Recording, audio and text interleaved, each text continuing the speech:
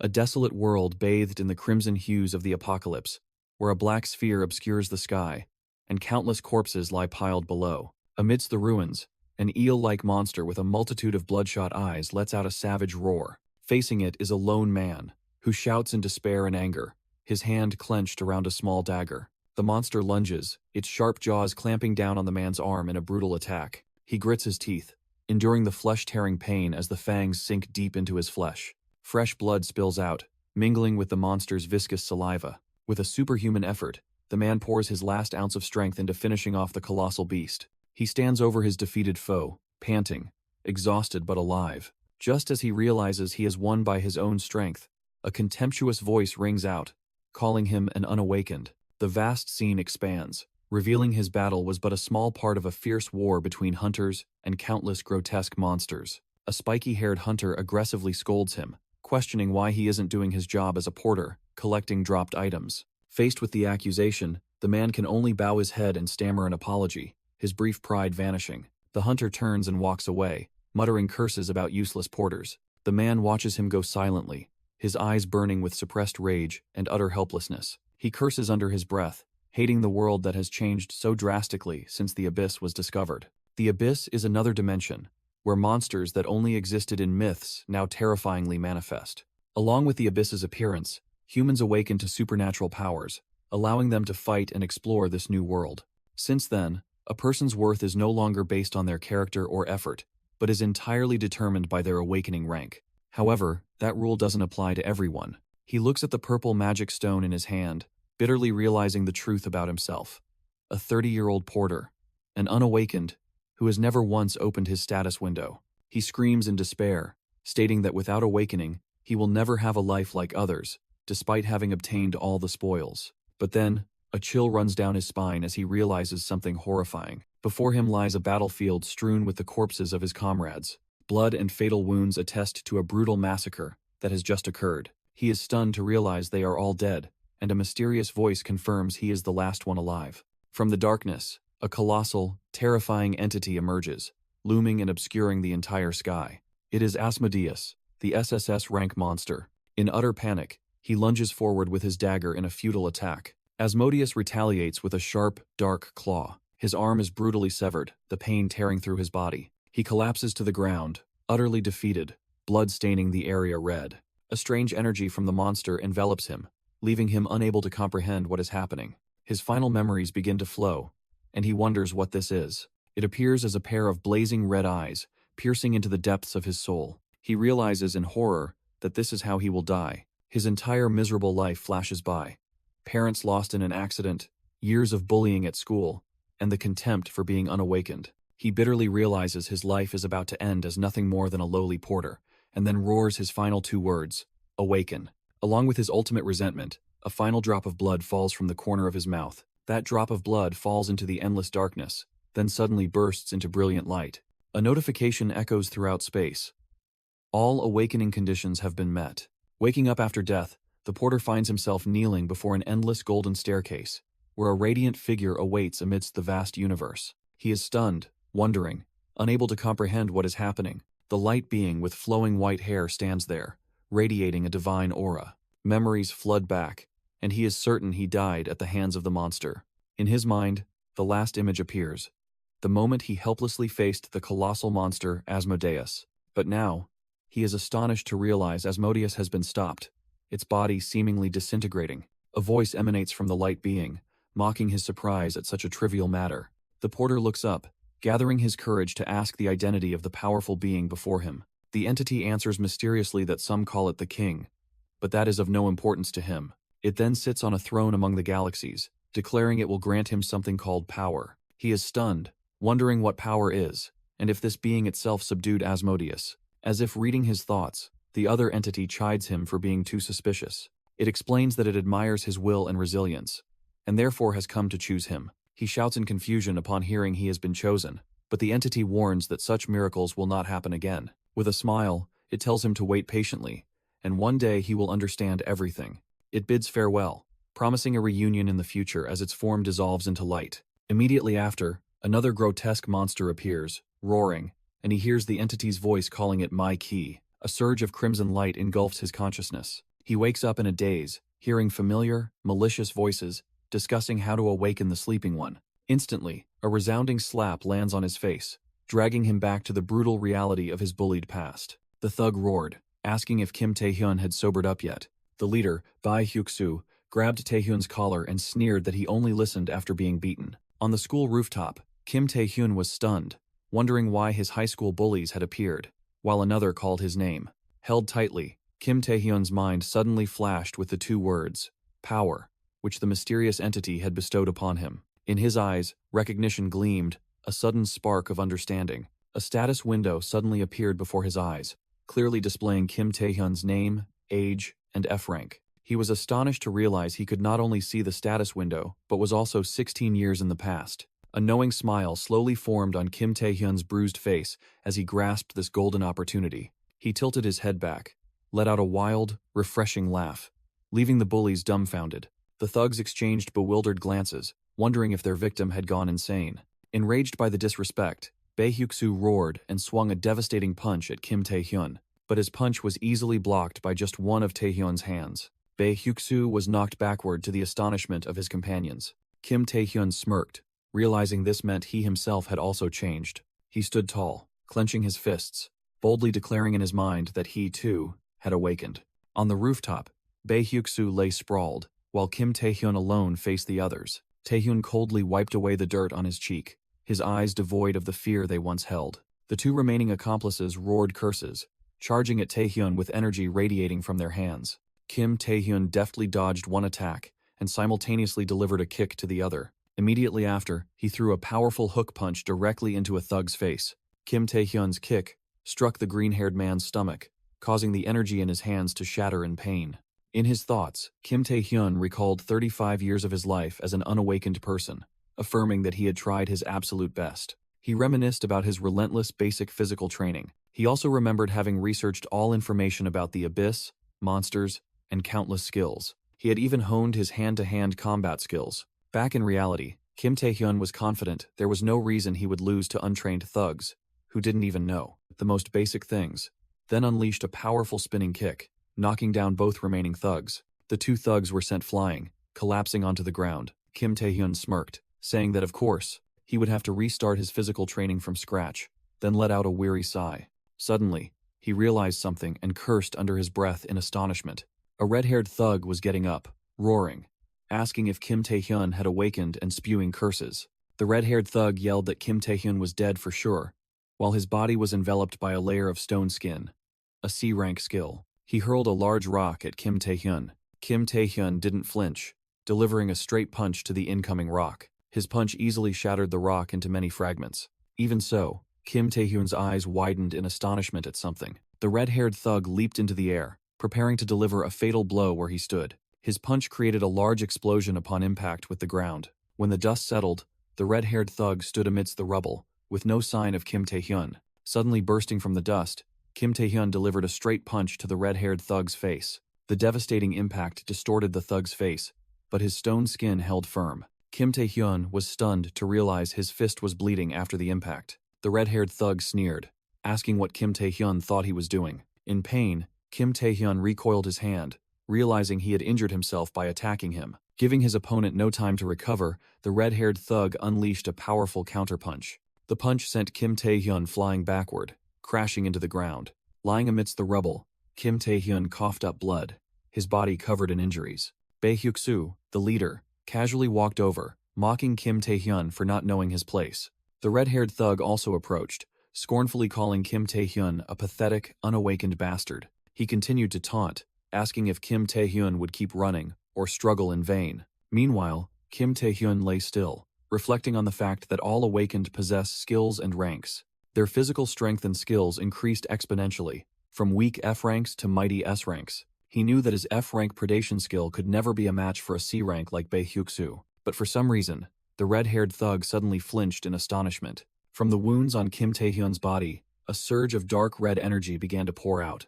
Kim Tae-hyun slowly pushed himself up, his body enveloped by raging streams of energy, and he declared resolutely that he would not lose. The red-haired thug watched in horror as the dark aura exploded, forming a monstrous shape behind Kim Tae-hyun. He screamed in panic, Unable to believe his eyes at the terrifying power, he stammered in utter horror, unable to accept that a pathetic nobody like Kim Tae-hyun could have awakened.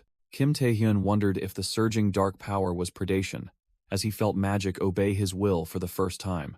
Though he didn't understand what was happening, his eyes still glowed a determined red.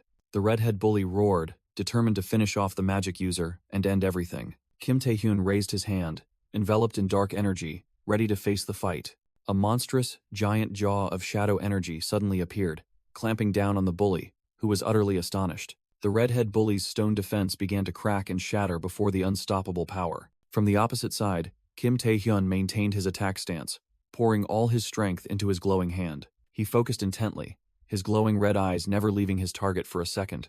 Kim Tae-hyun's gaze flashed with deadly light as the redhead bully could only scream in pain. His entire body was crushed by the dark energy, his stone skin shattering into pieces amidst his desperate screams.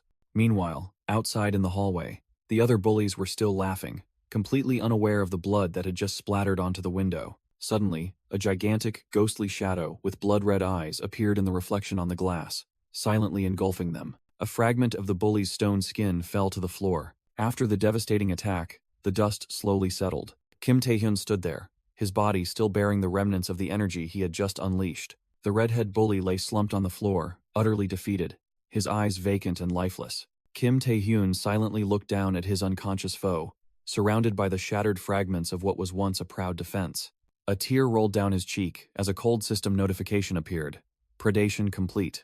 The system continued to announce that his rank had been elevated to E, and a new skill was forming as his hand began to transform. A new skill, Stone Skin, had been successfully registered into Kim Tae-hyun's ability system. The story continued in the school's infirmary. Inside, a medical staff member flinched upon hearing an unusual sound.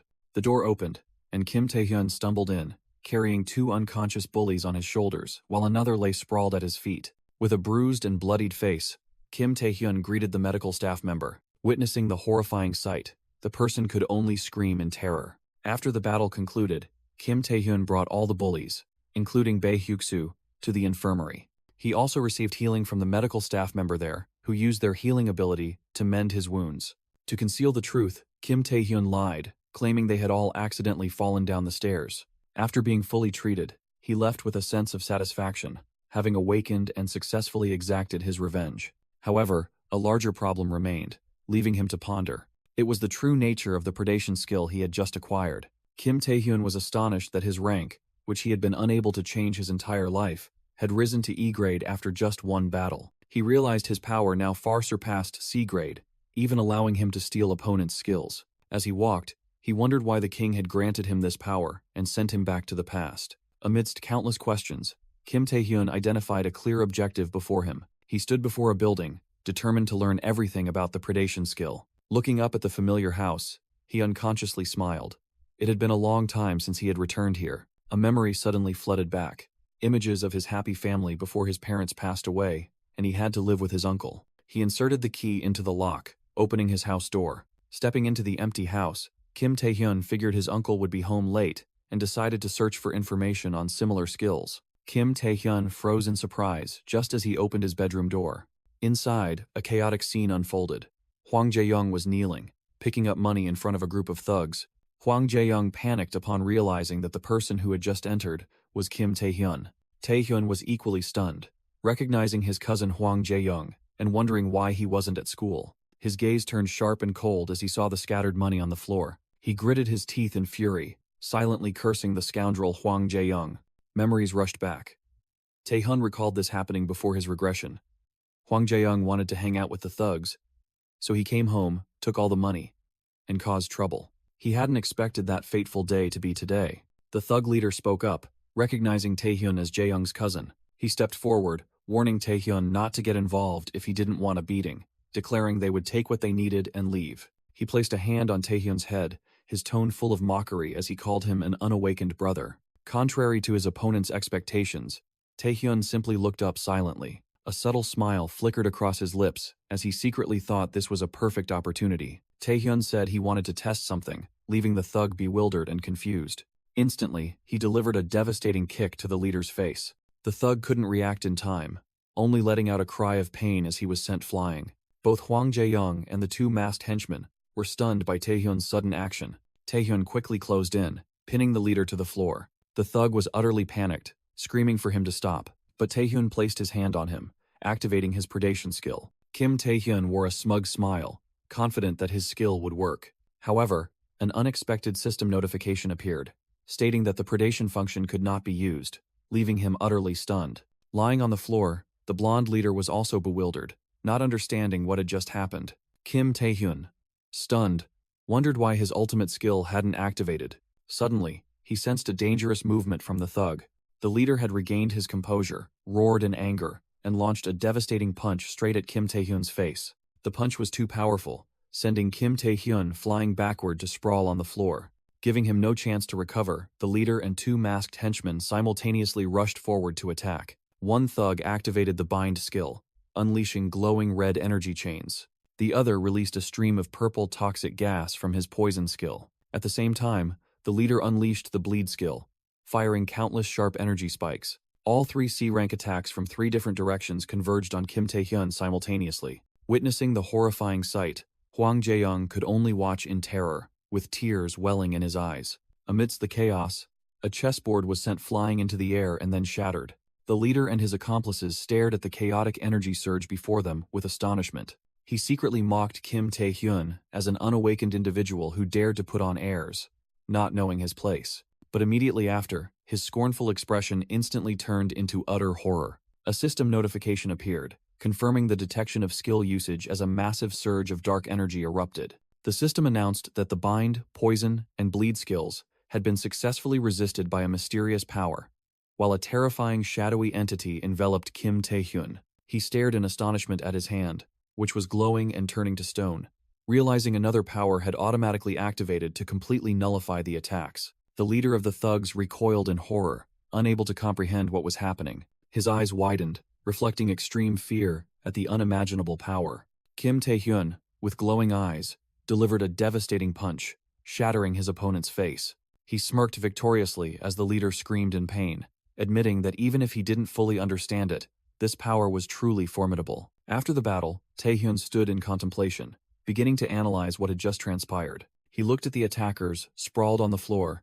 realizing he had learned two important things. First was about the status window, which only appeared for awakened individuals but didn't reveal all information. He deduced that the predation skill didn't activate due to hidden conditions beyond mana requirements. Furthermore, he discovered a passive effect not listed in the description. The skill could nullify detrimental status effects like poison or bleeding. Taehyun sat in thought, gradually confirming his hypotheses about his new power. But a bead of sweat trickled down his temple, because there was a more critical issue to address. He coldly looked down at those kneeling at his feet and asked what they were doing. His cousin Hwang Jae-young frantically kowtowed, begging for his life, promising to reflect on himself after witnessing his power. Jae-young swore he would do anything, even the most despicable acts, making Taehyun secretly despise his patheticness. As the barking and growling echoed, Taehyun brushed it aside, for the urgent matter at hand was not his cousin. What he was worried about was another terrifying incident. A colossal, shadowy monster would attack the city today. Taehyun decided to forgive Jae-young, leaving his cousin stunned with joy. In return, he ordered Jae-young to accompany him to accomplish something. The scene shifted to a vast industrial complex, sealed off under the fiery sunset. A glowing red warning sign appeared, confirming this was a restricted area where only authorized personnel were allowed. A three-person control team faced a devastated scene. The brown-haired subordinate exclaimed in horror. Before them was a colossal gate breach, a glowing red gate spewing countless grotesque monsters. The bespectacled team leader calmly observed that it had been 10 years since the last gate breach, and the monsters were pouring out because the gate had appeared suddenly. While his subordinates frantically suggested evacuation, the team leader decisively rejected the idea. He confidently declared that they possessed the B-rank barrier skill, creating a solid energy field that blocked the monster's initial assault. The team leader explained that this gate breach was only C-rank, meaning the strongest monster would only be at that level. The monsters frantically roared and slammed against the barrier, but could not break through. Despite their ferocity, the female subordinate still anxiously called out her team leader's name. Ignoring her concern, the team leader merely narrowed his eyes with determination. Immediately after, he charged into the horde of monsters like a whirlwind, striking with terrifying speed. Standing amidst the monster carcasses, the team leader asserted that as B-rankers, they could absolutely handle this situation. Meanwhile, in a nearby alley, Hwang Jae-young ran frantically, asking if everything was all right. Kim Tae-hyun, leading the way, coldly told his cousin to stop respectfully calling him sir. Tae-hyun confirmed that, theoretically, the B-rank control team would have no problem with a C-rank gate. Hwang Jae-young sighed in relief, exclaiming that that was exactly what he wanted to hear. But Kim Tae-hyun unexpectedly poured cold water on his hopes, stating that it was only true if this was truly a C-rank dungeon. Tae-hyun's cryptic warning left Hwang Jae-young speechless, his eyes wide with horror. Back at the scene, the battlefield was now littered with the carcasses of defeated monsters. The team leader touched a carcass, frowning in thought as to why these low-level monsters could penetrate his B-rank barrier. A terrifying surge of energy unexpectedly erupted from the gate, sending the entire control team flying in utter astonishment, as they realized the power within far exceeded their expectations. The energy barrier cracked and shattered under the relentless pressure of the monster horde. The entire control team was thrown backward by a terrifying surge of energy erupting from the gate. A monster roared, an earth-shattering cry, as the defensive shield finally disintegrated into pieces. The team leader was utterly stunned, unable to utter a word at the horrifying scene unfolding before him. A massive army of monsters poured out, led by a colossal creature towering behind them. That monster was an A-rank giant ogre. The terrified leader realized his fatal mistake. This was not a C-rank dungeon.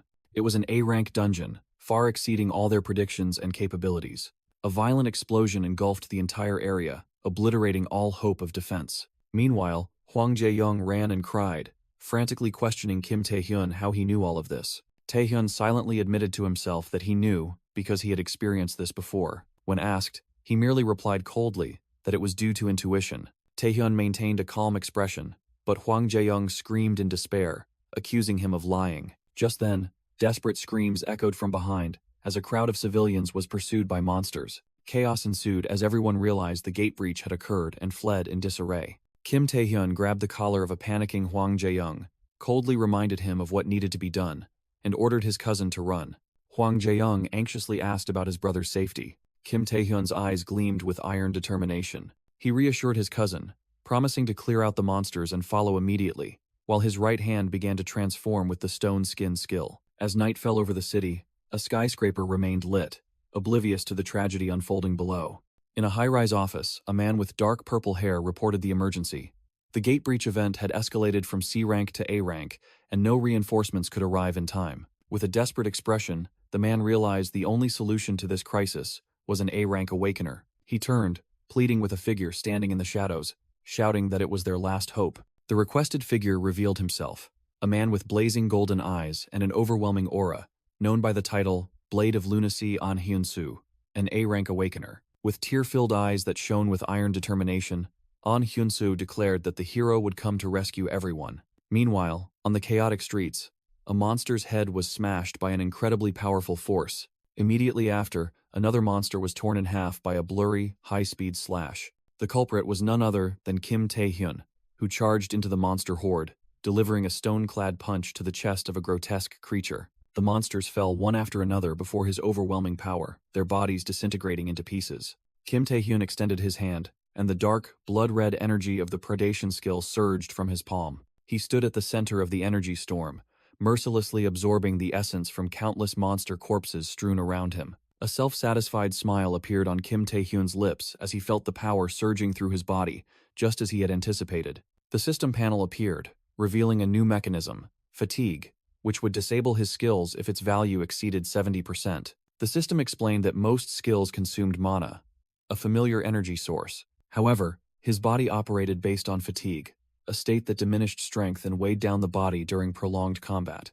But Kim Tae-hyun had discovered a fatal loophole. He could use predation on dead monsters to instantly restore energy. His smile grew even more triumphant as he realized the infinite potential of this discovery. A series of system notifications appeared. His rank had increased to D, along with both his predation and stone skin skills, demonstrating remarkable growth. Kim Tae-hyun looked up, envisioning himself surpassing even the strongest awakeners, becoming the first to reach the legendary SSS rank. After thoroughly clearing the battlefield, he stood on a ruined rooftop, wondering whether he should go back for his cousin, Hwang Jae-young. Kim Tae-hyun was suddenly startled by a strange sound, not understanding what was happening. He was horrified to see a man suddenly charge into battle with the giant ogre. The man roared, calling the ogre a filthy monster, and vowing revenge for the souls it had slain. With blazing eyes, the man introduced himself as the warrior of justice An Hyun-soo, and declared he would judge the monster. Kim Tae-hyun froze, completely bewildered by the theatrical display. The giant ogre let out a savage roar and swung its massive fist towards An Hyun-soo.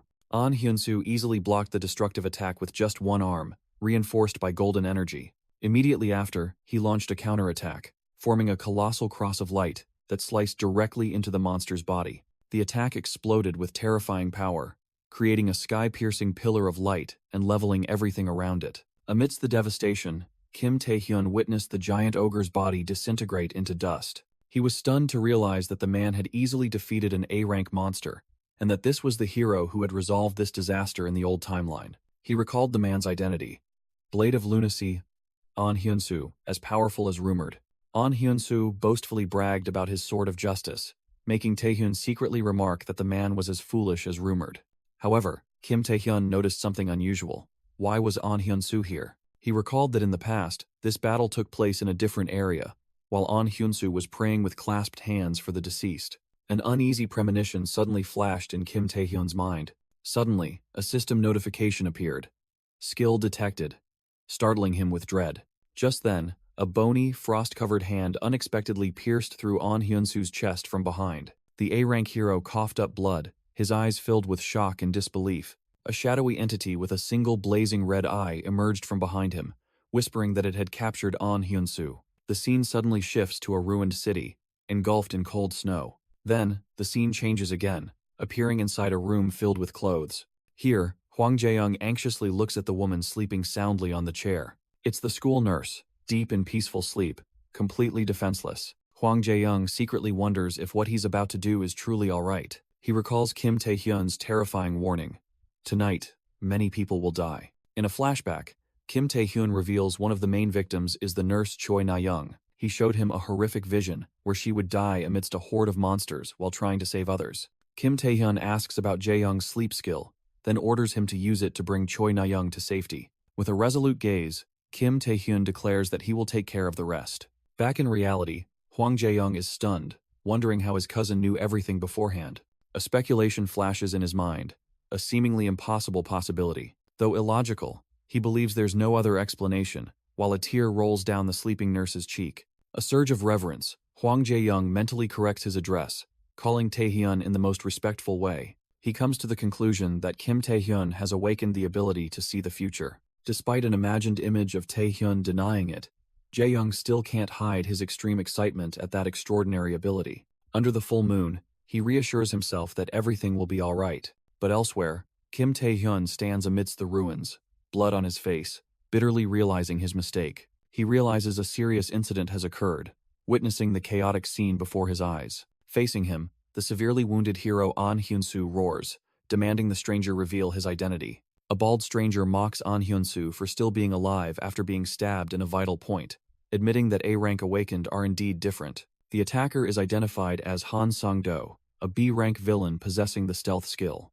Villains are awakened individuals who use their powers for crime, and Han Sang-do is one of them. He is a maniacal killer who once wildly massacred civilians just for amusement during a gatebreak event. Witnessing the scene, Kim Tae-hyun is stunned to realize that in the old timeline, An Hyun-soo and Han Sang-do had never met. He anxiously wonders if his return is the cause for the future to have changed. Meanwhile, An Hyun-soo roars in anger, realizing his enemy is a cruel villain. He unleashes a brilliant golden energy, vowing to personally punish Han Sang-do. With a powerful shout, An Hyun-soo charges forward at terrifying speed, his body enveloped in dazzling light. He swings his light sword down, aiming directly at the waiting Han Sang-do. Suddenly, the giant arm of an A-rank ogre slams down onto the ground, blocking the attack. The giant monster lets out a sky-shattering roar, its glowing red eyes reflecting ferocity. An Hyun-soo is thrown backward, astonished by the ogre's appearance, while Han Sang-do laughs gleefully at the A-rank monster's regeneration ability.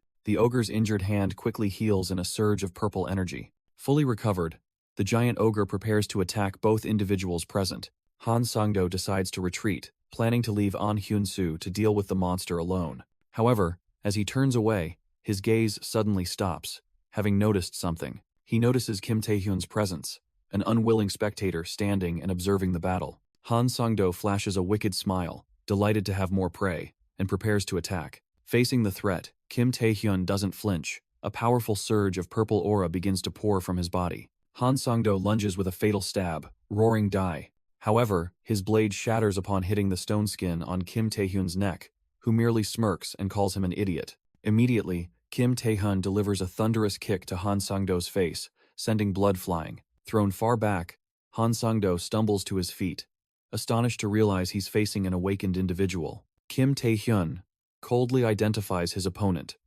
B-rank villain, Han Sang-do. He recalls information about the madman specializing in assassinations with the stealth skill, and confirms it's him. With his arm now encased in hard stone, Kim Tae-hyun smiles, declaring that meeting him here is truly a stroke of luck. Han Sang-do frantically slashes at the stone arm, but only hears the sound of metal striking bedrock. Undeterred, he swings both daggers, charging to attack Kim Tae-hyun fiercely. Kim Tae-hyun calmly raises his stone fist, ready to face the battle. The sharp blades once again uselessly clash against his solid defense. Both plunge into a high-speed battle, their afterimages flashing past each other in a flurry of blows. Han Sang-do retreats, sneeringly admitting that Kim Tae-hyun's confidence is entirely justified. Kim Tae-hyun scoffs, asking who would have thought that blades would become so useless before him. Amidst the ruined battlefield, Han Sang-do suggests Kim Tae-hyun is deluding himself about his chances of victory just because his attacks are nullified. Kim Tae-hyun listens cautiously as Han Sang-do begins his warning. With a sinister smile, Han Sang-do declares that this world doesn't operate according to the plans of the naive. He suddenly vanishes in a flash of light, making Kim Tae-hyun realize it's the stealth skill. Kim Tae-hyun stands amidst the ruins, wondering why his opponent chose to hide. He narrows his eyes, realizing that no matter where he hides, it doesn't change the fact that his attacks are still useless. Kim Tae-hyun launched a counterattack, asserting that his opponent's efforts were still completely useless. Suddenly, Han Sang-do materialized right behind him, his voice full of challenge.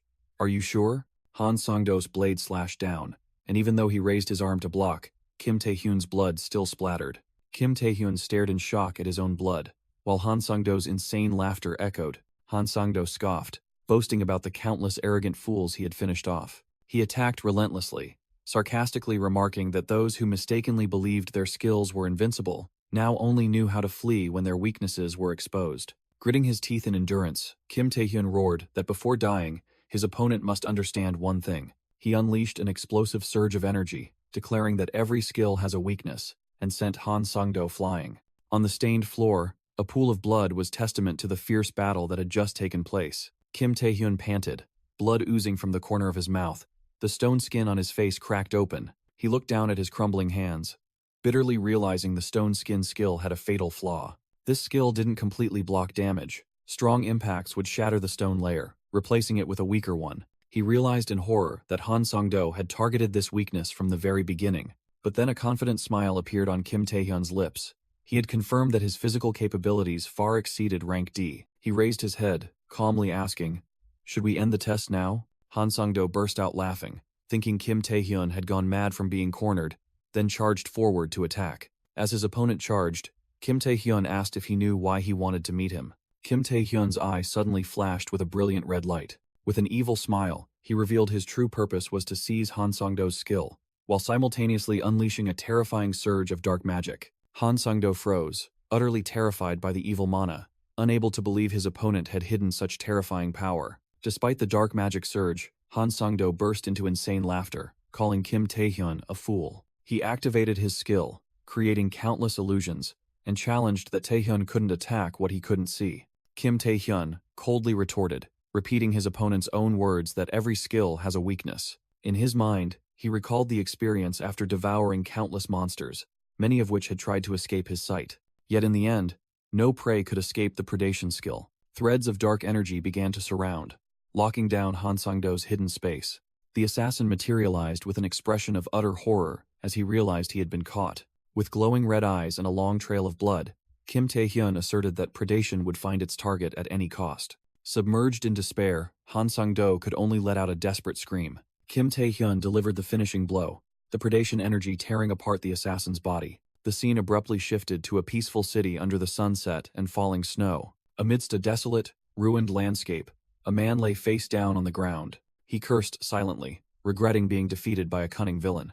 The hero of justice, the invincible warrior An Hyun-soo, desperately realized even he couldn't escape death. A colossal ogre strode forward, looking down at An Hyun-soo's unconscious body. It let out a savage roar, raising its massive fist to the sky, ready to crush its prey. The terrifying punch descended, making the ground tremble and shatter. However, the ogre growled in confusion, as if something was wrong. It stared in astonishment at the crater it had just created, seeing no trace of its target. The monster was stunned, unable to comprehend why its prey, which had been flattened on the ground, could have disappeared. In a moment of recollection, Kim Tae-hyun faced a monster, secretly thinking it was no wonder he felt that way. He recalled the feeling when the dark power of predation awakened, a state he admitted was far more comfortable. The scene shifted to a peaceful city under the brilliant dawn. At a house, Taehyun's uncle and aunt were utterly stunned to see him suddenly appear at the doorstep. Kim Tae-hyun joyfully ran to embrace his cousin Hwang Jae-young, exclaiming that he had returned safely. The uncle and aunt couldn't hold back tears of happiness and relief. On the rooftop, the uncle expressed concern that monsters had taken him, but Hwang Jae-young laughed and said nothing had happened, even though the house was clearly a mess. Jae-young quickly reconfirmed her words, while Tae-hyun secretly thought that he couldn't reveal the truth. The scene once again shifted to a panoramic view of the residential area. Tae-hyun quietly watched breaking news on his phone. A massive gate break had occurred for the first time in 10 years, with images of the giant ogre appearing on screen. The news report announced that the gate break alert had been completely lifted. The government also ordered nearby schools to close for a week as a precaution, with security guards standing watch outside. Meanwhile, at the hospital, the survivor An Hyun-soo realized the monster was actually rank A, not rank C. Nurse Choi Na-young, in a panic, was reporting to the police that when she woke up, she was already there. Before the media cameras, An Hyun-soo desperately shouted that he wasn't the hero, but someone else had defeated the ogre. The news report stated that because the ogre's body hadn't been found, and the perpetrator's whereabouts remained a mystery, public concern was growing. Kim Tae-hyun watched it all, a satisfied smile flashing across his lips. Standing alone on the ancient stone steps, he sighed in relief because no one mentioned his name. With a calculating smile, he decided it was time to act. Kim Tae-hyun resolutely walked towards a mysterious tunnel entrance, ready to step into the next phase. Kim Tae-hyun's status window appeared, confirming he was now D rank with 3 skills: predation, stone skin, and stealth. He mused that acquiring the stealth skill was an excellent outcome. However, he was also acutely aware of a harsh reality. If he recklessly used all 3 skills, he would quickly become exhausted and fall prey to monsters. Kim Tae-hyun identified the best preventative measure for this problem. That was medicine, elixirs capable of restoring mana or stamina. But amidst the ruins, he knew that medicine was expensive, and the only way to earn money was to hunt. To hunt, he needed a legal license, as the indiscriminate use of skills was illegal. His hand touched the cold wall of the dungeon. The only remaining option now clear. It was to explore unexplored dungeons. Inside, he faced 3 spider humanoid monsters, the B-rank Spider Sisters, who mocked him and plotted to paralyze and devour him. Kim Tae-hyun coldly calculated that B-rank monsters weren't enough to help him rank up, wondering if he'd have to consume hundreds of them. Angered by his demeanor, the 3 monsters roared and lunged to attack. One of them puffed out its cheeks, preparing to unleash its signature attack. All 3 simultaneously fired a stream of paralyzing energy towards Kim Tae-hyun. They burst into laughter, confident that their prey had been completely incapacitated. Yet, a mysterious power allowed Kim Tae-hyun to successfully resist the paralysis effect. The Spider Sisters' expressions shifted from smugness to utter horror upon seeing him unharmed. A desperate cry of "wait" echoed from within the dungeon, but it was too late. After horrifying screams, a system notification appeared. Kim Tae-hyun had completed a predation hunt and successfully registered a new skill, paralysis. With his task complete, he sought out the skyscraper of the Korean New Player Association. The scene shifted to an imposing building, where 2 stern guards in black suits stood watch before an intricately carved door. Inside, a secret meeting was underway between 3 powerful figures: a blue-haired woman, a long-haired man, and an elderly president with an eye patch. Go Tae-wook, the association's head of human resources, couldn't hide his anxiety as he thought about 2 of Korea's most elite players sitting in the same room. The narration began to explain the world of players, awakened individuals legally permitted to use their abilities to fight monsters. Their mission was to explore dungeons and abysses, managed by 5 centers under the Korean New Player Association. Among them, 4 major guilds emerged, each specializing in a field: the Warriors of the Undivided, the Crafters of the Alchemists, the Mages of the Magicians, and the Intelligence of the Nightwalkers. And above all, Governing these four powers was the Korean New Player Association, the supreme authority. Back in reality, Go Tae-wook stared straight ahead, tension evident in his eyes as he realized those legendary figures were right here. Yu Ayung, the S-rank guildmaster of the Nightwalkers, greeted confidently. "Long time no see, President." Ji Jinhui, the association president and also an S-rank player, returned the greeting, thanking her for taking the time to attend. Without beating around the bush, Ji Jinhui directly asked about the investigation's results, and Yu Ayung immediately mentioned the ominous name, the Malignant Guild. It was a notorious criminal organization, gathering the most brutal individuals, identifiable by a golden ring engraved with 3 skulls. Yu Ayung presented a dossier containing reports on the criminal organization's recent activities and target list. However, she knew the meeting's purpose wasn't so simple, and directly asked Ji Jinhui about his true intentions. Ji Jinhui chuckled, took the dossier, and subtly asked if she knew what it contained. He revealed that he wanted her opinion on a matter, which surprised Yu Ayung. Ji Jinhui unexpectedly changed the subject, asking Yu Ayung when she had taken the player test, and she confusedly replied that it was at age 19. Immediately, Yu Ayung froze, her eyes widening as an unbelievable speculation flashed through her mind. She frantically questioned the president, unable to believe what he was implying, while Ji Jinhui merely smiled mysteriously. A question echoed in the air. Could a high school student truly be strong enough to face a monster? As an image of Kim Tae-hyun sitting atop a mountain of monster corpses appeared. Amidst a desolate landscape, Kim Tae-hyun made a phone call, confidently asking if the other end was the renowned Alchemists Guild. He explained his purpose was to buy some medicine, while his hands were still absorbing energy from the monster corpses beneath his feet. After 7 days of school closure, due to the gate breach incident, the restrictions were finally lifted. Throughout that time, Kim Tae-hyun had continuously trained physically, pushing his stats to a new level. Not only that, but he had also constantly cleared dungeons, accumulating experience and loot. His achievement was a massive pile of magic stones, enough to overwhelm the Alchemists Guild headquarters. The high-ranking members of the Alchemists bowed deeply, pleading to treat him as a super VIP client to acquire those magic stones.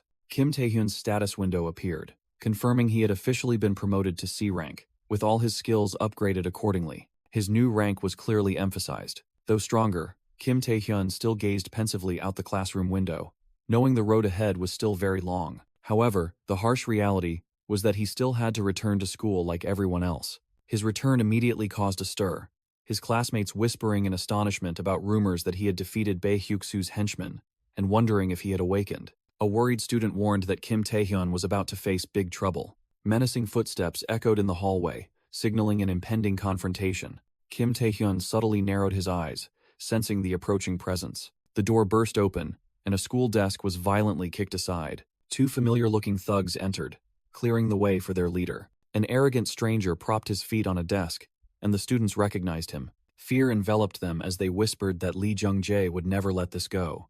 That person, Lee Jung-jae, an S-rank awakened, smirked and called Kim Tae-hyun an old friend.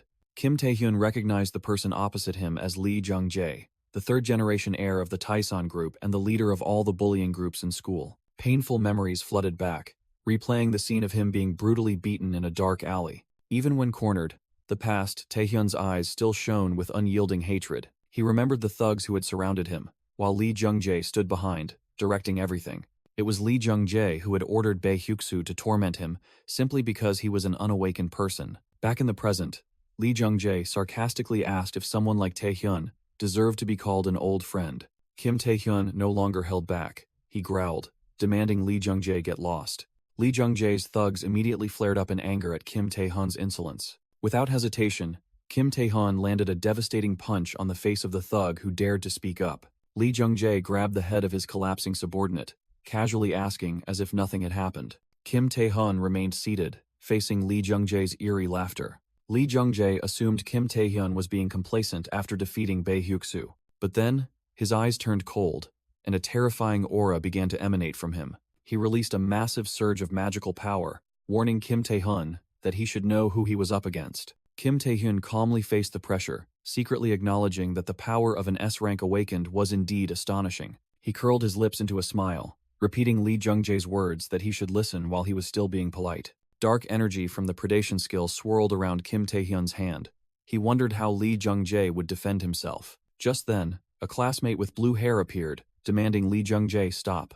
That person released a powerful surge of energy, blowing away Lee Jung-jae's remaining thug to everyone's astonishment. Recognized as Lim Ah-hung, that person turned to Kim Tae-hyun and also demanded he end this confrontation. Kim Tae-hyun silently observed with a smirk, seemingly having anticipated the personality of the person who had just intervened. It was Lim Ah-hyung, an outstanding figure with countless titles: class president, wealthy young lady, S-rank awakened, and even Yoo Ah-young's half-sister. Kim Tae-hyun knew Lim Ah-hung's biggest problem was her unyielding and uncompromising personality. And as expected, she would never back down against someone like Lee Jung-jae. Lee Jung-jae gave a faint smile, trying to downplay the situation by saying they were just friends chatting. Lim Ah-hyung immediately retorted, questioning the fact that he had just punched another student. Lee Jung-jae growled, his eyes flashing with a deadly gaze as he warned Lim Ah-hung to know her place. Without a hint of fear, Lim Ah-hung declared she would use force if he didn't leave immediately.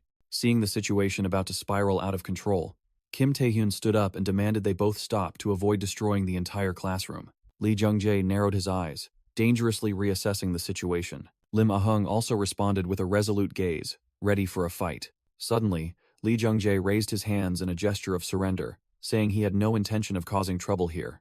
But immediately after, his hand erupted with brilliant golden flames. He smirked and asked if that was what she expected. Without warning, Lee Jung-jae launched a fierce fire attack towards the two of them. He held a fireball in his hand, preparing for the finishing blow, when the school bell suddenly rang. Lim Ah-hung was stunned by the sudden attack, unable to react in time. Amidst the chaos, Kim Tae-hyun remained seated with an unusually calm expression.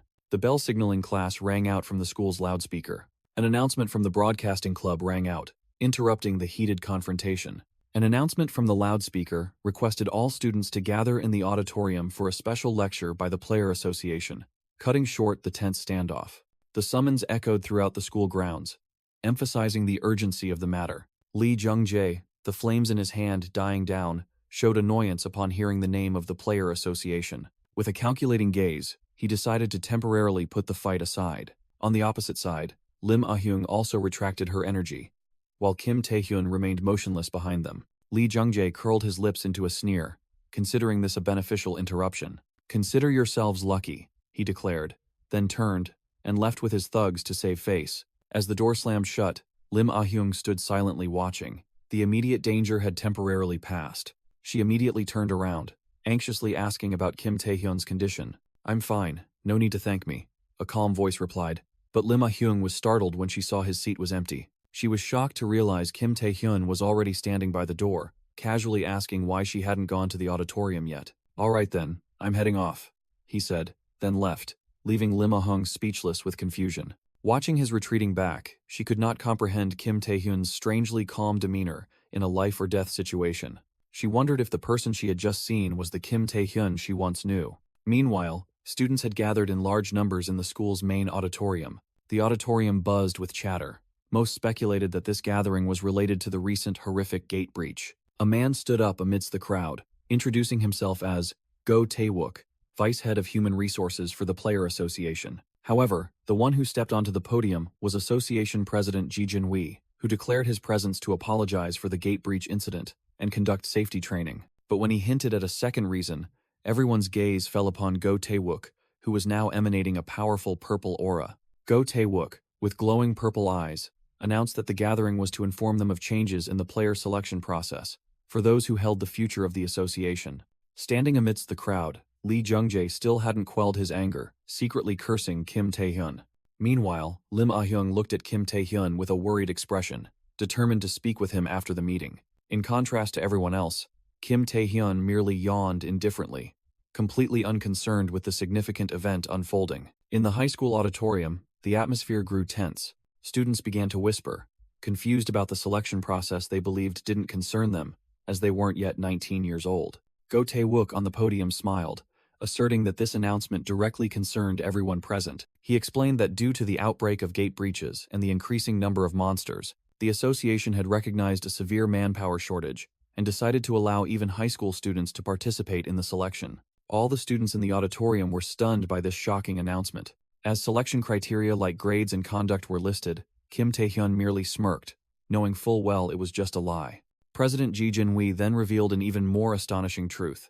The selection process wasn't about to begin, but was already underway. This secret selection method was carried out through a special skill belonging to Go Tae-wook himself. The observer's eye skill was activated, scanning all the students and quantifying their power with numbers. This ability allowed the user to measure a target's total stats and even view their status window. Go Tae-wook began analyzing the results, his face full of confidence. He secretly acknowledged that the potential of this batch of students far surpassed others, and that they would become excellent players. But then, his expression suddenly shifted to extreme astonishment as he discovered the most exceptional individuals. Go Tae-wook was stunned to identify two individuals with extraordinary power, among whom Lee Jung-jae stood out with an ability score of 1,927. However, even Lee Jung-jae's power was overshadowed by another student, Lim Ah-hung, who radiated a chilling energy with an astonishing ability score of 2,335. The discovery of these talents stemmed from a list of potential candidates that Yu Ah-young of the Nightwalkers Guild had provided to Go Tae-wook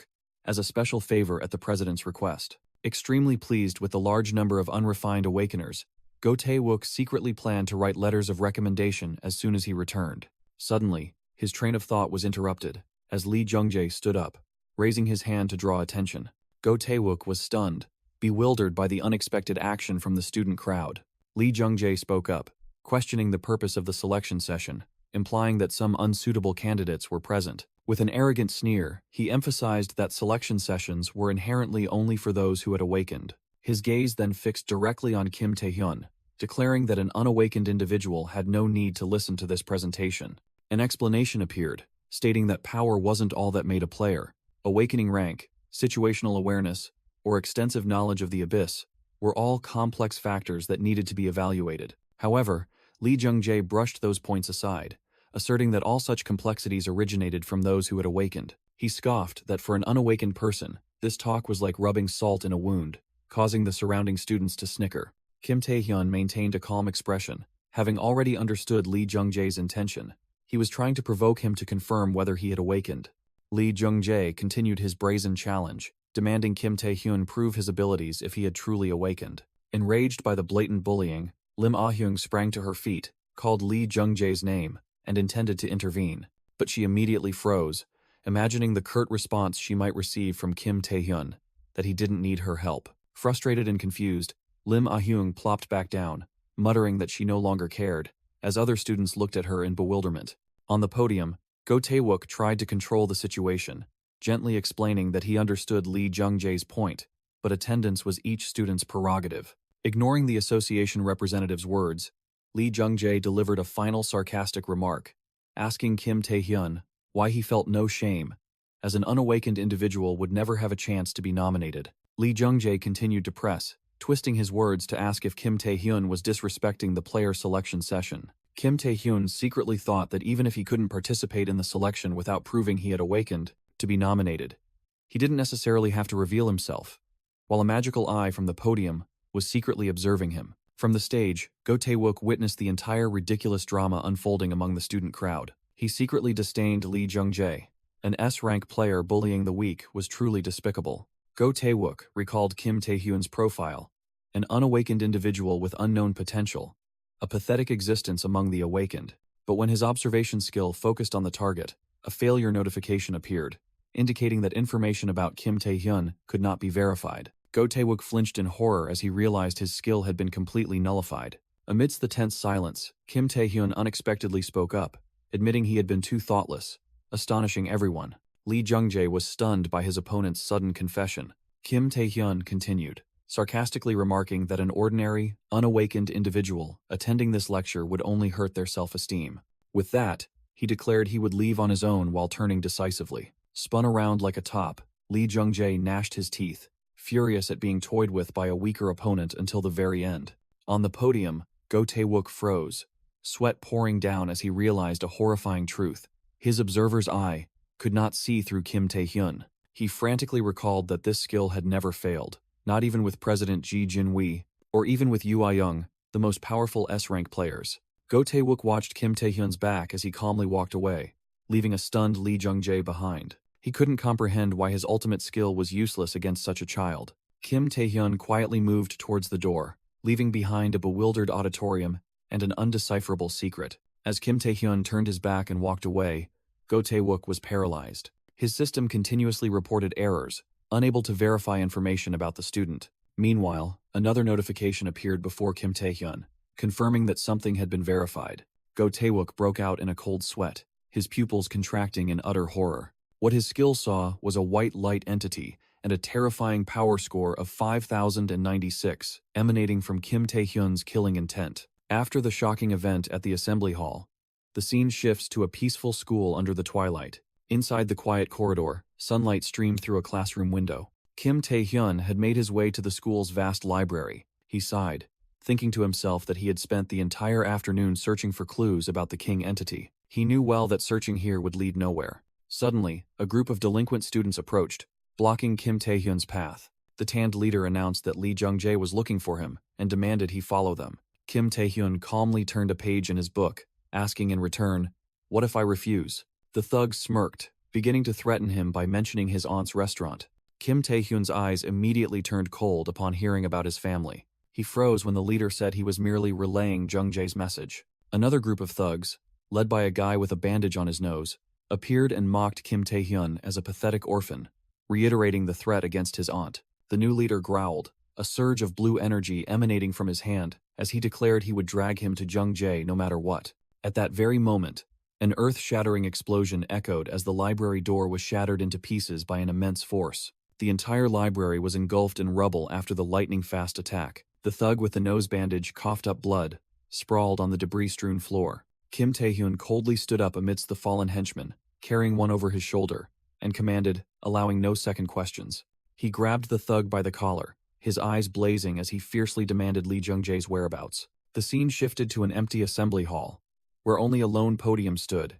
In the sports arena, a basketball hoop stood silently under the afternoon sun. Here, Kim Tae-hyun stood alone, facing two figures waiting on the opposite side of the court. Lee Jung-jae wore a smug smile, while his bodyguard, Seol-hundo, was surprised by the blue energy emanating from his hand. Seol-hundo, an A-rank player and Jung-jae's personal bodyguard, reported that he had tried using several status effect skills, but all were useless against Kim Tae-hyun, leading Seol-hundo to astonishedly speculate that he was an A-rank awakener, while Lee Jung-jae delightedly confirmed that he had finally awakened. With a sinister smile, Lee Jung-jae suggested having a friendly chat with their new friend. Kim Tae-hyun remained still, his silence as heavy as lead. Lee Jung-jae began his act, declaring that despite his somewhat crude words, he had no intention of harming him but actually wanted to recruit him. He revealed his plan to establish a guild after graduation as the heir to the Tyson Group, and admitted that even a genius needed assistance.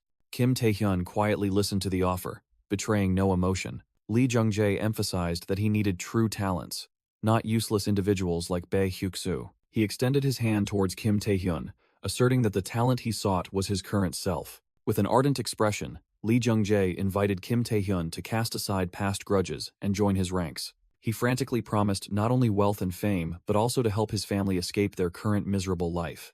Kim Tae-hyun contemptuously rejected Lee Jung-jae's offer, calling it utter nonsense. He gritted his teeth as the promises of recruitment, wealth, and fame echoed, deeming them an insult. Exploding in rage, Kim Tae-hyun growled, declaring that Lee Jung-jae had crossed the line. Lee Jung-jae was momentarily stunned by the unexpected fierce resistance. Immediately after, a smug and malicious smile spread across his lips as he realized something. He concluded that unruly dogs needed to be taught a lesson, simultaneously summoning a fiery orb of energy in his hand. Immediately, Seol-hundo, Lee Jung-jae's bodyguard, placed his hand on the floor, a complex magic circle glowing beneath. The bodyguard activated the skill, the room, a binding space enveloped by magic. Hexagonal blue energy walls rapidly erected, completely isolating the arena. Seol-hundo dusted off his hands, confident that no one outside could detect his young master's battle. With a nonchalant smile, he invited everyone to enjoy the unfolding drama as the two opponents charged at each other. Kim Tae-hyun unleashed a powerful punch, his arm encased in tough stone skin. In response, Lee Jung-jae also swung his fist, blazing with golden flames, a frenzied look on his face. Both charged at each other mid-air, two opposing streams of power about to collide. The stone fist and the fire fist clashed head-on, creating a terrifying explosion. Kim Tae-hyun braced himself, the stone skin on his arm cracking under his opponent's power. Lee Jung-jae gave him no moment of rest, immediately launching another fiery attack. His punch struck, creating a violent explosion right where Kim Tae-hyun stood. Blown away by the shockwave, Kim Tae-hyun coughed up blood, his body engulfed in devastating flames. Lee Jung-jae burst into arrogant laughter, mocking Kim Tae-hyun for not knowing his place. From outside, Seol-hoon-do silently observed the aftermath of the terrifying explosion. The bodyguard felt pity for Kim Tae-hyun, believing he stood no chance. Seol-hoon-do secretly assessed Kim Tae-hyun as a B-rank awakener, with combat skills and an iron will. Difficult to find a worthy opponent among students his age, but he knew that his opponent today was in existence on an entirely different level. Suddenly, Lee Jung-jae was stunned when his fiery punch was unexpectedly blocked by Kim Tae-hyun. He frantically unleashed a barrage of attacks to regain the initiative. However, the one hailed as the paragon of S rank was knocked back by a counterattack. Seol-hoon-do sternly warned Kim Tae-hyun that he had no chance of winning and should give up immediately. Despite the warning, Kim Tae-hyun's eyes only shone with unyielding determination. Both plunged into a furious close-quarters battle, their figures darting at blinding speed. Powerful blows were continuously exchanged, creating resounding shockwaves. Gradually, Kim Tae-hyun began to dominate the hand-to-hand struggle. Two opposing streams of energy violently clashed within the isolated space. A purple streak of light flashed. Kim Tae-hyun's paralysis skill slashed across Lee Jung-jae's chest, sending fresh blood splattering. Kim Tae-hyun delivered the finishing blow, the power of his punch creating a small explosion. Seol-hoon-do was stunned, unable to believe that his young master was completely overwhelmed in a close-quarters fight. Lee Jung-jae lay sprawled on the shattered floor, his body convulsing in pain. He cried out in helplessness as he realized his body was completely paralyzed by Kim Tae-hyun's skill. Seol-hoon-do was horrified to realize his young master couldn't move. Watching Kim Tae-hyun stand amidst the rubble, Seol-hoon-do was bewildered, wondering what the student's true power was. His body covered in injuries, Kim Tae-hyun silently thought his plan had finally succeeded, leaving Seol-hoon-do with a bewildered question. His power came from the predation skill, which allowed him to absorb stone skin, stealth, and paralysis from defeated enemies. Seol-hoon-do began to piece things together, realizing that paralysis could pierce magic resistance, stealth aided evasion, and predation was a deadly trump card. He finally understood Kim Tae-hyun's true objective, to accumulate paralysis effects through continuous close-quarters attacks.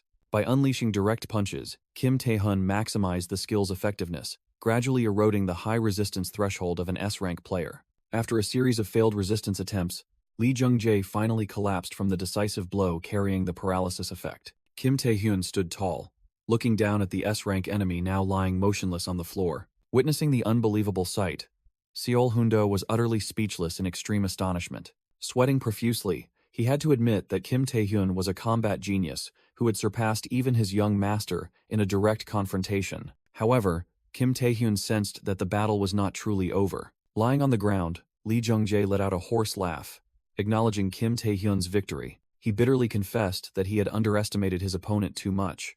Otherwise, he wouldn't have lost to someone like him. Suddenly, Lee Jung-jae raised his hand, revealing a purple crystal, and declaring that the battle would enter a new phase. He crushed the crystal, unleashing a surging torrent of dark energy. Kim Tae-hyun could only stare in shock at the sudden transformation and the terrifying power rising. A colossal skeletal entity, glowing with deadly golden energy, was summoned, towering behind Lee Jung-jae. Skeletal energy enveloped his body, and Lee Jung-jae growled, declaring that now, he would fight truly seriously. In his new form, Lee Jung-jae charged forward with terrifying speed, unleashing a destructive golden energy current. The fused skeletal entity rushed directly towards Kim Tae-hyun, swinging a blazing fist ready to crush everything. Lee Jung-jae's punch collided violently with Kim Tae-hyun's fragile defense. Kim Tae-hyun was sent flying into the air, completely helpless against his opponent's terrifying power. Even as blood gushed, Kim Tae-hyun gritted his teeth, activating his stone skin skill, transforming his arm into a hard shield. Lee Jung-jae's energy fist directly confronted Kim Tae-hyun's petrified arm. Two opposing forces erupted, creating a chaotic energy vortex. Lee Jung-jae's golden energy completely enveloped and overwhelmed the stone defense. The stone armor on Kim Tae-hyun's arm shattered into pieces from the horrific impact. He was blown backward like a broken puppet by the aftershock of the attack. Kim Tae-hyun screamed in pain as his body slammed onto the floor, sliding a long distance. Witnessing the scene, Seol-hoon-do was astonished to realize this was the true form of the master skill, Flame Hearts. He mused that normally it would be very difficult for the young master to unleash his true S-rank power. Seol-hoon-do recalled the Mana Amplification Stone, an item created from a monster's core, capable of temporarily amplifying magical power. Thanks to that stone, Lee Jung-jae could finally unleash his full S-rank potential. However, Seol Hundo's expression suddenly changed, realizing a serious problem was occurring. He frantically yelled, demanding the young master stop, and wondering if he intended to kill Kim Tae-hyun. Seol Hundo desperately warned that Lee Jung-jae's body couldn't withstand that immense magical power, and his blood vessels might burst. Ignoring the warning, Lee Jung-jae condensed energy into a sharp blade, preparing to end the fight. A blinding energy explosion suddenly erupted, throwing Seol Hundo back in utter astonishment. In a fit of rage, Lee Jung-jae roared, forbidding his bodyguard from daring to order him. He declared he would never overlook the humiliation Kim Tae-hyun had caused, disregarding the latter, struggling to stand. Despite being covered in injuries, Kim Tae-hyun's eyes still shone with unyielding resilience. Lee Jung-jae furiously smashed the ground with a destructive energy attack, sweeping aside all warnings. With a wild laugh, he screamed Kim Tae-hyun's name and cursed him to die. Seol Hundo realized in horror that his master had completely lost his mind and was oblivious to the consequences. Amidst the dust and smoke, the bodyguard desperately yelled, advising Kim Tae-hyun to give up and flee to save his life. Despite the danger, Seol Hundo was determined to find a way to stop the young master at all costs. Suddenly, a devastating punch from Kim Tae-hyun sent Seol Hundo spitting blood. The bodyguard was knocked backward, without understanding what had just happened. Kim Tae-hyun emerged from the dust, coldly questioning why the one who started the fight was advising him to flee. Acknowledging the distinct power of an S-rank, he silently decided it was time to get serious. A terrifying crimson energy erupted around Kim Tae-hyun as he prepared to unleash his trump card. At the same time, at the headquarters of the New Player Association, an important meeting was underway. Go Tae-wook was reporting the situation to President Ji Jin-wee regarding the new awakened ones. Ji Jin-wee was stunned upon hearing the unbelievable numbers, exclaiming, 1,900, 2,000, 300? Go Tae-wook confirmed Lee Jung-jae's stats were 1,900, and Lim Ah-hung's were 2,300, asserting both were S-rank. Other staff members were shocked, comparing this starting power to that of an A-rank player, or even on par with Japan's Saintess. Go Tae-wook laughed loudly with pride, excited by the prospect of Korea finally possessing a Saintess-level player. The narration mentioned the Saintess, a legendary Japanese player whose stats exceeded 2,500 on her very first assessment. Go Tae-wook recalled in astonishment. Even the legendary Saintess had only just surpassed the 2,500 mark. Yet Kim Tae-hyun's stats displayed an unbelievable number, 5,096, leaving Go Tae-wook speechless. Go Tae-wook reassured himself that this might be an illusion or a skill error. Whatever it was, he decided he had to personally investigate. With a resolute expression, Go Tae-wook hastily departed, unable to believe what he had just seen. Meanwhile, at the battle scene, Seol Hundo trembled in despair. The bodyguard collapsed to the floor, unable to comprehend what was unfolding before his eyes. A storm of crimson dark energy erupted from Kim Tae-hyun, tearing apart Lee Jung-jae's power. The giant skeletal entity was crushed under the terrifying magical power. In his fused form, Lee Jung-jae realized in horror he was being overwhelmed. He roared in resentment, refusing to accept defeat by someone like Kim Tae-hyun when he was the heir to Taesan Group. Lee Jung-jae frantically asserted his S-rank status in despair. In response, Kim Tae-hyun unleashed a destructive attack, roaring Lee Jung-jae's name. He coldly declared that whether he was an heir or held any rank, it was all meaningless. With blazing red eyes and a cruel smile, Kim Tae-hyun prepared to reveal the true nature of his power. Lee Jung-jae could only scream in agony as he was torn apart by shadowy tentacles. Kim Tae-hyun stood at the center of the storm, declaring this was the king's power. That dark energy current suddenly enveloped another red-haired male student. The student could only look up with eyes filled with utter horror. The king's power converged, completely engulfing the victim in a flash of crimson light. The peaceful scene of the school was bathed in the sunset light. Suddenly, a terrifying explosion tore through the space, engulfing everything in fire and destructive energy. The school's main building was now just a pile of desolate ruins, burning fiercely. Amidst the rubble, Lee Jung-jae lay motionless, blood streaming down his face, utterly defeated. The bodyguard Seol Hundo knelt, his entire body trembling, utterly horrified by the unbelievable sight. Kim Tae-hyun stood up amidst the ashes, covered in injuries, and admitted that this outcome was unexpected. He stood facing the kneeling Seol Hundo, while his master lay slumped behind him. In his mind, Seol Hundo recalled the moment Lee Jung-jae was devoured by the power of predation, unable to believe that he too was caught in the middle of the skill's activation. When asked about his next move, Kim Tae-hyun merely thought that it no longer mattered, as he had absorbed the skill he wanted. He contemptuously dismissed the reminder of Lee Jung-jae's status, scolding Seol-hundo as shameless when they were the ones who started the fight. With a resolute gaze, Kim Tae-hyun defiantly asked if he looked like someone who would tremble before threats of power. He declared that he would not kill Lee Jung-jae, which made Seol-hundo both relieved and confused. However, in exchange for that life, Kim Tae-hyun demanded a commensurate price. Seol-hundo broke out in a cold sweat, sensing a terrible demand when he heard Tae-hyun mention Taesan Group. A decisive gesture showed that Kim Tae-hyun had made his decision. Amidst the illusion of a rain of banknotes, he smirked and named a price of 1 billion won for the heir's life. From a distance, a horrified crowd of students witnessed smoke and fire rising from the school. Amidst the panicked screams, Lim Ah-hyung realized this was not an attack by ordinary monsters or villains. She felt the familiar magical power, and confirmed it was Lee Jung-jae's strength. While wondering who was fighting him, a flashback suddenly appeared, showing the red-haired student who had once bullied Kim Tae-hyun, revealing the deep-seated animosity between the two, and the reason for the recent purge. While the nurse Choi Na-young was trying to ask the students to keep their distance, Lim Ah-hyung dashed past. Despite the nurse's astonished call, Lim Ah-hyung rushed straight towards the gymnasium, engulfed in smoke and fire. She suddenly realized her mistake. She shouldn't have just stood by from the beginning. Bursting through the burning door, Lim Ah-hyung blamed herself and silently called Kim Tae-hyun's name. Deep down, she had only one prayer, that Kim Tae-hyun would survive. Inside the gymnasium, Lee Jung-jae lay sprawled on the floor, unconscious and covered in blood. Facing that scene, Kim Tae-hyun stood firm, injured but with a cold gaze. Lim Ah-hyung froze as she witnessed the scene. Lee Jung-jae had fallen at Kim Tae-hyun's hands. Kim Tae-hyun casually said that she had arrived just in time, as he needed someone to help take Lee Jung-jae to the hospital, leaving Lim Ah-hyung utterly confused. She quickly helped Lee Jung-jae up and questioned Kim Tae-hyun, but only received a vague answer that he had fallen down the stairs. Lee Jung-jae weakly regained consciousness, muttering from the stairs in disbelief, while Kim Tae-hyun brushed off all responsibility and warned Lim Ah-hyung to keep silent. As Kim Tae-hyun turned to leave, Lim Ah-hyung desperately called after him, demanding an explanation. However, Kim Tae-hyun vanished in the blink of an eye, leaving her stunned amidst the ruins. Lim Ah-hyung sat alone with Lee Jung-jae, completely bewildered by what had just happened. Elsewhere, Kim Tae-hyun stood on a deserted road overlooking the city at dusk, breathing a sigh of relief. He believed that everything was resolved, as Lim Ah-hyung would take care of Lee Jung-jae. Suddenly, he watched in horror as his arm began to disintegrate into bloody fragments. A status window unexpectedly appeared, showing a new skill he had never seen: King's Heart.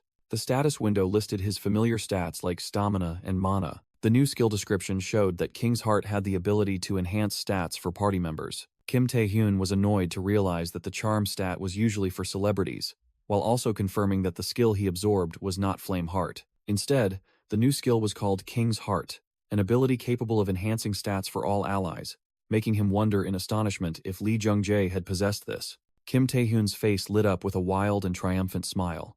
He realized the true value of the skill he had just acquired.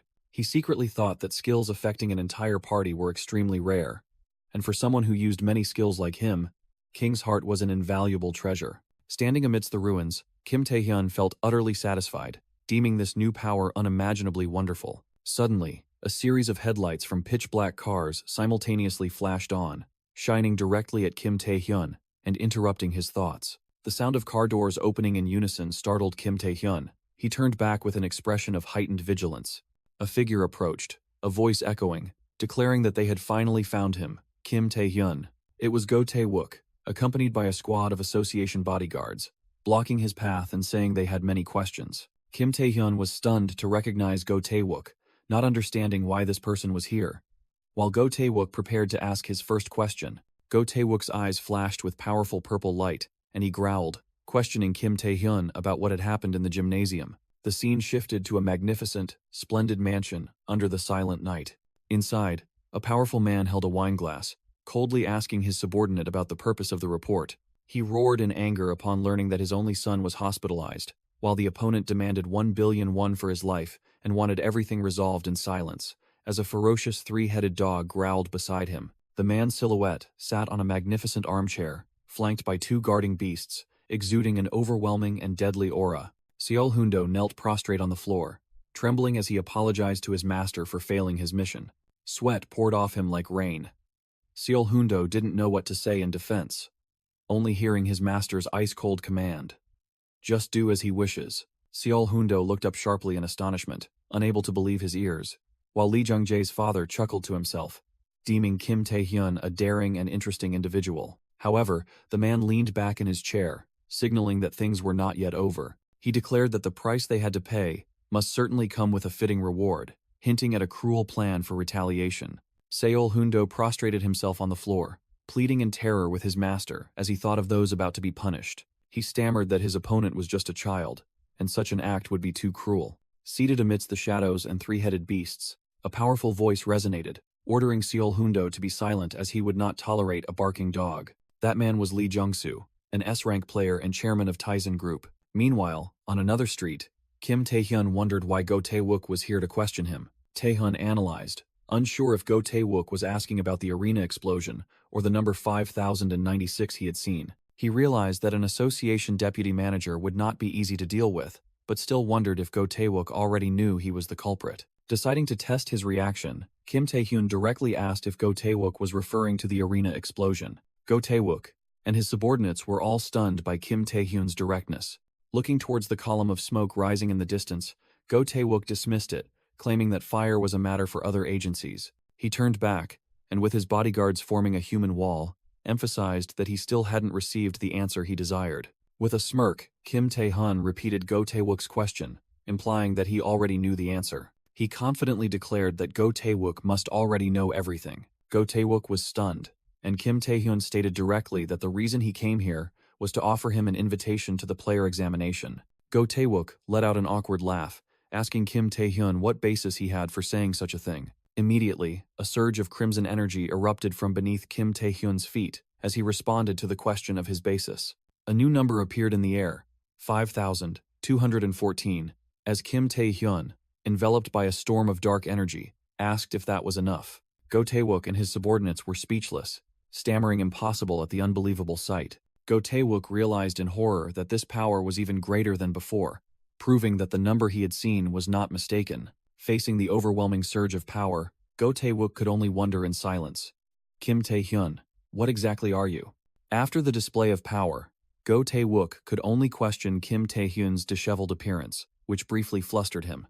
Returning home, Kim Tae-hyun's mind was focused on a single goal, the upcoming player examination. While he was training, his cousin Hwang Jae-young suddenly burst in, shouting excitedly upon hearing that his brother would participate in the examination.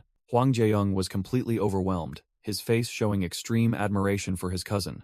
In his vivid imagination, Hwang Jae-young hailed Kim Tae-hyun as a great emperor, while Kim Tae-hyun's imagined self found it ridiculous. Kim Tae-hyun brushed aside his wandering thoughts, telling himself that Taizan Group would handle everything, and he only needed to focus on training for the examination in the coming month. He had just thought that there would be no more problems when a phone suddenly rang, breaking the silence. The phone vibrated intensely on the table, displaying an incoming call from an unknown number. At the same time, on a nearby rooftop, two mysterious shadows were silently observing Kim Tae-hyun's house. The assassin, wrapped in white bandages, gritted his teeth in pain, wondering why the target's house was protected by association personnel. The assassin in the black mask calmly assessed that the target must be one of the examination candidates, while his accomplice easily subdued a bodyguard. The A-rank assassin Black showed annoyance, knowing the association protected their candidates fiercely. His comrade, the B-rank assassin White, however, showed disdain, believing the target was just an inexperienced child.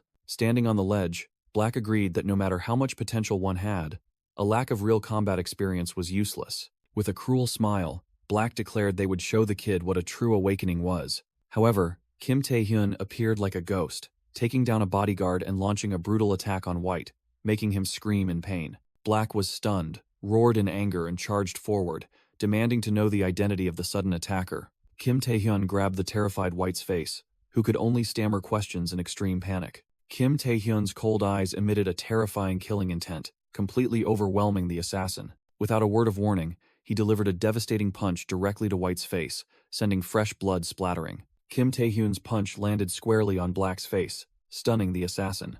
He smirked disdainfully at the one he considered nothing more than a naive child. Hours earlier, amidst the ashes of the arena, Seol Hundo was speechless upon hearing the demand for 1 billion won in compensation. He desperately explained that he couldn't decide on his own, but Kim Tae-hyun calmly replied that he knew that well. Standing before the prostrate Seol Hoon-do and the unconscious Lee Jung-jae, Kim Tae-hyun said he only asked him to do his best to reach an agreement. To prevent betrayal, Kim Tae-hyun used magic power to bind Seol Hoon-do's hands. He forced him to make an awakening oath, a magical contract that would punish those who violated it. The first condition was simple. Besides the 1 billion won compensation, Seol Hoon-do had to smoothly resolve the incident at the arena. The news report later stated that the fire at Taizan High School was merely a gas explosion accident with no casualties, and the second condition was delivered via a phone call. Standing in a dark forest, Seol Hoon-do trembled as he called a mysterious person. According to the oath, he was forced to provide information about the assassins and forewarn of any retaliatory actions. Back in the present, Black charged forward to attack with a smug smile. Kim Tae-hyun easily brushed aside his attack with one hand, his speed so fast it created afterimages. He seized Black's wrist, completely neutralizing the assassin's move. Without a moment's hesitation, Kim Tae-hyun spun around and delivered a powerful kick. Black was sent flying into the air, completely losing control. Kim Tae-hyun followed up, delivering a devastating punch that sent Black crashing headfirst into the ground. He looked at the astonished assassin on the ground and mentioned their titles, the Black and White brothers, along with their stealth abilities. Then he grabbed White, who had already been defeated, and coldly declared that they were nothing special. Kim Tae-hyun looked down at his defeated enemies with glowing red eyes, scoffing that they couldn't do anything else. The scene shifts to a highway dazzling with city lights at night. In a luxurious car, Yoo Ah-young mused about the recently concluded player selection exam, predicting the emergence of new talents nationwide.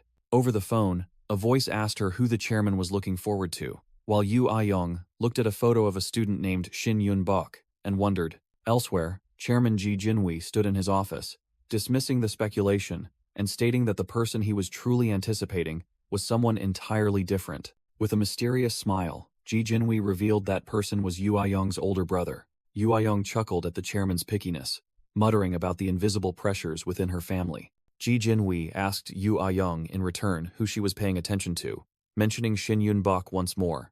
After a moment of thought, Yoo Ah-young replied that she had changed her mind after hearing an interesting story. Ji Jinwee immediately showed interest, asking about the story. Amidst the night city view, Yoo Ah-young explained that she heard someone had been personally contacted by Deputy Head Go Tae-wook himself. Images of two defeated assassins appeared, as Yoo Ah-young wondered what level of skill that awakened one must possess to make a high-ranking figure show up. A close-up showed the pathetic state of the two assassins. One bruised, the other wrapped entirely in white bandages, both unconscious. Back in the alley, Kim Tae-hyun stared in shock at his hand, which was emitting a strange red light, not understanding why this phenomenon was recurring. A message appeared, warning of a physical energy deficit, just as his hand erupted with a fierce surge of energy. The scene shifted again to a deserted alley, unusually quiet. Kim Tae-hyun stood there, silently watching the two assassins he had just defeated slumped against the cracked wall. Go Tae-wook appeared with a subordinate from the association, the subordinate angrily condemning the Black and White brothers for daring to attack association members. Go Tae-wook approached, thanking Kim Tae-hyun for the tip-off, and directly asking if he had any clues about the mastermind behind the incident. With a knowing smile, Kim Tae-hyun casually replied that he didn't really know anything. Go Tae-wook hypothesized that the participant list might have been leaked and suggested increasing the number of bodyguards, but Kim Tae-hyun secretly thought that revealing Taizan Corporation now would only cause more trouble. Suddenly, Kim Tae-hyun's mind shifted. He realized the more urgent problem wasn't Taizan Corporation, as his hand suddenly emitted an unstable red energy. His hand trembled and bled as a system notification appeared, stating that his physical strength was insufficient and the hunting skill was overloaded.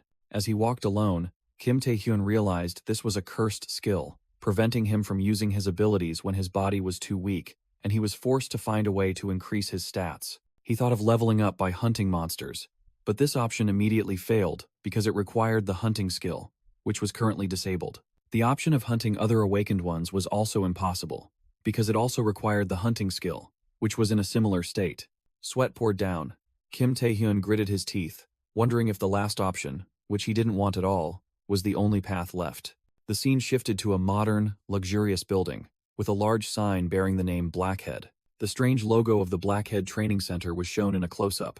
A muscular, energetic woman appeared and introduced herself as Yura, the head instructor of the Blackhead Training Center. With a radiant smile, Yura asked how she could help the new guests. Kim Tae-hyun and Hwang Jae-young entered, making Huang Jiayong exclaim in astonishment at the name of this expensive and prestigious training center, while Yura looked at them with disdain.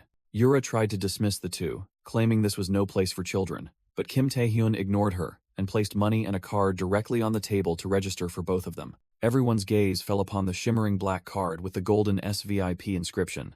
Kim Tae-hyun asked if the Alchemist Guild's SVIP card was sufficient for verification, leaving Yura completely stunned, while Huang Jae-young was still bewildered. Faced with Kim Tae-hyun's confident smile, Yura was secretly astonished, wondering how these children possessed such a high-level item. She found herself in a difficult position, worried that accepting them could lead to unforeseen trouble. Everyone's attention was suddenly drawn to a heavily muscled man, striking an impressive pose in the background. That man, a B-rank coach who called himself Mighty Steel, stepped forward and declared that money was not the ticket to enter this place. While Huang Jae-young showed immense admiration for the name Mighty Steel, Kim Tae-hyun coldly remarked that it was an odd name, secretly thinking the man was probably stressed. Two trainees in the gym whispered, pitying the poor newcomers who had fallen into Mighty Steel's hands. The muscular coach laughed gleefully, believing his opponents were intimidated by his reputation, but Kim Tae-hyun coldly replied that they were merely weaklings. Mighty Steel froze, his eyes flashing with anger at the defiant answer. Huang Jae-young and Yura, standing nearby, were utterly astonished by Kim Tae-hyun's audacity. Flexing his biceps, Mighty Steel growled, asking if Kim Tae-hyun was implying he was stronger than him. Kim Tae-hyun smirked, proposing a bet.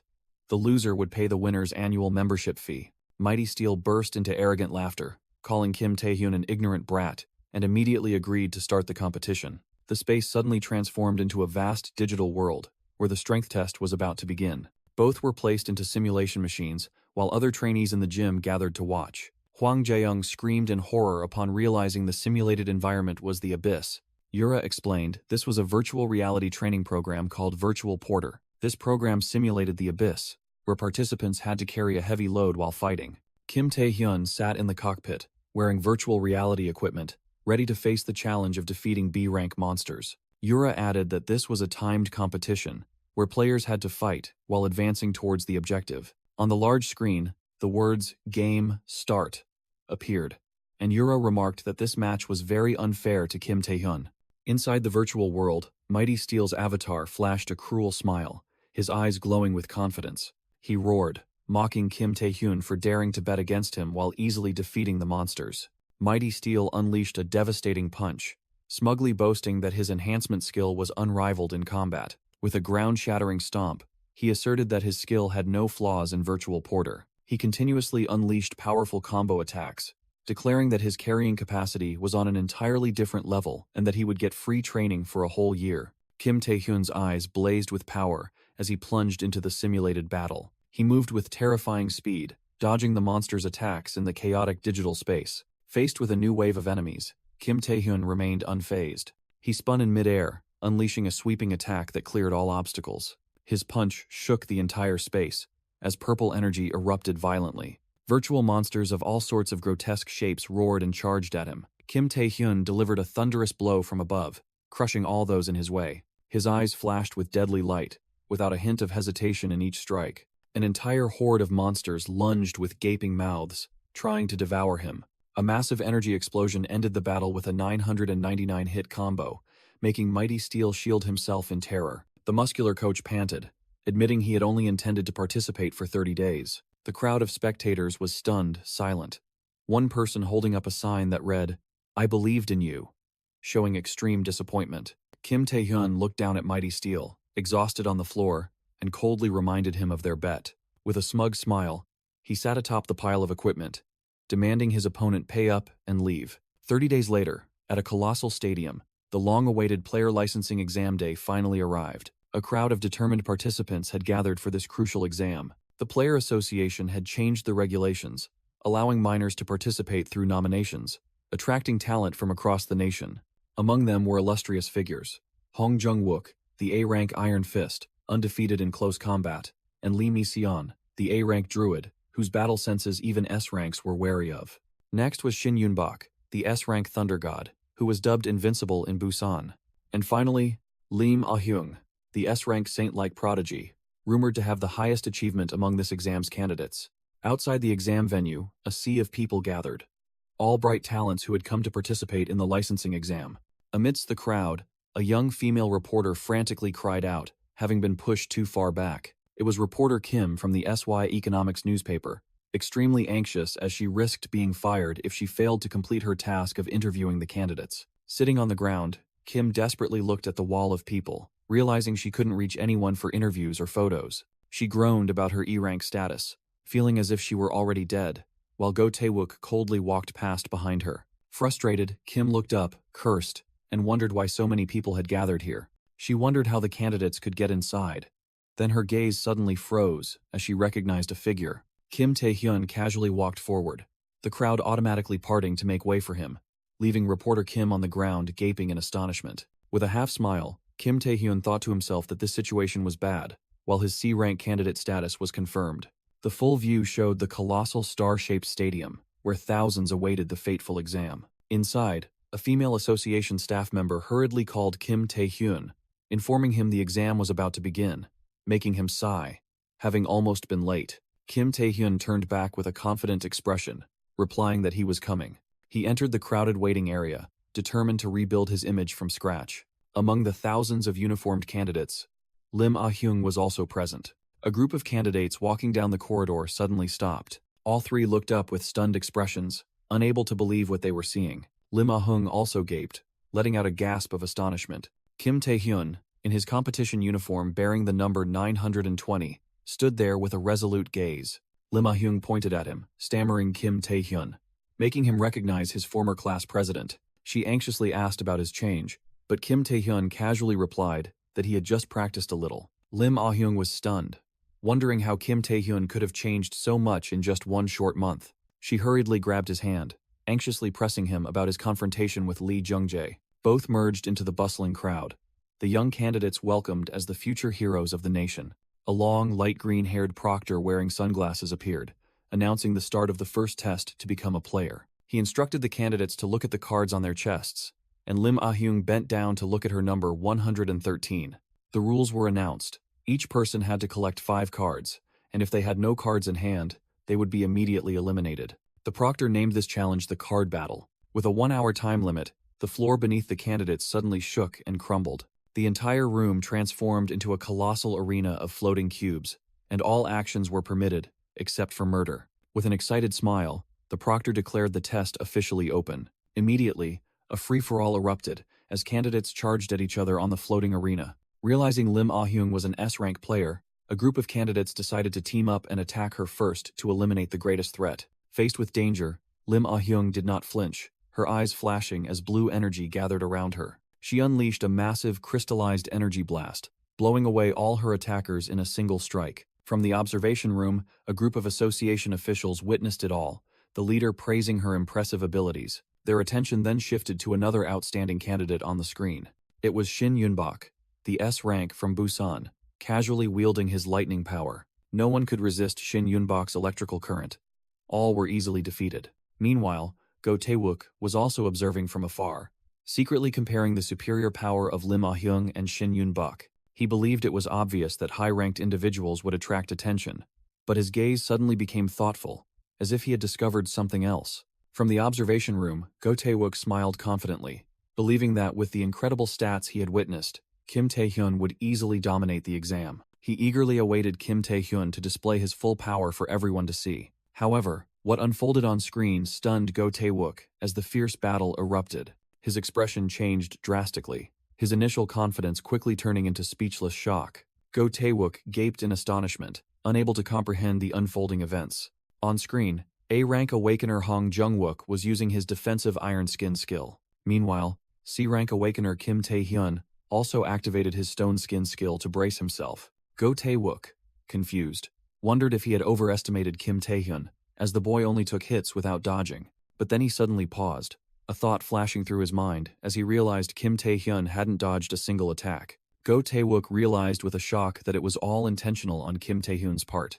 Indeed, Kim Tae-hyun smirked as he received a devastating punch, completely unfazed. Hong Jung-wook roared in anger, feeling mocked by his opponent's attitude. He yelled that the Stone Skin skill was inferior to Iron Skin, and taking direct hits was pointless. But Kim Tae-hyun calmly interrupted, saying he talked too much. Kim Tae-hyun's reply left Hong Jung-wook momentarily speechless. Kim Tae-hyun, enveloped in the red aura of the predation skill, explained that it was very meaningful as his stats began to rise. He told himself that even after a month of training, the predation mark still remained, proving he needed to get stronger. Kim Tae-hyun recalled his training method, improving skills by pushing his body to its absolute limit. For him, fighting to exhaustion was also a form of training. Therefore, with a determined gaze, Kim Tae-hyun charged forward, asserting that it wasn't over yet. The battle continued with a terrifying collision, because Kim Tae-hyun's training session was far from over. Kim Tae-hyun, with fiery eyes and a body covered in injuries,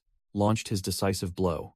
Hong Jung-wook was utterly horrified as his iron skin shattered, unable to believe his opponent's strength. The match ended. Hong Jung-wook lay motionless on the arena floor, while Kim Tae-hyun stood firm. Kim Tae-hyun coldly retrieved the card from the defeated opponent, officially possessing 2 challenge cards. In the observation room, Go Tae-wook burst into maniacal and satisfied laughter. Go Tae-wook's excitement drew the attention of other observers, who remarked that this year's examinees were truly promising. Go Tae-wook realized Kim Tae-hyun had intentionally turned a life-or-death battle into a rigorous training session, an unbelievable act. However, he also clearly saw that the recent battle had drained too much of Kim Tae-hyun's stamina. Go Tae-wook thought the best strategy now was to conserve energy and collect cards from weaker opponents. But immediately after, an unexpected development on screen made Go Tae-wook's smile freeze, replaced by a stunned expression. The other observers also panicked, unable to understand why a C-rank awakener dared to confront that person. Despite his exhausted body, Kim Tae-hyun was headed straight for Shin Yun-bok, who had just wiped out a crowd of examinees with lightning.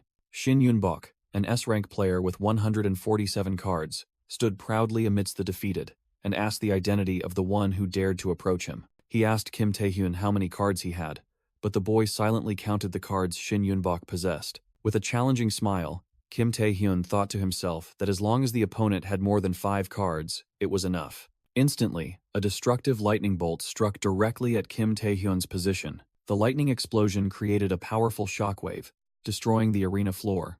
Amidst the lingering electrical sparks, Shin Yun-bok stood casually after launching his attack. Thunder God Shin Yun-bok continued to unleash his power, surging electrical energy gathered in his hands. Kim Tae-hyun was sent flying backward by a direct lightning attack, struggling to withstand the overwhelming energy. Kim Tae-hyun activated his stone skin skill, transforming his arm into a hard layer of armor to defend himself. He was pushed back by a flash lightning attack from Thunder God Shin Yun-bok. A layer of stone skin on his legs also formed instantly upon landing to stand firm against the raging electrical energy. Despite his injuries, Kim Tae-hyun exclaimed in astonishment, acknowledging his opponent's incredible speed. Shin Yun-bok smirked, arrogantly declared that Kim Tae-hyun couldn't even see his attacks. A terrifying explosion shook the arena, the result of the clash between stone and lightning. Amidst the rubble, Kim Tae-hyun stood firm, breathing heavily. He muttered his opponent's identity, Thunder God Shin Yun-bok, an S-rank player from Busan. Shin Yun-bok stood amidst the electrical sparks, confident that this opponent was tough. Kim Tae-hyun analyzed the situation, realizing Shin Yun-bok was enveloped in a powerful layer of lightning, blocking all his attacks. Not only that, but his destructive and brilliant power allowed him to fight effectively at both close and long range. Unable to use the predation skill in this situation, Kim Tae-hyun desperately sought a breakthrough. Seeing his opponent hesitate, Shin Yun-bok provoked, urging Kim Tae-hyun to attack. Kim Tae-hyun's eyes flashed with determination. Shin Yun-bok charged like lightning, launching another lightning attack. Kim Tae-hyun braced himself, extended his hand forward, directly confronting the energy surge. He grabbed the lightning attack with his bare hand, an act reckless to the point of madness. Electrical energy enveloped his arm, but he gritted his teeth and endured. An even larger energy explosion erupted from their point of impact. Shin Yun-bok burst into delighted and arrogant laughter at Kim Tae-hyun's resistance. Shin Yun-bok roared, declaring that Kim Tae-hyun couldn't escape as a massive lightning storm engulfed him. Tortured by the electric current, Kim Tae-hyun screamed in extreme pain, his body convulsing violently. With an arrogant smile, Shin Yun-bok provoked him, reminding him that Kim Tae-hyun himself had wanted a fight, and now shouldn't even dream of running away. Kim Tae-hyun gritted his teeth, enduring, as the stone skin on his arm began to crack under the immense pressure. In a desperate attempt, he strained to create a stone shield, but it was quickly overwhelmed by his opponent's power. Shin Yun-bok scornfully called him an idiot, then unleashed a lightning kick, shattering the defensive shield into pieces. Kim Tae-hyun was sent flying by the terrifying impact of the recent attack. In the blink of an eye, Shin Yun-bok appeared right before him, his speed unbelievably fast. He extended his hand, and a sphere of lightning energy gathered right in front of Kim Tae-hyun's face. Looking down from above, Shin Yun-bok unleashed another destructive lightning bolt onto his target. Electrical energy converged in his palm, ready for a finishing blow. Kim Tae-hyun hastily crossed his arms over his chest to prepare his defense against the incoming attack. An earth-shattering explosion occurred, the arena ground shattering under the Thunder God's power. Amidst the smoke and dust, Kim Tae-hyun staggered to his feet, injured but not yet defeated. Shin Yun-bok burst out laughing, appearing incredibly impressed and amused that Kim Tae-hyun could withstand that attack. He muttered to himself that he had never thought he would meet someone like this. In the past, everyone else had only panicked and fled before his power. Shin Yun-bok had thought that in this exam, only Lim Ah-hyung could amuse him, but now another person had appeared. With eyes blazing with mad excitement, he declared that he had found another interesting toy and unleashed an even more powerful lightning bolt than before. Shin Yun-bok was suddenly pierced by an attack, causing his body to convulse amidst the lightning. He was stunned, not understanding what had just happened. He stared in shock at the strange mass that had impaled him, wondering what had just transpired. Shin Yun-bok couldn't believe it, because Kim Tae-hyun's attack should have been ineffective against him. The force of the punch sent him flying backward. He screamed in pain, unable to accept the reality unfolding. Kim Tae-hyun knew that the ordinary stone skin skill couldn't pierce the Thunder God's defense. It could only be broken under unimaginable pressure. However, this trial arena was a completely different story. Its structure was designed to withstand immense power, and unlike stone skin, its fragments didn't disappear. Realizing this, Kim Tae-hyun turned the arena's shattered fragments into weapons, determined to use them to pierce the lightning defense. With sharp eyes, he stared directly at Shin Yun-bok. Realizing he had been outsmarted, Shin Yun-bok screamed furiously, calling him a despicable coward. Kim Tae-hyun unleashed a decisive blow, striking down the Thunder God onto the devastated arena floor. Shin Yun-bok lay motionless, blood trickling from the corner of his mouth, completely defeated. Kim Tae-hyun stood there, panting, but his gaze remained firm, looking down at the defeated opponent. From the observation room, the association's judges stared in shock at the ruins of the battle. They couldn't believe their eyes. An S-rank player defeated by a C-rank candidate, and they wondered about Kim Tae-hyun's true identity. Go Tae-wook sighed in relief, admitting that although Kim Tae-hyun made others worry, he was truly an extraordinary person. But then, the long-haired man's smile suddenly vanished, replaced by a look of extreme astonishment as he seemed to realize something even more surprising. Amidst the rubble, Kim Tae-hyun panted as he collected the trial coins from Shin Yun-bok's unconscious body. He clutched the spoils in his hand, believing he just needed to wait until the official test concluded. But suddenly, a sharp surge of icy energy formed and plunged down with terrifying speed. The ice spear slammed into the ground right next to Shin Yun-bok, the shockwave sending Kim Tae-hyun flying in extreme astonishment. He completely failed to understand what was happening, his shock evident on his injured face. Looking up, Tae-hyun was horrified to see the entire arena being enveloped by a chilling aura, with icy patterns appearing in the air. A wave of frost swept through, freezing everything in its path in an instant. The central cube of the arena was rapidly swallowed by a colossal ice sphere.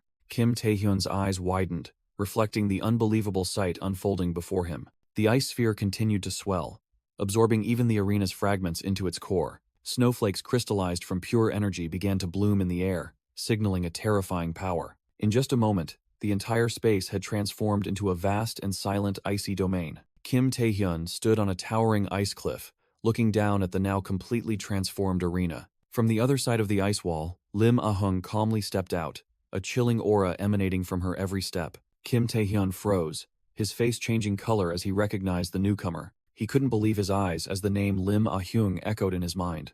In his shock, he wondered why she was here and how long she had been watching their fight. In the silent space, Lim Ah-hyung began to speak, stating that power always comes with responsibility, which confused Tae-hyun. She looked directly at him, asserting that power without responsibility is merely violence, then acknowledged that Kim Tae-hyun was indeed very strong. Kim Tae-hyun was still reeling from the battle, suddenly confused, wondering about this sudden intervention. Lim Ah-hyung, emanating a chilling aura, asserted that he must have used a similar method to defeat Lee Jung-jae. Hearing that name, Kim Tae-hyun froze, his eyes wide with astonishment. Without a word of explanation, Lim Ah-hyung suddenly unleashed a powerful surge of ice energy. Her eyes glowed as the frost power was summoned, ready to engulf the entire arena. A fierce ice storm erupted, submerging everything in a chilling blue hue. Caught in the eye of the storm, Kim Tae-hyun realized this layer of ice possessed destructive power like a bomb, rendering concealment meaningless. he roared, trying to muster his strength against the horrifying pressure weighing down on his body. Amidst the shattered ice fragments, Lim Ah-hyung charged forward, directly confronting Kim Tae-hyun. Completely overwhelmed, Kim Tae-hyun could only look up in utter astonishment. Lim Ah-hyung shouted, reiterating that she had once trusted him that day at the training center. She launched countless ice spears, asserting her belief that he was completely different from Lee Jung-jae. Kim Tae-hyun used his enhanced arm to block the attack, while Lim Ah-hyung said he wouldn't act recklessly for personal gain. But then, she declared that after witnessing him fight, she had understood everything, from Lee Jung-jae to Bae Hyuk-soo. Channeling all her energy, she created a massive block of ice, claiming it was all Kim Tae-hyun's fault, and flung him into the air. Imprisoned in an icy prison, Kim Tae-hyun helplessly fell, blood splattering. The massive block of ice shattered into pieces on the ground, witnessed by Lim Ah-hyung. She stood amidst the ruins, coldly reminding him that unauthorized skill usage was a crime, and both his victims were still hospitalized. However, Lim Ah-hyung admitted she understood his suffering and wouldn't report him, but then left her sentence hanging with a single, yet meaningful, word. Lim Ah-hyung coldly ordered Kim Tae-hyun, who was lying slumped on the ground, to withdraw from the player selection exam. She declared that he was unworthy of becoming a player. Challenged by Kim Tae-hyun's furious question, Lim Ah-hyung was stunned for a moment. Despite his injuries, Kim Tae-hyun struggled to his feet, facing the blue-haired girl. Lim Ah-hyung questioned him, arguing that he was merely making excuses to fight and lacked the strength or qualification to stop Lee Jung-jae's cruelty. With a resentful expression, Kim Tae-hyun dismissed her reasoning, calling it pathetic. Lim Ah-hyung was once again astonished by his unyielding resilience. She seemed to accept his answer, asking if that was his final decision. Lim Ah-hyung decided to no longer hold back, releasing a surge of ice energy from her hand. She summoned a massive ice greatsword, her eyes glowing with power, and declared she would end the match now. Kim Tae-hyun stood firm against the terrifying pressure, prepared to face the final attack. He told himself that his stone skin skill had been broken hundreds of times and was no longer effective. He also realized stealth would be useless against Lim Ah-hyung's attack range. Even with King's Heart active, it wasn't enough to change the tide of battle. While predation remained sealed, he also no longer had enough mana to use paralysis. Realizing he had no way out, Kim Tae-hyun identified his only remaining option. He mustered his last ounce of strength, charging straight towards Lim Ah-hyung like an arrow. Kim Tae-hyun's eyes gleamed with a desperate resolve in his final charge. With a confident smile and glowing eyes, Lim Ah-hyung swung her massive ice greatsword down to deliver the finishing blow. A massive orb of ice energy shone brightly, ready for the finishing blow. The energy exploded fiercely, shaking the entire arena with a resounding roar. From the observation room, the association officials were perplexed, unable to see through the thick mist after the explosion. Go Tae-wook shot to his feet, horrified, calling out Kim Tae-hyun's name in despair. His eyes wide, he was unable to believe what he had just witnessed. The other observers were also speechless, wondering what sight lay before them. As the mist cleared, a completely devastated arena was revealed. Lim Ah-hyung lay motionless amidst a pile of ice shards, seemingly defeated. Above her was Kim Tae-hyun, who had also collapsed after his final effort. But in that moment, he had placed a kiss on Lim Ah-hyung's lips, leaving her utterly bewildered. Go Tae-wook screamed in silence, completely devastated by the unimaginable turn of events. In a flashback, Lim Ah-hyung's sword swing had created a vortex of energy that flung Kim Tae-hyun away. With a confident smile, she raised her weapon, preparing to deliver a devastating finishing blow. The massive ice blade descended, but Kim Tae-hyun charged straight into the epicenter. Lim Ah-hyung's composure vanished, replaced by evident surprise on her face. She was stunned to see that he had overcome her destructive attack. Kim Tae-hyun leapt, lunging straight at her in a final, desperate effort. In that moment of life and death, his objective was not an attack, but a kiss, a bold and unpredictable act, right in the middle of battle. In the decisive moment, Kim Tae-hyun kissed Lim Ah-hyung, leaving her utterly stunned. His true objective was not predation, but to activate the paralysis skill. This status-altering skill would achieve maximum effectiveness when directly transmitted into an opponent at close range. By mixing the paralyzing energy with his own blood, Kim Tae-hyun forced Lim Ah-hyung to ingest it through the kiss. This was a risky gamble, as an S-rank player possessed powerful resistance akin to a monster's, and the outcome of that life-or-death gamble was decided as Kim Tae-hyun stood up, leaving Lim Ah-hyung collapsed. Lim Ah-hyung lay motionless on the ground, her body completely paralyzed by purple electrical currents, able only to grit her teeth and call out the name of the one who had defeated her in resentment. A notification window appeared, confirming Kim Tae-hyun had landed a critical mental attack on his opponent and increased his charm stat, making him wonder if his plan had succeeded. Standing victorious, Kim Tae-hyun was suddenly startled by an unexpected event. An announcement echoed throughout the arena, declaring the first round of the examination officially concluded. As the central cube shattered, the announcement was repeated, marking the end of the chaotic battle. After the match, all injured candidates were promptly treated by the medical team. Despite being paralyzed, Lim Ah-hyung retained her consciousness and her tokens. Thus, she was still recognized as having passed the first round. As for Kim Tae-hyun, he not only collected 7 tokens but also achieved a miracle by defeating both S-rank players. That incredible achievement made him the center of attention for the entire examination. Other candidates continuously whispered and discussed, astonished that a C-rank player could defeat such geniuses, and curious about his methods. Sitting alone, Kim Tae-hyun pondered his recovery ability and wondered if he would be able to absorb new skills later. His train of thought was abruptly interrupted by a furious shout calling his name directly. Shin Yunbok, his body covered in injuries and bandages, rushed in front of Kim Tae-hyun, emitting furious electrical currents and roaring, calling him a coward. Kim Tae-hyun was startled when Shin Yunbok suddenly appeared before him. Shin Yunbok roared, declaring that Tae-hyun's tricks wouldn't work here. The fiery confrontation between the two immediately attracted the attention of other candidates, who wondered if this was a rematch for revenge. A group of excited candidates cheered, encouraging Shin Yunbok to defeat Kim Tae-hyun to eliminate a competitor.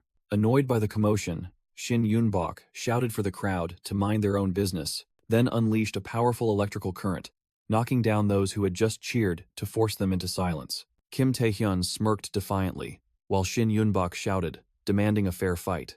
Shin Yunbok asserted that without dirty tricks, he would show Kim Tae-hyun who the strongest truly was. Suddenly, an unusual purple energy enveloped Shin Yunbok, leaving him stunned in confusion. Kim Tae-hyun was also taken by surprise by this sudden intervention. An invisible yet terrifying pressure suddenly pressed down on the entire area, tossing candidates and debris into the air. Shin Yunbok screamed in pain as the immense pressure pinned him to the floor. Even Kim Tae-hyun had to strain to resist the overwhelming power. A green-haired man wearing sunglasses casually walked in, scornfully looking at the inexperienced candidates lying scattered. He calmly stepped over the writhing bodies, remarking that they could never stay quiet. Amidst the chaos, Kim Tae-hyun was the only one who still managed to kneel on one knee, looking in astonishment at the newcomer. The strange man mocked the crowd's boasting, just as someone recognized his identity. S-rank player Park Sung-jin. Park Sung-jin, one of the strongest players and an SS-tier candidate, looked towards Kim Tae-hyun with a look of surprise. He turned, smiling with amusement as he realized there was still one person who could stand firm against his power. Park Sung-jin increased his power, creating a terrifying sphere of pressure in his palm. Under the tremendous pressure, Kim Tae-hyun strained to resist. The ground beneath him cracked. He gritted his teeth and endured, shocked to realize the unimaginable difference between an awakened one and an S-rank player. Witnessing the scene, Park Sung-jin smirked, impressed that even veteran players couldn't stand firm against this power. He decided to test the young man's limits, and the sphere of energy in his hand flared up even more intensely. Suddenly, an association official rushed forward, loudly questioning Park Sung-jin's actions. Another female official also spoke up, accusing him of deliberately eliminating candidates before the second round began, while the scattered crowd lay behind them. Park Sung-jin casually brushed it off, claiming he was merely disciplining them, but was exposed as taking advantage to test his skills. Despite the threat of being reported to higher-ups, Park Sung-jin completely ignored it. His gaze focused solely on Kim Tae-hyun, the only one still standing. He asked directly to the exhausted young man, "You, what is your name?" Kim Tae-hyun raised his head and responded clearly with his name. Park Sung-jin froze for a moment, realizing this was the C-rank player who had defeated the two geniuses, Shin Yunbok and Lim Ah-hyung. A satisfied smile appeared on his lips. Finally, a truly impressive candidate had emerged. Kim Tae-hyun clenched his fists, understanding that this proctor's target was definitely the S-rank players. "I'll be waiting for you," Park Sung-jin declared before turning and walking away, releasing the pressure. Kim Tae-hyun stood alone, panting after the recent life-or-death challenge. He frustratedly shouted for the proctors to leave, and the three of them happily ran off. In a forest, Park Sung-jin stood on a raised platform, facing all the candidates who had passed the first round, with 3 magic gates behind him. The crowd of candidates looked up with tense expressions, ready for the next challenge of the examination. In the middle of the forest, Park Sung-jin stood on a raised platform, opposite the crowd of candidates and the brightly glowing magic gates. With a confident smile, he held a microphone and asked the candidates if they had rested enough. He loudly declared the second round of the examination officially open, causing Kim Tae-hyun and those around him to immediately tense up. Park Sung-jin pointed towards the gates, revealing that the examination venue was a D-rank dungeon. The candidates were utterly stunned, unable to believe that they had to face a real dungeon filled with monsters. The rules were announced. Groups of 5, with a professional player supervising, would explore the dungeon together. Park Sung-jin explained that every action, from combat, observation, and knowledge to first aid, would be evaluated. He also announced that necessary weapons and items would be provided by the association, and the candidates began receiving their equipment. After the announcement was complete, Park Sung-jin ordered the candidates to enter the gates one by one, while Kim Tae-hyun secretly thought about the dungeon challenge ahead. With his experience, Kim Tae-hyun confidently believed that a D-rank dungeon, accompanied by a supervisor, would not be a major issue for newcomers. However, an ominous premonition suddenly flashed in his mind, a fear known as the Double Dungeon. Memories of the Apocalypto tragedy flooded back. It was the first S-rank double dungeon discovered at this very location, which annihilated the pioneering exploration team and caused a horrific gate breach. Kim Tae-hyun walked towards the gate, his heart heavy with the knowledge that he couldn't warn anyone without making himself a suspect. He decided to push those thoughts aside, telling himself that as long as he wasn't part of the first team to enter, he would still find a way to survive. After a moment of regaining his composure amidst the peaceful scenery, he was fully ready to face the challenge. Kim Tae-hyun nodded decisively, accepting the situation and preparing for what was to come. A man with glasses and a distinctive mustache gathered the group of 5, including Kim Tae-hyun. This A-rank supervisor, a magic geology specialist, announced that the group was complete and asked if they were ready to depart. But then a special piece of information appeared, revealing that this supervisor was the very first person to discover the Apocalypto double dungeon, leaving Kim Tae-hyun stunned as he realized he was in a life-or-death situation. The clay golems with glowing red eyes roared and charged forward. The candidates immediately plunged into battle, swords and shields clashing fiercely. The female candidate with bob hair fought valiantly, smashing the monsters to pieces.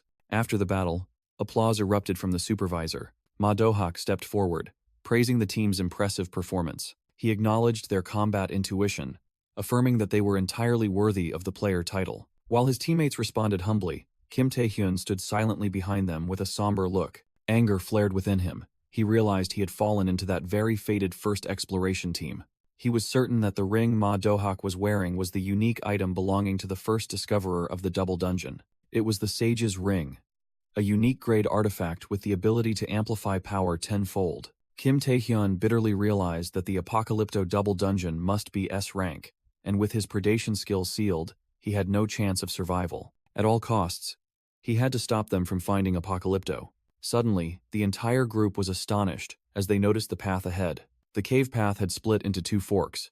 A candidate anxiously asked Ma Do-hak about the next direction, but he merely smiled calmly, deeming it a common occurrence. The supervisor had just raised his hand to suggest the group vote, when Kim Tae-hyun unexpectedly shot forward, leaving everyone stunned. Ma Do-hak shouted, warning that acting alone was extremely dangerous and demanding he return immediately. But Kim Tae-hyun merely turned back, firmly declaring that the path he chose was safe, secretly determined not to let his fate be decided by anyone else. Despite Ma Do-hak's angry shouts, Kim Tae-hyun charged forward, determined to change his fated path from his previous life, at all costs. He used his power to cause a rock slide, blocking the group's path to force them to take a different route. Ma Do-hak roared furiously, declaring he would rather die than let Kim Tae-hyun find Apocalypto. Kim Tae-hyun turned back, urgently shouting to show everyone the new path. However, when the group caught up, they were stunned by a gigantic, glowing purple spatial gate swirling amidst the cliff face. The candidates were utterly bewildered, unable to understand why another gate existed inside a dungeon. Horrifying memories flooded back. Kim Tae-hyun realized this was the legendary Apocalypto double dungeon. He stood frozen before the gate, bitterly realizing that no matter how hard he tried, he couldn't escape his cruel fate. Meanwhile, the other candidates curiously approached, intending to examine the mysterious gate. Kim Tae-hyun snapped awake, rushing forward and shouting for everyone to stop. He tried to explain the abnormality of a second gate appearing, warning of the potential danger. The candidates turned to Ma Do-hak, suggesting they should report this unusual occurrence to higher-ups before acting. Ma Do-hak gravely admitted that this was the first time he had encountered such a situation and, according to regulations, reporting it was the correct course of action. Kim Tae-hyun watched with bated breath, an ominous feeling creeping into his mind. His eyes widened in horror as he heard Ma Dohak utter the word. However, with a meaningful smile, Ma Dohak declared that this time, they would attempt to enter. He disregarded the candidate's warnings and confidently stepped towards the gate. Standing before the swirling energy vortex, Ma Dohak reassured everyone that the emanating magical power was not dangerous, and with an A-rank player like him present, everything was under control. With eyes burning with ambition, Ma Dohak declared that exploring this anomaly, whether a trap or an opportunity, would undoubtedly earn them very high scores. Kim Taehyun desperately shouted, questioning Ma Dohak's madness and reminding him of the exploration rules. His only reply was Ma Dohak's scornful laugh as he mocked the two words rules. The supervisor pointed directly at Kim Taehyun, scolding him that someone who didn't understand team spirit had no right to speak. The other candidates also joined in, criticizing his reckless actions and arrogant attitude. Powerless against their folly, Kim Taehyun gritted his teeth in fury. Ma Dohak turned his back, facing the gate with the others, and decisively declared that the decision had been made. In a final effort, Kim Taehyun cried out, begging Ma Dohak to reconsider.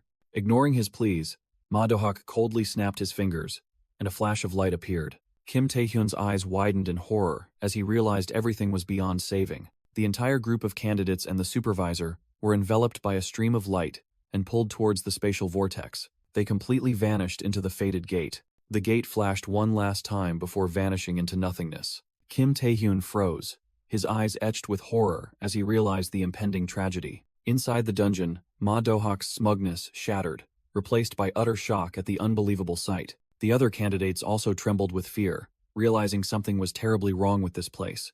And it was certainly not a D-rank dungeon. The space before them opened into a colossal hall, stained red with blood, with towering columns stretching into the depths of shadow. Gigantic stone pillars stood like jailers, engulfing the group in a sense of insignificance and helplessness. At the end of the grand hall, a colossal stone statue seated on a throne appeared, exuding an overwhelming aura. The statue depicted a robed king, wearing a crown of thorns, with both hands resting on a greatsword, silently judging the intruders. Inside the deadly dungeon, the panicked candidates questioned Ma Dohak, unable to believe this was merely a D-rank dungeon, while he himself was stunned into silence. Amidst the chaos, Kim Taehyun coldly ordered everyone to be silent and look straight ahead, angering another candidate with his demeanor. With a grave expression and sweat beading on his brow, Kim Taehyun briefly warned that the enemy was approaching.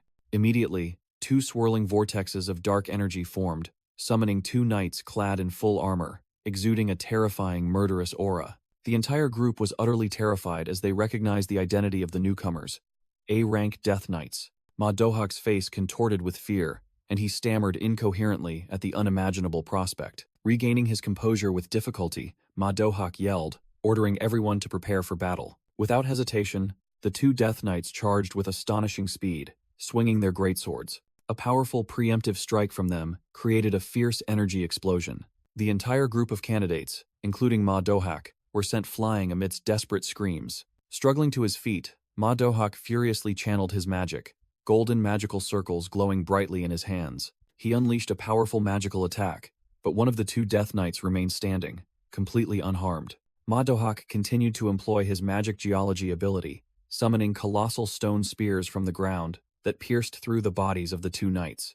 However, despite being impaled, the Death Knights merely roared as the stone spears began to crack and shatter against their defenses. Seizing the brief opportunity, Ma Dohak ordered the group to launch an all-out attack, and they simultaneously unleashed their skills. One candidate generated a stream of fire, while another launched a blinding orb of light to disorient the enemy. Another created a crystalline shield to defend the front line, allowing allies behind to continuously counterattack. All the magical and physical attacks converged, creating a terrifying explosion aimed directly at the two Death Knights. When the dust settled, the two Death Knights still stood tall, their armor only slightly cracked and rapidly regenerating, completely unfazed by the full-force assault. Ma Dohak and the other candidates were stunned into silence as they realized their combined attack had no effect on the monsters. A short-haired candidate tried to break the tense atmosphere with a forced laugh, reassuring himself that they were safe and that defeating A-rank monsters was no big deal. He even boasted that he could fight another round, completely unaware that a Death Knight was silently closing in from behind.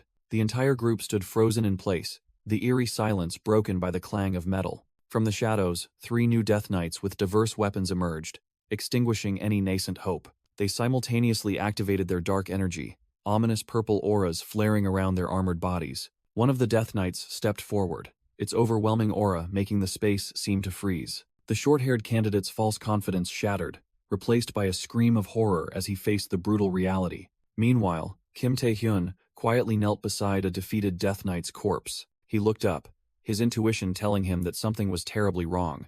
The scene expanded, revealing a shocking truth. Kim Tae-hyun stood amidst a battlefield littered with the corpses of dozens of Death Knights he had single-handedly annihilated. Ma Do-hak, with his cracked glasses and blood-smeared face, gasped as he witnessed the unbelievable sight. Looking ahead, Ma Do-hak horrifyingly realized that every time one monster fell, countless others rose from the glowing red gate. He desperately glanced at the survivors in his group, all of whom were utterly exhausted.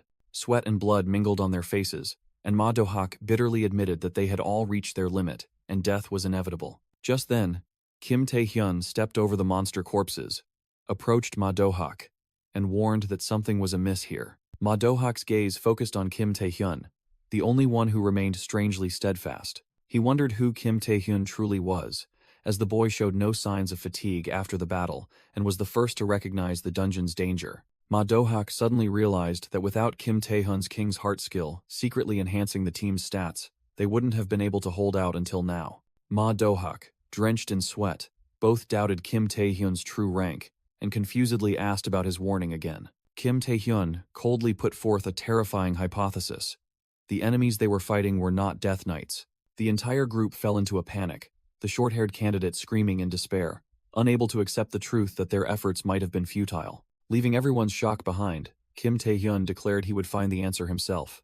He activated his stone skin skill, his rock-hard hand clenching, crushing the very weapon he held. Immediately after, Kim Tae-hyun shot into the air, soaring over the heads of an entire besieging army of Death Knights. Mid-air, a new greatsword, fierce and thorny, formed in his hand.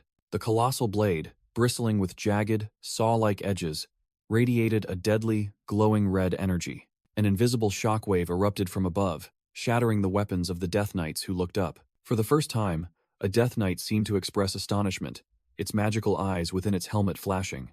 The ground cracked into a spiderweb pattern from the aftershocks of the recent attack. He landed amidst the enemy's encirclement, his stance as firm as a king on the battlefield. Without hesitation, he swung his greatsword horizontally, a clean slash tearing through the armor of the nearest knight. Kim Tae-hyun's face was devoid of expression, showing only absolute focus on destruction. He shifted his attack, aiming a direct thrust at another Death Knight. The sword's tip collided with the chest armor, creating a shock that made the metal plating begin to crack. The entire armor shattered into pieces, revealing a horrifying truth.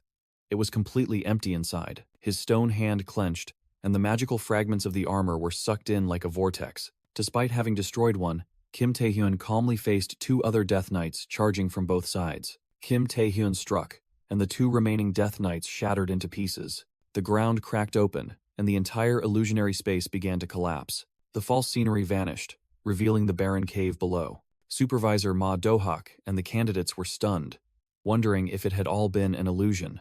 Ma Do-hak realized with horror that they had fallen into a sophisticated illusion trap. Kim Tae-hyun calmly explained that this was a tactic designed to drain the energy of intruders. One candidate collapsed in despair, unable to believe they had fought in vain and fearing worse to come.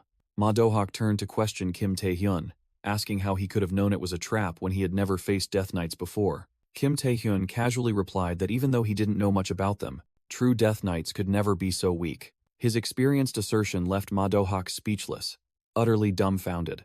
Kim Tae-hyun turned his back, urging the group to move before they were all killed. Ma Do-hak created a sphere of light, and the weary group followed Kim Tae-hyun into the deep darkness. The illusion had vanished, but their situation hadn't improved at all. After the true Apocalypto dungeon manifested, the space had completely transformed into an even more dangerous place. With their wounds growing heavier, they couldn't just wait for rescue. They had to find their own way out. Their only remaining hope was to find the gate leading out of this dungeon. Suddenly, Ma Do-hak cheered in delight as he discovered what they were looking for. Before the group stood a colossal gate, promising the only path to survival. While the others hesitated about the gate's danger, Ma Do-hak acknowledged the risk. With a resolute gaze, he asserted that if they didn't open it, they would all perish here. The heavy doors creaked open, revealing an ominous red glow. Ma Do-hak pushed the two doors with all his might, mentally preparing to face whatever lay within. However, The sight that unfolded before him left him utterly stunned. They stepped into a massive hall, where the floor was littered with the bodies of other candidates. And in the distance, a lone Death Knight knelt. The imposing figure of the black-armored warrior, gripping a greatsword, exuded a chilling aura of death. One candidate let out a relieved laugh, cheering, thinking they only had to face a single enemy. But then, from the shadows, countless other Death Knights simultaneously materialized, extinguishing the nascent spark of hope. The entire group froze, mouths agape in horror at the brutal truth. Suddenly, the skull-shaped shields mounted on the walls erupted with eerie, spectral flames. The flickering flames illuminated the entire hall, revealing an even more terrifying sight. 2 rows of Death Knights stood solemnly like statues of death. The entire hall was, in fact, a colossal arena, with countless rows of seats filled by an endless army of Death Knights. The immortal army was too numerous to count, silently awaiting orders in the darkness. The survivors trembled, unable to believe that all these terrifying entities were Death Knights. A powerful and contemptuous voice echoed from the throne at the end of the hall, mocking the inferior humans who had made it this far. The ruler of this place, a colossal skeletal entity with glowing red eyes, looked down upon them and accepted the challenge. It rose amidst surging dark energy, declaring the battle begun, and its identity was revealed: the Lord of the Death Knights, the S-rank final boss of the Apocalypto Double Gate. The army of Death Knights was simultaneously activated, deadly purple auras flaring up above their heads. With heavy footsteps that shook the ground, they advanced menacingly in unison. The entire army raised their greatswords high, ready to execute the death sentence upon the intruders. A Death Knight stood apart, pointing its blade directly at the group of survivors as a challenge. The short-haired candidate cried out in panic, while Ma Dohak realized they wanted a decisive duel. Amidst the skull-filled landscape, the bob-haired female candidate collapsed in despair, screaming that she had run out of mana. Kim Tae-hyun grabbed his panicked teammate, shouting, demanding everyone remain calm because the goal was escape, not combat. Ignoring the advice, the short-haired candidate broke free, turning and fleeing in extreme panic. Screaming that they didn't want to die, they desperately ran back towards the entrance, leaving their teammates behind. Immediately, a Death Knight swung its massive greatsword upwards. A sweeping slash descended, cutting through those desperately trying to flee. Fresh blood splattered as the purple energy blade tore through the short-haired candidate's body. Horrified screams rang out before fading as the merciless slash ended their lives. Ma Dohak and Kim Tae-hyun were stunned, their teammates' blood splattering onto them in utter disbelief. In that deadly moment, Kim Tae-hyun snapped awake, shouting a plan. He shouted Ma Dohak's name, declaring he would hold off the enemy to buy time. Kim Tae-hyun urged Ma Dohak to find an escape route while he fought. He pushed Ma Dohak forward forcefully, forcing the supervisor to act immediately. Understanding his intent, Ma Dohak channeled all his remaining strength, and a triangular magic circle appeared in his palm. Ma Dohak slammed his hand onto the ground, summoning a massive stone wall that erupted from the earth, blocking the enemy's advance. Kim Tae-hyun shouted in horror, questioning Ma Dohak's actions. In response, he heard the supervisor's furious roar, demanding that a low rank, awakened like him, know his place. Kim Tae-hyun was stunned by the sudden hostility. In the silent space, Ma Dohak began to confess his lifelong dream of becoming an S-rank player, but no matter how hard he tried, he realized he only drifted further from that goal. Kim Tae-hyun listened, understanding that Ma Dohak saw this dungeon as his only chance for recognition. Realizing the tragic end to his ambition, Ma Dohak let out a bitter laugh. A Death Knight shrouded in purple flames charged forward, interrupting the supervisor's desperate thoughts. Ma Dohak did not retreat, channeling energy into his palm. A green energy slash was unleashed, repelling the enemy for a moment. With a tear-streaked face, Ma Dohak roared that, though he hated it, he admitted Kim Tae-hyun possessed talent he could never achieve. While fending off the furious attacks, the supervisor shouted, urging Kim Tae-hyun to take the injured and flee. Facing the entire army alone, Ma Dohak stood firm. He channeled all his remaining strength, declaring that stopping them was his duty, and summoned a final light formation. Kim Tae-hyun was stunned, finally understanding the meaning behind Ma Dohak's actions. He stood amidst the devastated battlefield, his mind echoing with the supervisor's words. But when he looked down at the female candidate, he realized the one he was meant to save was no longer breathing. Kim Tae-hyun's eyes widened in horror as the cruel truth dawned on him. An earth-shattering explosion erupted from behind the wall, signaling Ma Dohak's end. Instead of fleeing, Kim Tae-hyun turned around, his gaze icy, clenching his fists and preparing to fight. Kim Tae-hyun faced an entire army of Death Knights, who stood tall over Ma Dohak's corpse. Dark energy from the great sword still blazed on the supervisor's back, his shattered glasses lying on the ground. Madohawk's body trembled one last time before lying motionless in a pool of blood, his life completely extinguished. Kim Tae-hyun stood frozen, his entire body trembling as he witnessed the brutal scene. Around him, the corpses of his other teammates lay scattered, not a single one having survived. Sweat streamed down his temples, but in his eyes, only cold fury remained. A Death Knight coldly withdrew its blood-soaked sword from Madohawk's body. The Guardian pointed its blade towards Kim Tae-hyun, and a challenge was issued. He glanced at the body of the bob-haired female candidate, and a wave of helplessness washed over him. His gaze then fell upon Madohawk's cold, lifeless hand and shattered glasses. Though he was alone, Kim Tae-hyun still stood tall, facing the entire Immortal Legion. Suddenly, a Death Knight slightly turned its head, seemingly drawn by something. Kim Tae-hyun also looked on in surprise, sweat breaking out as he spotted a strange object. He was stunned, his heart pounding in his chest, his gaze fixed on a small, glittering object rolling out from the supervisor's body. It was a silver ring inlaid with a ruby. Kim Tae-hyun realized with a shock it was Madohawk's ring. Just then, a Death Knight charged forward, swinging its sword in a flash attack. A tear rolled down Kim Tae-hyun's cheek. He finally understood the supervisor's final message. He quickly lunged to the side, narrowly dodging the fatal sword strike. Kim Tae-hyun realized the ring was his only chance of survival. With a desperate expression, he poured all his strength into the ring, pleading for it to awaken. The ring on his finger suddenly erupted with a brilliant red energy. The energy spread, pushing back the Death Knights surrounding Kim Tae-hyun. A fierce energy explosion flung all enemies away. The Lord of the Death Knights, seated on his throne, was also astonished by the sudden turn of events. From within the light, countless red energy spikes shot out, piercing through the monster's armor. The Lord couldn't believe his eyes, wondering what that terrifying power was. A system notification appeared. Kim Tae-hyun had equipped the Sage's Ring. All stats increased by 10, and all conditions were met. The seal on the predation skill was removed, and Kim Tae-hyun's eyes flashed with deadly red light. At the entrance to the Grand Hall, the bodies of the unfortunate candidates lay scattered. Suddenly, all the bodies disintegrated into streams of red energy, and were drawn in one direction. The energy from the deceased converged, forming a vortex around Kim Tae-hyun. A Death Knight charged to attack, but Kim Tae-hyun merely looked at it calmly. He raised his hand, and tendrils of dark and blood-red energy coiled around his arm, ready to retaliate. Kim Tae-hyun plunged into the midst of the Death Knights, skillfully dodging their attacks. He realized that the predation process to completely devour an enemy took about 10 seconds. Therefore, he decided he couldn't rely on a single skill alone. He had to utilize all the skills he had gathered and the stats he had accumulated.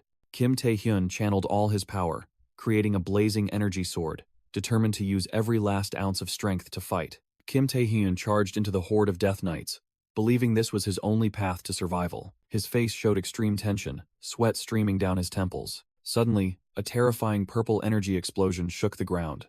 The aftershocks of the explosion sent rocks and debris flying everywhere. Amidst the smoke and dust, a colossal purple magic greatsword suddenly appeared, plunging straight into the floor, leaving Kim Tae-hyun stunned and on his knees. Madohawk was utterly terrified, unable to believe his eyes at the appearance of that magical weapon.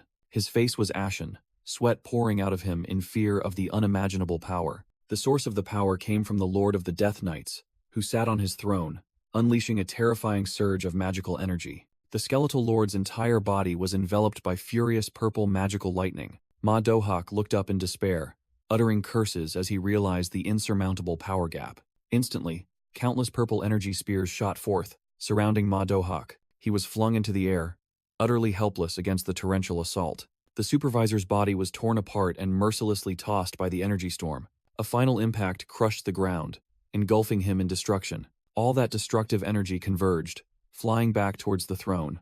Suddenly, Kim Tae-hyun roared in extreme pain as a thorny crimson energy erupted from his body. That dark red energy, as if possessing its own will, surged straight towards the Lord, seated on the throne. The Lord seemed slightly surprised, extending his hand as if to control the strange power. The red energy merged with his purple magical power, creating a chaotic sphere of power right in his palm. A blinding flash of light erupted, signaling a terrifying event about to unfold. The Lord of the Death Knights unleashed a destructive purple energy. Kim Tae-hyun was violently flung back, his body writhing in pain amidst the chaotic energy storm. The entity's voice echoed in his mind, acknowledging his strength but also foreshadowing his end. With absolute coldness, the Dungeon Lord declared that this was Kim Tae-hyun's limit. A terrifying purple magical explosion erupted, shaking and shattering the ground of the throne room. After the shockwave, the entire room was nothing but ruins, with colossal crystal swords deeply embedded in the fractured ground. The Dungeon Lord stood unscathed, another vortex of dark energy gathering in his palm. Looking down at his fallen foe, the Skeletal King prepared to ask his final question. As Kim Tae-hyun lay helpless on the ground, the entity interrogated him about who had granted him that power. The only reply was agonizing screams echoing throughout the desolate grand hall. The Dungeon Lord stood motionless, observing the human's futile resistance. Kim Tae-hyun writhed on the ground, a mysterious power within him resisting the king's murderous aura. The Skeletal King revealed that he had known Tae-hyun was no ordinary human, as he could understand its language. With red eyes full of oppressive might, he repeated his question, demanding to know the true nature of that power. Kim Tae-hyun could only continue screaming, his body convulsing under the immense pressure, unable to utter a word. Suddenly, his consciousness was thrown into a desolate wasteland, under a blood-red sky, facing the colossal silhouette of Asmodeus. The monstrous entity loomed before him, its countless shadowy arms and colossal horns casting an oppressive shadow. A close-up revealed its lifeless white mask and the countless skulls it held in its hands, a true embodiment of death. In this strange dimension, Kim Tae-hyun was no longer injured. He stood firm and calm, his eyes gleaming with ruthless determination. He subtly turned his head, his gaze sharp and unwavering, ready to confront the specter of his past. In his mental space, Kim Tae-hyun saw the bodies of Go Tae-wook, Ji Jinwee, Shin Yun-bok, and Yu Ah-young lying scattered. A close-up showed Ji Jinwee's lifeless face, floating in a pool of crimson blood. Memories flooded back, showing an exhausted and terrified Kim Tae-hyun before the Dungeon Lord. Realizing that nothing had changed from the past, he questioned himself about the true nature of the predation skill and the reason he could understand the monster's language. In the flashback, the Dungeon Lord launched a destructive attack, while Tae-hyun desperately thought that even with power, he had still failed. Facing the finishing blow, he screamed in his mind, wondering why the king had granted him this power. A familiar voice echoed, asserting that the reason had already been explained, making Kim Tae-hyun's eyes widen in astonishment. The scene suddenly shifted, and he found himself standing before a radiant being of light that was approaching. The being, who was the king, explained that he was simply moved by his steadfastness and perseverance, and advised him not to change. Kim Tae-hyun listened in silence, his face still bearing a bewildered expression amidst the dazzling space. The king's final encouragement echoed, "Keep moving forward." Immediately, Tae-hyun's eyes in reality flared with a crimson light. Back in the Dungeon Lord looked down at Tae-hyun's motionless body, mocking that he no longer had the strength to reply. He raised his hand, declaring an end to the pathetic human before him. Suddenly, the Dungeon Lord was startled in astonishment by an unexpected development. A fierce surge of dark and crimson energy erupted from below, sending a sword flying into the air. The chaotic energy spread, striking a nearby Death Knight. The energy storm continued to sweep through, tearing other Death Knights to shreds.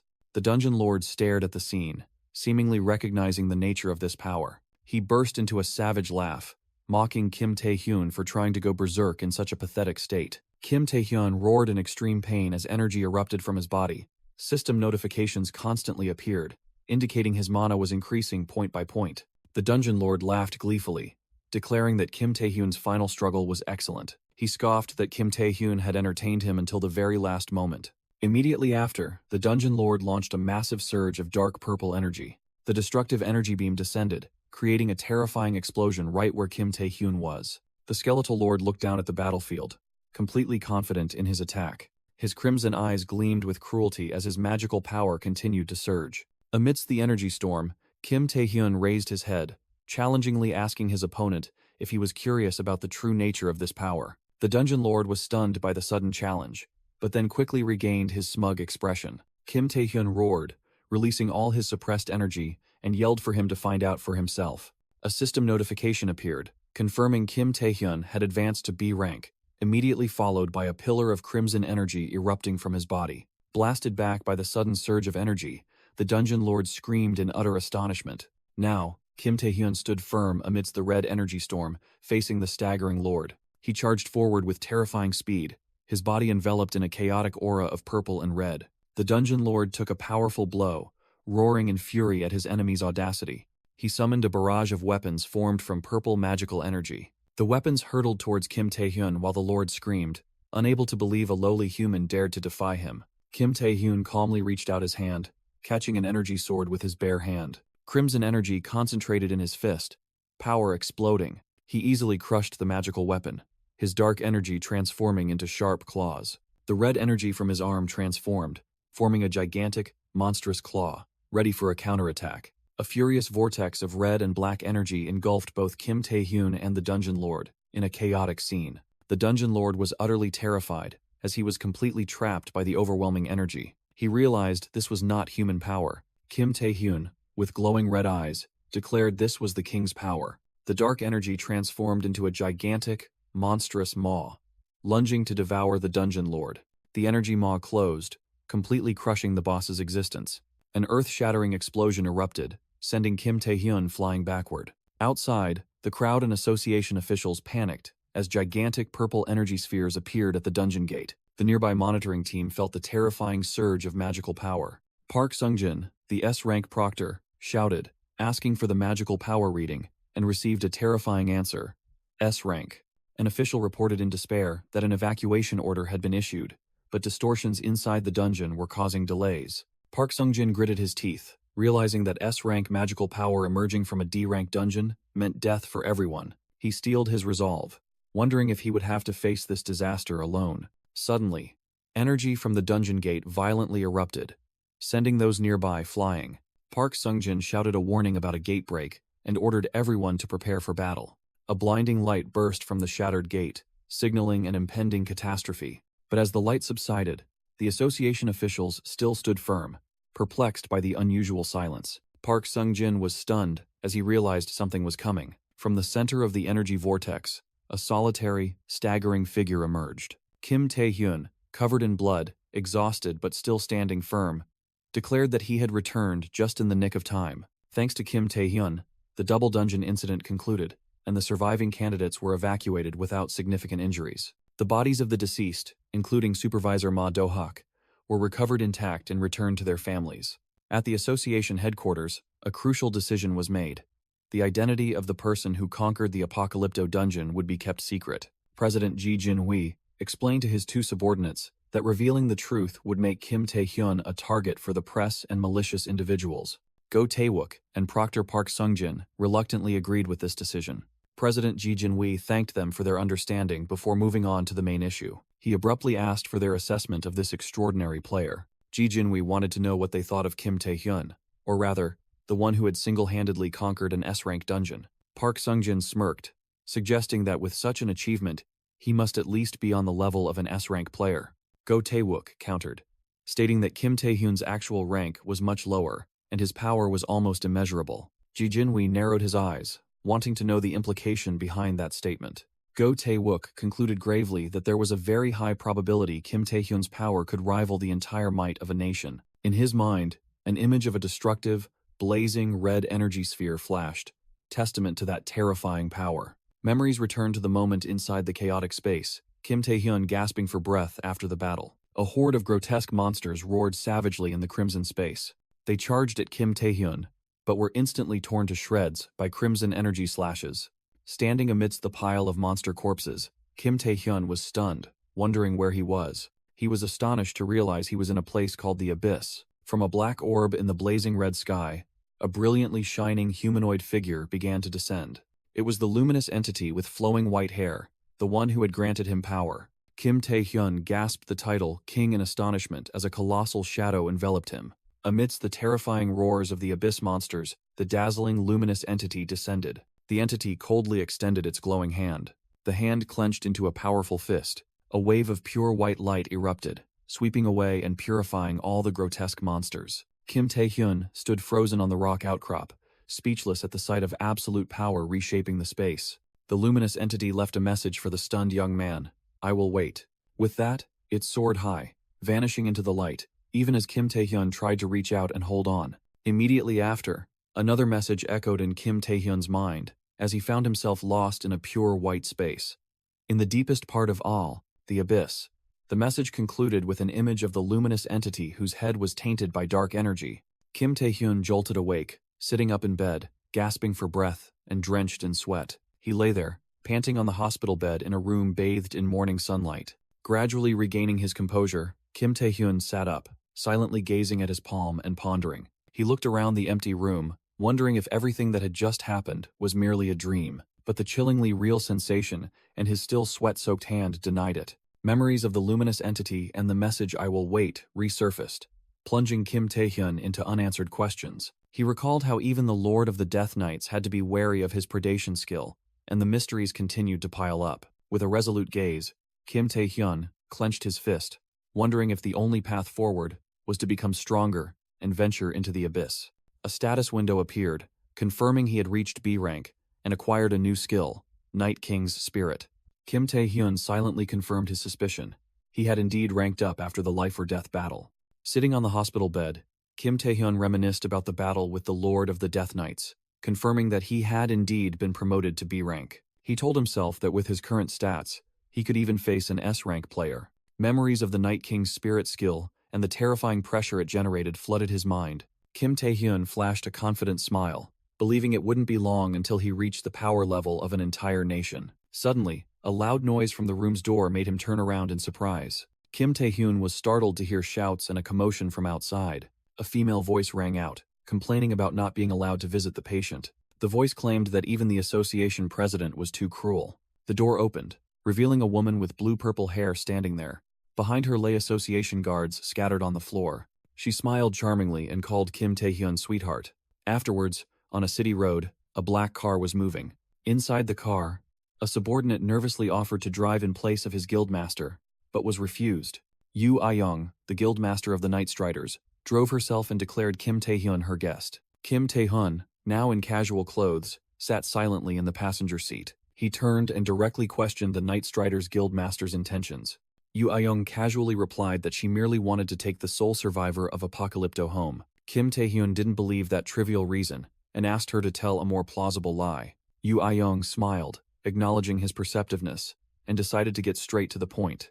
She asked if he knew what would happen in the third round of the player selection. Yu Ah-young revealed that the third round would be a survival game, but unlike before, outsiders would be allowed to watch as spectators. Yu Ah-young warned that once Kim Tae-hyun's power became public, all the guilds would begin to covet him. She emphasized his unique position, a low-rank awakener who had conquered an S-rank dungeon. Before that could happen, Yu Ah-young decided to make an offer she believed he couldn't refuse, hinting at money and fame. She extended her hand, formally inviting Kim Tae-hyun to join the Nightwalkers Guild and promising him anything he desired. Kim Tae-hyun silently gazed at the outstretched hand, offering no reply. Yu Ah-young's eyes gleamed with confidence, awaiting his obvious answer. Meanwhile, Kim Tae-hyun's gaze remained calm, as if he had already made his decision. Sitting beside her, Yu Ah-young's subordinate was sweating profusely from extreme tension. Breaking the silence, Kim Tae-hyun gave a short and decisive answer. Not interested. Yu Ah-young's piercing scream echoed throughout the city at dusk. The car stopped next to an old residential area. Kim Tae-hyun stepped out, thanked them, and said he would walk the rest of the way. Yu Ah-young and her subordinate rushed after him, she screaming in utter bewilderment, unable to understand why he refused. She questioned if he had clearly heard the generous terms she had offered. Kim Tae-hyun turned back, a hint of annoyance on his face at her persistence, while Yu Ah-young continued to speculate about his reasons for refusing. He calmly asked her not to misunderstand, asserting that there was no special reason. Kim Tae-hyun walked on, asking in return if the Nightwalkers Guild was truly that special. He glanced back with a challenging smile, declaring that he refused simply because he didn't want to. Yu Ah-young was utterly dumbfounded, unable to utter a word at his bluntness. Kim Tae-hyun coldly turned his back and walked away, leaving the two still stunned behind him. Kim Tae-hyun had just decisively turned his back and walked away. Suddenly, a lightning-fast hand shot out and grabbed him. Yu Ah-young had closed in from behind, forcibly restraining Kim Tae-hyun and covering his mouth. Kim Tae-hyun was astonished by the woman's sudden action. With eyes blazing with magical energy, Yu Ah-young furiously questioned Kim Tae-hyun about his actions. She couldn't comprehend why a newcomer would dare to refuse an invitation from one of the four great guilds without a reason. However, she quickly changed her demeanor, declaring that she would forgive his rudeness. Yu Ah-young even leaned in close, whispering that she genuinely liked him. Witnessing the scene, her subordinate cried out in panic, questioning why the guildmaster was attacking a candidate. The subordinate turned and yelled at Kim Tae-hyun, demanding he accept the offer since he would have to join a guild anyway. Kim Tae-hyun merely smirked, remarking that her stubbornness was just as it had always been. He continued, saying she truly lived up to her reputation as Lim Ah-hyung's sister. Yu Ah-young was stunned, unable to believe what she had just heard. Kim Tae-hyun calmly replied that he knew many things, including about the stolen name.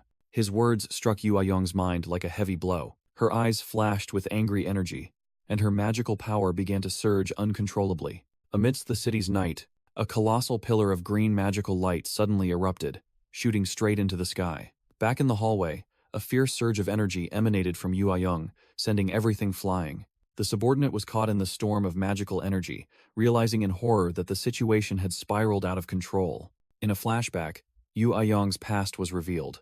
Her real name was Lim Ah-hyung, the illegitimate daughter of Yuksung Group CEO, Lim Chang-young. She was sidelined when another daughter, Lim Ah-hung, was born and usurped her rightful place. Returning to the present, Kim Tae-hyun explained that her changing her surname was a well-kept secret. Yu Ah-young roared in fury, believing Kim Tae-hyun had lost his mind to utter such nonsense. Kim Tae-hyun coldly retorted that she was the one who had started all of this. Suddenly, a spiky, dark red energy erupted from Kim Tae-hyun, easily resisting Yu Ah-young's power. His Night King's spirit skill not only blocked but also counterattacked, sending Yu Ah-young flying backward. She stumbled, wondering in horror what that power had been. Yu Ah-young couldn't believe that Kim Tae-hyun had not only withstood an S-rank player's attack but also reversed it, while he merely let out a soft sigh of relief. The red energy faded, and Kim Tae-hyun stood there with absolute confidence. Meanwhile, Yu Ah-young recoiled, sweat pouring down her face, which was filled with fear. Kim Tae-hyun decisively took a step forward. He placed one hand on the wall, cornering Yu Ah-young to her astonishment. With a smug smile, he leaned in and warned, "Let's not cross the line, Ah-hyung's sister, Miss Ah-hyung." Completely shocked, Yu Ah-young could only stammer in confusion. Her face flushed red. Her subordinate watched from a distance, unable to believe what he had just heard. The scene abruptly shifted to a colossal Roman Colosseum, where thousands of people were flocking. Inside, the stands were packed with people. This was the venue for the third round of the player selection exam. A female announcer explained that unlike the first two rounds, the third round was public and allowed spectators. On the balcony, Go Tae-wook and Park Sung-jin observed the crowd, which included industry professionals, families, and civilians. Among the audience seats, Yu Ah-young, disguised as an ordinary person, silently called out Kim Tae-hyun's name. Nearby, Tae-hyun's aunt and uncle were also present. His aunt couldn't help but worry about the intensity of the exam. Hwang Jae-young immediately stood up, confidently reassuring them that there was nothing to worry about. He enthusiastically declared that Kim Tae-hyun could defeat everyone with a single blow. A female reporter sitting nearby, Kim Gi-ja, looked bewildered by the boisterous cheering. She was under heavy pressure, telling herself that this time, she had to get a sensational scoop. In a flashback, Kim Gi-ja was scolded by her superiors because an interview with a low-rank Awakened One had been cancelled. The fear of being fired surged as she thought Kim Tae-hyun might have been eliminated early. Suddenly, another female audience member noticed that the atmosphere in the arena seemed strange. Looking down, she saw all the candidates gathered around a single person. Kim Gi-ja also noticed the anomaly and stood up to observe. The crowd of candidates was immense, ranging from high-level veterans to the promising A-rank candidate Lee Gil-san. All these powerful players were present here. However, all of them were focusing their gaze on a single person, Kim Tae-hyun. Kim Gi-ja was utterly astonished, unable to believe that everyone was teaming up to take down one person. She was stunned, wondering how strong that person must be to cause such a situation. A confident and challenging smile appeared as the announcement for the third round to begin echoed. Kim Tae-hyun faced all the candidates alone, while the organizers warned the audience about the impending impacts. When the signal to begin was given, Kim Tae-hyun smirked, ready for battle. Immediately, a female candidate unleashed a powerful energy attack, kicking off the battle. Responding to the call, a multitude of candidates simultaneously launched their strongest energy attacks towards Kim Tae-hyun. A storm of colorful skills roared, engulfing the arena in a terrifying explosion. Amidst the chaos, a panicked candidate screamed, reminding everyone that Kim Tae-hyun had single-handedly defeated two S-rankers and had to be eliminated immediately. Aware of the threat, the other candidates poured all their strength, determined to defeat Kim Tae-hyun before he annihilated all of them. However, in the eye of the storm, Kim Tae-hyun stood firm, his eyes glowing red as he faced the barrage of attacks. A surge of invisible pressure suddenly emanated from Kim Tae-hyun, making the attackers scream in agony as their bodies contorted. Kim Tae-hyun smiled confidently, activating his stone skin skill, which hardened his fists like diamonds. He He charged forward, delivering a devastating punch that created a shocking explosion. An armored candidate couldn't react in time, taking the full force of the punch to the chest and being sent flying. The shockwave from Kim Tae-hyun's attack swept across the entire arena, sending a multitude of candidates flying into the air. In just a moment, the ground was littered with defeated bodies, lying motionless amidst the rubble. Kim Tae-hyun stood in the middle of the battlefield, a satisfied smile on his face, despite a small scratch on his cheek. Suddenly, he felt a strange vibration and looked down, discovering a green crystal sprouting from the ground. The crystal shattered, shooting out eerie green roots at an astonishing speed. Kim Tae-hyun was suddenly bound tightly by the roots, unable to move. From the shadows, Lee Gil-san emerged, mocking Kim Tae-hyun upon seeing him trapped. He gleefully declared that carelessness was Kim Tae-hyun's fatal mistake, no matter how strong he was. Lee Gil-san smugly introduced himself as an A-rank prodigy and claimed to be the ultimate victor of the exam. But the moment he finished speaking, Kim Tae-hyun easily broke free from the chains, kicking the astonished Lee Gil-san directly on the head. Lee Gil-san let out a pathetic scream as the necklace around his neck shattered, crushed under absolute power. Amidst the fragments of the plant skill, Kim Tae-hyun stood tall, calling out for the next challenger. Standing over Lee Gil-san's unconscious body, he terrified the remaining candidates. One of them screamed, urging everyone to attack together to wear down the monster before them. In response, Kim Tae-hyun merely smirked, arrogantly gesturing for them to charge. He silently activated his ultimate skill, Night King's Spirit. A group of brave candidates charged forward, led by one with fists glowing with red energy. That person unleashed a full power punch, aimed directly at Kim Tae-hyun. But immediately, that person's expression changed from determination to utter astonishment. A gigantic spectral entity of a skeletal knight appeared from thin air, blocking all attacks with a terrifying surge of dark energy. The Night King roared resoundingly, its power engulfing the entire arena. The attackers were immediately struck down, lying scattered across the arena floor, groaning in pain. In the stands, Kim Tae-hyun's family was speechless, horrified by the scene of destruction. The female reporter Kim Gi-ja screamed loudly, while Proctor Park Seung-jin and Lee Jung-jae were also stunned into silence. Kim Tae-hyun's hand emitted a surge of dark aura, showing his complete control over the terrifying entity. Amidst the panicked audience, a purple-haired woman calmly sat eating popcorn. But immediately after, that very person also sprang up in horror, calling Kim Tae-hyun insane for unleashing such power in a crowded place. A whirlwind of energy and dust swept across the entire arena, knocking out all remaining candidates.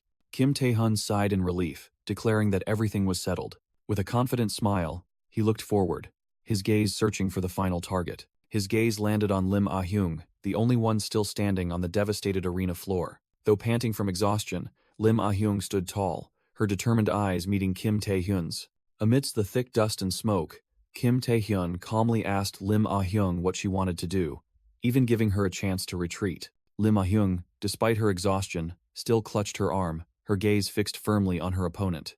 With a provocative smile, Kim Tae-hyun asked if she wanted to repeat her crushing defeat from the first round. Provoked, Lim Ah-hyung gritted her teeth, her face flushed with anger and determination. A cold aura erupted from her body, as ice crystals began to form in the air. The icy energy converged into a sharp torrent, roaring as it surged forward. In the blink of an eye, the entire arena was enveloped in a giant ice dome, trapping both of them inside. Standing at the heart of the blizzard, Kim Tae-hyun smirked, wondering if this was just a repeat of an old trick. Lim Ah-hyung retorted that he should worry about himself instead, while summoning a colossal ice greatsword. With eyes blazing with energy, she roared that this time, the outcome would not be the same. Kim Tae-hyun merely replied with a confident question, "Are you sure?" Instantly, the sturdy ice dome began to crack and shatter into pieces. Lim Ah-hyung's greatsword also crumbled before it could even touch her opponent. A ribbon of dark energy coiled in the air, shooting towards her like lightning. The energy ribbon bound Lim Ah-hyung tightly, completely incapacitating her in an instant. She collapsed onto the cold arena floor, completely unconscious. Lim Ah-hyung lay motionless amidst the shattered ice, the battle truly over. Kim Tae-hyun let out a sigh of relief, looking down at his hand after the intense confrontation. He smiled, admitting that, as expected, Lim Ah-hyung was still the toughest opponent. An announcement echoed throughout the arena, declaring the selection exam concluded and the top scorer to be contestant number 920, Kim Tae-hyun. On the desk, the rewards for the top scorer of the exam were laid out, including a dagger, a certificate, and a trophy. In a luxurious office, Association President Ji Jinhui congratulated Kim Tae-hyun on officially becoming an S-rank player. Ji Jinhui laughed heartily, admitting he hadn't expected Kim Tae-hyun to clear the third round alone, but then conceded it was fitting for someone who had conquered Apocalypto. Kim Tae-hyun humbly replied that he was simply lucky, his hand fiddling with the newly acquired dagger. Ji Jinhui silently observed the young man opposite him with a thoughtful expression. After a moment of silence, Ji Jinhui called out Kim Tae-hyun's name. He got straight to the point, extending an invitation for him to join the new Korean Players Association. Kim Tae-hyun froze, his eyes wide at the unexpected offer. He silently replayed the invitation, trying to grasp the powerful president's intentions. Ji Jinhui waited patiently, his sharp gaze never leaving Kim Tae-hyun. In his mind, Kim Tae-hyun looked at the trophy and told himself that everything had truly changed so much. He recalled the top players, realizing that he, once an unknown, was now being recruited by the biggest powers. This invitation came from Ji Jinhui himself, the head of the association, an unimaginable honor. A subtle smile formed on Kim Tae-hyun's lips as he realized how unpredictable this world was. However, after some consideration, he had made his own decision. Kim Tae-hyun boldly declared his refusal of the offer, leaving Ji Jinhui utterly stunned. The president slammed the table and stood up, pressing for a reason. But Kim Tae-hyun calmly replied that there was no particular reason. He calmly took a sip of tea, continuing his explanation. Kim Tae-hyun believed that operating alone would be more effective than joining any organization. Upon hearing this, Ji Jinhui straightened up, accepting his decision with an apology for not being able to help. Ji Jinhui burst out laughing at Kim Tae-hyun's confidence. He leaned back in his chair, erupting in hearty laughter. Meanwhile, Kim Tae-hyun calmly took a sip of his drink, a faint smile on his face. After calming down, Ji Jinhui acknowledged Kim Tae-hyun's confidence and accepted his decision to operate independently. However, he immediately proposed another option, piquing Kim Tae-hyun's curiosity. With a knowing smile, Ji Jinhui prepared to extend his invitation. He asked if Kim Tae-hyun was interested in participating in the Asian exhibition games, as the images of other top players flashed through his mind. It was an event where heroes confronted the fiercest monsters, a relentless hunt, much like what Kim Tae-hyun had endured to survive. At the same time, in another dungeon, a mysterious white-haired player sighed in relief after clearing out a swarm of insectoid monsters. The person stood before the warp gate, confirming that the mission was complete. Returning from the meeting, Kim Tae-hyun pondered the offer to participate in the games. This was a grand stage, where 5 representatives from each Asian nation were chosen to hunt monsters and criminals. To be selected, players had to accumulate merit points by contributing to their nation. Ji Jinhui believed this was a worthy goal for Kim Tae-hyun, but he knew this path would not be easy. He realized he had only just begun, and to catch up with those ahead, he had to face much stronger enemies. Meanwhile, the white-haired player was also at a standstill, feeling that clearing ordinary dungeons no longer helped them progress. With a determined gaze, the person told themselves they had no choice but to venture into danger. The person resolutely stepped towards the gate, accepting that they had to go there. The person's destination appeared, an ancient, gloomy, and ominous mansion under the cover of night. Inside the mansion, a horrifying scene unfolded as a guard was torn apart by a stream of crimson energy. Lee Jung-soo, in a fit of rage, grabbed another subordinate by the collar, lifting him into the air amidst the rubble. He growled, ignoring his subordinate's pleas, wondering why he should calm down. Resentment boiled as Lee Jung-soo thought of his son still hospitalized, while the culprit was advancing to become an S-rank player. Unable to restrain himself, he roared and unleashed his full power, blowing away all the surrounding subordinates.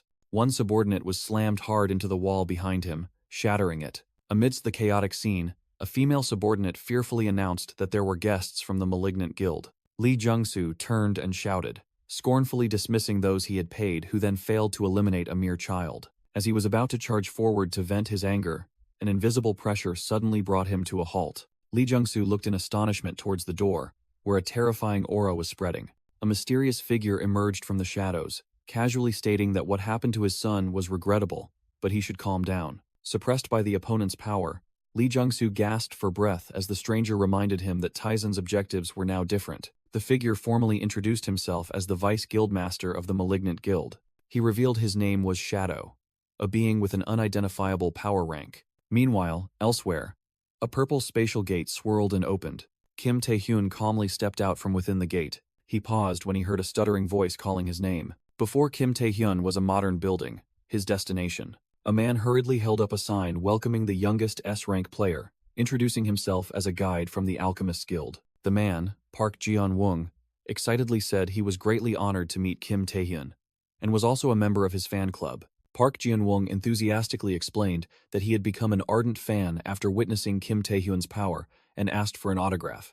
Meanwhile, the narration introduced East Point, Asia's grand and unique auction district, boasting countless superior advantages. Park Ji-won proudly showed off Kim Tae-hyun's autograph right on his forehead, declaring that security was this place's strongest point. He explained that guards from major guilds like his played a crucial role in ensuring the safety of the auction. However, the core element of the security system was that the coordinates of the teleportation point constantly changed, making it impossible for anyone to illegally infiltrate. Park Ji-won laughed heartily, asserting that was why East Point had never experienced a security incident in decades, and Kim Tae-hyun secretly agreed. However, Kim Tae-hyun's expression suddenly turned serious, for he knew a horrifying truth that no one else knew. He knew in advance that today, an S-rank villain's terrorist attack would turn this place into a sea of fire. On stage, the auctioneer spoke with excitement, announcing that the most important event was about to begin. She introduced the pinnacle item of the auction, the Phoenix Potion, a rare treasure. While the auctioneer explained the potion's effects, Kim Tae-hyun silently observed everything from the upper floor balcony. He secretly calculated that the only thing to do was wait for the attack, eliminate the villain, and earn merit points. The only problem was that he had absolutely no detailed information about the upcoming attack. Memories from his past life only told him that the perpetrator was Narendra Nehru, and the damage it caused was catastrophic. Kim Tae-hyun turned to ask Park Ji-won, who was happily bringing 2 ice creams, about the identity of the person who stopped that disaster. He directly asked who the security chief here was, making Park Ji-won, who was eating ice cream, jump in surprise. Park Ji-won stammered, asking why, but Kim Tae-hyun calmly replied that he had a question, making the other man even more confused. Suddenly, a clear voice rang out from behind, interrupting their conversation. A group of people in white uniforms approached, and the voice introduced their leader as the 12th and youngest S-rank player of New Korea. Both the group in white uniforms and another group of officials in suits stopped, their gazes fixed on Kim Tae-hyun. A long-haired, gray-haired man, followed by an entourage, walked confidently towards Kim Tae-hyun and Park Ji-won. The stranger smiled, declaring that he had finally found Kim Tae-hyun. He was Isaki Ryohei, Japan's S-rank player with the alias The Devil, and also East Point's security chief. Park Ji-won recognized Isaki Ryohei and hurriedly explained his identity to Kim Tae-hyun. With a worried expression, Park Ji-won whispered a warning to Kim Tae-hyun to be extremely careful. He revealed that Isaki Ryohei was a ruthless individual, willing to stab his own teammates in the back for personal gain, true to his alias, The Devil. Isaki Ryohei approached, saying he had heard of an extraordinary genius from New Korea but never expected to meet him in person, then extended his hand. Kim Tae-hyun silently looked at the opponent's outstretched hand.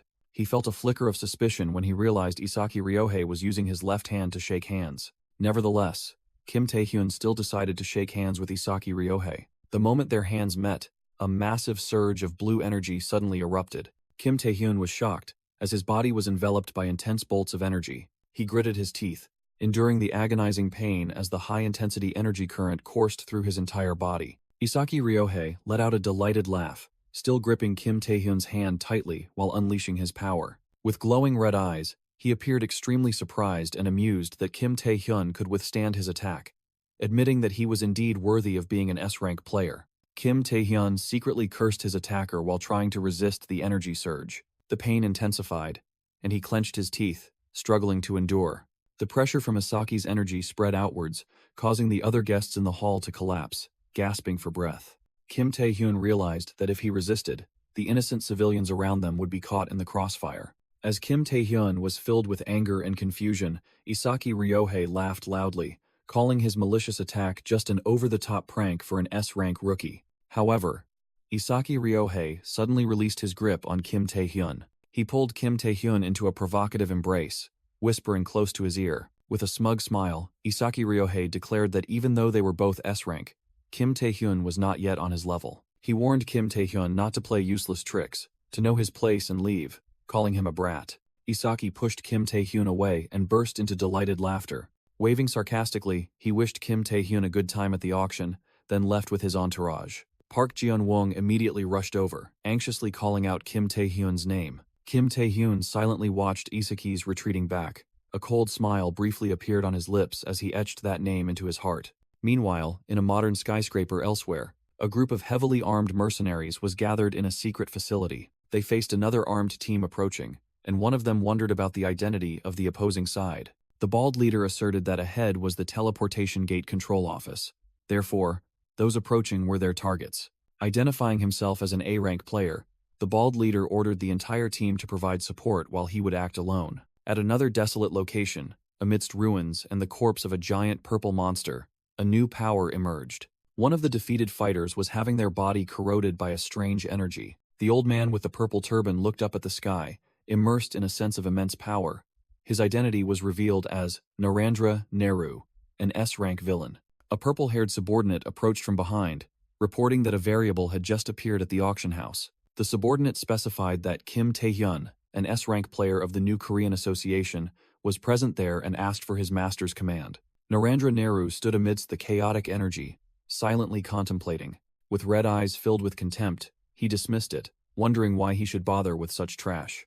The purple-haired subordinate led an army wearing skull masks, declaring that Narendra Nehru had arrived. A mysterious voice echoed, asserting that no one could escape the divine revelation, as the East Point building stood tall amidst the sea. Immediately, a missile flew in and crashed into the building, causing a terrifying explosion.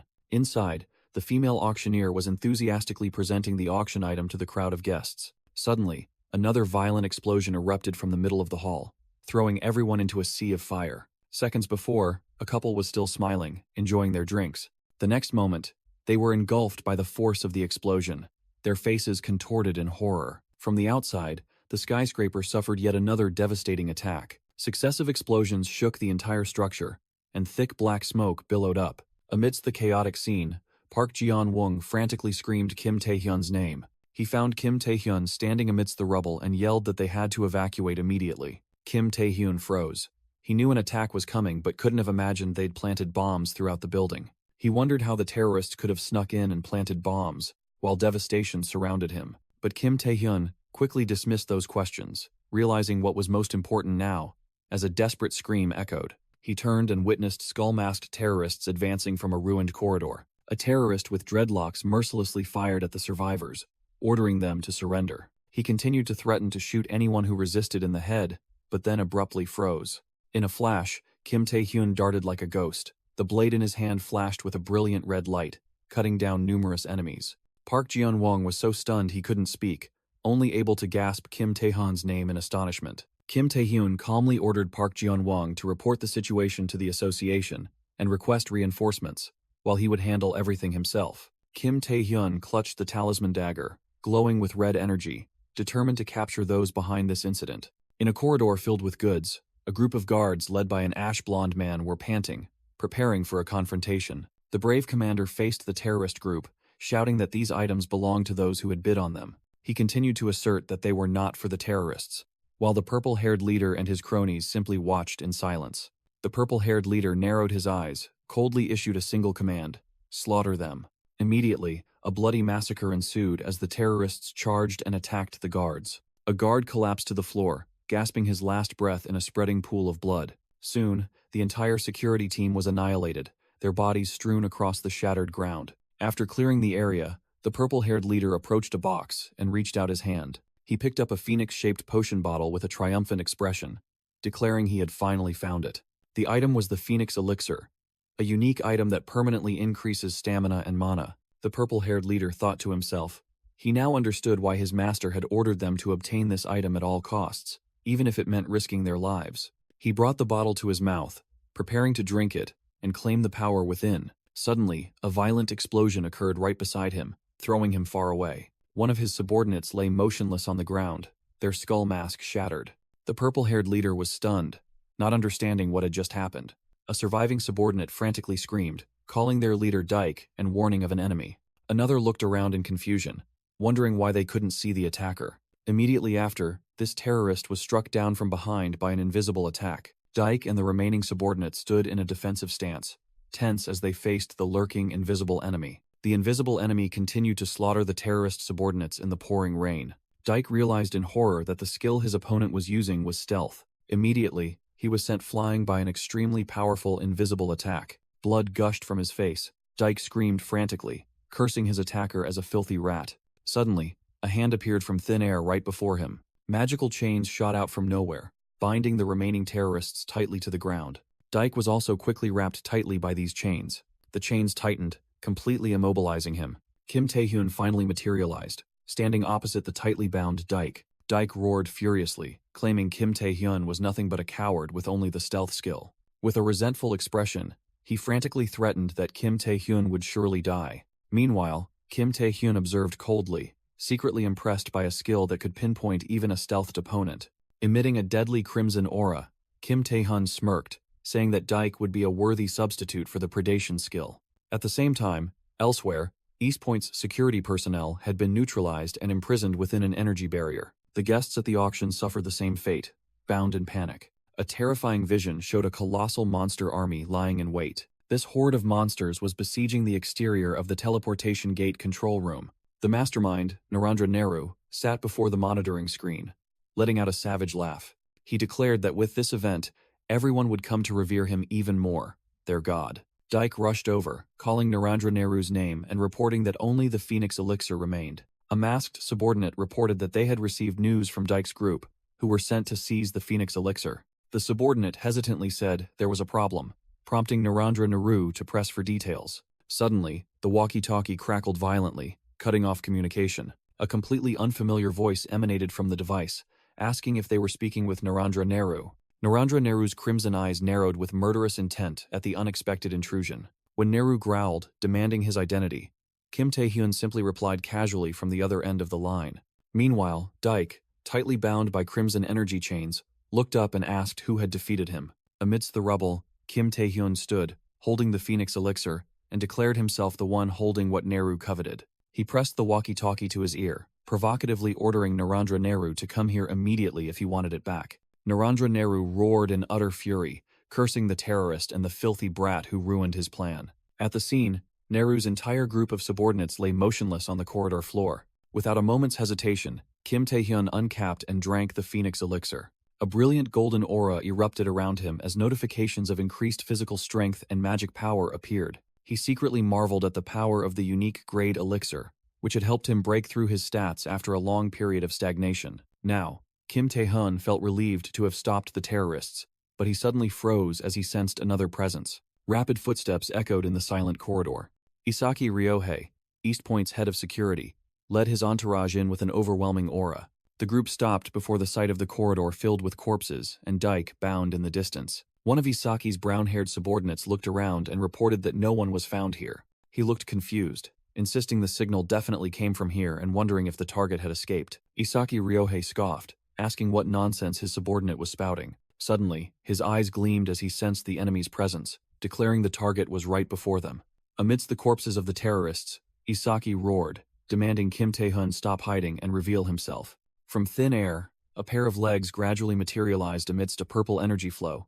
Kim Tae-hyun wondered why he had been detected. He fully appeared with a smug smile, asserting his stealth skill was perfect. Now, Kim Tae-hyun alone faced Isaki and his entire entourage. Isaki narrowed his eyes, asking what an S-rank player like Kim Tae-hyun was doing here. Kim Tae-hyun replied sarcastically, suggesting that a head of security like Isaki should be busy dealing with the aftermath of the terrorist attack. Isaki sneered, revealing that he was here because he was looking for something. Kim Tae-hyun's gaze sharpened. He began to piece together the events. He sighed, admitting that he had felt something was off from the beginning. He recalled the absurdity of the formidable security team being unable to find the bombs planted everywhere. Furthermore, the fact that terrorists could easily infiltrate a high-security zone like East Point was abnormal. Kim Tae-hyun looked directly at Isaki, asserting that they definitely had an inside man. He reached his final conclusion, exposing that no one would have suspected the spy was none other than the head of security. Isaki's face darkened. Golden energy erupted around him as he growled, saying he had warned Kim Tae-hyun not to interfere with his business. At his command, Isaki's entourage immediately charged to attack. However, a mysterious white-haired figure suddenly appeared, drawing a razor-sharp dagger. The white-haired player lunged and blocked Isaki's katana with a deafening clang of metal. Isaki roared frantically, forcing his weapon against his opponent and yelling a demand to hand it over. Kim Tae-hyun smirked provocatively, growling a challenge for his opponent to try and take what he desired like a true villain. A fierce wave of energy erupted from the clash between Kim Tae-hyun and Isaki Ryohei, sending the surrounding subordinates flying. Suddenly, a vortex of crimson energy swirled up from the ground, sucking the panicked guards into its core. The vortex's power cracked the floor into large fragments. Inside the swirl, 2 precious metal briefcases floated, the very objective of the battle. A purple-haired security captain shouted, warning his comrades not to act rashly, as this was a battle between S ranks. He turned pale, reminding everyone that Isaki Ryohei was known as the Devil, and anyone who interfered would be torn to shreds. Meanwhile, in another corner, the white-haired player glided like a ghost, swiftly taking down 2 guards. Blocking a surprise attack, he realized a horrifying truth about his opponent. He was astonished to learn that unlike himself, who could only predict positions through killing intent and sound, this black-haired assassin could actually see him even while he was in stealth. 2 blades clashed, flashing with dazzling light. The black-haired assassin was stunned as he was pushed back by his opponent's superior strength. The white-haired player gave him no chance, unleashing a decisive slash that tore through his opponent's chest. The black-haired assassin let out a miserable shriek as fresh blood spurted from the wound. Collapsing to the floor, he wondered in shock why there was such a terrifying disparity in stealth proficiency. Suddenly, Isaki's subordinates screamed in terror as they looked up at the ceiling. Kim Tae-hyun was descending like a meteor, his right arm enveloped in dark energy, telling himself this opponent wasn't worth using his predation skill on. Below, the subordinates shrieked as an invisible pressure crushed them, and the 2 briefcases were drawn towards Kim Tae-hyun. Kim Tae-hyun's arm had completely transformed into a giant stone fist, glowing with destructive energy, ready to end everything. The surrounding air cracked under immense pressure as Kim Tae-hyun's skill mercilessly sent Isaki Ryohei's subordinates flying. One of them slammed hard onto the ground, fresh blood spurting from his mouth, amidst a desperate scream of pain.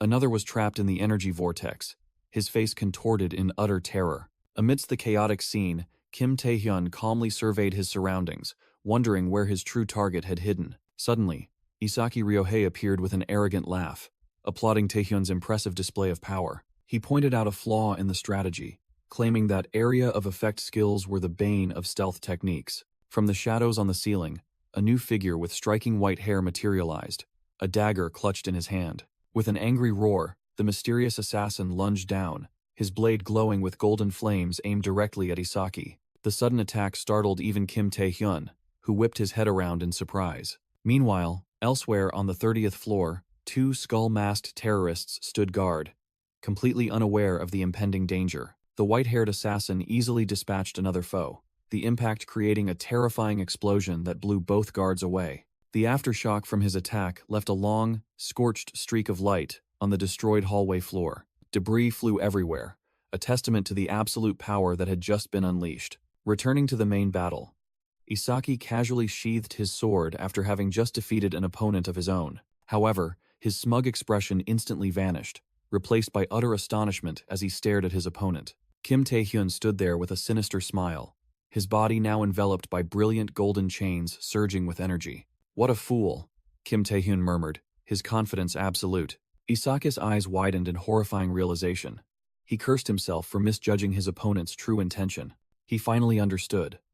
The area of effect skill wasn't meant to find him, but to trap him within the range of this inescapable binding art. Bound tightly by the brilliant golden chains, Isaki Ryohei roared in fury, straining against them in vain. He frantically screamed at his foe, his face contorted by hatred. His fists clenched white, held fast by the chains, symbolizing a resistance effort that had utterly failed. In an instant, the power of the chains erupted, sweeping away Isaki and all his subordinates. As the dust settled, the ground cracked open, leaving a deep vortex of dark energy, a testament to the destructive power that had just been unleashed. Kim Tae-hyun stood there, coldly looking down at Isaki Ryohei and his subordinates, kneeling, bound tightly by shackles like criminals. The subordinates, including the purple-haired security captain, could only stare with dazed expressions and utter terror. East Point's entire elite security team was now completely neutralized, bound in helplessness. Despite being wounded and shackled, Isaki Ryohei still gasped for breath, his eyes blazing with undiminished hatred. He lifted his head, roaring the name of his vanquisher in utter resentment. Kim Tae-hyun only sneered, mocking the greed of an S-rank player. Stung by the insult, Isaki screamed in despair, cursing Kim Tae-hyun's interference for ruining his plans. Without warning, Kim Tae-hyun stomped his heel directly onto Isaki's face, mercilessly cutting off his words. He kicked Isaki away like a discarded object, coldly remarking that he was just a noisy criminal. The purple-haired security captain frantically called out his leader's name, worried about his condition after the brutal attack. With a serious expression, Kim Tae-hyun ordered the defeated foe, reveal information about Narendra Nehru. He confidently asserted that the world's associations must have already received calls for reinforcements, and Isaki's faction was doomed. Hearing the words reinforcements, Isaki, lying motionless, suddenly let out a mysterious and mocking laugh. Kim Tae-hyun froze at that reaction, confused as his opponent called him a naive child who knew nothing. Elsewhere, a man rushed towards a high-level security door. He burst straight into a state-of-the-art control room. Inside, Association President Ji Jinhui and a long-haired subordinate were analyzing the tense situation. The room was chaotic, with staff lying scattered, as another figure rushed in from the brightly lit doorway. The newcomer, drenched in sweat, frantically shouted about reinforcements. It was Seo Songjik, the S-rank guild master of the Alchemists Guild, desperately questioning about the rescue force for East Point. He pointed at the 3D map, worried that not only goods but countless association VIPs were also trapped, and the villains were about to win. Ji Jinhui calmly reassured him, stating they had formed a reserve force as soon as the news of the terrorist attack broke. That force was a group of elite players led by Park Sungjin, another S-rank player. So Sunggik was still worried, insisting on knowing why they hadn't departed and offering help from his guild, but Ji Jinhui dismissed him. With a grim expression, Ji Jinhui declared a harsh truth. There was no way to get there. The long-haired subordinate explained to a stunned Seo Songjik that the terrorists had taken over the control room and blocked all of East Point's warp gates. So Songjik was horrified by the news about the warp gates, but the subordinate tried to reassure him. He confidently asserted that 2 S-rank players were on site, Kim Tae-hyun and a mysterious swordsman, while the terrorist side only had one, Narendra Nehru. He believed that the 2 of them could hold out, or even defeat Narendra Nehru, until the warp gates were reconnected. But a cold voice rang out, stating that would only be the case if the opponent were just an ordinary S-rank player. Seo Songjik and the subordinate turned around, astonished to see a woman who had just entered the room. That person was Yu Ayong, the guildmaster of the Nightwalkers. Meanwhile, at the ruined East Point, Kim Tae-hyun stood tall, looking down at Isaki Ryohei and all of his subordinates, all of whom had been defeated and bound in chains. Bound tightly, Isaki Ryohei still smirked, asking Kim Tae-hyun about the contract with the devil skill. Kim Tae-hyun realized it was Narendra Nehru's worst skill. Isaki explained that by offering sacrifices, Nehru could summon powerful monsters. Kim Tae-hyun was horrified as he realized the true meaning of the sacrifices. With a sinister smile, Isaki confirmed the worst. In the control room, Yu Ayong coldly asserted that the sacrifices were human. Meanwhile, So Songjik and a subordinate frantically reported the situation to Ji Jinhui. The association president was also stunned by the shocking news. The subordinate explained that Narendra Nehru, a notorious S-rank terrorist, was holding hundreds of hostages. So Songjik cried out in horror, imagining Nehru sacrificing 100 people to summon monsters. Yu Ayong affirmed unequivocally. She said that action would undoubtedly cause a horrific catastrophe. Kim Tae-hyun gritted his teeth in fury, calling them a bunch of lunatics. Isaki burst out laughing, mocking that even though Tae-hyun had defeated him, he would never defeat Narendra Nehru. He offered a cruel choice: beg for his life and watch the hostages be sacrificed, or rush into a hopeless battle and die miserably. Without a word in response, Kim Tae-hyun lunged, delivering a fiery punch to the face of a maniacally laughing Isaki. The East Point building stood tall amidst the ocean, bathed in the blood-red glow of the sunset. Inside, Narendra Nehru stood high above, looking down at hundreds of hostages and the horde of monsters waiting above them. A masked subordinate reported to Narendra Nehru that Isaki Ryohei had been defeated. He continued, stating that the whereabouts of the victor Kim Tae-hyun and the Phoenix Potion were unknown, then requested further instructions. Narendra Nehru sneered, believing Kim Tae-hyun dared not confront him directly and could only hide and wait for reinforcements from the association. However, the old man had no intention of waiting.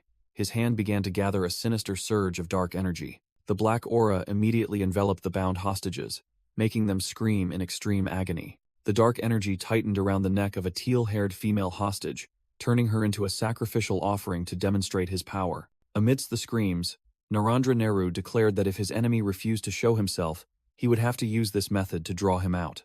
The old man growled his command, focusing the full torment on the writhing victim. With a malicious expression, Narendra Nehru declared it was time to begin the festival of offerings to their god. Suddenly, he startled, looking up as an unexpected event occurred. The entire area plunged into darkness, leaving the hostages bewildered, wondering if it was a power outage. Even Nehru's subordinates were in chaos, shouting that they couldn't see anything in the sudden darkness. In the midst of the night, Narendra Nehru's glowing red eyes flashed with vigilance. Horrified, he realized the sacrifices he was holding had vanished in an instant. From the darkness, a blue-haired stranger suddenly appeared, whipping golden chains towards Narendra Nehru. The magical chains quickly wrapped tightly around the old man's muscular body, completely incapacitating him. Narendra Nehru's eyes were wide with astonishment at the overwhelming power of the chains tightening around him. The blue-haired hero yanked the chains, pulling the massive villain from his position. Bound tightly, Narendra Nehru gritted his teeth and roared as the chains dug deep into his flesh. The blue-haired hero tightened the shackles, confidently declaring he had captured his opponent. Unexpectedly, a gigantic python slithered out from Narendra Nehru's turban. The fiery monster roared, radiating terrifying heat. The blue-haired hero was stunned, unable to believe this sudden counterattack. From Narendra Nehru's body, countless fiery snakeheads erupted violently, tearing apart the chains binding him. An earth-shattering explosion engulfed the entire area in a sea of flames. Amidst the rubble, Kim Tae-hyun appeared, surprised to realize Narendra Nehru still concealed a monster on his head. He wondered what kind of enemy stood before him. The bound hostages nearby recognized Kim Tae-hyun, their eyes gleaming with hope as they called out to him. They screamed, pleading to be rescued from the villains and promising a generous reward. However, Kim Tae-hyun coldly declared that they were all in the way. He swung his arm, flinging all the hostages aside amidst their horrified screams. The scene changed. Kim Tae-hyun now stood alone, facing an arena teeming with abyss monsters. A powerful surge of energy swept through, cleanly annihilating a group of monsters. Earth monsters rose from the ground, charging towards him. Sharp red energy slashes tore them to shreds. Kim Tae-hyun soared into the air, unleashing a storm of chains and purple energy down upon the monsters. A giant hand of dark energy was summoned. The demonic hand delivered a fatal blow, crushing all that remained in a vortex of destruction. The monsters shrieked in pain as they were crushed by a surge of dark energy. Even the largest creatures could not escape their fate of destruction, screaming miserably. The final shriek of a multi-eyed monster echoed before it completely vanished. Kim Tae-hyun was stunned as a whole new horde of red-winged monsters surged out from the darkness. He exclaimed in astonishment, the sword in his hand vibrating violently under the immense pressure. Narendra Nehru sneered as a magical explosion swept everything away, mocking his opponent as a fool. Amidst the sea of flames, he smugly declared that the monsters summoned from the contract with the devil were on a completely different level. He explained that these creatures were under his control, and they immediately besieged Kim Tae-hyun. Enhanced by Nehru's magic, the monsters became stronger and more resilient, cornering Kim Tae-hyun. A giant monster delivered a devastating blow, slamming Kim Tae-hyun onto the shattered ground. Lying motionless amidst the rubble, Kim Tae-hyun heard the taunt that defeating Ryohei meant nothing. Narendra Nehru looked down cruelly, warning that opposing him was like opposing the will of the gods. From a distance, the bound hostages watched in horror as Kim Tae-hyun was overwhelmed by the monsters. They were in utter panic, unable to believe their hero was being defeated so easily. A young hostage angrily yelled, questioning why the one they called for help seemed so weak, but another voice interrupted. A calm elderly man told everyone to look closely, because the truth was not what they thought. He explained that it was thanks to Kim Tae-hyun that the monsters completely disregarded the hostages' existence. Despite being overwhelmed and covered in injuries, he still fought resiliently, determined not to let a single monster pass. The hostages fell silent, finally realizing that Kim Tae-hyun was using his own body as a living shield to protect them. The elderly hostage was stunned to realize that Kim Tae-hyun's previous act of flinging them away was actually to evacuate them to safety. Another hostage, with tears in his eyes, bitterly admitted that from the very beginning, Kim Tae-hyun had only single-mindedly thought of saving all of them. Meanwhile, Kim Tae-hyun, covered in injuries, still frantically plunged into battle. The revealed truth ignited hope. The hostages unanimously cheered, placing their full trust in their hero. Reinvigorated, Kim Tae-hyun swung energy chains, forming a fierce attack. Two hideous monsters, struck by the chains, shrieked in agony. He plunged down from above, using his own weight and the chains to crush the monsters. However, seemingly exhausted, Kim Tae-hyun yelled out in anger and helplessness. The hostages were stunned, not understanding why he suddenly reacted that way. Narendra Nehru merely smirked, observing his opponent's change with interest. Kim Tae-hyun unexpectedly complained that the hostages were too much of a hindrance and the monsters were endless, declaring he couldn't continue. Hearing those desperate words, the hostages screamed his name in horror, believing he was about to give up. Narendra Nehru burst into delighted laughter, mockingly asking if Kim Tae-hyun was finally surrendering, but it was all an act. Kim Tae-hyun snapped his head up, his sharp eyes glaring as he roared a name. "Player Park Ji-won. Finish this quickly." Narendra Neru's smile froze, his glowing red eyes narrowing in extreme astonishment. Immediately, a brilliant blue gate opened behind him, and a strange figure stepped out. Park Ji-won appeared, energy surging from his hands. He wondered who that enemy was and where he came from. With resolute eyes, he loudly apologized for making Kim Tae-hyun wait and declared it was time to act. Amidst the rubble, Isaki Ryohei lay unconscious, bound tightly by thorny chains, a testament to his complete defeat. Park Ji-won, having just arrived, was utterly horrified by the chaotic scene before him. He frantically asked, and Kim Tae-hyun quickly revealed a shocking truth. The security team had colluded with the terrorists. Brushing aside his shock, Kim Tae-hyun stated that it wasn't the most pressing issue at the moment. He explained that the teleportation gate control room was likely now overrun with monsters summoned by someone named Opid Oro. For Kim Tae-hyun, fighting the villains was not the biggest challenge. The real danger was that the hostages could be caught in the crossfire if the monsters were not controlled. Therefore, he turned to Park Ji-won and declared that he needed his comrade's special skill. Hearing the words gate manipulation, Park Ji-won was stunned, unable to believe he was entrusted with such a task. He hesitated, believing it was impossible to connect a gate to the association without precise coordinates. But Kim Tae-hyun merely smirked confidently, asserting that didn't matter, because his only goal at that moment was to remove all the monsters from here. Immediately, Park Ji-won released his energy, and blue gates began to form. A gigantic energy vortex opened in the middle of the battlefield, forming a massive teleportation gate. The monsters screamed in despair as an irresistible pull dragged them towards the gate. One by one, the monstrous army was sucked into the vortex and vanished within the chaotic energy current. Narendra Nehru stared up in shock, unable to comprehend what was happening to his army. He roared in utter rage and bewilderment at the turn of events that defied all expectations. The entire horde of monsters was sucked into an energy black hole, clearing the battlefield in the blink of an eye. Park Ji-won stood amidst the rubble, secretly astonished that the seemingly absurd plan had succeeded. He couldn't believe that Kim Tae-hyun had actually pulled it off. A red brown-haired hostage cheered joyfully, believing victory was within reach with only Opid Oro and his cronies remaining. However, Kim Tae-hyun, his face covered in blood, roared out Park Ji-won's name. He ordered Park Ji-won that his role was over, and he was to immediately take the hostages and leave, leaving Park Ji-won stunned. Park Ji-won frantically protested, insisting he would stay and fight alongside Kim Tae-hyun. Kim Tae-hyun resolutely refused, explaining that the opponent was an S-rank player just like him. He stomped his foot down, showing his unyielding resolve. Facing Narendra Nehru, Kim Tae-hyun told himself that in this battle, he couldn't protect anyone. Narendra Nehru roared with furious indignation, calling out Kim Tae-hyun by name. Kim Tae-hyun, with blazing chains wrapped around his hands, calmly responded to his challenge. Park Ji-won gritted his teeth, pained by his comrade's decision. Finally, he shouted, signaling to the panicked hostages to follow him to escape. Kim Tae-hyun glanced at the evacuating group, thinking to himself that the hostage situation was resolved. He turned back, his sharp gaze fully focused on the only remaining enemy. Kim Tae-hyun shot forward, dodging the attack of a summoned fiery serpent amidst a sea of flames. He swung his blazing red chains, preparing for a direct assault. The battle erupted, Kim Tae-hyun moving like a ghost amidst Narendra Nehru's attacks.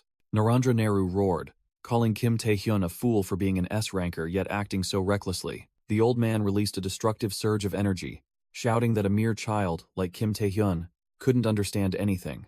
Narendra Nehru unleashed a giant fire serpent from his palm. The blazing monster roared, charging straight at Kim Tae-hyun, with its master's challenging question of whether he could stop it. Kim Tae-hyun was tightly coiled by the serpent, straining to withstand the destructive attack. A terrifying explosion engulfed everything, blowing away dirt and rocks in the area. Narendra Nehru sneered, declaring that no matter how many monsters Kim Tae-hyun killed, or how many hostages he saved, it was all useless. Blasted into the rubble, Kim Tae-hyun growled in pain as the old man asserted that if he couldn't defeat him, all efforts were meaningless. His bloodied hand hung limp, a seemingly destined sign of defeat. Standing before Kim Tae-hyun, Narendra Nehru summoned an entire army of monsters to demonstrate the futility of his resistance. Slumped amidst the ruins, Kim Tae-hyun listened to the old man's condemnation, that he was a filthy infidel. With cruel, glowing red eyes, Narendra Nehru pronounced a death sentence upon Kim Tae-hyun. Immediately, the horde of grotesque monsters roared and charged towards the motionless Kim Tae-hyun. However, Kim Tae-hyun only let out a soft chuckle, muttering about the old man's monologue, and called out the name Opid Oro. He lifted his bruised face, flashing a defiant smile, and declared that Narendra Nehru himself would die here. The old man's eyes narrowed, astonished by his opponent's sudden change. A surge of dark crimson energy violently erupted from Kim Tae-hyun's hand. The energy vortex spread, tearing apart each charging monster into fragments. The entire monster army was crushed and vanished within the destructive vortex. Narendra Nehru froze, unable to believe what was unfolding before his eyes. At the heart of the energy storm, Kim Tae-hyun stood firm, making the old man wonder if he had been hiding this power all along. With one eye glowing red and a sinister smile, Kim Tae-hyun seemed to tacitly confirm the old man's suspicions with a sneer. Amidst the red energy storm, Narendra Nehru let out a mad laugh. The old man acknowledged Kim Tae-hyun's power, calling him the highest quality sacrifice. However, he roared that Kim Tae-hyun wasn't the only one hiding power, leaving him stunned. Kim Tae-hyun coughed once, his body seemingly under immense pressure. Suddenly, a group of blue-uniformed terrorists appeared before Kim Tae-hyun. One of them suddenly collapsed to his knees, screaming in agony as his body began to disintegrate. In a horrifying moment, the terrorist's body melted into dust. Kim Tae-hyun froze, not understanding what the hell was happening. Meanwhile, Narendra Nehru declared that all sacrifices had been offered, his body sinking into a pool of dark energy and imploring his lord. The old man screamed, demanding divine retribution upon the infidels. Kim Tae-hyun watched intently, sensing something terrible was about to happen. From the ground, a colossal skeletal entity rose, radiating green energy, and attacked the remaining terrorists. A system window appeared, confirming the monster's identity: Bone Dragon, S rank. At the same time, in another area of East Point, a scene of devastation unfolded, with skyscrapers ablaze. Ruin and chaos enveloped everything. Inside a building, Park Jeon-won was leading a group of hostages fleeing from the pursuit of a cloaked terrorist. Park Jeon-won gritted his teeth, realizing the enemy numbers were still overwhelming. Another group of blue-uniformed terrorists blocked their path, making the desperate hostages wonder where they came from. The terrorist leader sneered, declaring he would kill all those who had fled here. The moment he finished speaking, the entire group of terrorists was suddenly torn apart by a surge of purple energy, screaming terribly as they were utterly annihilated. As Park Jeon-won and the hostages remained stunned, they screamed in unison, sensing a terrifying change. Park Jeon-won was aghast, not understanding what was happening as cold sweat broke out on his forehead. Suddenly, the entire building shook violently, causing Park Jeon-won and the others to stumble and scream amidst the rubble. Looking through a broken window, he watched in horror as a section of the building collapsed in smoke and dust. Park Jeon-won's face turned pale with fear as he realized the scale of the destruction. A colossal bone dragon, wreathed in green energy, let out a sky-rending roar, flinging the hostages away amidst their desperate screams.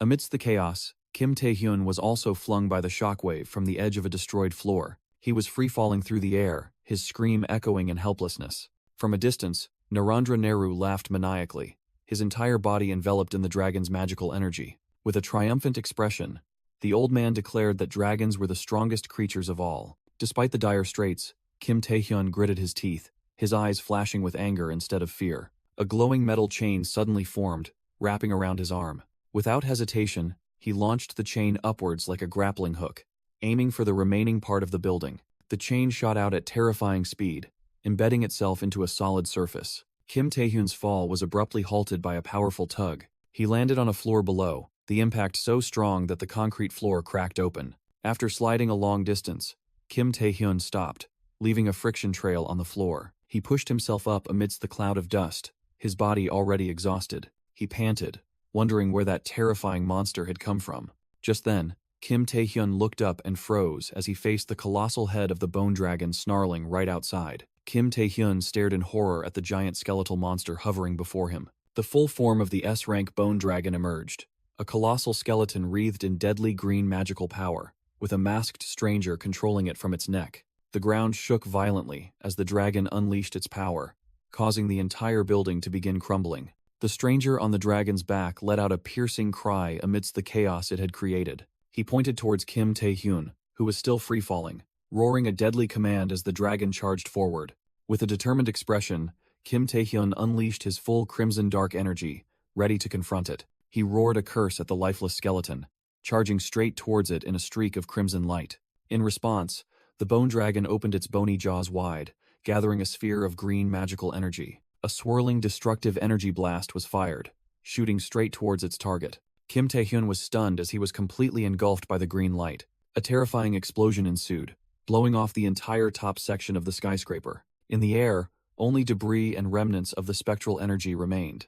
The bone dragon and its controller soared through the smoke and dust, leaving destruction in their wake. Amidst the ruined landscape, Narendra Nehru appeared, admitting that the situation was truly shocking. From above, the old man looked down at Kim Tae-hyun's small figure, not expecting him to have survived that attack. In midair, Kim Tae-hyun was tightly bound by countless red energy chains, as if his own power was trying to hold his body together. He gasped, utterly exhausted after using all his strength to withstand the previous attack. Observing Narendra Nehru standing on another colossal serpent, Kim Tae-hyun couldn't believe the power disparity between two S-rank players. Suddenly, a thought flashed through his mind as he realized something. He concluded that to wield such terrifying power, Oped Oro surely couldn't be in a normal state. Kim Tae-hyun secretly assessed that his opponent must be nearing his limit. He believed that if he could just stall for a little longer, a chance to win would appear, but a chilling laugh echoed, startling him. From the bone dragon's back, the masked subordinate mocked,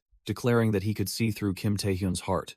Narendra Nehru, the true mastermind, sneered that when he couldn't confront him directly, Kim Tae-hyun could only think of stalling for time. Kim Tae-hyun froze, cold sweat breaking out as he realized his entire plan had been completely exposed.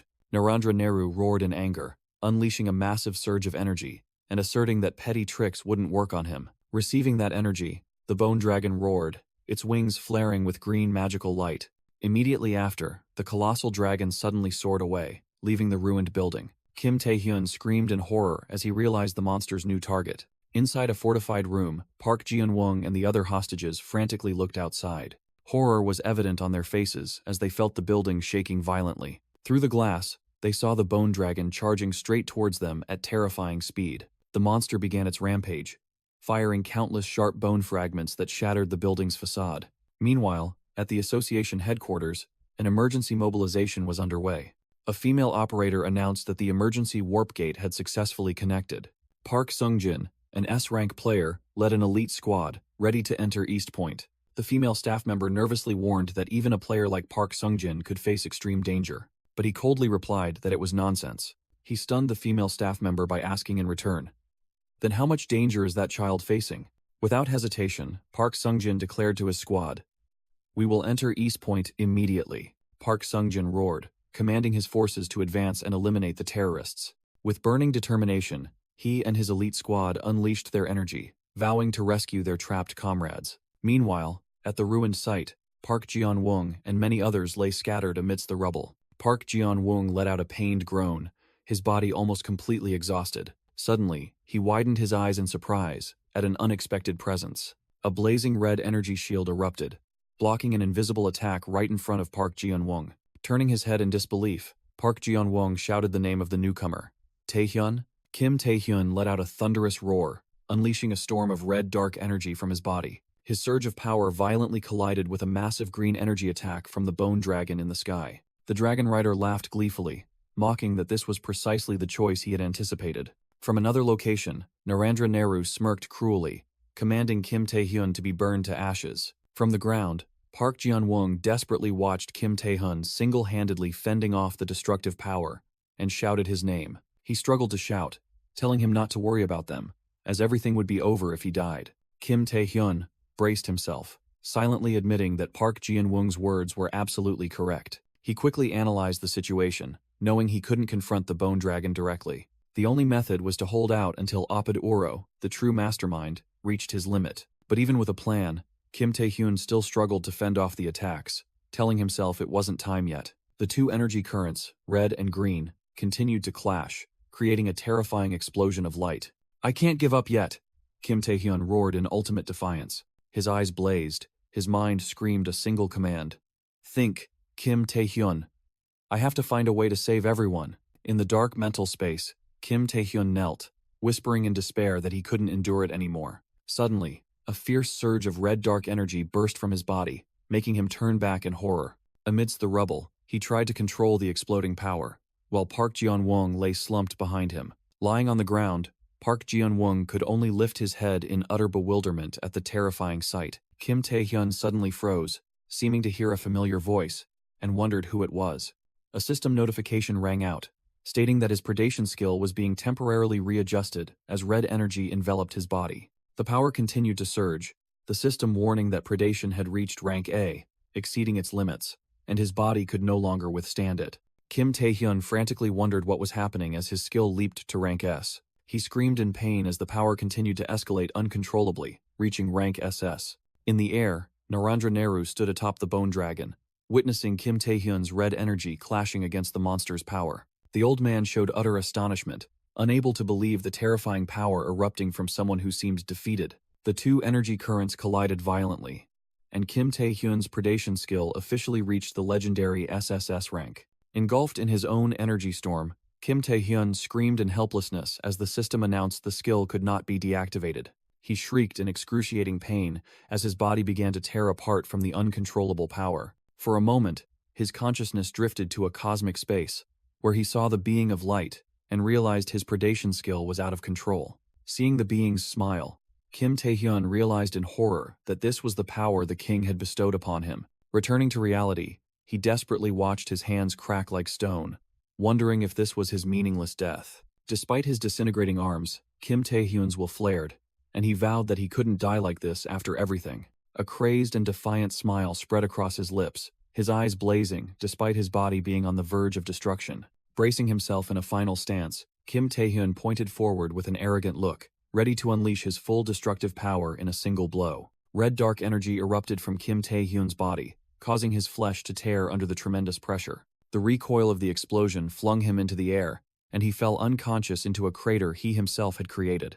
Narendra Nehru braced himself, realizing in astonishment that his opponent had pushed his skill to the point of madness. Standing on the bone dragon's back, he was stunned by the absurd amount of energy continuously pouring out. What was even more perplexing was that Kim Tae-hyun lay motionless at the center of the chaotic energy vortex. Narendra Nehru realized he had passed out from overload, but the destructive skill showed no signs of stopping. His rage flared, and Narendra Nehru gritted his teeth at the defiance of someone he considered a lowly heretic. He roared, declaring that if Kim Tae-hyun wished to defy the gods to the very end, he would personally finish him off. At his command, the bone dragon charged forward, its green energy violently colliding with the red storm. The giant bone dragon's sharp claws slashed down, aiming directly at the eye of the storm. However, a massive red-black energy tentacle suddenly erupted from the ground, blocking the fatal attack. Narendra Nehru shrieked, "What?" in utter disbelief.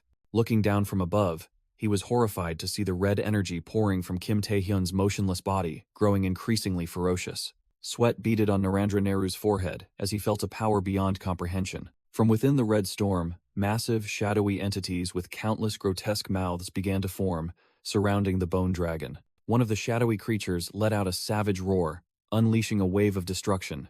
Narendra Nehru was completely engulfed in the sea of energy, wondering what this truly was. Amidst the rubble, a voice echoed from Kim Tae-hyun, who now stood. "Gods, you say?" Kim Tae-hyun's body regenerated from shadows, a mocking smile appearing on his face as he scoffed. How ridiculous. Faced with that sight, Narendra Nehru transformed, his hair and beard turning bluish-purple, his body enveloped in dark energy, his eyes filled with both fury and bewilderment. Narendra Nehru stammered in utter terror, sweat pouring down as he faced the new entity, questioning its identity. Realizing this was no longer Kim Tae-hyun, he was astonished by the terrifying surge of power emanating from his body. The entity within Kim Tae-hyun coldly replied that an insect had no need to know. With a cruel smile, it pronounced a death sentence on Narendra Nehru, declaring that he was already dead. Narendra Nehru's eyes widened, unable to believe what he had just heard. A vortex of crimson energy erupted, completely engulfing Narendra Nehru. On the chaotic battlefield, the entity within Kim Tae-hyun hovered in the air, while below, the bone dragon was devoured by abyssal manifestations. Kim Tae-hyun's body floated amidst glowing red energy tentacles, a symbol of absolute destruction. In another space, Kim Tae-hyun's consciousness awoke, alone beneath a single halo of light. He was stunned, wondering what had happened, his last memory being of confronting Opid Oro. Suddenly, familiar red chains lunged from the darkness. Kim Tae-hyun was terrified as he was bound tightly by his own weapons, completely helpless. He was stunned, as he felt the effects of his own skills attacking his body. An invisible force slammed him onto the crumbling ground. Lying on the ground, Kim Tae-hyun realized he was being tortured by the stone skin and paralysis skills. He cried out in despair, not understanding what the hell was happening. The Night King's spirit, one of his most powerful skills, appeared as an enemy and roared ferociously. Amidst the chaos, a gigantic blue eye opened in the mental space, astonished by the sight. Kim Tae-hyun screamed in pain as his skills turned against their own master. Amidst the vortex of dark energy, a mocking voice echoed, scoffing at him for daring to call them his skills. Chained by his own energy, Kim Tae-hyun was bewildered, wondering what was happening. A mysterious voice continued to mock, suggesting that he had devoured all of those things. The Night King's spirit, one of his skills, was brutally torn apart by the dark energy. The voice roared, demanding that he spit out everything he had swallowed. Kim Tae-hyun's physical body, with its fiery red hair, was enduring tremendous pressure. A dazzling light burst forth from his eyes. Suddenly, Kim Tae-hyun awoke, gasping for breath on the floor of an unfamiliar room. He looked at his hands, bewildered, wondering if the terrifying nightmare he just experienced was real. Kim Tae-hyun was astonished to find himself completely unharmed. Even his right arm, once destroyed by the predation skill, was perfectly healed. Unexpectedly, Park Sung-jin entered the room, cheerfully greeting him upon seeing he was awake.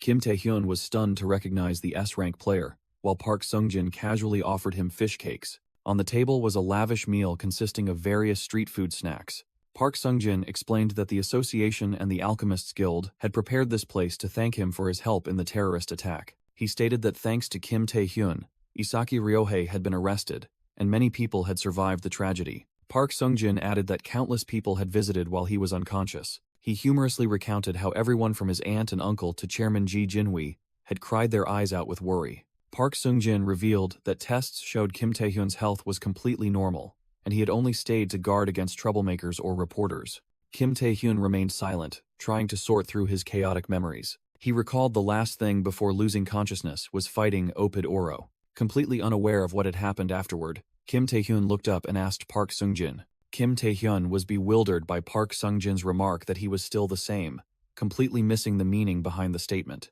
Park Sung-jin calmly replied that he was about to ask him the same thing, and a flood of memories about the horrific tragedy began to rush back. In the rubble, an injured Park Ji-won stared in horror at the scene before him. Opid Oro had been defeated, and a figure with fiery red hair lay at the epicenter of destruction. Park Ji-won was stunned, wondering what had happened.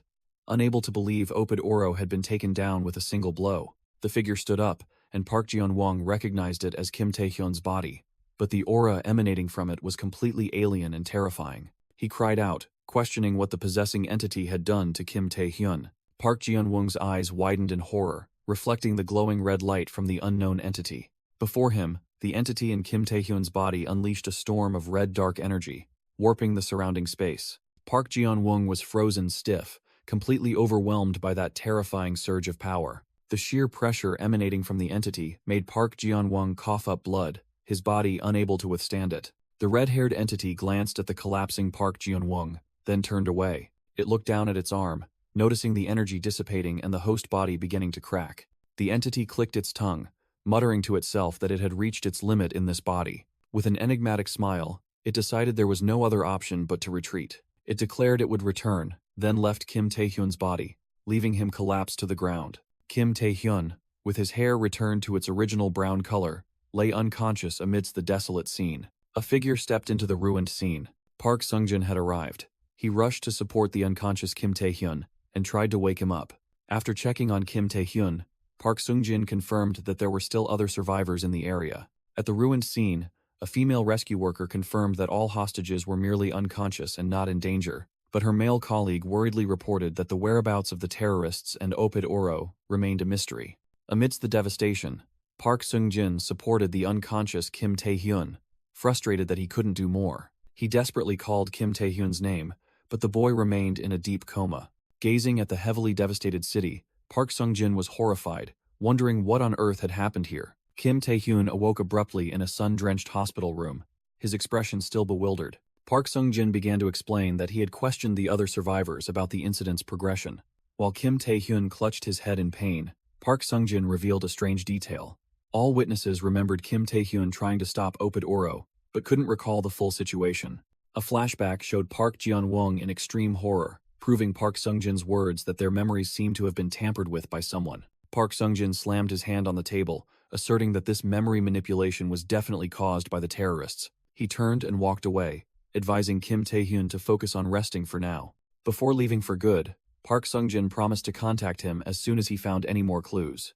Alone in the room, Kim Tae-hyun pondered, rejecting Park Sung-jin's hypothesis because he knew for sure this wasn't Oro's doing. He recalled the horrifying moment when his own arm was destroyed by the predation skill. From that, he deduced that Oro had likely also fallen victim to predation, and a notification for the new skill, Pact with the Devil, appeared before his eyes. Kim Tae-hyun flinched as he realized the red dark energy still lingered around him. He was astonished to realize the skill had transformed, no longer used to summon monsters but to open a gate to the abyss.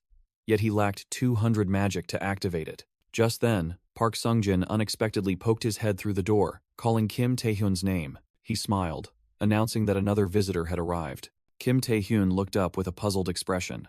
Immediately after, Lim Ah-hyung, known as the saint-like prodigy, entered the room with a fruit basket in hand, followed by Park Sung-jin. Park Sung-jin waved goodbye cheerfully, leaving Kim Tae-hyun still bewildered. Lim Ah-hyung, an S-rank player, abruptly walked in and declared she was there to visit him. From the luxurious hospital room, the modern city stretched out beyond the window. On the table, instead of fruit, was a lavish feast of street snacks. The get-well basket turned out to be filled with snacks, spilling out messily. Kim Tae-hyun froze, staring at the chaotic mess on the table with an incredulous expression. Lim Ah-hyung remarked that despite hearing he was injured, he looked perfectly fine, and Kim Tae-hyun awkwardly confirmed his health was not an issue. She continued to probe, mentioning that he had saved many people during the recent terrorist attack. Still flustered, Kim Tae-hyun could only stammer an admission that it was true. Lim Ah-hyung emphasized that he had even confronted 2 S-rank opponents, her hand clenching an apple. Kim Tae-hyun didn't know how to respond to her barrage of words. Suddenly, Lim Ah-hyung crushed the apple, loudly declaring he shouldn't get too complacent because she would soon catch up to him. Splashed with apple juice on his face, Kim Tae-hyun finally spoke, directly asking the true purpose of her visit. The blue-haired girl insisted she was just visiting, prompting Kim Tae-hyun to sarcastically ask if he should call the police. Angered by the provocation, Lim Ah-hyung gritted her teeth and called Kim Tae-hyun's name. She confessed that she had initially come out of concern, but now saw he was perfectly healthy. Suddenly, she sensed an astonishing aura emanating from Kim Tae-hyun, who was still sitting there with an innocent expression.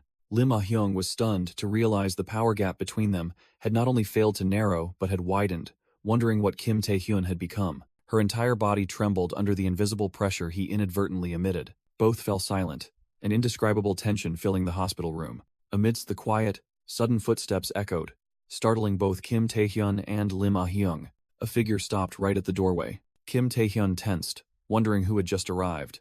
Lim Ah-hyung's eyes also widened in surprise. The door opened, revealing a woman with short blue-purple hair, and Lim Ah-hyung gasped.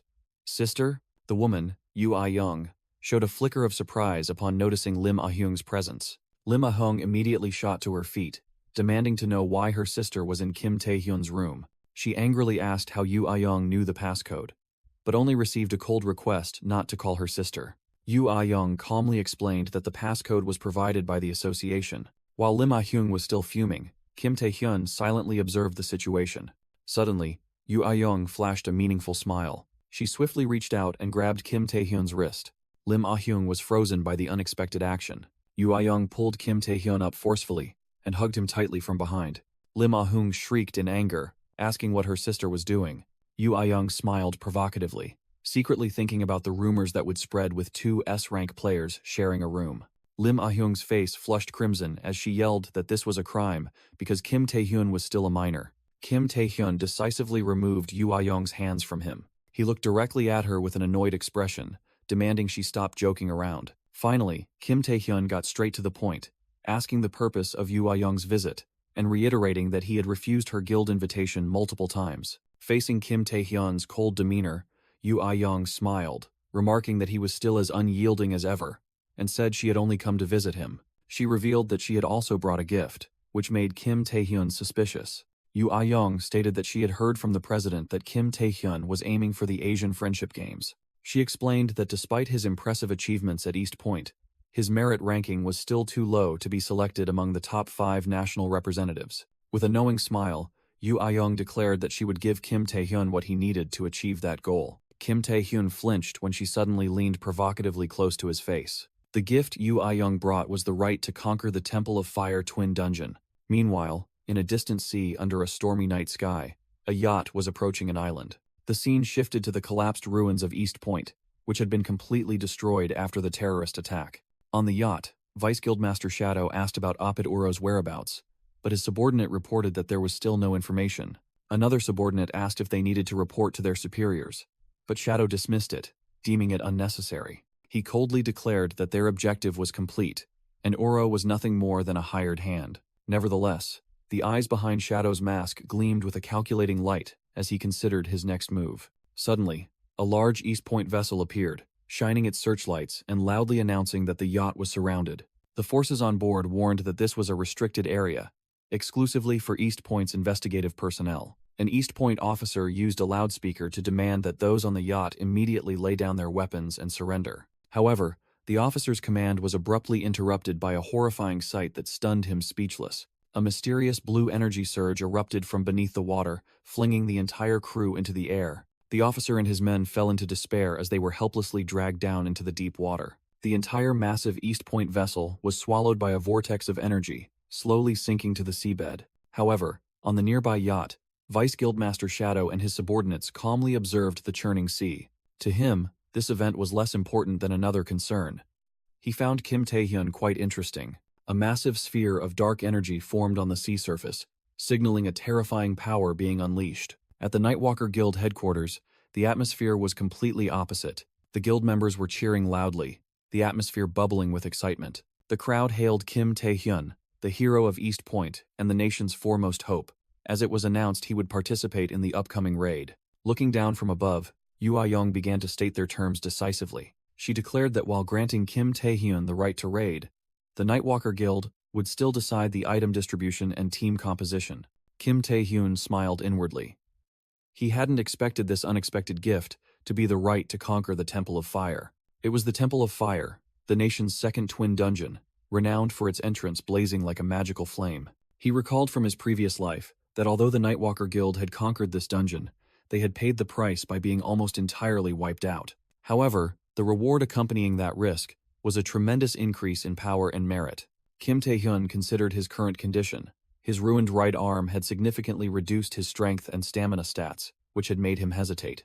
But the presence of S-rank player Yoo Ah-young changed everything. Coupled with the ardent support of an entire elite force, Kim Taehyun was certain that a twin dungeon raid like this had absolutely no chance of failure. Around 300 Nightwalker members gathered to send off the team, holding up banners wishing them a safe journey. However, the actual Temple of Fire raid team consisted of only two people, Kim Taehyun and Yoo Ah-young. The members sent their well wishes, eagerly awaiting news of victory, and specifically asked Kim Taehyun to take care of their guildmaster.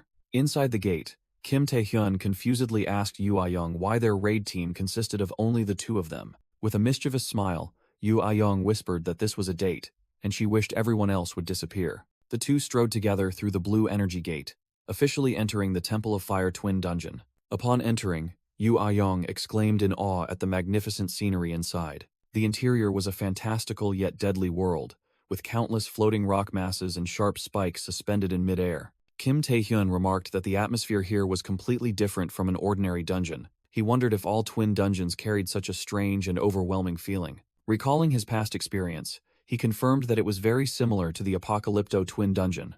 Standing on the edge of a bottomless chasm, they sought a way down, while Kim Taehyun warned of potential traps. Suddenly, a gigantic tentacle shot up from the chasm below, startling Yoo Ah-young. Before Kim Taehyun could react, the tentacles wrapped tightly around Yoo Ah-young and dragged her down into the chasm with a piercing scream. Kim Taehyun cursed angrily, seemingly having anticipated such a sudden attack. Without a moment's hesitation, he drew his weapon and leaped into the deep chasm to save her. As he was free-falling, he looked down with a determined, yet worried expression.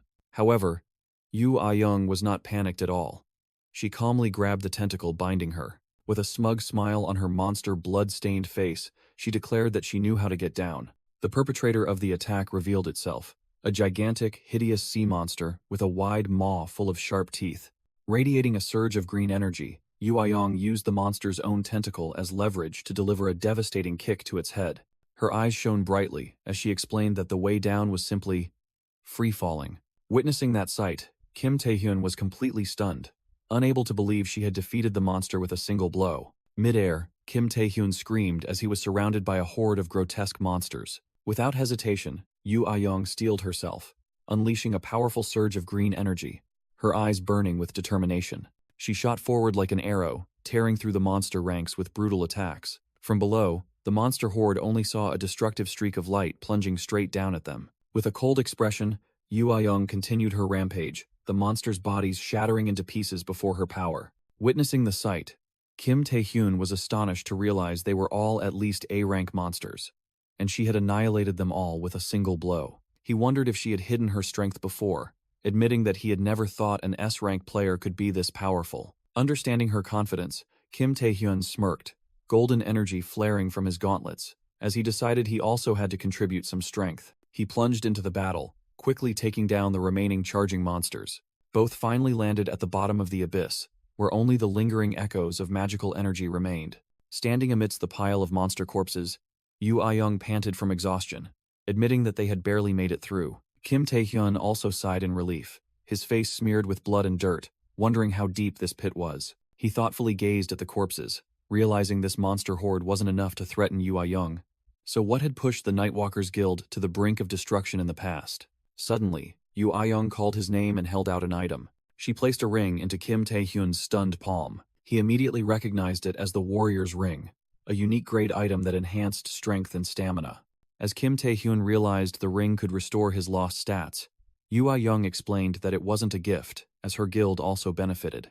She playfully suggested she would give him even more if he joined her guild, making Kim Tae-hyun even more suspicious of her intentions. Kim Tae-hyun coldly questioned why she hadn't given it to him before the battle, when it would have been much more useful. Taken aback by the question, Yu Ayong retorted, asking if he was heartless, but Kim Tae-hyun simply replied that he was a realist. Kim Tae-hyun sternly warned Yu Ayong that from now on, they had to be extremely careful. With a confident smile, he explained that they had entered the domain of this place's master. Before them was a colossal altar, upon which rested a giant egg radiating intense blue energy. Both were stunned by the sight, but Kim Tae-hyun quickly regained his composure. The mysterious egg trembled, the system window unable to determine its rank. Kim Tae-hyun told himself that even if he didn't know what monster was inside, he was still certain of one thing. He drew his weapon, his eyes resolute as he affirmed that the egg was the boss of this double dungeon. Kim Tae-hyun turned to discuss a plan with Yu Ayong, but she had vanished. He was horrified as he realized her intention, shouting in despair. He only managed to call Yu Ayong's name as he saw her shoot towards the egg, her entire body enveloped in energy. With an excited expression, Yu Ayong gathered power into her fist. She unleashed a destructive attack, creating a terrifying energy explosion. Blown back by the aftershock, Kim Tae-hyun yelled in anger, scolding her recklessness. He rushed over, anxiously asking if Yu Ayong was all right. Yu Ayong turned back with a smug smile, retorting provocatively. She struck a victorious pose before the egg's fragments, and proudly declared she had completely crushed it. The egg's fragments still flickered with streams of blue energy. Yu Ayong explained that the monster inside was probably low S rank, and she hadn't expected it to break after just one blow. Kim Tae-hyun froze, muttering that it was impossible, while Yu Ayong awaited a compliment. Suddenly, a blinding light erupted from the fragments, astonishing Yu Ayong as well. From the egg's fragments, a dazzling explosion of blue energy violently erupted. The energy tore through space, creating a colossal rift, shaking the very foundations of the dungeon. Kim Tae-hyun and Yu Ayong struggled to resist the terrifying surge of power engulfing them. An arrogant voice echoed, mocking the two humans who dared to trespass upon its temple, astonishing both of them. At the heart of the light, a small but powerful entity appeared, claiming it had interesting guests. The entity began to transform, forming a colossal shadowy creature with glowing red eyes amidst blue flames. The creature revealed its true form as an S-rank phoenix, declaring that all power would wither before its blue flame. Kim Tae-hyun and Yu Ayong froze as the legendary monster spread its wings before them. Both stood rooted to the spot, cold sweat pouring down under the terrifying pressure of the true dungeon boss. In Kim Tae-hyun's mind, knowledge of the immortal phoenix, with its regeneration and near-absolute magic resistance, suddenly flashed. He was horrified to realize the problem was far worse. This wasn't a normal phoenix, but a phoenix of the blue flame. The colossal phoenix spread its wings, unleashing an overwhelming surge of energy that engulfed the entire space. Blinded by the light, Kim Tae-hyun suddenly realized an even more terrifying danger was imminent. He hastily shouted, trying to warn Yu Ayong, who stood motionless with lifeless eyes. With a panicked expression, Kim Tae-hyun yelled that the monster possessed mind control abilities. Immediately, Yu Ah-young, enveloped in a green aura, charged to attack Kim Tae-hyun with terrifying speed. Kim Tae-hyun gritted his teeth, struggling to fend off the sudden attack from his own teammate. With emotionless glowing eyes, Yu Ah-young unleashed her full power, determined to take down the target before her. Blasted into the air, Kim Tae-hyun couldn't believe the terrifying power she was displaying. Yu Ah-young's hand, glowing with energy, clutched Kim Tae-hyun's utterly helpless face. Cornered, Yu Ah-young roared in desperation as she unleashed a green energy-infused kick towards Kim Tae-hyun. In response, Kim Tae-hyun clenched his fists, unleashing a blazing red dark energy, ready to counter. He slammed his fist down, and instantly, the colossal Night King's spirit behind him did the same, shattering the ground in a devastating explosion.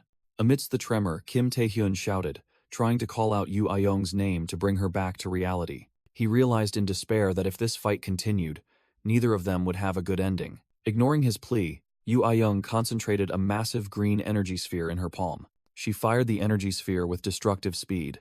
The ground shook from the immense impact of the blast, creating a colossal green light pillar. As the dust settled, a blazing blue fiery silhouette began to form amidst the wreckage. The rank-S Phoenix, the dungeon boss, materialized and mockingly questioned the foolishness of humans. Yu Ah-young stood frozen, gazing up at the colossal mythical creature that had appeared. She turned around, her eyes seemingly completely controlled. Yu Ah-young's eyes suddenly flashed blue, reflecting her astonishment as she sensed a change. From the cracked ground, a strange bone scepter, radiating purple energy, began to emerge. The scepter continued to rise, purple magical lightning dancing around it. It shot up into the air, heading straight for Yu Ah-young. Then, it abruptly stopped, the purple energy converging to its peak.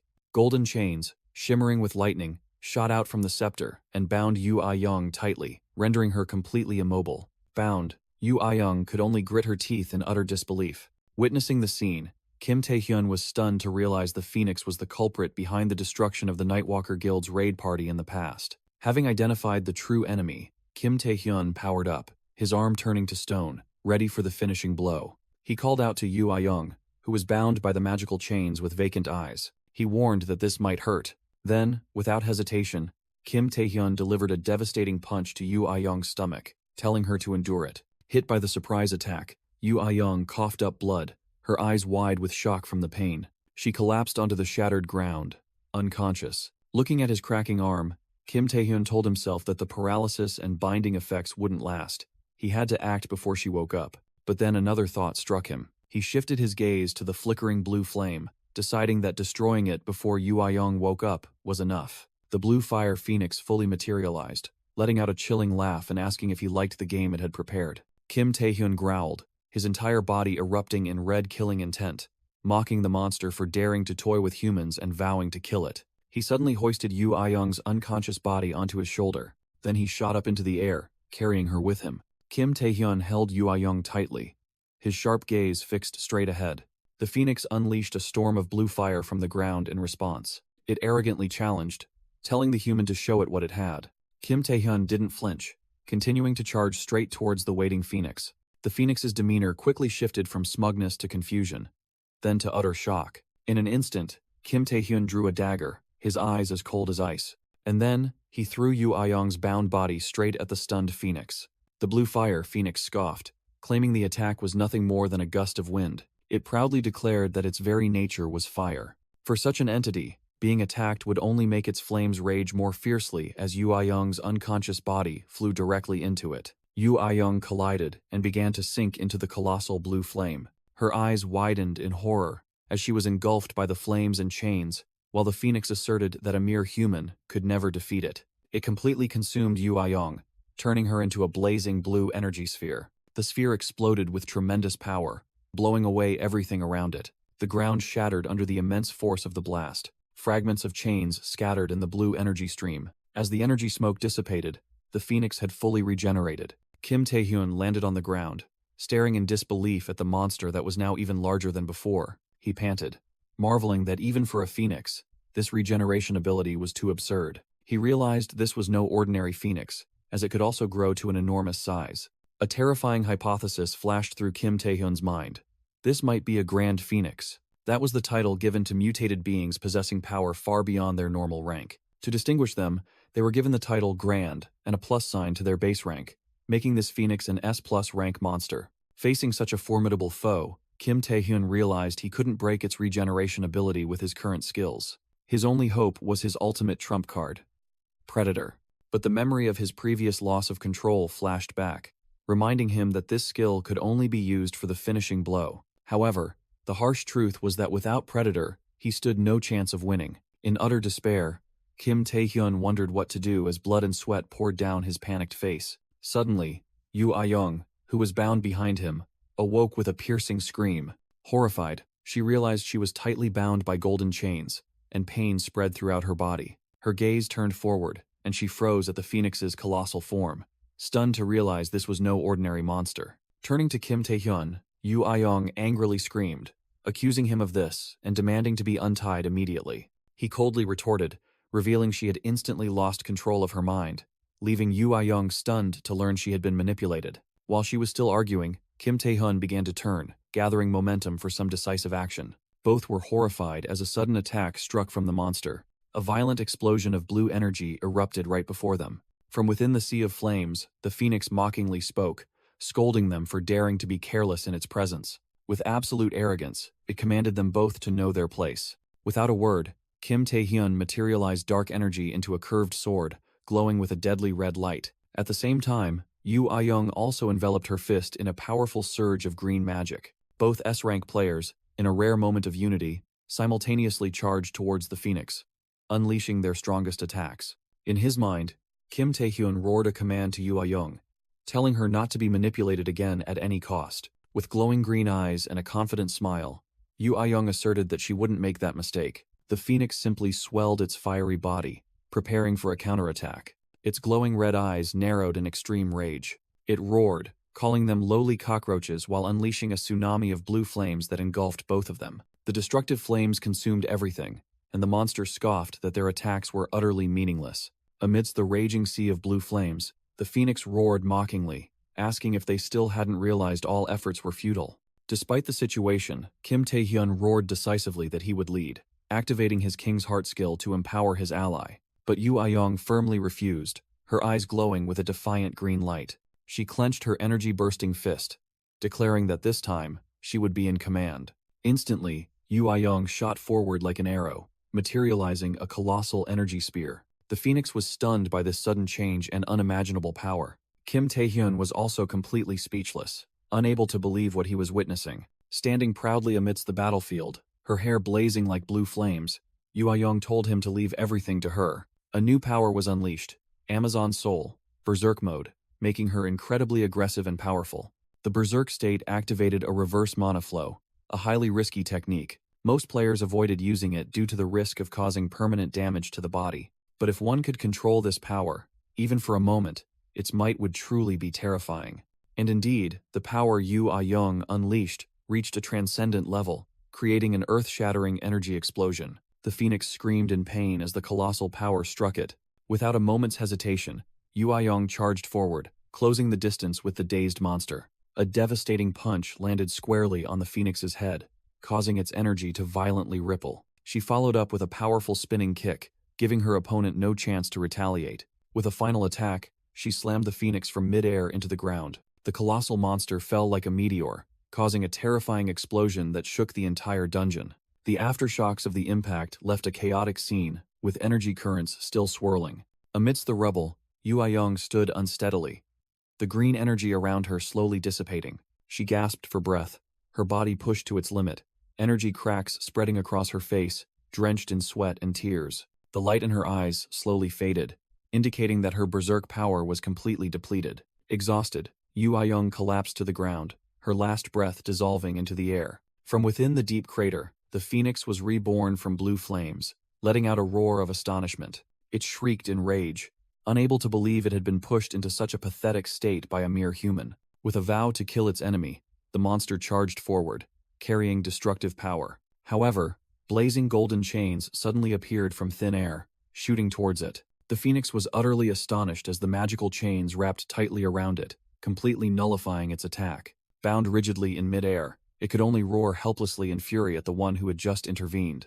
From the shadows, Kim Tae-hyun smirked, secretly admiring Yu Ai-young's destructive power, but also realizing he couldn't let his guard down around her. He gently picked up the unconscious Yu Ai-young, thinking that though it might hurt her pride, this finishing blow had to be his. Meanwhile, outside the dungeon, the Nightwalker Guild members anxiously watched the warp gate. They began to worry because the two S-rank players had been inside for too long, though they tried to reassure each other that everything would be fine. However, their anxiety rose again when a member mentioned Guildmaster Yu Ai-young's reckless tendency to rush into battle without thinking. Just then, the gate suddenly rippled violently, and a figure began to emerge. The guild members rushed forward, anxiously shouting to ask about their guildmaster's condition, but the leader suddenly froze, his expression shifting from worry to stunned confusion. The figure stepped out of the gate, steadily carrying Yu Ai-young in his arms. But it wasn't Kim Tae-hyun. A strange player with silver-white hair coldly looked at them, declaring that the fire temple had been cleared. Dating rumors between Yu Ai-young and Kim Tae-hyun exploded online, with an image of a mysterious white-haired player carrying her being mistaken for Kim Tae-hyun. The news spread rapidly during a live broadcast, exciting viewers immensely. At the hospital, Yu Ai-young blushed in embarrassment as she read the news about herself on her phone. She turned back in surprise as 3 subordinates from the Nightwalkers Guild entered her hospital room. The lead subordinate angrily scolded the others, questioning the leak of confidential news about the double dungeon raid. One member tried to explain that keeping such an important event a secret was very difficult. The lead subordinate awkwardly confessed that he himself had told a few close friends, who had promised to keep it quiet. Another member protested, claiming they did it all out of loyalty to her. After a moment of silence, Yu Ai-young smiled brightly and coldly declared that all of them should die. Just then, Ji Jinhui burst in, shouting Yu Ai-young's name, worried after hearing she had used berserk mode. He approached, his expression softening, as he anxiously inquired about her condition. Ji Jinhui suddenly noticed the 3 subordinates had been flung and stuck to the wall, and he silently concluded that she was perfectly fine. Afterward, Ji Jinhui and Yu Ai-young took a stroll together on the hospital grounds. Yu Ai-young reassured him that she had trained extensively to control her berserk state, so using it for a minute was not a big issue.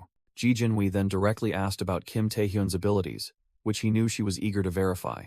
Yu Ai-young's expression became complex as she began to recall the battle. She recounted that after she passed out, Kim Tae-hyun had faced and finished off the Grand Phoenix alone. Furthermore, just 2 weeks after the raid, he had set off for a place called the Abyss, astonishing Ji Jinhui. Ji Jinhui clenched his fist, admitting Kim Tae-hyun's growth rate was incredible, but also considered it a good thing for New Korea. Yu Ai-young silently drank water, her distant gaze lost in her own thoughts. Ji Jinhui thoughtfully admitted that he truly didn't understand Kim Tae-hyun. He reasoned that while most powerful individuals would be satisfied upon reaching a certain limit, Kim Tae-hyun showed no signs of stopping. On the contrary, Kim Tae-hyun appeared with a determined smile, using every means to push even further. Ji Jinhui turned to Yu Ai-young, wanting to know why she thought Kim Tae-hyun so desperately craved power. The scene was silent for a moment, leaves gently falling in the wind.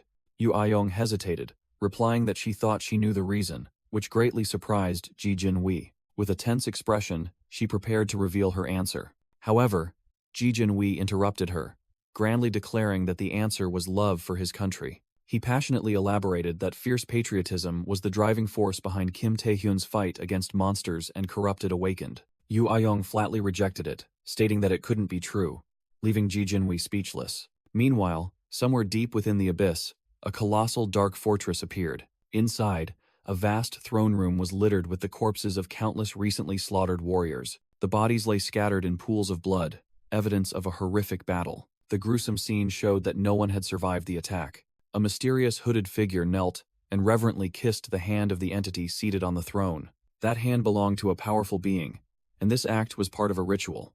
The entity on the throne declared that they were now bound by a blood oath. The ruler was revealed to be Igmun, Archduke of the Abyss, the vampire lord of immeasurable rank. The hooded figure looked up, respectfully thanking the Lord of Blood.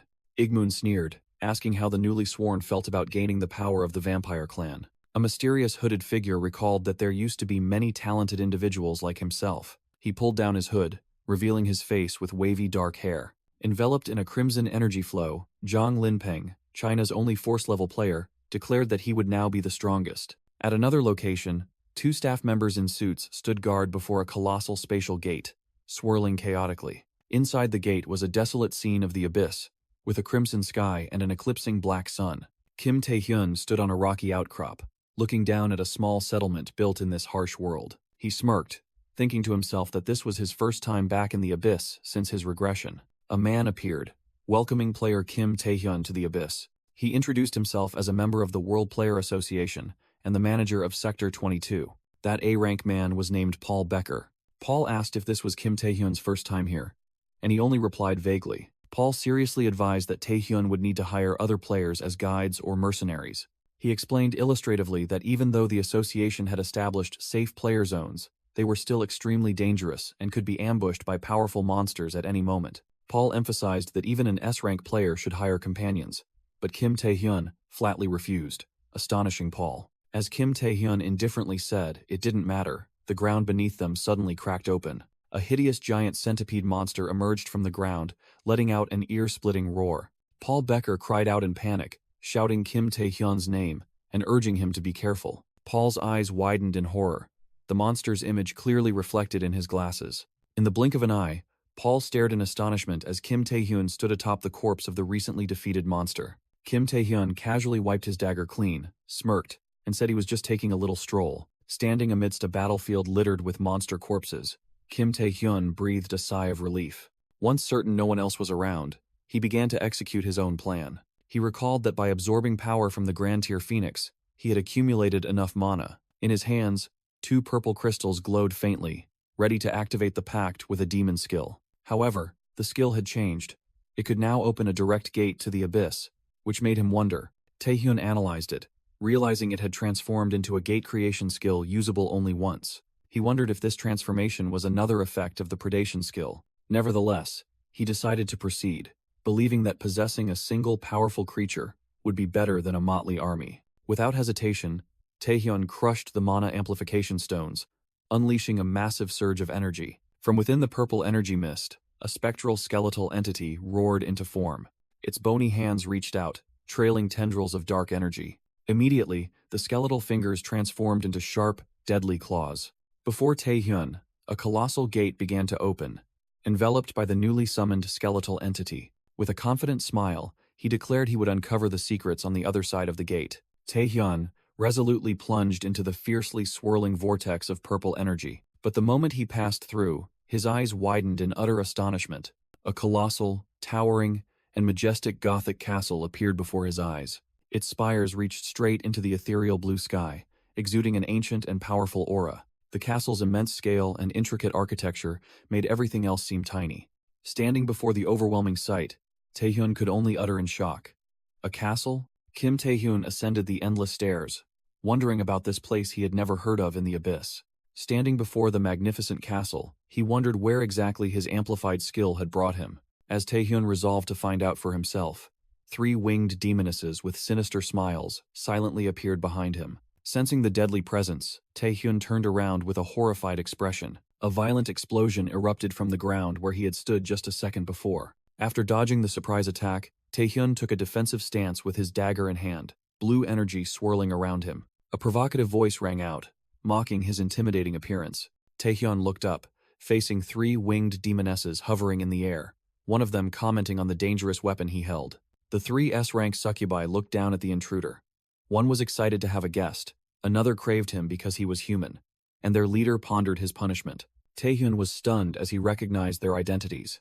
He recalled the definition of a succubus: demons that drain men's energy through mental attacks. However, Taehyun noticed a contradiction, as ordinary succubi were typically only B rank in strength. While he analyzed, the succubi scoffed, calling him a lost fool and remarking how delicious he looked. If they were indeed the targets of his pact, Taehyun decided he would show no mercy. He channeled power into his legs and shot into the air, determined to take down all 3. The leading succubus merely smirked casually at Taehyun's powerful punch. A fierce aerial battle erupted, Taehyun moving at dizzying speed, constantly clashing with all 3 demonesses. The succubi burst into laughter at his eagerness. The leader acknowledged Taehyun's enthusiasm, but warned that taming him might be a bit difficult. Suddenly, Kim Taehyun's eyes blazed red, a confident and dark smile appearing on his lips as a surge of crimson energy erupted from his body. The succubus leader unleashed a heart-shaped pink energy blast, confident that the battle was over. She scoffed, certain that no man could resist their brainwashing ability. Amidst the magical smoke, Kim Taehyun still stood firm, completely unaffected. The leader lunged to finish him, but then screamed in horror as she was sent flying by a sudden counterattack. Kim Tae-hyun, with a wild grin, punched the ground beneath his feet, his power exploding outwards. The two remaining succubi were utterly terrified, screaming for their sister in panic. The colossal phantom of the Night King's spirit manifested behind Kim Tae-hyun, radiating a deadly aura. With an evil grin, he commanded them to bow. A wave of invisible pressure crushed the three succubi to the ground, making them scream in pain. Crushed. They wondered in horror how this could be happening. One of them couldn't believe a human could resist their abilities, but Kim Tae-hyun merely scoffed that they weren't worthy of his resistance. A mysterious power had helped him successfully resist the seduction skill. Looking at the defeated foes, Kim Tae-hyun proposed a pact to them. To form a summoning pact, one must either fulfill the monster's desires, or completely subdue them by force. Kim Tae-hyun smugly believed he had met the conditions to acquire an S-rank monster. However, a sudden system notification appeared, declaring that they were not the targets of his pact.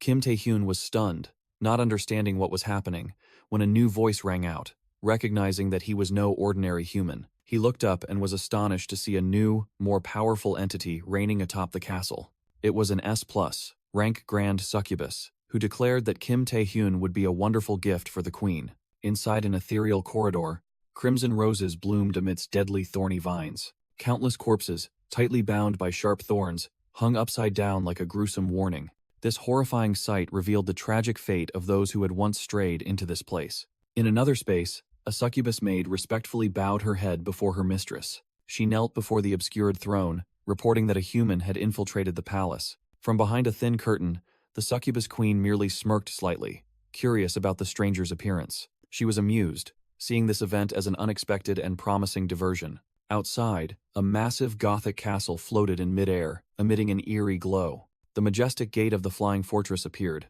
leading into a life-or-death chase. Inside, Kim Tae-hyun was exerting all his strength to flee from three S-rank succubi. His pursuers roared in fury, determined to capture him alive to present him as a gift to the queen. Kim Tae-hyun gritted his teeth, unable to believe these monsters were so fast and strong. They didn't hesitate to shatter the glass panes, rushing forward at terrifying speed to block his path. Suddenly, a vortex of dark energy erupted right in front of Tae-hyun. Shadowy vines reached out from the vortex, binding him tightly, astonishing him with their sheer number. A mysterious red-haired swordsman appeared, a terrifying demonic aura shaped like skulls swirling behind him. The three succubi were stunned, unable to believe their eyes at the stranger's presence. The stranger unleashed a slash, releasing a destructive purple energy surge. All three succubi were sent flying, thrown out of the castle in a terrifying explosion. Lying on the floor, Kim Tae-hyun panted, suddenly realizing that if the succubi weren't the target, there was only one possibility left. Kim Tae-hyun staggered to his feet, realizing his true target was the one called the Queen, a monster who could control even grand succubi. A succubus in a maid outfit greeted him sinisterly, inviting him inside. As the maid announced that the Queen was waiting, Kim Tae-hyun strengthened his resolve to face the succubus queen. Inside, the palace interior revealed a crimson floor, scattered with white petals and covered in dark vines. Ghastly vines wrapped around stone pillars, creating a deadly atmosphere. Corpses wrapped in roses and thorny vines hung upside down from the ceiling, a gruesome warning for any intruder. Kim Tae-hyun entered the main hall, facing a figure seated on a distant throne. The entity on the throne welcomed him to her palace, proclaiming herself the mother of all succubi and their queen.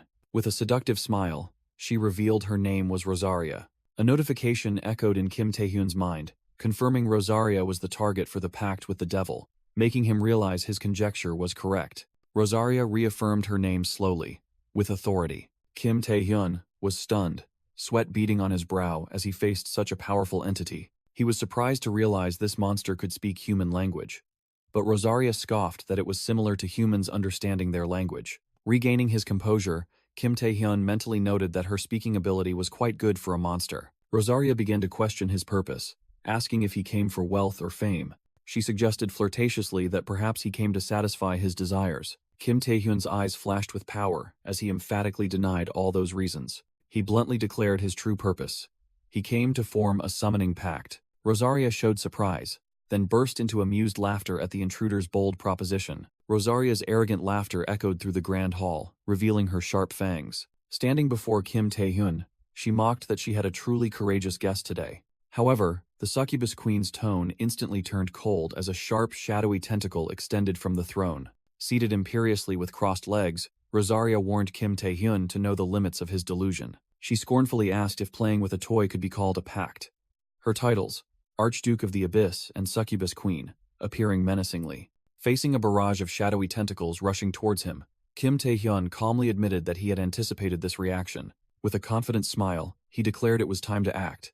A faint skull entity enveloped in purple energy appearing behind him. Kim Tae-hyun unleashed his power, his dark energy colliding fiercely with Rosaria's tentacles. Enveloped in a crimson aura, he growled, asserting that he would use his own power to force her to surrender. The shadowy tentacles converged, forming a sharp spear lunging towards him. Kim Tae-hyun moved at terrifying speed, easily dodging the lightning-fast attack. He raised his hand, his stone skin skill activated to block a direct attack from the giant tentacle. A scythe-like weapon wrapped in glowing red chains formed from thin air. In a display of peak combat skill, Kim Tae-hyun charged into the midst of the encircling tentacles, the red chains in his hands flashing with deadly light. He stepped onto a platform created from dark energy, gaining momentum for his next attack. Gliding across the writhing tentacles, Kim Tae-hyun rushed straight towards Rosaria's throne. He swung his chained weapon, preparing for a preemptive strike. Dark energy condensed, transforming his weapon into a massive, cracked stone fist. Kim Tae-hyun roared, unleashing his first destructive attack towards the succubus queen. Kim Tae-hyun was flung backward by the tentacles, his attack completely nullified amidst debris and glowing red magical symbols. He watched in astonishment as the weapon in his hand disintegrated into nothingness. From her throne, the succubus queen Rosaria laughed, mocking his pathetic efforts. With a snap of her fingers, she effortlessly activated her power. The scene changed abruptly, and Kim Tae-hyun lunged into empty space as Rosaria and her throne were already far away, completely unharmed. His punch passed through thin air, the target had vanished without a trace. Kim Tae-hyun's world turned upside down as he realized he was free-falling, panic evident on his face. He screamed in horror, finding himself plummeting through a modern city, while Rosaria calmly observed from her throne hovering high above. Pressing his hand against an invisible wall, Kim Tae-hyun desperately realized he couldn't use any skills. He frantically looked around at the skyscrapers, wondering how the space had been altered. Amidst the endless fall, a terrifying truth began to dawn on him. The city scene dissolved into a vortex of energy, and he screamed as he realized it was all just an illusion. The illusion shifted again, plunging him into deep waters. As the illusory world shattered, he found himself on a vast ocean, with Rosaria's throne hovering above the waves, making him wonder when he had fallen into the trap. Rosaria calmly sat on her throne, smiling faintly at her prey's turmoil. With a smug smile revealing her fangs, she mimicked his desperate question. Back in the throne room, Rosaria stood directly before him, her tentacles binding Kim Tae-hyun tightly, as she revealed that he had been captured from the very beginning. Completely bound and helpless, Kim Tae-hyun lay there, defeated amidst falling petals. Rosaria leaned over her prey, laughing triumphantly, and repeating the question mockingly. Rosaria began her mental torture, declaring she would destroy Kim Tae-hyun from his very core. Kim Tae-hyun's consciousness sank into a dark abyss, symbolizing his immersion in the illusion. He struggled to resist, telling himself he had to escape this deadly mental trap at all costs. But then, an unexpected scene appeared, leaving him stunned. Kim Tae-hyun was astonished to find himself sitting in his familiar family car, next to his younger self and his deceased parents. Bewildered, he wondered what was happening. His gaze fell on the boy beside him, recognizing his innocent past self. In the memory, young Tae-hyun excitedly spoke of his dream to become a high-rank awakener to earn a lot of money. The innocent boy promised to use that money to buy his parents everything they wanted, a promise born of the purest love. His parents just smiled affectionately, his mother proudly saying her son was the best. She gently told him that, above all else, she only wished for him to have a happy and healthy life. Young Tae-hyun at the time found it boring, but the present Kim Tae-hyun suddenly realized that was true love. He immersed himself in the warm memory, recalling that his parents never expected him to shoulder the family's burdens. They only ever wished for his happiness. A rare peaceful smile bloomed on Kim Tae-hyun's face as he savored this precious moment. But suddenly, his eyes flared with horrifying fire as the illusion began to corrupt. The cozy family scene was suddenly engulfed in the flames of a catastrophic accident. The image of his father, severely injured and helpless amidst the rubble, appeared before his eyes. This was followed by the sight of his mother collapsing amidst the cruel flames. Forced to relive the most painful tragedy of his life, Kim Tae-hyun sat numb amidst the illusory flames, his mind completely shattered. Amidst the sea of fiery memories, Kim Tae-hyun helplessly watched the illusions of his parents vanish, while his aunt's sorrowful voice echoed, lamenting heaven's cruelty. The memory shifted to immediately after the tragedy, his aunt holding young Tae-hyun, sobbing that they had left the child alone, while his uncle stood beside her, painfully calling out the name of his deceased brother-in-law. Sitting in the illusory car, Kim Tae-hyun realized with horror that his loved ones were present in this nightmare.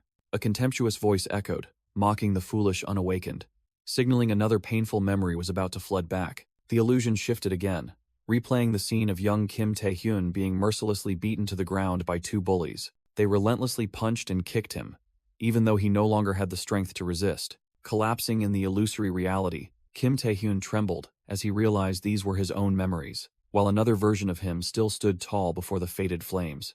The stream of memories flowed back to when he worked as a porter, scorned by other players, and he bitterly admitted that it was all his past. His face at that time was drenched in tears and sweat, his fists clenched in humiliation as he endured the insults. Other players mocked him as an unranked porter who dared to dream of the abyss, causing him to sink into thoughts of his own powerlessness.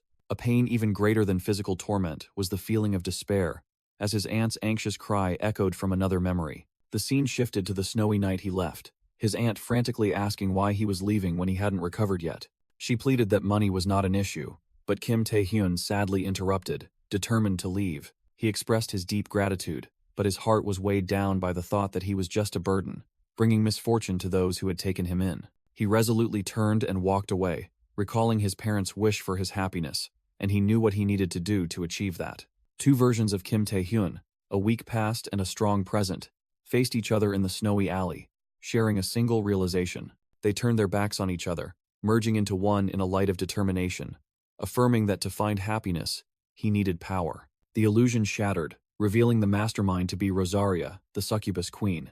The system announced that the queen's hypnosis skill had been activated, and Kim Tae-hyun's resistance efforts had failed. A series of cold system notifications appeared. All of Kim Tae-hyun's stats were reduced, and all of his core combat skills had been disabled. Amidst the mental storm, a notification appeared. Among his 8 skills, only predation remained usable. Crimson energy erupted, tearing apart the very illusory memories of past enemies that Rosaria was using to torture Kim Tae-hyun. Another memory surfaced.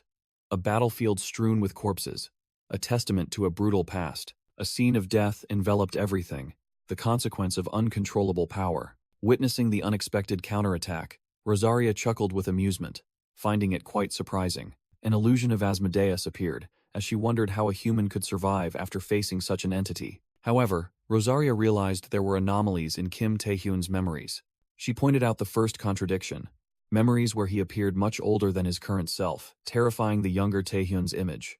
The second contradiction was exposed, memories with completely opposite outcomes despite being from the same moment, such as a scene where he was beaten by bullies. Immediately after was the opposing memory, where Kim Tae-hyun himself stood over the defeated bully. Curious about the secrets he hid, Rosaria decided to delve even deeper herself. She lunged forward, intending to penetrate the deepest layer of his consciousness, but a shadow imbued with dark energy rose to stop her. Despite the resistance, Rosaria successfully seized a core memory fragment. She smiled triumphantly as she examined it. But then, the succubus queen's smile vanished as she saw what was inside the memory fragment, her crimson eyes widening in astonishment. Before her was a transcendent entity of pure white light, hovering amidst a vast universe. The entity silently gazed down, exuding an oppressive aura beyond all comprehension. Rosaria took a step back, feeling ultimate fear invade her mind for the first time in her life. The gaze of the light creature seemed to pierce through everything, carrying absolute power. With a trembling voice and a stunned expression, Rosaria recognized the entity's identity. The king.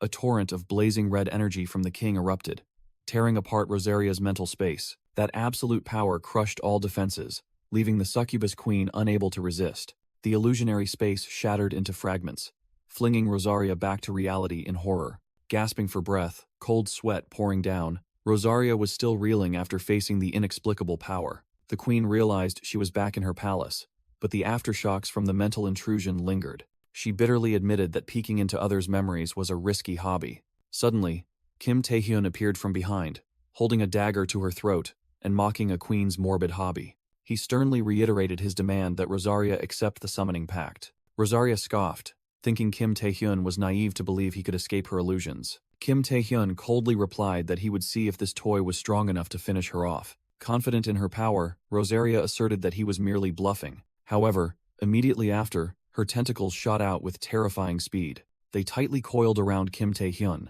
and in a feigned gesture of surrender, Rosaria declared she would accept the pact. But it was a trap.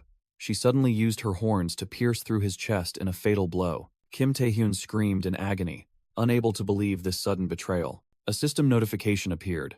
The pact conditions were fulfilled. The skill pact with the devil had transformed into the Queen's man. The new skill, complete hypnosis, was registered as Kim Tae-hyun fell unconscious. His charm stat also skyrocketed. Rosaria whispered beside the fallen hero, wishing him a good night's sleep. With a triumphant smile, she looked down at her spoils. The one chosen by the king now belonged to her. Kim Tae-hyun lay motionless on the desolate ground, deep in sleep after the fated confrontation. A loud call echoed, pulling Kim Tae-hyun out of his daze, and he slowly opened his eyes in confusion. He was astonished to see a strange man asking about him, behind whom a chaotic energy vortex was still active. The man introduced himself as Paul Becker, manager of Abyss Sector 22, and expressed relief at seeing Kim Tae-hyun safe. Kim Tae-hyun asked where he was, and Paul Becker explained that this was the player zone, where he had found him unconscious while on patrol. Still panting, he tried to piece together the events and wondered if Rosaria had brought him here. He realized the skill Devil's Pact had transformed into the Queen's Man, allowing him to summon Rosaria. Alongside it was another new skill, complete hypnosis, with the ability to manipulate targets. His charm stat had also skyrocketed incredibly. He bitterly admitted that it was all true. The pact skill had been altered, and he had gained hypnotic abilities. He realized the terrifying potential of his new skills. Summoning Rosaria could help him confront even a national-level force, and his hypnotic abilities were almost limitless. But then a big question arose in his mind. Why had she suddenly changed her mind at the last minute? He recalled her last words, a goodnight wish full of hidden meaning and chilling dread. And then, the most terrifying memory flooded back when she mentioned the King's Chosen, revealing that she knew about the entity within him. Paul Becker's call pulled him out of his chaotic thoughts, making him look at the manager with a bewildered expression. Seeing Kim Tae-hyun's expression, Paul worriedly asked about his next plans and suggested he find a guide. Kim Tae-hyun politely declined, saying he appreciated the concern but his work here was done. He decided it was time to go home. His destination was a grand building, seemingly the headquarters of a large organization. At the same time, Yu Ah-young was also hurrying up the steps of this building. Yu Ah-young was congratulated by a subordinate for being discharged from the hospital. Waiting for her was a group of people in suits. The leader, with a scar on his lip, inquired about her health. That person was Jung Han-soo, the A-rank Vice Guild Master of the Nightwalkers Guild. As she descended the stairs, Yu Ah-young replied that she was not only fine, but had also just defeated a few individuals. She said that, more importantly, there was news that Jung Han-soo might be interested in. However, Jung Han-soo delivered even more shocking news. Kim Tae-hyun had returned from the abyss, leaving Yu Ah-young utterly astonished. She quickly composed herself, reasoning that even Kim Tae-hyun would have difficulty exploring the abyss alone. Jung Han-soo agreed, saying that place was indeed worthy of its name, the graveyard of S-ranks.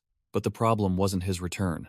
The real problem was who had come to see him, information that made Yu Ah-young frantically press for answers. Jung Han-soo revealed it was the leader of Undivided, one of the 4 great guilds. Meanwhile, in another corridor, Kim Tae-hyun faced a muscular man and his aide.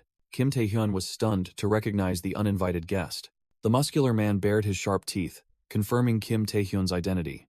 That person was Kwon Kang-yuk, the S-rank guild master of Undivided, and he immediately challenged him to a duel. Kim Tae-hyun was taken aback as Kwon Kang-hyuk and his aide charged towards him. Kwon Kang-hyuk was known as the strongest warrior of New Korea, one who could single-handedly annihilate hundreds of monsters. Most famous among the tales about him was a unique recruitment method. Kwon Kang-hyuk roared and charged, his hand glowing with energy, clearly showing his intention to recruit by force. Suddenly, his aide screamed and tried to run somewhere. Kwon Kang-hyuk angrily grabbed the aide's arm, yelling to ask where she was going. Kwon Kang-hyuk roared, calling his secretary's name in a fit of rage. The aide, Kim Hee-yeon, and B-rank player, yelled back, questioning how many more enemies he wanted to make from the Human Rights Committee. Kim Tae-hyun stood watching, completely bewildered by the internal quarrel of those blocking his path. Despite the obstruction, Kim Hee-yeon still rushed forward, and proudly introduced herself as the secretary to the Guildmaster of Undivided. She began to explain that although the Guildmaster had a reputation for inhumane recruitment, they were here to officially recruit him, which further annoyed Kwon Kang-hyuk. Kim Tae-hyun bluntly exposed, "If I don't agree to join, it means it'll be forced." Kim Hae-yeon awkwardly admitted that was true, but hastily asserted that this was a beneficial offer for him. The secretary seriously stated that, as far as she knew, Kim Tae-hyun would soon be participating in an important event. The information about participating in the Asian exhibition games stunned Kim Tae-hyun. Kim Hae-yeon continued to persuade, emphasizing that the Undivided Guild was the most specialized in abyss exploration among the 4 great guilds. She guaranteed that if he joined, he would surely earn enough merit points to compensate for any shortcomings. Kim Tae-hyun remained silent, his expression revealing no emotion at the enticing offer. Kwon Kang-hyuk sneered, interrupted his secretary, and stated that it was enough. He confidently asserted that if Kim Tae-hyun was someone who could be persuaded by words, he would have joined long ago. Kim Tae-hyun unexpectedly spoke up, denying Kwon Kang-hyuk's words, and declared that he had changed his mind. Both Kwon Kang-hyuk and Kim Hae-yeon were stunned by the unexpected answer. While Kim Hae-yeon's joy was evident, Kwon Kang-hyuk remained skeptical, asking again if Kim Tae-hyun was referring to joining Undivided. Kim Tae-hyun merely smiled meaningfully, wondering why his opponent was saying such nonsense. Confusion was evident on Kwon Kang-hyuk's face. Facing the guild master of Undivided, Kim Tae-hyun decisively declared that they would do it his way, implying a decisive battle. With a sharp gaze, Kim Tae-hyun made a bold wager. The winner would get anything they desired. Kwon Kang-hyuk grinned savagely, clearly amused by the challenger's arrogance. At the Undivided headquarters arena, the atmosphere was electric with thousands of cheering spectators awaiting the battle. Before the match, Kim Tae-hyun was surrounded by a sea of reporters, who continuously questioned him about his relationship with other guilds, and the reason for accepting this confrontation. He stood silently amidst the encirclement, despite the barrage of questions about his chances of winning against New Korea's strongest tank. Deep down, Kim Tae-hyun felt extremely annoyed. He briefly considered using a soul skill to sweep away this bothersome crowd. Suddenly, a shout caught his attention, as someone tried to push their way through from behind. It was Kim Gi-ja, the rookie reporter from SY Economics, panting as she tried to seize an interview opportunity. While pushing through, she lost her balance and stumbled forward, her hands flailing in the air. As fast as lightning, a firm hand grasped her wrist, preventing her from falling to the ground. Kim Gi-ja looked up, stunned to realize the person who had just saved her was Kim Tae-hyun. He smiled and greeted her, reminding her that they had met during the player licensing exam. Overjoyed and flustered, Kim Gi-ja stammered a greeting back, bewildered. The other reporters whispered amongst themselves, unable to understand why a prominent figure like Kim Tae-hyun knew an unknown reporter. Kim Gi-ja was immersed in happiness, unable to believe that someone of his stature remembered her. Unexpectedly, Kim Tae-hyun announced that all media questions would now be answered through Kim Gi-ja's articles, leaving her frozen on the spot. He then turned and walked away, leaving Kim Gi-ja surrounded by a screaming mob of reporters, demanding she explain her relationship. Kim Tae-hyun calmly walked down the deserted corridor, heading straight for the arena. He ascended the steps leading into the stadium, where the decisive battle awaited. Kim Tae-hyun's eyes gleamed with iron resolve.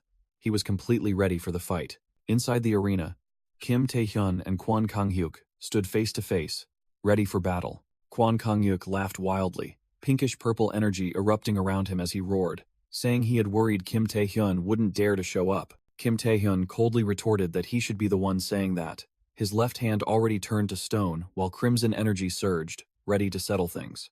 In the stands, the Undivided Guild's commentator, Choi Hae-seol, announced loudly that the most anticipated match was about to begin. Choi Hae-seol declared the only condition for victory was to force the opponent to kneel. Kwon Kang-hyuk hastily corrected, saying that this was not a forced recruitment, but a skill test.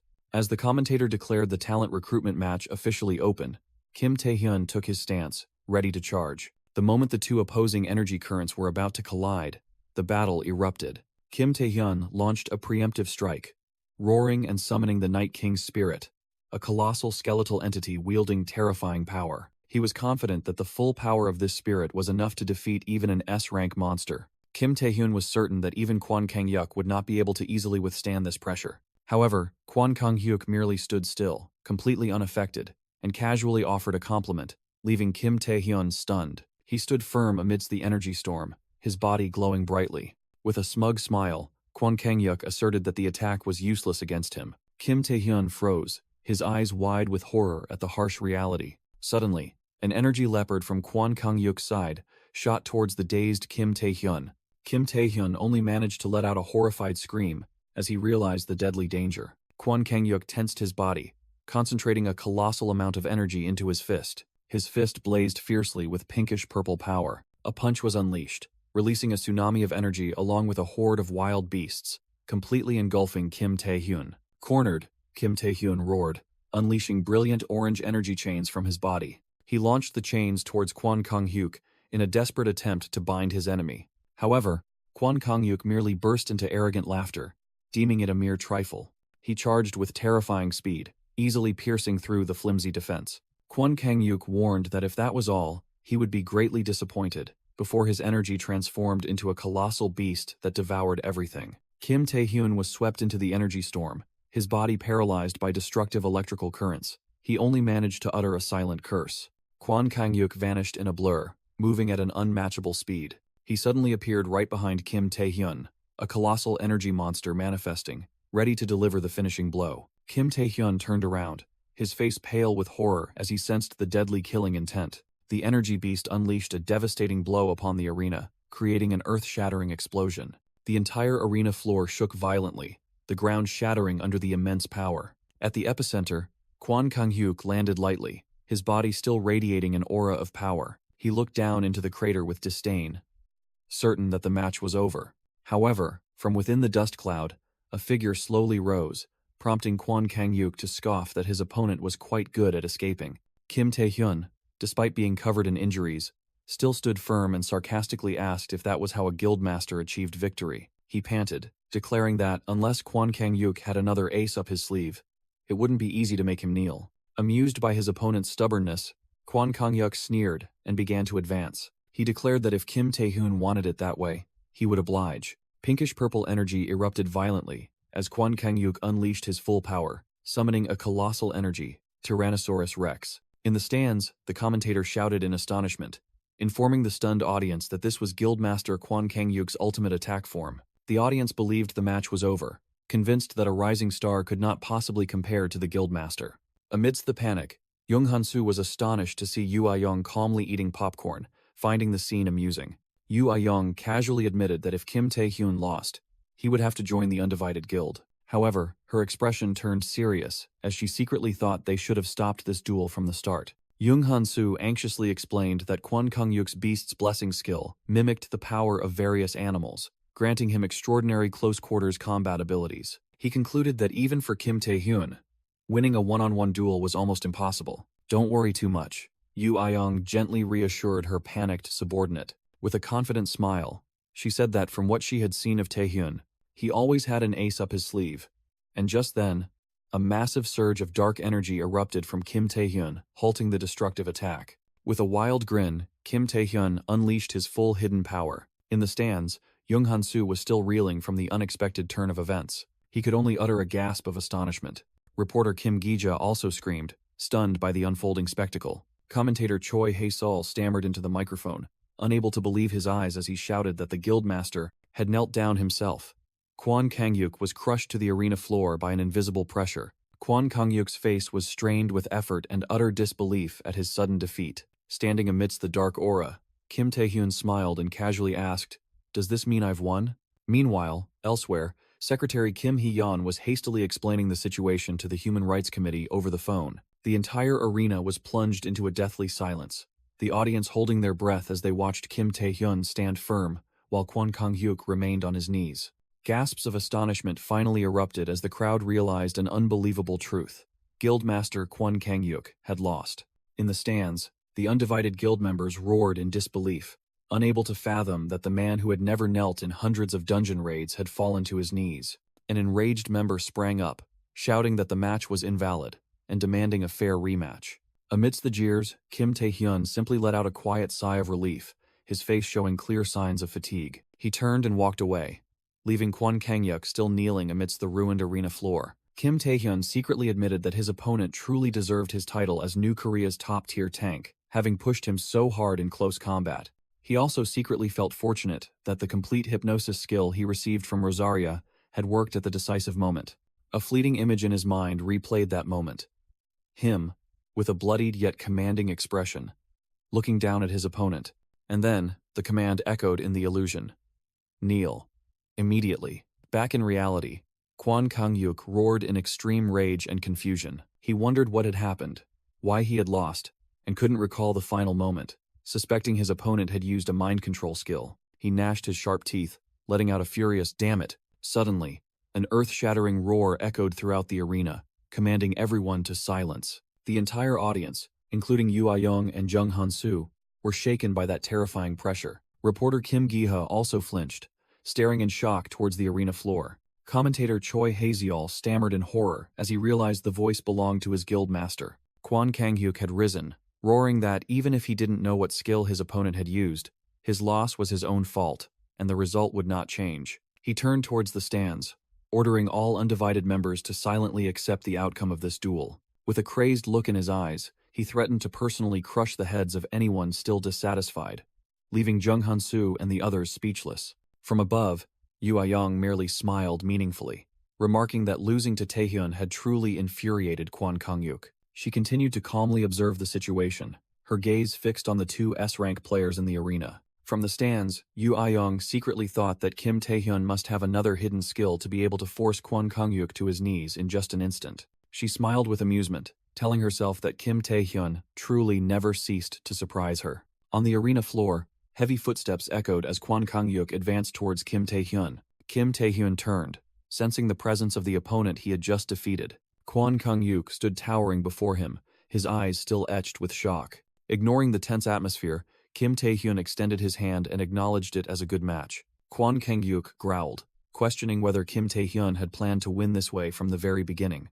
With a confident smile, Kim Taehyun admitted that, to some extent, that was indeed the case. Provoked, Kwon Kang-hyuk clicked his tongue and called him a nuisance.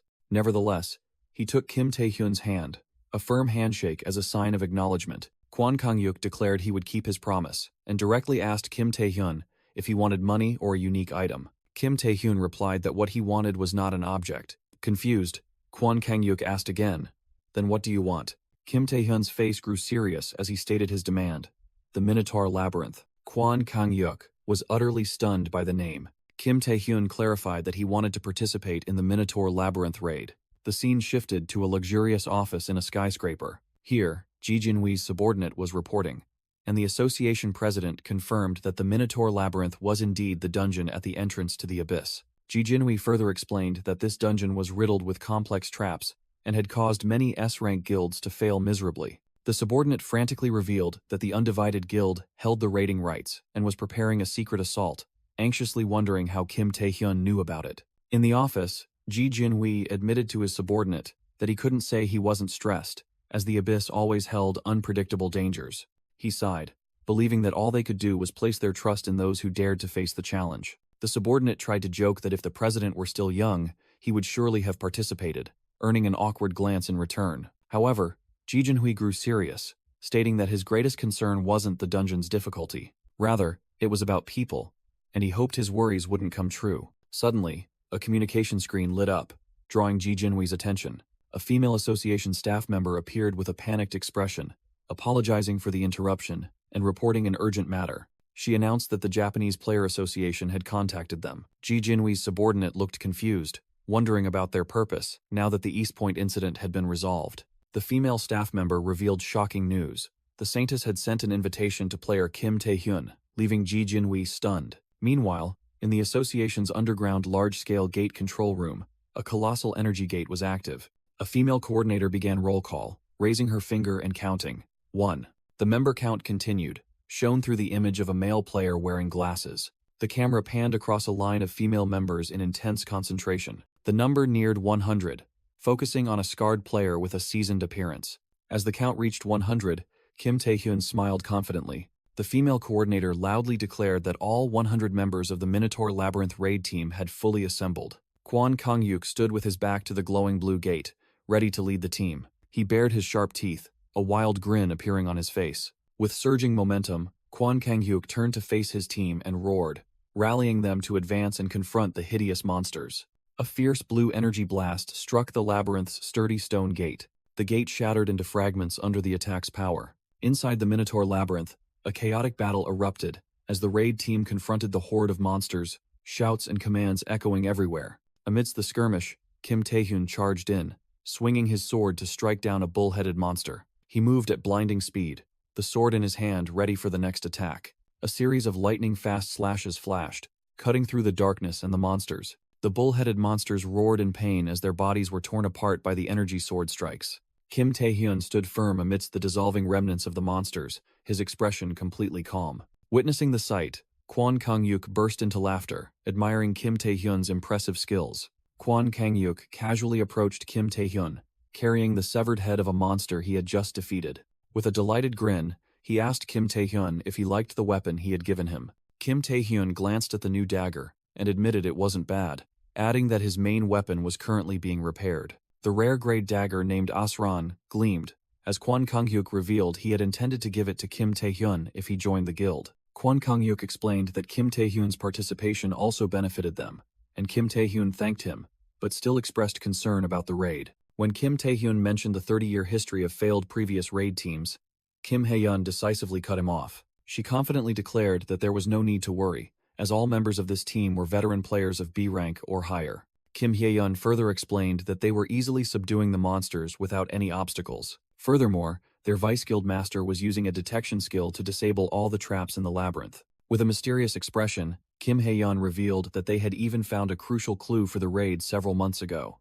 Kim Tae-hyun looked astonished and immediately asked about the clue she had just mentioned. Kim Hae-yeon began to explain, revealing that they had discovered the corpse of a monster that seemed to originate from the labyrinth while deep within the abyss. It was the corpse of a colossal minotaur, bearing patterns identical to the symbols found throughout the labyrinth. When their team touched the corpse, it all turned to dust, leaving behind only a single horn.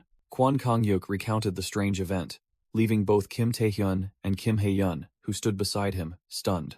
Kim Tae-hyun immediately realized that if that monster truly came from the labyrinth, they could use a tracking skill to follow its trail. Kwon Kang-yuk confirmed that this was indeed the way to find the path leading deep inside the labyrinth. Using that clue, Undivided's vice guildmaster led the raid team, following a path created by magical energy. The path led them to the base of a ladder, above which was a round hatch emitting a glowing red light with familiar patterns. However, the entire team was suddenly ambushed by grotesque bats and razor-sharp shadow tentacles. Overcoming the trap, the entire raid team continued deeper, following the guiding light. Finally, the vice guildmaster stopped and announced that they had arrived. That person declared this to be the end of the labyrinth, while the scene showed other team members had all fallen. Before them was a colossal minotaur statue seated on a throne. Kwon Kang-yuk roared in anger, not understanding why there was only a statue instead of the real boss. While a female guide realized something, she deduced that they needed to place the horn they carried into the missing spot on the statue. Kwon Kang-yuk was briefly surprised, then broke into a savage grin as he understood the plan. He immediately yelled, ordering Secretary Kim to bring the horn. As Kim Hee-yeon struggled to push the colossal horn on a cart, Kim Tae-hyun secretly thought that everything was unfolding exactly like his pre-regression memories. His face darkened with worry, for he knew well what horrific tragedy would unfold immediately after. Just as he had foreseen, a colossal shadow entity suddenly rose, engulfing Kwon Kang-yuk amidst his agonized scream. A giant minotaur's fist slammed into the ground. However, Kwon Kang-yuk braced himself, stopping the attack in an explosion of energy. Witnessing the sight, the entire raid team erupted in cheers, believing they were about to conquer the labyrinth that had existed for 30 years. Kwon Kang-yuk smirked arrogantly, loudly challenging the labyrinth boss to reveal itself. But then, his smile vanished, as an unbelievable sight appeared before his eyes. On the corpse of an even larger minotaur, Kim Tae-hyun stood silently, as if he had finished it off long ago. Immediately after, the monster's corpse began to disintegrate into mystical blue specks of light and white flower petals. In another corner of the arena, the vice guild master of the Undivided Guild stared in horror at the scattered bodies of his comrades. In his terror, he watched as those bodies also began to vanish just like the monster. The surviving members of the raid team looked up, stunned by Kim Tae-hyun's presence on the boss that was turning into nothingness. The female coordinator and other members were completely speechless, unable to utter a word at the extremely strange turn of events. Amidst the chaotic scene, the woman in the fedora had a suspiciously calm reaction, bowing her head to hide her expression. Suddenly, the entire raid team was teleported to a cold, snowy forest, causing them extreme panic. Before they could compose themselves, a ferocious flood surged, sweeping everyone away amidst screams.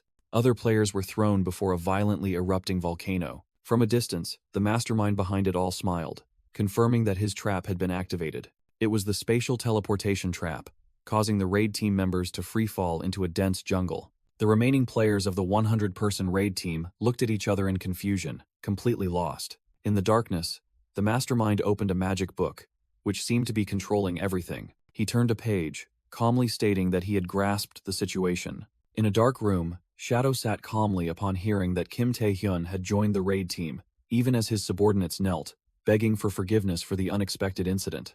The masked subordinate frantically asked his master what to do, even suggesting to immediately halt the operation. However, Shadow coldly dismissed it, deeming this change actually perfect. He secretly calculated that he had embedded 5 S-rank criminals and 20 A-rank criminals into the team, confident that no matter how strong Kwon Kang-hyuk and Kim Tae-hyun were, they must have limits. Closing the book, he wondered how the two heroes would manage, having to both fight in the labyrinth and deal with hidden villains. Shadow leaned back in his chair with extreme amusement, feeling that everything was becoming incredibly interesting. Meanwhile, in a dense jungle, a small group of survivors from the teleportation trap awkwardly suggested they introduce themselves first. A woman introduced herself as Miranda, a B-rank player of the Undivided Guild. But immediately, another member of the group shouted, exposing her lie. That person, Park Sung-hoo, launched a direct attack at Miranda, calling her a villain, causing her to scream as her true identity as Milena, an S-rank mage, was revealed.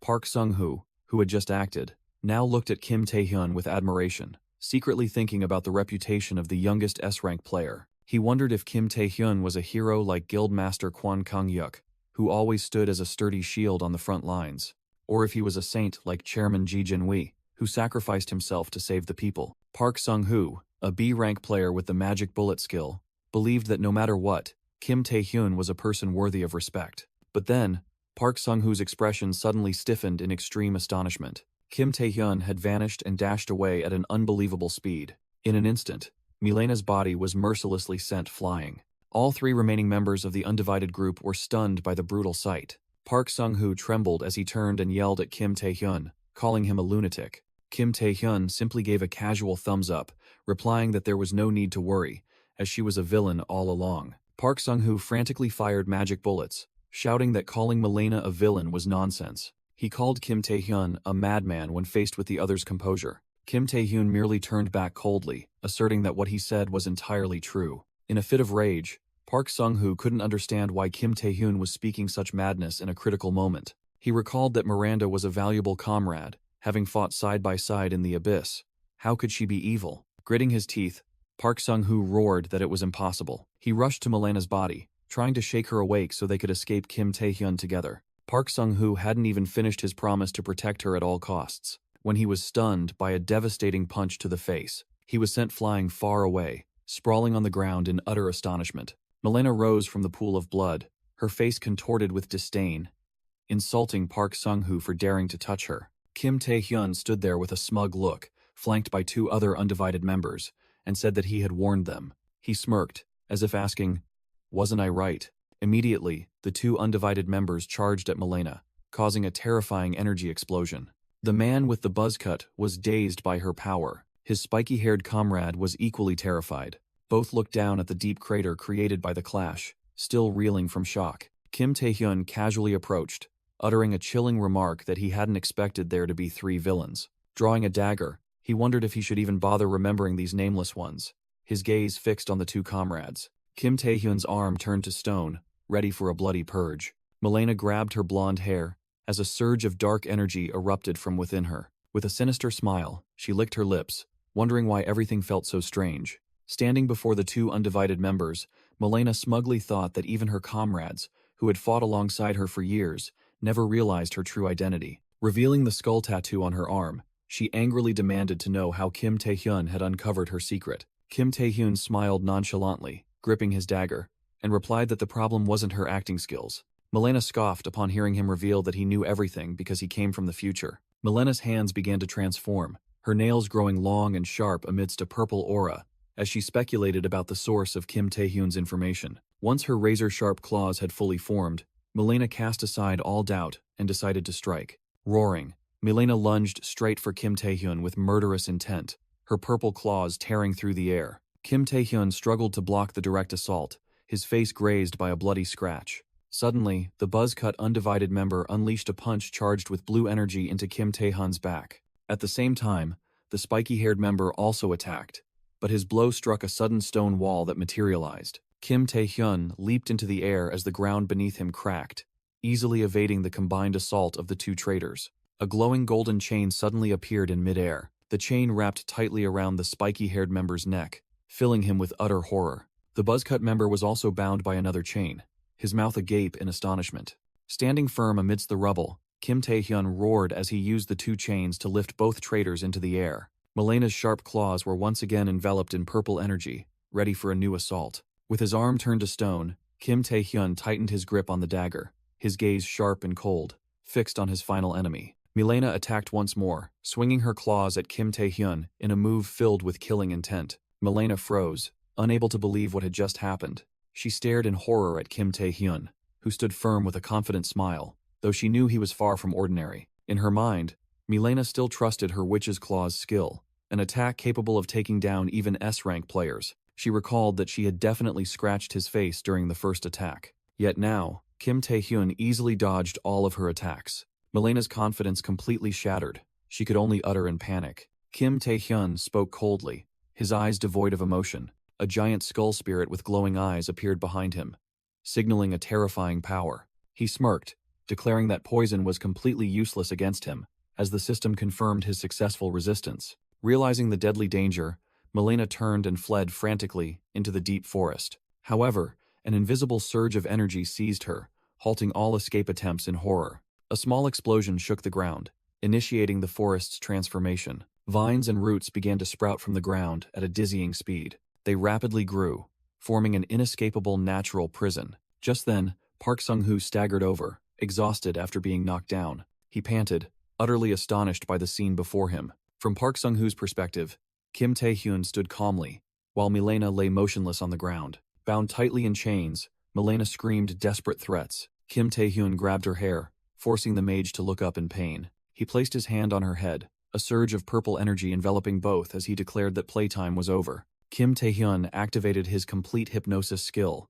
An illusion of the succubus queen Rosaria appeared behind him as he began his interrogation. He questioned Milena about the number of infiltrators and their objective, terrifying her with his overwhelming mental power. Under the hypnosis, Milena's pupils shattered, signifying the complete collapse of her will to resist. Unable to resist, she confessed to 20 infiltrators, including 5 S-rank criminals, whose purpose was to sabotage the raid. A field of blood-stained white flowers appeared, a premonition of the tragedy unfolding and yet to come. The image of a young female raid team member with a stunned expression appeared, one of the victims of the cruel plan. A blood-soaked blade indicated that the objective was not merely sabotage. Milena revealed the ultimate goal, the assassination of Guildmaster Kwon Kang-hyuk of the Undivided Guild. Back in reality, Kim Tae-hyun and Park Sung-hoo stood in the forest, looking at Milena and her 2 unconscious accomplices. The blonde S-rank mage was completely subdued, lying motionless on the ground. Kim Tae-hyun noticed a worrying change compared to the old timeline. The number of S-rank criminals had increased from 3 to 5. He wondered if his own regression was the cause of these unpredictable shifts in the future. Shaking off those thoughts, Kim Tae-hyun ordered Park Sung-hoo that they must find Kwon Kang-hyuk immediately. Both began their journey through the dense forest, a space created by a teleportation trap. As he followed, Park Sung-hoo was still stunned, wondering if Kim Tae-hyun had known Milena's true identity all along. Kim Tae-hyun suddenly spoke, saying that the way out was much simpler than he thought. He stopped and explained that, despite the different scenery, they were still inside the labyrinth. Before them, a solitary door appeared amidst the trees. Kim Tae-hyun deduced it was a spatial connecting passage. He explained that this labyrinth connected to many different dimensions, and they wouldn't reach their destination in a single attempt. But as Kim Tae-hyun asserted that by simply continuing through the doors, they would find Kwon Kang-hyuk, Park Sung-hoo called out to him to ask something. Park Sung-hoo angrily questioned why Kim Tae-hyun hadn't told everyone about the infiltrators. He apologized for doubting Kim Tae-hyun, yet blamed him, saying that if he had informed the guildmaster sooner, the tragedy wouldn't have happened. Kim Tae-hyun listened silently, as Park Sung-hoo desperately asked for the reason behind his silence. With a face full of regret, Park Sung-hoo bowed his head to the harsh truth. Kim Tae-hyun unexpectedly replied that he had already told the person who needed to know, leaving Park Sung-hoo stunned. He casually stated that it was up to him whether to believe it or not. Kim Tae-hyun firmly asserted that Kwon Kang-hyuk already knew everything. In another space, a blade swung, staining the snowy landscape with blood. Here, Kwon Kang-hyuk was facing a group of armed subordinates, among whom a pink-haired individual stood out. Two members in tactical gear, one wielding a spiked mace, advanced menacingly. The other traitors slowly tightened their encirclement. Kwon Kang-yuk gave a faint smile, asking what his subordinates were doing, and remarking that the joke had gone too far. The vice guild master with a scarred face suddenly appeared, holding a blood-stained dagger, and sarcastically asked if this was a joke. Kim Hae-yun, the guild's secretary, rushed between the two in utter horror. She fled in panic, as another traitor lunged to attack. Kwon Kang-yuk roared in fury at the sight, but in an unexpected moment, it was Kim Hae-yun herself who stabbed Kwon Kang-yuk in the back. With a panicked expression, she clung tightly to the guildmaster, who roared in pain. The pink-haired individual approached, mocking the restrained Kwon Kang-yuk. The remaining traitors simultaneously prepared to deliver the finishing blow to the fallen guildmaster. Despite his wound, Kwon Kang-yuk roared, shouting for his secretary, Kim Hae-yun, to step back. Pink-purple energy violently erupted around him, his eyes glowing with furious intensity. With a thunderous roar, Kwon Kang-yuk unleashed his full power. A gigantic energy T-Rex was summoned, lunging to tear apart and knock down the traitors. Kim Hae-yun was stunned by the brutal scene and the guildmaster's desperate power. The energy beast continued its rampage, while Kwon Kang-hyuk stood shielding the secretary, who had fallen to the ground. Kim Hae-yun sprang up, shouting that Kwon Kang-hyuk didn't need to protect her, as she would fight too, but he immediately dismissed her, ordering her to stay put because she couldn't handle these enemies. The desperate secretary replied that if things continued like this, they would both die, but another cold voice echoed, confirming she was right. The vice guild master appeared amidst a sea of fire, declaring that Kwon Kang-hyuk no longer had the luxury of worrying about others. He revealed that all this time, they had merely been concealing their true strength. A lantern containing a skull spirit in the vice guild master's hand glowed brightly. From the ground, a colossal skeletal dragon rose amidst the flames, summoned by the magical lantern. He confidently declared that everyone present was at least A rank, with 4 S ranks, elite members of the malignant guild who had come to kill him. The colossal skeletal dragon roared, engulfing the entire battlefield in an apocalyptic scene. Kwon Kang-yuk bitterly admitted that they had prepared too thoroughly, blaming himself for being too trusting. The vice guild master scoffed, telling him not to blame himself too much. He continued to mock, saying that the malignant guild had planned this for years, and a fool like Kwon Kang-yuk could never have discovered it. Amidst the enemy's fury, Kwon Kang-yuk gritted his teeth, bitterly uttering a harsh truth. Kim Tae-hyun had been right all along. The unexpected confession stunned the vice guild master, his triumphant smile vanishing. Kwon Kang-yuk roared, revealing that Kim Tae-hyun himself had warned him about their assassination plot. The vice guild master was aghast, unable to believe that Kim Tae-hyun knew their plan, and that the warning was true. He suddenly realized something even more important, cold sweat breaking out on his forehead. The vice guild master furiously yelled at Kwon Kang-yuk, questioning why he hadn't done anything despite knowing everything beforehand. Kwon Kang-yuk gritted his teeth, proudly declaring that a true man would never doubt his comrades. Faced with such an unbelievably naive answer, the vice guild master burst into laughter, unable to believe his ears. Even the pink-haired subordinate exclaimed, wondering how many years they had served under such a fool. Unable to bear it any longer, Kim Hae-yun grabbed Kwon Kang-hyuk by the collar, screaming that it was precisely because he refused to verify the information that things had come to this. Just then, the colossal tail of the skeletal dragon swung up, ready to strike. Kwon Kang-yuk and Kim Hae-yun both looked up at the monstrous creature charging towards them. The skeletal dragon opened its fiery maw, lunging down to devour them both. The vice guild master laughed savagely,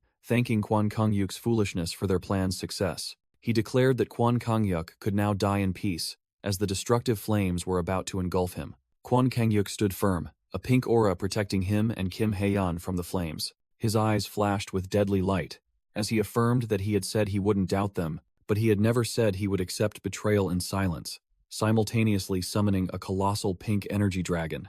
The energy dragon delivered a thunderous blow, causing the vice guild master to cough up blood from the horrific impact. With pink energy horns sprouting from his temples, Kwon Kang-yuk roared, activating his skill, Beast's Blessing, Ancient Dragon.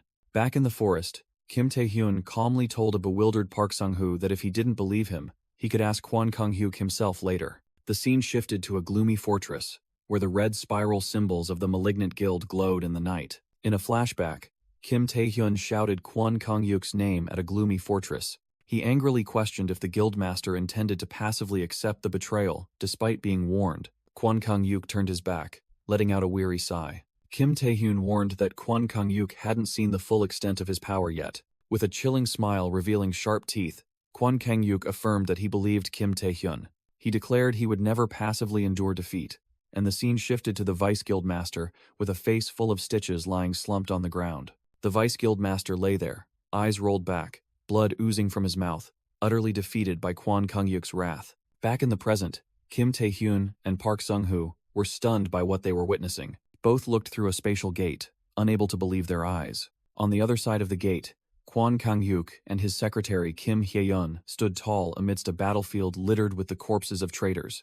Kwon Kang-yuk recognized Kim Tae-hyun, burst out laughing, and asked why he had only just arrived. The scene around them was an anomalous space, where the colossal minotaur's corpse was disintegrating amidst floating white petals. Once in the same space, Kwon Kang-yuk asked Kim Tae-hyun if he had seen the others, and he admitted to seeing a few on the way. Kim Tae-hyun coldly explained that he had ignored their pleas for help, causing Kwon Kang-yuk to exclaim that he was heartless.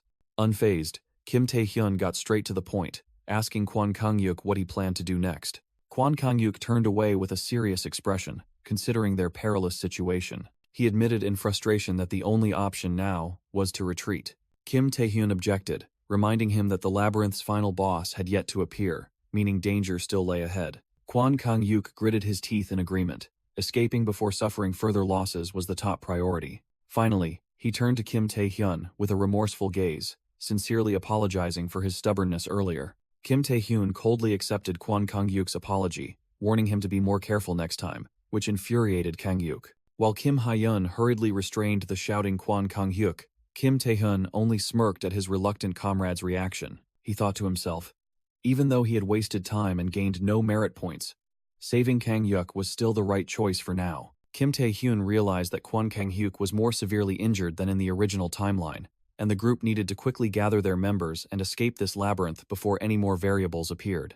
As the group walked, he suddenly stopped, secretly vowing that he wouldn't give up this time. Kim Hye-yeon turned, curiously asking if they had encountered any monsters or traps in the spaces they had passed through. The sudden question froze Kim Tae-hyun, cold sweat trickling down his temples. Park Sung-hoo naively replied that they hadn't seen anything and could safely escape, completely oblivious to the horror rising within Tae-hyun.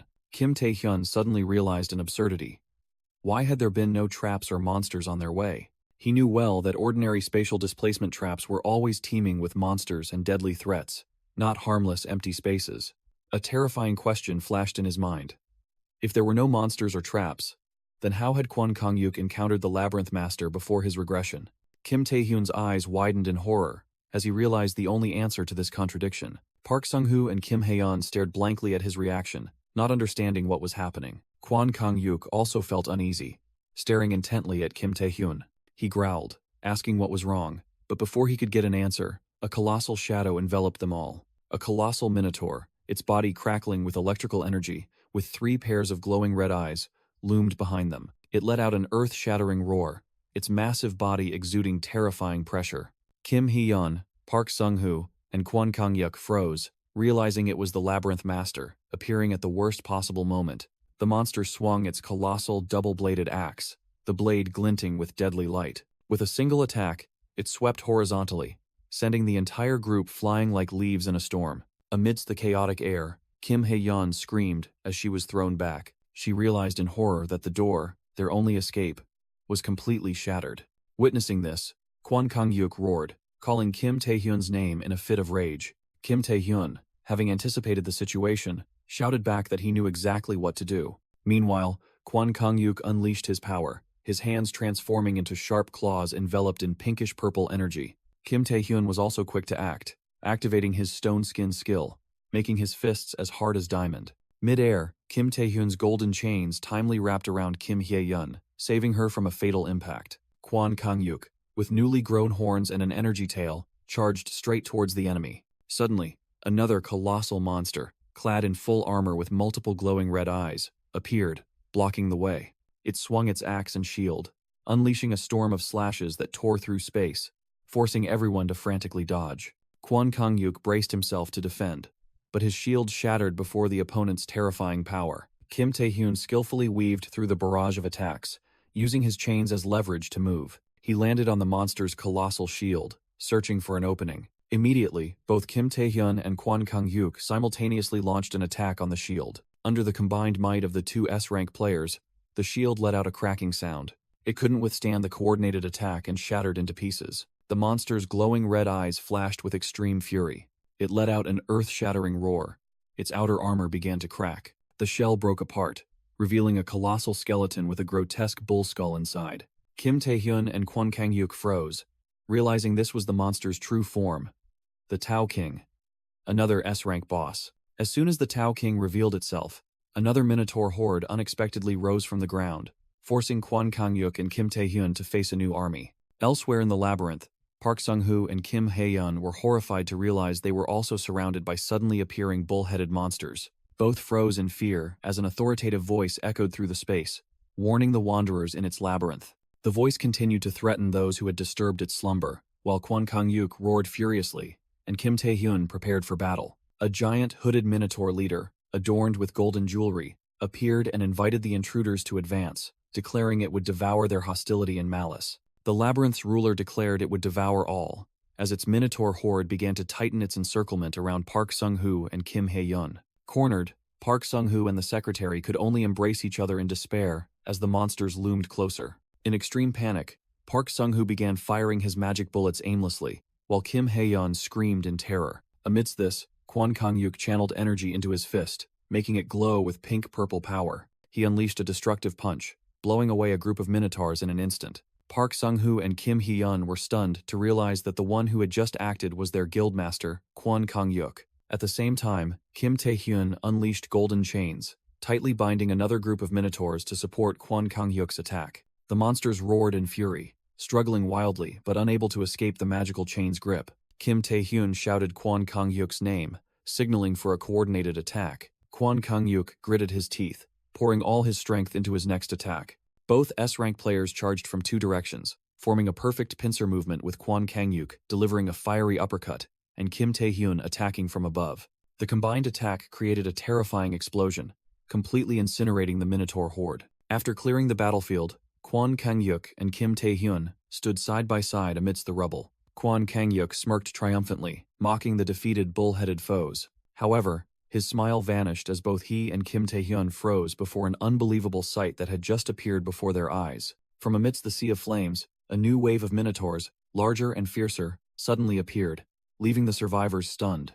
They were enraged monsters with glowing red eyes, their muscles bulging within the sea of flames. One let out a thunderous roar, signaling an even fiercer battle. Kwon Kang-yuk and Kim Tae-hyun were stunned, unable to believe what was happening. Without hesitation, Kwon Kang-yuk charged straight into the horde, creating a terrifying explosion. He spun in mid-air, his body erupting with a fierce purple energy. His devastating kick completely crushed the head of a Minotaur. However, from the destroyed neck, magical flames began to gather, regenerating the shattered head. Kwon Kang-yuk was horrified to realize the harsh truth. These monsters also possessed regeneration abilities. Amidst the encirclement of immortal monsters, he recognized the true mastermind. A Minotaur Shaman King stood towering in the distance. The Monster King exuded an overwhelming aura, with glittering golden jewelry on its massive body. Kwon Kang-yuk, covered in blood, felt despair as he wondered how he could defeat such an enemy. He realized he could land a blow on the boss, but couldn't do so while protecting Park Sung-hoo and Kim Hae-yeon, who were already exhausted. While Kim Tae-hyun was also struggling to bind the enemies with chains, Kwon Kang-yuk found himself in a dilemma. He gritted his teeth, forced to make a life-or-death choice. Amidst the tense moment, a voice from the past echoed, demanding he choose. In a flashback, Ji Jinwei sat opposite a younger Kwon Kang-yuk, who lay motionless on a table after a battle, and warned him about his reckless behavior. The younger Kwon Kang-yuk looked up and retorted arrogantly, declaring that he wasn't the type to live in doubt. Ji Jinwei calmly acknowledged that it suited his personality, but emphasized that sometimes doubt was necessary. With a resolute gaze despite his injuries, Kwon Kang-yuk affirmed that his experience as a player had taught him a great deal. In a flashback, Ji Jinwei explained to Kwon Kang-yuk that sometimes one must know when to give up to protect what is more important. Ji Jinwei emphasized that power wasn't everything, and recognizing one's own limits was also very important. He concluded that those were the qualities of an excellent player, as he sat opposite a younger Kwon Kang-yuk. The younger Kwon Kang-yuk pondered the philosophical words, but then he smirked arrogantly, retorting and asking if it was merely an excuse for Ji Jinwei's weakness. Back in reality, Kwon Kang-yuk, covered in injuries, gasped for breath amidst the battle. He bitterly realized he had trusted the old advice too much as he saw Kim Tae-hyun struggling to hold back the monsters.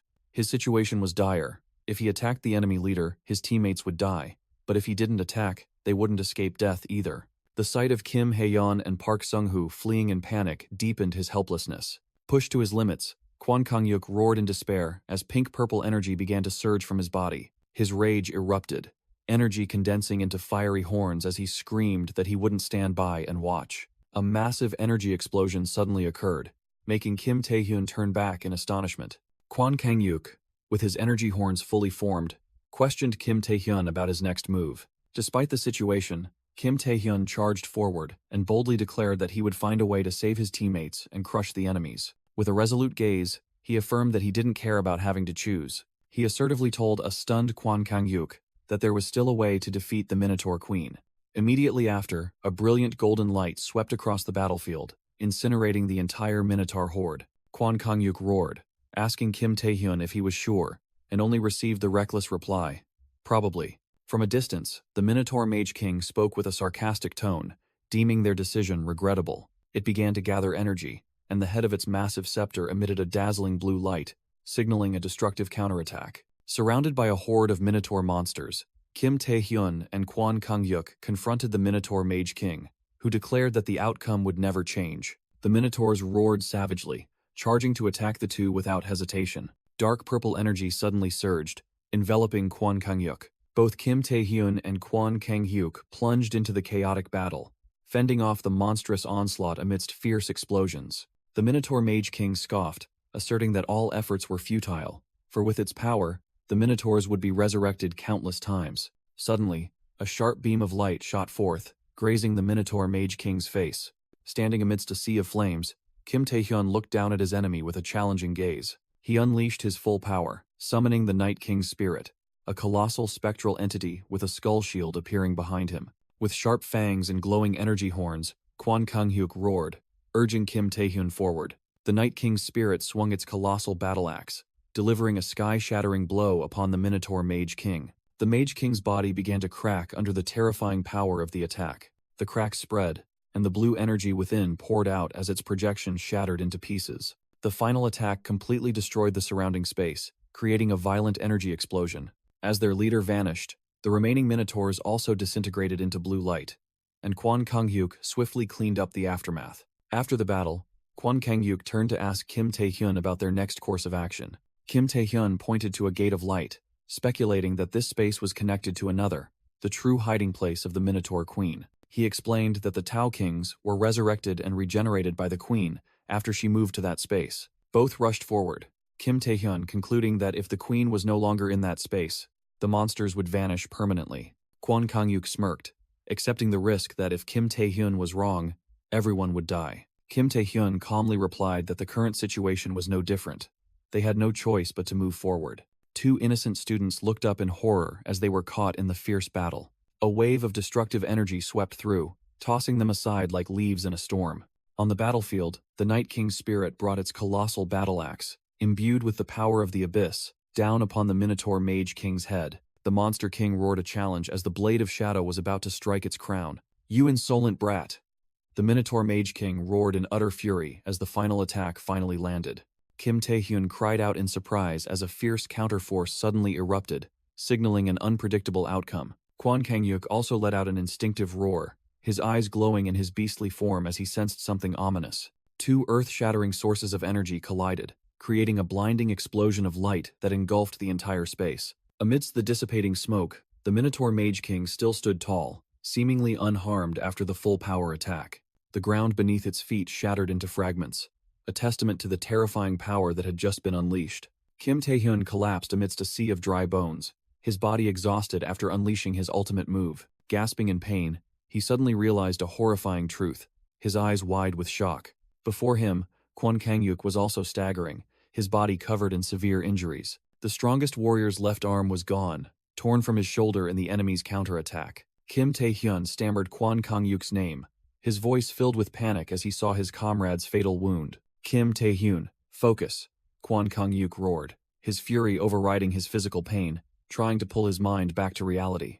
Startled awake by the shout, Kim Tae-hyun looked up, hearing Kwon Kang-yuk's urgent warning, "It's coming." The two exhausted warriors stood amidst the skull-strewn battlefield, preparing to face the approaching nightmare. From the shadows, the Minotaur Mage King emerged, massive and menacing, striding forward to finish off those who dared to challenge it. Roaring in rage, Kwan Kang-yuk poured all his strength into his fist, unleashing a torrent of berserk purple energy. At the same time, Kim Tae-hyun also screamed in pain, golden chains tightening around his arm as he prepared for his attack. However, the Minotaur Mage King merely stomped its axe into the ground, creating a terrifying shockwave that blew everything away. Both Kim Tae-hyun and Kwon Kang-yuk were flung away like leaves in a storm, utterly helpless against the absolute power. The monster looked down at the two survivors, its voice filled with authority, acknowledging them as extraordinary children. Lying sprawled amidst the pile of skulls, Kwon Kang-yuk was astonished to hear it say that they dared to cause chaos in the space it had created. Kim Tae-hyun also collapsed, his body spent, barely able to prop himself up on the cold ground. The monster continued to explain that no longer having to control its minions would allow it to unleash its full power, and a terrifying blue aura began to emanate from its body. Kim Tae-hyun strained against the immense pressure weighing down on every inch of his body. He screamed in despair, realizing he couldn't resist. The Minotaur Mage King swung its weapon again, and the ground beneath Kim Tae-hyun's feet shattered into fragments. Surrounded by destructive energy, Kim Tae-hyun bitterly admitted that the power gap between them was too vast. He realized he would die if he didn't use the predation skill, but a deadly hesitation held him back. Kim Tae-hyun wondered if he could defeat this monster with just a single blow, because if he failed, he knew for certain that the predation skill would spiral out of control and consume him, just as it had in the past. Kwon Kang-yuk froze, sweat pouring down as he sensed the hesitation and danger in his comrade's decision. Nevertheless, with blood trickling from the corner of his mouth, Kim Tae-hyun knew this was his only remaining option. In an unfamiliar hospital room, a person with bluish-purple hair lay on the bed, smiling cryptically and suggesting that the way to solve the problem was through application. In a hospital room, Jung Han-soo wondered about the concept of application, and Yoo Ah-young began to explain that skill descriptions in the status window were very lacking. She sat up, emphasizing that in reality, a skill's form could change flexibly, and adjusting its power also altered the mana consumed. Yoo Ah-young used her Amazon Soul skill as an example, explaining that she could apply it to enhance her body with energy. She could even create powerful magic bullets from that same skill. Jung Han-soo related it to actual combat, recalling how Kim Tae-hyun usually only applied his stealth skill to his rings. He seemed stunned as he realized the deeper meaning behind Yoo Ah-young's explanation. Yoo Ah-young advised that if a skill was difficult to control, one should try lightly applying it to a weapon or another skill. With a confident smile, she encouraged him, saying he would surely do well. Back on the battlefield, Kim Tae-hyun, now controlled by the king, unleashed a massive storm of red dark energy upon the Minotaur Shaman King. The monster roared, struggling to withstand the incoming torrent of destructive power. Thousands of dagger-sharp shards of red energy erupted, engulfing the Shaman King's colossal body. In the eye of the storm, Kim Tae-hyun and Kwon Kang-hyuk stood firm, witnessing the terrifying power being unleashed. The Minotaur Shaman King roared, "You bastard!" as gaping wounds appeared on its flesh. With fiery red hair and glowing eyes, the king entity within Kim Tae-hyun's body channeled energy into the weapon on his petrified arm. A blinding crimson energy blast was fired at terrifying speed. A barrage of energy projectiles continuously pummeled the Shaman King's body, creating small explosions all over it. The monster's colossal scepter shattered under the power of the attack. From within the energy storm, a blazing red chain formed and shot forth. Suddenly, the Night King's spirit appeared from thin air, using that very energy chain to pierce through the stunned Shaman King's chest. Impaled, the Minotaur Shaman King let out a final cry of agony. Meanwhile, Kim Tae-hyun's consciousness experienced a flash of insight. He realized he had been thinking correctly. Yoo Ah-young's advice echoed in his mind, an obvious truth that had just been proven. He vaguely sensed that the predation skill could change form at will, and could be fully applied just like other skills. Faced with this mysterious power, the Shaman King could only roar in despair. However, the entity controlling Kim Tae-hyun did not hesitate. Regardless of predation's true nature, it would be unleashed with its full destructive power. The Minotaur Shaman King bore the full force of the dark energy, and Kim Tae-hyun was determined to fully utilize this power. With fiery eyes and a brutal smile, the king entity poured all its energy into the finishing blow. A crimson tsunami of energy completely engulfed the Shaman King. The monster's body was torn to shreds in the horrific explosion. As soon as the final boss was defeated, the trap dimension began to crack. The cracks spread, shattering like glass under an invisible force. Amidst the collapse, Kwon Kang-hyuk could only stand silently, witnessing the aftermath of that unfathomable power. In a flash, the space shattered, and the entire raid team was thrown back into the original boss room. The raid team's female coordinator was stunned, unable to comprehend what had just happened. The other players were also utterly bewildered, looking around the familiar scene in disbelief. Park Sung-hoo and Kim Hee-yeon stood frozen amidst the lingering, shattered fragments of space, horrified by the events that had just transpired. Amidst the crumbling space, the raid team watched in awe as an exhausted Kim Tae-hyun was helped back from the brink of death by Kwon Kang-yuk. With a tired smile, Kim Tae-hyun softly declared that it was all over. Park Sung-hoo and Kim Hee-yeon were speechless, unable to utter a word at the unbelievable sight. Bursting with joy, Kim Hee-yeon and the remaining members rushed to welcome their two heroes. After the Minotaur Queen was defeated, the raid team discovered countless gold, silver, and hidden treasures within the labyrinth. Among them, the most precious item was a unique elixir called the Spring of Vitality, capable of significantly increasing stats. Due to its limited quantity, the elixir was only given to Kim Tae-hyun and Kwon Kang-yuk, the two who had contributed the most to the battle. Kwon Kang-yuk angrily realized the elixir couldn't compensate for the stats lost from his arm, but resigned himself to the fact that something was better than nothing. The villains who had infiltrated the Undivided Guild were all identified and apprehended. While the other players focused on recovery, Kwon Kang-yuk was horrified to face a treatment regimen from a female nurse wielding a giant syringe. Amidst the peaceful days that followed, Kim Tae-hyun enjoyed a heartwarming moment, strolling with his uncle, aunt, and cousin Hwang Jae-young. He wore a contented smile, savoring the rare tranquility. Kwon Kang-yuk also burst into hearty laughter, seemingly having regained his spirits. The chaotic Minotaur Labyrinth raid finally came to an end, and then, camera flashes erupted, signaling an impending media storm. Female reporter Kim Gi-ja, amidst the crowd of journalists, seized the opportunity to document the shocking event. The entire press conference hall erupted, as reporters bombarded Kwon Kang-yuk with questions about a surprising announcement. Faced with the question of whether he would retire, Kwon Kang-yuk emphatically denied it. He roared into the microphone, asserting that he was only taking a temporary break, causing his secretary Kim Ha-yeon, standing beside him, to break out in a cold sweat. Reporters questioned Kwon Kang-yuk about his right arm injury and the national team's future at the upcoming Asian Games.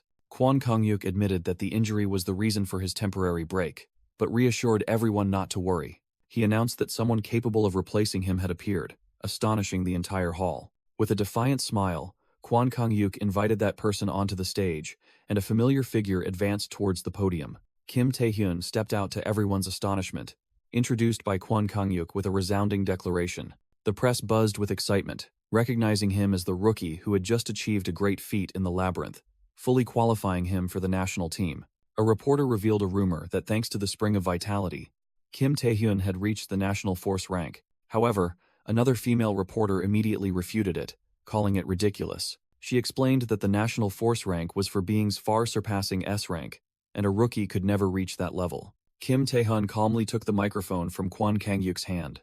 Standing at the podium, he officially introduced himself as Kim Tae-hyun, one of New Korea's representatives at the Asian Games. He admitted he understood everyone's concerns and his status as a rookie compared to other players. Elsewhere, a powerful red-haired man watched the press conference, remarking with interest about New Korea's new S-ranker. Meanwhile, a mysterious woman wearing sunglasses also watched the news on her phone, smiling at Kim Tae-hyun's humility. Others watching on TV also discussed, one person asserting that he had known this would happen because not everyone could reach that rank. Back in the auditorium, Kim Tae-hyun hesitated for a moment before saying, however. The entire crowd of reporters held their breath, waiting, not understanding what he would say next. Kim Tae-hyun looked directly into the camera, declaring that he hoped the Asian Games would be the place for him to prove everything. With sharp eyes, he affirmed that this included verifying the rumor about the national force rank, leaving everyone stunned. In a dimly lit library, desperate pleas for mercy echoed hopelessly beneath two colossal shadows. Milena knelt, begging Shadow for forgiveness, sobbing that she had given her all, and that escaping had been a miracle. She desperately explained that none of them had anticipated Kim Tae-hyun's terrifying power. Shadow coldly ordered Milena to stand up, his tone utterly devoid of emotion. He feigned sympathy, saying she couldn't be blamed when the opponent was too strong, and she had tried her best. A glimmer of hope flickered across Milena's face as she looked up at her superior. However, Shadow's hand suddenly clamped around her throat. He cruelly declared that he had no need for weak subordinates, simultaneously unleashing a destructive surge of dark energy. Amidst Milena's disintegrating body, Shadow asserted a harsh truth. Power is the only law. He looked down with disgust, saying that watching a piece of trash beg for mercy was an eyesore. Before Milena's corpse, Shadow ordered his 2 masked subordinates to burn the place down to erase all traces. He pondered thoughtfully, finding it strange that the assassination plan for Kwon Kang-yuk had failed, and that clearing the labyrinth was supposed to be impossible. The name Kim Tae-hyun repeated in Shadow's mind, followed by a sinister chuckle. Looking towards the mansion engulfed in flames, he predicted that the upcoming Asian Games would become incredibly interesting. Meanwhile, in a modern hallway, confident footsteps advanced forward. An association staff member politely invited Kim Tae-hyun to follow him through a large door. The staff member urgently announced that New Korea's top players were all waiting. As Kim Tae-hyun stepped into the darkness beyond the door, he learned that these were also the people who would join him in the Asian Games. Kim Tae-hyun's face showed a confident smile, ready to face new teammates and challenges. Inside the dark room were the players representing New Korea. Jung Jin-soo, the S-rank player ranked 7th, remarked that he hadn't expected the new member to be so young. Seo Hongil, S-ranker ranked 8th, sarcastically wondered if this was a human rights violation.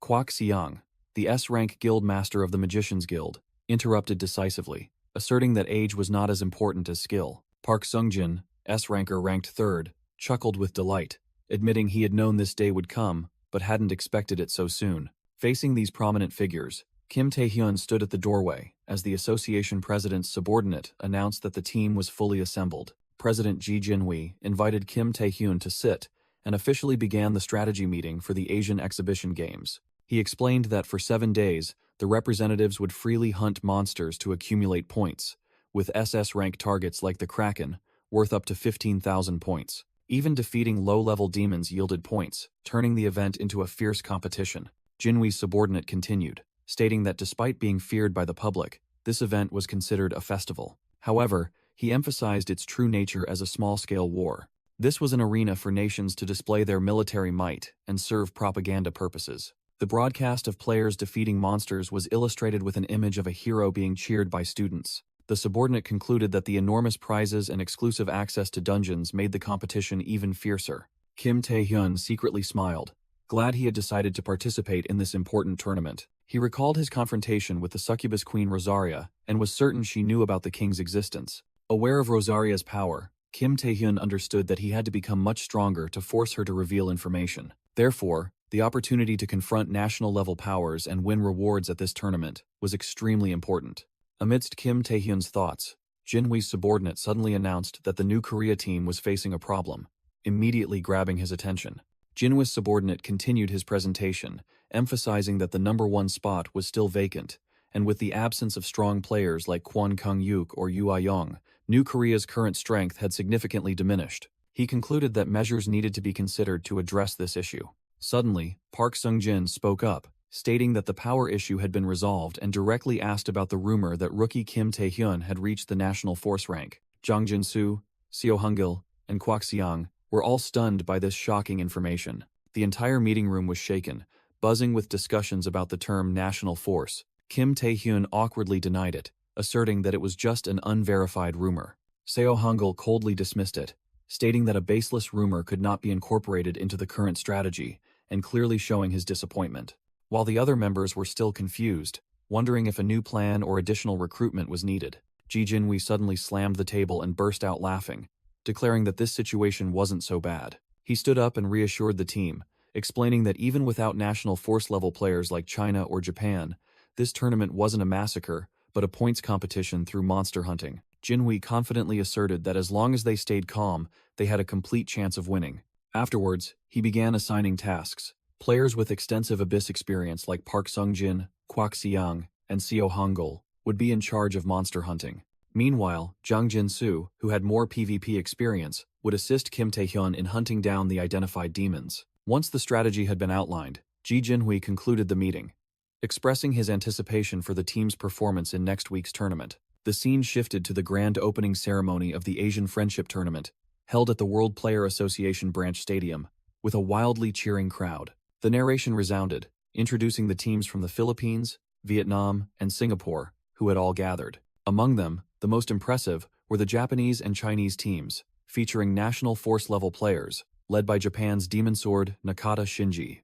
Notably, China was considered a strong contender for the championship with 3 national force-level players: Swift K Minmin, Blood Sword Liu Ping, and the imposing demonic strength Xie Xin. Meanwhile, in a quiet living room, Kim Tae-hyun's aunt and uncle were watching the live broadcast. Hearing the commentator state that Korea's chances of winning were very slim, the aunt only wished for one thing: for Tae-hyun to be safe. Hwang Jae-young erupted in anger, vehemently protesting his parents' pessimistic attitude. He shouted that this was the time to cheer wholeheartedly for Kim Tae-hyun, reminding them not to forget what his cousin had done for the family. He pointed out that the luxurious house they were living in was bought by Tae-hyun with his earnings. Furthermore, he also received bonus money every time Tae-hyun cleared a dungeon. Jae-young frankly admitted his pragmatic motives.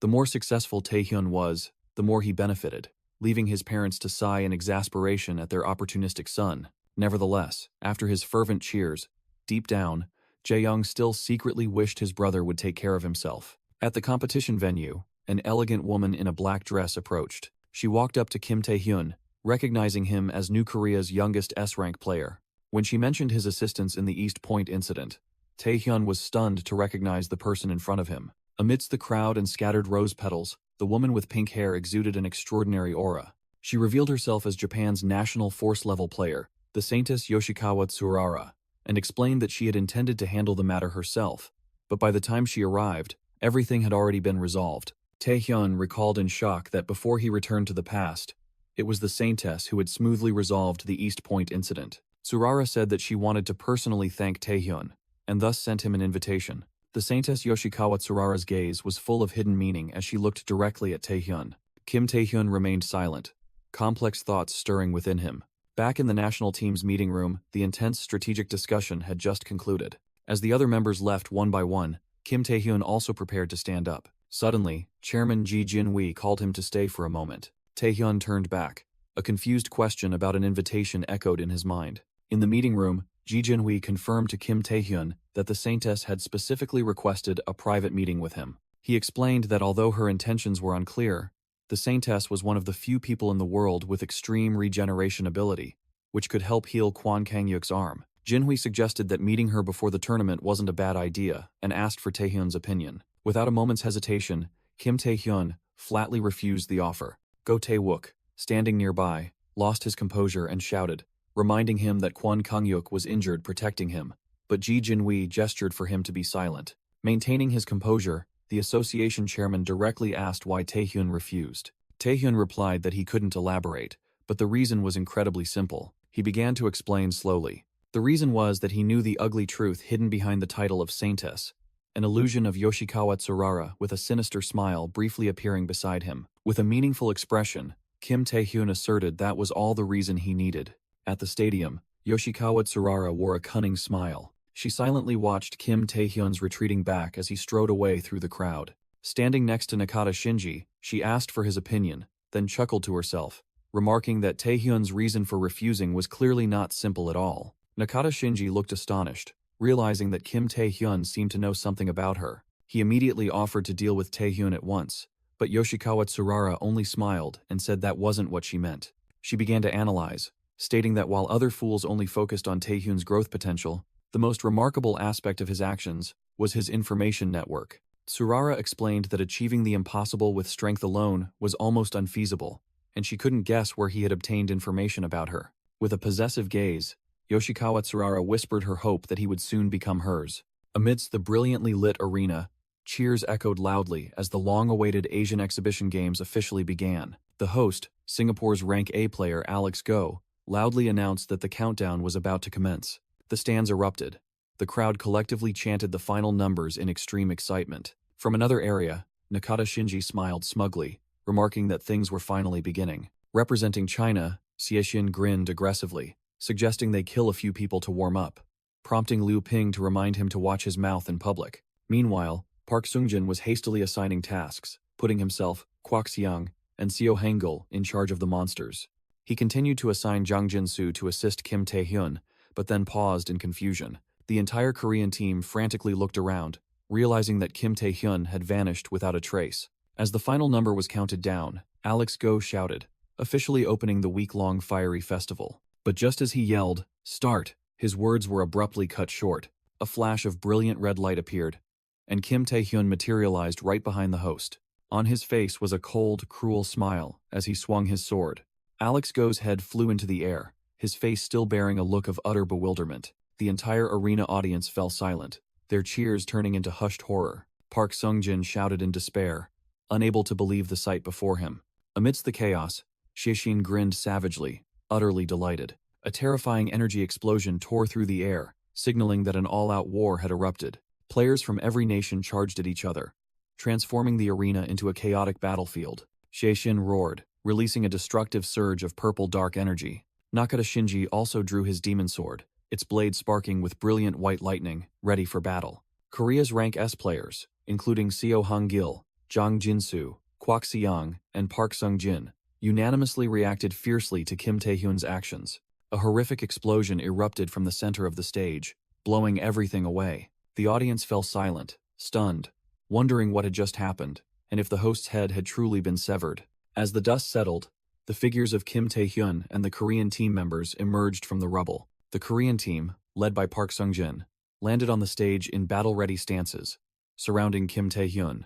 Kwak Si-young, with star-shaped glints in her eyes, sucking on a candy, stared at Kim Tae-hyun with a mix of anger and amusement. She lunged towards Kim Tae-hyun, shouting if he was insane to dare commit such an outrageous act. However, immediately after, Kwak Si-young burst into maniacal laughter, making the situation even more unpredictable. From another side, Xie Xin and the Chinese team advanced, growlingly questioning the Korean team for daring to cover for a murderer. With dark energy erupting around him, Xie Xin roared, declaring he would destroy them all. Meanwhile, the Japanese team, led by Nakata Shinji and Yoshikawa Tsurara, had also appeared, silently observing the confrontation. Yoshikawa Tsurara coldly ordered Nakata, known as the Demon Sword, that she didn't care how many people he killed. Her eyes glowed with an eerie pink hue as she added, "Just keep my assets safe." Just as the battle was about to erupt, a stern delegation in suits appeared, loudly demanding everyone to stop.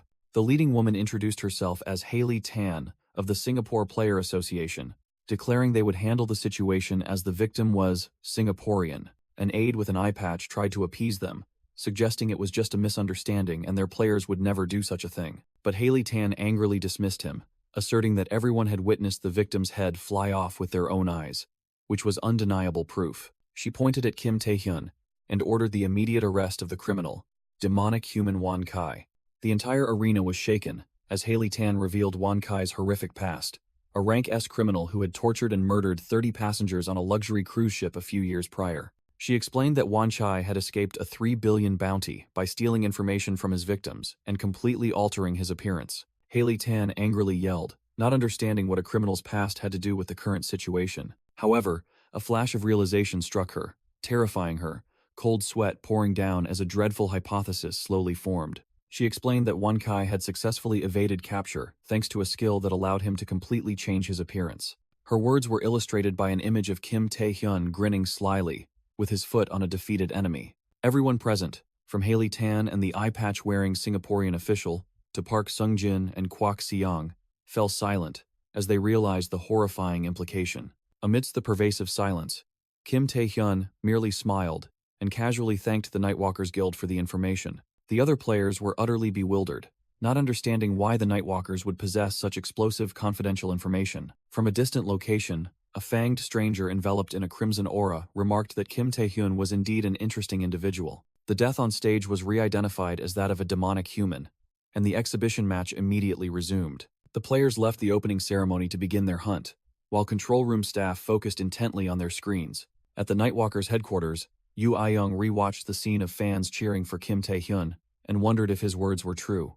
Jung Han-soo questioned her about knowing Wan Kai's whereabouts, but Yu Ayoung angrily dismissed him, calling him an idiot. When asked why Kim Tae-hyun would lie, she could only shout in helplessness that she didn't know. Looking down at the operations room, overwhelmed with calls, she declared, both annoyed and proud, "This is our Tae-hyun's achievement." Yu Ayoung blushed, secretly calling him sweetheart, further confusing Jung Han-soo. In another corner of the city, night fell with a torrential downpour. Rain lashed down on a ruined building, where a battle had just concluded. Inside, Kim Tae-hyun coldly looked down at the enemy he had just defeated. Rank A demonic human Gak Dagwi coughed up blood, gasping how his identity had been exposed. Kim Tae-hyun answered his phone, and simply explained that it was because he was a demonic human.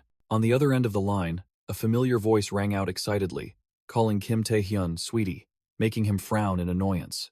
Amidst the pouring rain, Yu Ayong complained that he was late, while they were here, nearly losing their lives. Kim Tae-hyun asked if the call was secure, and Yu Ayong smiled smugly, realizing that he actually wanted her to call him. Standing amidst the defeated masked thugs, Kim Tae-hyun explained that his phone couldn't make a secure call, and said he needed her help with two things. Yu Ayong listened intently to his requests, to investigate something and provide more information about the demonic humans. She looked confused, reminding him that they had already provided him with information through the association. Kim Tae-hyun coldly replied that catching small fry wouldn't help them win, and if they wanted to aim higher, they needed bigger prey. With a meaningful smile, he prepared to reveal who that prey was. He declared the main target was the Malignant Guild, then dashed swiftly across the rooftops into the night. Suddenly, a figure wearing a straw hat appeared in the rain and introduced himself as Kimura Ren. Kim Tae-hyun was stunned by the sudden appearance, quickly telling Yu Ayong on the other end to wait a moment. Kimura Ren roared in anger, his eyes glowing with purple energy, declaring he would punish the one who defiled the saint's reputation.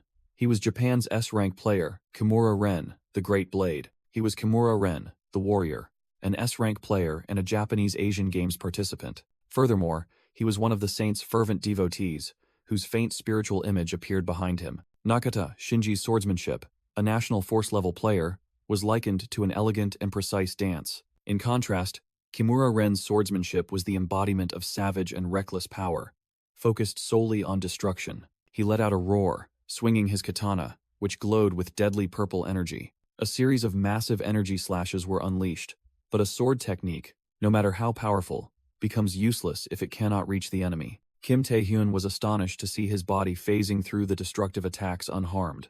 Kimura Ren froze in midair, unable to believe his eyes as his attacks completely missed their target. Kimura Ren roared in his mind, unable to comprehend why such a person could evade all his attacks. Meanwhile, in a high-tech corridor, a blue-haired woman and her colleague were fiercely debating targeting the Malignant Guild. The woman explained that those individuals would immediately hide and erase all traces if anyone approached, making pursuit impossible. Amidst the shower of purple sword energy, Kim Tae-hyun casually agreed with the person on the other end that it was true, while dodging Kimura Ren's attacks. But then, with a confident smile, he continued speaking while raising the phone to his ear. Kimura Ren was dumbfounded to see his opponent still engrossed in a phone call in the middle of a life-or-death battle. Without hesitation, Kim Tae-hyun spun around and delivered a devastating kick to Kimura Ren's head. Blood splattered as the Japanese warrior was completely knocked out. Kim Tae-hyun coldly said into the phone that anything was possible if he handled it himself. He continued walking down the dark alley, asserting that he had a surefire method to capture them. Kim Tae-hyun firmly asked his interlocutor to trust him, as he had proven his capabilities with past results. On the other end of the line, the blue-haired woman broke into a sweat, shaken by Kim Tae-hyun's confidence. Finally, she gave in, agreeing to provide information about the Malignant Guild and other locations. When asked about the other locations, she revealed it was information about the three great overlords. They were masterminds who controlled not only the underworld, but also the political sphere, the three kingpins of the demonic human syndicate dominating Asia. She stated that they had found a contact lead for one of the executives named Miyazaki Kenji, but warned about the risks of acting. Kim Tae-hyun smirked, thinking that while the overlords weren't as important as the Malignant Guild, they weren't a bad option either. He decisively declared he would start with them. The woman sighed in relief, accepting and promising to consider his additional request. Kim Tae-hyun thanked her, suggesting he be treated to a meal after the exhibition matches concluded, then hung up, leaving Kimura Ren unconscious in the rain. Enraged by Kim Tae-hyun's indifferent attitude, Kimura Ren roared, refusing to accept being underestimated.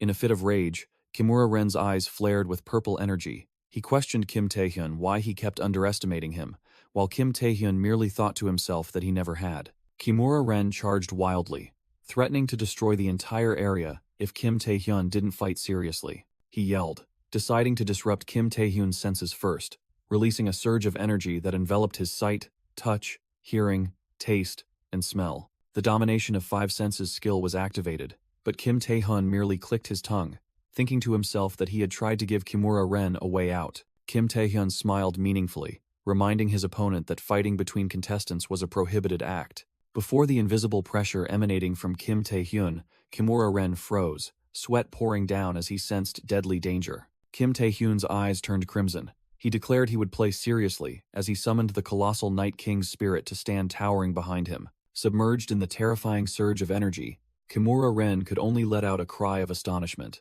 The Japanese warrior's face contorted in extreme fear. He screamed in despair at the unimaginable power. At another location, two figures lay motionless on the cold tiled floor, signaling that a battle had ended. Nakata, Shinji, and Yoshikawa Tsurara appeared. Shinji announced that Kimura Ren had been defeated, and he had arranged with the media to blame a demonic human. Shinji further explained that after losing the battle, Kimura Ren repeatedly muttered Kim Tae-hyun's provocations, indicating he had fallen victim to a mind control skill. Yoshikawa Tsurara mused, concluding that Kim Tae-hyun possessed a skill completely unknown to the media. Nakata Shinji pondered, wondering if it was time for him to take action. Yoshikawa Tsurara chuckled and lightly patted Shinji's chest, reminding him that they wouldn't score any points if the Phantom Swordsman was absent. With a confident smile, she reassured Shinji that she had anticipated Kimura Ren's defeat and had a new prey ready. Inside a gloomy area, a heavy metal prison door stood silently. The iron door slowly creaked open, revealing a dazzling burst of light from within. Nakata, Shinji, and Yoshikawa Tsurara stepped through the threshold together, ready to face their contingency plan. Inside a cold detention room, Isaki Ryohei and Yoshikawa Tsurara lay motionless on the floor, along with another corpse. Isaki Ryohei struggled to prop himself up, calling out Yoshikawa Tsurara's name in utter bewilderment. Yoshikawa Tsurara stood tall with a sinister smile, declaring it was time for Isaki Ryohei to work for her. The scene abruptly shifted to a desolate land in the abyss, under a crimson sky and a pitch-black sun, as the ground violently shook. An invisible force tore through the ground, rushing at terrifying speed, leaving a deep, gaping trench. An afro-haired female player and her blonde teammate were frantically fleeing from an unknown pursuer. The afro-haired player panted heavily, turned back and shouted, demanding to know why they were being attacked. She angrily criticized the attacker in the distance, a burly man, stating that he didn't need to resort to such despicable tactics to win. The attacker was revealed to be Shui Shen, China's national force-level player with the alias Mystic Deity. Shui Shen smirked, replying that he had no interest in toying with the weak, but was merely fulfilling a request from the association president. Both female players were stunned speechless by the horrifying truth that had just been revealed. The afro-haired player realized in shock that the Chinese association president had ordered the assassination of players from other nations, an act tantamount to a declaration of war. She immediately urged her blonde teammate to quickly run and inform the others. She was determined to stay alone to hold back the monster named Shui Shen. After shouting "Go!", she faced Shui Shen's destructive attack as he unleashed a torrent of dark energy in the form of a ferocious beast. The ground cracked and shattered under the immense power of the attack. Lying barely alive amidst the rubble, the afro-haired player cursed, thinking that the Singaporean team, led by Kai Minmin, would surely have been a more interesting target. Her blonde teammate lay motionless nearby, while she wondered which nation would be the next victim. Shui Shen suddenly remembered his next target. Standing over the corpses of his two defeated opponents, he loudly declared the next name on his death list, Kim Tae-hyun of New Korea. A news anchor announced that the Asian Games would last for a week, and revealed the aggregated scores for the first day. On the leaderboard, New Korea was overwhelmingly in the lead, with 1,550 points, followed by China and Japan. Across the city, crowds gathered before large screens, watching the competition unfold, where footage of demonic human hunts was broadcast live. Amidst the excitement, disturbing news spread. Japan's Kimura Ren had surrendered, Singaporean players were murdered, and the Philippine team was missing. In the crowd, a few people began to feel uneasy, realizing something was amiss with this year's tournament. A sense of unease enveloped the entire city at night. In his hotel room, Kim Tae-hyun watched the news, knowing that the organizers had formed an investigation team regarding the deaths of the Singaporean players and the disappearance of the Philippine team. He looked at his phone screen, realizing this incident had started earlier than in the original timeline, and wondered if everything was changing. With memories from the future, Kim Tae-hyun identified the culprits behind it all as China's national force-level players. The deepest reason for this action was the personal ambition of the Chinese team's leader, someone Kim Tae-hyun knew would not leave him in peace. As Kim Tae-hyun was contemplating that he needed to accelerate his plans, a sudden knock echoed at the door. He flinched, wondering who would be looking for him at this hour. A familiar voice from outside called his name. Kim Tae-hyun's eyes widened in surprise. The door swung open, and Jang Jin-soo, a member of the national team, stepped in and introduced himself. Jang Jin-soo said, that he knew Kim Tae-hyun's whereabouts through the association and wanted to talk outside. Kim Tae-hyun mentally repeated his teammate's name with a thoughtful expression. On the rooftop of the building, a crow flew past. Jang Jin-soo faced Kim Tae-hyun, angrily questioning why he had acted alone at the opening ceremony, completely disregarding the established plan. He stepped forward, yelling at Kim Tae-hyun, asking if he realized he was part of a team. Being scolded by Jang Jin-soo, Kim Tae-hyun felt a fleeting, ironic sense of familiarity with the scene, as if he were being reprimanded by supervisor Ma Do-hak. Jang Jin-soo continued to express his frustration, stating that Kim Tae-hyun should at least share information, since he was also responsible for handling demonic humans. With a half-smile, Kim Tae-hyun began to speak. He casually revealed that he had just been attacked by Kimura Ren, leaving Jang Jin-soo stunned. Jang Jin-soo immediately understood that Kimura's surrender was due to this battle. Kim Tae-hyun confirmed he had subdued his opponent, but questioned how Kimura could have found his location. His gaze sharpened as he drew his conclusion. Kim Tae-hyun asserted that there was an informant within the association, leaving Jang Jin-soo speechless under the moonlight. Shocked and sweating, Jang Jin-soo immediately reacted defensively, suggesting he was the most suspicious person, but Kim Tae-hyun dismissed it, saying the story wasn't that simple. Kim Tae-hyun explained that anyone with access to intelligence was a suspect, including himself. He revealed that he began acting cautiously when he discovered the demonic human Wan Kai hiding within the Singaporean Players Association. Furthermore, Kim Tae-hyun deduced that if foreign players weren't attacked by demonic humans or monsters, then the culprit could only be a national force-level player, terrifying Jang Jin-soo. Therefore, he concluded that the entire team moving together would only make them easier targets, and he intended to act alone, despite Jang Jin-soo's attempts to stop him. Kim Tae-hyun coldly waved goodbye, declaring he would go his own way. He turned and walked away, leaving Jang Jin-soo desperately shouting his name in helplessness. As the door closed, Jang Jin-soo could only reach out in vain.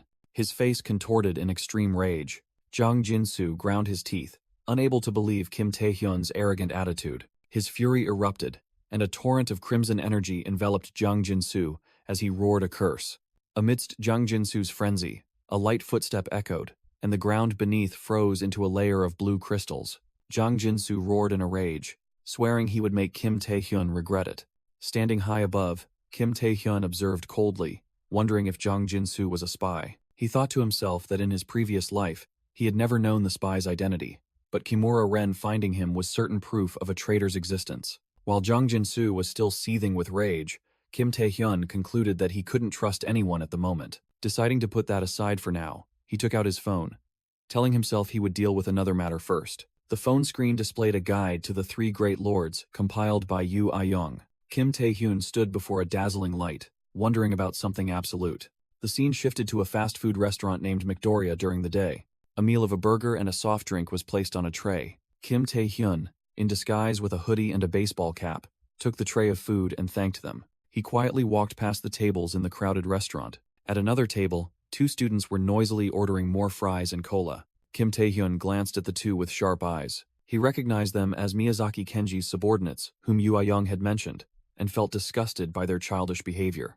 Kim Tae-hyun surmised the sports bag they left on the floor was filled with illegal items. His plan was simple: just follow them back to Miyazaki Kenji. Suddenly, a voice came from his table, remarking that he had always been a cautious person. Kim Tae-hyun was startled when the stranger greeted him by his own name. The person casually broke off a piece of a French fry and put it in his mouth. He looked up, asking if Kim Tae-hyun still remembered his face, and it was Isaki Ryohei. Kim Tae-hyun was stunned, wondering how Isaki Ryohei could be here when he was supposed to be serving a life sentence for the East Point incident. Isaki merely sneered, reassuring him that he wasn't there to fight. Without hesitation, Kim Tae-hyun growled, ordering his old enemy to leave. Isaki smirked, repeating Kim Tae-hyun's words mockingly and asking if he had the right to say that while trying to act in secret. Suddenly, Isaki swung his arm and shattered the glass door right behind Kim Tae-hyun, causing a terrifying sound. Kim Tae-hyun was startled and astonished by his opponent's sudden and reckless action. The sound of shattering glass immediately drew the attention of Miyazaki's subordinates. They looked frantically towards the two, recognizing Isaki Ryohei, and wondering if he had been released. An orange-haired subordinate suddenly recognized Kim Tae-hyun and screamed in fear, thinking that a new Korean player had come to capture them. The entire group of criminals panicked and scattered. Kim Tae-hyun cursed under his breath in annoyance, realizing his plan was ruined, and now he had to capture them all. Isaki maintained his smug smile, reiterating that he wasn't there to fight as a golden aura began to emanate from his body. His eyes glowed with a terrifying energy. In a flash, Isaki unleashed a terrifying pressure, sweeping through the entire restaurant and knocking down all the fleeing subordinates. The entire group of criminals lay motionless on the floor. Kim Tae-hyun was stunned, unable to believe that Isaki had taken them all down with just his aura. He wondered if Isaki had become stronger since the East Point incident. Isaki spoke up, accurately guessing his target was Miyazaki Kenji and the three great lords. He took off his beanie, smiled, and offered Kim Tae-hyun a moment, promising not to waste it. Instantly, a blazing golden chain shot out from nowhere with astonishing speed. The chain wrapped tightly around Isaki Ryohei, binding him in astonishment. Kim Tae-hyun, gripping the other end of the chain, coldly gave Isaki 1 minute to explain. With a murderous smile, he warned that if Isaki lied, he would pay for ruining his plan. Bound tightly, Isaki sneered, saying that Kim Tae-hyun was bringing back bitter memories and warned him not to think he was still the same. A blazing red dark energy began to seep from Isaki's body, straining and cracking the golden links that held him tight. Isaki Ryohei tensed his body and gritted his teeth, trying to resist the terrifying pressure from the chains. Bound tightly at Kim Tae-hyun's feet, he realized in horror that his opponent's power far exceeded his imagination. Kim Tae-hyun coldly raised 5 fingers, beginning a countdown from 50 seconds. Isaki was stunned, speechless, unable to utter a word before the threatening ultimatum. He hastily warned that Kim Tae-hyun was rushing into a trap and couldn't fight all 3 lords alone. Completely ignoring him, Kim Tae-hyun raised 4 fingers, with only 30 seconds remaining. In desperation, Isaki shouted that he had connections to lead the way to Miyazaki Kenji. He confidently declared he could take Kim Tae-hyun directly to all 3 lords, claiming it was an offer he couldn't refuse. Time mercilessly ticked away. Kim Tae-hyun raised his last finger, with only 10 seconds left. Isaki frantically screamed, not understanding what more Kim Tae-hyun could want besides eliminating the lords. He pointed out that only 5 seconds had passed, but the only response was Kim Tae-hyun's clenched fist. Instantly, the chains erupted with energy, tightening around Isaki and making him writhe in agony. Unable to endure any longer, his pride shattered, forcing him to utter a plea for his life. Kim Tae-hyun admitted the offer was very tempting, as Isaki collapsed to the floor, but he immediately exposed the suspiciousness, questioning why an enemy would suddenly want to help. With a mysterious smile amidst flying rose petals, Kim Tae-hyun ordered Isaki to reveal his true plan. The illusion of the succubus queen Rosaria appeared behind him. Kim Tae-hyun activated his hypnosis ability and asked who the mastermind was. Meanwhile, at a secluded warehouse, a raid was underway. Inside, the subordinates screamed in terror as a shadowy figure lunged at them with invisible speed. A flash of white light gleamed, signaling that the purge was over in an instant. Inside the warehouse, Nakata Shinji moved like a ghost, taking down all the subordinates in a dazzling flash of white light. As the last one fell, Nakata Shinji stood amidst a pool of blood, his katana still warm. From the doorway, applause rang out as Yoshikawa Tsurara appeared, making Nakata Shinji look up in surprise. With a sarcastic smile, Yoshikawa Tsurara praised the demon sword's skill for cleanly handling so many demonic humans at once. Nakata Shinji immediately questioned her, asking if she was truly fine with the plan involving Isaki Ryohei. He expressed deep concern, emphasizing that Ryohei had once lost to Kim Tae-hyun, who was rumored to have reached national force level. Yoshikawa Tsurara explained that even though Ryohei was granted holy orders by her, he still couldn't defeat Kim Tae-hyun, and the Awakener's oath would compel him to lead Kim Tae-hyun to her. When Nakata Shinji was about to offer to act himself, Yoshikawa Tsurara waved it off, telling him not to bother with such trivial matters. She gave a mysterious smile, revealing that whether Isaki Ryohei won or lost was completely irrelevant. Yoshikawa Tsurara revealed shocking information. Kim Tae-hyun was targeting the 3 great lords, and she had intentionally leaked this information to them. She further explained that Isaki Ryohei had connections with Miyazaki Kenji, one of the lords, so he would try to lure Kim Tae-hyun there to seek help. Nakata Shinji still didn't understand, asking why such a complex plan was necessary when the opponent was still so mysterious. Nakata Shinji's eyes suddenly gleamed as he seemed to have understood the true purpose behind everything. Yoshikawa Tsurara confirmed that what they needed was information about Kim Tae-hyun, from his fighting style, values, abilities, personality, down to the power he was hiding. She waved her hand indifferently, showing no concern for the pawn's fate. She then approached, placed her hand on Nakata Shinji's cheek, and coldly stated that regardless of Isaki Ryohei's outcome, extracting information from his corpse would be enough. Yoshikawa Tsurara turned away, her eyes full of confidence, asserting that that child had no other choice. The scene shifted to an abandoned building under the dark night sky, where a single window cast a faint light. Inside, Miyazaki Kenji sat on a throne-like armchair, surrounded by his loyal subordinates, ready to welcome the enemy. Miyazaki Kenji, one of the three great lords, spoke with impatience, remarking that the guest was quite late. Standing amidst the rubble, Isaki Ryohei appeared, becoming the focus of Miyazaki's attention. A long-haired subordinate of Miyazaki stepped forward, questioning Isaki Ryohei about the whereabouts of Kim Tae-hyun, whom he had promised to bring. With a face full of injuries, Isaki Ryohei began his speech, talking about this world's brutal rule, where the strong hunt the weak. He continued, declaring that this was an unjust world, where the strong trample and the weak are trampled. Isaki Ryohei looked directly at Miyazaki Kenji, who was sweating coldly, and made an offer. With an insane smile, Isaki Ryohei warned that if Miyazaki wanted to live, he had to obey that person's words. Suddenly, the ceiling exploded, and Miyazaki, horrified, looked up at a figure descending from above. The tremendous impact sent Miyazaki and his subordinates flying, rendering them completely helpless. Amidst the dust and smoke, Kim Tae-hyun emerged, summoning a gigantic magical gauntlet of purple energy around his arm. A gigantic demonic entity rose from Kim Tae-hyun's arm, sweeping away Miyazaki's subordinates amidst horrified screams. Kim Tae-hyun casually declared that if one wished to live, one must listen to the strongest being. He landed on the shattered ground, gave a smug smile, and asked who among them was Miyazaki Kenji. The long-haired subordinate angrily pointed at Kim Tae-hyun, but he merely glanced at him indifferently, his rage exploding. Miyazaki Kenji, with glowing red eyes, swung his gigantic cleaver, roaring that he would kill the intruder. An earth-shattering explosion occurred, blowing away Isaki Ryohei, who was standing nearby. Isaki Ryohei staggered to his feet amidst the aftermath, staring in shock at the center of destruction. With a face filled with horror and overwhelm, he uttered the name that caused it all. Kim Tae-hyun. At a secret location, Yoshikawa Tsurara calmly munched on a snack stick, remarking that this plan was quite.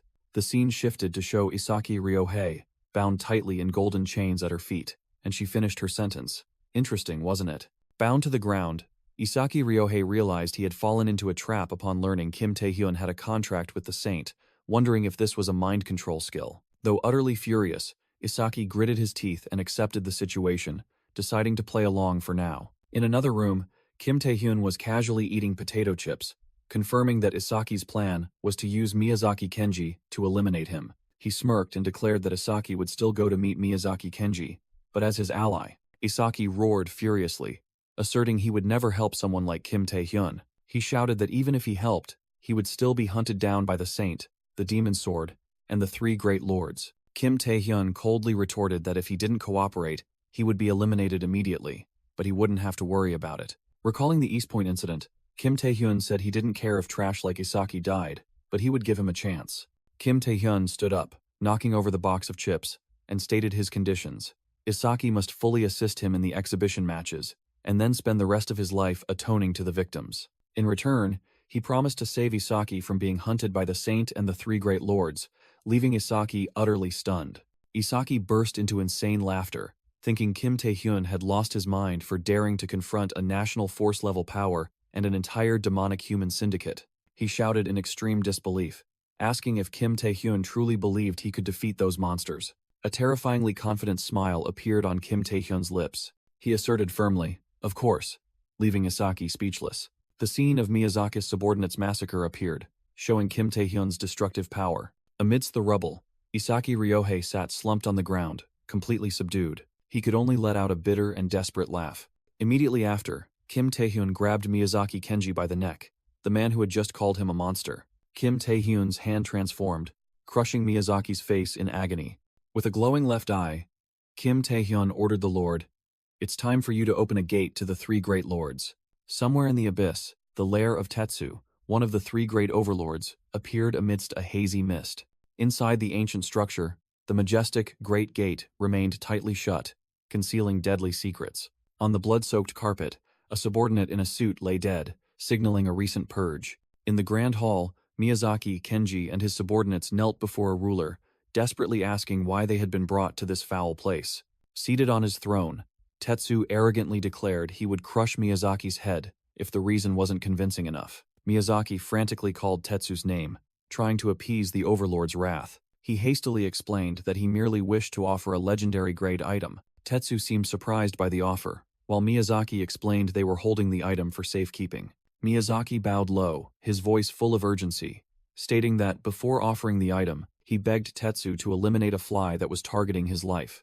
Tetsu showed interest, realizing there was someone even the three great overlords feared. His curiosity surpassed even his interest in the legendary item. Tetsu growled, demanding the identity of this individual, and Miyazaki prepared to answer. Suddenly, an earth-shattering crash echoed, startling Miyazaki's subordinates. Kim Taehyun had appeared right in the center of the Grand Hall, standing tall before Tetsu's astonishment. The massive main gate shook violently before being struck by an immense force. The sturdy doors shattered into fragments, revealing a violent intrusion. Kim Taehyun's heel struck the floor, radiating a mixed aura of red and blue energy. His hand clenched, accumulating a terrifying purple magical power, ready for an attack. Kim Taehyun plunged into battle, unleashing sharp energy rings, confronting Tetsu directly while Miyazaki and his subordinates were thrown far back. Amidst the chaotic battle, Miyazaki Kenji screamed in horror as he recognized Isaki Ryohei's presence. Swept up in the energy surge, Isaki desperately yelled, urging someone to win at all costs. Tetsu seemed amused by the unexpected turn of events, the purple magical power around him intensifying. Kim Taehyun coldly ordered his associate to follow his instructions. A terrifying energy explosion erupted, sending Miyazaki and his henchmen flying. Amidst the rubble, two unfamiliar figures suddenly appeared, one masked and one a red-haired giant. Seo Hungul recognized the newcomer, astonished to learn it was a national-level hunter from China. Shui Shen, a national-level player, stepped forward, declaring he had come at the association's request to deal with the one who threatened Tetsu. With eyes glowing in the darkness, Shui Shen called Kim Taehyun by name, asserting he would finish him here. Isaki was stunned, not understanding why Shui Shen had appeared, but Kim Taehyun calmly explained that he was collaborating with the three great overlords. Kim Taehyun turned to Tetsu, his gaze sharp, while the overlord merely responded with a bewildered, He flatly accused Tetsu of assassinating other participants in the competition. Tetsu smirked, admitting Kim Taehyun was quick-witted to deduce the truth from his words. Kim Taehyun confirmed his suspicion was correct, declaring it was now Korea's turn to act and assume a ready stance. Tetsu looked at his opponent with doubt, wondering about his confidence. Kim Taehyun gripped his weapon, declaring Tetsu must die so that other contestants would never have to face him again. Tetsu laughed maniacally, calling Kim Taehyun an insolent brat before lunging to attack with full power. The two once again clashed in a high-speed battle, leaving Miyazaki to watch in terror from afar. A subordinate frantically urged Tetsu to evacuate quickly, and Miyazaki also hastily agreed to find an escape route. However, Isaki Ryohei suddenly appeared, blocking their retreat and sarcastically asking why a big shot had to flee. Miyazaki Kenji was utterly terrified, realizing the newcomer was Isaki Ryohei, who was sarcastically asking if they feared Shui Shen would lose the battle. With an arrogant smile, Isaki boldly declared that no matter the outcome, they would be defeated by him, Kim Taehyun's ally, leaving Miyazaki speechless. Meanwhile, Tetsu roared in fury, unleashing an energy attack towards those attempting to flee, causing Miyazaki to panic as he too was targeted. Kim Taehyun, his body enveloped in a blazing red aura, growled, questioning Tetsu for daring to neglect their battle. The two warriors lunged at each other, creating a horrific collision that shattered the ground beneath their feet. Amidst the battle, Kim Taehyun remained wary of the new threat, mystic deity Shui Shen. He recalled Shui Shen's reputation, the strongest among the national-level hunters participating in the Asian Games, a monster who had single-handedly defeated hundreds of enemies. However, Kim Taehyun knew that the epithet mystic deity didn't solely come from his extraordinary physical strength. Shui Shen's true power lay in his eerie skill, whose destructive force far surpassed even his physical might. Suddenly, Tetsu roared, unleashing a colossal wave of purple dark energy, preparing to unleash his own skill. Death Scythe. He laughed savagely, claiming to be even more terrifying than the Grim Reaper. A gigantic scythe, formed from dark energy and bone-like structures, gradually materialized in Tetsu's hand. This was a weapon materialization skill that significantly amplified the user's stats, with durability surpassing even unique grade. However, the cost was that all other skills of the wielder would be downgraded by one rank, making Kim Taehyun realize this was a skill he shouldn't usurp. A terrifying energy explosion destroyed a distant tower, signaling Tetsu's attack had begun. Both Kim Taehyun and Tetsu lunged at each other mid-air, flying through the building's debris. The colossal energy scythe and the pair of short swords continuously clashed, creating red and purple sparks in a high-speed duel. Kim Tae-hyun gritted his teeth, straining to withstand the immense weight of Tetsu's scythe pressing down. Mustering all his strength, he unleashed a red energy counterattack, repelling Tetsu's assault. But immediately after, a crack echoed, and Kim Tae-hyun's Asuran sword shattered. Much to his astonishment, Tetsu sneered mockingly, ridiculing Kim Tae-hyun as his weapon couldn't withstand his power. In desperation, Kim Tae-hyun strained to resist, feeling the sword shattering in his hand. He realized his blade was about to completely shatter under the terrifying pressure. In a decisive moment, Kim Tae-hyun abandoned direct confrontation, instead unleashing shimmering golden chains to bind Tetsu. Unexpectedly ensnared by the chains, Tetsu merely smirked with amusement. Kim Tae-hyun poured all his will, determined to use the shackles to neutralize the demonic human. Immediately after, he summoned a gigantic purple spectral entity from his arm, sending it hurtling towards Tetsu. Tetsu maintained his disdain, believing that the weak would always remain weak. He roared, challenging that such petty tricks could never defeat him. With blazing red eyes, Tetsu asserted this was why Kim Tae-hyun would never reach the national level. Miyazaki Kenji, who was observing from afar, was horrified by Tetsu's explosive power. Kim Tae-hyun himself was stunned to see his attack so easily nullified. Tetsu swung his energy scythe, shattering the spectral entity and unleashing a destructive sweep. After the battle, only Miyazaki Kenji remained standing alone amidst the devastated landscape. He gazed contemplatively at the ruins, muttering that the battle was finally over. Miyazaki told himself that even with Kim Tae-hyun's potential, he could never be a match for a national-level hunter. He turned to report to his subordinates that he had defeated Isaki Ryohei and received orders to keep him alive. Severely wounded and restrained, Isaki Ryohei furiously cursed Miyazaki, while a mysterious voice suggested using him as a hostage. Miyazaki couldn't help but wonder why Isaki Ryohei, a powerful individual, had chosen the path of betrayal. He speculated that Isaki must have seen something special in Kim Tae-hyun, something worth betting everything on. Miyazaki Kenji smugly declared that Kim Tae-hyun had surely lost. However, as he awaited news of victory, he suddenly felt something was amiss. The scene revealed Tetsu had fallen, while Kim Tae-hyun stood tall, enveloped in surging dark energy. Miyazaki screamed in horror, unable to believe what he was sensing. Meanwhile, Tetsu was utterly bewildered, unable to comprehend why he had suddenly been defeated and lay sprawled on the ground. He recalled the moment of impact, when mana erupted from Kim Tae-hyun's sword, even though he had been completely dominant moments before. Tetsu remembered that in every clash, he believed it was his opponent's weapon that was being chipped away. Yet now, the harsh reality made him roar furiously in resentment. "Did you hide your power?"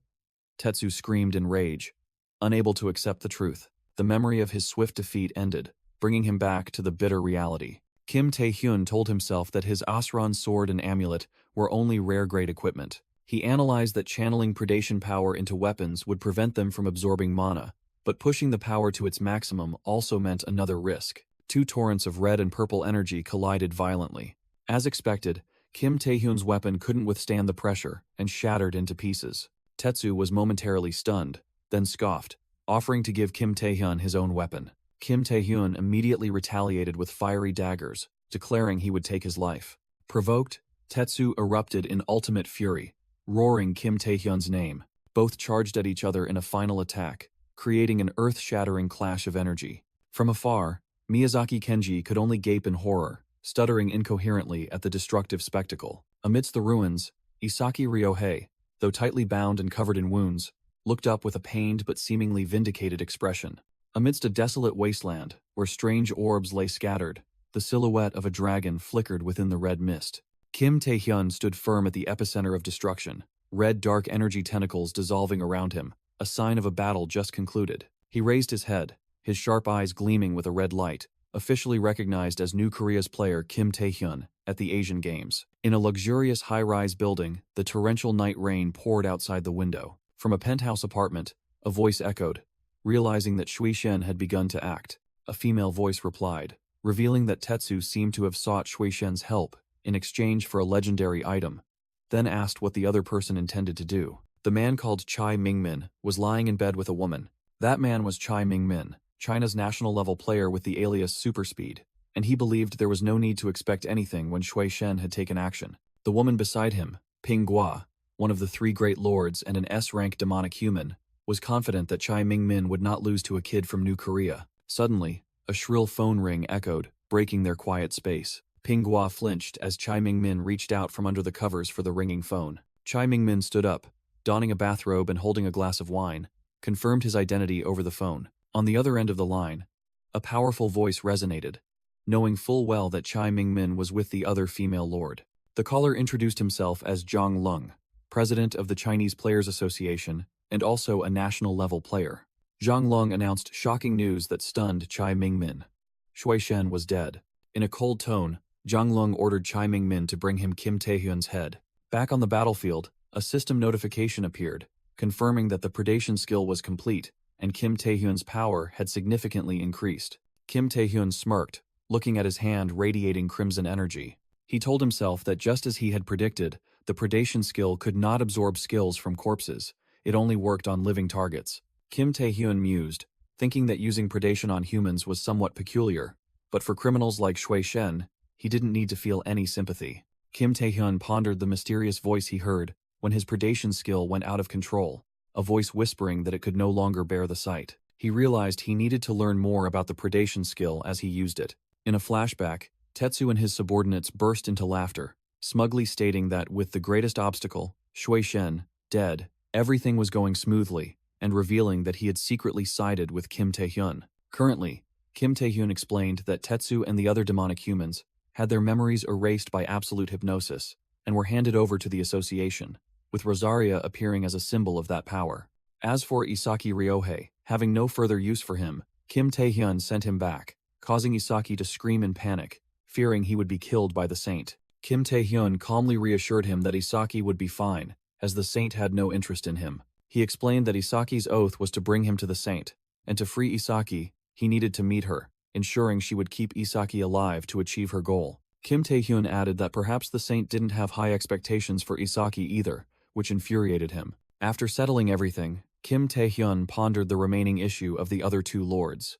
He had obtained a few suspicious hideouts from Tetsu, but tracking them down would not be easy. Looking out at the city from a tall building, he decided to take a short break before acting. News on his phone reported that the Asian Games had entered its third day, and China's national-level player, Shui Shen, had gone missing in the abyss, prompting the Chinese government to request search assistance. In his hotel room, Kim Taehyun tossed his phone onto the bed, thinking that Zhang Lung surely knew Shui Shen was dead, but was trying to conceal the truth.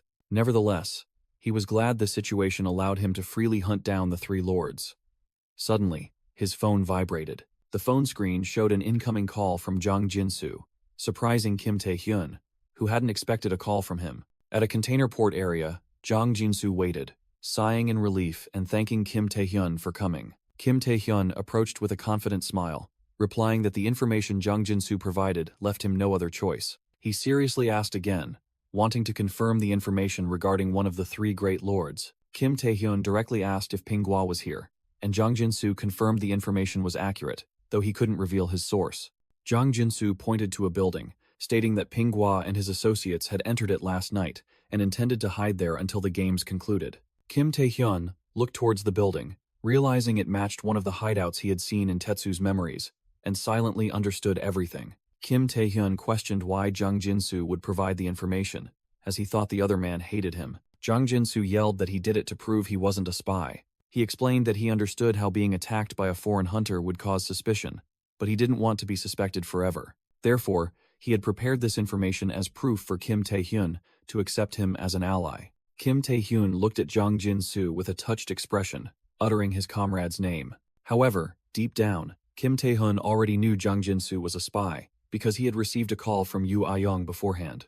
During that call, Yu Ayong confirmed there was a spy on the team, and Kim Taehyun immediately guessed it was Zhang Jinsu, surprising her. Kim Taehyun smiled, saying he had his suspicions, and asked if Zhang Jinsu was working for Japan's Kimura Ren. Yu Ayong denied it, revealing that Zhang Jinsu was a Chinese spy. She explained that he might have made a deal to clear his gambling debts, which made Kim Taehyun wonder about the connection to Kimura Ren. Yu Ayong said that was precisely the unfortunate part, as there might be a second spy on the team working for Japan, shocking Kim Taehyun. When Yu Ayong was about to report the matter to the association, Kim Taehyun immediately stopped her. He asked her to keep it a secret, which utterly astonished Yu Ayong. Kim Taehyun explained that if Zhang Jinsu were caught, the Japanese spy would go into hiding, and more importantly, he could use Zhang Jinsu. Back in the present, Kim Taehyun calmly listened as Jang Jinsu warned him about the traps and demonic humans in the building. Jang Jinsu confidently declared that he not only knew the location,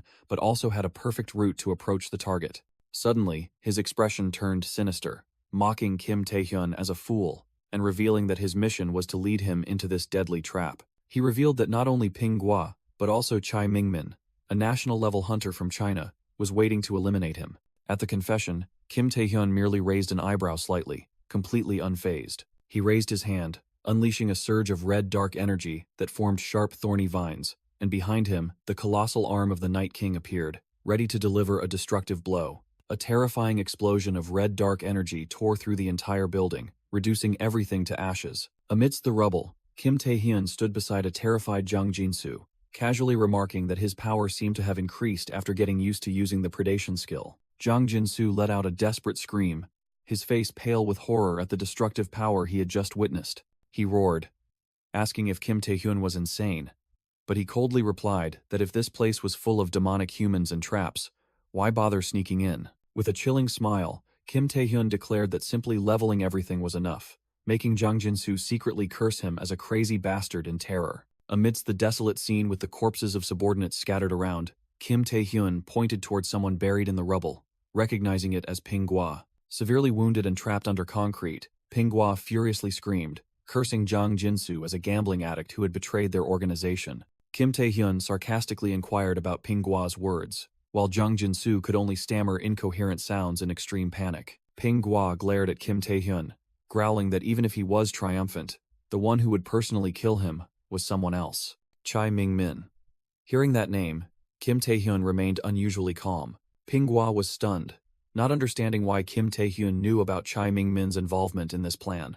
Kim Taehyun turned to Jang Jinsu, his voice full of mockery, asking if he was surprised that Chai Mingmin was here, or that he already knew Jang Jinsu was a Chinese spy. Jang Jinsu's eyes widened in horror as he realized his entire charade had been exposed long ago. Realizing he had never been trusted, Jang Jinsu frantically lunged to attack Kim Taehyun, his fists enveloped in energy. However, he suddenly froze, fresh blood gushing from his mouth and eyes as he was struck by an invisible attack. Kim Taehyun looked up, showing surprise at the sudden turn of events. He received a series of system notifications, stating that he had been affected by the domination of five senses skill, causing his vision and other senses to begin weakening. Kim Taehyun's hearing and touch also rapidly deteriorated, causing him to lose the ability to accurately perceive his surroundings. Even with blood flowing from his eyes, Kim Taehyun recognized this as Chai Mingmin's skill and was astonished by its power, even with his predation skill partially resisting it. From the shadows, Chai Mingmin appeared with a purple aura, remarking that he hadn't expected Kim Taehyun to destroy the entire building.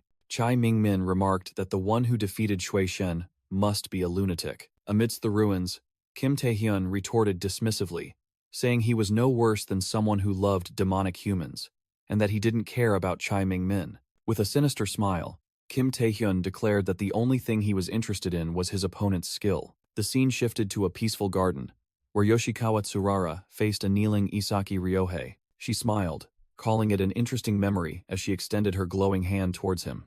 Yoshikawa Tsurara mused about Kim Taehyun not only becoming a national force-level player but also defeating Shui Shen. She questioned Isaki Ryohei, asking why Kim Taehyun helped him, and if it was because he had agreed to betray her, leaving Ryohei speechless with fear. Yoshikawa Tsurara's mysterious smile remained unchanged. She reassured Ryohei that she didn't care about his life, as his bringing Kim Taehyun here had served its purpose well. However, she admitted to being slightly displeased that things had unfolded according to Kim Taehyun's plan, further terrifying Isaki Ryohei. In his mind, Chai Mingmin recalled information that Kim Taehyun's target was the three great lords. Back in the garden, Yoshikawa Tsurara decided she would personally meet Kim Taehyun, her eyes filled with calculation. A flashback began, with Zhang Lung declaring they had three main objectives. He outlined the plan: win the Asian Games, eliminate key opposing players, and finally, prove the Chinese Association's dominance. With a sinister smile, Zhang Lung asserted they would use that advantage to monopolize the dungeon and mana stone markets. He gave orders to his warriors, allowing them to freely commit crimes, kill, and torture, promising to cover it all up. Xie laughed gleefully, saying he didn't care as long as he got to fight strong opponents. The one with the sharp fang also agreed that the plan wasn't bad if it succeeded. Chai Mingmin silently observed, thinking to himself that all his teammates were insane. However, he quickly dismissed it, believing it wasn't his problem. Chai Mingmin confessed that to maintain his love for Pinghua, he had also killed countless people and couldn't claim to be sane himself. In a flashback, Zhang Lung ordered over the phone that Kim Tae-hyun's head must be brought back. Another memory surfaced, Pinghua, pleading with Chai Mingmin for help because someone named Kim Tae-hyun was hunting them. Back in the present, Chai Mingmin roared, unleashing his full power and charging straight at Kim Tae-hyun, declaring that his turn had come. His face revealed a look of crazed determination, ready for a fight to the death. Facing the attack, Kim Tae-hyun merely stood still, and from behind him, a colossal abyssal entity of blazing red energy rose. The energy monster let out a sky-shattering roar, its massive jaws gaping wide. Chai Mingmin realized in horror that his domination of five senses skill was utterly useless, and he wondered what this monstrous power was. Sweating profusely, he horrifyingly concluded that Kim Tae-hyun's power had far surpassed the human realm. Kim Tae-hyun calmly acknowledged his opponent's skill and admitted that if he couldn't use hunting, he would have been in trouble. He smirked, appearing completely unconcerned by the situation. With a cruel gaze, Kim Tae-hyun declared he would make good use of Chai Mingmin's skill. The abyssal entity's jaws lunged forward, preparing to swallow the stunned Chai Mingmin. Chai Mingmin could only let out a desperate, piercing scream. A destructive explosion of red energy swept across the battlefield, obliterating everything. When the smoke and dust cleared, only Chai Mingmin's short sword remained, stuck in the desolate ground. Kim Tae-hyun approached, thinking it was fortunate he was in need of a weapon. He picked up the sword, and a notification appeared, stating it was a unique grade item named Redic. Kim Tae-hyun left the battlefield, thinking to himself that China had now lost 2 national force-level players. Looking at the fallen warriors scattered around, he calculated that by defeating the last lord, Pinghua, this exhibition match would be considered won.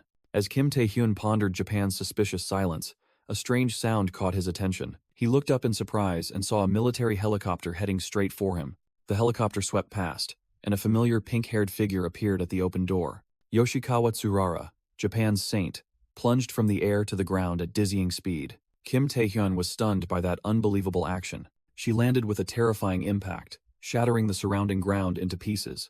Kim Tae-hyun stood firm, recognizing the uninvited guest and offering a sarcastic greeting about their reunion. Yoshikawa Tsurara smiled confidently, calling Kim Tae-hyun by name. In Kim Tae-hyun's mind, information about the saint appeared.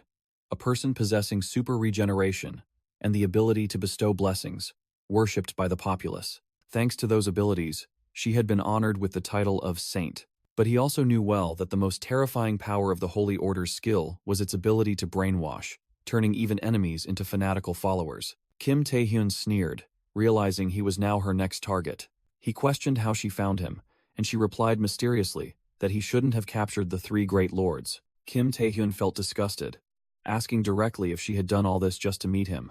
Yoshikawa Tsurara merely smiled serenely, completely unconcerned. She suddenly asked why he could be so calm when facing her, leaving Kim Tae-hyun bewildered. She began to explain that a saint's duty was to bring the will to live to everyone. Then, with a fanatical expression, she screamed that the way to do that was to make everyone worship her, completely baffling Kim Tae-hyun. She continued her narcissistic monologue, declaring that worshipping someone as perfect as her was the driving force for others to live. Seeing Kim Tae-hyun remain impassive, she angrily shrieked, asking why he didn't worship her, leaving him to silently conclude that this woman was utterly insane. Yoshikawa Tsurara smirked, declaring that it was her duty to lead even those like Kim Tae-hyun to salvation. Suddenly, a series of cars sped towards them and braked sharply, making Kim Tae-hyun turn around in astonishment. He was shocked to see a crowd of civilians in suits emerge, then quickly realized this was no coincidence. Kim Tae-hyun, horrified, confirmed that they had all been brainwashed by Yoshikawa Tsurara's Holy Order's skill,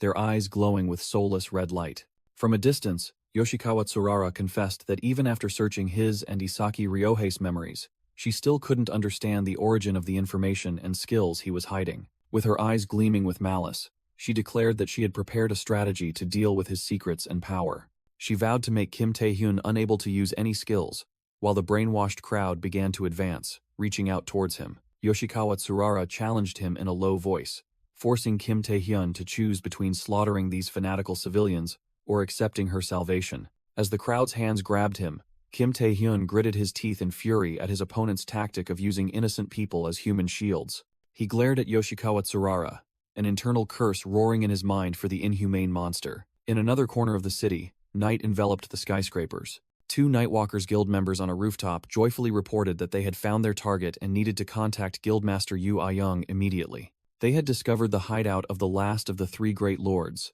Shadow, a skyscraper hidden by a magical energy field. One of them remarked in astonishment that hiding an entire area was insane, and that was why they couldn't find him. The scout turned to urge his comrade to quickly call in the report. But then, he froze when he saw his comrade lying dead on the floor in a pool of blood, his head crushed. A shadowy figure suddenly appeared behind him, a hand clamped tightly around the surviving scout's head. It was Shadow. With his red eyes glowing behind his mask, Shadow coldly remarked that it seemed a few bugs had managed to sneak in. The Nightwalker's scout trembled in terror, unable to utter a word in the presence of the Lord. A piercing scream echoed as Shadow ended the last one's life, blood splattering in the darkness. The bodies of the Nightwalker's scouts lay scattered on the blood-stained floor. Standing in the darkness, Shadow wondered if Tetsu's death was the reason his whereabouts were discovered by an information-gathering guild. He muttered about Kim Tae-hyun, the one who ruined all their plans, the one they tried to eliminate using other lords and even China, and the one who killed the water god. A subordinate hastily reported that the warp gate was ready, but Shadow warned against complacency. He declared that Kim Tae-hyun was not the only genius in this world, because 10 years ago, he had witnessed the pinnacle of all talent. Meanwhile, elsewhere, Kim Tae-hyun was surrounded by a brainwashed crowd, frantically rushing towards him. From a distance, Yoshikawa Tsurara smiled smugly, believing that Kim Tae-hyun, with his past of saving people at East Point, wouldn't bring himself to harm civilians. Her plan was to wait until he was exhausted and helpless. However, an unexpected development occurred, making Tsurara's smile vanish. Kim Tae-hyun suddenly used his stone fists to send the crowd flying, making Tsurara scream in horror. She angrily shrieked, questioning why he attacked innocent people. But Kim Tae-hyun coldly replied that they had attacked him first. He continued, stating that the one controlling them was none other than Tsurara, as golden chains shot out from thin air and bound her tightly. Kim Tae-hyun angrily tightened the chains, using them to violently whip Tsurara into the air, spitting blood after the impact.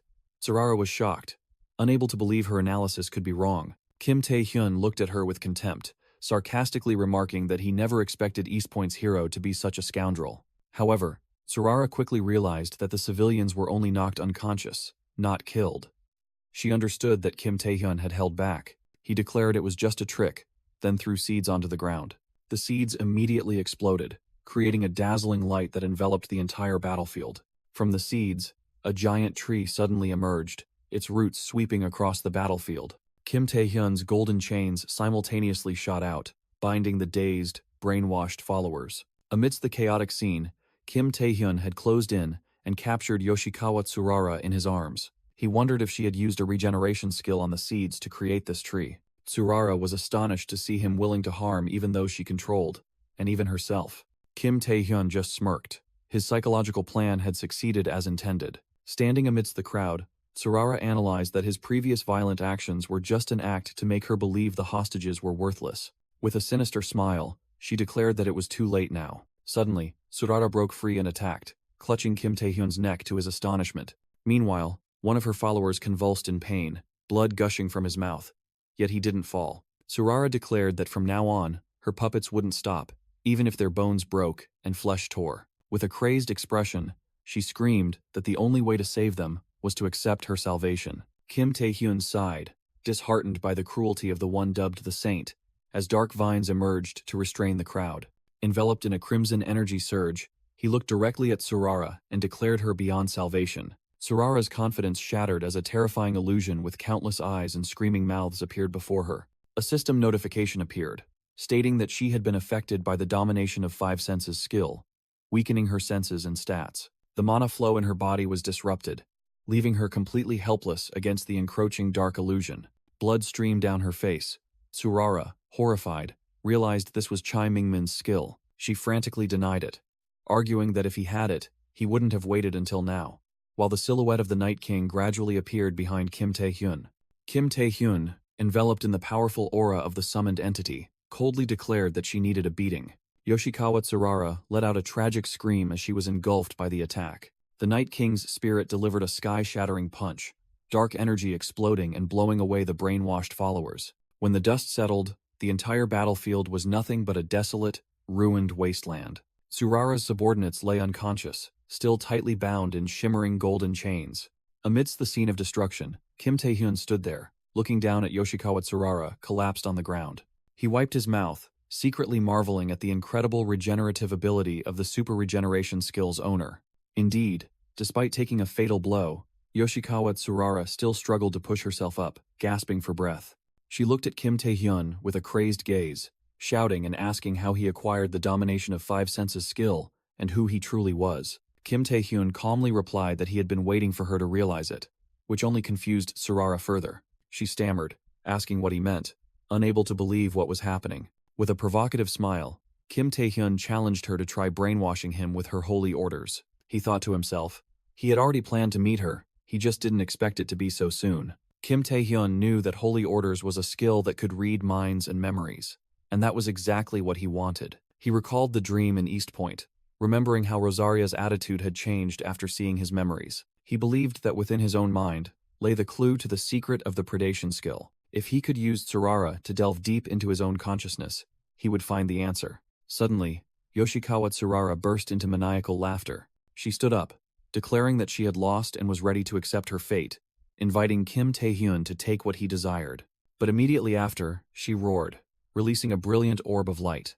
A giant angelic entity with countless wings and eyes appeared behind her, ready to unleash a final mental attack as she screamed, "You shall worship me!" With a crazed smile, Yoshikawa Tsurara declared that no matter how strong Kim Tae-hyun was, once affected by holy orders, his power would be seized by her. However, her smug expression suddenly froze into utter shock. Yoshikawa Tsurara's consciousness was pulled into a terrifying mental space, where a vast sea of blood stretched to the horizon, and before it, a colossal throne. She realized in horror that this gruesome sight was Kim Tae-hyun's inner world. On the throne made of human bones, a shadowy figure resembling Kim Tae-hyun sat there, making her wonder who it was. The shadowy figure smirked maliciously, mocking that she at least knew how to use her brain a little. A chill ran down Yoshikawa Tsurara's spine as primal fear enveloped her. The entity contemptuously called her a scouting fly, and Tsurara realized in horror that this was not Kim Tae-hyun, not even human. Before she could fully grasp the horrifying truth, things spiraled out of control. With fiery red hair,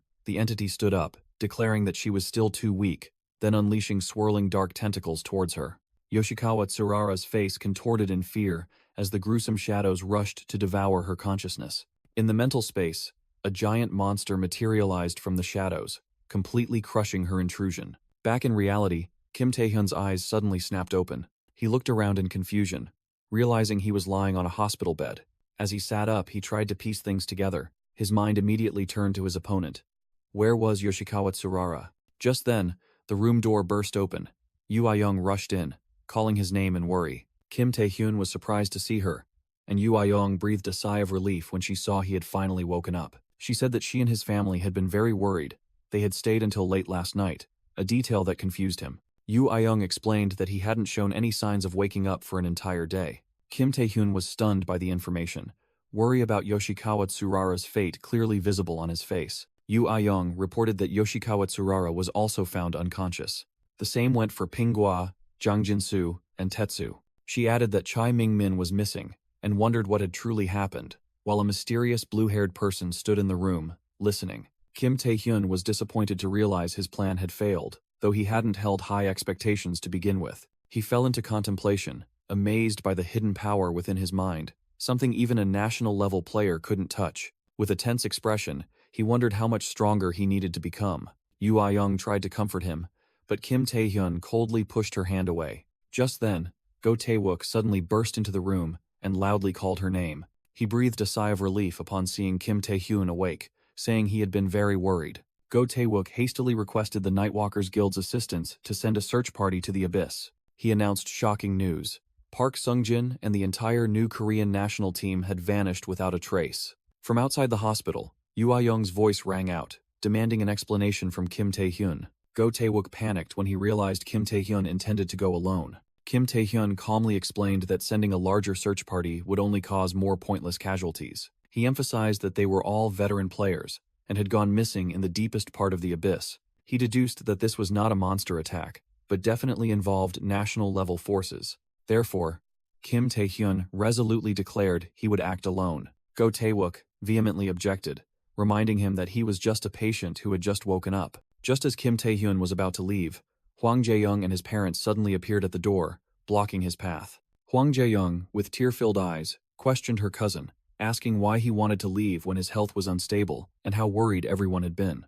Hwang Jae-young grabbed Kim Tae-hyun's shoulder, crying out that everyone had feared he would never wake up. Suddenly, Yoo Ah-young appeared behind him and admitted that she had called his family, deeming it necessary. Everyone, from his family to Go Tae-wook, unanimously advised Kim Tae-hyun to rest before doing anything. In his mind, Kim Tae-hyun recalled his past when he hadn't awakened, always a target for bullies stronger than him, like the red-haired ringleader and the blonde-haired leader. He reminisced about the days when the whole world shunned him, receiving only gazes filled with hatred.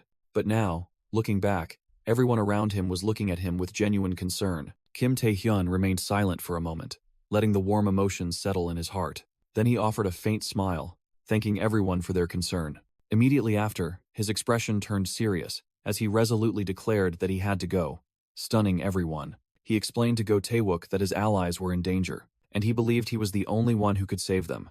With a resolute gaze, Kim Tae-hyun reaffirmed his determination to leave. He turned to his family and asked if they had raised him to abandon his comrades. Hwang Jae-young burst into sobs, calling her cousin's name in helplessness and emotion. A hand suddenly swung through the air. Yoo Ah-young delivered a swift chop to the back of Kim Tae-hyun's neck, yelling that he was being cheesy while her face flushed red. After breaking the tense atmosphere, she smiled and said that everything was decided, telling him to return safely. She emphasized that he must return with everyone. A devastating vision appeared. A city engulfed in flames under a crimson sky, where warriors were torn apart by deadly energy surges. Amidst the chaotic scene, Go Tae-wook was thrown backward, his hand wielding a weapon that emitted white lightning. Amidst the rubble, Park Seung-jin collapsed, coughing up blood while Kwak Si-young frantically called his name. A strange enemy stood afar, remarking that New Korea's Park Seung-jin had held up quite well, even though he was just toying with them. That enemy was Lu Feng, a national force-level player from China, nicknamed Bloodblade, his hand gripping a dagger made of dark red energy. Lu Feng arrogantly offered to spare Park Seung-jin's life if he swore loyalty and became his subordinate. Helped up by Kwak Si-young, Park Seung-jin sneered at the offer to betray his friends and homeland. With furious eyes, Park Seung-jin roared a decisive "Refuse!" Lu Feng merely smirked, deeming it not bad to choose pride over life. Suddenly, Seo Hangil moved forward, making Park Seung-jin call his name in surprise, thinking his comrade was about to surrender. Seo Hangil turned back, his face panicked, questioning his comrades why they were so foolish, and advising them to accept the demand. Looking towards Liu Feng, who was emanating a terrifying aura, Seo Hangil desperately shouted that this was their only way to survive. His eyes were filled with extreme fear as he faced the choice between life and death. A painful memory flooded back. Seo Hangil was bound tightly by dark vines, and Yoshikawa Tsurara appeared before him. The saint ordered him to become her servant and report on other players, including Kim Tae-hyun. With menacing glowing eyes, she warned that she had many ways to deal with him if he refused. In the flashback, a tear rolled down Soagel's cheek, revealing his agony at being subdued. Back in reality, he told himself that he had betrayed once, so betraying again wouldn't matter. However, Seo Hangil unexpectedly placed his hand on the injured Park Seung-jin's shoulder. He reassured the terrified captain, promising to get him out of there, even if it cost him his own life. As Park Seung-jin and Kwak Si-young charged forward, Seo Hangil followed, shouting that it wouldn't be too late to betray them after he died, signaling a sacrifice. Despite being severely wounded, Kwak Si-young defiantly mocked their opponent. Seo Hangil tremblingly apologized to his comrades for his earlier cowardice. He clenched his fist, reinforcing his resolve that he too would fight to the very end. Facing the three S-rank players from Korea, Lu Feng merely sneered, believing they had rejected their only chance at survival. He turned to taunt the tense Jung Jin-soo, warning that he hadn't even gotten serious yet. With a malicious glint in his eyes, Lu Feng declared he would teach them a lesson. He snapped his fingers, unleashing his power to demonstrate the absolute disparity in their ranks. A roaring storm of red energy erupted, creating countless gigantic crystallized spikes that surrounded the Korean team. All three Korean players were stunned by the scale of the attack. Park Seung-jin, despite his vast experience, couldn't hide the horror on his bloodied face. Lu Feng cruelly declared that their survival until now was due to his pity. The red crystallized spikes simultaneously lunged forward, leaving them no escape. All three screamed in pain as they were engulfed by the destructive attack. Lu Feng raised his hand, preparing to end the battle with a smug expression. However, he unexpectedly became the target himself when a skill notification appeared, stating that he had been affected by domination of 5 senses. Lu Feng's attack was suddenly shattered from within. He was dragged into a distorted mental space, filled with grotesque eyes and mouths. Lu Feng was astonished, recognizing this as Chai Mingmin's skill, but he was certain that person was dead. His confusion quickly turned to horror as he realized an even more terrifying truth. Inside the illusory space, Kim Tae-hyun summoned the Night King's spirit,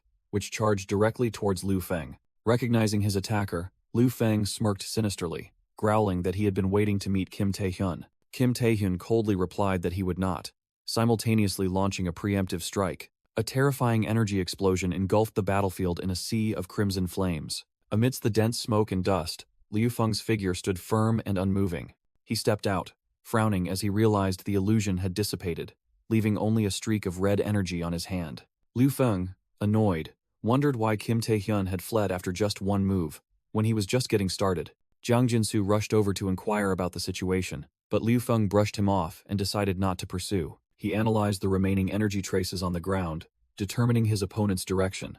Before them stood the Draconian Tower, an infamous dungeon deep within the abyss that no one had ever conquered. The colossal tower, tilted strangely, loomed amidst the desolate landscape. Meanwhile, elsewhere, Park Sung-jin was desperately gasping Kim Tae-hyun's name.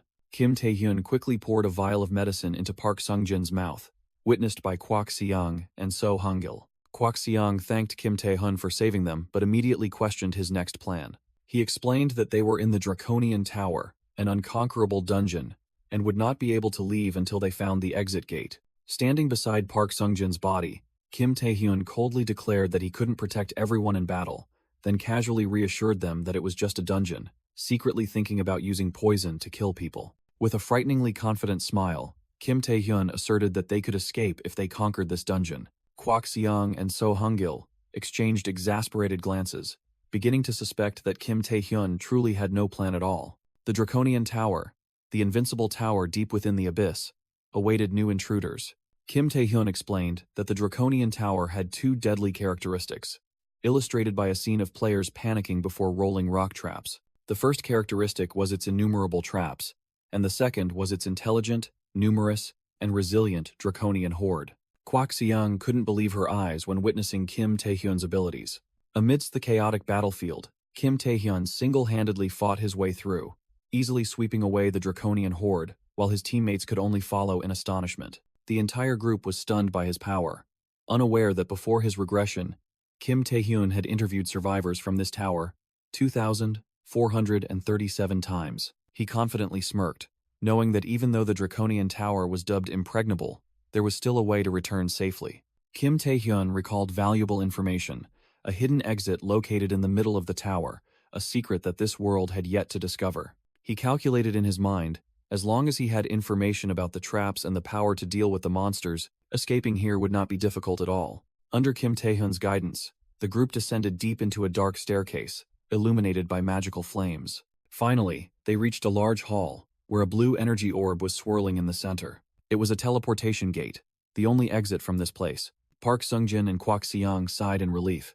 rejoicing that they had reached safety without further combat. When Kwak Seong asked if he had known about the gate beforehand, Kim Tae-hyun modestly said it was just luck, but inwardly affirmed the truth. He urged everyone to leave quickly before the monsters arrived, and Kwak Seong immediately agreed. The 3 teammates, without hesitation, turned and headed straight for the blue light of the teleportation gate. As they were about to leave, Park Sung-jin unexpectedly called out Kim Tae-hyun's name, making him stop. Standing at the threshold of safety, Park Sung-jin turned back, his eyes filled with gratitude, and offered sincere thanks. Kim Tae-hyun was stunned by the unexpected thanks. Hearing Park Sung-jin promise to repay this favor, Kim Tae-hyun smiled back, saying it was no problem. Standing alone before the teleportation gate, he secretly thought about Park Sung-jin's thanks, attributing it to his efforts that everyone had escaped safely. He reviewed the situation.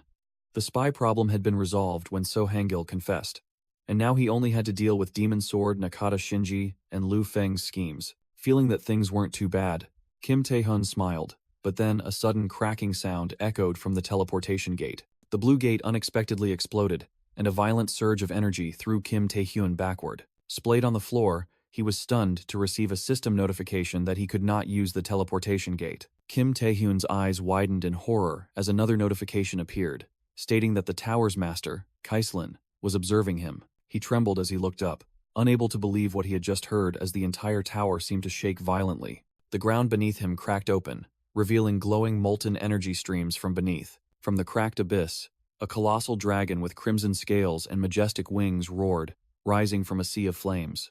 Kim Tae-hyun shrieked in horror, "A dragon!"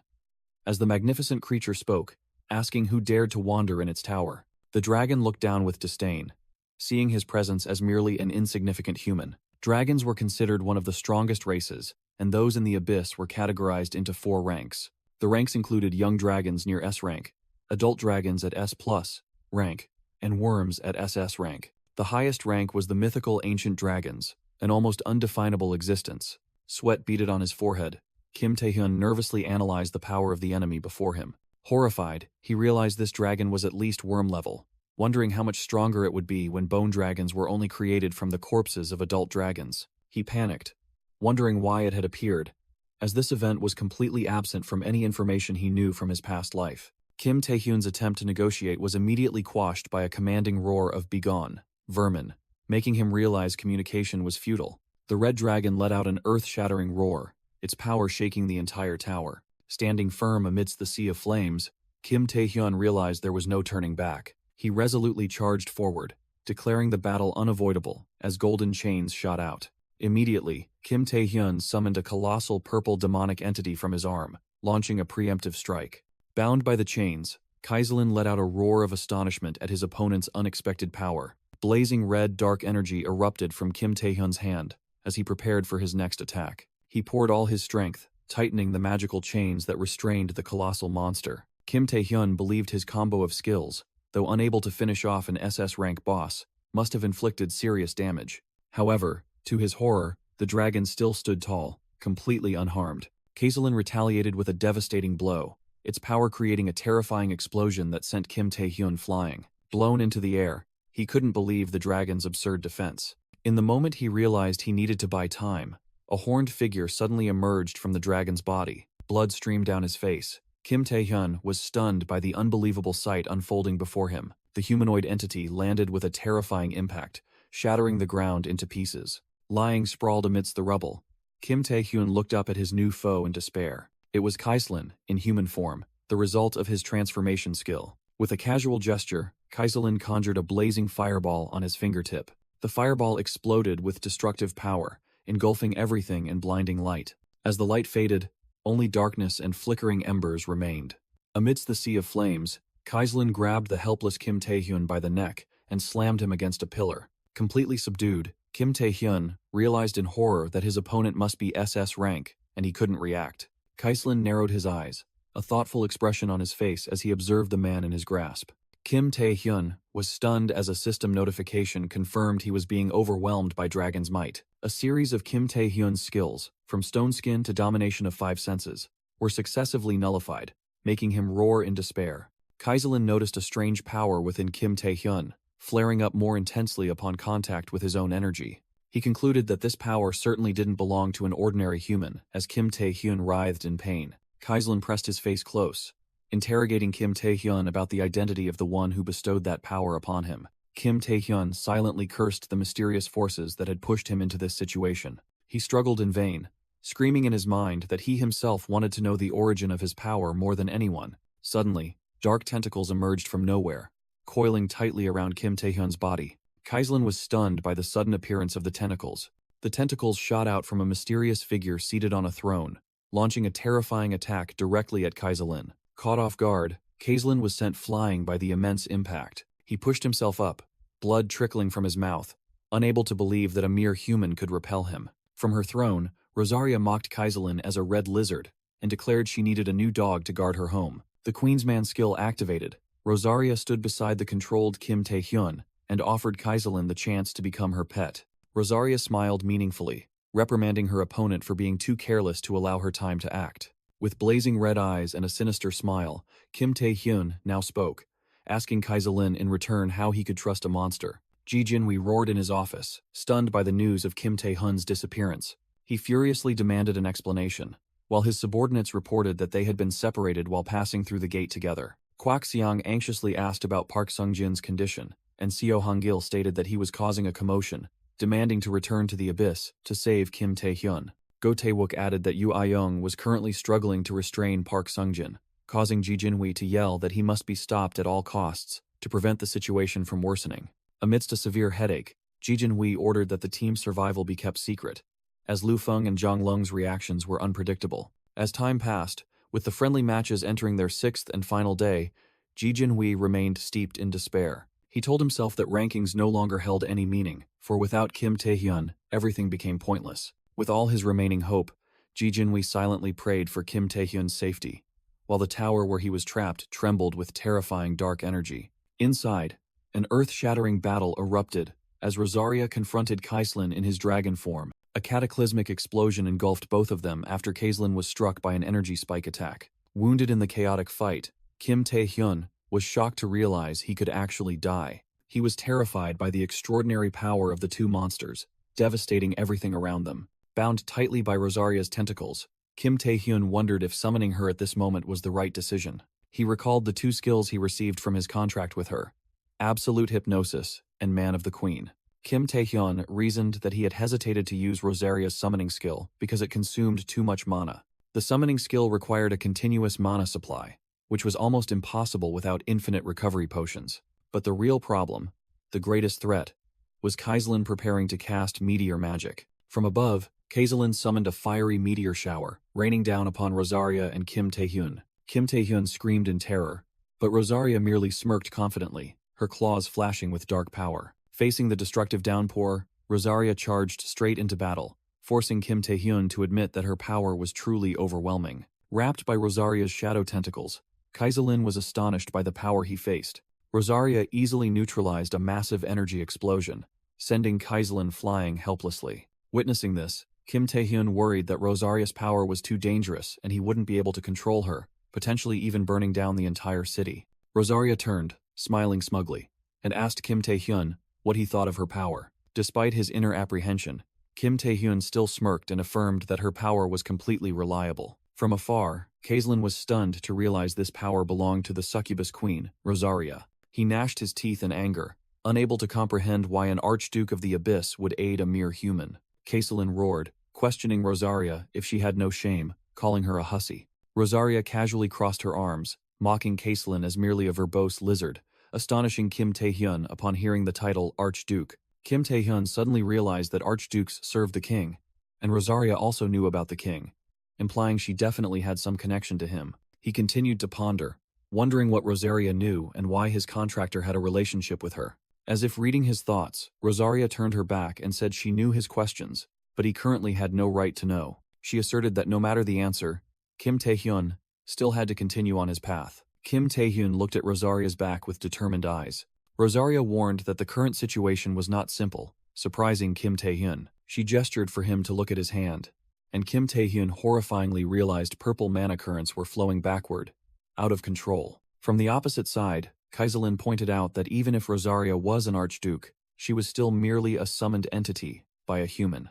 Kaislin's body erupted in fierce flames, roaring that a human could never withstand such power. Completely transforming into a colossal dragon, Kaislin threatened to incinerate them both if they continued to resist. The colossal dragon opened its mouth, accumulating a destructive fireball, and roared its final command: vanish. Amidst the firestorm, Kim Tae-hyun desperately screamed Rosaria's name. A horrifying explosion tore through the tower, marking the clash of two colossal powers. On the ground, a massive, smoldering mass of shadow tentacles lay amidst the rubble after blocking the attack. Protected by the tentacles, Rosaria mocked Kaislin, calling her enemy a lizard with a bit of awareness. She explained that her power was limited by Kim Tae-hyun, and if she continued, he would die from mana backflow. Rosaria turned, her eyes glowing, declaring she would give Kim Tae-hyun a gift before she vanished. Kim Tae-hyun, exhausted and covered in injuries, gasped and asked about the gift. Without explanation, Rosaria embraced him and kissed his cheek, instructing her contractor not to die. A system notification appeared. The Queen's Kiss had temporarily upgraded the Absolute Hypnosis skill to S rank and activated it.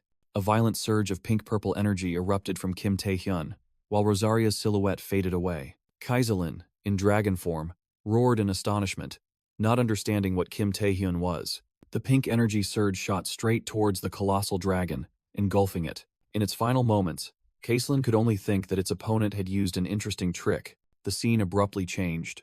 Caselin found himself standing at the foot of an endless staircase in a crimson mental space, looking up at a figure on a throne. The entity on the throne, in Kim Tae-hyun's form with red hair and eyes, grumbled that the succubus had left the cleanup to him. Caselin was stunned, wondering if this was inside Kim Tae-hyun's mind. He looked up at the throne, doubting if that was the human from before. But then, he realized that despite the identical appearance, the nature of this entity was entirely different. A terrifying pressure emanated from the throne, where the king entity was enveloped by an endless dark force, making Caselin wonder in horror if it was even a living being. With cold eyes, the king entity looked down and disdainfully commanded Caselin to vanish from his world. Inside the mental space, Caselin was utterly terrified, facing a gigantic dark entity, the embodiment of the king's power. With a panicked expression, it couldn't comprehend the nature of what it was witnessing. Invisible pressure intensified, pushing Caselin to its breaking point. That terrifying power caused Caselin's spiritual body to begin shattering, splattering fresh blood. Reverting to its dragon form, Caselin let out a scream of extreme agony. As the mental space collapsed, the dragon returned to reality, frantically searching in vain for its tormentor. Meanwhile, Kim Tae-hyun gasped for breath, his body still trembling from the aftershocks, realizing something had happened. The dragon Caselin roared strangely, panic and confusion evident in its cries. Kim Tae-hyun quickly drank a recovery potion, realizing that Caselin was not only shocked but also greatly weakened. Recognizing this as a golden opportunity, he concentrated his dark energy, deciding to deliver the finishing blow. Kim Tae-hyun charged towards the gigantic dragon, his body enveloped in a furious red and black aura. A short sword formed from pure energy, ready to tear through anything. He delivered a lightning-fast strike, carving a deep and powerful slash across Caselin's body. The dragon shrieked in pain as Kim Tae-hyun's attack finally pierced its defenses. With eyes burning with determination, Kim Tae-hyun prepared for the next attack, sharp energy fragments gathering before him. He told himself not to let the dragon die too quickly, as there was still much to extract. Suddenly, Rosaria's image appeared in his mind, her whispered instructions making Kim Tae-hyun irritably brush them aside. His will was strengthened by the goal of understanding the king entity and its power. He would never forget his grudge against Asmodeus, who had taken his life in the previous life. Thinking of his loved ones waiting, Kim Tae-hyun roared, vowing never to fall here. With his face etched with streaks of red energy lightning, Kim Tae-hyun roared a death-defying vow that he would defeat his enemies and return. He unleashed his predation skill, creating a gigantic abyssal entity of red dark energy that lunged straight at Caselin. Struck by the sudden attack, Caselin roared in pain and fury, unable to believe a human dared to do such a thing. The dark entity devoured the dragon, and a system notification confirmed the predation skill had successfully completed. As the arena lay in ruins, the system announced that the rank of the predation skill had changed. Standing amidst the rubble, Kim Tae-hyun exhaustedly gasped for breath, telling himself that this time he truly thought he would die at the hands of that crazed dragon. Lying on his back, he smiled in relief and wondered if it was time to return, as a status window appeared, announcing his promotion from B rank to A rank. Meanwhile, at the Asian Games, the 7th day of competition had arrived, and officials were conducting the final score tally under the watchful eyes of the crowd. Japanese officials carefully inspected the collected magic stones, and the results were announced. The Japanese team achieved 4,600 points.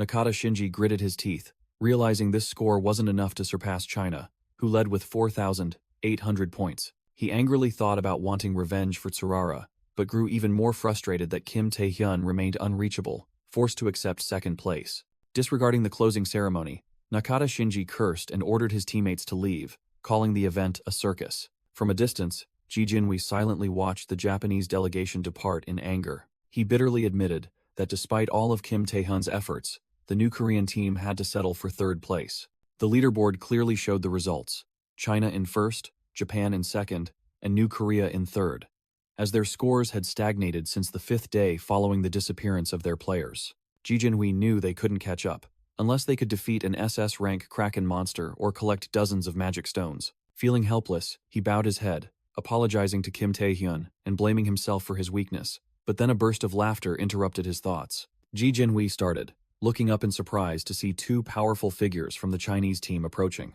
Recognizing Liu Feng and Zhang Lung, Ji Jinhui grew wary, while Liu Feng spoke in a sarcastic tone, saying it was truly a sad affair. Zhang Lung continued, feigning regret that a new talent from Korea had to lose his life in such a tragic incident. Ji Jinhui was stunned by the venomous sarcasm. Lu Feng sneered, suggesting that Kim Tae-hyun entering the Draconian Tower was no different from being dead. Resentment surged, and Ji Jinhui clenched his fists, a silent rage burning within him. Lu Feng continued to provoke, implying that all the disappearances were caused by the Korean Association. With a condescending air, he declared that the weak had no right to know the truth. The two Chinese representatives turned and walked away with arrogant laughter, leaving a bitter farewell wish to enjoy the closing ceremony. Ji Jinhui trembled, a feeling of utter helplessness consuming him. Zhang Lung burst into gleeful laughter, but in his mind, Ji Jinhui roared a silent challenge. Suddenly, a glowing warp gate opened in the middle of the arena, drawing everyone's attention. Lu Feng and Zhang Lung turned back in astonishment,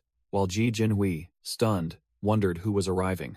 Kim Tae-hyun stepped out of the vortex of energy, smiling as he asked why the esteemed president had to endure these thugs. Recognizing the newcomer, Ji Jinhui couldn't suppress a laugh of relief and joy. The smug expressions on Zhang Lung and Lu Feng's faces immediately froze into utter panic. Amidst a blue aura, Kim Tae-hyun stood there, holding a gigantic, glowing red magic stone. He looked straight ahead, confidently announcing his return. Meanwhile, in an apartment complex, a mother's earnest call echoed, searching for her son, Jae-young. Hwang Jae-young lay motionless on his bed, even as his mother, Taehyun's aunt, tried to call him out. He was immersed in sorrow, muttering that a match without Taehyun held no meaning anymore. With teary eyes, Hwang Jae-young shouted, believing that watching TV now was an act of betrayal to the memory of his cousin. Standing at the door, Taehyun's aunt announced shocking news. Taehyun was on TV. Hwang Jae-young was bewildered by her mother's words. Immediately after, both stood before the TV screen, where the news was reporting a shocking event that had just occurred at the Asian Games. On screen, Kim Tae-hyun, who was thought to be missing, held high the magic stone of the SS rank monster Kaiselin, the first recorded feat of defeating a monster of this caliber. Elsewhere, Yoo Ah-young screamed into her phone, unable to believe the news that Taehyun was on TV when she was certain he had entered the abyss. National team members like Kwak Seong and So Hong-gil were also stunned to learn that the magic stone was worth 1,500 points. The rankings immediately changed, with New Korea boasting a total of 5,600 points, spectacularly surpassing China to take the lead. The entire arena erupted in cheers as New Korea was announced as the champion of the Asian Games. Center stage, Kim Tae-hyun wore a smug smile as the crowd continuously chanted his name. Witnessing the scene, Zhang Lung gnashed his teeth, his face dark with rage in the shadow of the victor. He turned and roared at Liu Feng, questioning why he had failed to eliminate Kim Tae-hyun and allowed him to survive. Lu Feng couldn't hide his resentment either. Unable to explain why the enemy not only survived the Draconian Tower, but also defeated an SS rank monster, he hissed Kim Tae-hyun's name through gritted teeth with utter hatred. Standing alone on stage, Kim Tae-hyun looked towards his two opponents, silently thinking that things could have gone much worse. He knew he was lucky that Kaiselin's magic stone remained intact after he used his predation skill. His gaze sharpened, anticipating that Zhang Lung and Lu Feng would certainly not let this matter rest. Suddenly, Ji Jinhui rushed over and embraced Kim Tae-hyun, much to his surprise. Kim Tae-hyun was stunned, as the association president expressed immense joy at his safe return. Tears streamed down her cheeks. Ji Jinhui choked up with overwhelming relief at seeing him safe and sound. With a subtle smile, Kim Tae-hyun looked over the shoulder of the emotional president. He wondered if those tears were from relief that all the players had returned, or from gratitude towards him personally. As the 7 days of the Asian Games officially concluded, Kim Tae-hyun reflected on becoming the media's focal point after his resounding victory at the Asian Games. Meanwhile, at the celebratory banquet, the new Korean players began sharing their stories, starting with Kwon Kang-yuk's arrogant laughter. On stage, Kwon Kang-yuk loudly mocked some old man who had cried at the closing ceremony, irritating Kwak Seong below with his boisterousness. At the same time, at another location, the magnificent building of the Singapore Player Association appeared. Inside the office, the association president welcomed Kim Tae-hyun and began an important conversation. She introduced herself as Hailey Tan, president of the Singapore Player Association, and frankly proposed an alliance. Kim Tae-hyun listened silently, his face betraying no emotion. He secretly realized this situation was exactly like what had happened in the timeline before he returned. Memories flooded back. He recalled, Singapore had once tried to seek allies, but was thwarted by Zhang Lung and Liu Feng. With a mysterious smile, Kim Tae-hyun suggested they continue their discussion after dealing with the intruders. Hailey Tan was utterly confused, bewilderedly asking him to repeat what he had just said. Immediately, a terrifying explosion shattered the office door, making Haley Tan scream in terror. From within the dust and smoke, a stranger wielding a blood-soaked axe appeared, calling out both their names. Haley Tan trembled with fright, while the intruder sneered that he didn't care how Kim Tae-hyun escaped the draconian tower. Behind him stood a large army of henchmen, ready for a massacre. The leader smiled maliciously, daggers of crimson energy forming around him as he declared tonight would be their end. In contrast to the panic, Kim Tae-hyun merely smiled and calmly reiterated his warning to Haley Tan. His eyes flashed red.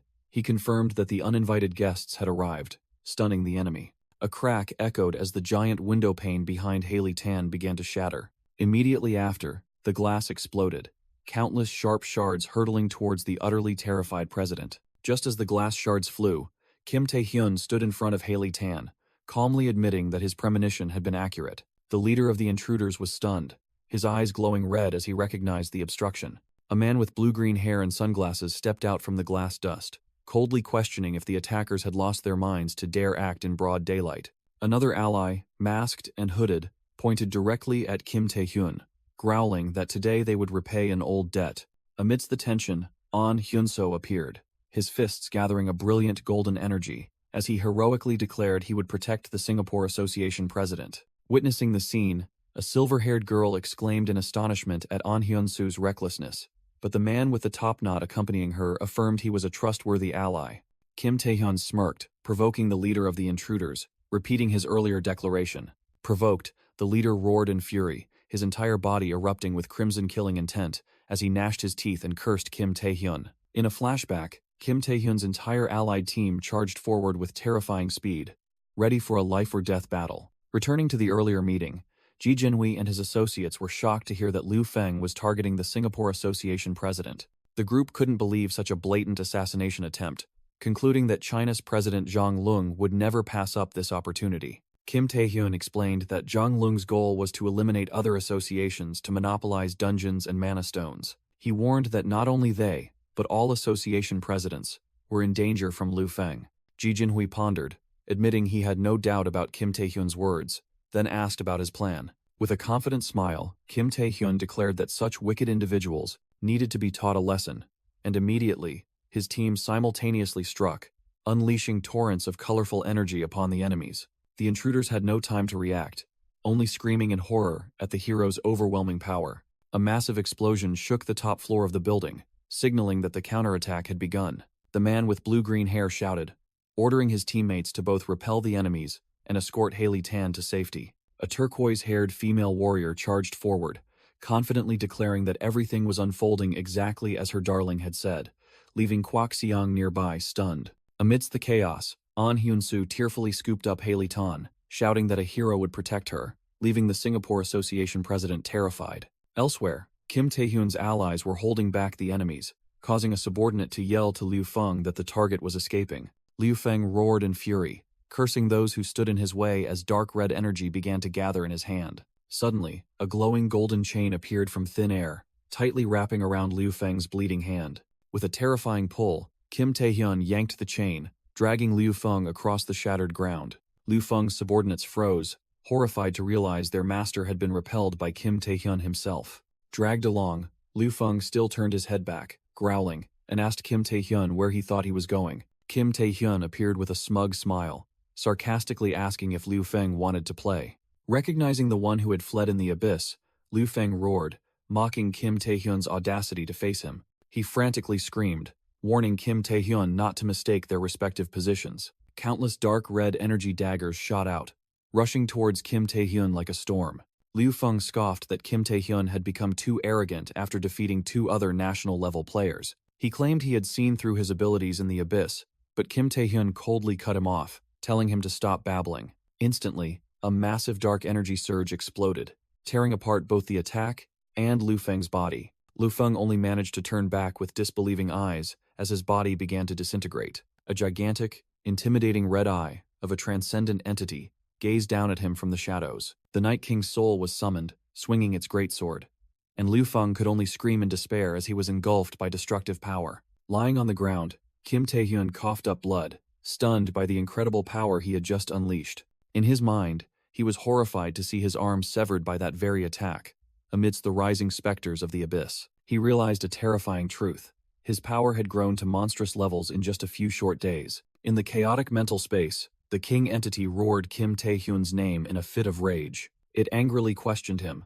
Amidst the sight of Kim Tae-hyun being torn apart by the red energy surges himself, blood and black smoke lingered, marking the end of the brutal battle. Back in reality, Kim Tae-hyun coldly walked away, leaving Liu Feng's corpse behind in the devastated arena. He let out a satisfied breath, dark energy still lingering around him. Kim Tae-hyun was confident that victory had been decided the moment he used his predation skill on Kaislin. Looking at his fallen enemy, he thought about using this power to conquer the remaining dungeons. Suddenly, Kim Tae-hyun burst into maniacal laughter, then froze when he heard a strange voice. The voice echoed in his head, bitterly calling him a monster, and realizing this was why the water god and Chai Mingmin had failed. Kim Tae-hyun froze as the voice continued, never expecting to have to use the Archduke's power against him. The king entity transformed into a grotesque mass of flesh, scoffing, "Do you think you're the strongest?" Kim Tae-hyun's face turned pale, horrified by the terrible transformation of the power within him. A gigantic mouth emerged from the shadows,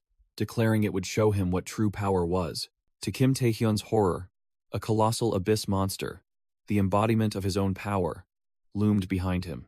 Elsewhere, the bodies of the intruders lay scattered across the shattered floor. Yu Ah-young stood amidst the cleared battlefield, declaring that everything here was over. A man with blue-green hair rushed over, calling out Yu Ah-young's name. He urgently urged her to quickly go to where Kim Tae-hyun was fighting. The two ran over and were stunned by a gigantic, violently swirling red energy sphere. They were completely frozen, unable to believe their eyes at the destructive sight. Inside the blazing red energy sphere, a thought flashed, wondering if this was a barrier. Immediately after, a gigantic red flesh fist reached out from the sphere's center, clenching with immense power. A grotesque creature of flesh and bone fully emerged, brandishing its deformed arms before Kim Tae-hyun. The monster threw its head back and let out a wild, maniacal laugh, declaring that this was true power and strength. Kim Tae-hyun roared in fury, thinking his opponent was spouting nonsense and preparing to charge and attack. He charged forward, calling the monster a gigantic bloodbag, and unleashed a slash that tore through its body. However, the creature's severed body parts began to bubble and twitch grotesquely. Kim Tae-hyun was stunned as he watched the fleshy tentacles regrow, realizing the monster possessed regeneration. After fully regenerating, the creature let out a sky-shattering roar and unleashed a devastating attack upon Kim Tae-hyun. Blown back by the force of the attack, Kim Tae-hyun horrifyingly wondered about the source of this terrifying power, refusing to believe it came from Liu Feng. He realized the entire surrounding area had been transformed into a desolate wasteland, stained with the colors of the abyss. In his mind, Kim Tae-hyun recalled Liu Feng calling this the Archduke's power, and Kaiselin had also used that title for Rosaria. It suddenly dawned on him. This meant that besides Rosaria, other archdukes existed. He deduced that if Rosaria was connected to the king, then perhaps Liu Feng was also part of that force. Back in reality, Kim Tae-hyun looked straight ahead, his gaze now sharp and resolute. His eyes flashed with intense focus, ready for the next confrontation. The monster swung its gigantic hand down, intending to crush Kim Tae-hyun in a single blow. A terrifying crash echoed across the battlefield. The creature stood tall, mocking Kim Tae-hyun for being shocked by its power and moving too slowly. As the monster boasted that it was chosen by the Archduke, Kim Tae-hyun unexpectedly interrupted with a completely calm expression. Gripped by the monstrous creature's giant hand, Kim Tae-hyun calmly asked to ask one question before he died. He questioned the monster about what it knew regarding the king. The creature was bewildered by the question, then mistakenly asked if he was referring to the Archdukes. It burst out laughing and mocked that those were entities Kim Tae-hyun could never approach, while he secretly affirmed that his opponent knew absolutely nothing about the king. Suddenly, Kim Tae-hyun unleashed a surge of blazing red dark energy from his body, stunning the monster. The explosive power tore through the creature's body, making it scream in horror at the energy he had concealed. With blazing red eyes, Kim Tae-hyun coldly realized that he now needed to think more carefully about the Archdukes. The monster roared in despair, screaming Kim Tae-hyun's name and accusing him of hiding his power until now. Kim Tae-hyun grinned menacingly, declaring that their conversation was over. He ordered it to disappear, and the dark energy immediately completely engulfed the creature in its final scream. Standing amidst the grotesque remnants, Kim Tae-hyun let out a breath, confirming that the hunt was complete. While recovering, he pondered the fact that Liu Feng was unaware of the king's existence and wondered if only Rosaria knew the truth. He envisioned Rosaria alongside two other powerful shadowy figures, concluding that all archdukes were incredibly powerful monsters. Kim Tae-hyun concluded that even if other archdukes existed, they certainly wouldn't be friendly to him. Suddenly, the scattered pieces of flesh on the ground began to twitch and gather together, startling Kim Tae-hyun. He stepped back in astonishment as that grotesque mass of flesh and blood began to swell and reform. A new, contemptuous voice rang out, mocking Kim Tae-hyun for boasting so much, yet his power was only this. The voice continued to comment that humans were ultimately just weak creatures, while a clawed hand and long red hair gradually emerged from the mass of blood. Kim Tae-hyun broke out in a cold sweat in horror, his eyes wide at the impending presence. From within the chaos, Archduke Igmun fully materialized, coldly interrogating, "Are you the one who killed my contractor?" Standing on the pool of the fallen's blood, Igmun questioned Kim Tae-hyun about the death of his contractor. Kim Tae-hyun was bewildered, realizing the entity before him was not Liu Feng, but an entirely different existence. He was horrified as he sensed a terrifying surge of power and mana, and a dreadful speculation flashed in his mind. Igmun smiled smugly, confirming he was an Archduke of the Abyss, and challenging Kim Tae-hyun to show his true capabilities. He easily summoned countless giant blood swords, a sight that completely overwhelmed Kim Tae-hyun. Facing the impending rain of blood swords, Kim Tae-hyun could only look up with a horrified expression. He swung his weapon, cursing under his breath as he tried to fend off an attack with unimaginable destructive power. Kim Tae-hyun was astonished by the scale of the skill, wondering if these were the same blood swords Liu Feng had used. He quickly realized that their size and power were on an entirely different level. Pushed to his limit, Kim Tae-hyun roared, unleashing all his energy to fight back. He realized this power was on par with Rosarius, an enemy he couldn't recklessly confront. Pushing aside all questions, Kim Tae-hyun focused on a single goal: to use everything he had to survive. To counter the Archduke's power, he summoned the Night King's spirit, creating a clash between two colossal energy surges. Igmun smirked, showing amusement at this unexpected resistance. An explanation of the summoning mechanism appeared. The summoned creature's power depended on the contractor. If the summoned creature was too strong, the contractor's body wouldn't be able to withstand it, and the summoning would be cancelled. Applying this logic, Kim Tae-hyun deduced that Igmun was summoned through Liu Feng's corpse. That meant this summoning definitely had a time limit. A glimmer of hope appeared.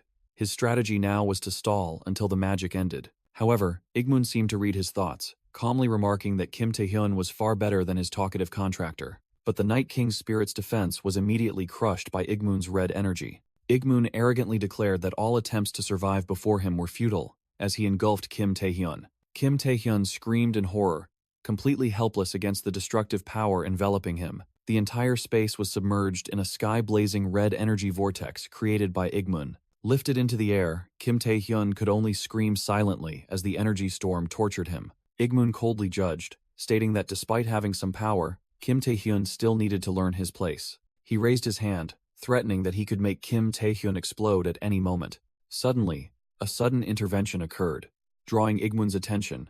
A brilliant pillar of light and white petals unexpectedly erupted, piercing through his energy storm. Igmun watched in surprise as the unfamiliar petals fluttered around, but then he quickly recognized the nature of this power and offered a knowing smile. From within the rose petals, succubus Queen Rosaria appeared, embracing Kim Tae-hyun from behind. Rosaria smiled, remarking that her contractor always called her into the most interesting situations, and Kim Tae-hyun confirmed the situation was indeed critical. Igmun now understood everything. He watched Rosaria carrying Kim Tae-hyun into the air. He bitterly admitted that it was no surprise his contractor was killed by Rosaria's contractor. Igmun ordered Rosaria to abandon the human and leave. Otherwise, he would bury her too.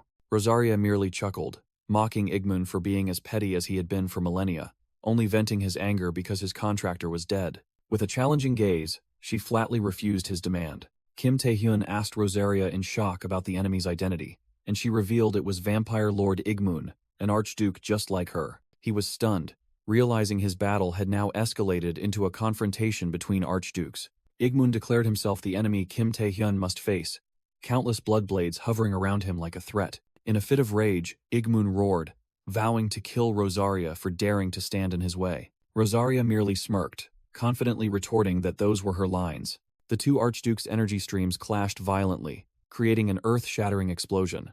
Thrown back by the aftershock, Kim Tae-hyun coughed up blood as the energy in his body began to spiral into chaos. He gritted his teeth, enduring, realizing his mana was once again flowing backward due to overload. Kim Tae-hyun despairingly realized he was exhausted, barely able to maintain his summoning and unable to help Rosaria fight. He told himself to hold on, not to collapse at this critical moment. Rosaria sensed Kim Tae-hyun's weakening. She knew her power was limited by her own contractor. She seriously explained that, to defeat an archduke, she was forced to use her true power. Rosaria asked Kim Tae-hyun to endure a little longer, leaving him only able to call her name in despair. She whispered into his ear, reminding him that he hadn't fought this long just to die meaninglessly here. Rosaria's words sent a jolt down his spine, leaving Kim Tae-hyun stunned in silence. Amidst the fluttering white petals, Rosaria declared she would show him the true power of an archduke. She unleashed her full power, asserting that this was the strength Kim Tae-hyun would one day have to surpass. Realizing his time was up, Igmun calmly accepted that he had to retreat. He smiled sinisterly, declaring an end to today's encounter with Rosaria. Before leaving, Igmun summoned a giant energy spear and promised to meet again if Kim Tae-hyun survived. Without hesitation, Rosaria charged forward, unleashing a destructive surge of energy in response. The two archdukes' ultimate attacks collided, creating an explosion of light that engulfed the entire battlefield. In the middle of the battlefield, Rosaria and Igmun's two colossal energy streams clashed, creating a blinding explosion. Caught in the terrifying aftershock, Kim Tae-hyun braced himself, enduring the pain that tore through his body. He felt his consciousness slowly fading before the overwhelming power. In the dark mental space, Kim Tae-hyun slowly sank, wondering how many times he had faced enemies far beyond his rank, from S rank, national level, to archdukes. He despairingly realized that each time he grew stronger, a new enemy appeared, and he wondered how long this cycle would continue. Suddenly, a cold voice echoed,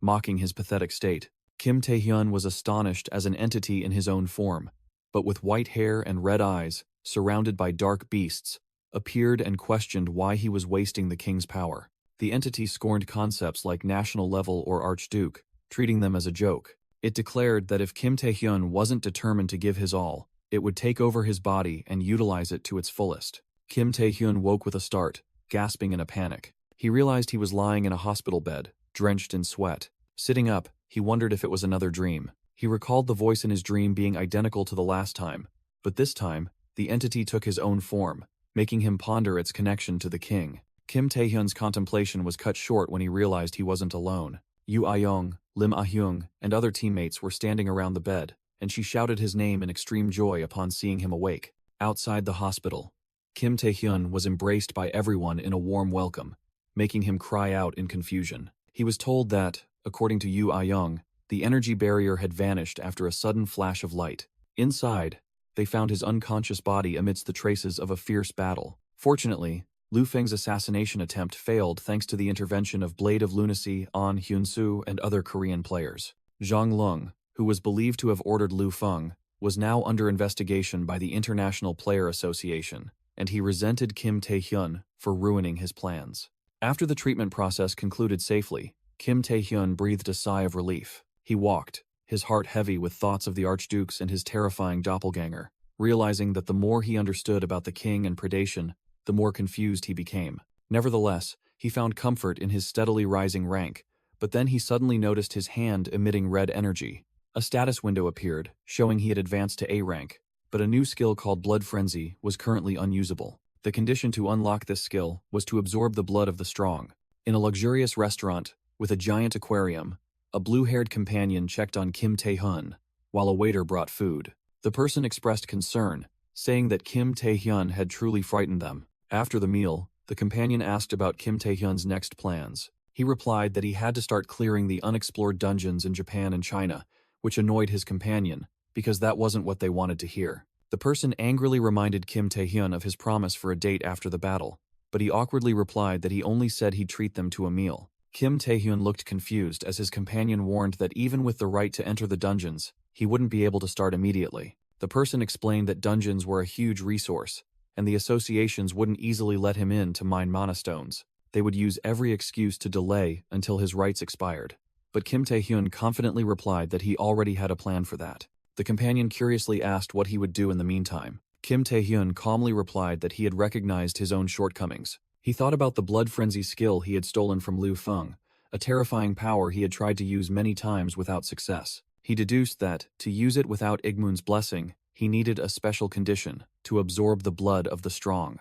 He pondered how he had become a strategic asset, yet was powerless before the archdukes. With eyes burning with determination, Kim Tae-hyun realized that to fight against the archdukes and uncover the truth about the king, he had to become even stronger. Ahead lay a secluded warehouse under a pouring rain, signaling a new and arduous path of training. Under the pouring rain, Kim Tae-hyun stood before an old building, wondering if this was the place he was looking for. He approached closer, and the sign for Bang Chae-soo's brewery confirmed he had arrived at the correct location. Kim Tae-hyun's shadow stretched long across the closed door. Without hesitation, he pushed the door open with force, and a mournful creak echoed. From inside, a gruff voice rang out, sarcastically remarking that young people nowadays couldn't even read.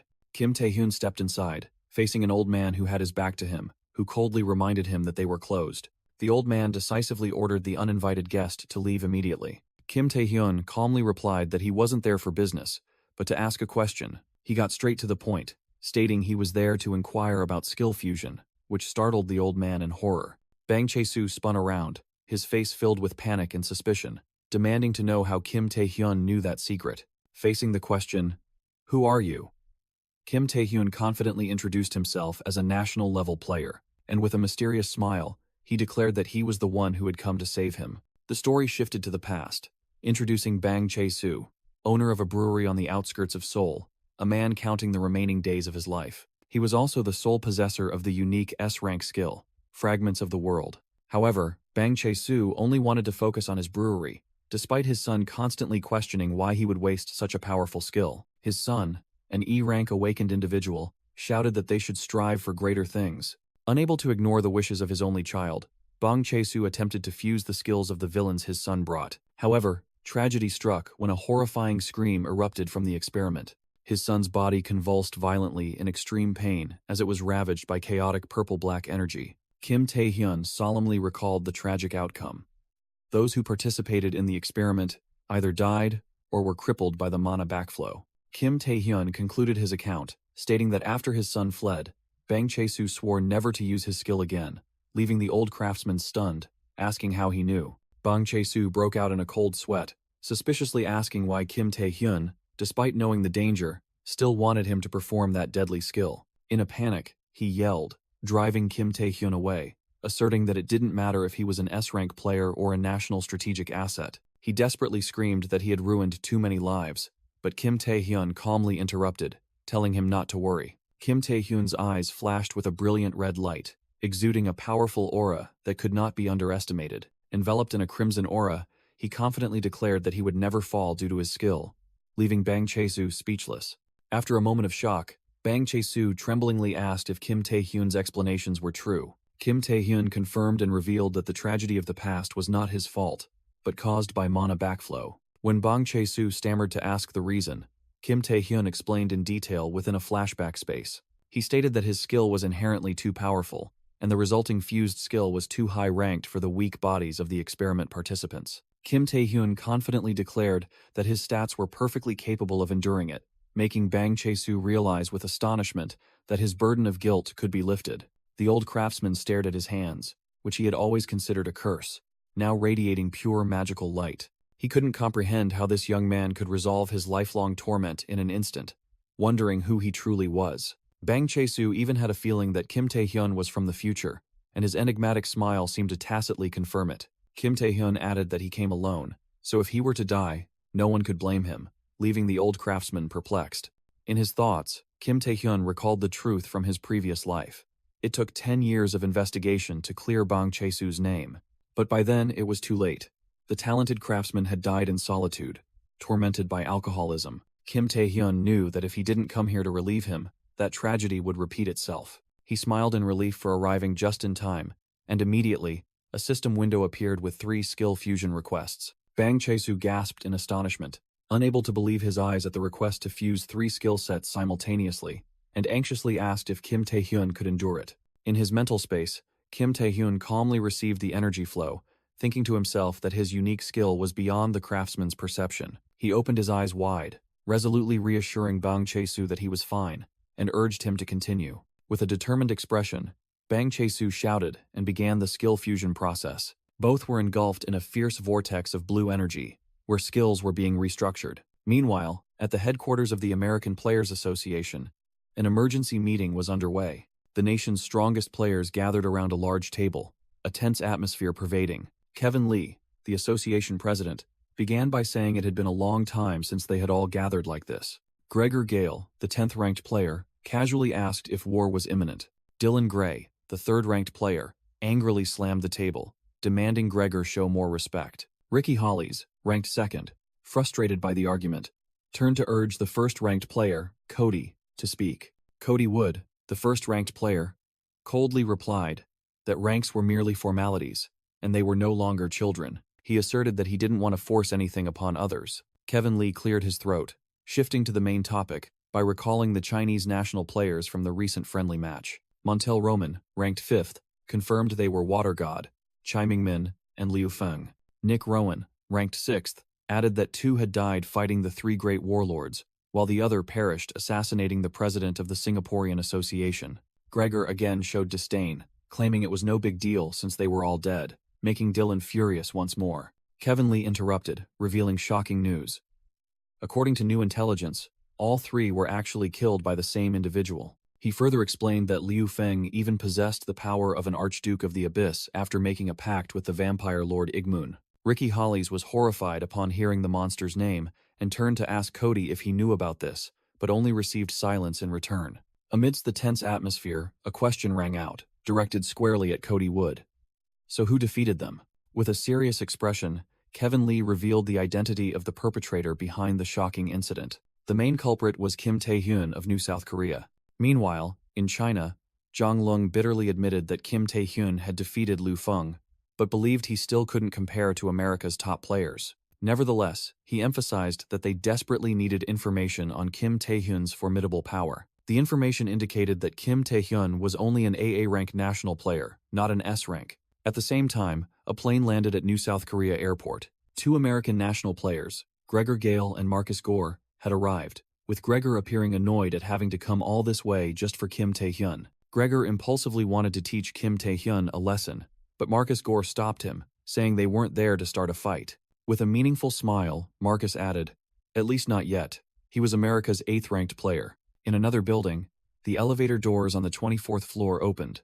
Kim Tae-hyun stepped out, telling himself that the skill combination process had gone well. He reviewed the information on his newly acquired AA rank skills: Dark Skin, Ruler's World, and Ruler's Aura, eager to test them immediately. Kim Tae-hyun hesitated, envisioning the terrifying destructive power of his new skills and wondering if he should go to the abyss to test them. Suddenly, a voice called his name, making Kim Tae-hyun turn around in surprise. He saw Gregor Gale and Marcus Gore waiting at the end of the hallway. Marcus adjusted his glasses, smiling, as he said he had been waiting for him for quite a while. Gregor Gale, meanwhile, shouted in disbelief, unable to believe the kid in front of him could defeat Liu Feng. Recognizing the American national players, Kim Tae-hyun smirked defiantly as he heard Marcus remind Gregor about his attitude.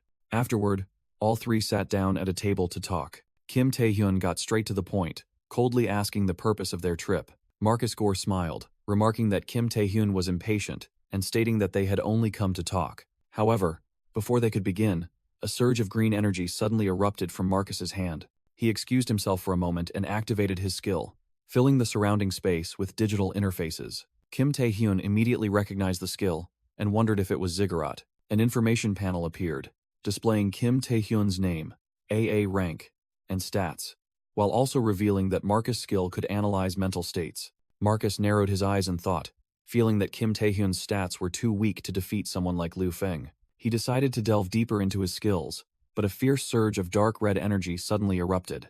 A series of skill undetectable error messages appeared, completely nullifying Marcus's analytical ability. Marcus was stunned, while Kim Tae-hyun coldly demanded he stop his reconnaissance. With a swirling crimson aura, Kim Tae-hyun asserted that what Marcus had seen was more than enough to assess his capabilities. Gregor Gale quickly apologized, saying it was just his teammate's habit, but inwardly, he was astonished that Ziggurat had been nullified for the first time. Marcus looked at Kim Tae-hyun with completely different eyes, silently acknowledging that this was indeed New South Korea's first national force-level player. Understanding why Kevin Lee was interested in him, Marcus listened as Kim Tae-hyun repeated his question about their true purpose. Marcus revealed they wanted to request a share of the Chinese dungeon conquest rights that Kim Tae-hyun had obtained, which surprised him. He explained that their association president was very keen to explore that area. Marcus argued that since Kim Tae-hyun had become Zhang Lung's enemy, cooperation would be a win-win situation. He made an offer. If Kim Tae-hyun agreed, they would help him deal with Zhang Lung and clear the dungeon together. Marcus secretly calculated that no matter the outcome, this was a beneficial move to establish a relationship, or at least show goodwill. Kim Tae-hyun subtly smirked. He flatly refused, stating that he appreciated the offer but didn't need any help. Marcus Gore scoffed, deeming it a pity but also sufficient. Unexpectedly, Gregor Gale grabbed Kim Tae-hyun's collar from behind, growling a warning not to mess with them. Marcus frantically shouted, trying to stop Gregor as he questioned Kim Tae-hyun about his foolish answer. Gregor declared that persuasion wasn't necessary, and force could be used to compel him, making Kim Tae-hyun inwardly assess the man before him. Kim Tae-hyun wondered why Gregor was acting so excessively, while Marcus clearly wanted to maintain peace. He recognized Gregor's gaze. It was the familiar look he had seen countless times when he was weak, a provocative gaze without a valid reason. Kim Tae-hyun realized that Gregor simply couldn't accept him as an equal, a feeling he hadn't experienced in a long time. But the situation was different now, and Kim Tae-hyun calmly spoke. He began to state a condition. Surprising Gregor, Kim Tae-hyun suggested that if they wanted him to accept the offer so badly, they should settle it with force, as this was an opportunity for him to test his skills. The scene shifted to the Undivided Guild Stadium, where the two stood ready in the arena before a cheering crowd. Kim Hae-yeon screamed in astonishment, unable to believe they intended to hold the match right there in the Guild Stadium. Kwon Kang-yuk, however, was incredibly excited, believing this was a fantastic promotional opportunity for the guild. In the middle of the arena, Kim Hee-yeon continued to panic, fearing the stadium couldn't withstand a battle between two national players. Gregor Gale seemed amused, thinking it wasn't a bad idea. Kim Tae-hyun smiled meaningfully, saying he also liked the idea and hoped his opponent would get the outcome he desired. Kwon Kang-yuk reassured his secretary, a wide grin appearing as blue energy began to erupt from his body. He transformed into a gigantic beast man, roaring that he was a fervent admirer of massacres. Kim Tae-hyun calmly observed, silently thinking that massacre might be a bit much. Gregor Gale stomped onto the arena floor, a violent explosion of blue energy shattering the ground in his werewolf form. In the stands, the crowd screamed in terror, a man with a goatee bewilderedly wondering if that was a werewolf. Amidst the chaos, Marcus Gore stood up, calmly identifying it as the skill Heart of the Wolf. He explained that when trained to its limit, this skill transforms the user into a werewolf and greatly amplifies physical strength. Marcus thought to himself that it was a pity he couldn't recruit Kim Tae-hyun, but he accepted the situation nonetheless. He decided to observe the skill that had defeated Lu Feng. While below in the arena, Gregor Gale laughed savagely. With glowing blue eyes, the werewolf scornfully called Kim Tae-hyun an idiot. Gregor Gale was confident that even if Kim Tae-hyun's skills hadn't been revealed yet, his stats were completely inferior to his, except for mana. Suddenly, a surge of blue energy enveloped Kim Tae-hyun, making him look surprised at Gregor's declaration that the skill had enhanced his stats. In his beast form, Gregor Gale roared that Kim Tae-hyun was no match for him. He declared this would be the end for the young man. Gregor Gale charged to attack, but Kim Tae-hyun just stood still, with no intention of defending himself. A smug smile spread across Kim Tae-hyun's lips as black liquid began to seep from his body, and he praised his opponent's strength. He said that he now knew Gregor Gale was strong enough not to die in his tests, leaving the werewolf stunned. Dark energy erupted from Kim Tae-hyun, forming bizarre shadow tentacles. The mass of black energy continued to swirl and swell ominously. Marcus Gore stood in the stands, sweat pouring down as he witnessed this unbelievable sight. A gigantic black dome quickly enveloped the entire arena, making the astonished audience wonder if it was a barrier. Inside the dark space, a notification appeared, stating that Kim Tae-hyun had received 3 new skills through combination. The first skill revealed was World of the Ruler, and Gregor Gale found himself kneeling before a gigantic Demon King entity seated on a throne.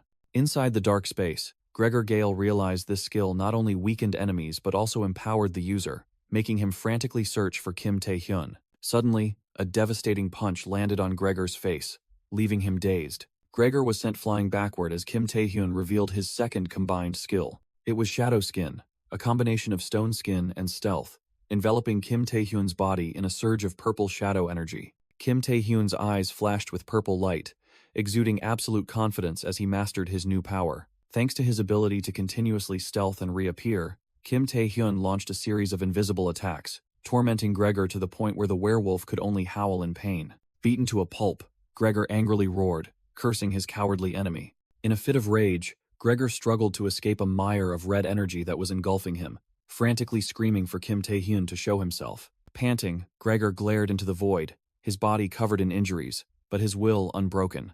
The werewolf's blue eyes suddenly narrowed as he sensed an even more terrifying presence forming. The final skill was revealed, Ruler's Aura, summoning a gigantic king knight in skeletal armor, standing towering before Gregor. The summoned entity took the form of a crowned skull king, gripping the hilt of a greatsword, exuding a deadly purple pressure. Gregor realized in horror that Kim Tae-hyun's skills were not just combined but amplified to a new level. Kim Tae-hyun smiled smugly, knowing that the ultimate effect of this skill was inevitable. With a single command, kneel, Kim Tae-hyun unleashed the full pressure, making Gregor scream in absolute submission. Outside, in the real world, the stadium remained quiet under the night sky. Suddenly, a gigantic pillar of purple energy erupted from the center of the arena, shattering the silence. In the stands, the audience was struck silent, eyes wide with horror at the earth-shattering spectacle. Marcus Gore, the American team's analyst, stammered in utter disbelief, unable to believe what he was witnessing. As the energy dissipated, Kim Tae-hyun calmly exhaled. The match was over. On the ruined arena floor, Gregor Gale lay defeated, and Kim Tae-hyun's voice echoed, acknowledging it as a good match. Kim Tae-hyun turned and walked away, coldly promising to meet his opponent again next time. Kim Tae-hyun's status window, an AA rank player at 19, appeared with a series of high-level skills such as Predation, World of the Ruler, and Queensman. In the stands, the crowd buzzed, completely unaware of what had happened inside the dark barrier, and wondering if Kim Tae-hyun had truly won. Marcus Gore, stunned, clung to the railing, wondering what had just happened when a black barrier appeared, and the match ended in the blink of an eye. Still in shock, the American team's analyst tried to piece together the absurd events that had just unfolded inside the arena. But contrary to expectations, Gregor Gale staggered to his feet, growling, asking who Kim Tae-hyun was to declare the match over. Enveloped in a fierce blue aura, Gregor roared that he was not defeated and vowed to kill Kim Tae-hyun. Suddenly, 3 different powerful energy surges, turquoise, purple, and blue, erupted onto the arena floor. A group of high-level players unexpectedly appeared, blocking between Kim Tae-hyun and the beast-transformed Gregor Gale. The person with turquoise hair spoke up, reminding Gregor that this wager shouldn't escalate to the point of death threats. Kwon Kang-hyuk, guildmaster of the Undivided Guild, disdainfully ordered Gregor to accept the outcome. Park Sung-jin sternly warned Gregor Gale to back off, declaring that any further actions would exceed the bounds of a friendly wager. Kim Tae-hyun was astonished to realize the presence of Park Sung-jin and wondered if Yoo Ah-young was also here, not understanding when they had arrived. Park Sung-jin and Association President Ji Jinhui approached, revealing that they had been observing everything from the start. Ji Jinhui loosened his tie, explaining that he hadn't intended to intervene, but the situation seemed to have gotten out of hand. Kim Tae-hyun could only offer a wry smile at the appearance of such influential figures. Ji Jinhui, along with his powerful allies, confronted the werewolf Gregor Gale, telling Kim Tae-hyun to leave the rest to them. Gregor Gale, in a fit of absolute rage, roared defiantly, calling those who stood in his way mere insects and declaring he would kill them all. Park Sung-jin stepped forward, his gaze sharp behind his sunglasses, and extinguished Gregor's rage with a concise command. Silence, Gregor. Park Sung-jin coldly warned Gregor that if he escalated further, Cody Wood would personally punish him. Hearing Cody's name, Gregor, in his werewolf form, immediately froze in terror, recognizing the true threat. He roared in helplessness, his rage completely extinguished before a superior power. Returning to his human form, Gregor Gale turned away in defeat, muttering bitter curses. A man wearing glasses, representing the American side, spoke up, sincerely apologizing to Kim Tae-hyun for the recent incident. Kim Tae-hyun listened silently as the man continued, admitting that the upcoming offer might be ridiculous. Unexpectedly, Marcus Gore extended an invitation to recruit Kim Tae-hyun to join the American Players Association. Gregor Gale yelled in disbelief at his teammate's blatant offer. Chairman Ji Jinhui also angrily shouted, deeming it an insult to dare recruit someone right in front of him. Despite the objections, Marcus Gore persisted, promising to meet any conditions Kim Tae-hyun set. Kim Tae-hyun calmly replied, viewing the invitation as recognition of his abilities but having no intention of accepting. He revealed that his next destination wasn't China, but Japan, leaving Marcus Gore stunned. Kim Tae-hyun raised his phone, its screen displaying the image of a pink-haired girl. He announced shocking news. Japan's saint, Yoshikawa Tsurara, had awakened. Immediately, the scene shifted to a dark place where Yoshikawa Tsurara floated amidst a vortex of deadly red energy. Her face was drenched in blood and tears, painful screams echoing as she struggled to breathe. Horrifying dark tentacles were tightening around her body, trying to devour and control her. A tentacle wrapped around Yoshikawa Tsurara's neck, choking her in utter horror. Her weak hands struggled to resist, only a desperate command remaining in her mind. Stop. But all efforts were futile. Her hands were gradually consumed entirely by the darkness. Inside the dark mental space, Yoshikawa Tsurara's hands were submerged in a pool of deep red energy, her desperate pleas echoing. An abyssal manifestation with jagged teeth roared, questioning why she demanded a halt when she herself had initiated everything. Then the grotesque figure transformed. An entity resembling Kim Tae-hyun with cold, glowing red eyes looked down, despising the saint's weakness. Yoshikawa Tsurara drowned in the nightmare's sea of blood, horrified as she watched the monster's sharp teeth about to devour her. The eyes of the entity in Kim Tae-hyun's form gleamed with cruelty as it witnessed her agony. Back in reality, Yoshikawa Tsurara jolted awake in bed, screaming in terror as the dark mental tentacles still clung to her. Two subordinates in suits rushed in, anxiously inquiring as they saw the saint convulsing and screaming loudly. Yoshikawa Tsurara realized this was her familiar nightmare, one that began when she fell into a coma after attempting to peer into Kim Tae-hyun's mind. She recalled that each time she overcame the horrifying tentacles in her dream, she would face a mysterious figure in Kim Tae-hyun's form, followed by death. Pain and despair surged, and she wondered how long she would have to endure this. Until death? Her followers tried to persuade the saint to rest, but she pushed them away, frantically asking about the whereabouts of the demon sword, Nakata Shinji. Receiving no satisfactory answer, Yoshikawa Tsurara's face was filled with confusion and fear. She hastily stepped barefoot onto the cold floor. Without hesitation, she rushed to the door, loudly calling out the demon sword's name. Her eyes widened, horrified by the scene unfolding before her. In the hallway, her two subordinates lay unconscious, and there, Nakata Shinji was directly confronting Kim Tae-hyun. Kim Tae-hyun calmly stated he wasn't there to fight, but Nakata Shinji, with eyes burning with rage, roared that he knew Kim Tae-hyun had harmed the saint.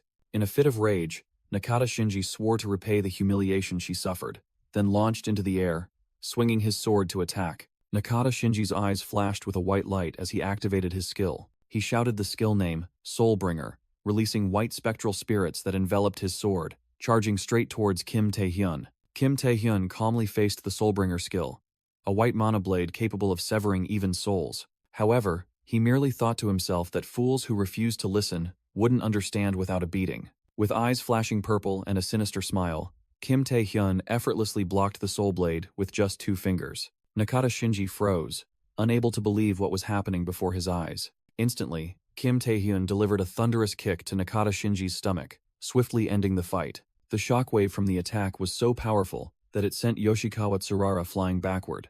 Nakata Shinji lay collapsed amidst the rubble, horrified as he uttered the title Ghost Blade. Kim Tae-hyun coldly advanced towards Yoshikawa Tsurara, declaring that he was there for 2 reasons. First, he wanted to know what she had seen inside his mind, making Tsurara tremble as she called his name in fear. And second, he was there to prevent the largest gate breach in history from occurring, which further shocked her. At the same time, in a distant sea, violent waves signaled an ill omen. A colossal, pitch-black vortex filled with lightning was forming on the sea surface, observed by 2 men from a levee. They confirmed this was the entrance to an unexplored dungeon, and the storm was caused by mana escaping from the gate. The Japanese Players Association's monitoring team believed they were only there as a precaution, as there were no signs of a gate breach yet. However, the supervisor using binoculars suddenly felt something was wrong. He squinted, feeling as though he had seen something moving within the storm. Inside the dungeon, a centaur monster roared, reporting to Lord Kenthazanath that all preparations were complete. The commander declared that after decades of assembling their army, they had finally broken through the gate and were ready for the invasion. An endlessly vast army of centaurs roared in unison, requesting their next orders from Lord Kenthazanath. Suddenly, a colossal hand reached out from the darkness, grabbing the head of a screaming monster and commanding everyone to silence. Inside the dungeon, a colossal hand was about to devour a creature, asserting that their power came from devouring the living. A centaur leader declared that, for Archduke Orgel, they would leave this place to slaughter humanity. Lord Kenthazanath, Orgel's SS rank subordinate, roared, ordering the blood festival to officially begin. Back in the ruined corridor, Kim Tae-hyun told Yoshikawa Tsurara that he was here for 2 reasons. Tsurara recalled in horror, as Kim Tae-hyun revealed the first reason was to confirm what she had seen in his mind. He boldly declared the other reason was to prevent the greatest gate breach in history, leaving Tsurara utterly stunned. Still trembling, Tsurara recounted that she had seen something that looked exactly like Kim Tae-hyun. It was an unknown entity, neither human nor monster, and Kim Tae-hyun realized it was the one from his dreams. He looked at Tsurara, exhausted from the nightmares, and understood the problem. Kim Tae-hyun noticed the magic of the predation skill tormenting Tsurara's body, even though he hadn't used it. He reached out to remove the residual magic, freeing Tsurara from the nightmares to her astonishment. Kim Tae-hyun coldly stated that he did so not to help her, but to prevent the impending disaster. Suddenly, a violent tremor erupted from outside. The ground shook. Tsurara panicked, but Kim Tae-hyun calmly confirmed that it had begun. He shouted, signaling a gate breach, and urged Tsurara to wake Nakata Shinji immediately. However, a group of people in suits blocked their path, questioning Kim Tae-hyun for attacking their player. The leader was Matsuda Kuro, president of the Japanese Player Association and a former National Force-level player. He was a legend who had recruited both the Saint and the Demon Sword for Japan. However, Kim Tae-hyun knew Matsuda's true nature as a ruthless individual, and he confronted him about the gate breach. Matsuda Kuro dismissively waved him off, saying he already knew, and asking what that had to do with him. Kim Tae-hyun realized Matsuda Kuro's true intentions. Matsuda Kuro argued that, once a gate breach occurred, the right to attack the dungeon would be nullified, while also scolding Kim Tae-hyun for causing trouble earlier. He selfishly worried about his reputation, wondering what would happen if Kim Tae-hyun resolved this disaster. With murderous intent in his eyes, Matsuda declared he would detain Kim Tae-hyun under the pretext of attacking Japanese players. A subordinate tried to intervene, concerned about the damage from the gate breach, but Matsuda Kuro angrily yelled at him to shut up. Matsuda turned to threaten Yoshikawa Tsurara, reminding her that she had used her skill to manipulate others. He warned that if she continued to defend Kim Tae-hyun, he would eliminate both her and Nakata Shinji. Faced with Matsuda's order to arrest him, Kim Tae-hyun merely thought to himself that his opponent had truly gone too far. He accepted being handcuffed, realizing that resisting now would disadvantage President Ji Jinhui. Kim Tae-hyun ordered a panicked Yoshikawa Tsurara to take Nakata Shinji and try to prevent the impending disaster. Matsuda Kuro smirked smugly, praising Kim Tae-hyun's choice and falsely promising to release him if he was innocent. Kim Tae-hyun responded with a challenging sneer, warning Matsuda not to get too complacent. As he was escorted away, he made it clear that Matsuda was the one who had refused his help. He boldly declared that all subsequent consequences would be entirely the responsibility of the Japanese Association president. Kim Tae-hyun's gaze remained unwavering, filled with certainty about his warning. Matsuda Kuro merely scoffed, deeming Kim Tae-hyun's words ridiculous and meaningless. Immediately after, a terrifying explosion shook the city as a vortex of magic erupted from the dungeon, signaling that the gate breach had officially begun. From the epicenter, a ferocious army of centaurs poured out, slaughtering and fiercely engaging with Japan's defense forces. The ponytail-haired supervisor desperately yelled, ordering his subordinates to stop the monsters at all costs. But before a sea of A and S-rank monsters continuously pouring from the gate, his comrade could only realize his helplessness and horror. A Japanese soldier screamed in despair as the mighty centaur army advanced, signaling their downfall. The captain gritted his teeth, determined to stop them at all costs, for if they failed, no one would stand in the monster's way. However, the giant Kentha Zenoth struck first, seizing Kimura Ren in his iron grip, causing other players to scream in horror. Kentha Zenoth mocked Kimura Ren's weak resistance, declaring he would devour this nuisance first. Crushed in the monster's hand, blood gushing from his mouth, Kimura Ren desperately thought that not only he but everyone else would die. He closed his eyes, accepting the tragic fate that everything was over. Suddenly, a flash of light streaked, tearing through the air and slashing apart the monster formation with incredible speed. Kentha Zenoth stared down in shock. The arm holding Kimura Ren had been severed. The soldiers and Kimura Ren, who had just been freed, looked up in bewilderment, unable to believe what had just happened. It was Nakata Shinji, the national force-level player known as the Demon Sword, who had descended upon the battlefield. At the same time, a warm healing aura enveloped the injured, astonishing them as they watched their bodies recover. Yoshikawa Tsurara, the saint, appeared and expressed gratitude that everyone was still alive. The soldiers realized she was the second national force-level player who had arrived as reinforcement. Nakata Shinji anxiously inquired about the saint's condition, but she reassured him that she was fine. Tsurara explained that the strange mana Kim Tae-hyun had left in her body was gone, and though she couldn't use her full power yet, she could still fully support Shinji, her eyes sharpening as she thought of Kim Tae-hyun. Kenthazanath looked at the two newly arrived powerhouses with a greedy gaze, seeing them as a lavish meal. The monster declared he would turn both of them into food for his son. Empowered by the saint with golden energy, the demon sword Nakata Shinji charged straight forward. Shinji's blazing blade and Kenthazanath's weapon clashed, creating a terrifying shockwave. Overwhelmed by Kenthazanath's power, Nakata Shinji braced himself, his muscles taut as bowstrings. Yoshikawa Tsurara boldly gave orders, declaring she would confront Kenthazanath and leave the monster horde to the Japanese soldiers. Responding to the summons, the Centaur army roared wildly, charging forward to support their master. Kenthazanath sneered contemptuously, completely disregarding his freshly severed arm gushing blood. Shinji gritted his teeth, pouring all his strength into his sword to block the giant's furious attack. Shinji silently assessed the situation, realizing that just one mistake against this SS rank monster would cost him all his limbs. Seeing Kenthazanath's hand regenerating at a terrifying speed, Shinji understood that its extraordinary regeneration ability was the reason this dungeon remained unconquered. Kenthazanath swung his weapon, unleashing a terrifying sweep that tore through the ground, forcing Shinji to retreat. The Centaur commander let out a savage roar, preparing to lead his army to sweep across the battlefield. However, Kenthazanath suddenly narrowed his eyes, as if sensing a potential threat. The Centaur commander spread his arms wide, summoning a colossal shadow entity from the ground. Two gigantic shadow fists formed in the air, hurtling straight towards Shinji's position with the intent to crush him. Suddenly, a brilliant aura flared around Shinji. He took a stance, believing this was his chance to finish off the enemy. The saint's power permeated his body. The super regeneration skill healed all his wounds, while Shinji recalled 5 years of arduous training. Immediately after, the Holy Order's skill activated, elevating all of Shinji's physical stats to a new level.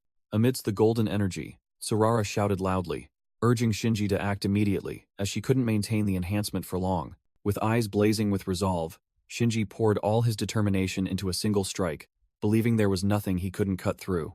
A streak of light from his sword flashed, tearing through space and cutting straight into Kenthazanath's massive body. Shinji's sharp blade cut deep into the giant's flesh, leaving an unhealable wound. Kenthazanath stared in shock at his bisected body, roaring in fury, and calling Shinji a lowly insect. With a final blazing attack, Nakata Shinji sliced Kenthazanath into pieces. At the Japanese Association headquarters, the crowd erupted in excited cheers at the resounding victory. Chairman Matsuda Kuro laughed arrogantly, boasting that his demon sword and saint were strong enough to stop an SS-rank gatebreak. He gloated, turning to Mach, declaring that he had never needed Kim Tae-hyun's help. Meanwhile, Kim Tae-hyun calmly acknowledged their victory, but then left a sentence hanging, full of hidden meaning. He coldly questioned Matsuda Kuro, sowing doubt into the belief that everything was truly over. He cited recent gatebreaks that had escalated in rank unpredictably, proving that old calculation methods were no longer reliable. His warning came just as Shinji and Tsurara on the battlefield sensed something unusual. Nakata Shinji, his face still stained with blood, cried out in horror as a new presence emerged from the rubble. From Kenthazanath's corpse, a gigantic, grotesque humanoid creature began to rise. The entity, identified as SS+, rank Kenthamion, began to devour Kenthazanath's corpse while calling it father. Shinji was stunned, unable to believe the horrifying sight unfolding before his eyes. He wondered about the intentions of the monster that had just emerged from and was devouring the corpse. Shaking off his confusion, Shinji quickly regained his fighting spirit, determined that the monster's identity didn't matter. Despite Tsurara's pleas to stop, he charged forward, asserting that a monster must be destroyed. He unleashed his most powerful Soulbringer attack, determined to eradicate the new threat. Yet, Kenthamion easily blocked his blade with bare hands, completely nullifying the attack. Both Nakata Shinji and Yoshikawa Tsurara were stunned by the enemy's unimaginable power. Kenthamion stared at the helpless swordsman before it, gripping the sword tightly. With eyes blazing with hatred, it snarled a deadly question. "Did you kill my father?" Nakata Shinji froze, realizing the terrifying form of the enemy before him. Without warning, Kenthamion unleashed a destructive punch, sending the demon sword flying through the city. Witnessing that sight, Yoshikawa Tsurara screamed her comrade's name in despair. Her eyes widened, filled with panic and disbelief. The monster immediately shifted its target, lunging to attack the saint with a surge of dark energy. Struck down to the ground, Tsurara heard a cold voice resonate. "Don't worry." Kenthamion bared its sharp teeth, snarling that it would devour them all. At the association headquarters, the Japanese players fell into chaos, unable to comprehend where the new monster had come from. High-ranking officials were aghast, confirming that its mana levels had surpassed SS+, an unprecedented rank. Meanwhile, Kim Tae-hyun calmly realized that the true master of the Japanese dungeon, Kenthamion, had finally appeared. This SS+ rank monster had the ability to evolve, growing stronger by devouring both monsters and humans. Kim Tae-hyun thought to himself, this level of danger was completely different, and if Matsuda had been willing to ask for help, the damage could have been minimized. But he knew that wouldn't happen, as Matsuda's subordinates were screaming in despair. The chairman of the Japanese Association gritted his teeth, sweat pouring down as his arrogance shattered. Matsuda trembled, wondering if he should humble himself and request aid from other associations. But he quickly dismissed the thought, realizing that if the Saint and Demon Sword had failed, reinforcements would also be useless. In his mind, a devastating vision appeared of players and the entire city being annihilated. And above all, what horrified Matsuda the most was the collapse of the political standing he had built. At that moment, a subordinate grabbed his shoulder, urging that they must flee immediately. The subordinate explained in despair that it was too late for the players, because even the national force level had failed. The subordinate screamed in panic, asserting that they had to run immediately if they wanted to keep their lives. Just then, a surge of crimson energy erupted as Kim Tae-hyun suddenly appeared, striking down Matsuda Kuro with a brutal blow. Standing amidst the terrified subordinates, Kim Tae-hyun coldly thought that Matsuda hadn't changed at all from his previous life, while the crowd screamed about the broken handcuffs. The other Japanese players froze, stunned as Kim Tae-hyun declared he was here to prevent the dungeon break. He casually shattered the handcuffs, offering the remaining individuals a choice: flee like their master, or attempt to capture him. The Japanese players broke out in a cold sweat, completely overwhelmed by Kim Tae-hyun's aura. Leaving the hesitant group behind, Kim Tae-hyun turned his back and declared he would go save the others, while Kenthamion's monstrous face loomed faintly behind him. The entire group of Japanese players stood rooted to the spot, staring in horror at the colossal entity before them, with Matsuda Kuro lying unconscious at its feet. Extreme fear was evident on each person's face as they realized the scale of the catastrophe. Kim Tae-hyun walked alone, reassuring himself that everything was fine, and he would destroy Kenthamion before anyone else failed. Suddenly, a voice called his name from behind, making Kim Tae-hyun stop and turn around in surprise. Yoshikawa Tsurara, Japan's saint, appeared with a bewildered expression, asking why he was there. The scene abruptly shifted to a grim future, where a city was engulfed in flames, and an evolved Kenthamion stood amidst the ruins. In that vision, Yoshikawa Tsurara desperately looked at Nakata Shinji, who had fallen and was covered in blood. She realized that Kimura Ren had also been defeated, and all attempts at regeneration or physical enhancement had become futile. Tsurara herself was barely clinging to life amidst the rubble, blood streaming down her face as she looked up at her enemy. Kenthamion, in its ultimate demonic form, stood towering and declared that no one could defeat it. The monster looked down at Tsurara, asking if she had struggled enough, and declaring it would devour her now. In her final moments, Kim Tae-hyun's image flashed in Tsurara's mind, her only hope. Back in reality, Kim Tae-hyun looked directly at Tsurara and stated clearly, "I didn't come to help you. I'm trying to prevent the dungeon break." Yoshikawa Tsurara bitterly realized that Kim Tae-hyun, her enemy, was helping solely to prevent the dungeon break. She reminisced about the past, when she first became a player and held the ideal of using her power to help everyone.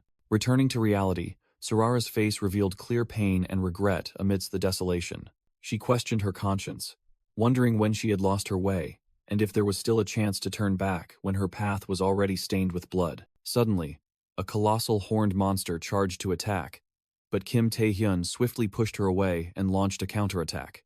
Kim Tae-hyun picked Tsurara up, quickly moving her out of the danger zone, while the monster continued its assault. The monster was stunned, not expecting this sudden appearance and resistance.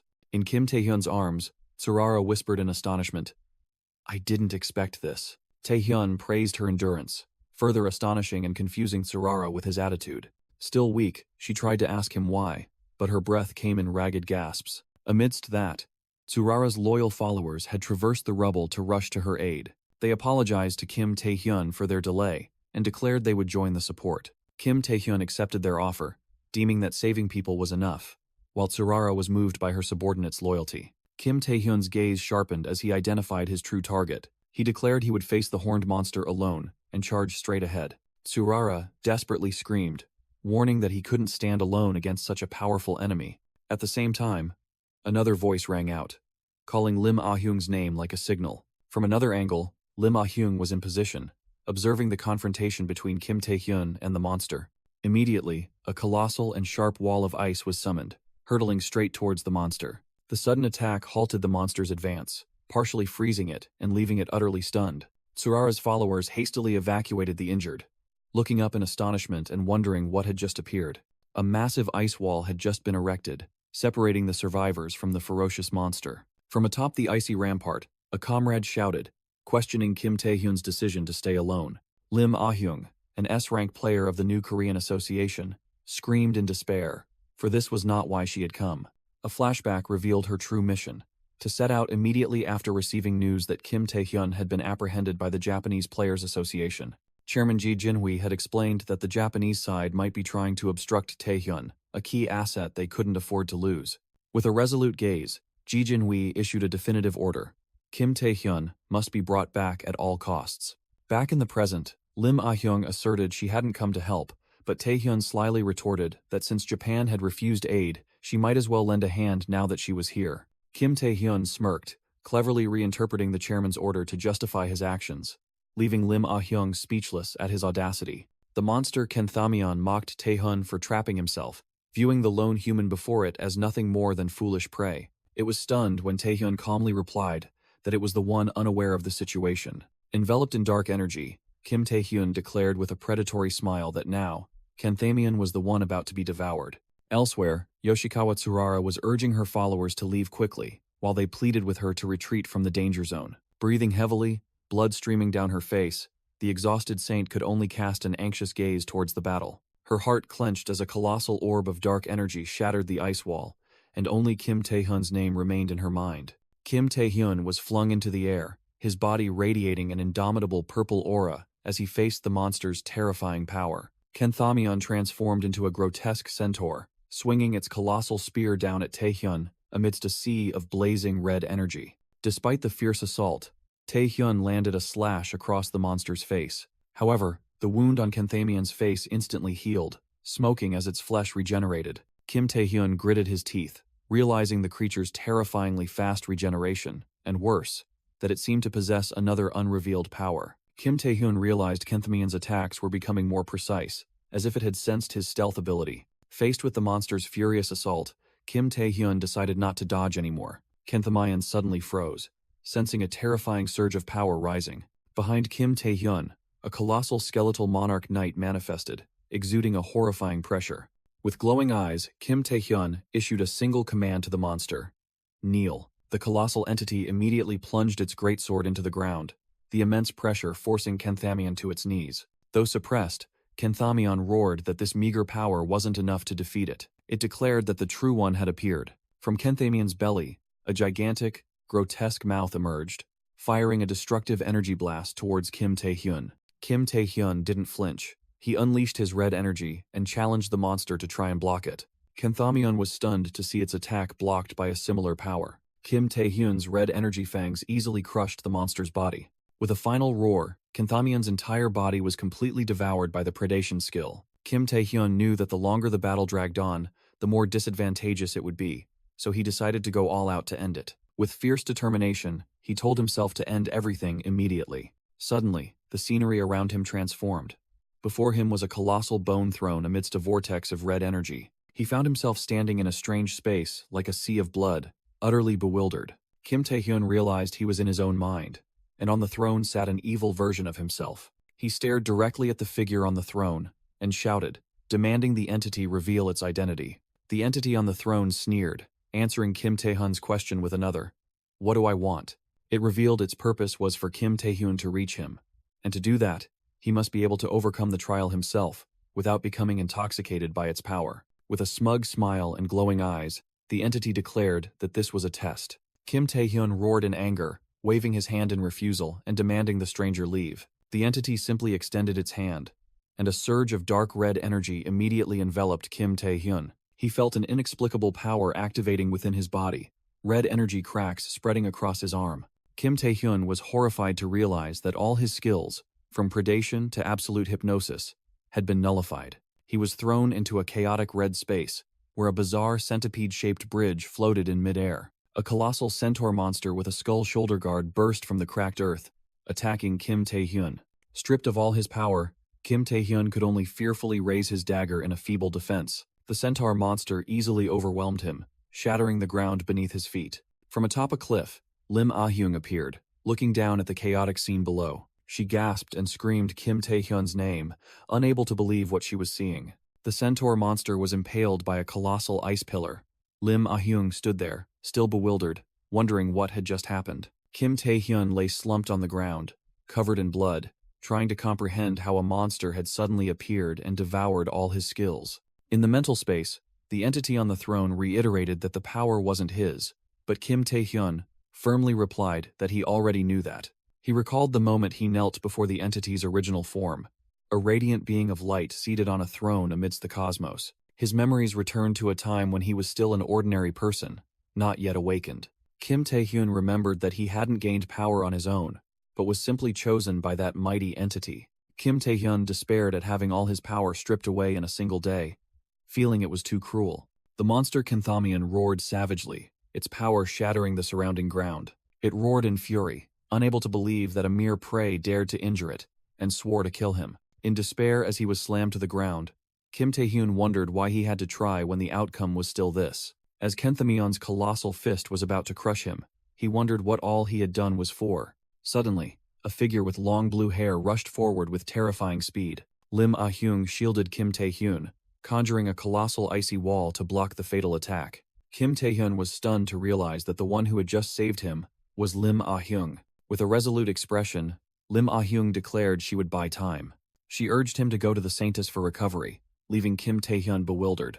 Kim Tae-hyun shouted, asserting that she had no chance of winning and had to flee immediately. Lim Ah-hyung yelled back, stating that it was precisely for that reason she had to do it, leaving him dumbfounded. She declared that the only one who could defeat that monster was him. She questioned him, reminding him that his mission was to stop the dungeon break, and if he died here, everything would be over. Lim Ah-hyung's words left Kim Tae-hyun utterly stunned. He gritted his teeth, admitting that she was right. He realized this was no time to worry about the king's goals or why he took his skills, as the feeling of being deceived wouldn't change the situation. Kim Tae-hyun understood that if he couldn't defeat Kenthamion, everyone around him would die, and he had to find a way. But then he fell into despair again, wondering how, with his battered body and no skills left, he could confront the monster. Amidst his despair, a spark of insight flashed in Kim Tae-hyun's mind. He realized he still had one final skill he had never used. It was Blood Frenzy, a power that could only be unleashed by consuming the blood of a powerful foe. Kim Tae-hyun muttered about the powerful blood, his gaze fixed on a single target. He struggled to his feet, staggering forward amidst the rubble. His target was the colossal corpse of Kenthazanath, the SS rank monster. A close-up of the commander's body, a potential source of power awaiting. Meanwhile, Lim Ah-hyung was sent flying by a devastating attack from Kenthamion. The monster stood over her helpless body, scornful of the one who dared to obstruct it. It looked down at Lim Ah-hyung, considering devouring her to recover its lost strength. As Kenthamion prepared to act, it was unaware that a horrifying event was unfolding behind its back. A phantom of Archduke Igmun suddenly appeared, carrying a familiar dark aura. Kenthamion flinched and turned around, sensing a terrifying presence rising. At the same time, Kim Tae-hyun had plunged his hand deep into Kenthazanath's corpse, frantically absorbing the powerful blood. The system announced a great power had awakened. His body regenerated, and all his stats surged to 250. Kenthamion was stunned, realizing this mana belonged to an archduke, an impossible feat. Kim Tae-hyun collapsed, immersed in a storm of blood energy that was regenerating and transforming every fiber of his flesh. He slowly lifted his head, his fatal wounds gradually closing. As all conditions were met, Kim Tae-hyun opened his eyes, one pupil now glowing crimson, signaling a new demon had been born. In the mental space, the king entity sat on a bone throne, dominating an endless sea of blood. With a smug look, the king admitted he had once considered only allowing Kim Tae-hyun to use a few skills. But through the swirling red energy, the king realized his worries had been unnecessary. Because to awaken Igmun's power, Kim Tae-hyun had been reckless enough to devour a monster whole. The king explained that growth must come from despair and suffering, and this was the moment for Kim Tae-hyun to grasp the true nature of this new power. With a mysterious smile, the king affirmed that this was indeed the right path. Back in reality, Kim Tae-hyun, his eyes burning with hatred, charged straight towards Kenthamion. He unleashed a devastating punch into the monster's chest, while the king whispered that this was the way to reach that person. The tremendous impact sent Kenthamion flying, slamming it hard into the ground and shattering the earth. Kim Taehyun landed lightly, his body leaving a faint afterimage, a testament to his terrifying speed. Kenthamion stared in shock at the wound on its chest, unable to believe what had just happened. It wondered in disbelief how a human, who had been dying just moments ago, could now wield the power of an archduke. Nevertheless, the monster gritted its teeth in determination, asserting that Kim Taehyun's end would still be death. Kenthamion declared this to be Archduke Orgel's domain, and decided to absorb more corpses and mana to gain sufficient power. It let out a savage roar, its body transforming into an even more grotesque form, vowing to tear Kim Taehyun to shreds. Amidst the confrontation, Kim Taehyun glanced at Lim Ah-hyung, lying unconscious amidst the rubble. He called her name silently in his mind, her face covered in wounds.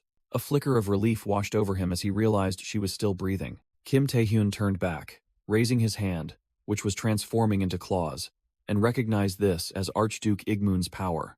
Blood frenzy. His blood boiled, his heart felt like it would burst, and his body screamed in agony as it bore this monstrous form. Kim Taehyun was well aware that he couldn't maintain this transformed state for long. However, a question arose in his mind even as his body screamed in agony. Facing the colossal Kenthamion, he wondered why his body felt strangely light. Kenthamion let out an earth-shattering roar, declaring this would be his end. The monster swung its gigantic battle axe down, but Kim Taehyun shot away, narrowly dodging the attack. With glowing red eyes and clawed hands, he moved with unimaginable speed. Kenthamion was stunned when its attack cut through empty air. It turned, letting out an enraged roar at its opponent's agility. Another axe swing was unleashed with destructive power, but Kim Taehyun dodged it once more. He glided past the axe blade like a phantom, his movement trajectory impossible to grasp. Every one of his movements exuded superior agility and speed. Though blood still streamed down his face, Kim Taehyun's gaze remained sharp and absolutely focused. Kenthamion was utterly bewildered, unable to understand why all its attacks missed. It questioned itself why it was being pushed back when its power had increased after consuming those corpses. While the monster was still confused, Kim Taehyun charged forward to counterattack. A devastating punch from his mutated hand slammed directly into Kenthamion's face. The colossal monster staggered, letting out a pained groan from the unexpected attack. Kim Taehyun realized that increased power and stats weren't the only things he gained from the blood frenzy skill. He understood that the most important thing was his glowing red eyes, a completely different version compared to when he used the hunting skill. Now, he could see through the flow of mana, know where his opponents would concentrate their power, and accurately predict their next moves. Thanks to his special eyes, Kim Taehyun could even see through the magic stone, Kenthamion's heart. Faced with such unexplainable power, the monster, horrified, wondered about the enemy's true nature. Stunned, it didn't understand what it was facing. Kim Taehyun coldly declared that the answer would be found in hell. Kenthamion let out a final roar as its mask shattered into pieces. The monster's entire colossal body exploded in a destructive burst of light.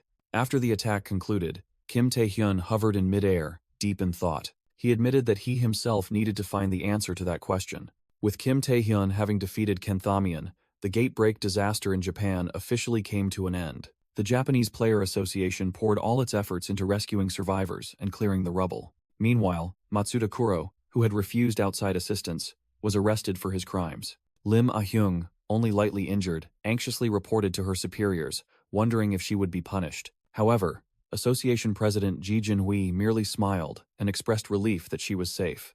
Encouraged, Lim Ah-hyung was filled with determination and vowed to do her best in the future. As for the Saintess and the Demon Sword, both bowed in apology to the public. Yoshikawa Tsurara frankly admitted to abusing her Holy Order's skill to brainwash others and was ready to accept any punishment. She declared that she would start anew as a true player after atoning for her mistakes. At the American Player Association headquarters, a different story was unfolding. President Kevin Lee smiled in admiration at what he had just witnessed. He couldn't believe that Kim Taehyun, despite being a talented player, could single-handedly defeat an SS+ rank monster.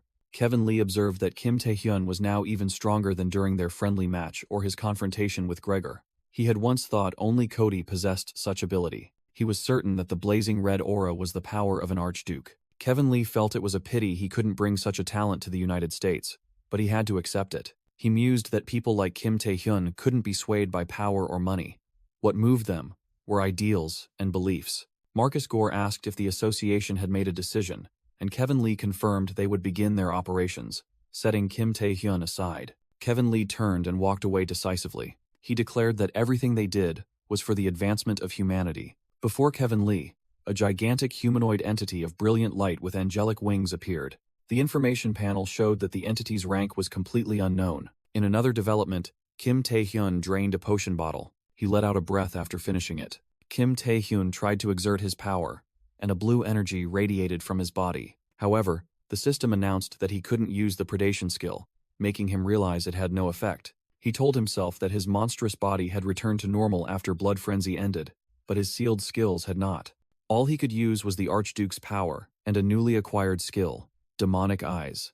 He recalled asking So Sungik for help creating a potion, but the result was his collapse and failure. Chief Alchemist, S-rank player Seo Sangik, was deeply disappointed, having thought he would surely succeed. His main skill was potion creation, capable of producing potions with miraculous effects, from boosting stats to curing even incurable diseases.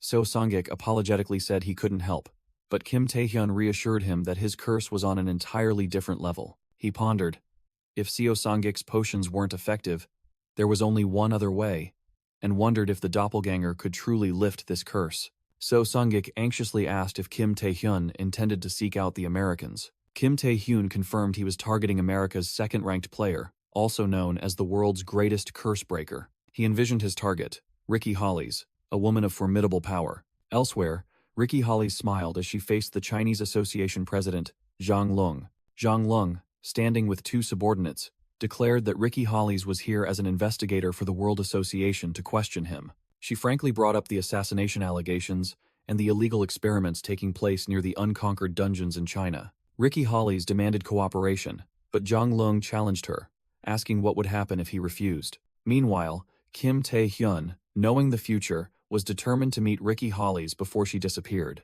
Hearing his refusal, Ricky Hollies merely smirked, showing no sign of wavering. A flashback revealed that Marcus Gore had reported to her about two unexplored dungeons. One was Kenthazines' Storm in Japan, which Kim Tae-hyun had successfully conquered, and the other was the Grey Pit, a dungeon that had annihilated countless exploration teams in China. Marcus Gore emphasized their focus was on the dungeon in China, where laboratories and mana anomalies had been discovered. He speculated that Zhang Lung was behind these experiments. Marcus Gore urgently pleaded with Ricky Hollies to act, as they couldn't just stand by and watch. With a resolute expression, Ricky Hollies accepted the mission. Back in the present, she unleashed a massive surge of energy, blowing away Zhang Lung's subordinates to his astonishment. Her eyes glowing powerfully, she declared she would use force if necessary. Zhang Lung strained against the pressure, silently acknowledging the power of America's second-ranked player. Yet, he couldn't help but be horrified, realizing her mana flow was so potent it could completely overwhelm even a national-level player like himself. From another location, Kevin Lee found the situation intriguing, perfectly aligning with their plans. Facing the overwhelming energy, Zhang Lung burst out laughing, quickly waving his hand and saying he was just joking. He admitted he couldn't oppose the World Player Association and would fully cooperate with the investigation. Ricky Hollies calmly replied, saying it would be best to decide after she had personally reviewed everything. Zhang Lung was slightly surprised by her reaction. He then seized the opportunity, inviting Ricky to his laboratory to see his experiments before discussing further. At the players' hotel in China, night fell. Ricky Hollies sat in her room, pondering Zhang Lung's suspicious invitation, wondering what he was plotting. She told herself to be extremely careful, as she couldn't guess his true motives. Lost in thought, Ricky suddenly took a sip of wine and then spoke, chiding Kim Tae-hyun for being so impolite. Kim Tae-hyun was already seated in an armchair, having appeared unnoticed, prompting Ricky to question why he had entered a woman's room without permission. Ricky recognized Kim Tae-hyun, New Korea's rising star whom even the American Association was keeping an eye on. She hadn't expected to meet him under these circumstances. Kim Tae-hyun looked directly at her, delivering a deadly warning. "You will die there."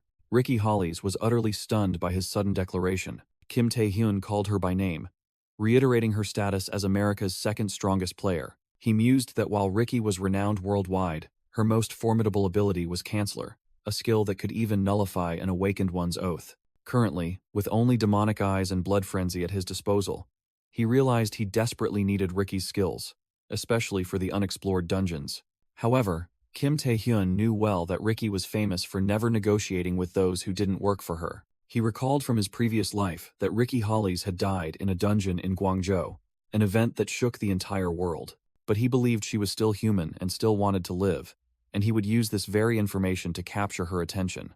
Kim Tae-hyun was stunned by Ricky Hollies' answer. With glowing eyes and a smug smile, Ricky Hollies declared that players always face danger and death, and this power comes with certain responsibilities. Kim Tae-hyun directly asked if she didn't want to save herself, but Ricky Hollies suddenly stood up, scoffing at the word human he had just used. She unleashed a mixed blue and pink energy current, questioning whether someone possessing power like hers could still be considered a normal human. She asserted that with just a snap of her fingers, she could kill everyone. The entire skyscraper was enveloped in energy lightning bolts, proving her words that players are just like monsters. For that reason, Ricky Hollies explained that players need something to tether them to this world. Images of chains binding hands appeared, symbolizing restraints like ideals, dreams, or money. Ricky Hollies looked directly at Kim Tae-hyun, asking what was holding him back. She approached, placed a hand on his shoulder, and asked if he was someone who could control himself, or a monster consumed by desire.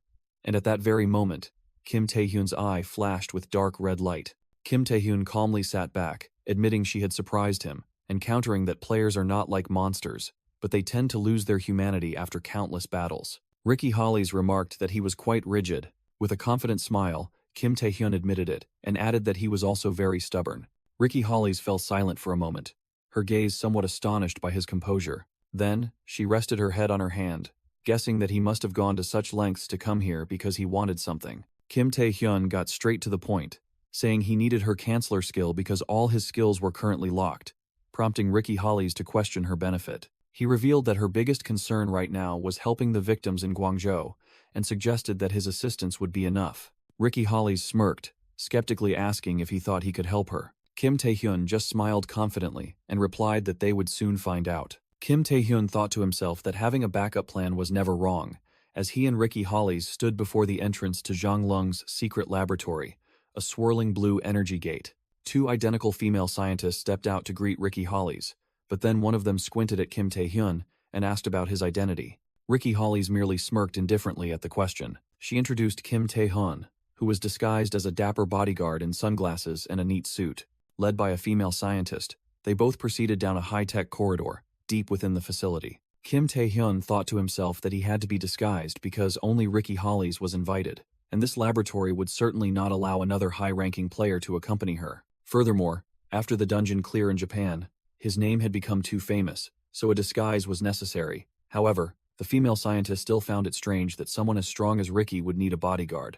Zhang Lung, president of the Chinese Player Association, appeared with two subordinates, also finding this very strange. Ricky Hollies calmly replied that caution was never excessive, while Kim Tae-hyun recognized the person opposite him as Zhang Lung. He recalled from the future that this was the one who had paid for the assassinations at the Asian Games and was at the center of all subsequent tragedies. A male scientist demanded they take the Awakened One's oath before entering, which slightly surprised Kim Tae-hyun. Ricky Hollies disdained the oath, and immediately, a terrifying surge of energy erupted from her body, stunning everyone. Kim Tae-hyun broke out in a cold sweat, thinking in astonishment that this woman had just spoken about being human, but the aura she was emitting was utterly inhuman, far beyond imagination. The female scientist whispered to Zhang Lung that they couldn't stop Ricky Hollies, forcing him to bow in apology and let them pass. Zhang Lung then gestured for them to follow, officially announcing the start of the tour. He led them to a colossal room, revealing hundreds of glowing test tubes containing the project to create S-rank Awakened Ones. Both Ricky and Kim Tae-hyun were stunned, and Ricky fearfully wondered if there were humans inside those tubes. She rushed forward, telling herself that even though she had anticipated something terrible, this sight still exceeded her imagination. Zhang Lung arrogantly explained that they were artificially creating S-rank Awakened Ones by injecting monster mana into humans, boasting about this power that defied the world's laws. Ricky Hollies cried out in horror, but Kim Tae-hyun immediately warned her not to use her skills to avoid harming others in the laboratory. Zhang Lung merely observed silently with a nonchalant smile, seemingly having anticipated their reaction. He smugly declared that they were about to witness the birth of a new Awakened One, considering it a spectacular sight. The scientists reported that the heart rate and health parameters of test subject B-102 were skyrocketing. They continued to announce that the mana levels were also rapidly increasing, making Ricky Hollies wonder if this method was truly effective. Inside the test tube, the subject's eyes suddenly snapped open in agony. Immediately after, the liquid in the tube turned blood red, as the body inside horribly mutated. From above, Zhang Lung merely commented calmly on the development. With an icy expression, Ricky Hollies concluded that this was a failure. Kim Tae-hyun flinched as he felt a powerful surge of energy begin to pour from Ricky. He tried to calm her, but the woman's rage had reached its peak. Ricky's face was shrouded in shadow, her eyes glowing as she growled that Jong Lung had gone too far. Kim Tae-hyun broke out in a cold sweat. He knew she possessed other abilities besides Canceller. Her power was so immense it shook the entire laboratory, and she warned Zhang Lung to be ready to pay the price. Zhang Lung replied condescendingly that humans were inherently unfair, and anyone in the player system understood that. Kim Tae-hyun gritted his teeth, acknowledging the bitter truth that a player's rank determined their social status. Zhang Lung continued to justify that no one wanted to be at the bottom, and he was merely helping them fulfill their wishes. Ricky Hollies scoffed at his words, a blazing blue energy orb beginning to form in her palm. She roared that everything would end here, unleashing her full power. Ricky's eyes flashed with fierce light as she prepared to attack. Ricky Hollies roared, condensing her energy into destructive blue and pink lightning bolts. The energy storm swept through the laboratory, hurtling straight towards Zhang Lung and his subordinates. Faced with the terrifying power, Zhang Lung merely narrowed his eyes slightly, his expression devoid of fear. Suddenly, he raised his hand, activating a secret item hidden in his sleeve. Ricky Hollies and Kim Tae-hyun were simultaneously stunned, realizing a completely different magical power was rising. From Zhang Lung's position, a brilliant golden orb of light burst forth, forming a magical black hole that began to pull back all of Ricky's attacks. The black hole expanded, nullifying all skills within its area of effect, turning Ricky's fury into nothingness. Both Kim Tae-hyun and Ricky Hollies were astonished by this extremely rare and difficult-to-deploy skill. Zhang Lung mocked Ricky's overconfidence, revealing it was merely power from a black hole magic scroll. With a smug expression, Zhang Lung declared there was another gift, while his subordinates activated a control device. The laboratory floor suddenly shook and began to split apart. Kim Tae-hyun and Ricky Hollies looked down in alarm, sensing an unstable energy source from below. Kim Tae-hyun recoiled in horror as he realized the true plot. He took a decisive step, his mind beginning to piece together the events. Kim Tae-hyun muttered, finally understanding why this laboratory was built so deep underground. A swirling blue dungeon gate appeared from the abyss below. It was the Grey Pit Dungeon. The dungeon gate emitted a chilling mana flow, promising unforeseen dangers. Kim Tae-hyun realized this entire facility was built to extract mana from the dungeon, and most of that energy was likely already under Zhang Lung's control. Zhang Lung looked down at them with disappointment, saying it was a pity Ricky Hollies couldn't understand his motives. His sharp gaze then shifted to Kim Tae-hyun, declaring that there was still a debt between them that needed to be settled. Kim Tae-hyun froze, realizing Zhang Lung already knew his true identity, and now, he had become a target to be eliminated. From above, Zhang Lung coldly ordered the gate sealed, despite his subordinates' concerns about the researchers and test subjects still below. With a cruel gaze, he asserted that they had enough people to replace those who were about to die. Kim Tae-hyun and Ricky Hollies heard Zhang Lung's declaration. If he could eliminate both of them, it would be a perfectly worthwhile exchange. The heavy metal doors of the laboratory began to close, trapping them inside.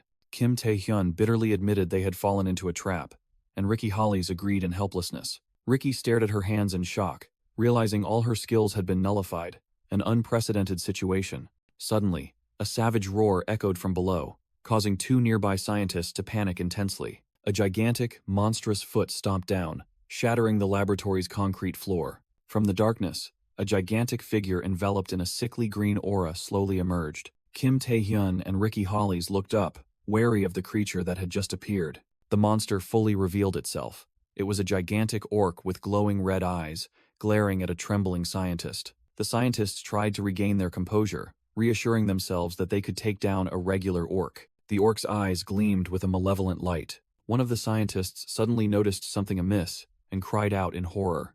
As the monster charged, that person screamed a belated warning. It was a parasite-infected orc. A stream of toxic green gas erupted from the orc, engulfing the unfortunate scientist. That person's skin quickly turned a sickly green, their eyes glowing red as the parasite took over their body. Now completely transformed, the scientist was left with only pure, aggressive instincts. Without hesitation, the new host lunged at the nearest colleague, continuing the horrifying chain of infection. Amidst the chaos, a panicked scientist screamed a warning. He yelled that anyone who touched the green gas would also be infected. The gigantic orc brought its fist down on the stunned Ricky Hollies.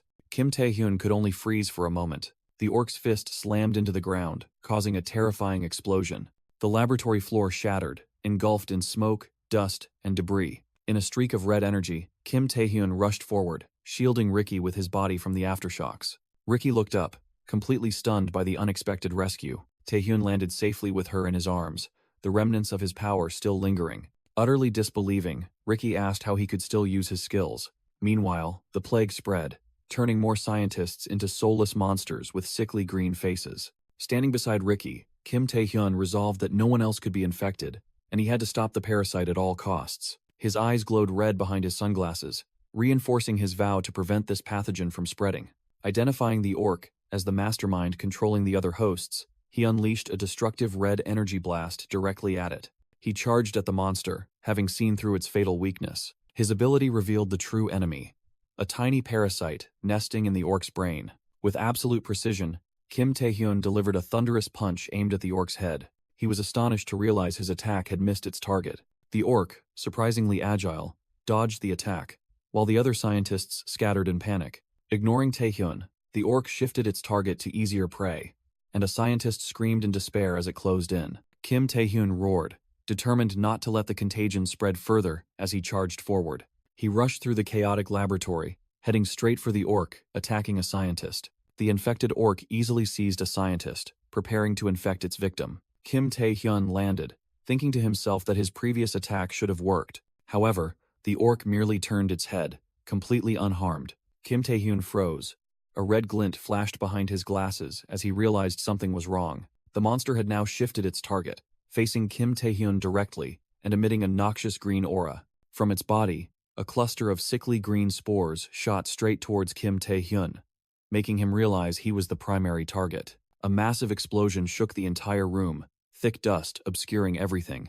Ricky Hollies coughed violently, trying to wave away the thick dust after the explosion. She stared into the dust cloud with a horrified expression, calling Kim Taehyun's name in extreme worry. Faintly visible in the dust cloud, Kim Taehyun's silhouette appeared. Ricky Hollies froze, fear rising in her mind. Could he have been infected too? She desperately thought that if someone so strong were infected, nothing in this world could stop him. Amidst the dust, a confident and calculating smile suddenly appeared on Kim Taehyun's lips. As the dust cleared, Kim Taehyun stood directly in front of the orc, declaring, "I've got you." His hand had seized the tiny parasite, the true brain controlling the orc. "You think you can hide?" Kim Taehyun growled, his eyes flashing with deadly intent. He clenched his hand, crushing the parasite and causing the orc's head to explode. Ricky Hollies stood stunned, unable to believe what she had just witnessed. Amidst the orc's wreckage, Kim Taehyun calmly adjusted his broken glasses, a cold aura enveloping him. Ricky Hollies looked at him, her gaze firm as she asked if he was ready. Kim Taehyun replied, declaring their next target was to capture Zhang Lung. Meanwhile, in an elevated control area, Zhang Lung and his subordinates were observing. A subordinate spoke up nervously, addressing his chairman. He expressed his apprehension, believing that Kim Taehyun and Ricky Hollies might survive, as they were both national-level players. Zhang Lung pondered thoughtfully at his subordinate's worry. Other subordinates also looked tense, sweat beading on their foreheads.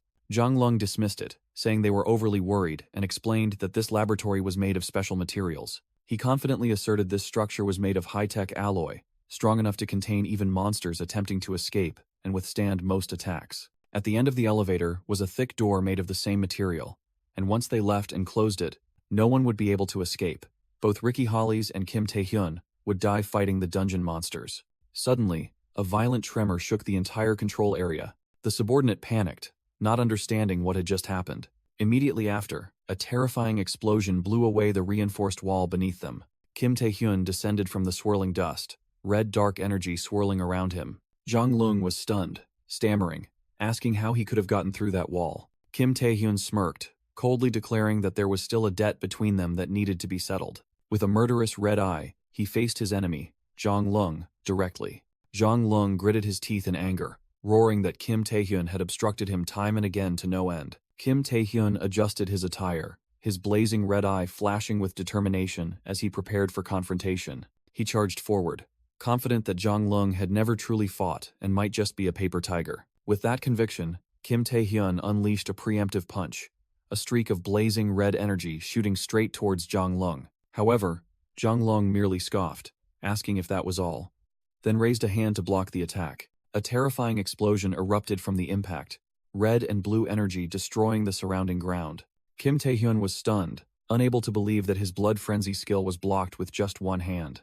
Zhang Lung's power erupted, easily overwhelming and pushing Kim Taehyun back. Forced back, Kim Taehyun groaned as he slid across the floor to halt the tremendous impact force. With his monster eyes, he finally saw through the origin of his opponent's abnormal power. Kim Taehyun realized Zhang Lung had implanted monster power into his own body. A grotesque phantom appeared behind him, proving that the head of the Chinese Association was already a half-monster. He admitted he had anticipated something unusual, but never expected Zhang Lung to be insane enough to experiment on himself. Zhang Lung roared, saying he hadn't wanted to get his hands dirty, but this nuisance had to end. He unleashed a massive surge of blue energy, roaring that insects like him irritated him. With a sneer, Zhang Lung threw a destructive punch, telling Kim Taehyun to go back to sucking his mother's milk. Facing the impending attack, Kim Taehyun stood still, with no intention of dodging. Instead, he merely smirked mysteriously, thinking to himself that his help was on its way. Instantly,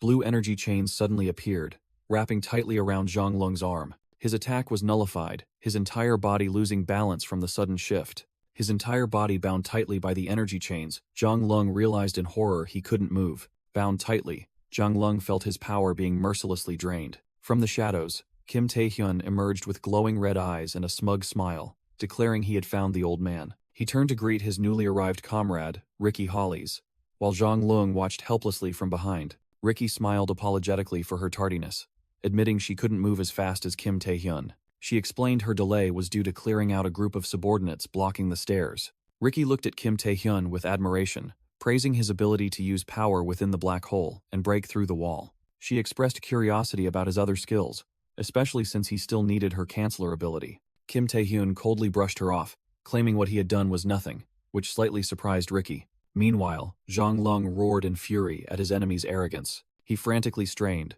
releasing a massive surge of energy to shatter his chains with a defiant roar. Ricky and Kim Taehyun calmly observed, realizing the old man still had some strength left. Kim Taehyun coldly likened Zhang Lung's tenacity to that of a cockroach, as both prepared for the final assault. Gathering his remaining strength, Zhang Lung charged straight at them like a wounded beast. Ricky prepared to counterattack, scolding him as a foolish, uncivilized brute. Suddenly, a demonic hand with sharp claws enveloped in dark energy descended from above, blocking Zhang Lung's attack. Kim Taehyun calmly stepped past a stunned Ricky, uttering a word of permission. He shot into the air, his hand completely transformed into a monstrous claw, radiating deadly red energy. With terrifying speed, Kim Taehyun unleashed a slash that tore through the air, piercing Zhang Lung's body. The Chinese Association president's face contorted in extreme horror and agony. Kim Taehyun finished the fight with a flurry of blazing red energy slashes, completely overwhelming and engulfing Zhang Lung in a storm of attacks.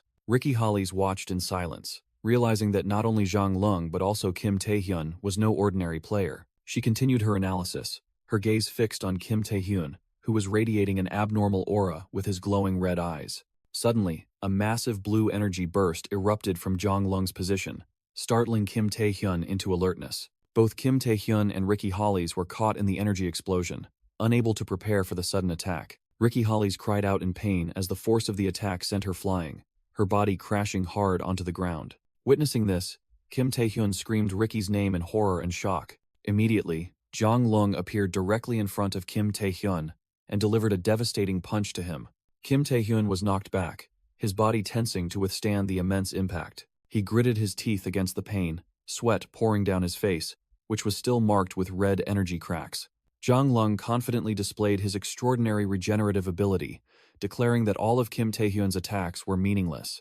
He burst into maniacal laughter, asserting his body could regenerate endlessly. Kim Taehyun clutched his trembling arm, having put all his strength into blocking the direct attack, and wondered if he could counterattack. Zhang Lung seemed amused, declaring he greatly liked Kim Taehyun's power, and it would be a waste to kill him. He made a surprising offer, inviting Kim Taehyun to work for him, and revealing he knew Kim Taehyun had a contract with an archduke. Kim Taehyun was stunned, unable to believe his opponent knew his greatest secret. Zhang Lung explained that for those with archduke contracts like them, the title of national-level player meant nothing. His eyes glowed red as he declared that other humans were merely worthless insects. He extended his hand, inviting Kim Taehyun to take it and join his side. Kim Taehyun stared directly into Zhang Lung's face and coldly retorted, "Stop this nonsense." Meanwhile, Ricky Hollies lay on the ground, trying to reach out as if to intervene. Lying on the ground, Ricky Hollies focused her energy, asserting that even though she didn't trust traitors, she still placed her full trust in Kim Tae-hyun. In response, a surge of dark energy erupted as the ruler's spirit was unleashed. A colossal night entity materialized behind Kim Tae-hyun, forcing Jong Lung to his knees. Jong Lung, horrified, wondered what this terrifying power was as he was pinned down by an invisible pressure. Amidst the blazing red aura, Kim Tae-hyun scoffed at the previous offer. "You want me to cooperate with you?" He pointed directly at the old man's face, his sharp eyes definitively declaring, "You and I are not the same." Immediately after, the predation skill was unleashed, releasing a colossal shadow monster that lunged towards Jong Lung. The old man's face paled in horror, realizing he was about to be devoured and unable to believe this harsh reality. Pulled into the monster's maw, Jong Lung screamed in despair, refusing to accept defeat by a mere youngster after successfully evolving humans with monster power. In a dark flashback space, Jong Lung's silhouette admitted all his efforts were futile and that he needed even greater power. Suddenly, a cloaked entity with glowing green eyes appeared behind Kim Tae-hyun, whispering a terrifying offer. Then, "Give your body to me." Kim Tae-hyun spun around in alarm, his glowing red eyes widening at the unexpected presence. Immediately, a winged orc charged forward, spraying a stream of green liquid towards him. Kim Tae-hyun quickly dodged, realizing the floor was melting from an extremely potent acid. He moved with terrifying speed, wondering what had just happened. A red humanoid creature with 4 wings suddenly appeared in midair. This new monster immediately sprayed streams of green acid, attacking the unconscious men in suits lying on the ground. One of the unfortunate men was corroded by the acid in an instant. Ricky Hollies was not spared either. She cried out in pain as the horrifying liquid struck her. Suppressing her pain, she gritted her teeth in thought. Though she had faced countless monsters before, this monster, in her estimation, was on an entirely different level. Amidst the blazing red energy, Kim Tae-hyun rushed forward, holding Ricky Hollies tightly to shield her from the attack. Both were sent flying by an immense force, skidding across the ground. They came to a stop inside a large crater, and Kim Tae-hyun realized what he had previously considered had now become clear. He looked up and identified the new enemy as Grey Venom, master of China's Grey Pit unexplored dungeon. The monster had a humanoid form, shrouded in a sickly green aura, with glowing, malevolent eyes. In the past, the expansion of this dungeon had been world-shaking news, as Grey Venom possessed countless humans as pawns. Kim Tae-hyun now understood that Jong Lung didn't just experiment on monsters. He had offered his own body to Grey Venom. Back in reality, Kim Tae-hyun told Ricky Hollies to leave immediately, as she had depleted her mana after using her skill on him. He would buy time for her to call other players for help, but Ricky was worried about leaving him alone. Kim Tae-hyun reassured her that he would be fine, explaining that he couldn't fight and protect her at the same time. Ricky Hollies remained silent, her eyes shining with determination despite the lingering blood on her cheek. Finally, she placed her hand on his shoulder, trustingly leaving everything to Kim Tae-hyun. The parasite spoke, finding it amusing that one who contracted with an archduke would protect humans. It questioned Kim Tae-hyun, asking why a contractor, bound to the archduke's will, would use such power for lowly humans. The monster lunged forward, declaring that curiosity was driving it. It explained that, just as it possessed this body and read the host's memories, it would also uncover all of Kim Tae-hyun's secrets once it possessed him. The parasite shot forward with terrifying speed, catching Kim Tae-hyun slightly off guard. But instantly, a gigantic, monstrous red entity emerged from Kim Tae-hyun's shadow, opening its massive maw to block its attack. Kim Tae-hyun stood there, dark energy swirling around him, deciding to deal with this bug's annoying speed first. As the synergistic effects from his demonic eyes and predation skills began to take hold, upgrading his demonic eyes to advanced demonic eyes, Ricky Hollies heavily trudged away. Turning to leave the battlefield, she glanced back, her eyes filled with worry, but said nothing. Kim Tae-hyun stood firm, asserting he would handle everything himself and urging her to leave quickly. Ricky muttered to herself that staying wouldn't help, but she couldn't help but worry about him facing the enemy alone. The only thing she could do was hope he would hold out until reinforcements arrived. While Kim Tae-hyun unleashed his full power, and a gigantic beast of red energy materialized. The dark beast roared, charging to block Grey Venom's green energy attack. The clash between the two opposing powers created a terrifying explosion. Grey Venom lunged, its sharp claws glowing with deadly green light, aiming directly at Kim Tae-hyun. A system notification appeared, stating his unique predation skill had been enhanced, and Kim Tae-hyun realized that with his upgraded eyes, he could see through everything. The gigantic predation beast charged forward, its power completely overwhelming the opponent. It let out an earth-shattering roar, preparing for its final attack. The beast's massive maw opened, ready to devour gray venom. Kim Tae-hyun calmly observed, noticing that with his advanced demonic eyes, every enemy movement seemed to slow down. Now, with his eyes that saw through all things combined with the power of predation, he was filled with confidence. He focused his entire will, convinced that he could defeat it.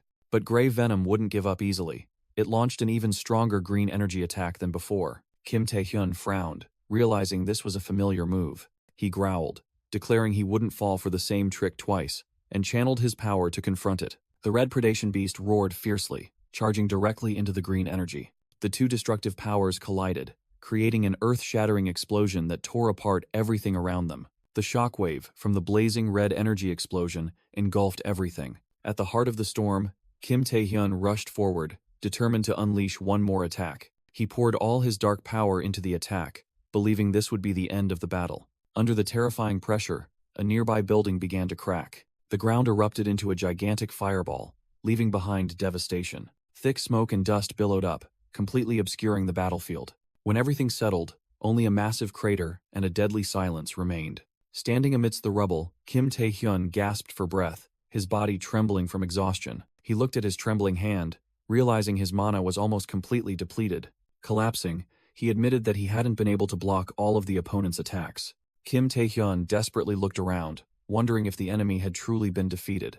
Suddenly, gray venom appeared right behind him, completely unharmed and uttering a mocking remark. Kim Tae-hyun was stunned that his opponent recognized his contract with the Archduke and was still alive. Declaring that his power was limited, gray venom lunged down to attack. Powerless against the superior speed, Kim Tae-hyun took the full force of the blow and coughed up blood. Seized, he was horrified to realize the enemy was now even stronger and faster than before. His mind began to spiral into chaos, his consciousness slowly fading before a sudden realization flashed. He saw gray venom absorbing a stream of green mana from the air. It was a unique type of mana found only within dungeons. In that moment of despair, Kim Tae-hyun realized the horrifying truth. Gray venom had transformed this entire area into its own territory. In the mental space, a spectral entity declared it would possess Kim Tae-hyun. Kim Tae-hyun, horrified, realized his body was completely paralyzed. Lost in his mind, he wondered if this feeling was the fear of death. But then he dismissed it, for he was already too familiar with that feeling. Outside, the manifestation of his power in the form of a blazing red beast was furiously attacking gray venom. Gray venom sneered at the beast's desperate efforts. It scoffed that the beast had shrunk, a sign of the human's mana depletion. It asserted that with what little power remained, its opponent could never compare to its regeneration ability. Suddenly, a strange arm grabbed hold of Kim Tae-hyun, making him briefly think he was about to die. Gray venom was surprised, while Kim Tae-hyun also couldn't believe the current turn of events. He realized the one who had just attacked him was none other than the red beast, the manifestation of his own power. The beast was using its master's body as a conduit, forcibly siphoning mana from gray venom. Kim Tae-hyun's eyes blazed with a fierce red light, overflowing with the newly absorbed energy. With his hair turned silver, Kim Tae-hyun stood up, sarcastically thanking his enemy for the abundant mana he had just received. Gray venom scoffed, calling it a cheap trick to steal its power. It confidently declared that as long as it was in this dungeon, its mana was infinite. Kim Tae-hyun smirked defiantly at his opponent's declaration. Standing before the colossal manifestation of his power, he declared he would see how long that infinity would last in his world. Gray venom looked up, seemingly sensing a true threat. Immediately, a destructive wave of crimson energy was unleashed, devouring everything in its path. Inside a blood-red space, gray venom, bewildered, wondered where it was. An authoritative voice echoed, mocking it for bringing insects into its domain. Gray venom realized the entity before it was not the one it had just fought. It sensed an evil aura and questioned the identity of the red-haired entity looking down at it, but only received a warning that it had no right to ask questions. The mysterious entity called Gray Venom, Beelzebub's insect, enraging it. It roared, challenging the one who dared to speak its master's name directly, but the other entity coldly asked how long it intended to waste its breath. Immediately, blazing red chains materialized from thin air, binding Gray Venom tightly as the entity commanded it to vanish. Bound tightly, Gray Venom still proclaimed its name and mocked that its opponent's contractor had made a mistake. It declared there was nothing it couldn't corrupt. Unleashing a wave of sickly green energy, it shrieked that even an archduke's domain would be defiled by its power. However, The colossal dark entity within the red space roared, resisting the corruption. A mysterious force from the depths was resisting Grey Venom's power, making it wonder in horror what was happening. It couldn't believe that its power was being stopped so easily. Meanwhile, the king entity simply closed its eyes in silence, seemingly concentrating its power. Grey Venom was engulfed by a wave of red dark energy, screaming in despair. It shrieked about the power Lord Beelzebub had bestowed upon it, but all was in vain. With a smug smile, the king entity declared that its opponent had finally fallen silent. Back in the ravaged reality, a man in a suit stood frozen, looking towards the center of the battle. He was drenched in cold sweat, astonished by what was unfolding, and was introduced as Montel Roman, the U.S. National Force Rank 5 player. Montel Roman knelt down, recalling his paramount mission, to protect Ricky Hollies, a valuable asset of the American Player Association. In a flashback, Montel Roman recalled, Ricky Hollies had sarcastically refused his protection. At the time, Ricky confidently asserted that she already had her own bodyguard. Back in the present, Montel Roman was restless as he sensed an unusual mana flow from where Ricky had entered. Unable to wait any longer, he decided to rush into the dangerous area to check the situation. Just then, Ricky Hollies staggered out from the rubble, her entire body injured and enveloped in a strange aura. Montel Roman rushed over in a panic, anxiously asking about her condition. He caught Ricky, stunned by her severe injuries, and asked what had happened inside. Ricky weakly revealed that she had discovered illegal demonification experiments being conducted. She painfully admitted she had failed to save the unfortunate victims, as they looked down into a deep pit filled with deformed bodies. Montel Roman gritted his teeth, his gaze becoming incredibly resolute. When he suggested retreating, Ricky stopped him, asserting that there was still one more person who needed to be rescued. With a resolute expression, she stated that person was Kim Tae-hyun of New Korea. Montel Roman, stunned, repeated the name Kim Tae-hyun, trying to grasp the gravity of the situation. Suddenly, a powerful tremor erupted from the ground, signaling a new threat. Both high-level players sensed a colossal and ominous energy rising. A fierce blue mana vortex erupted from the ground. From the epicenter, a horde of grotesque monsters emerged, confirming a dungeon break had occurred. Montel Roman immediately pulled Ricky behind him, shouting for her to fall back while summoning a barrage of mana weapons. He soared into the air, surrounded by a colossal arsenal of his own creation. Montel Roman activated his S-rank skill, Genocide Bullet, commanding countless mana guns to fire upon the monsters. Amidst the chaotic battle, Montel Roman shouted for Ricky, worried that Kim Tae-hyun's chances of survival amidst the dungeon break disaster were incredibly slim. Ricky Hollies, despite being exhausted, gritted her teeth and endured, pouring her strength into fighting the monsters surrounding them. Both high-level players were overwhelmed by an army of monsters of all kinds, from dragons to grotesque bird creatures, ravaging the city. Montel regretted not calling for reinforcements, realizing the hopeless situation when facing the endless horde of monsters, while Ricky declared she would support him. Surrounded by hideous monsters, Ricky desperately wondered if Kim Tae-hyun had truly been defeated. Just then, she was sent flying by a sudden attack, blood gushing from a wound on her head. Witnessing the scene, Montel frantically screamed Ricky's name in helplessness. A colossal monster with grotesque tentacles swung its arm, preparing to crush Ricky, who lay on the ground. Just as the attack was about to strike, a massive surge of purple energy suddenly tore through the air, hitting the monster. Montel was stunned by this sudden and powerful intervention. From behind the disintegrating monster, Kim Tae-hyun appeared, his eyes sharp, holding a dagger and radiating a dark red aura. Ricky Hollies looked up, her face lighting up with joy and relief, as she called out the name of her savior. Standing before the two American players, Kim Tae-hyun calmly announced that the gray parasite had been eliminated. With fiery eyes and a confident smile, he declared he would handle the rest. Following Kenthazanath's Storm Dungeon Break event, the Grey Pit Dungeon Break disaster continued to erupt. This was an event that could have become a tragedy for all of Asia, as Ricky and other players fought for survival. Yet, the one who stopped all of it was just a single player. Kim Tae-hyun of New Korea, with his power, used golden chains to bind and subdue the monsters. Now, not only the Asian and American player associations, but the entire world was watching the image of the rising hero. In a city square, crowds of civilians gathered, astonished as they watched Kim Tae-hyun's extraordinary feat broadcast everywhere. Kim Tae-hyun's uncle and aunt anxiously followed the news about him, as the entire world began to focus its attention on his actions. Meanwhile, at the World Player Association headquarters, an important discussion was about to take place. High-ranking association officials began discussing the introduction of a new system, as players like Kim Tae-hyun were continuously defeating SS-rank demons.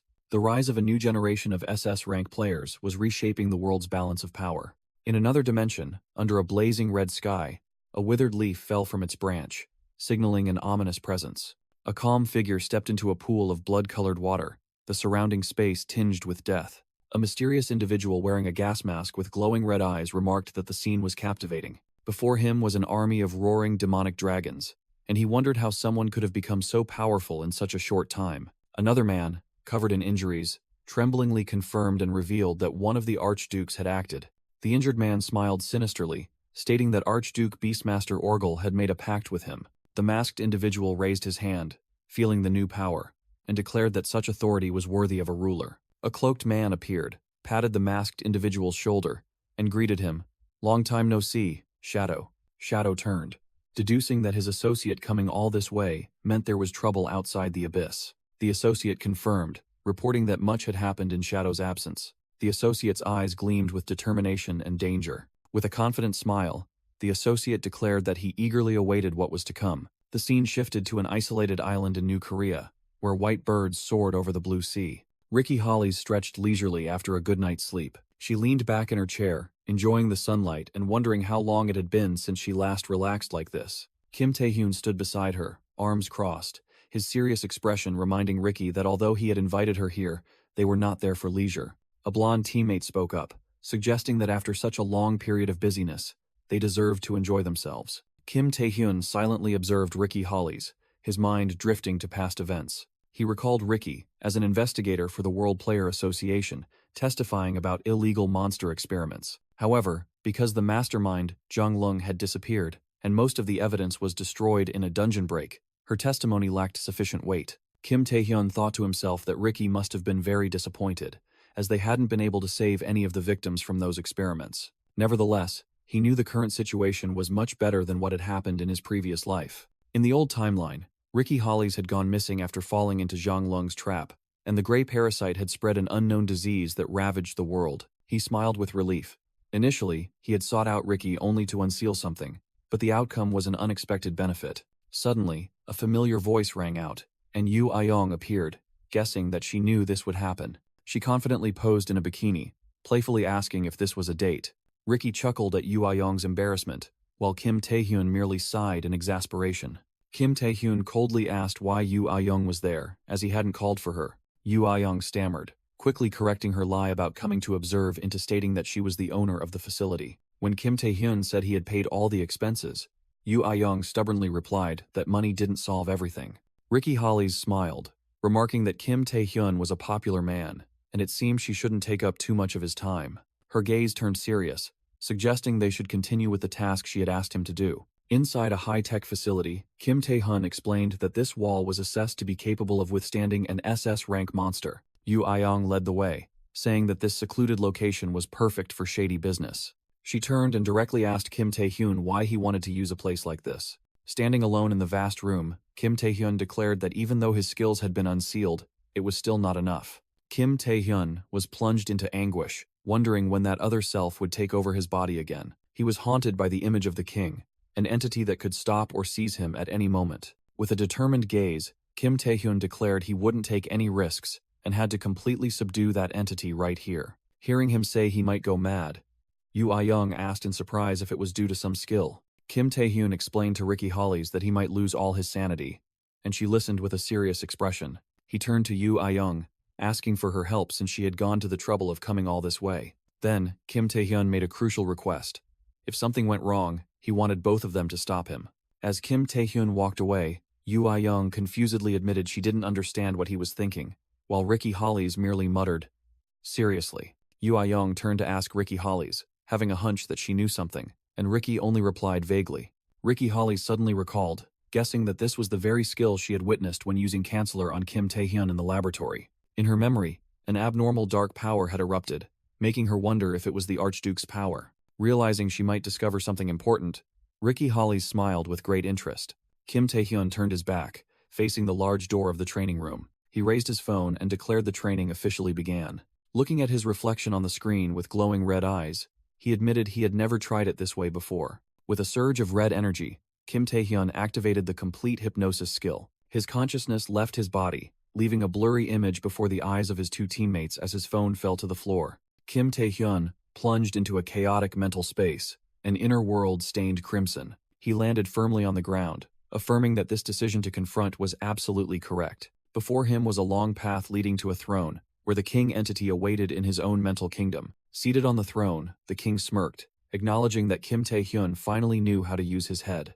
Kim Tae-hyun calmly faced him, replying that he had to see clearly the parasite living inside his body. He looked directly at his clone, remarking that it looked exactly like him, a doppelganger, then questioned its true identity. From the throne, the king arrogantly refused to answer, stating he had no obligation to explain. Kim Tae-hyun nodded, having anticipated this lack of cooperation, and began to act. He declared he wouldn't let a ticking time bomb like the king continue to exist inside him. With a sharp, cold gaze, Kim Tae-hyun growled, ordering the entity to get out of his body. The king merely smirked defiantly, asking what if it refused. Without a moment's hesitation, Kim Tae-hyun lunged forward, declaring that he would personally force it out. The king showed contempt, mocking Kim Tae-hyun's intention to use force.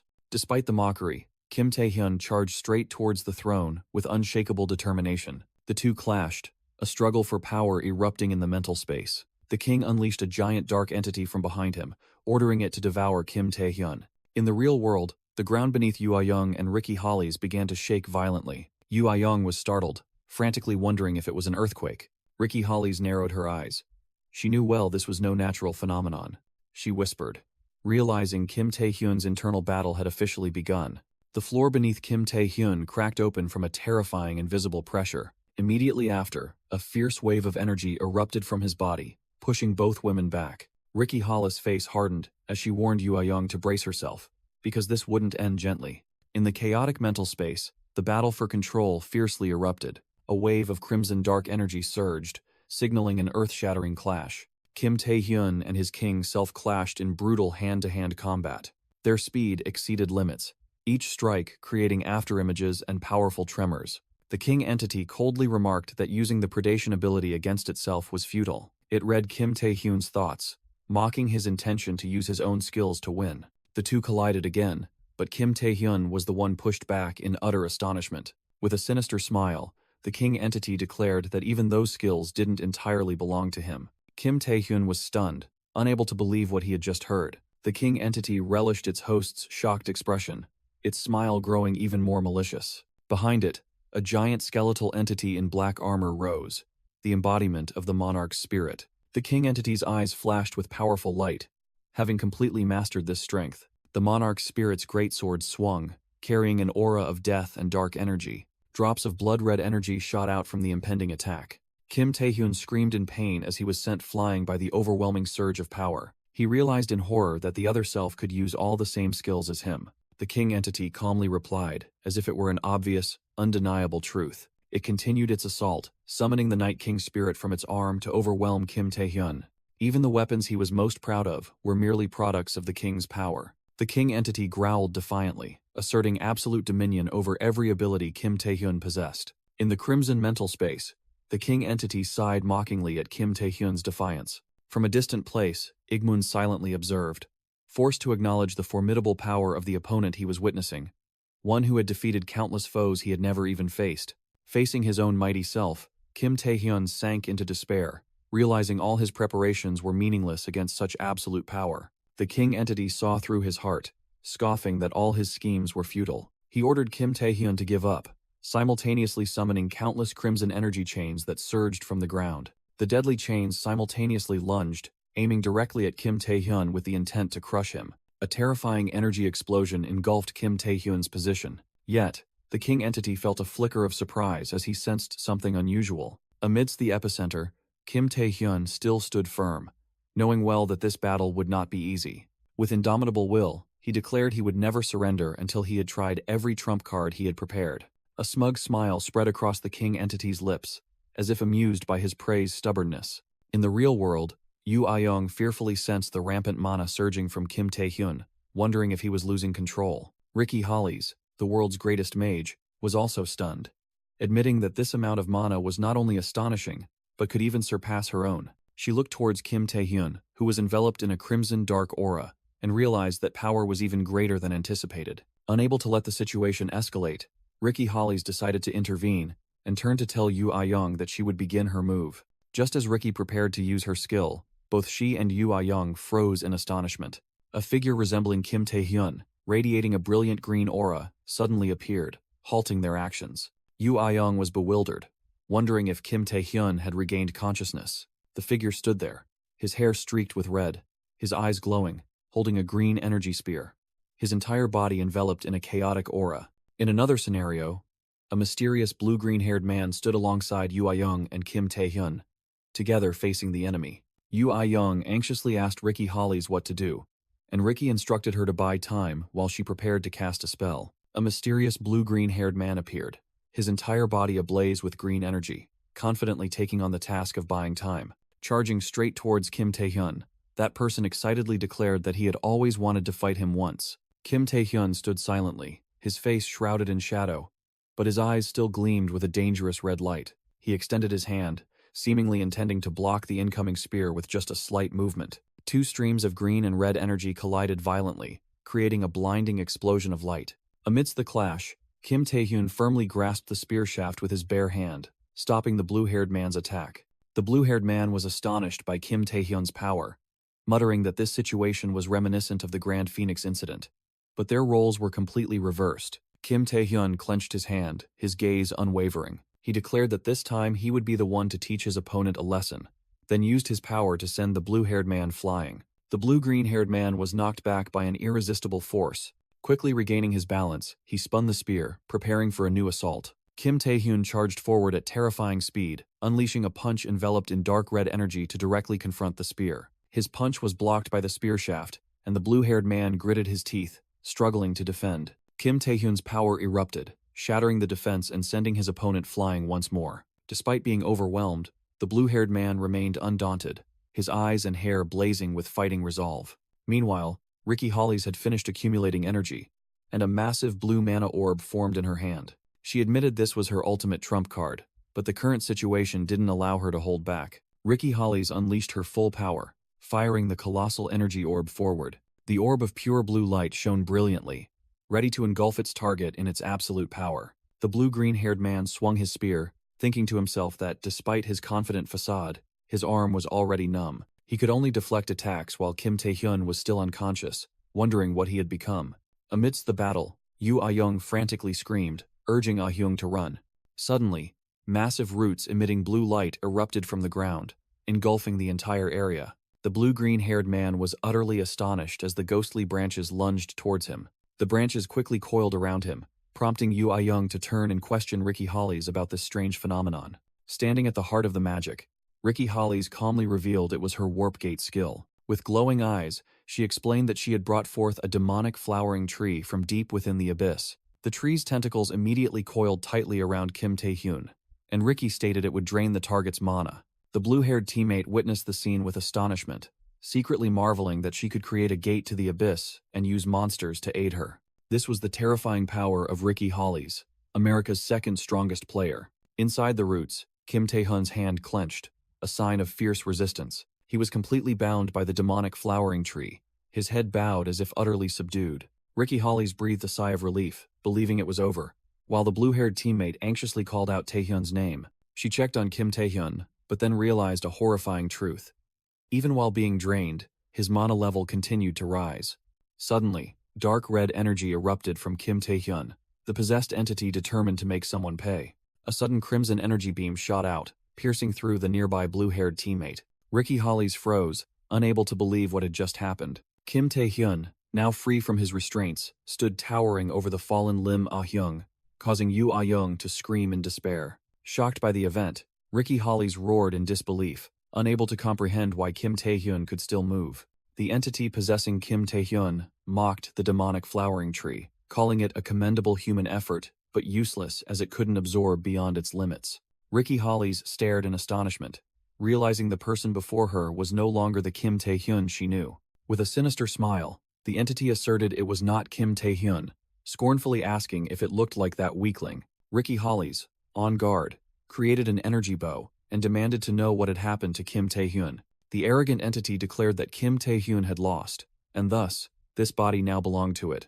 Ricky sensed a familiar aura, identical to a grand tier monster, and decided she had to strike first. Regardless of the enemy's identity, Ricky roared that he was an enemy and unleashed a powerful blue energy surge. Meanwhile, another shower of pink energy rained down on her blue-haired teammate lying motionless on the ground. Facing Ricky's attack, the entity in Kim Taehyun's body calmly raised its hand. It effortlessly deflected the destructive energy surge with its bare hand, causing it to dissipate into thin air. Ricky Hollies was stunned, unable to believe her energy attack was nullified with just a bare hand. The entity's eyes flashed red, and it smirked, stating it had been a long time since it last set foot in this world. It declared it would warm up a bit, then lunged towards Ricky with incredible speed. Ricky Hollies was completely caught off guard by the opponent's sudden burst of speed. At the same time, within his mental space, Kim Taehyun was desperately struggling amidst a chaotic sea of red energy. He tried to surface from the crimson abyss that imprisoned his consciousness. His hand desperately reached for the surface of the raging energy current. A dry cough echoed, as smoke rose from the deep red sea of energy. Submerged once more, Kim Taehyun desperately realized the immense power gap and wondered what this entity truly was. He painfully concluded that this was not the king, but something the king had sown within him, the memory of kneeling before the majestic light entity resurfacing. Within his mind, Kim Taehyun struggled to rise amidst the crimson sea of energy, telling himself he had to stop that entity immediately. However, he desperately realized he was utterly powerless, his body sinking deeper into endless darkness. With resolute eyes, Kim Taehyun decided there was only one path left to try. Meanwhile, in the real world, the teal-haired protector collapsed in pain before the entity's power. The possessing entity easily lifted Ricky Hollies, mocking that her power was disappointing, not even enough for it to warm up. Ricky gritted her teeth in defiance, asserting she was still a national-level player. The entity smirked, replying that pathetic human standards couldn't impress it. It tightened its grip, making Ricky scream in pain, and asked if she could show anything else, if she truly was a national-level player. Witnessing the scene, Yu Ayoung screamed Kim Taehyun's name in horror from afar. The teal-haired protector rushed forward, grabbing the entity's arm and begging it to stop, asserting that Kim Taehyun wasn't this kind of person. With a blood-smeared face, he roared, demanding Kim Taehyun to quickly wake up. The entity glanced at him with a cold, emotionless expression. It coldly swung its arm, delivering a powerful slap that made the teal-haired protector cough up blood. He staggered back, looking up with a resolute expression despite his injuries. The entity stood tall, looking down at Ricky Hollies and the exhausted teal-haired protector on the ground.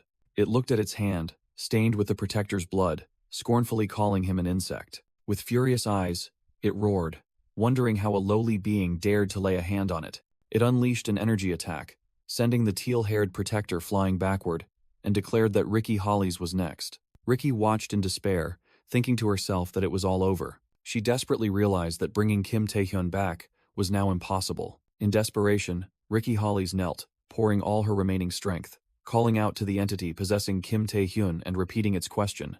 The entity realized what Ricky was doing. It was momentarily surprised to see her concentrating all the remaining mana in the air after the demonic flowering tree vanished. Ricky focused a colossal amount of blue mana into a single point, creating a swirling vortex of energy. She growled, determined that she couldn't let this monster go free, as the consequences would be worse than a dungeon break. With blazing eyes, Ricky apologized to Kim Taehyun and swore to join him in the afterlife, screaming that this was all she had. A colossal blue energy orb was fired directly at the entity possessing Kim Taehyun. The entity merely stood still, observing, showing no signs of wavering before Ricky's full power attack. It smirked arrogantly as the destructive energy surge was about to hit it. A pair of colossal, blazing red dark energy wings sprouted from the entity's back, effortlessly devouring Ricky's attack whole. Ricky Hollies was frozen, horrified to see her final attack nullified with such ease. The entity, with blazing red eyes and surrounded by a dark aura, looked at her with amusement. It sarcastically asked if she had exhausted all her tricks. Ricky completely collapsed, realizing she could never stop this terrifying power. The entity declared that to reward her performance, it would bestow upon her a special prize. Red dark energy tentacles burst from its body, lunging towards Ricky. It declared it would use the predation skill on her, filling Ricky with extreme dread as she was bound by the dark energy. The entity extended its hand, preparing to finish Ricky off and absorb her. Suddenly, its red eyes twitched slightly, revealing an unexpected disturbance from within. Its body froze, and the dark energy currents around it flickered before vanishing. Ricky, still kneeling on the ground, looked up in silence and extreme confusion. Inside the chaotic mental space, The possessing entity roared Kim Tae-hyun's name. It screamed frantically, unable to believe its host's actions. Meanwhile, Kim Tae-hyun's consciousness fell freely into a crimson void. He calmly raised his head, welcoming the entity's appearance as if he had anticipated it. With crimson eyes, the entity angrily questioned Kim Tae-hyun about his intentions. It realized with horror that Kim Tae-hyun had used the hunting skill on himself. Kim Tae-hyun smugly confirmed that its goal wasn't to seize his body, but for him to reach a certain realm. He provoked, saying his death would complicate its plans. But the entity scoffed at the pathetic threat. Kim Tae-hyun retorted, pointing out that despite its tough talk, it had still rushed to appear to stop him. Stung by the truth, the entity warned that there would be no second regression. Kim Tae-hyun calmly replied that he had already died once, and this life was merely a bonus. He declared he would rather die than end everything without achieving anything. His resolute gaze held firm amidst the chaotic space, unwavering. The entity finally had to admit that it had underestimated Kim Tae-hyun's resolve. A powerful surge of energy erupted, putting Kim Tae-hyun on alert. The entity conceded, declaring Kim Tae-hyun the victor of this confrontation. It reminded him that the only reason he was alive was because of its goals. The entity's crimson eyes bored into Kim Tae-hyun, ordering him to continue struggling until he reached the king. It transformed into a grotesque vortex of flesh and bone, threatening to devour him if he failed. Facing the warning, Kim Tae-hyun merely smiled defiantly, asserting he wouldn't let it achieve its goals easily. A status window appeared, confirming Kim Tae-hyun had reached AAA rank with superior stats and skills. Back in reality, amidst the ruined landscape, Kim Tae-hyun felt new power surging through his body, realizing he had surpassed AA grade to enter the realm of AAA rank. A familiar voice rang out, calling Kim Tae-hyun's name and expressing joy at his return, causing him to turn back in surprise. Kim Tae-hyun shouted Ricky's name, seeing her collapsed on the ground, exhausted after the battle. He quickly helped Ricky Hollies up, anxiously asking if he had injured her, and she weakly admitted it. While holding Ricky, Kim Tae-hyun saw his blue-haired companion also lying motionless in the distance.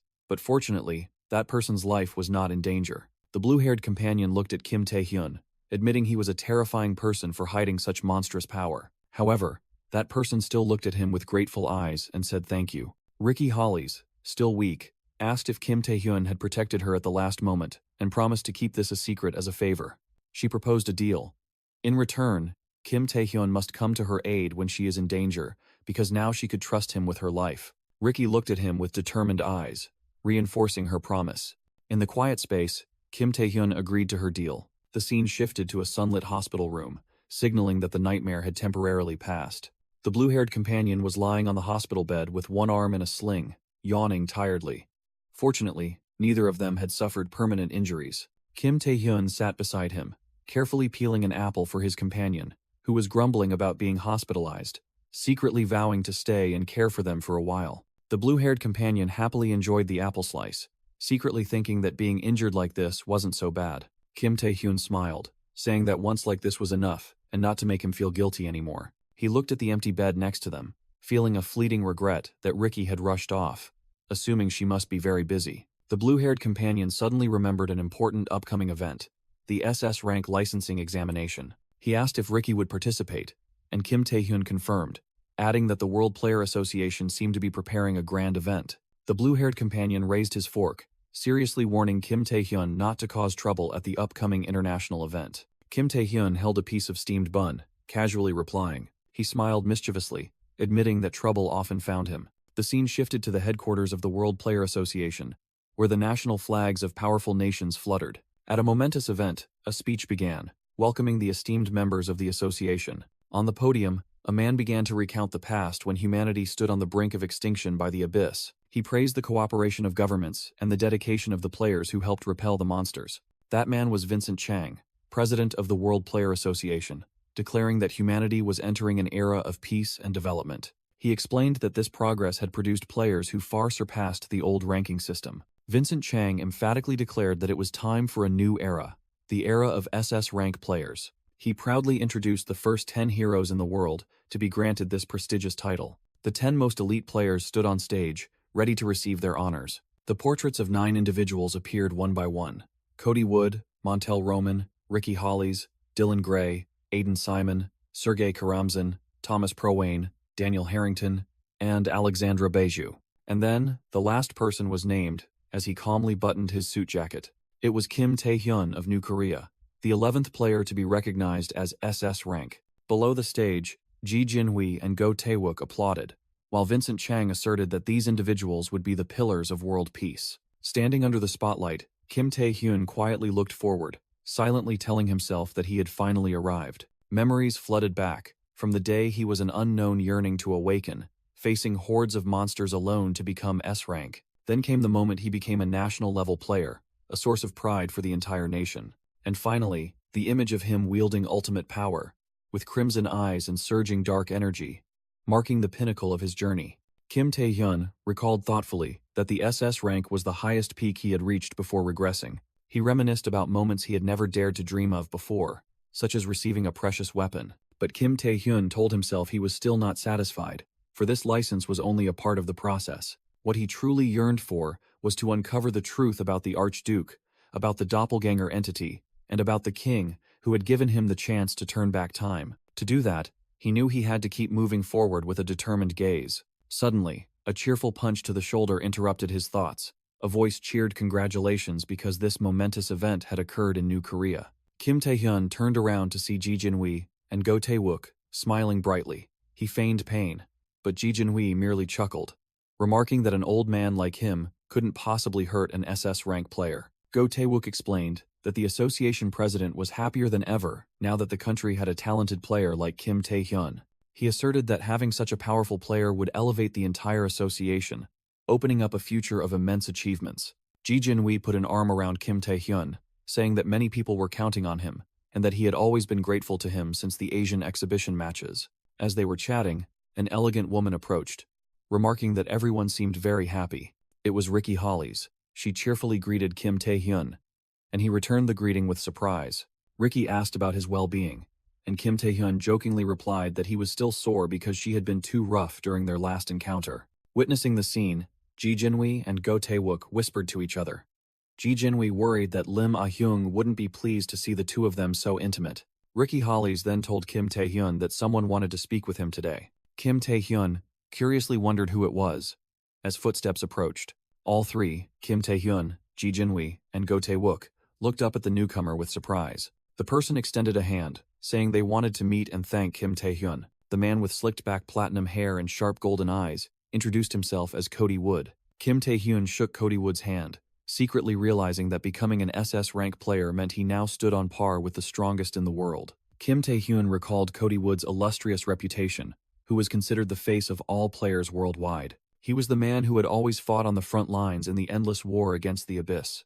The strongest player, Cody Wood. Despite feeling overwhelmed by just a handshake, Kim Tae-hyun politely returned the powerful man's greeting. The two officially shook hands, Kim Tae-hyun greeting the world's strongest player. Cody Wood expressed his desire for close cooperation in the future. Kim Tae-hyun agreed, establishing a new, promising relationship. Suddenly, an association official burst in, loudly drawing everyone's attention. The official demanded everyone in the hall to listen. He announced surprising news, which astonished Ji Jinhui and Go Taewook. The World Players Association had accepted the proposal from the American Association president, Kevin Lee. With the new SS rank licenses, they had begun forming a large-scale conquest team to clear all remaining dungeons on Earth. The party guests were stunned by the unprecedented scale of the plan, especially upon learning that all American SS rank players had agreed to participate. This meant that half of the world's SS rank players had joined, including top figures like Ricky Hollies, Montel Roman, and Cody Wood himself. The official urged everyone to consider joining to create lasting peace. However, Ji Jinhui secretly harbored doubts, feeling that the timing of this alliance was off. He deduced that the Americans were leveraging their power to control the World Association, and the dungeon rewards were merely a pretext. Go Taewook was more pragmatic, admitting that despite knowing their intentions, aside from Kim Tae-hyun, Korea's forces were still too weak to resist. At that moment, a representative from the United Kingdom announced that they and player Daniel Harrington would join the alliance, forcing others to follow suit. Immediately after, a French representative also enthusiastically declared their participation. Following the trend, another man boldly asserted that Russia would also participate. The Russian representative smiled triumphantly, seeing nations successively respond. The association official then turned to Kim Tae-hyun, calling his name before everyone present. Ji Jinhui anxiously waited as the question was posed, whether New Korea would join. Kim Tae-hyun firmly stated, "We refuse."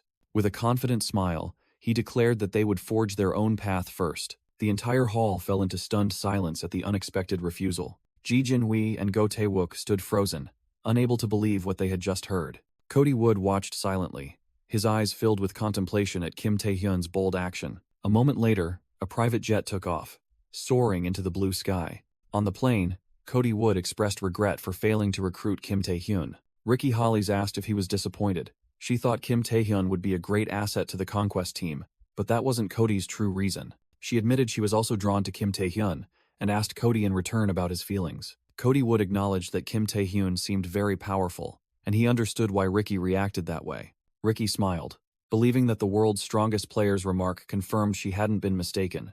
Before revealing a shocking secret, Kim Taehyun had made a pact with an Archduke of the Abyss, rendering earthly titles meaningless. Cody Wood appeared skeptical at the shocking information. Ricky merely smiled cryptically as she looked out the window. She suggested she would ask in a different way, as the plane plunged into a fierce electrical storm. On the private flight, Cody Wood mused whether Kim Taehyun, a pact maker with an Archduke, was truly as powerful as rumored. Amidst the luxurious cabin, a lightning bolt slashed across the stormy sky outside, reflecting the tension in their conversation. A flash of resolve lit up Cody Wood's eyes. He smirked, his eyes gleaming with aggression, as he decided he would soon find the answer himself. Meanwhile, in a skyscraper in China, night enveloped another fury. A fist slammed down on the table, revealing utter rage. Ryu Zhane, the new leader of the Chinese Player Association, roared in his office, furious that the emergence of SS rankers and the Conquest team had completely disregarded their status. His face contorted with hatred, placing all blame on Kim Taehyun. He stood up, believing there was no other way, then walked towards the filing cabinet. Ryu Zhane pulled out a USB drive, determined to use the confidential data they had painstakingly recovered from the Grey Pit. He muttered, scolding his predecessor Zhang Lung for causing the mess, while secretly grateful that it gave him this trump card. Suddenly, terrifying screams from the hallway outside interrupted his thoughts. Ryu Zhane flinched, frantically wondering what the hell was happening.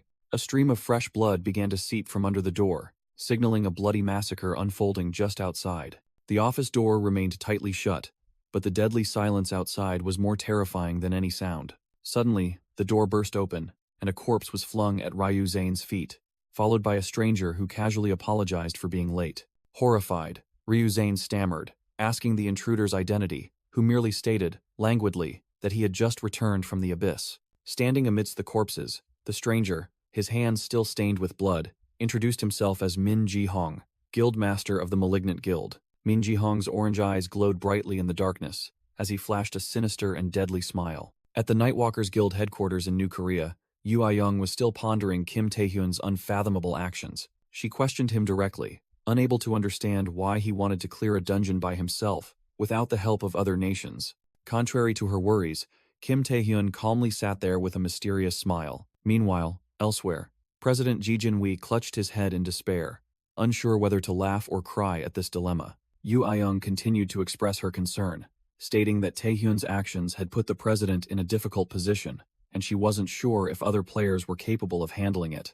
That is precisely the reason, Kim Taehyun replied, his gaze firm. He explained that New Korea couldn't always rely solely on him, and this unexplored dungeon was an excellent opportunity for others to grow. Although she admitted his reasoning was sound, Yu Ah-young still felt things were being rushed too quickly, but Taehyun only replied cryptically that they didn't have much time left. Then he dropped a bombshell. From now on, he would shift his main area of activity to within the abyss. The sudden declaration left Yu Ah-young completely stunned, speechless. Players were originally divided into two main types based on their areas of operation. One type consisted of pioneers, exploring unknown regions within the abyss for the benefit of humanity. The second type consisted of those fighting against monsters, criminals, and dungeon breaks on Earth.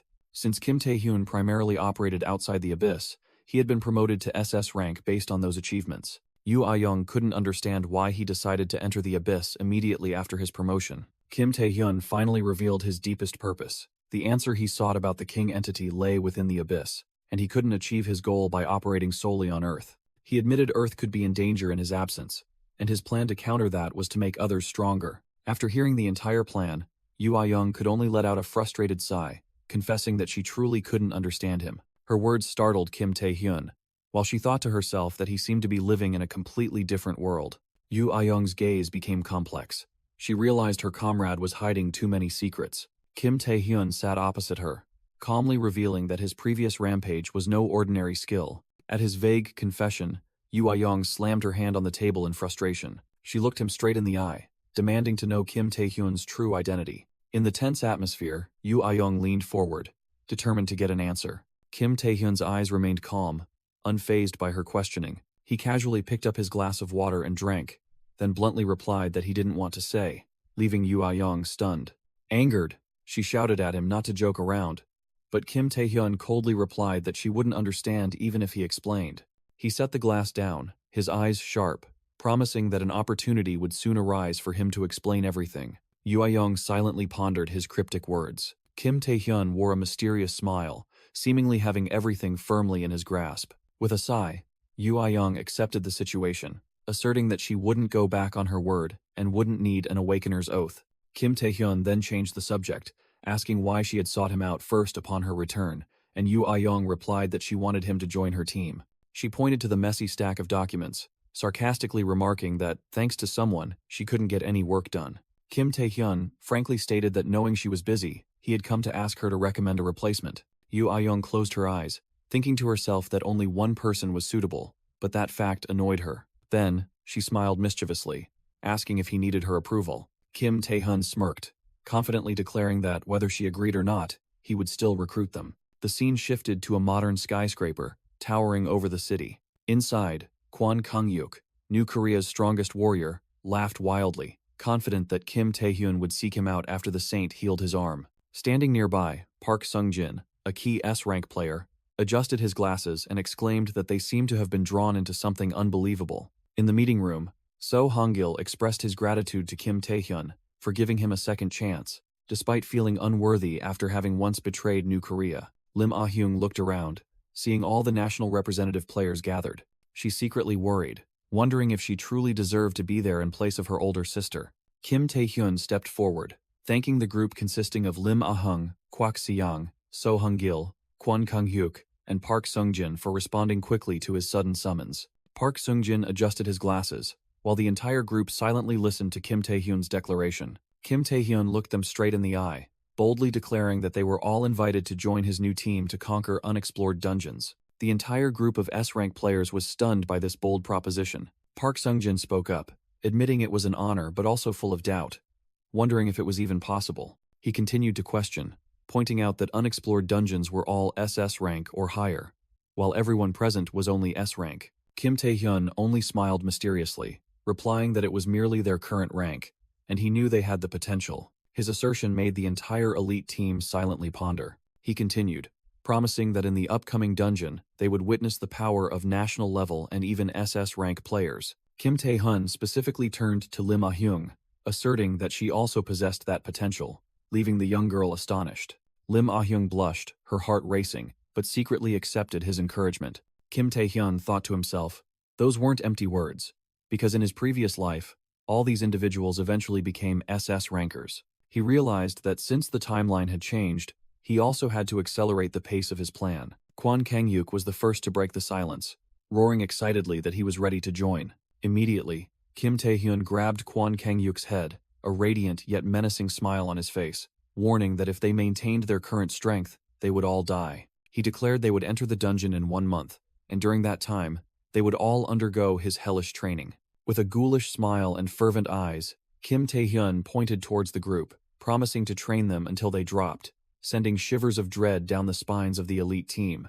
1 month later, at France's unconquered dungeon, the Opera House, vengeful purple specters filled the magnificent space. Spectral entities, clad in eerie armor, glided forward like a deadly tide. Amidst the encirclement, America's top-ranked player, Cody Wood, radiated a brilliant golden aura. In his shimmering full-body armor, Cody Wood stood tall like a god of war, invincible. He raised his massive battle axe, accumulating a terrifying surge of holy energy. With a heaven-shattering strike, Cody Wood unleashed a wave of destructive light, sweeping away the monsters in his path. Meanwhile, his teammates were also fiercely battling the remaining specters. Gregor Gale, in his ferocious werewolf form, landed and marveled at Cody's extraordinary power. Nearby, Montel Roman fired relentlessly, while Nick Rowan charged forward, noticing that all the other SS rank players were also keeping very close pace.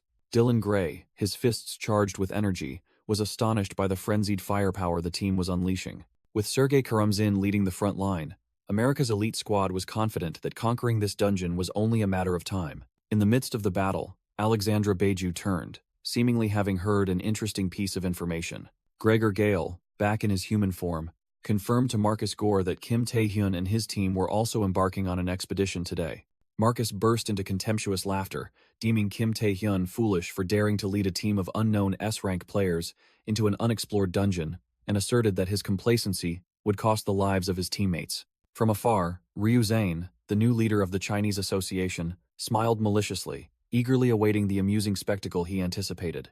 At the same time, in Greece's unconquered dungeon, the Snake's Pit, Kim Tae-hyun's team was cornered by a gigantic python. The masked warrior narrowly dodged a tail whip, a desperate thought flashing through his mind that he was about to die. The turquoise-haired warrior unleashed a powerful energy attack, knowing that if this continued, the entire team would be annihilated. The man with the top knot faced the monster's poisonous fangs directly, utter terror evident in his eyes. As the team was on the verge of collapse, the purple-haired spear wielder roared, urging them to speed up, for the fear of Kim Tae-hyun's punishment was greater than the monster before them. Amidst the chaos, a female member tried to maintain formation, yelling at her panicked, masked teammate who wanted to run home. The girl with the blue ponytail was gasping for breath from exhaustion in the never-ending battle. From afar, Kim Tae-hyun observed with a satisfied expression, noting that the training session was starting to pay off as the team became more resilient. Suddenly, a teal-haired man wearing sunglasses and his teammate found themselves in a strange location, wondering where they were. They stared in astonishment at the bizarre humanoid stone figures scattered throughout the vast cavern. The blue-haired girl pointed, her expression serious as she corrected that those were no ordinary rocks. The horrifying truth was revealed. These were the players who had gone missing in this dungeon, all of them petrified. The entire team was stunned by the gruesome sight, and then an authoritative voice echoed, welcoming the foolish mortals. The blue-haired girl and the man in sunglasses looked up, horrified by the presence that had just spoken. A colossal creature emerged from the shadows, the female monster with snake hair declaring she would add the intruders to her collection. The system confirmed the enemy's identity. Medusa, master of Greece's unconquered dungeon, an SS-rank monster. Kim Tae-hyun stood behind the team, thinking defiantly, "Let's see who will be collecting whom." With a smug grin, he casually wondered what a snakeskin wallet would feel like. The team faced Medusa, preparing for a battle they had never imagined. The blue-haired girl recognized the legendary monster, stammering in shock at the unbelievable truth. Medusa flicked her forked tongue, confirming she was indeed the master of this snake's pit. Fear enveloped the team. They wondered if they could defeat an SS-rank monster as their bodies froze under its gaze. Seeing the team hesitate, Kim Tae-hyun roared in anger, demanding to know what they were doing. He strode forward, reminding them to recall everything they had endured during a month of hellish training. With a fiery gaze, Kim Tae-hyun yelled that they would never achieve anything if they set limits for themselves. The teal-haired man and the blue-haired woman silently pondered, absorbing every word of Kim Tae-hyun. Regaining his composure, the teal-haired man asserted that Kim Tae-hyun was right. They had trained precisely to surpass their own limits. The blue-haired woman also steeled her resolve, telling herself that no matter how much stronger the enemy was, she would not retreat. Kwon Kang-yuk bared his sharp teeth, letting out a roar of excitement as a surge of purple energy swelled around him. "Everyone, follow what you've practiced," Kwon Kang-yuk yelled, and the entire team simultaneously charged to attack Medusa. The group unleashed powerful energy attacks in unison, aimed directly at the dungeon boss. The blue-haired woman summoned a colossal ice hammer, while her teammate discharged blinding white lightning bolts. Medusa indifferently watched the incoming attacks, scoffing that they were merely tickles. With a powerful tail whip, Medusa easily sent the entire team flying, screams echoing throughout the cavern. The purple-haired woman and the masked person watched in horror as their teammates were mercilessly flung away. Medusa's tail sweep continued to rampage across the battlefield, giving no one a chance to stand. Suddenly, Kwon Kang-hyuk stomped his foot down, using his own body to block the monster's colossal tail. He sneered, mocking Medusa's pathetic attacks as he activated Beast's blessing, Ancient Dragon. Seizing the opportunity, the teal-haired man leapt onto Medusa's back, swinging his sword of light down. Medusa scornfully dismissed the attack as nothing at all. A colossal crystal shield suddenly formed on Medusa's arm, easily blocking the blade. The attack was completely nullified, repelling the players attempting to close in. Undeterred, the teal-haired man used his drawing technique while his teammate unleashed an ice-smashing attack. The two streams of energy combined, forming a full-force attack that struck directly at Medusa. For the first time, the SS-rank dungeon boss let out a cry of agony as she took the full brunt of the attack. A hand gripped the scepter, which glowed with icy energy. Surrounded, Medusa roared in fury, contemptuously calling the players mere rats. From behind, Kim Tae-hyun observed, silently assessing that even though the opponent was an SS-rank monster, his teammates' attacks were still effective. He calmly analyzed the strategy. Mages like Kwak Seong and So Hung-gil continuously attacked from a distance to blind the opponent. Meanwhile, Kwon Kang-yuk, with his pink energy horns and demonic aura, acted as the tank, shielding the entire team. Seizing the opportunity, Lim Ah-hyung and Park Sung-jin simultaneously attacked Medusa's blind spots. Although no fatal blow had been struck, the accumulated wounds were gradually eroding the Serpent Queen's strength. However, with his experience, Kim Tae-hyun knew that Medusa wouldn't simply endure the assault. Gritting her teeth, Medusa growled, declaring that playtime was over. She let out an earth-shattering roar, her entire body erupting in a furious storm of purple energy. A powerful shockwave swept across the battlefield, flinging away the approaching players. With eyes blazing with killing intent, Medusa swung her weapon, vowing to kill them all. Amidst the chaos, Kwak Seong and Seo Hung-gil were stunned to realize a teammate had vanished. A powerful stomp echoed, and a voice boomed, declaring that he had thought he would die of boredom, as Kwon Kang-yuk unleashed his full power with the skill Blessing of the Beast. Form: Minotaur Queen. Becoming a pink streak of light, Kwon Kang-yuk charged directly at Medusa, forcing her to scream in pain. A confident smile played on Kim Tae-hyun's lips. It was time to use their final trump card. At his command, now, 4 players simultaneously unleashed their strongest skills: Starlight Beam, Magic Blow, Ice Storm, and Drawing Technique. A terrifying explosion from the combined 4 streams of power completely engulfed Medusa. As the light faded, Kwak Seong and the masked warrior could only stare in shock at the center of the blast. Within the thick dust and smoke after the explosion, the battlefield gradually became clear. Medusa's colossal body, the SS-rank dungeon boss, fell lifelessly from the air, signaling her defeat. Kwon Kang-yuk burst into triumphant laughter, boasting about his new technique, while the purple-haired woman and the masked warrior still couldn't believe they had actually won. The woman with the high blue ponytail looked at the team with approval, affirming that they had all done very well. Kim Tae-hyun appeared beside her, calmly stating that he knew they could do it. That attitude irritated Kwon Kang-yuk, who questioned why Kim Tae-hyun had merely watched without lifting a finger while the entire team fought so hard. Kim Tae-hyun merely smiled in response, joking that perhaps the team was stronger than they thought, and that would be a good thing. The entire team suddenly fell silent, sensing that something was amiss. An ominous purple light unexpectedly emanated from Medusa's corpse. Instantly, a colossal vortex of dark energy erupted from the boss's location, flinging the entire team away. As the energy converged, it formed a strange, crystallized gate, astonishing everyone. Kim Tae-hyun's eyes widened as a horrifying realization flashed in his mind. From within the gate, a monstrous, colossal maw appeared, and the terrible truth was confirmed. This was a double dungeon. A cold voice echoed from the gate, announcing that the gatekeeper had been defeated. A colossal dragon monster, enveloped in dark red, ghostly flames, slowly slithered out, remarking that the situation was strange. The monster, identified as the SS+, rank Historia Basilisk, looked down at the team and declared that it saw no one here capable of such a feat. The masked warrior and the blue-haired woman were speechless, realizing this new opponent was on an entirely different level than Medusa. A terrifying, invisible pressure suddenly bore down on the entire team, paralyzing them and leaving them to scream in despair. The purple-haired woman was also completely paralyzed, her face pale with fear. Amidst the chaos, Kim Tae-hyun stood in front of his blue-haired teammate, trying to resist the horrifying pressure from the dungeon's new master. Amidst the terrifying pressure, Kim Tae-hyun was the only one standing firm, while his teammates all staggered. All the other players were overwhelmed by the monster's aura, helplessly frozen in the darkness. The Historia Basilisk spoke, recognizing this very group as the ones who had defeated Medusa. Kim Tae-hyun silently faced the colossal monster, showing no signs of wavering. He casually denied it, saying that his teammates were the ones who had achieved the feat. The monster scoffed, unable to believe that such inferior beings could accomplish something so extraordinary. Kim Tae-hyun retorted sarcastically that perhaps its minions had been too complacent and lazy to train, because they weren't actually difficult to deal with. He provoked further, wondering if their master, the basilisk itself, was any better. Enraged, the monster roared that the human didn't know his place. It let out an earth-shattering roar and charged, unleashing a destructive wave of energy. Its colossal head plunged down, aiming directly at Kim Tae-hyun's position.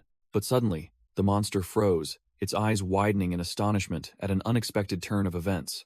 It shrieked in pain as a surge of red dark energy erupted from Kim Tae-hyun, repelling the attack. A dark red, glowing feather gently drifted down, signaling a transformation. The Historia basilisk stared in shock at the feathers and energy tentacles sprouting from Kim Tae-hyun's back. Standing amidst a blazing red aura, Kim Tae-hyun crossed his arms, his colossal blood-red feathered wings spread wide behind him, terrifying the monster. His eyes had now turned bloodshot, gleaming with a deadly light. In his hand, energy converged into a sharp sword, ready for battle. Facing Kim Tae-hyun's new imposing form, the basilisk roared in a mix of anger and confusion. Kim Tae-hyun lunged forward, wings spread wide, declaring he would devour all of the monster's power. The basilisk roared in fury, demanding the tiny bug Kim Tae-hyun stop fleeing. With blazing red eyes, Kim Tae-hyun merely smirked provocatively. He shot forward, leaving crimson streaks in the air as he dodged the monster's attack. The basilisk let out a frantic bellow as its pounce struck only air. Hovering mid-air, Kim Tae-hyun mocked the monster, calling it nothing more than a ground-crawling lizard. The monster growled, recognizing Igmun's power, and assuming Kim Tae-hyun was arrogant because of it. In a fit of rage, Historia Basilisk unleashed a colossal blue energy tsunami, determined to drown its foe. Suddenly, a voice echoed from within the energy storm. A mysterious golden-eyed man revealed that Kim Tae-hyun wasn't the only one blessed by an archduke. Kim Tae-hyun calmly hovered above the peak of the magical deluge. The golden-eyed man declared his power to be Great Wave, the true might of Jormungand, an archduke above all others. Blue energy swirled violently as he asserted the Great Wave's power was infinite and overwhelming. The voice challenged Kim Tae-hyun, wondering how he could resist with Igmun's borrowed power. Yet, Kim Tae-hyun vehemently denied it, declaring this power was not an archduke's. He gazed at his hand, where a surge of pure energy began to rise. A terrifying crimson energy explosion erupted from Kim Tae-hyun's body. He roared that this was the king's power. The king's eyes, a pair of authoritative crimson pupils, flashed within the heart of the storm. The king's red vortex collided with and completely devoured the Great Wave's blue storm in an absolute display of power. Back in reality, the goatee-wearing warrior yelled as the terrifying pressure suddenly vanished. Kim Tae-hyun's entire team knelt on the ground, stunned and bewildered by what had just happened. The goatee-wearing warrior angrily looked around, shouting where the damn lizard monster had gone. Kim Tae-hyun casually walked towards the blue-haired woman, stating that he had handled everything while they were petrified. With a confident smile, he declared this was the end of the unconquered Greek dungeon. The blue-haired woman marveled to herself that the monster had clearly surpassed SS rank, and Kim Tae-hyun had defeated it alone. Suddenly, the goatee-wearing warrior grabbed Kim Tae-hyun by the collar, roaring why he hadn't told them it was a double dungeon. Kim Tae-hyun innocently replied, asking how he could have known. Then he smirked, dismissing the danger and saying that everything turned out fine in the end, and he had fulfilled his role well. He turned to praise the team for doing very well and exceeding his expectations, causing the goatee-wearing warrior to clear his throat awkwardly. Kim Tae-hyun's eyes turned sharp as he thought to himself. Of course he knew it was a double dungeon. His true purpose was for them to experience near death to grow stronger. He looked at the team and declared his desire to continue working with everyone, believing they would mature further. A dazzling blue warp gate opened, signaling the exit from the dungeon. The entire team stood firm before the gate, and Kim Tae-hyun asserted that soon they would be trustworthy enough to guard this place in his absence. Outside, a sea of reporters with cameras pointed directly at them waited, ready for an impromptu press conference. A reporter announced that the Paris dungeon, impenetrable for years, had been conquered and invited Kim Tae-hyun, who orchestrated everything, to speak. Surrounded by a barrage of questions, Kim Tae-hyun smiled reassuringly, promising them ample time to ask. Standing on the podium, he asked everyone to slow down. In the crowd, a reporter looked at his phone with a puzzled expression. The reporter's face contorted in horror. He yelled into his phone, disbelieving what he had just heard. Immediately, panic spread through the press as everyone received shocking news about New Korea. From afar, Ji Jinhui's subordinate remarked that they must be hearing bad news from New Korea. His suit-clad companion, eyes glued to his phone, coldly denied, "Not that." The bespectacled official read aloud the shocking news headline, "New Korea has successfully conquered an unexplored dungeon," with Kim Tae-hyun's image appearing on the live broadcast. Ji Jinhui's subordinate couldn't believe his eyes, shouting how a team without a national-level player could conquer the Snake's Pit. The official coldly added that the dungeon was actually a double dungeon, further increasing their astonishment. Furthermore, Kim Tae-hyun and his entire team emerged without a single scratch, raising questions about New Korea's true strength. Meanwhile, in a skyscraper in America, news of Kim Tae-hyun's feat was also being monitored. Kevin Lee, president of the American Player Association, sneered, bitter at being outmaneuvered by Kim Tae-hyun. He muttered that this event was supposed to be America's stage to shine. With his plans disrupted, Kevin Lee decided they had to accelerate their progress. As news of Kim Tae-hyun spread, a dungeon conquest race erupted between America and the World Player Association. Players, including powerful warriors like Kwon Kang-hyuk, plunged into relentless battles. Regardless of the competitive motives, the world was slowly regaining its lost peace.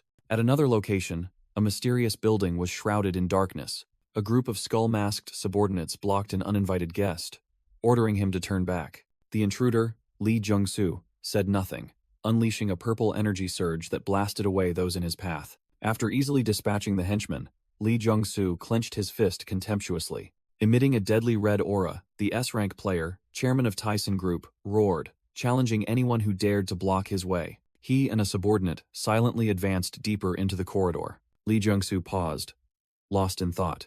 The subordinate spoke up, reminding him that they hadn't revealed this location for Chairman Lee Jung-soo to visit casually. Lee Jung-soo ignored his subordinate's reminder, growling that the evil guild was shameless, and questioning if he knew why he was there. He angrily shouted, reiterating that the initial agreement was to eliminate Kim Tae-hyun. But now, Lee Jung-soo helplessly screamed, Kim Tae-hyun had become an SS rank player, and they could do nothing to him. His subordinate explained that because of Kim Tae-hyun's conquest team, the four great guilds were all surrounding him, leaving the Taizan group with no foothold.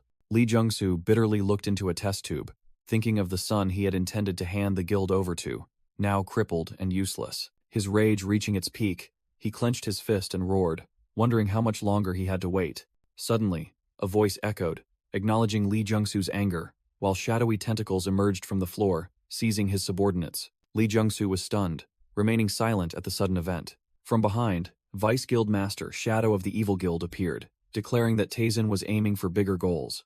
Lee Jung-soo's subordinates screamed in panic as they were bound tightly by the shadowy tentacles and lifted into the air. Lee Jung-soo broke into a cold sweat, horrified to realize the stranger had appeared right behind him without him noticing. Shadow admitted Kim Tae-hyun's abnormal growth was unexpected, but asserted they hadn't given up and would definitely confront him. He raised his hand, changing the subject to the immediate task. Shadow handed Lee Jung-soo a small object, explaining that the leader of the evil guild had obtained it from the Chinese Player Association.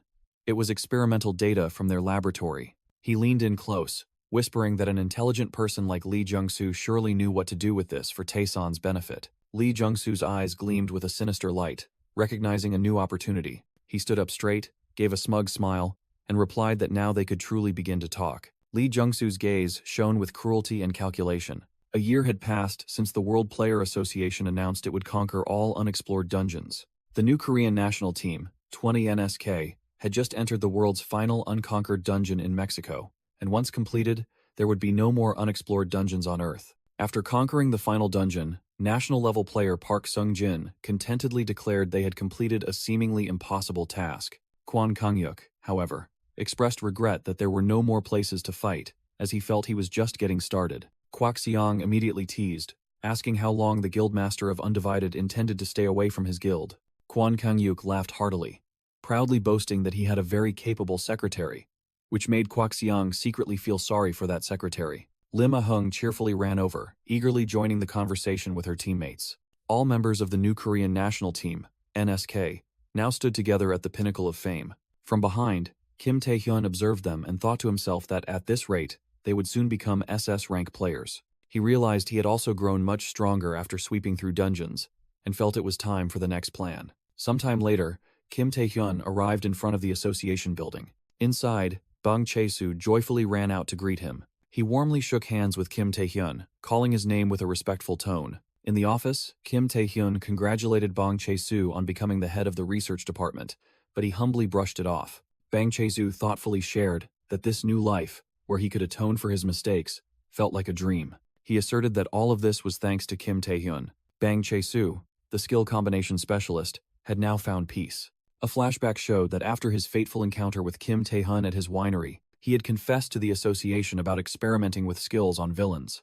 Thanks to Kim Tae-hyun's advocacy and the association president's trust, Bang Chae-soo was given the opportunity to serve the NSK. Back in the present, he directly asked Kim Tae-hyun why he, the busiest player in the world, had come to see him. Kim Tae-hyun calmly replied that he had another matter he needed his help with. Bang Chae-soo smiled, surprised that Kim Tae-hyun still needed his help, and readily agreed to assist with anything. With a resolute gaze, Kim Tae-hyun got straight to the point. He wanted to combine even more skills.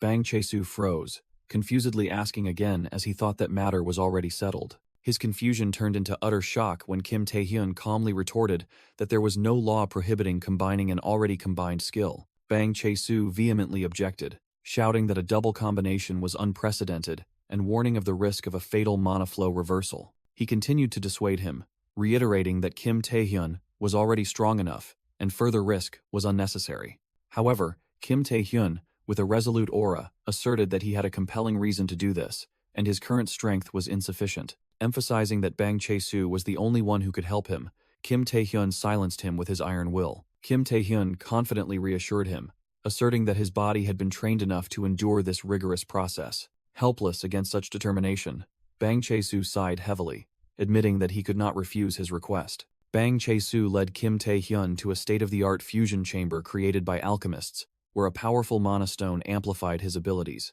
He warned that once they started, they couldn't stop, and Kim Tae-hyun resolutely replied that he was always ready. Inside the high-tech chamber, Bang Chae-soo began to activate his abilities, intricate blue magic circles appearing around his hands. Kim Tae-hyun stood on the central platform, his body beginning to tremble and crackle with energy lightning as the painful fusion process began. A gigantic pillar of light engulfed Kim Tae-hyun, while Bang Chae-soo also struggled to endure the immense pressure emanating from the process.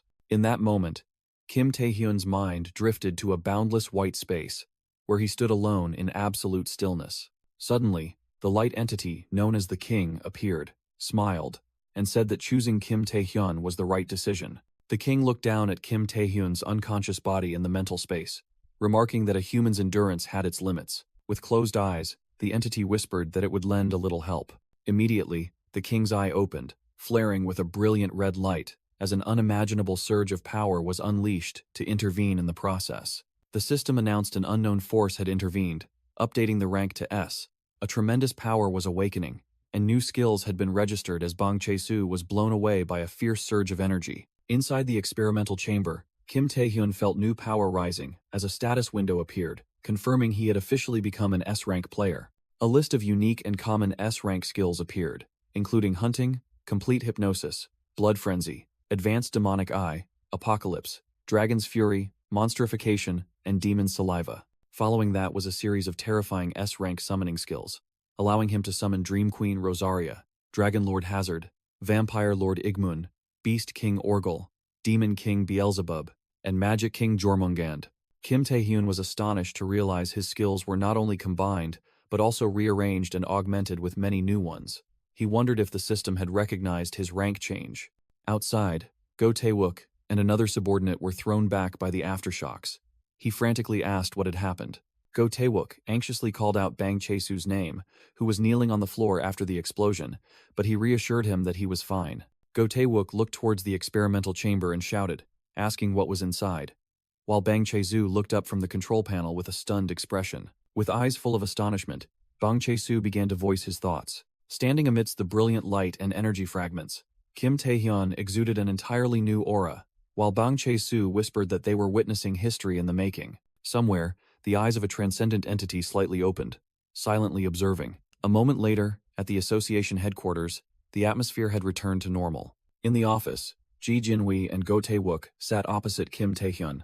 Kim Tae-hyun looked apologetic as he listened to the reprimand. Go Tae-wook sternly reminded Kim Tae-hyun that he was not allowed to damage the association's property, and he could only mumble an apology. Ji Jinwoo smiled, saying he would take care of everything, and acknowledged that Kim Tae-hyun had achieved the impossible by overlapping skills. When asked how he felt, Kim Tae-hyun confirmed that he felt power surging through his body and yearned to go to the abyss immediately. He mused that he had acquired more Archduke-related skills and wanted to test them, but decided not to bother the association president further. Ji Jinwoo unexpectedly announced that a request had been sent to Kim Tae-hyun and asked for his opinion. He revealed that the request came from the World Player Association, which surprised and confused Kim Tae-hyun, At the World Player Association headquarters, an official invitation was sent to Kim Tae-hyun.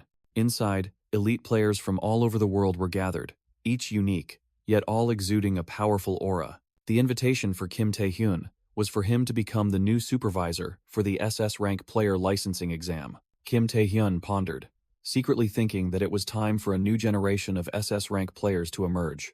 Time truly flew by. The other candidates buzzed as they recognized Kim Tae-hyun's presence, the only one believed to be able to compete with Cody Wood. Amidst the chatter, Kim Tae-hyun stood there, silently observing, the reputation of a renowned SS rank player enveloping him. A distinguished man approached, thanking Kim Tae-hyun for agreeing to participate. The man introduced himself as Vincent Chang, president of the World Player Association, and announced that everyone was present.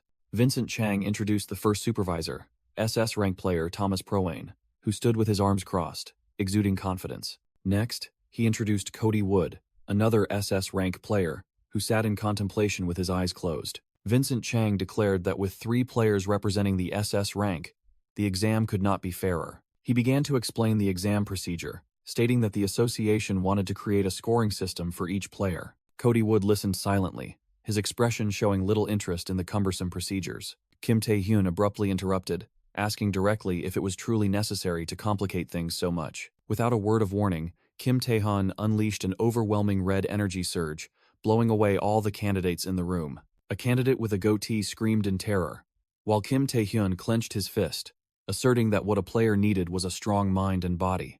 Enveloped in a blazing red aura, Kim Tae-hyun explained his method. Simply apply pressure until they collapse and simultaneously test their skills. Vincent Chang panicked, trying to dissuade him, saying the action was excessive. Contrary to the president's anxiety, Cody Wood merely smirked, whispering that things were getting interesting. Immediately after, Thomas Prowane also responded, unleashing an equally powerful aura, sweeping over the remaining candidates. Cody Wood smirked, declaring that he would also join the fun. President Vincent Chang was dismayed to see both Kim Tae-hyun and Cody Wood acting on impulse, while another official worried that this would ruin their plans. Amidst the chaos, the scene shifted to a quiet corridor. Finally, President Vincent Chang had to accept, announcing that the exam would proceed as the supervisors wished. He requested the 3 supervisors, Kim Tae-hyun, Cody Wood, and Thomas Prowane, to divide the candidates among themselves. Vincent Chang assigned the first floor to Kim Tae-hyun and the second floor to Thomas. Among the crowd of candidates, a person named Jeffrey muttered angrily, claiming that the supervisors were merely lucky to have become SS rank first and were acting too arrogantly. A girl named Sarah tried to stop him. Jeffrey ignored her, confidently declaring that in a one-on-one fight, they wouldn't lose, because the SS rank had only been created last year. He turned to Sarah, saying she couldn't always hide in her master's shadow, which silenced her. With a determined expression, Jeffrey declared he would take down those arrogant individuals today. His gaze was particularly fixed on Kim Tae-hyun, who stood with his back turned in the distance. Kim Tae-hyun faced the group of candidates, offering a welcome to the newcomers. He introduced himself as the person in charge of today's test, authorized by the World Player Association. Then, Kim Tae-hyun presented an incredibly simple rule. All candidates just needed to land a single blow on him. 2 other candidates looked surprised, thinking that this test was not as difficult as they had imagined. However, Kim Tae-hyun gave a meaningful smile, asserting that even that would be impossible for them. He spread his arms, inviting everyone to rush forward and attack him simultaneously. At the blatant provocation, Sarah turned pale with fear. Jeffrey could no longer tolerate it, gritting his teeth and calling Kim Tae-hyun a bastard. He roared that this contempt had its limits, unleashing a fierce surge of purple energy while Sarah desperately called his name, trying to prevent an inevitable confrontation. Despite his opponent's fury, Kim Tae-hyun calmly stood still, allowing purple energy to surge around him. "You are mine!" Jeffrey roared, his eyes glowing madly as he charged to attack. Yet, in a flash, Kim Tae-hyun struck first, sending Jeffrey flying backward to the astonishment of the other candidates. A loud explosion echoed as Jeffrey's body slammed into the wall, creating a cloud of dust that stunned everyone. Lying on the floor, face covered in blood, Jeffrey gasped. "So that's one." Kim Tae-hyun smirked, crimson energy enveloping his fist as he finished the sentence. Failure. The entire scene revealed an absolute disparity. Kim Tae-hyun stood alone, Jeffrey lay motionless, while the others only dared to watch from afar. Sarah stared, her teal eyes glowing, revealing extreme horror and anxiety. She screamed, trying to urge everyone to remain calm and prevent the escalating violence. Despite her plea, the remaining candidates decided to attack together, hoping to find an opening. Kim Tae-hyun moved like a phantom, easily dodging the coordinated attacks and landing a kick to the chest of the candidate with the goatee. With a cold expression, he used his hand to block a punch, enhanced by yellow energy from another candidate. Immediately, Kim Tae-hyun countered with a powerful kick, sending his opponent flying back. 4 candidates with different auras simultaneously surrounded Kim Tae-hyun from all sides. Kim Tae-hyun simply stepped forward, each stride radiating red energy, ready for battle. He leaped high, gracefully evading 2 simultaneous attacks from 2 directions. Mid-air, Kim Tae-hyun spun and delivered a kick directly to the face of the candidate with the blue aura. The candidate with the goatee clutched his chest, staggering in pain after the initial kick. Giving his opponent no time to recover, Kim Tae-hyun brought down an axe kick from above, colliding with the man's defensive arm and shattering the ground. The tremendous impact generated a shockwave, sending the candidate with the goatee flying far away. Standing amidst the chaos, Sarah realized in horror that even with all of them attacking, they couldn't land a single scratch on Kim Tae-hyun, exclaiming that he was a monster. Standing among the fallen candidates, Kim Tae-hyun looked down at the remaining group, scoffing that none met his expectations, and commending them for not falling for his provocation. He continued to mock, saying that nothing would happen if they just stood still. A dark-haired candidate gritted his teeth in anger at Kim Tae-hyun's provocation, while the person next to him trembled in fear. With a resolute gaze, Sarah seemed to have made a decision. She turned and proposed a plan to her remaining teammates.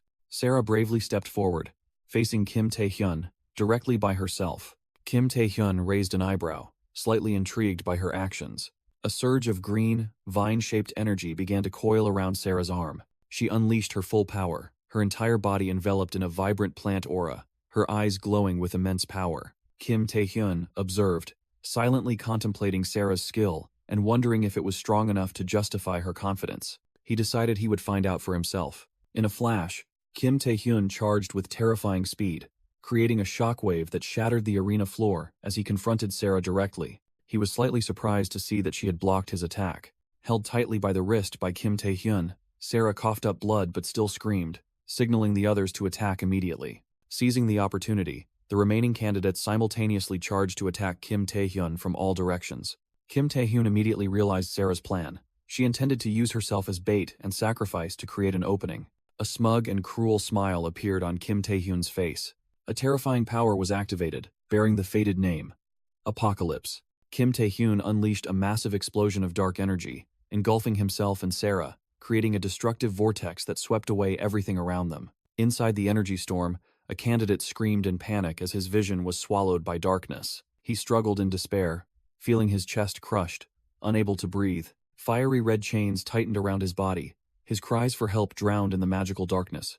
Kim Tae-hyun had simultaneously activated a series of skills: Monarch's Spirit, Monarch's World, and Binding Chains. Under terrifying pressure, with his senses paralyzed and body weakened, another candidate collapsed, screaming for surrender. But Kim Tae-hyun's eyes suddenly flashed with surprise. He realized one person was still standing firm. It was Sarah, gritting her teeth in endurance, recalling her master's teaching to never give up. Kim Tae-hyun quickly analyzed, realizing this girl was absorbing mana from the surroundings to resist. Sarah's blue energy erupted, colliding head-on with Kim Tae-hyun's dark power. With eyes blazing with determination, Sarah roared and charged, seizing her only chance to counterattack. Kim Tae-hyun merely stood still, his expression calm as he watched the fragments of red chains shatter around him. Sarah's fist, encased in destructive energy, suddenly halted right before his chest. She was stunned, her entire body rigid, unable to move even a finger. Amidst falling petals, Kim Tae-hyun had stopped her without a single wasted movement. His eyes flashed with deadly red light, asserting absolute dominance. As everything settled, all the candidates lay scattered across the shattered arena floor. Kim Tae-hyun stated that he acknowledged Sarah's efforts. Looking at the unconscious white-haired girl, he called her full name, Sarah McQueen, and declared that she had passed. Kim Tae-hyun knew well that Sarah McQueen would later become an SS rank player, the anchor of the United States, with the skill earth-shaping. He pondered her mysterious master, then turned and offered congratulations to the empty space. In the observation room, Hwang Jae-young smirked upon hearing Kim Tae-hyun's words. "Your student passed, didn't she?" Cody Wood, the world's #1 player, appeared with clenched fists and eyes filled with determination. In the American Player Association's control room, an aide reported to Chairman Kevin Lee that the exams had concluded. Another aide rushed in frantically, announcing the shocking result. Only one person passed, Sarah McQueen of the United States. Kevin Lee was frozen in shock, muttering in despair that they were finished. He bitterly reflected on how the association's prestige had declined due to Kim Tae-hyun's achievements, and this exam, which was their hope to turn the tide, had failed miserably. The purple-haired aide frantically delivered earth-shattering news. Cody Wood and Kim Tae-hyun had just requested to use the highest-level training room for a duel. Kevin Lee could only stare in disbelief at the unbelievable news. In the state-of-the-art training room, on the glowing arena floor, Kim Tae-hyun and Cody Wood stood facing each other. Kim Tae-hyun looked directly at his opponent. The atmosphere was taut. He spoke first, congratulating Cody because his student had passed the test. But then, he immediately changed the subject, directly asking the real reason Cody sought him out. Cody Wood admitted that they both felt a thirst, a sensation no one could satisfy. He asserted that in this regard, Kim Tae-hyun and he were exactly alike. Kim Tae-hyun listened silently, his gaze never leaving his opponent. With a powerful aura erupting, Cody Wood officially issued a challenge. Kim Tae-hyun smirked, thinking to himself that he had anticipated this confrontation. Just not in this manner. He clenched his fists, not caring about Cody's reasons, as this was his chance to test his current level. Kim Tae-hyun's battle aura also erupted fiercely, ready to face off against the man dubbed the strongest in the world. From the control room, Kevin Lee helplessly watched the two figures on the screen, preparing for an earth-shattering battle. His aides panicked, wondering if they should stop a confrontation between the world's top two ranked players. In the control room, Kevin Lee, with a tense expression, decided they couldn't stop the confrontation and should let them be. He ordered his subordinates to simply announce that all actions would be recorded, aiming to seize the opportunity to gather more data and promotional material. From the control room, Kevin Lee loudly declared he would bear all responsibility and ordered the staff to proceed. Kim Tae-hyun received notification that his request to use the facilities had been approved. He informed Cody Wood that all developments would be recorded by the association, but the world's #1 player simply brushed it off, deeming it meaningless once the match began. With a smug smile, Kim Tae-hyun crossed his arms, saying he didn't expect someone like Cody Wood to actively seek him out for a fight. Cody Wood calmly replied that Kim Tae-hyun, aiming for his #1 position, was good for him. Kim Tae-hyun scoffed, declaring that his opponent should know he could take that position whenever he wanted. Cody Wood admitted that Kim Tae-hyun's way with words was also a weapon, but asserted it wouldn't work on him. A security camera flashed a red light, beginning to record every development of the historic confrontation. Immediately, a burst of energy erupted from the center of the arena, and the ground cracked open, signaling the battle had begun. Kim Tae-hyun charged forward, throwing a powerful punch, his arm blazing with a red energy aura. Cody Wood's eyes flashed with a blazing golden light, intensely focused on his charging opponent. Kim Tae-hyun unleashed his full speed, his body enveloped in a crimson aura, shooting forward like an arrow. Undaunted, Cody Wood charged forward with equal speed, his body radiating a powerful aura. Their fists collided, creating a terrifying energy explosion that shook the entire arena. Kim Tae-hyun was momentarily surprised as he felt the incredible power from his opponent's punch. He took a step back, then threw another punch, creating a powerful shockwave that spread outwards. After blocking Cody Wood's attack, Kim Tae-hyun secretly realized a startling truth. They were perfectly equal in strength and speed.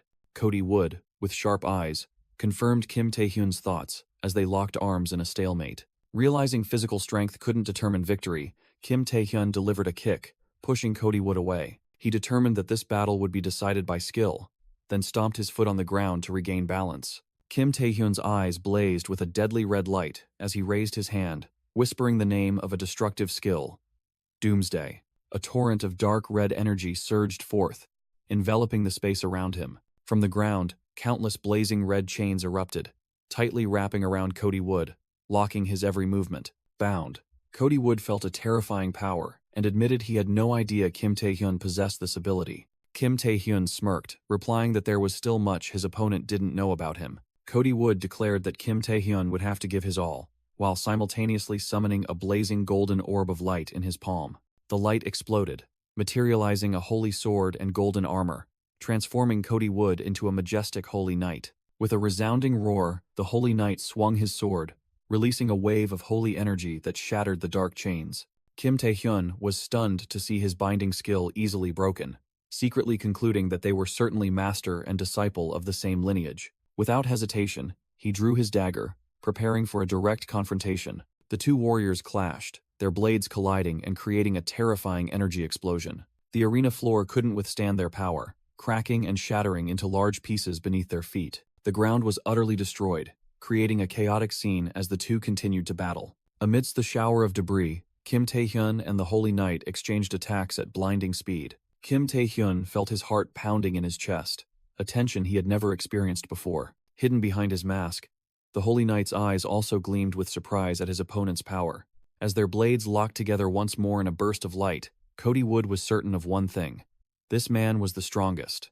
In the control room, Kevin Lee silently observed the entire earth-shattering battle unfolding on the screen. In the control room, Kevin Lee and his aides were utterly stunned by the destructive power being unleashed, arguing in panic as the situation spiraled out of control. Unable to sit still, Kevin Lee shot to his feet, declaring he would intervene himself despite the horrified pleas of his subordinates. He maintained a calm demeanor, thinking to himself that this training room was designed to withstand the power of dozens of SS-rank players. However, the shattered arena floor proved a terrifying truth.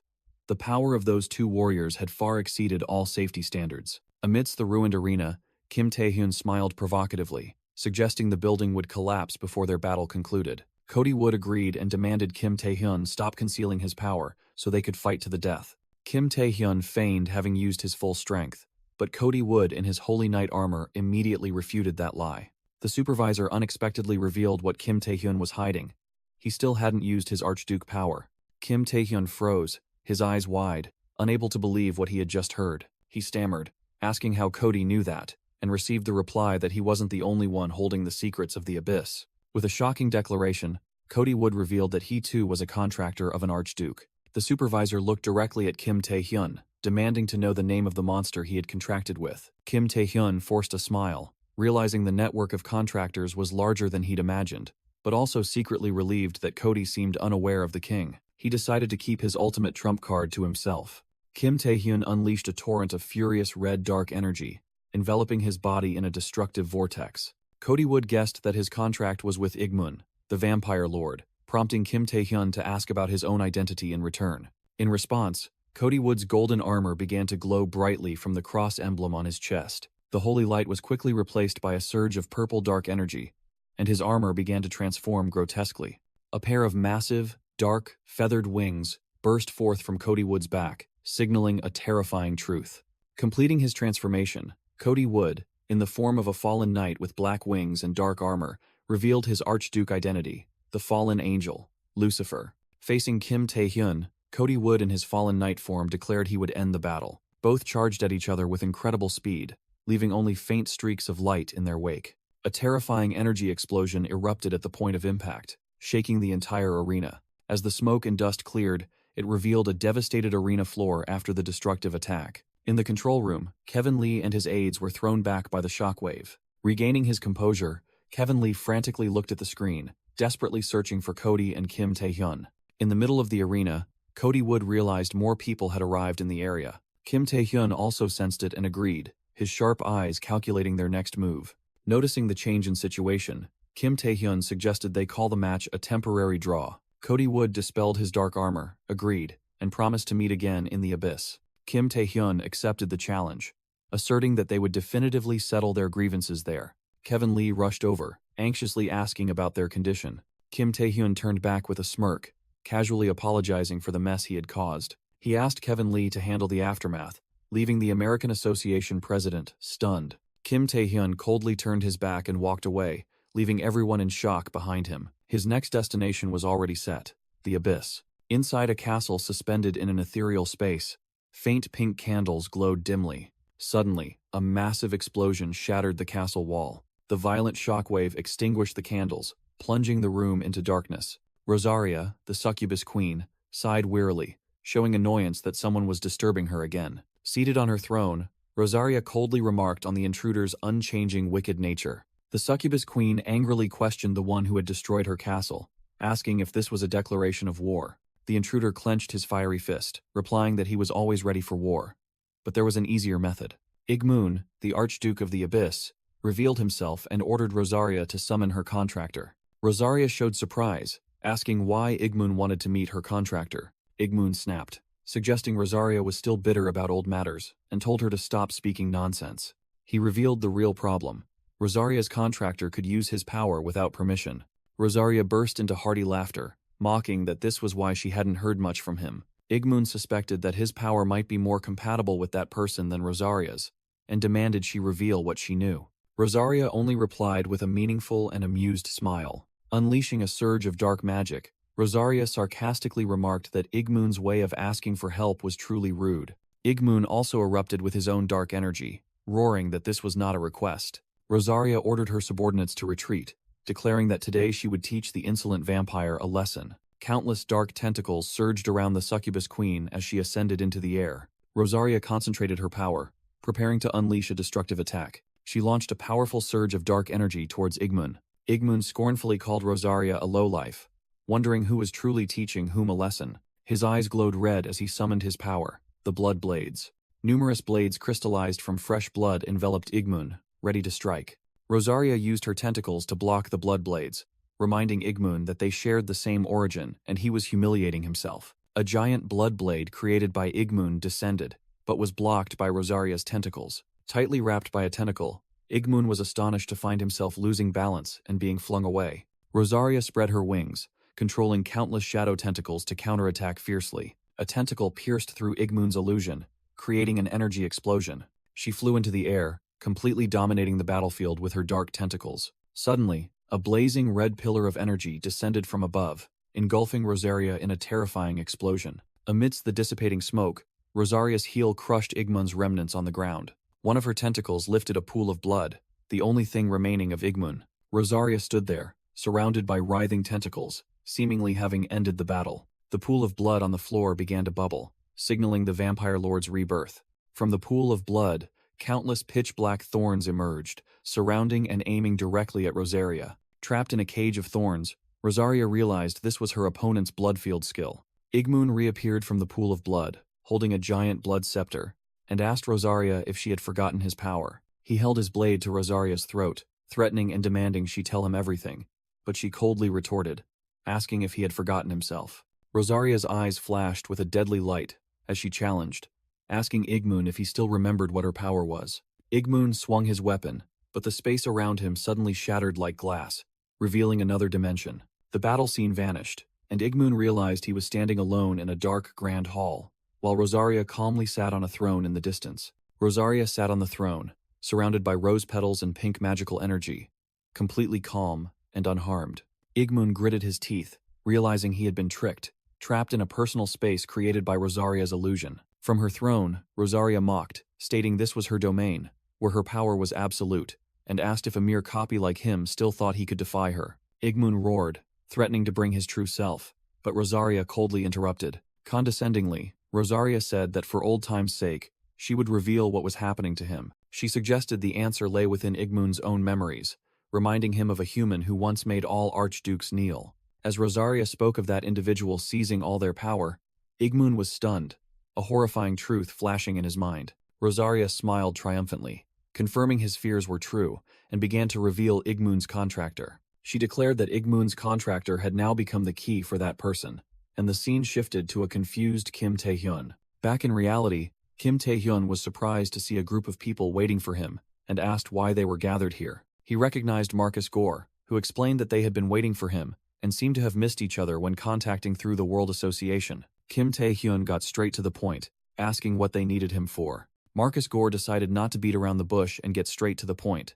Behind him, two other officials stood silently as Marcus Gore began his proposal. He officially requested Kim Tae-hyun's assistance on behalf of the United States Player Association, which surprised him. With his intuition, Kim Tae-hyun realized a serious incident must have occurred. Marcus Gore adjusted his glasses, a heavy expression on his face as he confirmed Kim Tae-hyun's hunch was correct. He began to explain that one of their players had gone missing while on a reconnaissance mission deep within the abyss. Although they had sent a powerful search and rescue team, the entire team of 4 SS rank players was completely wiped out. Marcus Gore listed the names of the fallen: Dylan Gray, Daniel Harrington, Alexandra Beju, and Aiden Simon. The news of 4 SS rank players being annihilated left Kim Tae-hyun completely stunned. He added that the status of the initially missing player remained unknown, and now, Cody Wood had entered the abyss alone. Fearing for Cody's life, they had come here hoping Kim Tae-hyun would agree to help with this dangerous mission. Kim Tae-hyun fell into thought, recalling the event of 4 SS rank players being wiped out in the abyss in his previous life. But this time there was an additional rescue team and a missing player. He immediately pressed Marcus Gore for the identity of that player. In a fleeting illusion, fully armored guards stood watch before a dark gate in the abyss. Inside the prison, 2 guards with blazing red eyes stood behind bars, guarding an SS rank player. The imprisoned person was Ricky Hollies, her hands chained and kneeling in despair. Kim Tae-hyun was stunned to hear that familiar name. He realized the massacre event from years ago had turned into a rescue mission solely due to Ricky's presence, who did not originally belong in this timeline. A sense of guilt welled up as he understood that he was the one who had changed her fate. Marcus Gore urgently explained that Ricky and Cody were crucial figures for humanity's future. He painfully reiterated the tragedy of the 4 SS rank players who had perished, and emphasized that they could not afford to lose anyone else. Marcus solemnly promised the U.S. Association would recognize Kim Tae-hyun as their greatest ally if he agreed, but Kim Tae-hyun interrupted and decisively asked for the location. Ji Jinwoo suddenly appeared, crying out Kim Tae-hyun's name in horror. He tried to persuade him to reconsider, emphasizing that the place was extremely dangerous and required thorough preparation. Kim Tae-hyun calmly replied that while they were discussing, the lives of those people were hanging by a thread, and he had to go immediately. He recalled his promise to Ricky when she was injured, that he would come to help if she was in danger. With a resolute smile, Kim Tae-hyun told himself that he had a debt to repay. He stood up, ready to depart, leaving Ji Jinwoo stunned. Go Tae-wook placed a hand on Ji Jinwoo's shoulder, advising him to trust Kim Tae-hyun, because he always accomplished the impossible. Ji Jinwoo pensively watched the young man's retreating back. His face darkened amidst a blazing red aura. He knew well what tragedies awaited in that place. In Ji Jinwoo's mind, an image of Kim Tae-hyun appeared amidst a desolate landscape, his shirt soaked in blood. He was haunted by the tragic prospect that occurs when people place blind faith in someone. Kim Tae-hyun's injured face in the illusion was etched deeply into his worries. Go Tae-wook spoke to reassure him, asserting that Kim Tae-hyun was different from the man in their past. Ji Jinwoo agreed, but admitted he was only acting cautiously due to excessive worry. Meanwhile, in the abyss, the sky glowed an ominous blood red. Winged monsters soared above a massive fortress, signaling an endless war. Inside the fortress, a blue-skinned reptilian guard roared wildly, swinging its massive battle axe. It charged furiously to attack, aiming directly at the enemy before it. A knight in glowing armor stood firm, radiating a powerful aura, ready to face battle. The reptilian guard was suddenly pierced through the body by a spear of light, blood splattering. Dark energy began to envelop the knight's armor, transforming it. The knight let out a weary breath as the transformation completed. Standing amidst countless monster corpses, Cody Wood realized that the enemies seemed endless, no matter how many he defeated. Suddenly, a voice rang out, suggesting another solution. Why not defeat them all at once? A figure landed on the ground, creating a slight tremor. Immediately, dark tentacles emerged from the ground, binding all the remaining monsters tightly.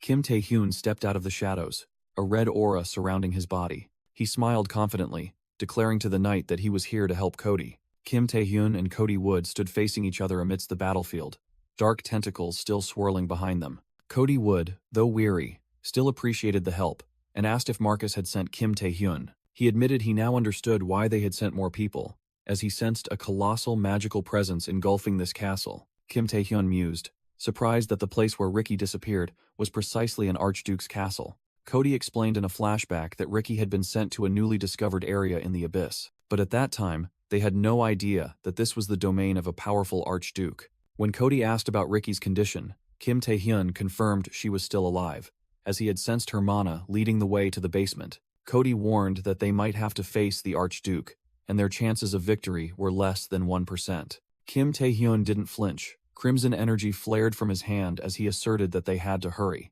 He asked Cody if he could keep up, and the knight confidently affirmed that he could. Both plunged into battle, smoothly coordinating to clear out the abyss monsters blocking their path. Kim Tae-hyun easily pierced through a monster's defenses with his dark shrouded hand. He moved like a phantom amidst the encirclement, streaks of red energy leaving a trail of destruction on every enemy. Witnessing that power, Cody asked in astonishment if he was the one who had struggled to defeat a monster earlier. Cody, now also radiating a powerful aura, explained that with Kim Tae-hyun here, he no longer needed to hold back his strength. He recalled their promise to rematch in the abyss, never expecting that instead they would fight side by side.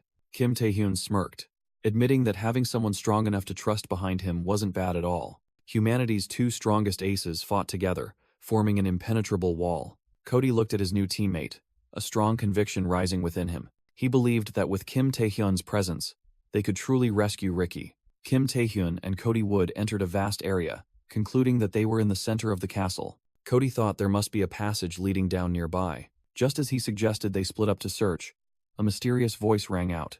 The stranger coldly declared that Cody would die here. Immediately, a figure rushed forward with terrifying speed, delivering a devastating kick that sent Cody flying. The impact created an energy explosion, shaking the entire area. Before the attacker could deliver the finishing blow, Kim Taehyun rushed forward to block the way. A streak of crimson light flashed as Kim Taehyun swung his blade in retaliation. He used his bare hand to stop the opponent's blade, blood gushing from his palm. The attacker, a long-haired man, smirked, saying that he had finally met the famous one. He recognized Kim Taehyun as New Korea's new ace. Kim Taehyun growled, tightening his grip on the blade, and demanded to know who he was. The man scoffed, wondering why Ji Jinhui hadn't told him about him.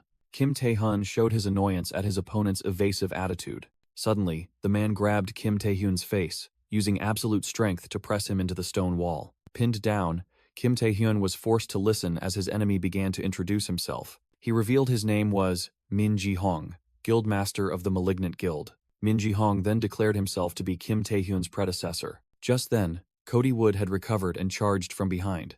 But Min Ji-hong needed only one hand to stop his sword. With a contemptuous gaze, Min Ji-hong scoffed at Cody Wood, who had just recovered from the attack. He admitted it would be laughable if that was all it took to kill the world's #1 player. Kim Taehyun realized his main enemy was Min Ji-hong, the Malignant Guild's guildmaster, an internationally wanted criminal. He wondered why such a person could appear in this deep place. Min Ji-hong smirked, suggesting that a lowly human couldn't possibly be waiting in an archduke's castle. A terrifying truth flashed in Kim Taehyun's mind, leaving him stunned. Min Ji-hong began to unleash a terrifying dark aura. The energy exploded, sending Kim Taehyun flying backward. Standing amidst the surging mana, Min Ji-hong declared that he was just like Kim Taehyun. He suggested that both of them, as archduke's contractors, should enjoy themselves by trying to kill each other. In a dark prison, cold chains hung suspended. A figure, bound by the hands, hung desperately from the wall. It was Ricky Hollies, faintly calling out her teammates' names. Standing next to Cody Wood, Kim Taehyun analyzed that the enemy leader being an archduke's contractor explained his terrifying power. He deduced that their sending such a person here proved their presence had been discovered. Kim Taehyun affirmed that even if the archdukes didn't appear themselves, the top priority was still to rescue Ricky. He suggested they both confront Min Ji-hong together. Hearing this, Cody Wood stepped forward, his armor beginning to glow brightly, declaring he would take on the attack role. Kim Taehyun stood behind, ready to provide support for his teammate. Kim Taehyun confirmed he would support his teammate.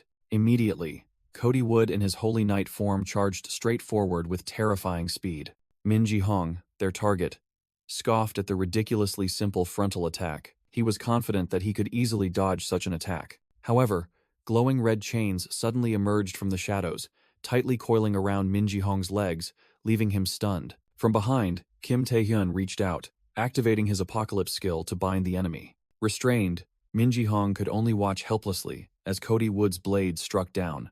A fierce energy explosion occurred as the sword collided with its target. Min Ji-hong collapsed to the floor, seemingly defeated. Cody Wood looked at his hands in confusion, realizing he hadn't felt any impact. Cody Wood's golden sword shattered into pieces. Rising effortlessly, Min Ji-hong, who had seemed defeated, smiled sinisterly as an energy orb formed in his hand. Witnessing the unbelievable sight, Kim Taehyun desperately shouted Cody Wood's name. A white beam shot straight at Cody Wood's head, piercing through his helmet. Min Ji-hong delivered an extremely powerful punch, shattering the Holy Knight's armor. He dashed away at dizzying speed, leaving behind the afterimage of his destructive attack. Cody Wood was sent flying, his body violently slamming into the stone wall behind him.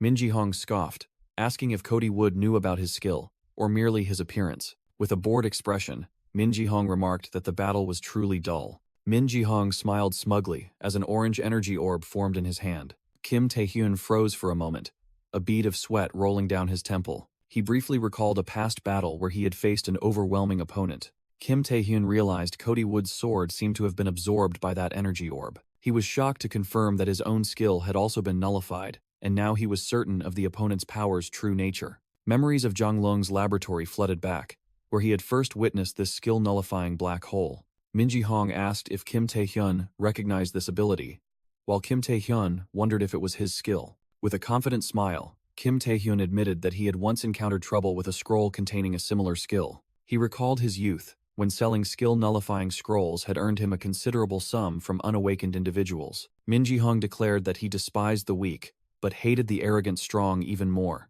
his eyes gleaming with cruelty. He challenged Kim Tae-hyun, raising the energy orb to see if he was any different from the others. Unexpectedly, Kim Tae-hyun also unleashed a similar energy, creating an even larger orange vortex. Kim Tae-hyun's energy vortex expanded, engulfing the entire area, while Min-ji-hong watched from a distance. Kim Tae-hyun focused his entire will, decisively controlling the energy vortex. He charged straight into the center of the black hole he had created, vanishing in a flash of light. Instantly, Kim Tae-hyun appeared right behind a startled Min-ji-hong and provocatively asked, "Is that all?" Kim Tae-hyun's face changed from confident to utterly horrified, as Min-ji-hong gave a gruesome smile and sneered. How disappointing. Fresh blood splattered in the dim space. Kim Tae-hyun froze, looking down at the blood gushing from the fatal wound on his chest. Min-ji-hong, reeling from the attack, scoffed that Kim Tae-hyun also knew nothing about his skill, revealing that the black hole couldn't absorb an archduke's power. With his blazing red hair and wings, Kim Tae-hyun pointed at his opponent, challenging who the truly arrogant one was. Min-ji-hong landed, blood seeping from his wound, but he merely smirked, admitting this was his first time facing an archduke's contractor. Min-ji-hong's body began to transform violently. He growled that this was how a battle should truly unfold. Min-ji-hong's arm transformed into a grotesque, blazing red mass of muscle, emitting dark energy as he exclaimed with excitement. A terrifying energy explosion erupted between the two, blasting both of them away and destroying the surrounding stone floor. In his mind, Kim Tae-hyun was stunned, wondering why his skill couldn't absorb the power of an archduke. He angrily chided the entity within him for not warning him sooner, while the image of a knight in black armor with giant wings appeared. The Night King's spirit was summoned, standing tall between Kim Tae-hyun and Min-ji-hong, radiating a dark pressure. From behind his red wings, Kim Tae-hyun cautiously watched Min-ji-hong confront his newly summoned ally. Min-ji-hong confidently declared that dealing with both of them at once would be difficult, and locating Kim Tae-hyun was also not easy. He continued to explain that detecting the mana of ordinary individuals within this castle made processing the information complicated, while all three forces stood opposite each other in a tense atmosphere. The ground beneath the Night King's spirit cracked as it gathered its power, preparing for a destructive attack. The night entity unleashed a wave of pure white energy, sweeping across the entire battlefield with terrifying destructive power. Kim Tae-hyun couldn't react in time, getting thrown back by his ally's own explosion and screaming in pain. Min-ji-hong was also blown away by the energy surge, but he managed to raise his demonized arm to defend himself. After landing, Min-ji-hong chided himself for getting too caught up in the battle and wasting time, as opportunities like this were rare. He stood before the giant shadow of a horned demon, bowing his head in apology, seemingly preparing for a more serious attack. Within the chaotic space, a glowing red eye flashed, signaling the presence of a terrifying power. Before Min-ji-hong, a colossal shadow materialized, an entity named Beastmaster Orgel. The ruler's identity was confirmed. Archduke of the Abyss, Beastmaster Orgel. Kim Tae-hyun and his Night King's spirit were frozen by the immense pressure emanating from the new enemy. In another space, Orgel reprimanded Min-ji-hong, his contractor, for not easily sweeping aside his opponents despite being granted power. Min-ji-hong arrogantly retorted, feeling the granted power was insufficient and brazenly demanding more. Enraged by the insolence, Orgel slammed a world-shattering punch onto the stone floor. He roared, unable to believe his contractor dared to bargain with him in this situation. However, after a moment, Orgel agreed to consider the request, unleashing a surge of energy that enveloped Min-ji-hong. Back in reality, the Night King's spirit turned to Kim Tae-hyun, declaring that playtime was over. Orgel, with a deadly tone, challenged the mortals to try and survive his power. Kim Tae-hyun screamed Cody's name in despair, realizing the situation had completely spiraled out of control. He yelled, warning his teammates that once Orgel appeared, they had no chance of victory and needed to remember their true objective. The Night King's spirit turned back, calling its master's name, awaiting the final command. With a resolute expression, Kim Tae-hyun signaled his entity to advance. As commanded, a colossal, glowing red, and dark energy beast was unleashed. Charging forward, Kim Tae-hyun extended his hand, aiming that destructive surge of power directly at Archduke Orgel. An earth-shattering explosion engulfed the entire battlefield in deadly red light. Amidst the chaotic scene, Kim Tae-hyun quickly turned and fled. Inside a cold stone corridor, the Abyss guards vigilantly raised their weapons. Kim Tae-hyun swept past them like a gust of wind, red energy slashes tearing through his enemies as he reminded himself that his goal was not to fight Orgel. He dashed through the darkness, his mind screaming a single name. Ricky Hollies?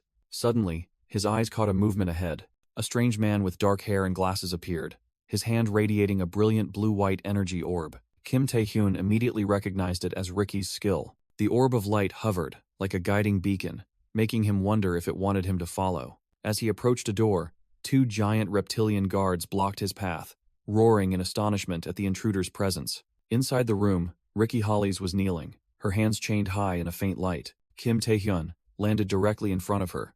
Ricky lifted her head, one eye flashing with an ethereal blue light as she whispered, "You found me." Looking down at the exhausted woman, Kim Tae-hyun smiled in relief as she called his name. He straightened up, declaring in a firm voice that he had come to repay his debt to Ricky.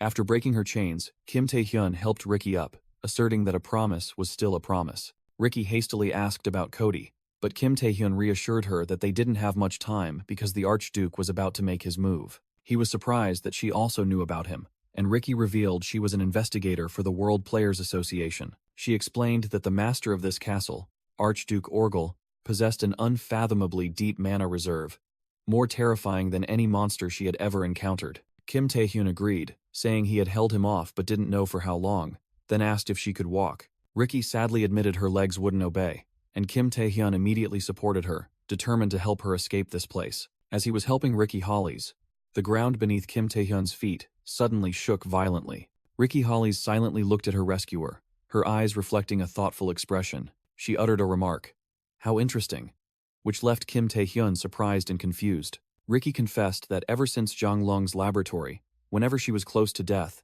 his image alone had given her hope to live. With a sincere smile, she gently called his name and thanked Kim Tae-hyun for saving her life. Kim Tae-hyun merely offered a faint smile, continuing to guide her without a word. Both hurried deeper into the cold stone corridor, hoping to find an exit, but a cold voice echoed from behind them, asserting that they wouldn't be going anywhere.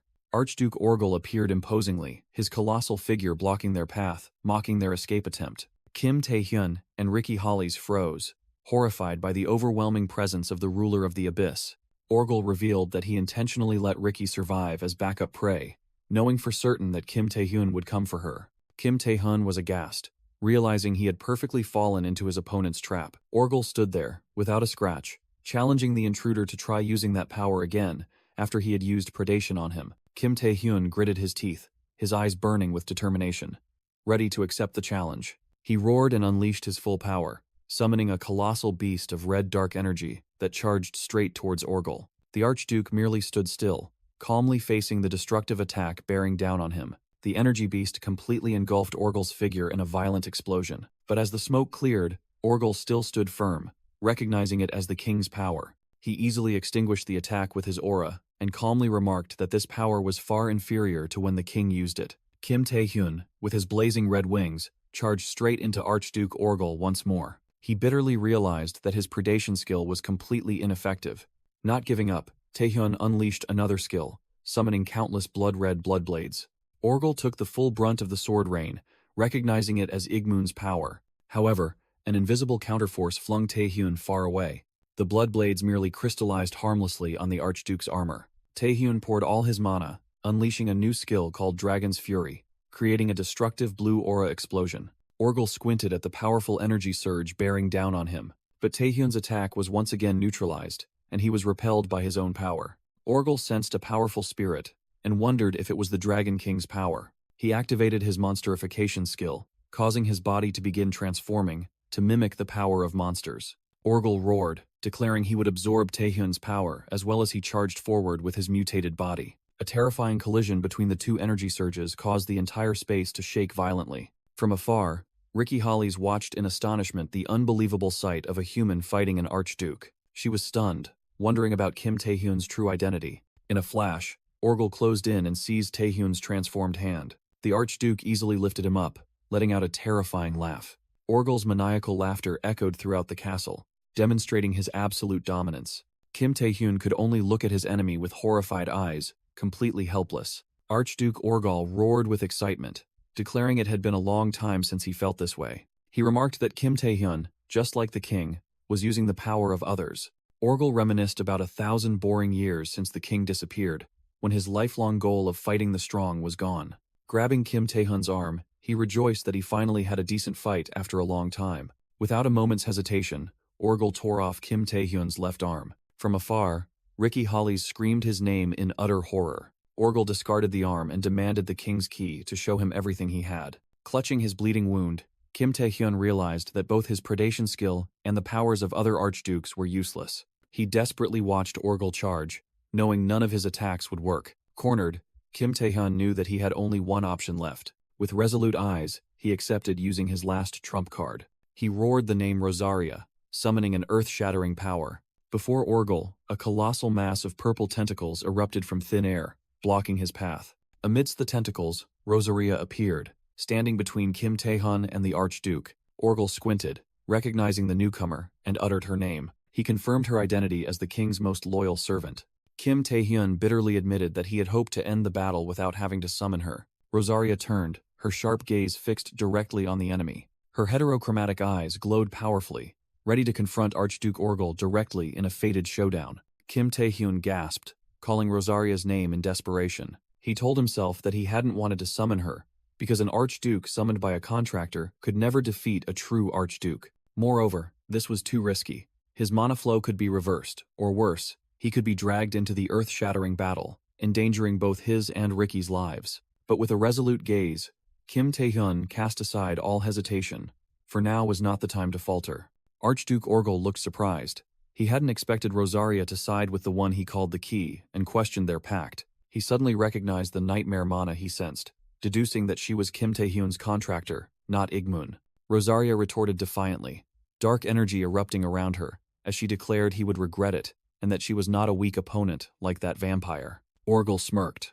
A worthy opponent was exactly what he had always desired. Rosaria turned to urge Kim Tae-hyun to heal his wounds. Kim Tae-hyun gritted his teeth, replying that he could use blood frenzy to recover. Immediately, the scenery around Kim Tae-hyun transformed as he was pulled into another space. He was astonished to find himself in a magnificent hall, and Rosaria explained this was her personal space, a place separate from reality. She said this was the only thing she could do right now.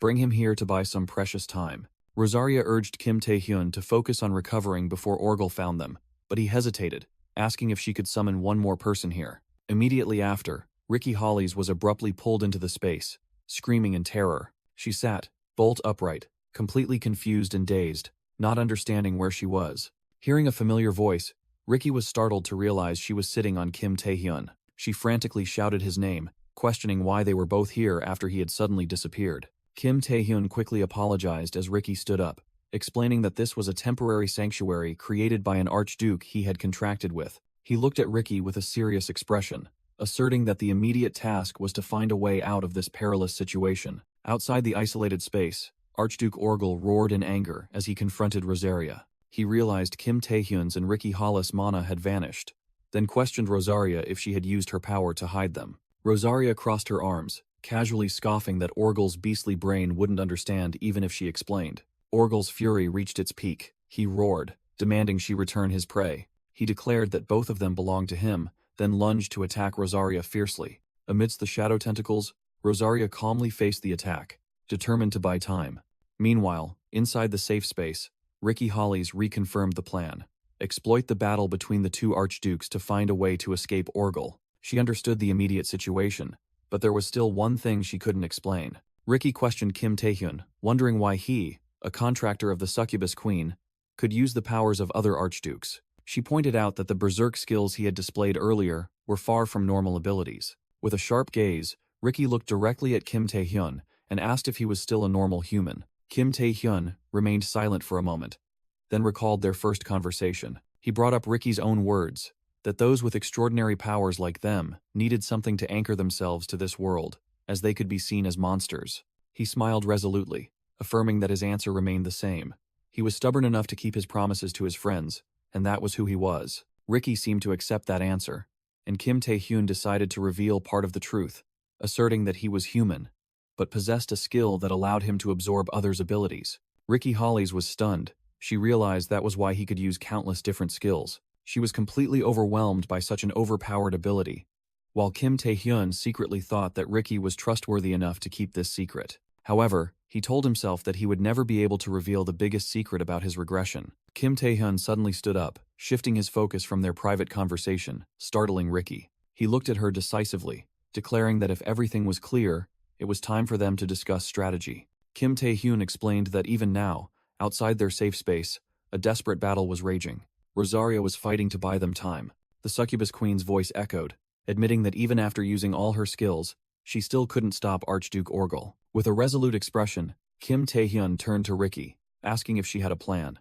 Ricky Hollies pondered, searching among her possessed skills for a glimmer of hope. She suddenly had an idea, and Kim Tae-hyun immediately urged her to say what it was. Ricky revealed her teleportation gate skill, which could open a path to a predetermined coordinate. Although Kim Tae-hyun wanted to use it immediately, Ricky hesitated, explaining that it was too dangerous because she had never used it to teleport herself. She warned that a gate created by human mana was extremely unstable, unlike regular teleportation gates. In the worst-case scenario, they could get trapped, wandering endlessly in the void between dimensions. Ricky suggested finding another option, but Kim Tae-hyun cut her off, asserting that they both knew the urgency of the situation. Amidst the slowly cracking space, he declared they had no other choice. Extending his hand, Kim Tae-hyun said they needed to make a decision immediately. He looked her straight in the eyes, placing his full trust in her. Ricky Hollies, I trust you. Ricky was stunned by his declaration of trust. Emboldened, she decided to take the risk, reaching out to grasp his hand. As they held hands before the blinding light, a link formed, marking them as contractors. But immediately after, both were horrified to realize something was wrong. A desperate message from Rosaria echoed in their minds, urging them both to flee. With her last breath, the succubus queen admitted defeat. She could no longer hold on. Archduke Orgel crushed Rosaria's heart, mocking Kim Tae-hyun for hiding behind a woman.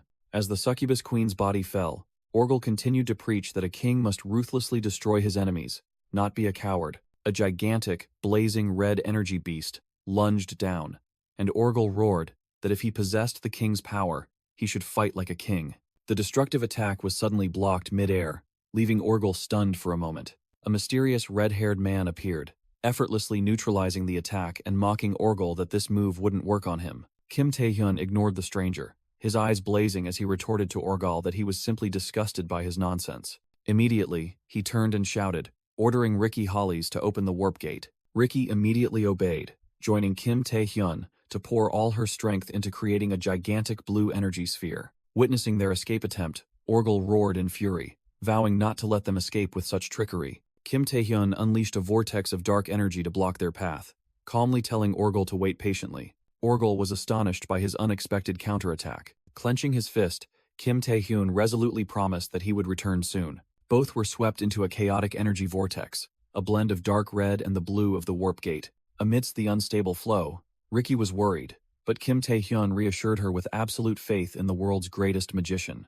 With a determined gaze, he bid her farewell, promising to meet her on the other side. Kim Tae-hyun suddenly found himself alone in an unfamiliar forest under a blazing red sky. He collapsed from exhaustion, but then heard Ricky's joyful cry that she had done it. Ricky sat up, her face radiant with delight, unable to believe that the artificial warp gate actually worked. She proudly declared they were the first to achieve this, and Kim Tae-hyun smiled, affirming that he knew she could do it. With flushed cheeks and eyes filled with relief, Ricky silently gave thanks that they had successfully escaped danger. As Ricky Hollies was saying that with him, she could, a gigantic shadowy entity with horns and a blue aura appeared right behind her. Kim Tae-hyun froze, horrified to realize the deadly threat that had just materialized. He screamed Ricky's name and lunged forward in desperation as the blue energy violently erupted.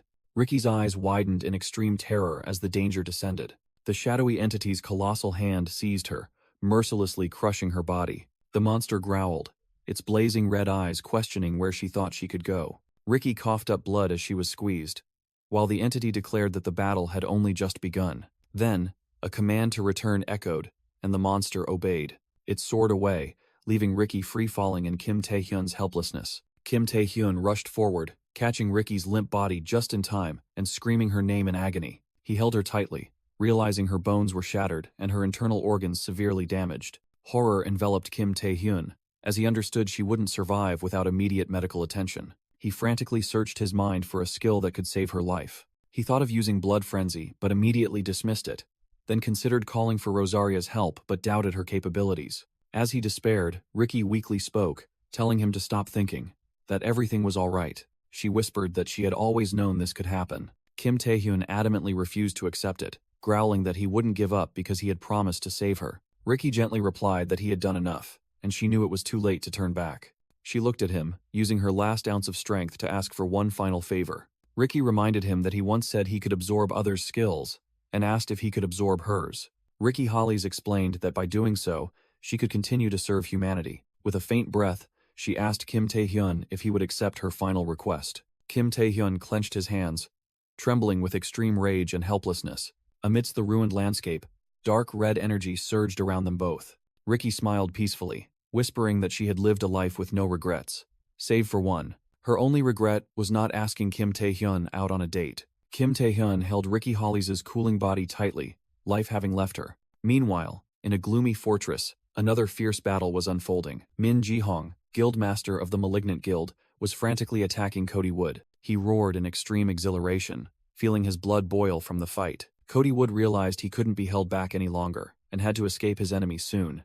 Min Ji-hong lunged, delivering a devastating blow to Cody's defensive shield. He sneered, asking Cody Wood where he intended to run while fighting him. Min Ji-hong warned that Cody had better give up on helping Kim Taehyun and that woman, as they had already been captured by Orgel. He smirked sinisterly, saying that he hadn't sensed their mana for a while now. Min Ji-hong expressed disappointment at not being able to rematch Kim Taehyun. Cody Wood was stunned by the information he had just heard. Min Ji-hong exploited the opening, unleashing a powerful attack that sent Cody flying. Min Ji-hong's powerful punch made Cody Wood stagger, but Cody stood firm, growling that it was a lie, as he had complete faith in the two of them.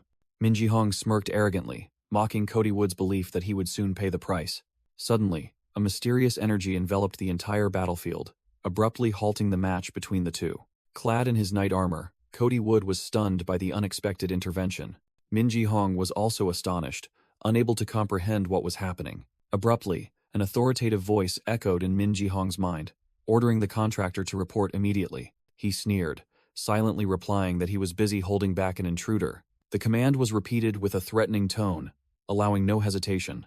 Min Ji-hong clicked his tongue in annoyance, knowing he couldn't defy the order. He announced he would be leaving because his selfish master was summoning him, sarcastically adding that Cody Wood was lucky. Turning his back, Min Ji-hong warned that this was only the beginning of the chaos to come. He declared himself Min Ji-hong of the Malignant Guild, the spark that would ignite the world. Cody Wood stood silently, watching his enemy depart. He suddenly realized that Archduke Orgel's summoning of Min Ji-hong was directly related to Ricky and Kim Taehyun. At another location, under a blood-red sky, two association aides spotted Cody Wood rushing towards them. Upon arrival, Cody Wood gasped, his face etched with exhaustion. He hastily inquired about the whereabouts of Kim Taehyun and Ricky, but one of the aides screamed upon noticing a figure in the distance. In the twilight, Kim Taehyun was walking, carrying someone in his arms. Cody Wood held his breath, calling out his comrade's name with a grim premonition. It was Kim Taehyun, his face stained with blood, carrying an unconscious Ricky Hollies in his arms. Cody Wood's eyes widened, filled with horror and despair as he witnessed the tragic scene before him. Cody Wood and his aides confronted Kim Taehyun under the blood-red sky. With a heavy expression, Cody Wood asked if Ricky Hollies had passed peacefully. Kim Taehyun looked down at Ricky's blood-soaked body, quietly confirmed, and whispered an apology for failing to save her. Kevin Lee, along with Montel Roman and a female comrade, affirmed that it wasn't Kim Taehyun's fault, that Ricky had made a noble sacrifice for humanity. Cody Wood clenched his fists, blaming himself for being too weak to protect his comrade. When Cody offered to take Ricky's body, Kim Taehyun unexpectedly refused and requested to be taken to the United States Player Association. Cody Wood was utterly surprised and confused by Kim Taehyun's sudden request. Kim Taehyun resolutely declared that he had a duty to convey what Ricky had entrusted to him. The scene shifted to the headquarters of the United States Player Association, a modern and imposing architectural marvel. In the meeting room, Kevin Lee, on behalf of everyone, thanked Kim Taehyun for bringing Ricky back, acknowledging they owed him a great debt. Montel Roman crossed his arms, adding that they had lost too many players and were extremely busy dealing with the aftermath. Kim Taehyun stood before the meeting table, coldly replying that he hoped the reason for his summoning everyone was truly worthwhile. Gregor Gale, another player, slammed his hand on the table angrily, shouting that they had no time for trivial matters and calling Kim Tae-hyun a failure. Cody Wood, arms crossed and radiating a cold aura, questioned Gregor Gale if the insult was also directed at him. Pressured by the leader, Gregor hastily explained that his intention was to target Kim Tae-hyun. Kim Tae-hyun calmly replied that they would soon find out for themselves if being there was worth it. Suddenly, a mysterious energy emanated from Kim Tae-hyun, astonishing all the high-ranking players in the room. Kevin Lee's eyes widened, completely stunned by the skill that had just been activated right before him. Kim Tae-hyun held up a turquoise cube of light, explaining that this was Ricky's memorize skill, which allowed the recreation of recorded memories. With a resolute gaze, Kim Tae-hyun declared that now, they would hear her final words. Kim Tae-hyun began to reveal the 3 skills he received from Ricky, the first being high-grade Monster Heart, which allowed the creation and control of mana. He deduced that this very skill had caused Ricky to be haunted by the boundary between humans and monsters.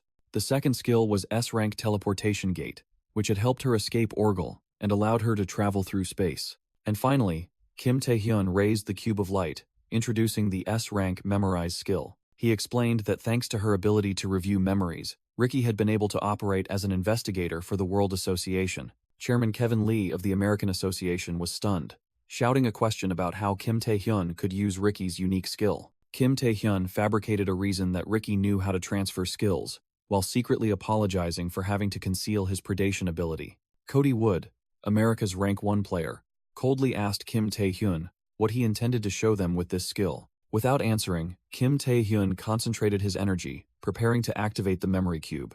A dazzling turquoise light burst from the cube, engulfing the entire room to everyone's astonishment. The memories began to replay, revealing what Ricky had recorded during her investigation at Orgel's castle. Inside a colossal hall, Ricky stood before a row of stone statues of powerful entities seated on thrones. Although she couldn't yet decipher the monster language, Ricky's intuition told her a terrifying truth. Her eyes widened as she realized that all those seated beside Orgel were Archdukes of the Abyss.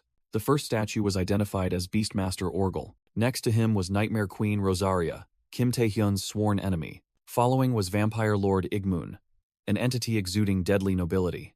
A colossal insectoid creature was revealed to be Demon King Beelzebub. Beside it was Dragon Lord Hazard, a majestic female figure in the form of a dragon. And finally, the memory revealed Beast King Jormungand, an entity with the sharp eyes of a hunter. In a flashback, another powerful entity was revealed, the fallen angel Lucifer. The 7 Archdukes constantly vied for territory, ruling the Abyss in a fragile balance. But a question arose: who sat on the throne above them all? The memory shifted to the moment Ricky Hollies ventured deep into the Abyss, facing a menacing voice challenging her presence. Before her, Archduke Orgel appeared, looking at her like prey and uttering contemptuous words. Back in the present, American Association President Kevin Lee couldn't believe his eyes, stunned by what was being shown. He stammered that this was impossible, as the Archdukes they had identified so far were only Orgel, Igmoon, and Lucifer. However, Cody Wood calmly pointed out that they had never known the true power of the Archdukes, and now they understood better thanks to the sacrifices of previous players. Gregor Gale roared in anger, emphasizing that just one Archduke was enough to destroy Earth. Kevin Lee's horror peaked when he realized there weren't just 7 Archdukes, but there might be one even more powerful than them all. In another space, a man who looked exactly like Kim Tae-hyun gazed at his hand, whispering in astonishment. He stood over Orgel's injured body, asking if it was over. From his throne, the Archduke weakly confirmed. The contractor smirked, unable to believe that a mighty Archduke of the Abyss would need his power. Orgel brushed him off, claiming it was just an accident and that he didn't like waiting, then warned the other not to speak insolently again. The man accepted the warning, then changed the subject, asking Orgel why he was so intent on hunting Kim Tae-hyun. Orgel revealed that Kim Tae-hyun possessed a unique power, a power only one person was allowed to possess. It was the one who had risen to the peak of the Abyss, who had led the Archdukes in the war against the Upper Realms. A pure, majestic being of light appeared. It was the King of the Abyss. The contractor was stunned, and Orgel confirmed it was the king, but added that he was no longer the same. In the Abyss, Orgel ordered his contractor to go to Earth. The command was given: accelerate the plan, sow chaos, and retrieve the key of the Abyss King. However, the contractor secretly harbored treacherous ambitions. He wanted to seize the key for himself, to dominate the Abyss and ascend to the pinnacle of power. With a sinister smile, he feigned obedience, asserting that everything was proceeding according to Orgel's plan.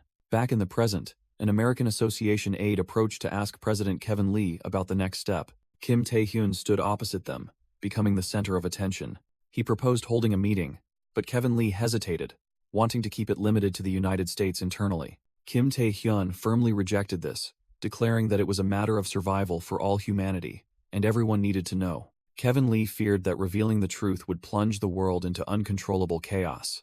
But Kim Tae-hyun resolutely countered, arguing that this was humanity's chance to unite, and it was what Ricky Hollies would have wanted. Faced with the compelling argument, Kevin Lee fell silent in thought. Finally, he was convinced, agreeing to share the information through the World Players Association. Immediately after, Kim Tae-hyun dropped another bombshell. He had seen the being of light in the basement of this very building through Ricky's memories. The American officials froze. Kevin Lee realized in horror that Kim Tae-hyun knew too much, and one of their closest allies was involved.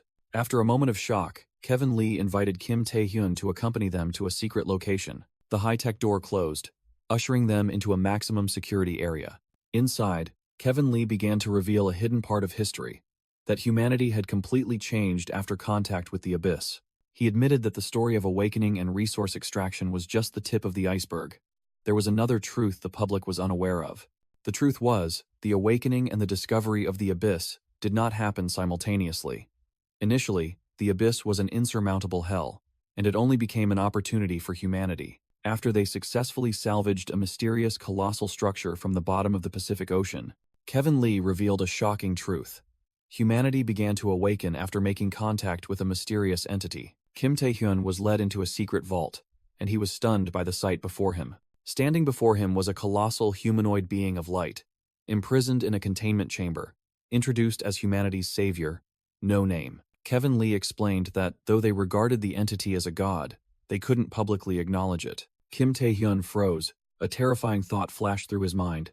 This nameless entity was the king. To Kim Tae-hyun's questioning, Kevin Lee asserted that this concealment was necessary, as progress had to be guided by a select minority. Cody Wood admitted that since the First Awakening, no one, not even their predecessors, had been able to extract any information from No Name. Just then, Kim Tae-hyun suddenly felt a slight movement from within the containment chamber. A blinding flash of light suddenly erupted from the entity. Its formerly blank face transformed, revealing 3 glowing, mesmerizing blue eyes. Kim Tae-hyun and the American officials were all deeply shaken by this sudden change. All gazed in horror at the colossal being, which now seemed conscious. With a trembling voice, Kevin Lee stammered the name of the entity he had thought would remain dormant forever. No Name's 3 eyes opened wide, its sharp gaze sweeping over those present. Kevin Lee shouted in panic, asserting that this had never happened before. While the officials were in disarray, Kim Tae-hyun realized that this was not simply about it opening its eyes. The colossal entity's gaze locked onto Kim Tae-hyun. A voice echoed in his mind, acknowledging him as different for bearing the king's power and having regressed. Kim Tae-hyun was utterly horrified, realizing it could not only speak, but also knew his greatest secret. The entity declared that the time for the shackles of reincarnation to be broken was near, and its hand began to emit a terrifying surge of energy. The entire state-of-the-art American facility began to shake violently, signaling an impending catastrophe. Amidst the tremors, Kevin Lee frantically urged evacuation while Marcus Gore was overwhelmed, but Kim Tae-hyun was secretly astonished as it seemed only he could hear the entity's words. The light entity asked Kim Tae-hyun if he wanted to know the truth, and requested him to unleash his mana, the king's power. With a resolute gaze, Kim Tae-hyun made his decision. He boldly declared that he would stay, to the utter astonishment of the high-ranking American officials. Immediately, a surge of dark red energy violently surged around Kim Tae-hyun, leaving the witnesses stunned. Marcus Gore asked in horror what Kim Tae-hyun intended to do, while Kevin Lee warned that even an SS-rank player couldn't be safe here. Kim Tae-hyun calmly replied that he needed to check something, even as Kevin Lee shouted his name in helplessness. Too stunned, Kevin Lee clutched his head, wondering why this had to happen now. Cody Wood realized Kim Tae-hyun had his own intentions, and immediately ordered Marcus to take Chairman Kevin Lee away. As the officials began to retreat, they looked back to see Kim Tae-hyun advancing alone towards the entity, his entire body enveloped in a deep red aura.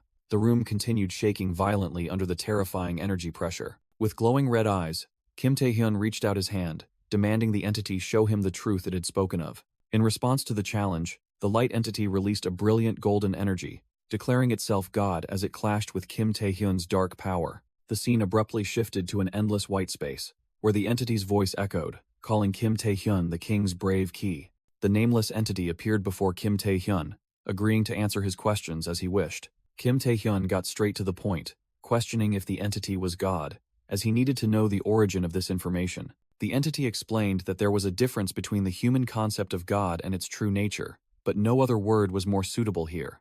Kim Tae-hyun pointed out the contradiction, arguing that an omnipotent God couldn't be captured by humans, and the entity admitted it wasn't a complete being but merely a fragment. When the entity revealed that it only had a general direction, Kim Tae-hyun immediately asked what that direction was. The nameless entity replied that it was where its complete being resided. Kim Tae-hyun was confused, wondering if a true God really existed and if the nameless entity was the path to that being. The nameless entity confirmed that was true, and it was also the reason humanity began to awaken. The entity further revealed that this was also why Kim Tae-hyun, an awakened one, was able to meet the king. Kim Tae-hyun lost his composure, rushing forward and questioning about the king's power, the reason for his regression, and the king's current whereabouts. The nameless entity's eyes narrowed mysteriously at his haste. Immediately, the scene changed, throwing Kim Tae-hyun into the midst of a ruined city under a blood-red sky. He realized in horror that this was New Korea, engulfed in a gate break, with humanoid monsters and winged creatures wreaking havoc everywhere. Amidst the chaos, Kim Tae-hyun felt a strange, inexplicable feeling. His gaze was drawn to a colossal equestrian warrior statue standing tall amidst the ashes. A voice echoed, explaining that this was not his dimension, but the king's homeland. Suddenly, a young man in the illusion was thrown backward by an invisible force. A colossal purple monster with horrifying jaws appeared, lunging towards the young man lying on the ground. The nameless entity stated that this was the king's past. In that critical moment, the young man's hand began to emit a surge of pure white energy. A colossal red demonic beast, even more terrifying than before, appeared and roared ferociously. Kim Tae-hyun, witnessing everything, began to realize something horrifying. The nameless entity explained that it was the child born with one of the fragments of God. In that moment of danger, the child awakened and moved instinctively, as its body dictated to fight. Kim Tae-hyun clutched his head, feeling a stinging pain as unfamiliar memories flooded his mind. He realized in horror that he had known this tragic scene before. Kim Tae-hyun recognized the scene before him, a light entity within a sphere of dark energy on a desolate battlefield. It was something he had seen in his dreams. That light entity was the king, with long white hair and a radiant body. The king reached out his hand, unleashing his power on the battlefield. Before long, the king had completely conquered the abyss, becoming the master of a world of death. He sat upon his throne, exuding the aura of an absolute ruler. The king had become the king of the abyss, ruling alongside his 7 loyal archdukes. Kim Tae-hyun was still confused, wondering how subduing the 7 archdukes related to the ultimate goal of God. The nameless entity explained that after the territorial wars, becoming king of the lower realm was a necessary condition to proceed. The next step was the inevitable war with the upper realm, where the light entities resided. Only by winning the great war between races could one gain the right to challenge God. And so, the king began his war, facing the upper realm's army alone. He fought alongside the archdukes against those powerful beings. However, the upper realm was ruled by beings on a level closer to God, and their power was absolute. The king could not overcome that colossal power gap. After countless failed regressions, the king's mind, once human, gradually became distorted. Until one day, the king realized he couldn't complete the mission and needed to find someone else to replace him. That was the meaning of becoming the king's key. That mission was to shoulder the king's mission, end the endless war, and ultimately reach God. Kim Tae-hyun was stunned as all the pieces the king, the key, the regression finally fit together. Even with this understanding, he still had core questions. Why God scattered his fragments, and why the king longed to reach God so much. Kim Tae-hyun questioned the nameless entity, asking directly why it had chosen him. The nameless entity admitted the answer was beyond its comprehension. Kim Tae-hyun accepted that he would have to find the truth himself, while the nameless entity reminded him that he had only received the king's power, not God's. The nameless entity explained that Kim Tae-hyun's path was unbound, and he could enjoy life as he wished after regressing. Faced with the choice of the path ahead, Kim Tae-hyun remained silent with a resolute expression. Back in reality, the elevator carrying high-ranking American officials was descending. Inside, Kevin Lee regretted leaving, believing he had missed the chance to learn about the nameless entity and help humanity. Marcus Gore tried to reassure him, asserting that Kim Tae-hyun wouldn't act rashly, but still appeared worried. As the doors opened, they were astonished to see Kim Tae-hyun had returned, standing before a swirling energy portal. Kim Tae-hyun calmly faced them, confirming the presence of those who had just been evacuated. Kevin Lee rushed forward, grabbing Kim Tae-hyun's shoulders and barraging him with questions about the nameless entity and God. With a calm expression, Kim Tae-hyun announced that the nameless entity had vanished. To Kevin Lee's shock, he further explained that the entity had been absorbed by him. Cody Wood stepped forward, a powerful aura radiating around him as he confronted Kim Tae-hyun, declaring that his respect had its limits. He growled, demanding an explanation for this overstepping of boundaries. Kim Tae-hyun remained silent, his gaze unwavering under the pressure of America's strongest player. He took a decisive step forward, closing the distance between them. The atmosphere grew taut as Kim Tae-hyun and Cody Wood faced each other directly, their energies beginning to clash. The full view showed Kim Tae-hyun not only confronting Cody Wood, but also a circle of the world's most powerful players and officials. Kim Tae-hyun looked directly at his opponent, calmly calling his name. Facing Cody Wood, Kim Tae-hyun explained that when he confronted the nameless entity, he heard a voice and followed its instructions, leading to its absorption. However, Kim Tae-hyun refused to disclose the content of his conversation with the entity. Kevin Lee angrily shouted that keeping it a secret was pointless, because the nameless entity was the property of the United States. To the surprise of the American officials, Kim Tae-hyun simply replied, "All right." Cody Wood changed his tone, asking about Kim Tae-hyun's upcoming plans. With a resolute gaze, Kim Tae-hyun declared that he would find out what he was capable of. After saying he had delivered Ricky's final words, he announced his return to New Korea. Kevin Lee frantically urged Cody Wood to stop Kim Tae-hyun, but Cody coldly asked if he still didn't understand. Cody Wood admitted a harsh truth. Kim Tae-hyun had surpassed him, and nothing on earth could stop him anymore. Kevin Lee was stunned, while Cody explained that Kim Tae-hyun was able to do what no one else could, because he had absorbed the nameless entity. Cody Wood offered a different perspective. It wasn't Kim Tae-hyun who absorbed the nameless entity, but the nameless entity itself that chose Kim Tae-hyun. He concluded that provoking the man chosen by God was not something one should do. As Kim Tae-hyun turned and walked away, Cody Wood bitterly admitted that now, they were the ones who had to chase him. After Kim Tae-hyun's return, the World Player Association held a press conference, announcing the deaths of Ricky Hollies and 4 other SS rank players. Simultaneously, the existence of the 7 archdukes ruling the Abyss was revealed to the world for the first time. The entire world mourned the players who had sacrificed themselves for humanity, while also sinking into fear of the threat from the archdukes. In Korea, Ji Jin-hui met Kim Tae-hyun, inquiring about his injuries after hearing he had undergone a severe ordeal. He comforted him, saying that no matter how bad Kim Tae-hyun felt, it wasn't his fault. Ji Jin-hui directly asked if Kim Tae-hyun's operational plans in the Abyss would change after the emergence of the archdukes. Kim Tae-hyun firmly replied, no, because now the Abyss needed him more than ever. Ji Jin-hui accepted Kim Tae-hyun's decision, but Go Tae-wook hesitated to speak. Kim Tae-hyun noticed the hesitation and directly asked if there was something they wanted to tell him. Go Tae-wook explained that the chairman initially wanted to keep it a secret, but since Kim Tae-hyun would be operating in the Abyss, he thought Kim Tae-hyun should know the truth. Go Tae-wook revealed shocking news.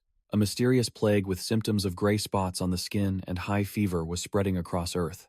Kim Tae-hyun was stunned, immediately recognizing this as the disease that had ravaged humanity in his previous life, something that should only have appeared after the gray parasite was eliminated. He was bewildered, wondering how this tragedy could recur when he had changed the past, while Go Tae-wook continued his report. According to pathologists, this disease was not natural, but man-made, originating right here in New Korea. Go Tae-wook further revealed that they had clues linking it to the malignant guild, leaving Kim Tae-hyun aghast.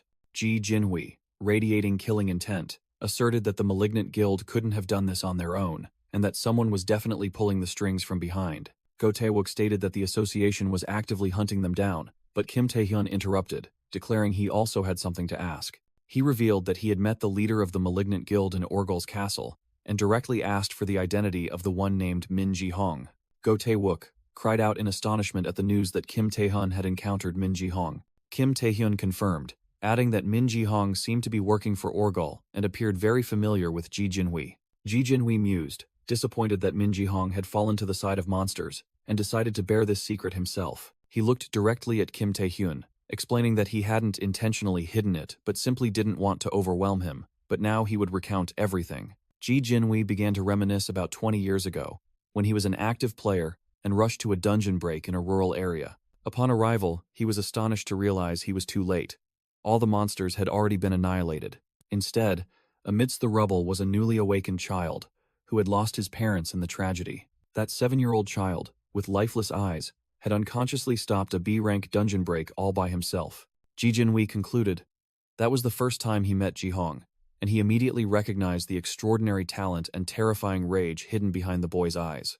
Ji Jinhui continued the story, admitting he felt responsible for failing to save Min Ji Hong's parents. Therefore, he decided to adopt the orphaned boy. He trained Min Ji Hong rigorously, hoping he would become the savior of New Korea and not be consumed by hatred. Min Ji Hong's talent far exceeded all expectations. He easily passed every training exercise and became one of the strongest even before high school. But Ji Jinhui bitterly admitted that, looking back, it was all in vain, for he had inadvertently pushed the boy to the brink. Kim Tae-hyun listened silently, wondering where everything had gone wrong. Ji Jinhui explained that nowadays there were many conditions to enter the abyss. But back then, it wasn't like that. Even a child like Min Ji Hong could become a player. Countless players wanted to cooperate with Min Ji Hong. But despite his talent, his team constantly faced disaster, with casualties occurring non-stop. As this kept happening, the Players Association intervened to investigate and discovered a horrifying truth. Min Ji Hong had deliberately pushed his teammates to their deaths. Go, Taewook asked in shock why, and Ji Jinhui recounted Min Ji Hong's answer. With a sinister smile, Min Ji Hong justified that one couldn't fight monsters while looking after the weak, and if they survived, they should thank him for making them stronger. Given that twisted philosophy, the association decided Min Ji Hong was a menace and ordered his elimination to silence him. However, Min Ji Hong massacred all those sent after him and escaped, officially becoming an international criminal. Ji Jinhui concluded that Min Ji Hong had fatally deluded himself, believing that tragedy had made him stronger, and now he wanted to impose that on others as a way to save the world. With a face full of regret, Ji Jinhui bitterly admitted that he was the one who had pushed Min Ji Hong to that desperate point. Kim Tae-hyun remained silent, lost in thought, after hearing the confession. He coldly agreed that Ji Jinhui could not shirk responsibility, causing Go Taewook to nervously call his name. Kim Tae-hyun stood up, looked directly at Ji Jinhui, and said that if he knew the boy was misguided, he should have disciplined him, because that's what a father should do. Cornered, Ji Jinhui desperately pleaded with Kim Tae-hyun for another chance to bring Min Ji Hong back. Kim Tae-hyun coldly replied, saying he hated Min Ji Hong's contempt for the weak, because he himself understood the feeling of helplessness when losing everything. Go Taewook then asked if Kim Tae-hyun would agree to join the association, and he replied that he would, but not immediately. He explained that there were matters he needed to resolve first, as he couldn't fight while they still weighed on his heart. Kim Tae-hyun recalled a new status window appearing after he absorbed the nameless entity. It was a quest signaling that the countdown to the racial war was about to begin. The scene abruptly shifted to a gloomy, magnificent castle under the abyss's sky, ablaze with purple aurora. Kim Tae-hyun appeared inside, and a familiar voice welcomed him, making him realize it was Rosaria. The succubus queen's crimson eyes pierced him, and she asked why he looked so worried. Sitting on her throne, looking weary, Rosaria asked if she looked that bad. Kim Tae-hyun guiltily asked if it was his fault, and told himself that the damage from the battle with Orgul was heavier than he had imagined. Rosaria smiled weakly, remarking that facing the true form of an archduke, this outcome was already quite good. Looking around the devastated Grand Hall, Kim Tae-hyun asked what had happened to her castle. Rosaria irritably explained that before the battle with Orgul, Igmoon had come to cause trouble, but she brushed it off, saying it was her fault for having such an excellent false contractor. Kim Tae-hyun solemnly promised Rosaria that he would never let her suffer such treatment again. His declaration surprised Rosaria, who then smiled, saying that just hearing it made her feel much better. Kim Tae-hyun's gaze became resolute, exuding a completely different aura. Rosaria immediately noticed the change and remarked that something within her false contractor was different from before. Kim Tae-hyun revealed that he had met God and learned the truth about the king, leaving Rosaria utterly stunned. Standing before the succubus queen's spirit form, Kim Tae-hyun solemnly announced, "Rosaria, the racial war is coming." Rosaria, in shock, questioned Kim Tae-hyun about how he had met God. Kim Tae-hyun revealed that he had conversed with a fragment of God existing in his world. He reiterated Rosaria's past words, asserting that the current situation had completely changed. Rosaria's eyes flashed with shock as she realized the profound meaning in his words. The succubus queen admitted that things were progressing faster than expected, wondering if this was destiny or a coincidence caused by his actions. She looked directly at Kim Tae-hyun, stating that having learned the truth, he must also be aware of his own destiny. With a resolute gaze, Kim Tae-hyun was ready to give Rosaria the answer she was expecting. In his memory, the nameless entity explained that Kim Tae-hyun received the king's power, allowing him to live a free life without burdens. The nameless entity gave him the right to choose his own path, asking what he would decide. Kim Tae-hyun's face showed determination, indicating he had made his own decision. He recalled the past, admitting that initially, he simply wanted revenge for the years of bullying. Subsequently, his desire grew into a wish to become truly strong. He remembered happy moments with his parents, realizing his ultimate goal was to achieve true happiness. However, as he delved deeper into the secrets of the abyss and confronted the archdukes, he gradually uncovered an important hidden truth. He began to ponder the image of the king standing before his vassals, and realized there was a profound reason behind the king granting him regression and power. The king expressed his admiration for Kim Tae-hyun's resolve, but he felt something was amiss. He suddenly understood. The king wasn't merely bestowing blessings, but was seeking someone to share a heavy burden. Having understood everything, Kim Tae-hyun stood firm, exuding an overwhelming aura, ready to declare his final decision. With blazing eyes, Kim Tae-hyun boldly declared that he had decided to walk the same path as the king. He asserted that this was also an issue concerning Earth, and to protect his world, he would seize control of the coming war. Looking directly at his reflection in Rosaria's eyes, Kim Tae-hyun formally asked her to lend him her power. He extended his hand, promising to elevate her to a higher position, while the king's phantom appeared behind him as a testament. Rosaria sat on her throne, admitting his speech was impressive, but also reminded him that he was merely a key, not yet the king, and the road ahead was still long. In response, a blazing red energy began to gather around Kim Tae-hyun's feet, signaling a display of power. Instantly, a colossal surge of power awakened, erupting from his body and engulfing the entire grand hall in a furious red. Overwhelmed by the terrifying energy, Rosaria sprang from her throne, astonished, asking how he could have become so powerful. Kim Tae-hyun explained that as soon as he decided to follow the king's path, a fragment of God had been absorbed into him. Then he questioned if she still didn't trust him. At that affirmation, Rosaria burst into hearty laughter. She confessed that she had vehemently opposed it when she heard the king wanted to pass on his power, believing no one else could bear this responsibility. But now, she looked directly at Kim Tae-hyun and admitted that she seemed to have been wrong. Standing opposite each other in the grand hall, Rosaria mused. This feeling truly was a familiar sensation she had greatly missed, recalling the time when the king was still present among his court. In the flashback, her maidservants also stood solemnly, witnessing the majesty of the former king. Returning to the present, Rosaria declared that she was no longer his superior, and officially recognized Kim Tae-hyun as an equal partner. She then shifted the topic to the approaching racial war and asked how much he knew about it. Kim Tae-hyun replied that he only knew that after the territorial war ended and he became the king, entities from the upper realm would attack. He realized Rosaria had deceived him, but she casually admitted that if she hadn't, he would never have cooperated. Rosaria sighed, agreeing to tell him everything, but also made it clear that even her knowledge had its limits. Rosaria, taking a sip of wine, began to explain that when the territorial war concluded, the racial war would begin. She revealed the reason was that the king of the upper realm did not want anyone in the lower worlds to become powerful and attack them. Kim Tae-hyun was surprised, not expecting that the upper realm also had a king. Rosaria confirmed, saying that entity was just like their king, a monster of the abyss possessing a fragment of God, and the first to rise to the upper realm. A colossal demonic dragon appeared in his mind, and Rosaria revealed its name, the demon dragon king, Baal. Kim Tae-hyun was stunned. Realizing that was the dragon the king had fought in his memories, he asked if the fragments of God were vying to see who would reach God first, but Rosaria denied it, explaining that Baal had reached that point, but then rejected his destiny and betrayed God to claim that position for himself. She recounted that the king of the lower world fought the king of the upper realm to restore everything to its natural order, while an image of the war between armies of light and hordes of shadow monsters appeared. Rosaria added that the upper realm couldn't attack immediately because some kind of restraint was holding them back, something perhaps created by the king himself. Kim Tae-hyun finally understood.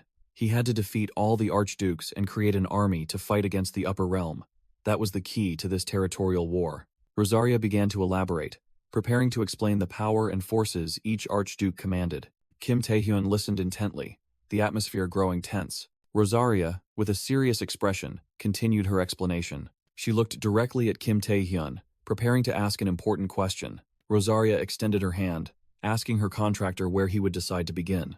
Kim Taehyun sat opposite her, clasping his hands together, his gaze filled with contemplation and resolve. His eyes sharpened as a decision formed in his mind. A painful memory suddenly resurfaced. The image of Ricky Hollies dying in his arms, and he told himself that with Orgel, there was a debt to be paid. Rosaria warned that Orgel possessed the largest territory in the Abyss, and a war of attrition would be disadvantageous, not to mention other archdukes would also join the fight. Suddenly, a panicked succubus maid burst in, shouting for her queen, interrupting the strategic discussion. Rosaria frowned, as the maid reported urgent news about a knight named Musiran in the Western Territory. Kim Taehyun silently watched as Rosaria received the report. With a knowing smile, Rosaria turned to Kim Taehyun, declaring that the stage was set for him to prove his promise of elevating her to a new height. He met her gaze, ready to accept the challenge of proving his worth. In Rosaria's Western Territory, the arid desert, a fierce war was raging against Igmun's forces. On the blazing battlefield, Grand Succubus Knight Musiran bravely confronted a monstrous entity, while other succubus warriors fought around them. The entity with the scarred face easily blocked Musiran's attack with bare hands. In an instant, Musiran was struck back by a powerful blow and cried out in pain. She gritted her teeth, swinging her twin blades to parry another fierce attack, blood already beginning to flow. Severely wounded, her wings tattered, Musiran knelt, exhausted but not defeated. Grand Succubus Knight Musiran, an SS rank warrior, gasped as she faced an overwhelming foe. From the opposite side, the entity named Bloodia scoffed, asking if this was all she could do. Bloodia, an SSS rank enemy, contemptuously declared that Rosaria's precious knight was nothing. She continued to sneer that this was understandable, as Musiran's mistress was known to be the weakest archduke. Hearing her queen insulted, Musiran roared in fury, despite her injuries. Bloodia coldly retaliated with a kick to Musiran's chin, telling her she had to defeat her before she had any right to demand. She unleashed a finishing blow, red energy blades rising from the ground, piercing through Musiran's body. Standing over the defeated knight, Bloodia declared to the remaining soldiers that the abyss was only for the strongest. She proclaimed that all of them, along with their mistress, would have to submit to her and the Crimson Archduke. Bloodia boldly declared the arid desert now belonged to Lord Igmun, while Kim Taehyun thought to himself, "Only the strongest survive. I like that." Bloodia was stunned, realizing the presence of a human amidst the abyss battlefield. Kim Taehyun coldly faced her, questioning the identity of the newcomer. He smirked, introducing himself as the mercenary of a proud queen, one Bloodia had once utterly disdained. In a dark forest, Bloodia began to recall the laws of the abyss, where most monsters were born without intellect.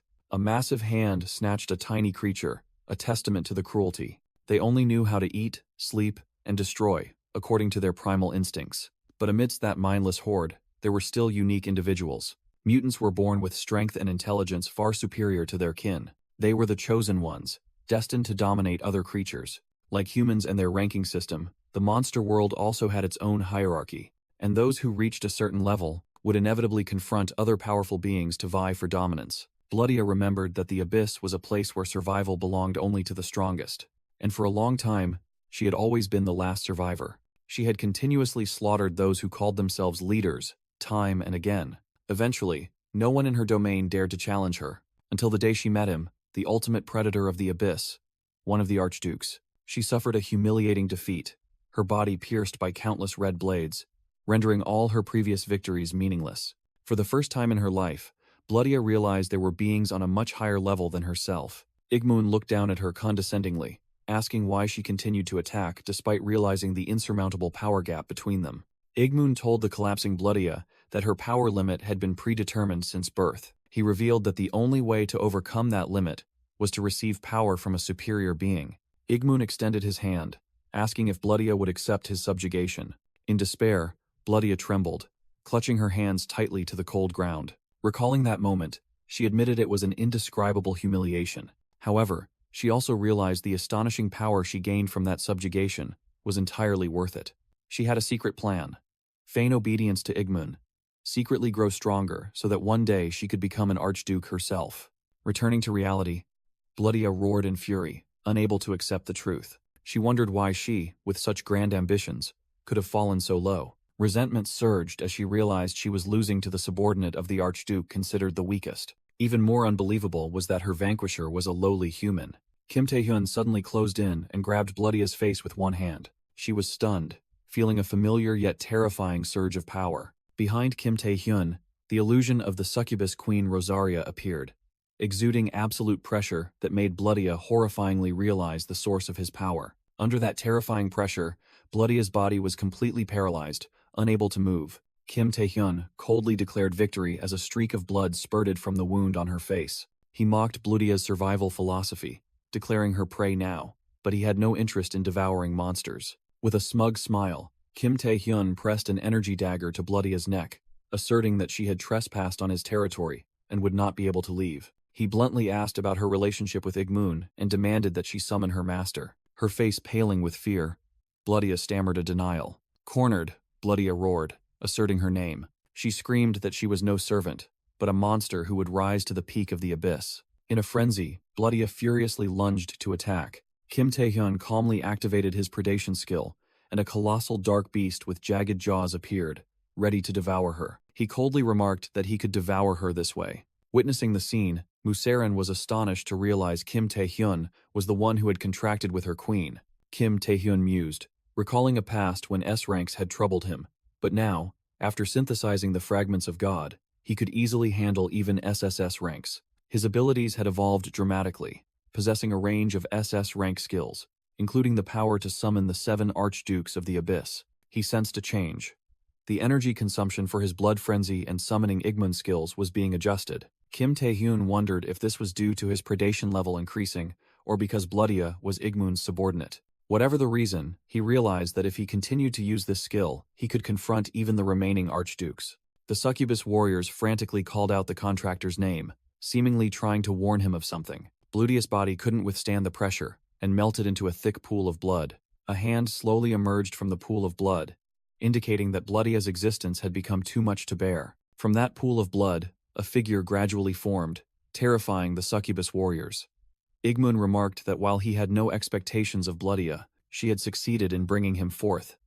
He stood there, exuding an overwhelming aura. Kim Tae-hyun faced Igmun, saying it was strange because he had also been looking for him, and this made things easier. Igmun agreed, suggesting they celebrate this reunion, as the power of the Key of the King began to resonate. At the same time, in a skyscraper under the gloomy night sky, Ji Jinwei stood in his office, seemingly sensing the terrifying upheaval that had just occurred. In the quiet office, Ji Jinwei thoughtfully adjusted his attire. He silently looked at an old photo, where he and his former comrades were still young. With a sigh, Ji Jinwei told himself that reminiscing about the past was a sign of old age. Suddenly, a long-haired subordinate burst into the room with a panicked expression, surprised to see him still there. The subordinate hastily reported that the joint investigation team had just detected activity from the malignant guild. They were awaiting orders from the association, and Ji Jinhui listened with a grim expression.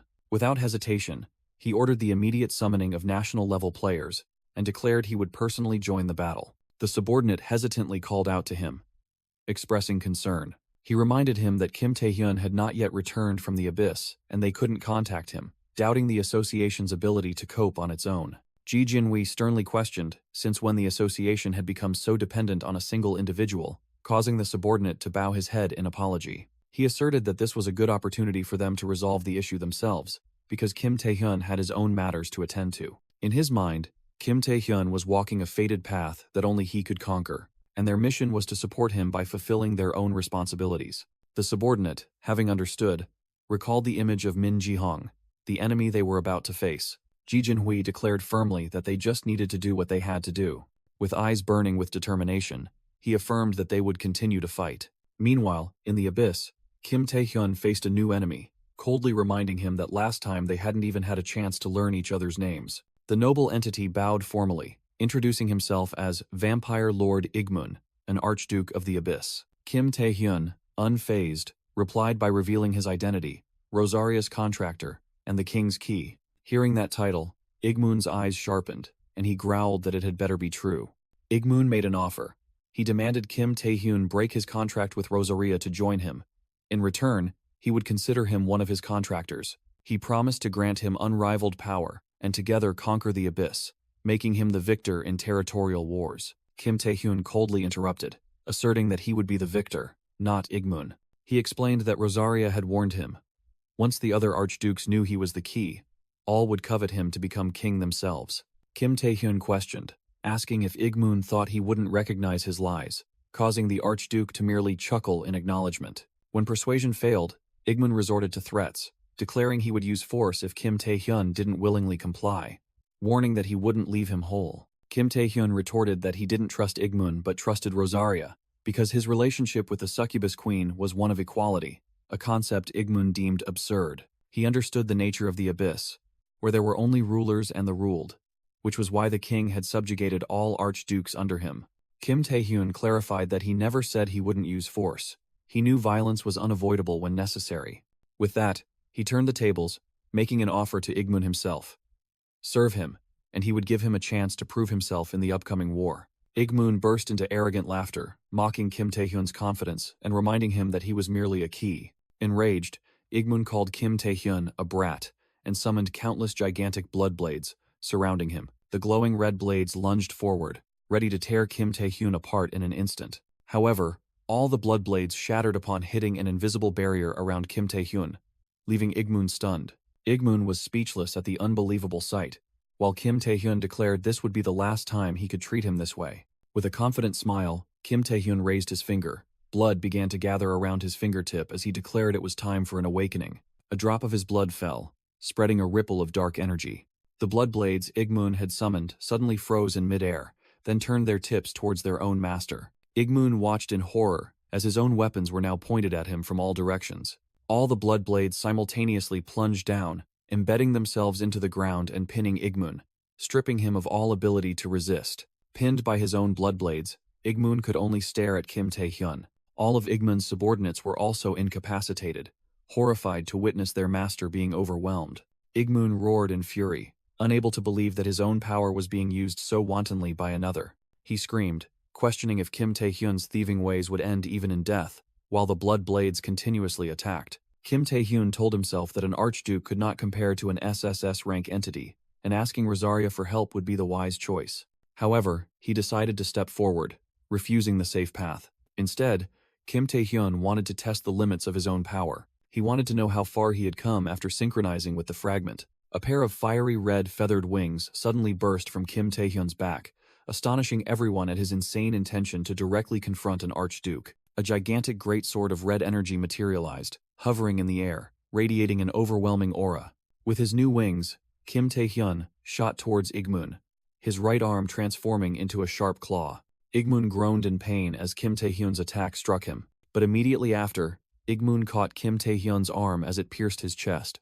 A fierce energy explosion erupted from the point of impact between the two. Igmun smirked, admitting that using a stolen ability at this level wasn't bad. Kim Tae-hyun gritted his teeth and retorted that it was too soon to be amazed, because he possessed more power than even Igmun. He activated the combination of two skills, blood frenzy and monsterification. Igmun was stunned, unable to believe what was happening before his eyes. Kim Tae-hyun laughed loudly, revealing that this was Orgel's power. Igmun realized in utter horror that Kim Tae-hyun was combining the abilities of different archdukes. Igmun roared in rage, calling Kim Tae-hyun's fighting style vulgar, as his greatsword was blocked by an energy punch.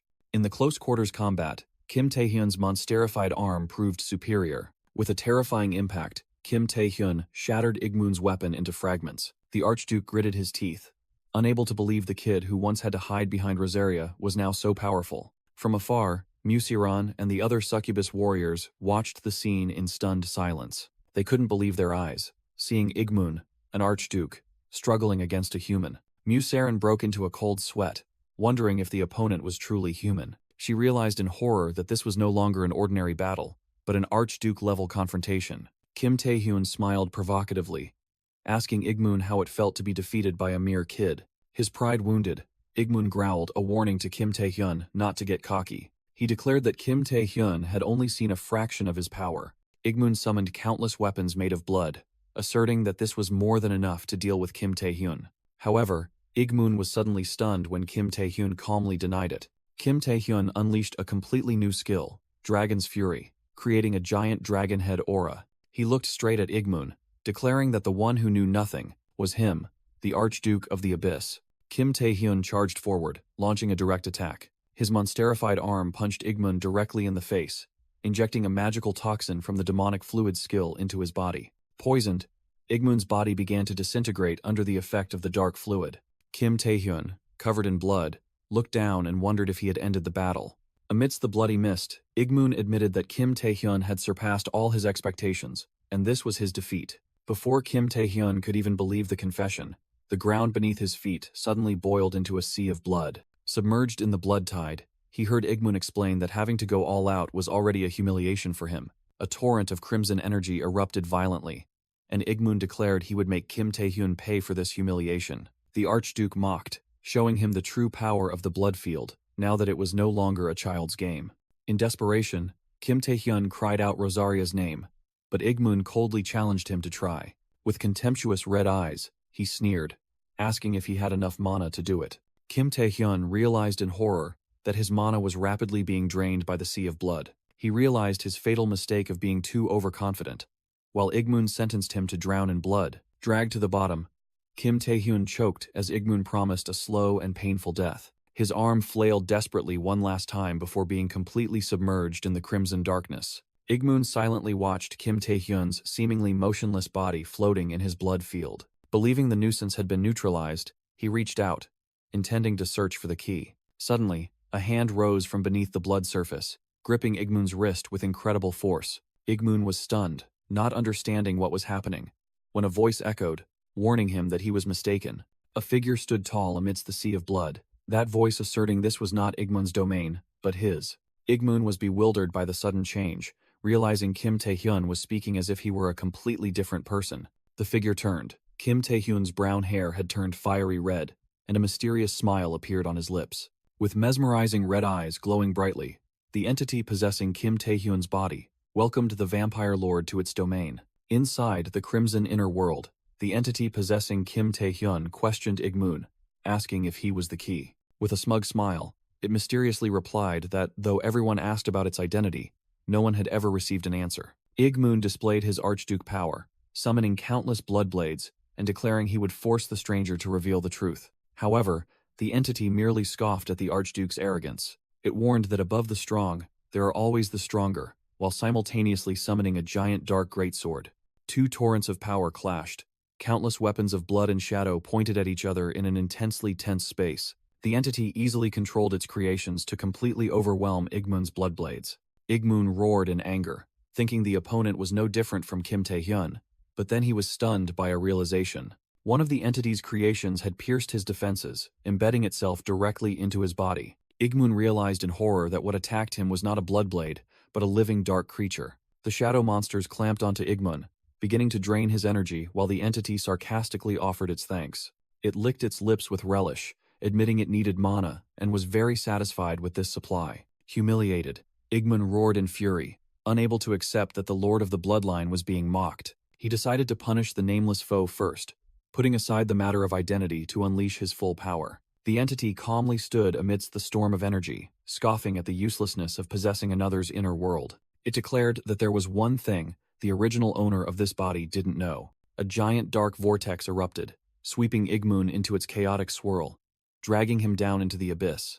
The entity coldly explained that the way to counter a domain was with another domain. It reached out towards the struggling Igmun, preparing to end the battle with an ultimate attack called Apocalypse. The king entity's sudden punch struck Igmun directly in the face. The Archduke was completely overwhelmed by the brutal barrage of attacks. The king entity mocked Kim Taehyun's immaturity, revealing that it had observed everything from behind. It ordered the kneeling Igmun to stand, seeing the summoning as an opportunity. With arrogance, the king entity declared it would show Igmun what a true battle was. A cruel smile appeared on its face, signaling an impending torment. It lunged forward, roughly grabbing Igmun by the collar. Igmun could only utter a horrified cry before his opponent vanished in a blur. A thunderous punch struck Igmun's chest, creating a destructive shockwave. Igmun groaned in pain, unable to resist the absolute power. Immediately, the king entity seized the Archduke's head, then delivered a merciless knee strike to his face. Igmun was sent flying through space, losing all control. His battered body, Igmun desperately reached out in vain. He was shocked to realize he was no longer in his own blood field. Watching the mana orb in his hand dissipate, Igmun was terrified, unable to comprehend what had happened. The entire space had been inverted. Igmun floated helplessly beneath the king entity's feet. The king entity delivered a finishing kick, pinning Igmun to the ground of the new domain. Standing over the defeated foe, it unleashed a massive pillar of energy, preparing to unleash its final attack. The king entity smirked, mocking that this was the first time Igmun had been so miserably beaten since becoming an archduke. Below, Igmun was submerged in his own blood field, looking utterly overwhelmed. The king entity launched an energy attack, but Igmun countered with a massive block of spikes. From its body, a massive surge of dark energy erupted, forming demonic wing-like shapes as it mocked its opponent's rage. Igmun retaliated by launching a colossal spiked energy orb, hurling it directly at the king entity. It swiftly leaped into the air, evading the destructive attack. Hovering in the air, the king entity prepared to unleash another attack on the blood field below. However, upon contact with the pool of blood, its body was negatively affected, causing it to stumble and fall. The king entity struggled to its feet, its body seemingly weakened by Igmun's domain. Seizing the opportunity, Igmun, despite his severe injuries, forced himself up, clutching his greatsword and roaring a vow of no forgiveness. The king entity's eyes narrowed, noticing something unusual about Igmun's weapon. It identified it as a demon-slaying sword, capable of sealing and absorbing the king's power. The king entity admitted that regeneration would take time, and being in Kim Taehyun's body had made it careless. Seeing his opponent exposed, Igmun charged to attack, while the king entity wondered what to do in this disadvantageous situation. With a satisfied smile, it closed its eyes, then called out to Kim Taehyun's consciousness. As Igmun swung his sword, his target suddenly vanished, leaving him utterly astonished. The king entity declared it had dealt enough damage to Igmun, and now Kim Taehyun could finish him off. Within the mental space, Kim Taehyun, with his awakened consciousness, shouted, ready to reclaim control of his body. Immediately, he activated his predation skill, unleashing a furious storm of red dark energy. The blazing red energy storm engulfed the battlefield, leaving behind a chaotic, devastated scene. At the epicenter, Kim Taehyun gasped for breath, his body now back under his own control. Facing him, Igmun collapsed, unable to believe that he, an archduke, had been defeated by a phantom of the king. With sharp eyes, Kim Taehyun observed his weakening opponent. Suddenly, Rosaria darted forward like lightning, shouting her contractor's name. Kim Taehyun caught her and asked worriedly. Rosaria affirmed she was fine. Immediately, the succubus queen turned to her enemy, roaring Igmun's name with utter fury. Surprised by Rosaria's appearance, Igmun realized the situation had changed. He decided to temporarily retreat, his body dissolving into shadow. As he vanished, Igmun swore that he would soon obtain the king's key. Kim Taehyun stood firm, facing the threat with Rosaria and asserting that it would not happen. Rosaria also gazed into the void, declaring that next time, victory would be hers. After the enemy retreated, Rosaria supported the exhausted Kim Taehyun, saying she should have arrived sooner. Kim Taehyun smiled confidently, asking Rosaria if their recent performance was an impressive enough declaration of war for the territory war. Rosaria remained silent, her eyes reflecting astonishment and admiration for her contractor. Surrounded by succubus warriors, she admitted that Kim Taehyun was truly extraordinary. Meanwhile, at another location, a blue light flashed atop a building. Ji Jinhui and his subordinates had located the Malignant Guild's base, ready for the raid. Yu Ayong's forces also sprang into action, determined not to let the leaders escape as a car had already begun to leave. Ji Jinhui received a report that Guildmaster Yu Ayong was pursuing the escapees. Realizing she might need assistance, his subordinate urged him to quickly finish their current mission to provide backup. Meanwhile, Yu Ayong and her subordinates were in hot pursuit of the suspicious car on the highway. Ji Jinhui and his team shattered the defenses, stormed into the Malignant Guild's base, and shouted for them not to move. He boldly declared his identity from the New Korean Player Association, asserting that they were surrounded. However, upon entering a large room, his entire team was met with an ominous silence.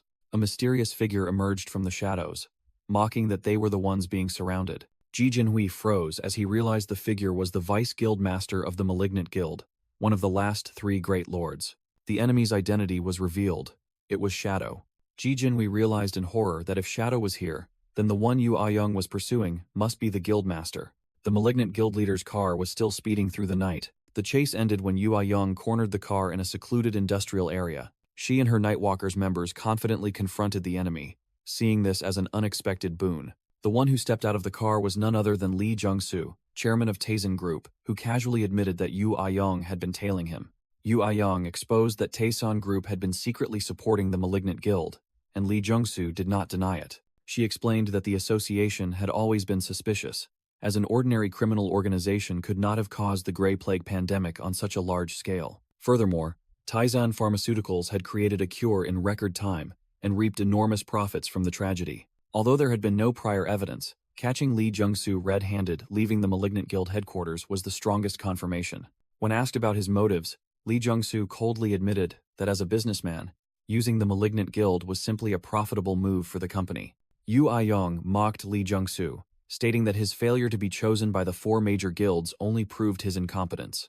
Li Jungsu merely smirked, retorting by asking if it was too early to celebrate victory. With that, he released a surge of wild energy and declared that he would not be easily captured. Yu Aiyong was stunned by the sudden power, wondering why a player who had just reached S rank possessed such abilities. Li Jungsu growled, his body beginning to transform as he asserted that he had once been an S rank player. He completed his transformation, his muscles bulging with fiery energy, roaring that he had surpassed that limit thanks to monsterification.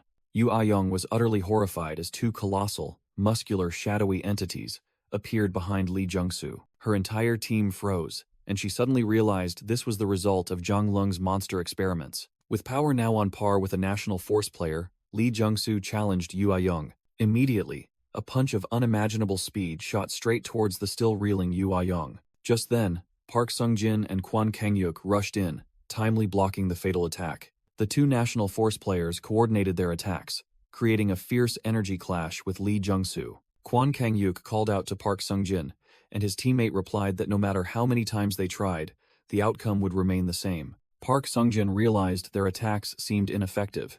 His gaze shifted towards Shadow, who stood motionless. At the same time, 3 other national force members appeared, and the gas-masked individual ordered a pincer attack. Kwak Siang and her teammates immediately unleashed 2 powerful energy blasts aimed directly at Shadow. After the attack, Kwak Siang anxiously asked if they had succeeded, but her teammate frantically stopped her. Shadow effortlessly neutralized the coordinated attack with a vortex of dark energy, coldly declaring all efforts futile. Immediately after, shadow tentacles extended from Shadow, ensnaring all 3 players to Kwak Siang's horror.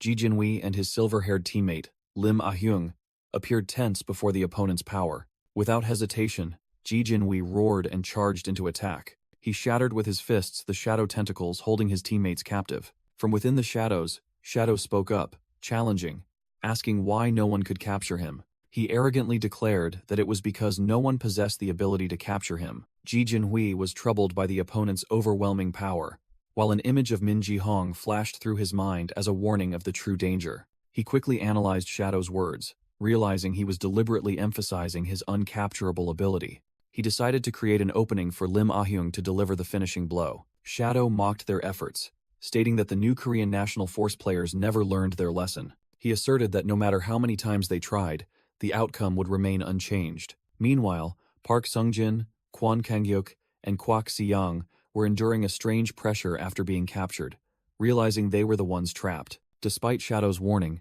Ji Jinhui still charged straight at him. He confidently declared that a single move wouldn't work twice. Ji Jinhui deduced that Shadow's act of both blocking attacks and releasing 2 players showed he couldn't attack and defend simultaneously. He decided to create an opening for Lim Ah-hyung to deliver the finishing blow. Ji Jinhui shouted, charging into attack to draw Shadow's attention. Shadow was completely taken by surprise to find himself enveloped in a colossal ice crystal. Ji Jinhui, his eyes blazing, activated an ancient martial arts technique of New Korea. Lim Ah-hyung's mountain domain skill successfully imprisoned Shadow within an unbreakable wall of ice. The ice wall holding Shadow captive began to show ominous cracks. Immediately after, the icy prison shattered into pieces, completely freeing the captive. The purple-haired woman and Seo Hangul anxiously watched the cold smoke, hoping they had successfully subdued the target. However, from within, Shadow's mask cracked as he spoke to acknowledge his opponent's talent. The mask shattered, revealing Shadow's true face, who smiled sinisterly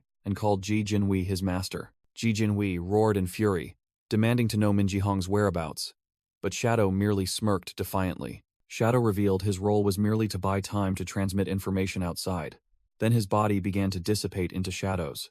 Before the enemy could fully escape, Ji Jinhui shouted, ordering Lim Ah-hyung to act. Lim Ah-hyung poured all her strength into her final attack, but Shadow vanished, leaving only a warning about a coming world of villains. Kwon Kangyuk appeared with an enraged expression, shouting to give chase, but Ji Jinhui ordered them to abandon it. Shocked by his superior's decision, Kwon Kangyuk could only stare in bewilderment.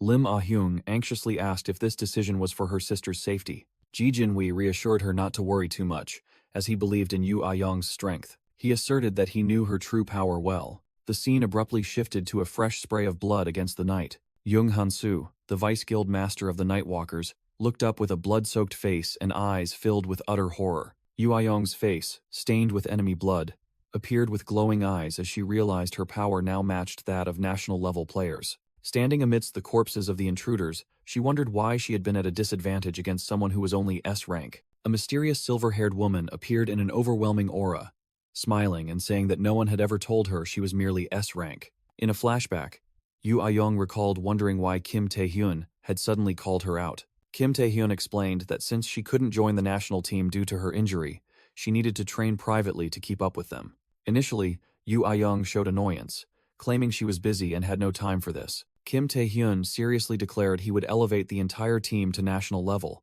including Lim Ah-hyung, and asked if she wanted to be left behind by her younger sister. Provoked by the rivalry, Yu Ayong blushed and admitted that she didn't want to lose to her younger sister. Kim Tae-hyun smiled, telling her to follow his words, and reminded her that other guild masters were all national-level players, so it would be a shame if the Nightwalkers didn't have one. Yu Ayong recounted that since then, she had endured Kim Tae-hyun's nightmare training every week. Thanks to this, she also became a national-level player, and keeping this a secret had helped her in her current situation. Back in the present, Yu Ayong, in her transformed state with turquoise hair and aura, stabbed her spear through the leader of the intruders, asking if he had anything left to show. She urged him to hurry, because the more evidence she had of his dealings with criminals, the better. The leader of the intruders screamed in pain, shouting for his hidden accomplices to show themselves. A mysterious figure stepped forward, his black shoes treading on the ground. Shadow appeared, mocking the leader for telling him to retreat but now begging for help, and saying that he should be grateful. Lee Jung-soo was their partner. Yu Ayong was stunned as she recognized the newcomer. Shadow turned to greet her, saying, "Long time no see, Yu Ayong." He calmly remarked that she still looked well. Meanwhile, at another skyscraper, a giant blue energy sphere erupted on its roof. Inside the sphere, a figure wondered if it was already night in New Korea. Kim Tae-hyun appeared amidst the electrical light, realizing some time had passed, and hoping everything here was still alright. Rewinding time, after the battle between Tae-hyun and Igmun in the barren desert, Kim Tae-hyun lay unconscious. Rosaria looked down at Kim Tae-hyun, who was slowly regaining consciousness, and asked, "Are you finally awake?" She reassured him that this was her abode and he didn't need to worry, as he had been here before. Rosaria explained that after the battle, she had used her mana to heal Kim Tae-hyun, and he had been asleep for 2 days. Kim Tae-hyun was astonished to learn he had slept for so long and immediately asked if anything had happened. Rosaria announced that his declaration of war had spread everywhere, and the war for territory had officially begun. She added that the archdukes, who had been dormant for centuries, had now begun to act, and some had gathered their armies. Kim Tae-hyun tensed as Rosaria revealed their first target was Igmun. Rosaria explained that it was an obvious choice because Igmun was now completely powerless thanks to him, and the law of survival also applied to the archdukes. When asked about her own situation, Rosaria stated that no one dared to attack her because they knew he was the key and were being cautious. Rosaria revealed that while Kim Tae-hyun slept, she had looked through his memories and noticed something unusual during the battle. She said that another entity had interfered in the fight, and Kim Tae-hyun admitted he had received help. Kim Tae-hyun realized that entity had not been fully subdued, and asked Rosaria if she knew anything about it. Rosaria suggested that it was something the king had placed inside him for protection, but warned that it seemed quite dangerous. Kim Tae-hyun pondered, determined to become strong enough not to lose to any archduke and not to rely on that other entity. Rosaria offered Kim Tae-hyun to train with her in the abyss and said she could help. Kim Tae-hyun showed interest, thinking that training with an archduke sounded quite appealing. He agreed to the offer, but said he needed to return to Earth first. Rosaria, surprised, held his hand and asked if he had forgotten something there. Kim Tae-hyun smiled and replied that he had left many things behind, because that place was his home. Kim Tae-hyun, enveloped in blue energy, thought to himself that even though there was still much to do in the abyss, a promise was a promise. He recalled his promise to help them deal with the malignant guild. After teleporting, Kim Tae-hyun stood in a vast corridor, realizing he had returned to Earth. He noticed it was nighttime and found it strange that the player association, which operated 24/7, was so quiet. Looking at the gloomy night sky outside, he wondered if something had happened. Outside a sealed warehouse, a group of people in suits gathered with tense expressions. Inside, the bodies of 2 nightwalkers lay scattered on the floor in pools of blood. Ji Jinhui, Lim Ah-hyung, So Hongil, and a purple-haired girl stood before a severely wounded Jung Han-soo, who weakly called out, "Sister." Kim Tae-hyun suddenly appeared, causing the association guards to try and stop him, shouting, "Hey, wait, you can't enter here." Ji Jin-wee's group turned around, astonished to realize Kim Tae-hyun's presence. Kim Tae-hyun looked at the chaotic scene with a stunned expression, realizing something terrible had happened. He lowered his head, sweat trickling down his temples, and thought to himself, "It seems I'm too late." Ji Jin-wee turned his back and heavily announced that Yoo Ah-young was missing. He explained that while they were attacking the enemy base, she had pursued the fleeing enemies alone. Kim Tae-hyun knelt, touching the pool of blood on the ground, as Ji Jin-wee continued to recount that they had tried to reach her as soon as possible. Ji Jin-wee concluded, but by the time they arrived, the trail had gone cold. With a pained expression, Ji Jin-wee blamed himself. "I shouldn't have let her go alone. I don't deserve to be chairman." The purple-haired girl tried to comfort him, but Ji Jin-wee brushed her off and insisted, "No, this is my fault." Kim Tae-hyun stood up, also taking responsibility. "It's my fault, for putting everything here aside to do my own business." With determined eyes, Kim Tae-hyun thought that if the people he cared about were harmed in his absence, then what was the point of trying to save everyone else? Kim Tae-hyun recalled the painful moment of holding a girl in his arms amidst the ruins, and vowed to himself, "I don't want to go through that again." Ji Jin-wee tried to persuade Kim Tae-hyun that they couldn't rely on him forever, but Kim Tae-hyun interrupted with a resolute expression. "Then what if you just rely on me?" Kim Tae-hyun asserted that the reason he continuously grew stronger was to protect everyone and achieve happiness. He reassured the group that it wasn't too late, because the reason they captured Yoo Ah-young was to exploit her, so it was highly likely she was still alive. Kim Tae-hyun turned to ask Go Tae-wook about the progress of the search, and was told that the association and the police were doing everything they could. Go Tae-wook looked at Kim Tae-hyun and said that he had shouldered too much, but he wouldn't let him bear that burden alone. Ji Jin-wee looked at Kim Tae-hyun with gratitude and said, "Even so, thank you for saying that." The group, consisting of Kim Tae-hyun, Ji Jin-wee, Go Tae-wook, and the raid team members, stood together in a warehouse, a heavy atmosphere hanging over them. Suddenly, a phone in Ji Jin-wee's pocket began to vibrate. He pulled out his phone, the screen displaying an incoming call from an unknown number. Ji Jin-wee stared at the phone in astonishment, muttering that only one person knew this number. Ji Jin-wee showed the ringing phone to Kim Tae-hyun and Go Tae-wook with a look of deep suspicion. After a moment of hesitation, Ji Jin-wee answered the call and said, "Hello?" The voice on the other end spoke intimately. "Ah, your number is still the same, I see. Long time no see, old man Ji Jin-wee?" Ji Jin-wee froze, his eyes wide with horror, and gritted out the name. Min Ji-hong. Kim Tae-hyun, Go Tae-wook, and Lim Ah-hyung all looked stunned upon hearing that name. Elsewhere, Min Ji-hong sat casually on some crates and spoke leisurely into the phone. "I never thought he'd call you again. Quite an interesting twist of fate, wouldn't you say?" He continued to mock, saying that their attack was quite unexpected, and he had thought the New Korean Association now only existed to support Kim Tae-hyun. Ji Jin-wee roared angrily into the phone. "Stop with the nonsense. I'm not in the mood for small talk. Where is player Yoo Ah-young?" Min Ji-hong smiled maliciously, glancing at Yoo Ah-young, who lay unconscious at his feet, and replied, "She's not dead, but I wouldn't say she's doing well either." Min Ji-hong explained over the phone that he intended to kill Yoo Ah-young, but suddenly remembered her connection to Kim Tae-hyun, with whom he had an unresolved score. He sat on a barrel and set a condition.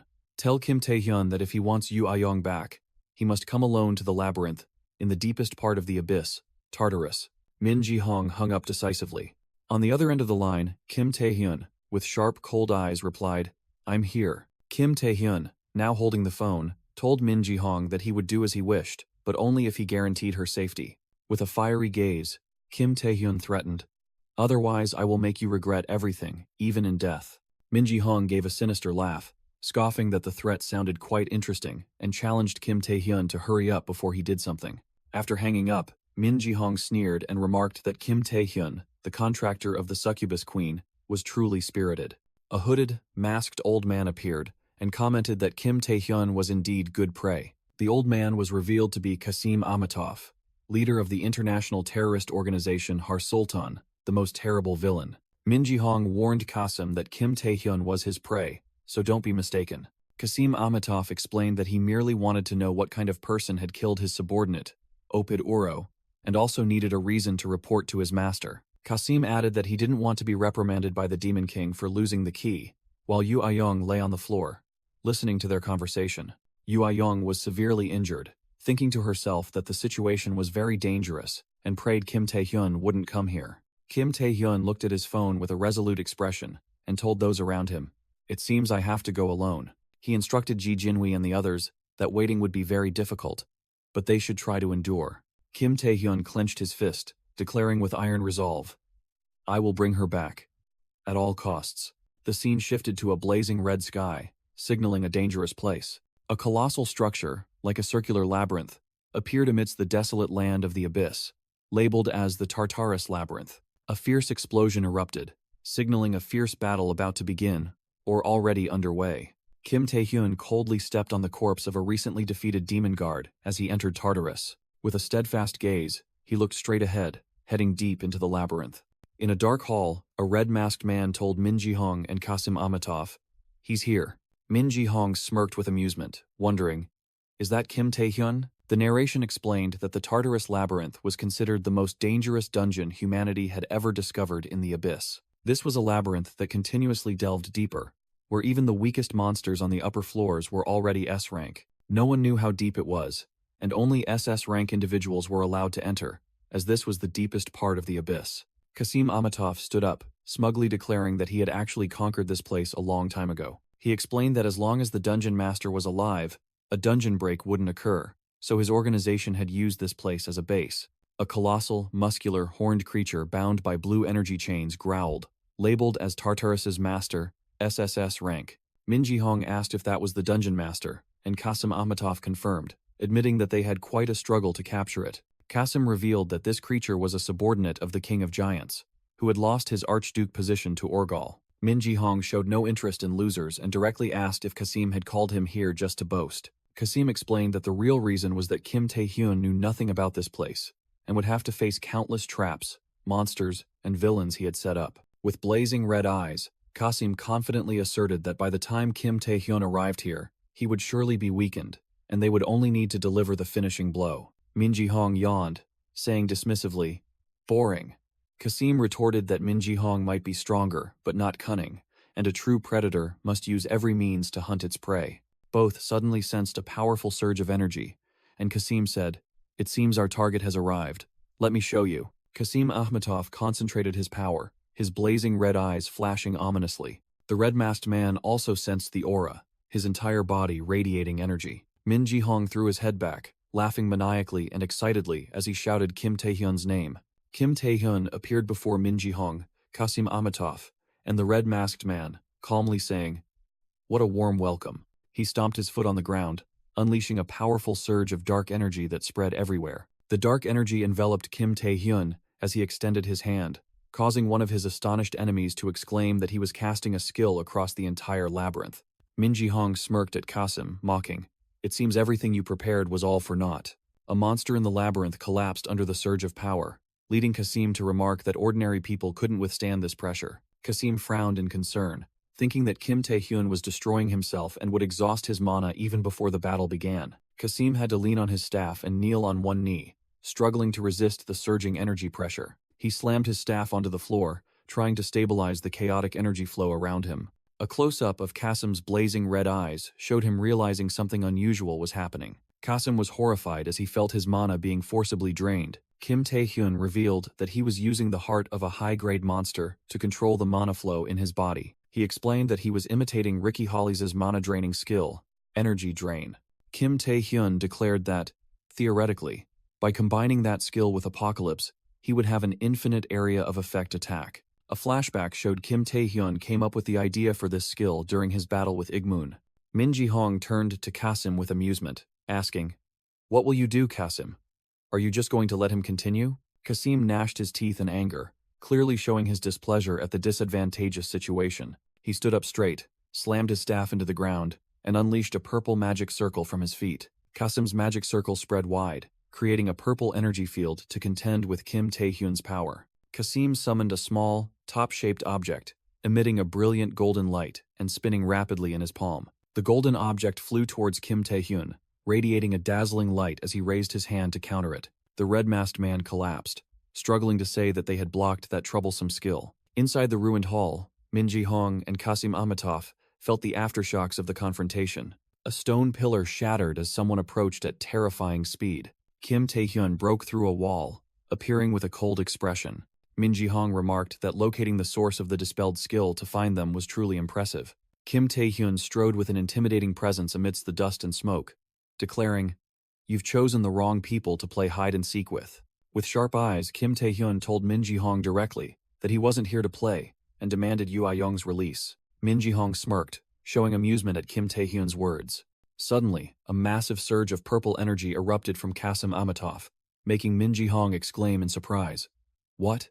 Kasim Amatov told Min Ji-hong that the young man had humiliated him by refusing all the gifts he had prepared and acting as if he didn't exist. With glowing red eyes, Kasim Akhmatov informed Min Ji-hong that he would need some time to restore his ego. Min Ji-hong showed annoyance, saying this was different from their agreement, but Kasim reassured him that he would still get Kim Tae-hyun's body, making Min Ji-hong snap. "Who said that?" Kasim Akhmatov's purple energy erupted violently, sending both Min Ji-hong and the red-masked man flying away. Both were pinned to the ground by immense pressure. Min Ji-hong gritted his teeth and cursed. "That crazy old man." Kasim Amatov cackled maniacally, introduced himself, and asked Kim Tae-hyun if he had heard of him. Kim Tae-hyun replied with a serious expression that it was impossible not to know him. In Kim Tae-hyun's flashback, an image of a city engulfed in flames appeared, illustrating Kasim's indiscriminate monster attacks, causing tens of thousands of casualties. Another image showed Kasim standing atop a building, releasing massive energy tentacles, while the narration explained that he never had a license, so his rank couldn't be determined. Kim Tae-hyun recalled that, based on his power scale, Kasim was widely recognized as at least SS rank in his previous life. He thought to himself that Kasim was also known as the worst villain, and now he was with Min Ji-hong. Kasim Akhmatov told Kim Tae-hyun that he was glad Kim Tae-hyun finally recognized him and admitted his subordinates had caused trouble at East Point. Kim Tae-hyun confirmed that Opid Uro, Narendra Naru, was Kasim's subordinate and asked if he was cooperating with Min Ji-hong for revenge. Kasim sneered, denying it was about revenge, and said he had always been curious about Kim Tae-hyun's true power, both on Earth and in the Abyss. The old man disparaged Kim Tae-hyun's skills as merely the result of various effects, and boasted that he also specialized in area of effect skills. Kasim asked Kim Tae-hyun if he wanted to experience one of his skills, and a massive purple magic circle immediately formed beneath his feet. A system notification appeared, stating that Kim Tae-hyun had been affected by the dystopia skill, and although he was resisting with a miraculous force, the resistance had partially failed, causing all his stats to be continuously lowered. Kasim explained that his dystopia skill was a powerful weakening skill. It would continue until all the chosen target's stats dropped to 0. Kim Tae-hyun's strength, speed, health, and mana stats all decreased while Kasim mocked him, challenging him to use his previous skill again. Kim Tae-hyun growled at Kasim to stop talking, declaring he wouldn't play his games and that this didn't concern him. Kasim provoked him, asking if Kim Tae-hyun was in a hurry to save that wretch, and asserted that he had to face him first because he knew where she was. The cruel old man revealed that, being tired of waiting, he had played with Yoo Ah-young, and wondered what would happen if Beelzebub's mana entered an ordinary human. Kasim said his curiosity had been satisfied upon seeing Yoo Ah-young writhing in extreme agony, just as he had predicted. With a look of delight, Kasim licked his lips and said he truly enjoyed those screams, believing his master would surely enjoy them too. Kasim continued to provoke him, asking Kim Tae-hyun if he now had a reason to indulge this old man, while Kim Tae-hyun's eyes flashed with angry red light. Kim Tae-hyun replied coldly and concisely, "Fine." Immediately, Kim Tae-hyun charged forward and threw a punch directly at Kasim's face, creating a purple energy explosion. Kasim was utterly astonished by Kim Tae-hyun's sudden and powerful attack. The impact force from Kim Tae-hyun's punch shattered a layer of purple energy defense into fragments. Kasim was sent flying backward, collapsing sprawled on the ground to the astonishment of Min Ji-hong and the red-masked man, while Kim Tae-hyun said, "I warned you." Standing amidst the energy fragments, Kim Tae-hyun cracked his knuckles and threatened that if Yoo Ah-young's safety wasn't guaranteed, he would make them all regret their actions in the afterlife. Kim Tae-hyun stared straight ahead, emitting a purple aura, and said, "Stop acting, old man. Get up. I'll indulge you." Min Ji-hong and the red-masked man watched silently as dark energy spread everywhere. Kim Tae-hyun dashed away at terrifying speed, leaving a blurry purple trail behind him. Kasim Akhmatov still lay sprawled on the ground, showing no clear reaction. Kasim slowly stood up, sneering and remarking that Kim Tae-hyun was a spirited young man who charged straight into attack with just a small provocation. The old man continued to comment on Kim Tae-hyun's unparalleled speed even while affected by the weakening effect. Kasim straightened up. A purple aura erupted around him as he uttered a single word. Magnificent. Blood trickled from Kasim's mouth. He whispered that Kim Tae-hyun was truly a monster. Kim Tae-hyun coldly retorted, "Who's calling whom a monster? What's with your body?" Kasim wiped the blood from his mouth, smirked and suggested, "Are you finally interested in me?" "I doubt it. Let's stop this childish skill competition." The old man extended his hand and proposed that they, as chosen ones, should compete with their potential. Kasim gripped his staff, declaring himself the contractor and worshipper of Archduke Beelzebub, while a massive, winged demonic entity appeared behind him. Kim Tae-hyun showed surprise, asking if he had contracted with Beelzebub because he thought it was Jonglung. A flashback appeared, showing Kim Tae-hyun first sensing Beelzebub's mana from Jonglung after he transformed into the gray parasite. The demonic entity replied, mocking that the former Chinese Association president was merely a discarded backup for not meeting the Archduke's standards. Standing before Beelzebub's phantom, Kasim roared, proclaiming himself the true contractor of the Demon King. A flashback began, showing a young Kasim with glowing red eyes tormenting an insect and narrating that he enjoyed watching creatures struggle for survival. The flashback shifted to a burning city. A slightly older Kasim recounted his love for fire, destruction, screams, and the scent of blood. In a chaotic war scene, Kasim, as a young soldier, spread his arms wide and concluded, "I was born a demon." Kasim Amatov recounted that, driven by instinct, he had joined a terrorist organization decades ago. As their operations continued endlessly, the terrorists began speaking of faith, with a leader declaring on television they would face God's judgment. But Kasim felt no fear witnessing a person tortured to death, for he believed there was no God. He thought to himself that demons were different. While an accomplice mockingly announced the victim was dead, Kasim recounted that the one who destroyed his growing organization was not God. A member of Kasim's group was bound by green energy chains and collapsed. Instead, it was the World Player Association, with a formidable army appearing amidst the ruined city. A player from the association ordered a dying terrorist to surrender. Amidst the desolation, the leader of the player group with glowing eyes stood there, and Kasim thought it was all over. But in that moment, Kasim realized his thoughts about the existence of demons must have reached some entity. He whispered the word demon with a satisfied smile. The scene shifted to the present. Kim Tae-hyun lunged to attack Kasim, who was being overwhelmed. Kasim lay on the ground, looking at Kim Tae-hyun with hateful eyes. The flashback continued. A colossal, roaring bat demon appeared before Kasim, and that was when he first awakened. He received the Devil's Gate skill, allowing him to summon demons from the depths of the abyss. With that power, Kasim escaped the association's pursuit and rose to become the most terrifying villain. But one question remained in his mind. Who, after all, had answered my desire? After decades of searching beyond the Devil's Gate, Kasim, now old, stood before a desolate mountain range and declared he had finally found the answer. He faced a colossal insectoid entity, who spoke, "A human has never ventured this far into my domain." With its myriad glowing red eyes, Beelzebub observed Kasim Amatov and thought to itself, "Interesting." Kasim Amatov prostrated himself on the ground before the colossal entity.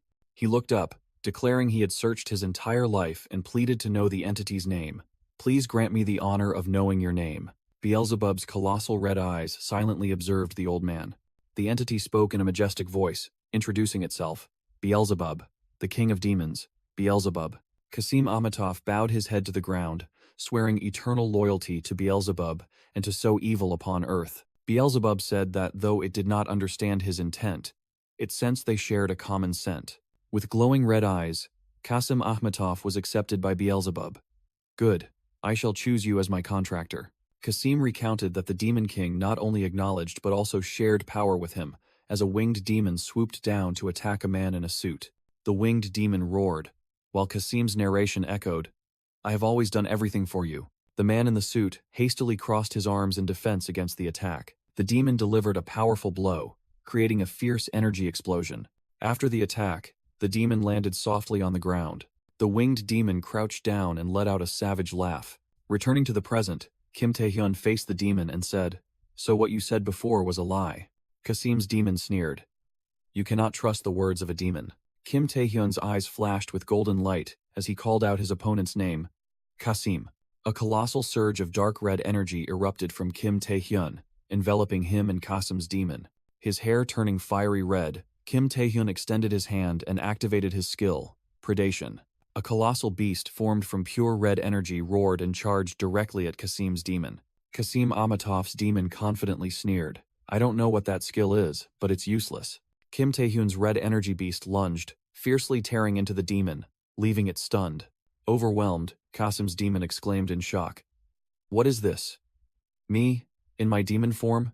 Kim Tae-hyun stared with determined eyes, declaring that no matter who the enemy was, he would still face all the archdukes. With his fiery red hair, Kim Tae-hyun reached out his hand and asked challengingly, Is that all you've got? Kasim's demon was knocked back, screaming in pain from the power of the attack. Min Ji-hong suddenly appeared and blocked the red energy beast's attack, calling Kim Tae-hyun a fool. Standing in front of the energy beast, Min Ji-hong mocked Kim Tae-hyun for causing trouble without knowing his opponent's capabilities. Min Ji-hong roared furiously, declaring, I will be the one to defeat Kim Tae-hyun.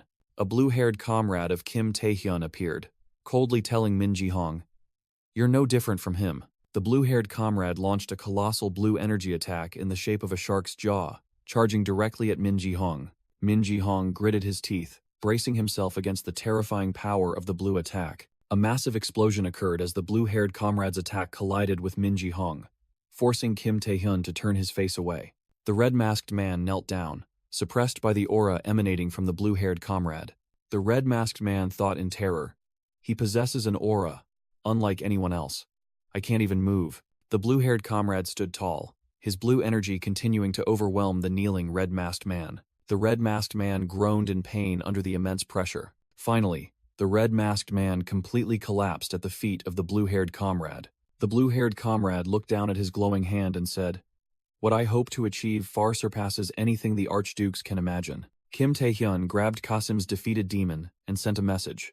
Go tell your master this. If he wants to defeat me, stop using subordinates to kidnap others. Kim Tae-hyun growled a challenge. Come here yourself. Looking from inside the mouth of the defeated demon, Kim Tae-hyun stood over Min Ji-hong, who lay sprawled. Kasim Amatov's summoned demon mocked the words of its blue-haired comrade. Beyond what the archdukes could imagine, the demon regenerated its injured hand and cursed, You foolish human, you are too arrogant. Kim Tae-hyun stood over Min Ji-hong, replying to the demon with disdain. Aren't you human too? I suppose you're too accustomed to serving a master, which is why you're subservient to others. Kasim Akhmatov's demon roared. Let me tell you this. Kim Tae-hyun dashed forward with terrifying speed, leaving a blur in his wake. He continued to accelerate, asserting, You and I are not the same. Kasim Akhmatov's demon thought in horror that it couldn't keep up with Kim Tae-hyun's movements, despite having surpassed human limits thanks to the power of Lord Beelzebub. Kim Tae-hyun dodged the demon's attack and counterattacked, leaving it stunned. Impossible. He delivered an extremely powerful punch to the demon's head. The devastating punch sent the demon flying in an explosion of energy. The heavily wounded demon let out a desperate shriek. Kim Tae-hyun stood amidst the rubble, extending his hand as dark red energy surged around him. He activated his predation skill, causing the demon to groan as it was enveloped in red energy. Dark red energy tentacles from Kim Tae-hyun bound and began to absorb the screaming demon. Kasim Amatov's consciousness manifested within the demon, screaming in pain as it was absorbed. Kim Tae-hyun coldly commanded, Just tell me. With glowing purple eyes and Rosaria's phantom image appearing behind him, Kim Tae-hyun growled, Where is Yu Ayung? Kasim Amatov's demon whispered its last words in despair. Oh, my Lord Beelzebub, a hand glowing with dark red energy clenched. Kim Tae-hyun glared at the intruder, coldly ordering, Don't interrupt. Can't you see I'm talking to him? Min Ji-hong appeared with a sinister smile, using his glowing fist to block Kim Tae-hyun's attack. With blazing golden eyes, Min Ji-hong said with amusement, How could I not join in something that looks this fun? Both charged at each other, commencing a fierce hand-to-hand battle. Min Ji-hong threw a powerful punch towards Kim Tae-hyun. Kim Tae-hyun swiftly dodged and retaliated with a powerful high kick. Kim Tae-hyun's kick landed squarely on Min Ji-hong's face, creating a violent impact. Kim Tae-hyun looked down at Min Ji-hong, who seemed completely unfazed after taking the full force of the kick. Kim Tae-hyun continued his assault, swinging a punch directly at his opponent's face. Their fists collided, generating a terrifying explosion of energy. The shockwave from the collision spread, shattering the ground and revealing an intricate magic array. The power of the two combatants caused the entire surrounding area to explode into fragments. The red-masked man was affected by the shockwave, letting out a dry cough. He thought in astonishment about the terrifying power disparity even among those who had made pacts with archdukes. He realized that despite appearing evenly matched, Min Ji-hong was the one being overwhelmed. The red-masked man worried that if this continued, all three of them would be defeated by Kim Tae-hyun. He made a decision. We must resort to our last resort. Min Ji-hong began to gather a colossal surge of dark energy, forming a destructive vortex. Kim Tae-hyun stood firm, ready to face Min Ji-hong's full power attack. Min Ji-hong crossed his arms to block, thinking with amusement. Excellent. Now this is a proper battle. He smirked, realizing how strong he was to still be standing after such a heavy blow. Kim Tae-hyun charged forward with a serious expression, retorting, "That's only because you haven't been properly beaten yet." With mutated hands and blood trickling from the corner of his mouth, Min Ji-hong growled a challenge. "Why don't you try, Kim Tae-hyun?" A shadow suddenly emerged from the ground. The red-masked man appeared from the shadows, surprising both Kim Tae-hyun and Min Ji-hong. The red-masked man looked at Min Ji-hong and ordered, "Let's retreat, Min Ji-hong." Min Ji-hong vehemently protested, arguing that the battle was reaching its climax, but the red-masked man reminded him that their objective was to capture or kill Kim Tae-hyun.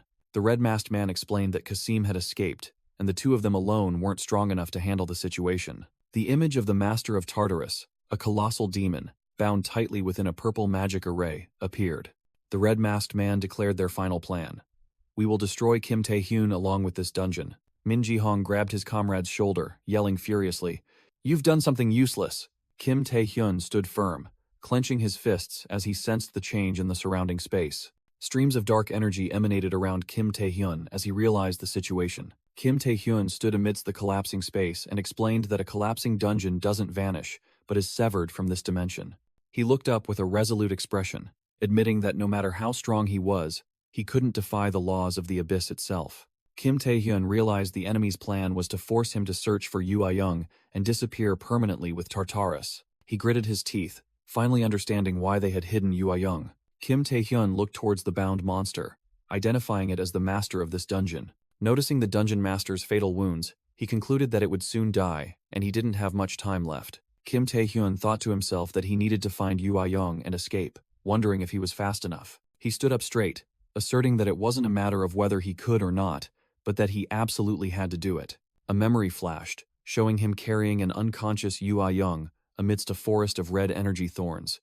He vowed to himself that he would never let that happen again. Kim Tae-hyun dashed through the collapsing dungeon, thinking to himself that he couldn't be late. With sharp eyes, he thought, "Just you wait."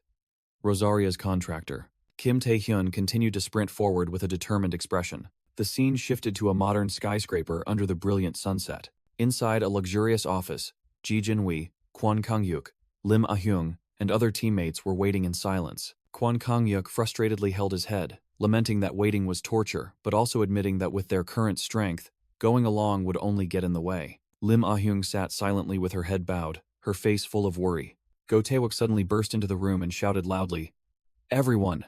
With a panicked expression, Go Tae-wook announced news from the abyss, that the Tartarus dungeon had just experienced a dungeon break. He finished by saying it had disappeared, and at the same time, an image of a giant, smoking crater appeared. Ji Jin-hui angrily slammed the table, yelling to ask if the dungeon had been cleared, and where Kim Tae-hyun and Yu Ah-young were. The man with the top knot sadly reported, "It seems no one escaped." Ji Jin-hui's hands trembled, clutching his pants tightly. He stared down in shock, desperately exclaiming, "Impossible." Kwon Kang-yuk and the others were also utterly stunned, calling out Kim Tae-hyun and Yu Ah-young's names in panic. The scene shifted again to a magnificent, splendid palace under the ethereal sky of the abyss. Rosaria appeared inside the palace with glowing red eyes, sternly asking, "What is happening here?" Kim Tae-hyun was carrying an unconscious Yu Ah-young in his arms, facing Rosaria and calling her contractor. With a confident smile, Kim Tae-hyun said that he was glad to see Rosaria again. A full view of Rosaria's magnificent palace appeared under the purple sky of the abyss. Rosaria, in her combat attire, stood with her arms crossed and declared, "It's all over." Kim Tae-hyun anxiously asked about Yu Ah-young's condition. Rosaria explained that Beelzebub's mana, just like his power, would cling to the body and drain the target's life force until death. She added that an ordinary person, let alone someone who isn't a contractor, would have no way to survive. Rosaria winked mischievously and said, "But that woman is very strong." She stated that Yu Ah-young resisted very well until Kim Tae-hyun came to help, while an image showed the girl sleeping peacefully on a bed. Kim Tae-hyun breathed a sigh of relief upon hearing the news that Yoo Ah-young's life was no longer in danger. Rosaria smiled slyly, saying there might be a slight side effect, leaving Kim Tae-hyun bewildered. In a luxurious room, Rosaria sat opposite Kim Tae-hyun and began to summarize the situation, saying that the girl was his teammate. She continued that other contractors had captured her to lure him into a trap, and he had even escaped a collapsing dungeon. Kim Tae-hyun, with his glowing red hair in the flashback, replied that he was able to do it thanks to Ricky's skill. A flashback showed Kim Tae-hyun carrying Yoo Ah-young amidst a vortex of blue energy, saying that thanks to this, he had created a better outcome than before. He silently thanked Ricky while the blue energy streaks still enveloped him. Back in the present, Kim Tae-hyun told Rosaria that he had received other help. He had heard an unexpected voice before the dungeon collapsed. In the flashback, Kim Tae-hyun was startled to hear a voice echo amidst the ruins. Wait. The mysterious voice called him Rosaria's contractor. The voice continued. Are you looking for the woman they brought in? I know where she is, leaving Kim Tae-hyun stunned.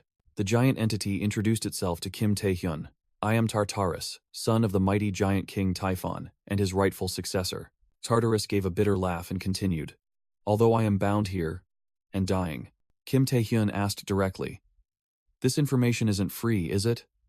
I'm sorry, but I have no way to heal a demon. Tartarus replied that it was fine because he was dying. He wanted something else. Kim Tae-hyun listened, as Tartarus said that he wanted to pass on his words. Tartarus explained that his father, the Giant King, was missing, and Rosaria, who had a special relationship with his father, might know where he was. He earnestly asked Kim Tae-hyun, find my father, and tell him this.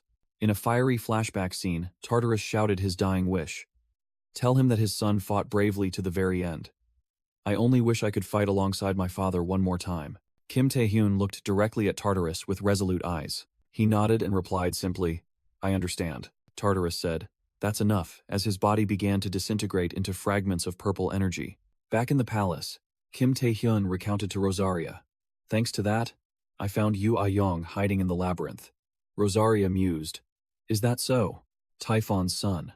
Kim Tae-hyun requested, Rosaria, tell me about the Giant King. Rosaria explained that the Giant King was a former archduke before Orgel, and Orgel used to be Typhon's subordinate. She revealed that one day, Orgel consolidated his power, conspired to rebel, and drove Typhon away, and now it's said he's imprisoned somewhere in Orgel's domain. Kim Tae-hyun asserted, I'm sure you know where. Rosaria admitted she had a clue and asked in return, are you really going to keep your promise to Tartarus? Kim Tae-hyun replied firmly, yes, a promise is a promise. Rosaria remarked, a human keeping a promise to a monster, how strange. Kim Tae-hyun added, I'm keeping my word to you too, Rosaria. He clenched his fist, his expression turned serious, and said, but that's not all. I took a detour to save Yoo Ah-young, but the war in the abyss continues. Kim Tae-hyun asked about the war situation, and Rosaria announced that Igmoon had recovered and was on a path of conquest, and Orgel had allied with another archduke and would only grow stronger. Kim Tae-hyun pondered the upcoming battles, realizing he couldn't do everything alone as his opponents would ally with each other. He clenched his fist, determined that he also needed to find an ally to fight in the territorial wars and walk the path of the king. With a resolute gaze, Kim Tae-hyun extended his hand and declared his plan. We will free Typhon and ally with him. Rosaria expressed doubt, thinking that an archduke with immense pride would hardly accept an alliance after Orgel usurped his position. Kim Tae-hyun reiterated Tartarus's words that Rosaria was special to Typhon, and suggested she try to persuade him. Rosaria chuckled and asked back mysteriously if Tartarus had specified how special their relationship was, leaving Kim Tae-hyun perplexed. She bluntly revealed, I rejected his marriage proposal. Kim Tae-hyun was utterly stunned by this unexpected truth. He walked to the bedside where Yoo Ah-young was resting, muttering that he now understood the meaning of special and found the situation quite awkward. Nevertheless, Kim Tae-hyun still asserted that he needed to meet Typhon to keep his promise, and believed it was still worth a try. He gently lifted the unconscious Yoo Ah-young, created a warp gate, and said it was time to return because everyone must be waiting. The scene shifted to the Player Association building at dusk. Inside, Hwang Jae-young and his parents stood with expressions of shock and grief. Chairman Ji Jinhui, along with Kwon Kang-yuk and other comrades, stood before his family and bowed his head in apology. I apologize. It's all my fault. Ji Jinhui offered that the association would help with everything, including Kim Tae-hyun's funeral, causing his aunt to frantically stop him. Hwang Jae-young screamed in absolute denial. Impossible. He cried out in tears, asserting that Kim Tae-hyun couldn't be dead and was certain his cousin would return once more. Kim Tae-hyun's uncle tried to hold his distraught son, calling his name in helplessness. Ji Jinhui looked at the sobbing Hwang Jae-young and sadly admitted, "I wish that were true." Just then, Kim Tae-hyun appeared from the warp gate, carrying Yoo Ah-young in his arms, and asked the stunned people, "Why does everyone look so sad?" Kim Tae-hyun asked his bewildered family, "Did someone die?" Everyone, from his family to comrades like Ji Jinhui, were stunned, then burst into joy upon seeing Kim Tae-hyun alive. Hwang Jae-young rushed across the room, running towards Kim Tae-hyun with a joyful expression. Everyone gathered around Kim Tae-hyun, while Hwang Jae-young hugged his cousin in happiness. Later, in a meeting room, Ji Jinhui said with a serious expression that, while he was glad the two missing players had returned, the problems had only just begun. He explained that they hadn't captured the malignant guild. Chairman Lee Jung-soo had hidden all evidence, making the raid a complete failure. Ji Jinhui added that the Grey Plague was still a threat, and he had hoped to find clues about a cure once they were captured. Kwon Kang-yuk slammed the table in protest. "We can start over. What's the problem, old man?" And other comrades also voiced their support. Ji Jinhui smiled in relief and said, "It's a great comfort to have all of you by my side." As Ji Jinhui was encouraging everyone to maintain this spirit, Kim Tae-hyun unexpectedly spoke up. He said that they hadn't completely returned to square one, because he knew where they were, causing Ji Jinhui to ask in surprise, "Really, Kim Tae-hyun?" Kim Tae-hyun confirmed with a determined gaze, "Of course. This time it's our turn to attack." In a warehouse, Min Ji-hong delivered an extremely powerful punch to Shadow's stomach, sending him flying. Shadow coughed violently and collapsed, dropping his mask, while Min Ji-hong coldly asked, "Who told you to act, Shadow? Are you ignoring my orders?" Shadow panted, explaining that Min Ji-hong would be defeated if he continued, and he wanted to prevent that. Min Ji-hong looked down with cold eyes and replied, "Then you should have left him alone." Shadow cried out in despair, "Think about your position. You are our leader. If you fall, everything we've built." Min Ji-hong ignored him, turned and walked away, saying, Not my problem," leaving Shadow bewildered, asking where he was going. Min Ji-hong declared, "To Orgel."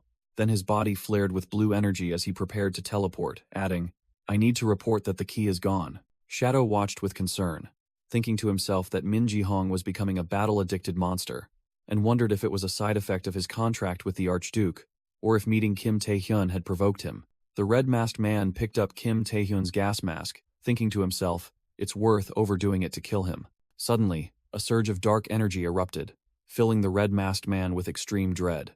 He staggered back in pain, unable to believe what was happening, screaming, "This skill!" he yelled as he realized, "It's Kim Tae-hyun's." While Kim Tae-hyun suddenly appeared and kicked away the subordinates, Kim Tae-hyun landed steadily, causing the red-masked man to fall onto the floor, stammering, "How is this possible?" Along with his comrades, Kim Tae-hyun approached and said casually, "Well, I'm hard to kill. Not even your spatial collapse could do anything to me."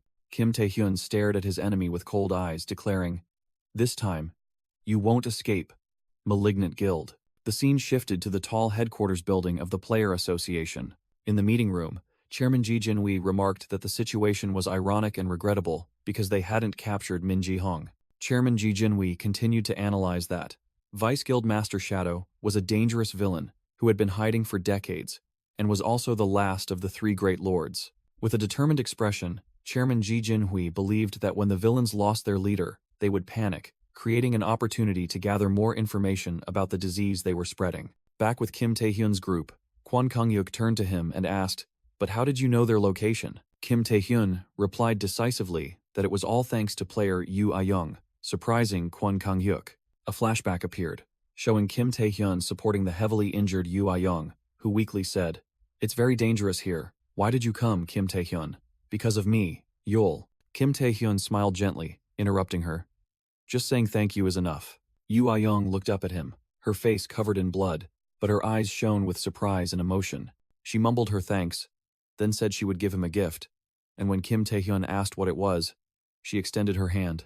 Yoo Ah-young revealed a small tracking device, explaining that she had placed it on them when she was captured, hoping to use it to track them if they managed to escape alive. Kim Tae-hyun gently took the tracking device from her hand and reassured her, "Leave the rest to me." In Kim Tae-hyun's arms, Yoo Ah-young closed her eyes with a serene smile, completely trusting him. In a room, Ji Jinhui's subordinate, praised Yua Young, saying that she doesn't give up easily and is irreplaceable, a sentiment the association president fully agreed with. Suddenly, the man tied to the chair stirred and woke up, drawing the attention of Ji Jinhui and his subordinate. The trapsetter lifted his head, fully conscious after his period of unconsciousness. Ji Jinhui looked down at the prisoner with a stern expression and declared, "Let the interrogation begin." In a gloomy castle elsewhere, a powerful voice echoed, asking his subordinate, "The key of the king is gone?" Min Jihong knelt on the cracked ground, bowing his head, admitting defeat and apologizing. A demonic hand clenched, its invisible power causing the surrounding ground to shatter. A massive dark aura erupted from the superior being, overwhelming Min Jihong. Min Jihong tried to explain that Kim Tae-hyun had disappeared with Tartarus and would no longer be a threat, but Archduke Orgel roared, cutting him off. Useless.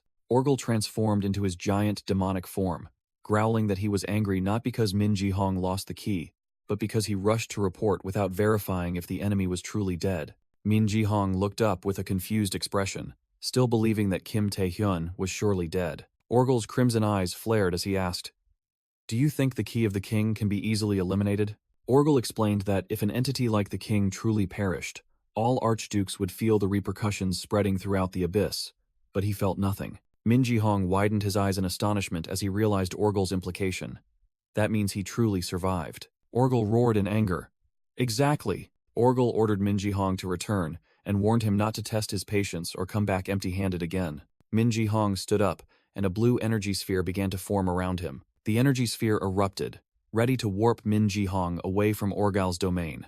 Min Jihong wore a sinister smile, appearing not at all afraid, but rather amused. Turning his back, Min Jihong chuckled to himself and muttered, "Now I understand." Two association officials were stunned as a mysterious figure appeared, one of them exclaiming, "Who?" Min Jihong stepped out of a blue energy portal, horrifying the two officials who recognized him, and shouted for a report to the association. An association official broke into a cold sweat as Min Jihong charged towards them at terrifying speed. Min Jihong easily bypassed the association officials, creating a powerful gust of wind. Min Jihong grabbed the necks of the two officials, making them cry out in pain, and said that such an outcome would be a disappointment for both sides. With a sinister smile, Min Jihong whispered, "I'm glad you're still alive, Kim Tae-hyun. Amuse me a little longer." In an interrogation room, Ji Jinhui angrily slammed the table, demanding the prisoner reveal Min Jihong's location, the cure for the Grey Plague, and their guild's plans. Tied to the chair, Shadow bowed his head, a smirk on his lips, replying that no matter how many times he was asked, his answer remained unchanged. Shadow looked up with a defiant smile and crimson eyes, declaring, "Everything has been set in motion to change this world." Looking through the one-way mirror, one of Ji Jinhui's subordinates shook his head in exasperation at Shadow's stubbornness. Ji Jinhui and his subordinate appeared helpless, admitting that even the special truth serum couldn't shake Shadow's resolve.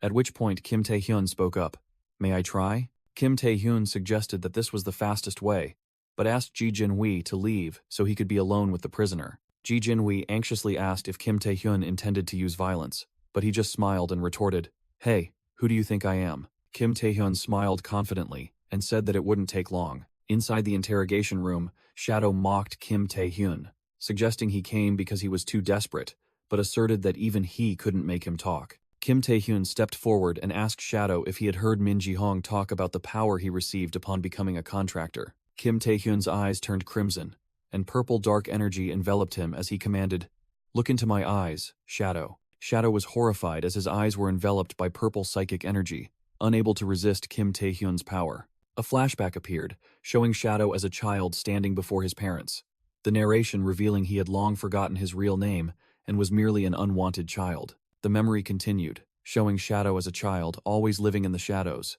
hiding to avoid the possibility of being abandoned by his parents. In the memory, young Shadow recounted that he wasn't raised properly, so he had to commit crimes to survive. Young Shadow recalled earning a lot of money and finally gaining his parents' attention. The young Shadow clutched a pile of money and valuables in his hands, but his expression remained hidden in shadow. The joy didn't last. Young Shadow stood looking at the corpses of his parents lying on the floor with a dagger in his mother's back. Soon after, Shadow awakened and rampaged wildly, angry at the world that hadn't given him a normal life. Amidst the scene of devastation, Min Jihong appeared and said, "You are very strong, Shadow, but those with power must bear their responsibilities." Min Jihong extended his hand, smiling invitingly. How about starting a revolution with me? Shadow recounted that, thanks to his chance encounter with Min Ji-hong in the abyss, his life completely changed. In the memory, Shadow, wearing a mask, stood amidst a ruined landscape with dark energy swirling around him. Back in the present, Kim Tae-hyun, with glowing purple eyes, realized it was Shadow's first meeting with Min Ji-hong, but declared that wasn't what he wanted to know. Kim Tae-hyun tightened his grip on Shadow's agonizing head and demanded he reveal more about the plans that had been laid out. The memory shifted to a scene where Min Ji-hong told Shadow that he had obtained something from the new president of the Chinese Player Association. Min Ji-hong explained that it was experimental data on a virus from an unexplored dungeon and on monsterification, stating that both suited their plans. Shadow listened as Min Ji-hong outlined the plan. Strengthen the villainous faction through monsterification and create a virus to throw the world into chaos. Min Ji-hong said that a chaotic world would be quite a spectacle, but that was only phase 1 of their plan. Kim Tae-hyun, still within Shadow's mind, wondered about phase 2, after hearing that it was only the initial phase. Min Ji-hong explained that phase 2 would begin once the world was exhausted, and with monsterification, they would be immune to viruses created from the same components. A sinister smile appeared on Min Ji-hong's lips as he spoke of exploiting that immunity. But the memory began to glitch. Kim Tae-hyun was confused as he sensed an anomaly in the stream of memories, wondering what was happening. In the memory, Min Ji-hong turned his back and walked away, asking Shadow, "Aren't you looking forward to it, Shadow? The revolution is coming." In his stream of memories, Shadow thought to himself that Min Ji-hong had sown the seeds of ambition into someone like him, who had grown numb to everything. Back in the interrogation room, Shadow sat on the chair, head bowed, and thought to himself, because of that, Kim Tae-hyun, realized with astonishment. This bastard. He bit his tongue to break free from the hypnosis. Shadow lifted his head, blood trickling from the corner of his mouth. His eyes filled with determination. He roared and lunged towards Kim Tae-hyun, determined to pour everything into his attack. Pushed back by Shadow's power, Kim Tae-hyun coughed up blood and heard him yell, "Kim Tae-hyun, you won't be able to stop our plans." Returning to the observer's perspective, Ji Jin-hui and Go Tae-wook rushed forward, Go Tae-wook frantically asking, "What just happened?"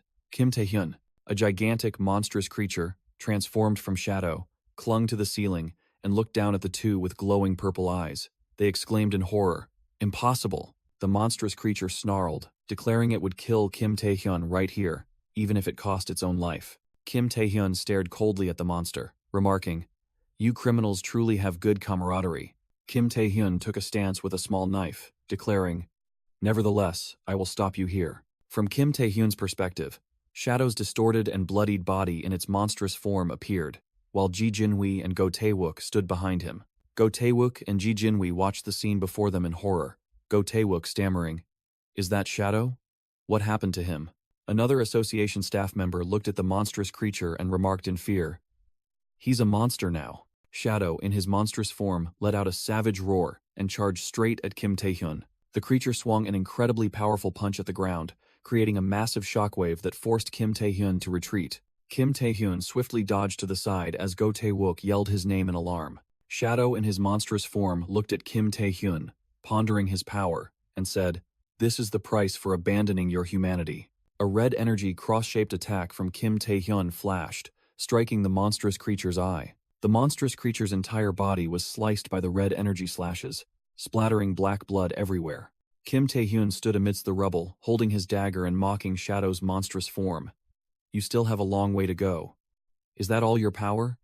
Go on, regenerate your lost limbs." The monstrous creature's body fragments quickly reassembled into a mass of black flesh and blood. The fully regenerated monstrous creature lunged at Kim Tae-hyun, but was easily blocked by him, making it shriek in astonishment. "Impossible." With its long tongue lolling out, the monstrous creature roared furiously. "Don't you dare underestimate me, Kim Tae-hyun." Kim Tae-hyun observed his opponent's regeneration ability and thought to himself that Zhang Lung's monsterification experiments were still ongoing, just like what he saw in his memories. As he dodged another attack, Kim Tae-hyun noticed that this form of Shadow was even closer to a true monster than previous experiments. He deduced that their goal wasn't merely to become stronger, but also to achieve something by utilizing both monsterification and the plague. Kim Tae-hyun raised his hand to block a devastating punch from the monstrous creature. He decided to subdue it instead of killing it, so he could uncover their true plans. Kim Tae-hyun raised his dagger high, his eyes resolute as he prepared to deliver the decisive blow. The monstrous creature's mouth gaped open in horror as it sensed the impending attack, yelling, "I've got you." Kim Tae-hyun hovered in the air, activating a new skill called Apocalypse, causing shadowy tentacles to erupt from the ground and surge towards the monstrous creature. Kim Tae-hyun's eyes flashed as a brilliant red light converged before him. He swung his dagger down, unleashing a powerful vertical red energy slash. The energy slash struck the monstrous creature's head directly, causing it to explode in a shower of blood and shriek in agony. Blood splattered as Kim Tae-hyun, with glowing purple eyes, coldly stated, "It's good that you don't die so easily. Let's continue the interrogation." From a distance, Go Tae-wook remarked in astonishment that the monster must be at least SS rank, while Ji Jin-wi sighed in relief, no longer having to worry about Kim Tae-hyun. The monstrous creature's hand twitched and clenched, indicating it hadn't been fully defeated yet. Despite its severely wounded head, the monstrous creature still roared defiantly. "I told you, don't underestimate me." Kim Tae-hyun took a stance, ready for his opponent's next attack. Ji Jin-wi and Go Tae-wook witnessed a massive explosion right before them, the result of the fierce engagement. Kim Tae-hyun looked directly at his opponent and conceded, "I take back what I said about you only being good at regenerating limbs. You're actually quite talented." Shadow's monstrous form snarled in pain as its wounded head rapidly regenerated. Kim Tae-hyun stood firm against the monster's gigantic hand, thinking to himself about the power gap between him and an Archduke contractor. The monster roared maniacally, declaring it was ready to die, and would use every means to take down Kim Tae-hyun. Kim Tae-hyun raised his hand, his fingertips glowing, preparing for his next attack, but appearing slightly perplexed. Shadow's monstrous form charged forward, wondering why Kim Tae-hyun wasn't using his Archduke skills as before. It continued to charge, noticing something strange in Kim Tae-hyun's tactics. The monster's gigantic arm swung down, aiming directly at Ji Jin-wi and Go Tae-wook's position. The monster stared at Kim Tae-hyun, finally understanding his intention. "I see." Seeing the incoming attack, Ji Jin-wi frantically yelled at Go Tae-wook, "Retreat quickly," a close-up of Kim Tae-hyun's resolute eyes as he decided to act. Kim Tae-hyun darted like lightning, unleashing a punch enveloped in red energy to block the attack. Kim Tae-hyun's punch collided with the monster's attack, creating a colossal shockwave that shattered the ground. Pushed back to the ground, Kim Tae-hyun had blocked the attack, and the monster scoffed, "You're fast. You should have let them die." Kim Tae-hyun looked up from the ground, and the monster continued, "Then you could have used your Archduke skills." The monster leaned down to look at Kim Tae-hyun, explaining that the reason he only used normal skills was because he didn't want others to know he was a contractor. It flew into the air, loudly telling the onlookers, "Look." A group of nearby civilians screamed in terror as they saw the monster's grotesque form. What is that? A monster?" Ji Jin-wi and Go Tae-wook looked up with worried expressions, Ji Jin-wi yelling, "Tae-hyun, everyone is watching you." While free-falling, Kim Tae-hyun thought to himself, challenging his opponent whether he could survive this fall without regeneration or using an Archduke skill, which would reveal his secret to the entire world. He continued to provoke in his thoughts, wondering how people would react upon realizing the strongest player's betrayal, and asked himself, "Now then, how will you react, Kim Tae-hyun?" Kim Tae-hyun only managed to utter, "I." The monster roared as it plunged to the ground with immense force. A massive explosion occurred as the monster impacted the street, creating a colossal dust cloud, and causing those nearby to scream in panic. It fell. From within the dust, writhing shadow tentacles rose, showing that the monster had not yet been defeated. The monster regenerated its body, thinking that Kim Tae-hyun had chosen death and that it was an unexpected boon.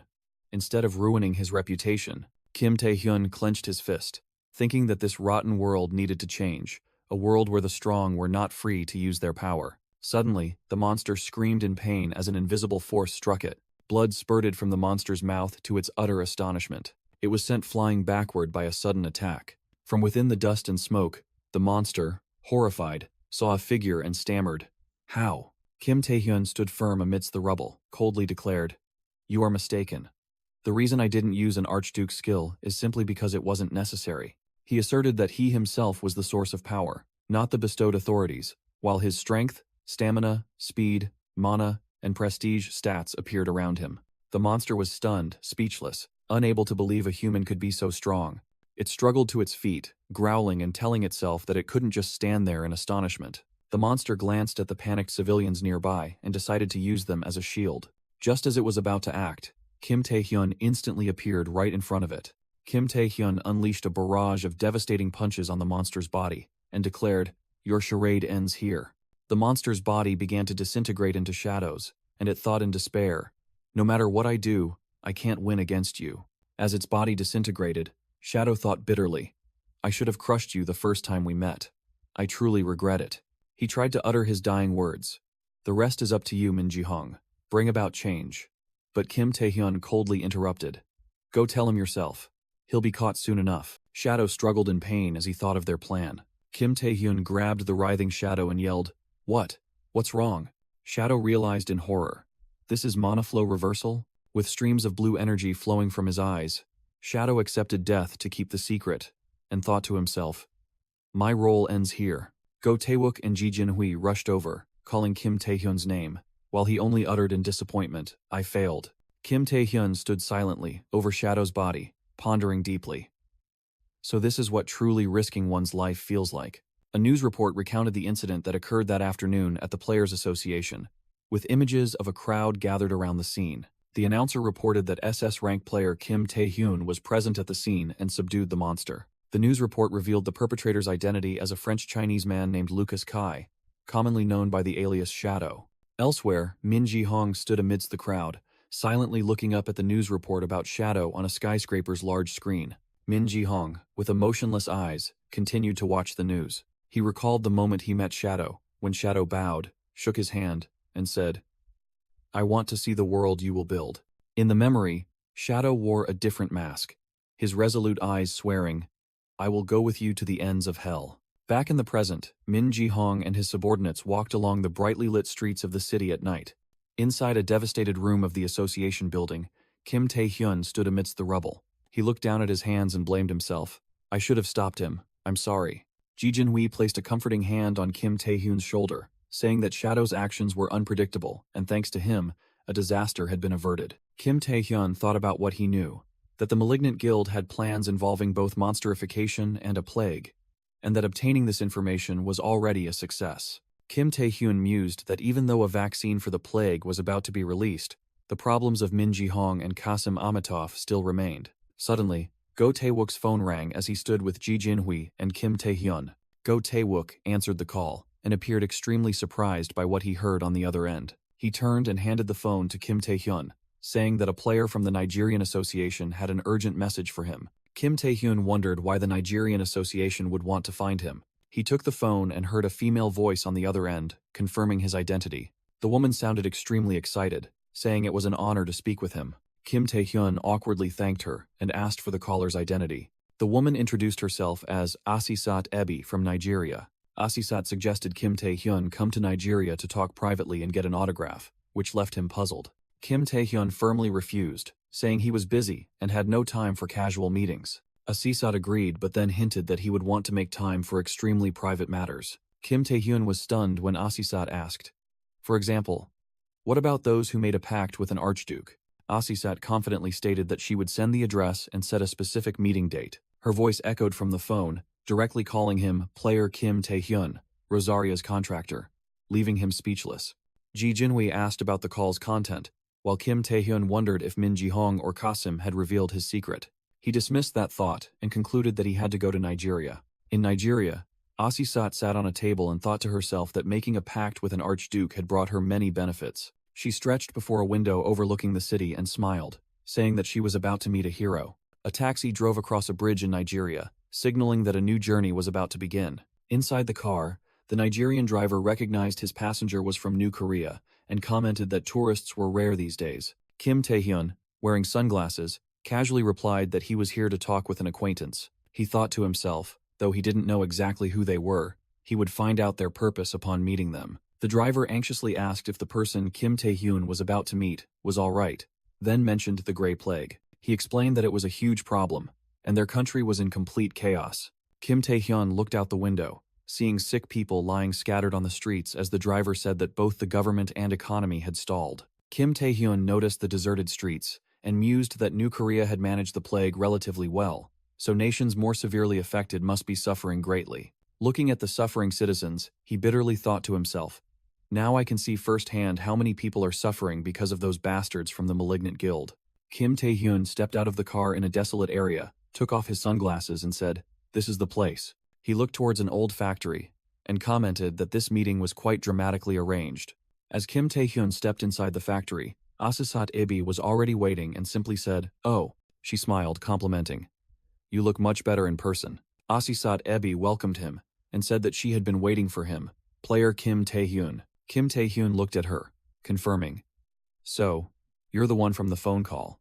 Asisat Ibi nodded, introducing herself. "That's right, I am Asisat Ibi," then apologized for making him travel such a long distance. She explained that she couldn't come to New Korea under these circumstances and couldn't speak openly over the phone, but Kim Tae-hyun interrupted, asking her to get straight to the point. Asisat Ibi smiled gracefully, assuming he was impatient, and said, "This is our first meeting. At least we could." Kim Tae-hyun glared at her menacingly and said, "I can make you talk if that's what you want." Asisat Ibi raised her hands in surrender, reluctantly agreed. All right. What I want to say is simple." Her entire body erupted with a dark blue aura, her eyes glowing bright red, as she solemnly proposed. "Kim Tae-hyun, I want to propose an alliance, as fellow contractors sharing the same fate." Kim Tae-hyun listened with a serious expression, thinking to himself, so she's a contractor too. He directly asked her reason for wanting an alliance, and Asisat Ibi explained that they shared the same goal, and she hadn't willingly formed a contract like other villains. Asisat Ibi extended her hand towards Kim Tae-hyun, declaring she wanted to use this power for humanity and become a hero like him. She continued to persuade him, arguing that Kim Tae-hyun would lose nothing by allying, and that she herself was very strong. Kim Tae-hyun turned his back and coldly replied, "I refuse. If that's all, I'm leaving." Leaving Asisat Ibi stunned. Asisat Ibi hastily called him back, but Kim Tae-hyun explained that no fool would ally with an unverified person, considering the offer too risky. While Asisat Ibi frantically called after him, Kim Tae-hyun merely thought that, for now, knowing she held no hostility was enough. Suddenly, a surge of light enveloped the entire warehouse, and a notification appeared stating they were trapped in a separate dimension. The surrounding area was separated from the outside world, and Kim Tae-hyun turned back with sharp eyes, wondering, "So, you're finally showing your true colors?" Asisat Ibi raised her hand, which was emitting a purple aura, towards Kim Tae-hyun, who was turning his back to leave. She frantically looked at her hand, muttering, "Damn it! This isn't what I wanted to do." Asisat Ibi cleared her throat, feigning calmness, and proposed, "If you can't trust me, why not test if I'm worthy of being your ally?" Kim Tae-hyun looked at her with curiosity, remarking, "I have a feeling you don't want an alliance, but you desperately need one." Asisat Ibi gave a forced laugh and awkwardly denied, "That's not it at all." Kim Tae-hyun stroked his chin in thought, then reluctantly agreed. "All right then." He raised his hand and commanded decisively, "Let's see then. Kneel." A colossal dark pressure descended from above, weighing heavily on Asisat Ibi. Asisat Ibi's face flushed, struggling to endure, and exclaimed, "Well, is this your famous apocalypse?" Her gaze sharpened, and she smirked, continuing, "Though it's not quite as rumored." Kim Tae-hyun was stunned to see her still standing firm, while Asisat Ibi, surrounded by a purple aura, declared, "My turn." Kim Tae-hyun was forced to his knees by an invisible pressure, and he exclaimed in astonishment, "What?" He realized in horror, "She wasn't affected by my aura attack. Moreover, her aura is strong enough to overwhelm me?" A colossal blue energy serpent apparition appeared behind Asisat Ibi, and she confidently said, "See? I'm quite strong." While Kim Tae-hyun thought to himself, "I know who she made a contract with." Asisat Ibi smirked triumphantly, her golden eyes glowing brightly within the blue energy. The scene shifted to a colossal, gloomy fortress in the abyss under a blazing red sky. A long-haired man in a black cloak approached the large gate, which was emitting an eerie blue light. Inside the grand hall, Archduke Orgel sat on his throne, coldly addressing the newcomer. "You must not have heard me clearly. I said I wouldn't overlook it if you returned empty-handed." The long-haired man stepped forward, casually asking in return, "Then would you be more satisfied if I brought back Kim Tae-hyun's head?" With his golden eyes glowing brightly, the man growled, demanding, "Then grant me more power from your authority, Orgel." Orgel sat on his throne, a slight sneer on his lips at the audacious request. The Archduke leaned his head back and burst into a delighted laugh, his laughter echoing throughout the grand hall. Orgel rose from his throne, his colossal figure looming over the contractor, and said, "Demanding power that most can only dream of. Perhaps I've let you roam free for too long, contractor." He continued, "But if this is how you express your desire to capture that key, I have no reason to refuse. Of course, before that, I need to see." Orgel raised his colossal hand, roaring, "If you are worthy of receiving that power." The long-haired man tensed, taking a defensive stance, his hands beginning to transform with sharper claws. An energy explosion occurred as Orgel attacked, sending his contractor flying backward. In an explanatory panel, the image of the Night King's spirit appeared, illustrating that the core of the Apocalypse skill was to heavily intimidate targets. Another image showed that an enhanced spirit-type skill could even nullify opponents' skills. Kim Tae-hyun gritted his teeth, thinking to himself with confidence that no spirit skill on Earth could surpass his Apocalypse. However, he was shocked to realize that Asisat Ebi not only resisted his skill but was also unleashing her own spirit, which could only happen for one reason. Kim Tae-hyun realized his skills were weakened by the dragon spirit, and a mysterious force resisted, causing him to be only partially affected. He was astonished to see the spectral image of the Beast King Jormungand, an archduke, and realized that Asisat Ebi was the one who had made a pact with him. The Beast King Jormungand smirked sinisterly within the illusion. Asisat Ebi cheered with delight, seeing her power take effect, realizing that the world's #1 player, Kim Tae-hyun, was helpless before her, and that she could win.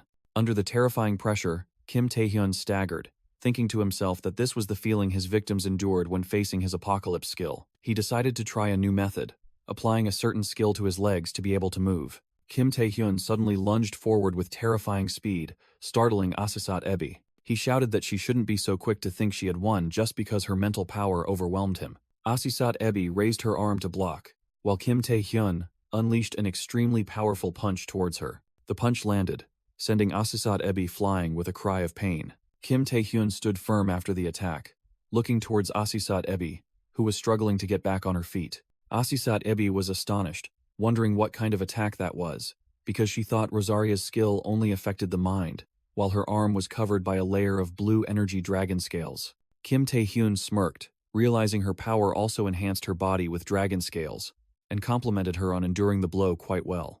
Asisat Ebi looked confused as Kim Tae-hyun declared that, since she wanted her power to be tested, he would no longer hold back. Kim Tae-hyun closed in on Asisat Ebi, warning her to brace herself for the impact. A massive explosion occurred as the two clashed, destroying the surrounding warehouse floor. Kim Tae-hyun and Asisat Ebi exchanged a flurry of high-speed punches, creating intense collisions of red and blue energy. Asisat Ebi braced herself to defend, thinking to herself that each of Kim Tae-hyun's punches felt as heavy as a car crashing into her. She wondered in astonishment how he could maintain such heavy blows while moving at blinding speed. Kim Tae-hyun delivered a powerful kick, sending Asisat Ebi sprawling to the ground. Forced onto the defensive, Asisat Ebi used blue dragon scale energy to block Kim Tae-hyun's attacks. She confidently thought to herself, "But as long as I block the attacks, I won't get hurt." Kim Tae-hyun scoffed at her mediocre close-quarters combat ability, then summoned countless blood blades that hovered around. He asked about her dodging skills as the swords rained down, causing Asisat Ebi to exclaim in terror. "Huh?" Overwhelmed by the sword rain, she screamed in horror and wondered, "What the hell is this?" Asisat Ebi realized she had nowhere left to retreat in the ruined warehouse and yelled, "Damn it, there's nowhere left to run."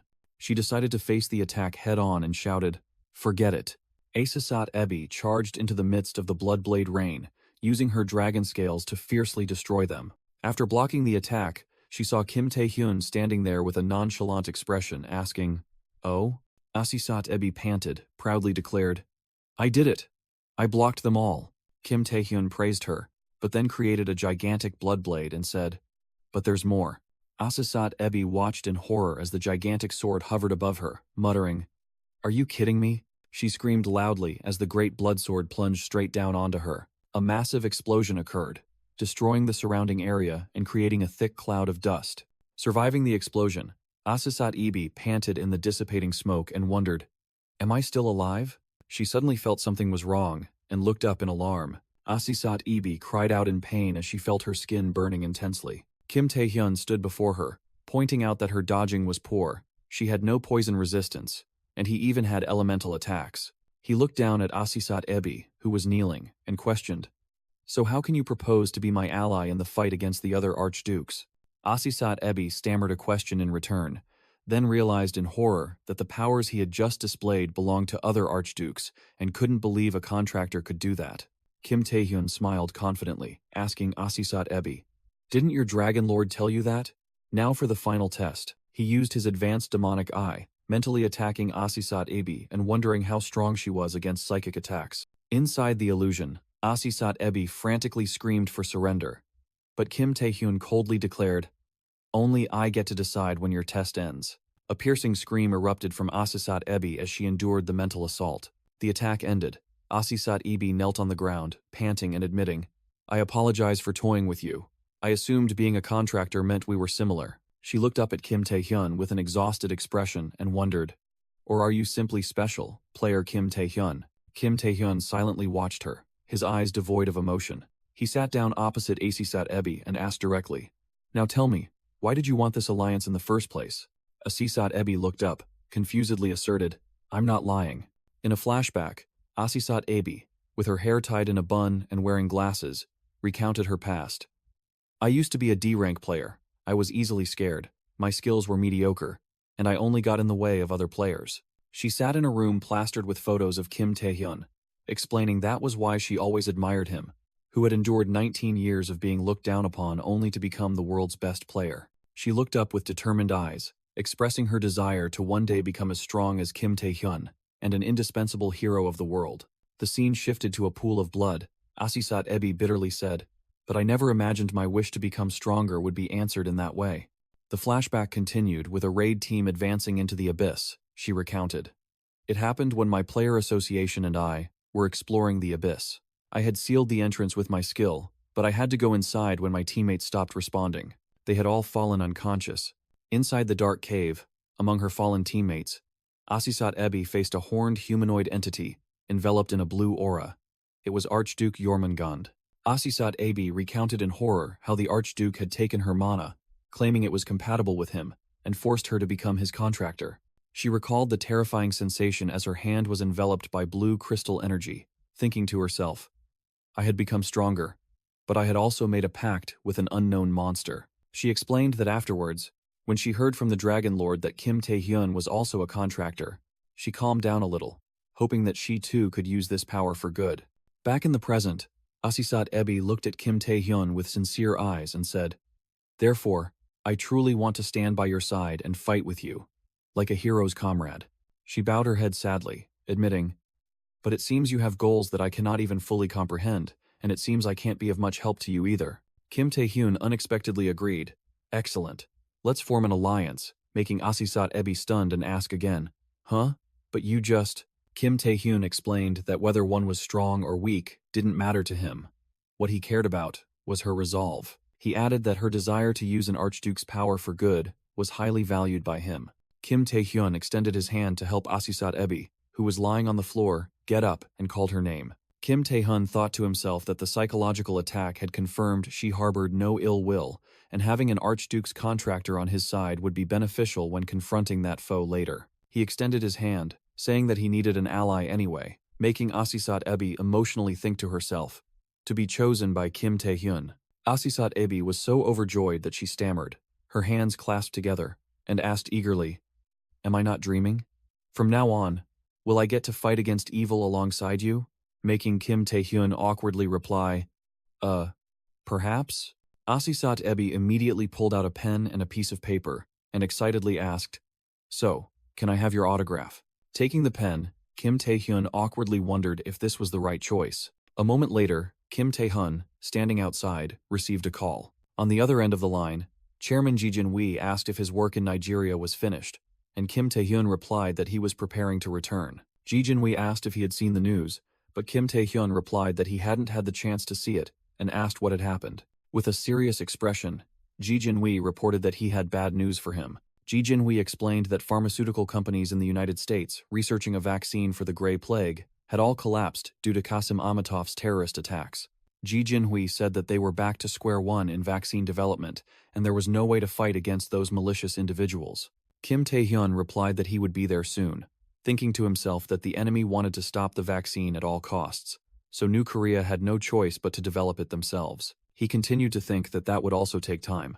Kim Tae-hyun realized that to significantly shorten the development time, they needed a key specimen to create a cure. He recalled that the Gray Plague originated from the Gray Parasite, and the Gray Parasite was one of the creations of Demon King Beelzebub. Kim Tae-hyun looked forward with a resolute gaze, concluding that it was time to go meet a new Archduke.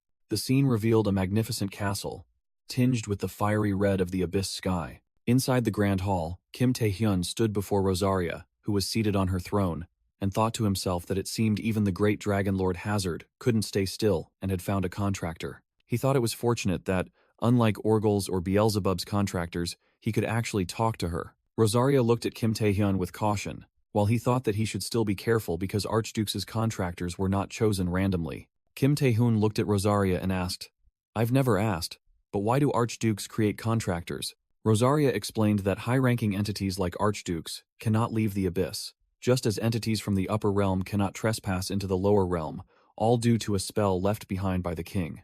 He realized that there was a way to circumvent that spell, by using contractors as their agents.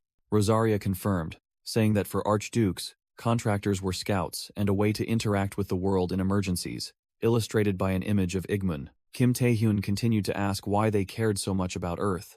Rosaria replied that every Archduke desired to become king of the entire abyss. She explained that since the missing king came from Earth, to them, it was a place of mysterious potential that couldn't be ignored.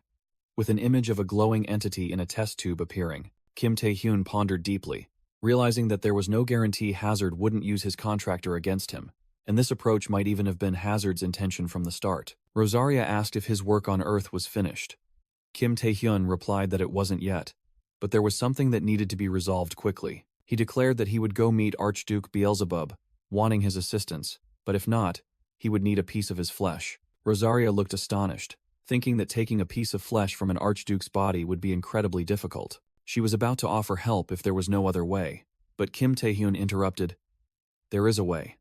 I know his weakness." Kim Tae-hyun looked directly at Rosaria and asked what that weakness was. Rosaria smiled, recalling the first day they met, when she had evoked a certain memory as he charged to attack her. Kim Tae-hyun remembered the illusion of his tragic past and realized that what Rosaria was referring to was psychological trauma. Rosaria confirmed with a smug expression that creating an opening by triggering psychological trauma was the way to defeat Beelzebub. Kim Tae-hyun curiously asked if Archdukes had traumas strong enough to create openings, even her, but Rosaria merely replied coldly, "Never ask a lady such questions." Kim Tae-hyun expressed uncertainty about whether his complete hypnosis skill was strong enough to affect an Archduke, and said that was why he asked Rosaria for training. Rosaria explained that the charisma stat was the most important factor in mind control, which surprised Kim Tae-hyun, because he used to think it was only useful for celebrities. Rosaria smiled and suggested they go to a more suitable place to begin the training session.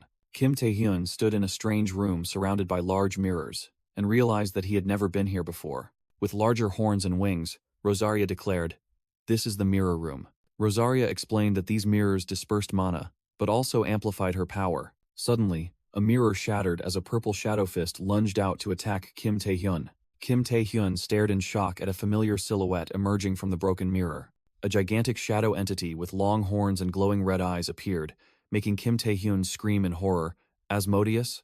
He was stunned, wondering why Asmodeus, an SSS rank monster, could be here. The glowing red eyes of the Asmodeus illusion flashed menacingly. Asmodeus launched a powerful attack, sending Kim Tae-hyun flying into the air. Kim Tae-hyun screamed in pain as he was thrown backward helplessly. He thought to himself that although he could currently deal with SSS rank monsters, Asmodeus was the one who had killed him in his previous life. Encountering his old enemy again brought back painful memories, making Kim Tae-hyun feel a chill. He suddenly realized something and wondered why Rosaria was just standing there observing. Rosaria stared at him with glowing red eyes, warning, "You must not be distracted." Kim Tae-hyun snapped out of it, finally understanding the intention behind this training session. He quickly dodged another attack from Asmodeus's shadow claws.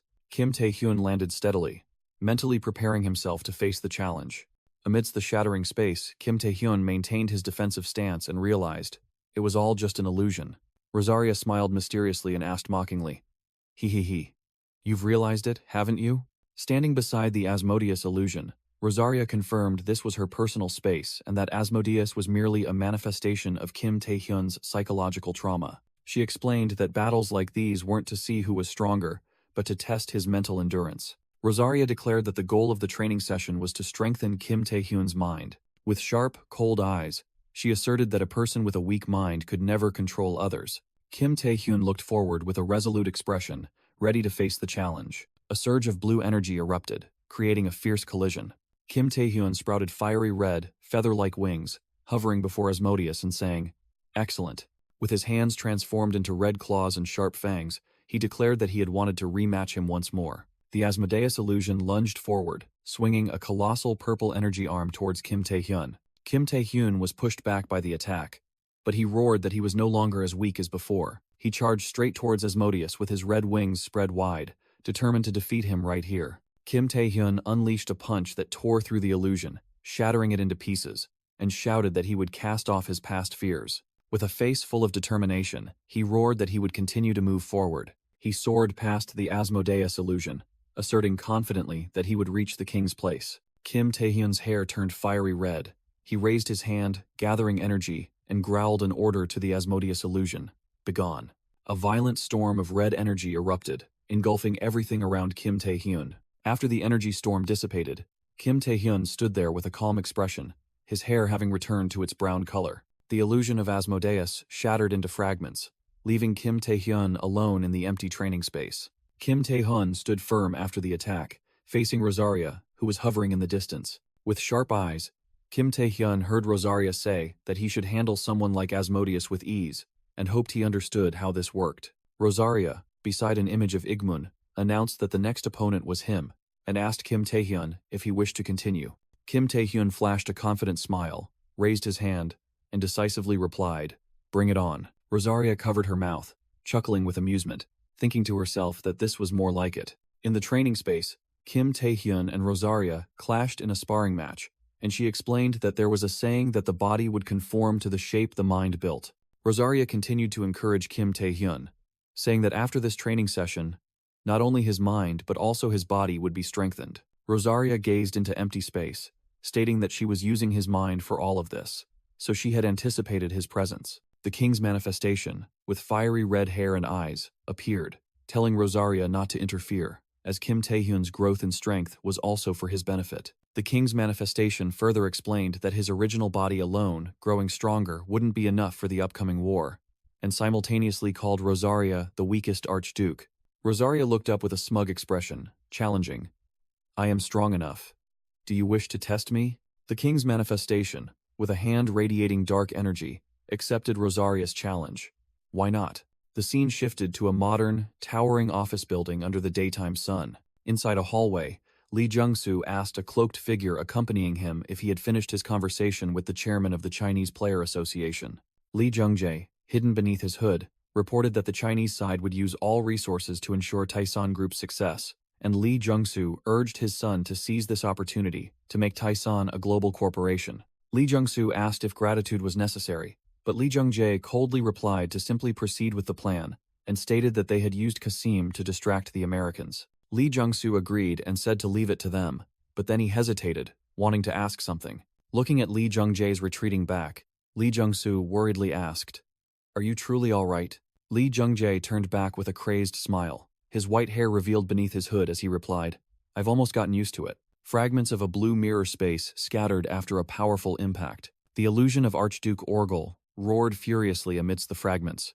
Orgel charged to attack Kim Tae-hyun, who stood firm in a defensive stance. Kim Tae-hyun threw a punch enveloped in dark red, spiked energy. He dodged Orgel's attack and prepared to counterattack from below. Kim Tae-hyun used his arm, filled with dark energy, to block Orgel's attack. With a fierce gaze, he channeled strength into his arm to push back the giant opponent.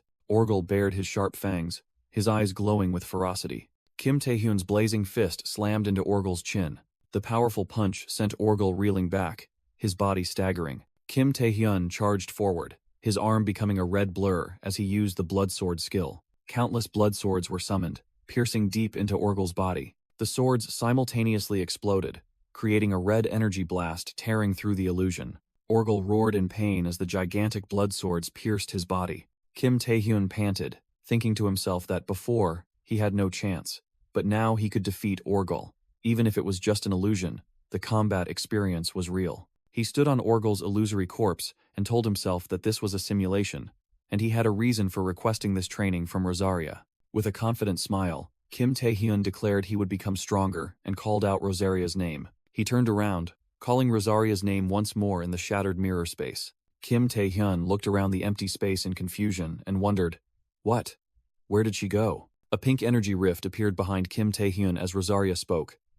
I am here, contractor. The training space shattered into pink crystal fragments as Kim Tae-hyun stood facing Rosaria. Rosaria smiled, praising Kim Tae-hyun for doing well, and that everything seemed to go smoothly. Kim Tae-hyun asked what she had been doing while he fought, and Rosaria ambiguously replied that she just had some matters to attend to. Rosaria said that since he had defeated 2 archdukes after Asmodeus, his spirit was strong enough, and she would reward him. Kim Tae-hyun asked in surprise, a reward?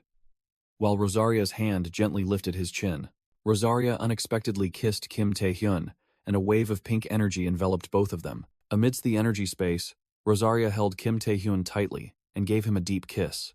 A system notification appeared, stating that the complete hypnosis SS skill had evolved into ataraxia SS, as Kim Tae-hyun's eyes glowed purple. Kim Tae-hyun awkwardly asked if they had to do this every time she bestowed power, and Rosaria chuckled, reminding him of her succubus race. He looked at the new skill panel, Ataraxia SS, which could dominate the target's mind.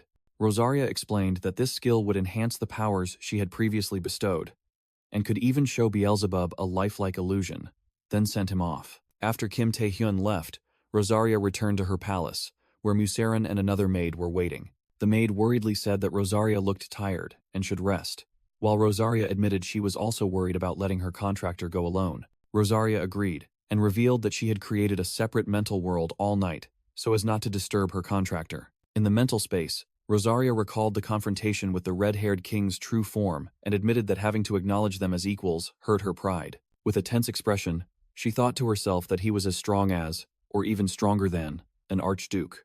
Back in the present, Rosaria walked with her maid and sarcastically remarked that the king had left behind a formidable guardian. Kim Tae-hyun stepped into a gloomy, barren forest under a blazing red sky and realized this was Beelzebub's territory. He sensed the presence of goblin monsters lurking around him in the shadows. Kim Tae-hyun walked and pondered, wondering what to do as he didn't know how to reach Beelzebub, while the goblins were still watching from the trees. Kim Tae-hyun smiled confidently and thought to himself, I wonder. He decided that he just needed to knock loudly, while the abyssal goblins were charging to surround him. A red and purple energy explosion swept through the entire area, blowing away the goblins. Kim Tae-hyun stood amidst the monster corpses, calmly dusting off his shoulder. 2 large winged monsters landed before him, one asking, Human, are you the one who caused a commotion in Lord Beelzebub's territory?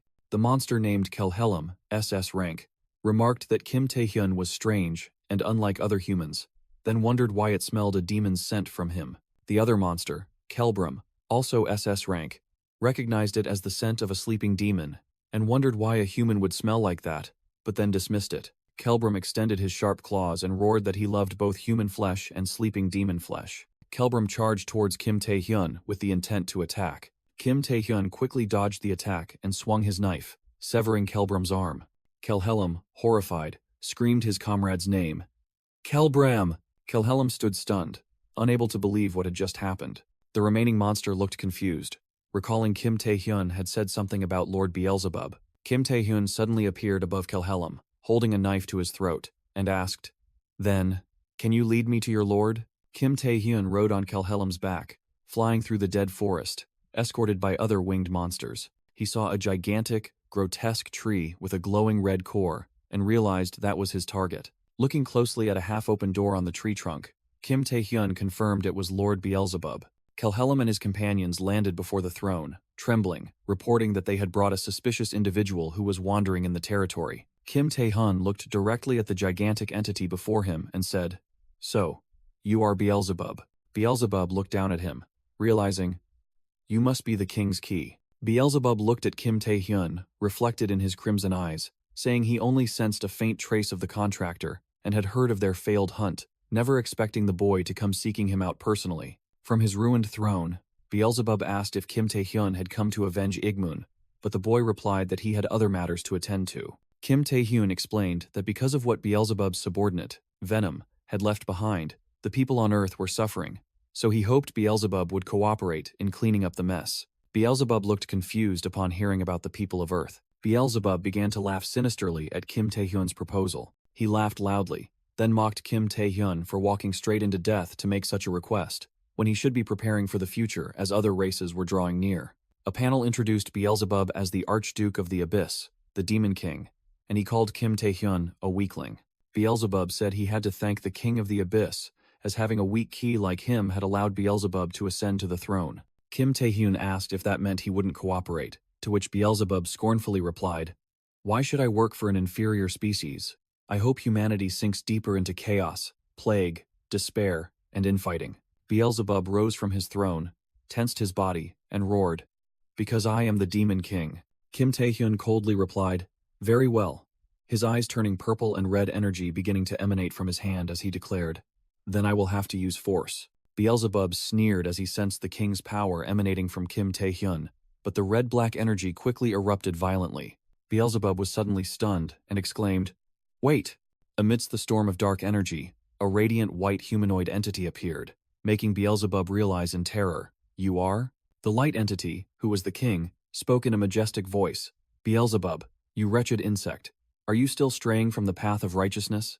In another space, Rosaria explained to Kim Tae-hyun that Beelzebub had rebelled against the king along with the previous generation of archdukes, like Lilith, Behemoth, Diablo, and Leviathan. But after losing, he had alone begged for mercy and retained his position. Rosaria looked directly at Kim Tae-hyun and affirmed, "He fears the king." Back in reality, Beelzebub was utterly terrified as he was overwhelmed by the king's power, screaming in despair, "My king!" The images of the king and Kim Tae-hyun merged into one, his eyes glowing purple as he activated his skill, Ataraxia. Beelzebub trembled under the skill's effect, wondering in confusion, "How can the vanished king be standing before my eyes?"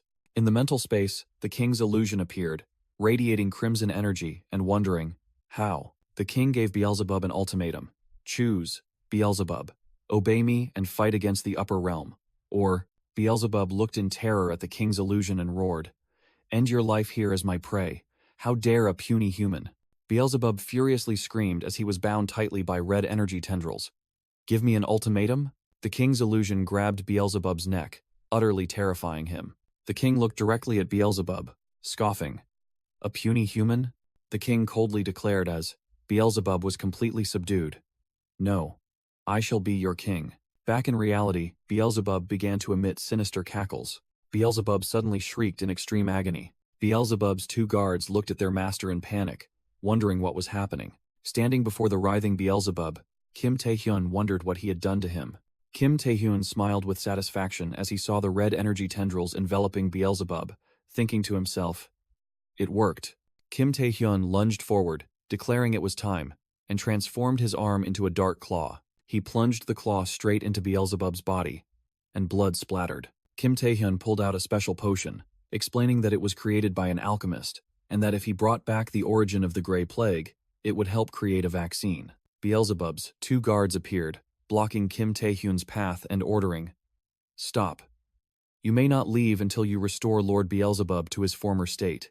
Kim Tae-hyun sneered in reply, "Restore him? That's your lord's own problem. Do you want me to brew him a nice cup of tea or something?"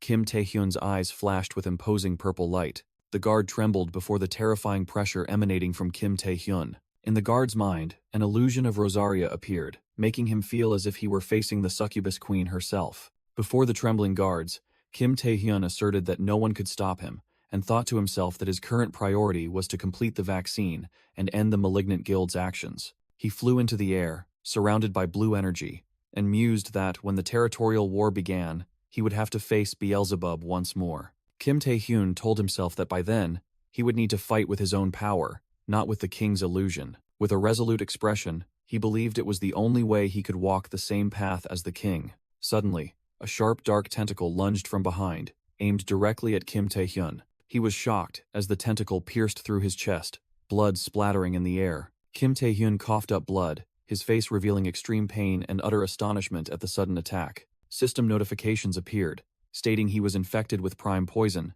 and his resistance failed, while Beelzebub began to materialize from behind the guards. Beelzebub, in his monstrous form with many crimson eyes, fully appeared, and Kim Tae-hyun realized he had known his plan all along. Kim Tae-hyun staggered back, realizing in horror that Beelzebub had broken the ataraxia skill much faster than Rosaria had predicted. He clutched his chest, feeling the poison spreading throughout his body, and realizing it was Beelzebub's authority of poison that rendered him unable to move. Beelzebub sneered, admitting Kim Tae-hyun's trick was impressive, and had given him the worst feeling in millennia. He mocked Kim Tae-hyun, asking if he truly thought he would be trapped in memories forever, and declared that he too had progressed in the king's absence. Beelzebub extended his giant hand, saying he had waited for a very long time for the day he could sink these fingers into the king, and regretting that this was not the true king. But your death will suffice, Beelzebub declared, as dark tentacles pierced through Kim Tae-hyun's body from all directions. Beelzebub grabbed Kim Tae-hyun's head,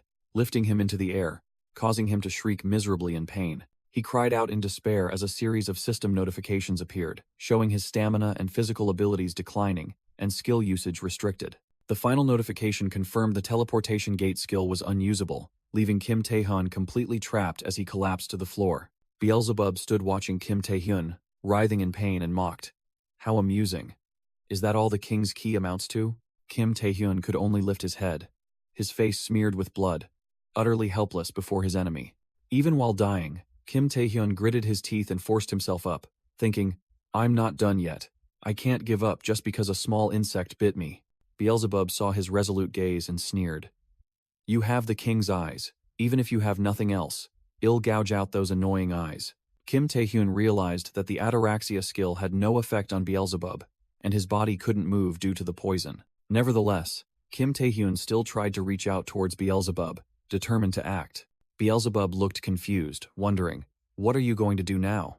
If it's the same old trick then. Kim Tae-hyun was performing a summoning ritual as blood dripped from his hand. His blood dripped onto the floor, forming a pooling puddle. A vortex of blood enveloped Kim Tae-hyun as he secretly thought this was the trump card he had prepared for this situation. Beelzebub realized it was a summoning, and sneered, assuming Kim Tae-hyun could only call Rosaria. Beelzebub lunged forward, roaring that he would tear Rosaria apart along with Kim Tae-hyun. Beelzebub's attack was suddenly blocked, leaving him utterly astonished. Beelzebub's two guards trembled as they witnessed the unbelievable sight before their eyes. A figure with fiery red hair emerged from the blood vortex, coldly stating, Tear whose body apart. Don't be so arrogant, you insect. The newly appeared entity grabbed Kim Tae-hyun, emitting an overwhelming red energy. The newcomer introduced himself. Mistaking me for a weakling like her?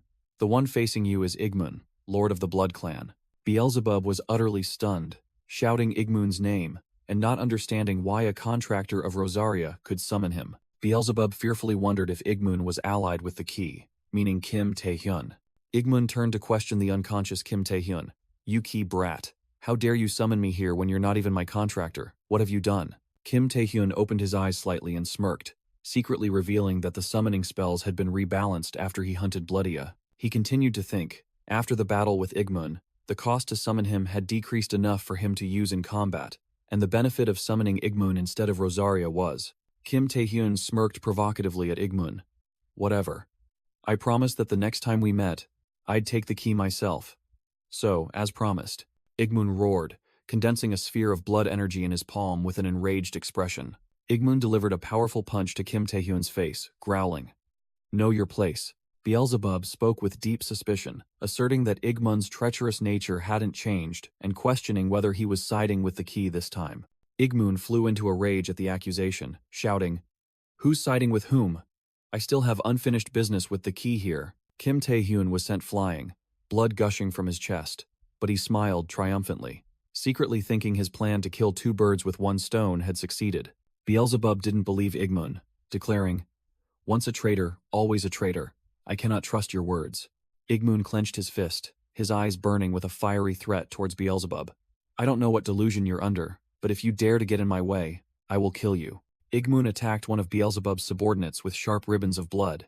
Igmun's ribbons of blood violently clashed with Beelzebub's torrent of dark purple energy. The two terrifying streams of power confronted each other, creating a horrifying energy explosion. Beelzebub's two guards screamed in pain as the aftershocks of the attack swept over them. Kim Tae-hyun lay on the ground, chuckling to himself as he saw the shattered blood crystal fragments around him, knowing that the two archdukes would never share the key they had fought over for hundreds of years. With calculating eyes, Kim Tae-hyun secretly cheered. Now tear each other apart like dogs, Igmun, Beelzebub. Beelzebub roared, his body swelling and emitting an enormous torrent of dark purple energy. Igmun retaliated by summoning countless blood swords that flew towards Beelzebub. Beelzebub's claws easily shattered one of Igmun's blood swords. Igmun maintained his cold expression, continuing to command the blood swords to charge and attack. The two archdukes' energy streams, one red and one purple, directly collided. A blinding explosion of light enveloped the entire space, the result of the full-power confrontation between the two rulers of the abyss. Kim Tae-hyun was blown away by the horrifying aftershocks from the clash between Igmun and Beelzebub. He staggered to his feet, his body covered in injuries, and secretly thought about the terrifying power of a battle between archdukes. Meanwhile, Igmun and Beelzebub were still fiercely clashing, their red and purple energies continuously colliding. Kim Tae-hyun analyzed the situation, realizing that Igmun was merely a clone summoned by his mana. Just as Orgal once summoned Rosaria, he concluded that a clone could never defeat the real Beelzebub. He looked at the broken vial in his hand, bitterly thinking that the original plan was to escape, but Beelzebub's attack had shattered the vial containing Igmun's blood. Kim Tae-hyun desperately looked at the fragments, realizing this trip had been in vain, while Beelzebub's two guards approached from behind and called out, "Hey, human." Beelzebub's two massive guards stood towering, ordering him to stay put until their master dealt with Igmun and warning that they were watching him. Kim Tae-hyun glanced at them with sharp eyes. A new decision had been made. He stood up, clutching the broken vial fragment, and muttered that he had been told to fully charge before doing anything. He turned back to face the two confused guards and said, "Well then, let me replenish some lost mana first." Kim Tae-hyun activated his predation skill, unleashing an enormous torrent of dark red energy that enveloped the two guards. Standing amidst the destructive aura, Kim Tae-hyun smiled confidently and said, "Come on." Back in the battle, Igmun was struggling to fend off a powerful attack from Beelzebub. Beelzebub's sharp claws dug into Igmun's defensive arm. Igmun was sent flying, blood gushing from his mouth after taking a direct hit. He gritted his teeth and admitted, "This is truly difficult." Igmun secretly thought that even though Kim Tae-hyun's mana was better than his previous contractors, it was still too meager, and he could only unleash 1/3 of his true power, then summoned countless blood swords. A barrage of blood swords surged towards Beelzebub like a deadly rain. Beelzebub, in his gigantic insect monster form, merely let out a gruesome shriek, completely unharmed by the attack. Beelzebub mocked Igmun when his blood swords couldn't deal damage. "Surely you don't think you're losing just because you're a clone, do you?" Igmun coldly and decisively replied, "No." Beelzebub roared furiously and charged to attack. "You insolent bloodbag!" Igmun gnashed his teeth in anger, shouting that he was already an archduke. Beelzebub continued to sneer while overpowering Igmun, saying the outcome would still be the same even if his true self were here, as Igmun was once merely Lilith's servant. Beelzebub declared that was the power gap between them and delivered a powerful kick to Igmun. Beelzebub gathered a destructive purple energy orb in his hand. He fired a massive energy blast towards Igmun and yelled, "Now that you understand, be gone." Igmun struggled to raise his hands to block, trying to resist the terrifying energy blast. Suddenly, a blue energy orb appeared from Kim Tae-hyun's hands. Kim Tae-hyun, standing in the distance, used his energy synthesis skill to create a shield, completely blocking Beelzebub's attack aimed at Igmun. A massive explosion occurred when the two energy blasts collided, sending Igmun flying. Beelzebub exclaimed in shock. "When?" Kim Tae-hyun stood firm, his clothes tattered but his body recovered, making Beelzebub wonder how he could recover so quickly. Igmun landed on the ground, turned to look at Kim Tae-hyun with an angry expression, and asked, "Ki, you're in my way. What do you think you're doing?" Kim Tae-hyun smiled in response. "Don't you see, Igmun? I just saved you." Igmun growled, sprouted a pair of bat wings, and declared he didn't need his help, but Kim Tae-hyun calmly advised him not to be so arrogant. Kim Tae-hyun approached Igmun and said that they both shared a common goal of harming that bug anyway. Beelzebub roared angrily upon seeing Kim Tae-hyun propose cooperation. "So you've decided to be the keys dog, Igmun. You pathetic brat." Igmun recalled the humiliation from the previous battle and was about to refuse, but Kim Tae-hyun interrupted, saying he hadn't forgotten either, and they could settle that later. Kim Tae-hyun provoked Igmun with a smirk. "But what about the humiliation that bastard inflicted upon us? Will you just let that slide so easily, Lord?" Standing beside Igmun, Kim Tae-hyun continued to persuade. "Hez boasting about being an archduke. Let's show him the power of us rookies." Igmun scoffed, showing annoyance at being called a rookie after thousands of years of existence. However, Igmun smiled and agreed. "Well, that doesn't sound too bad given our current situation." Kim Tae-hyun charged forward, yelling, "I'll attack first. Support me." Igmun irritably wondered who Kim Tae-hyun was ordering around, but still channeled red dark energy in his hand. Beelzebub sneered. "Humph. Two weaklings teaming up, while simultaneously gathering a purple energy orb." A winged creature, seemingly Beelzebub, was caught in a massive blood vortex and screamed.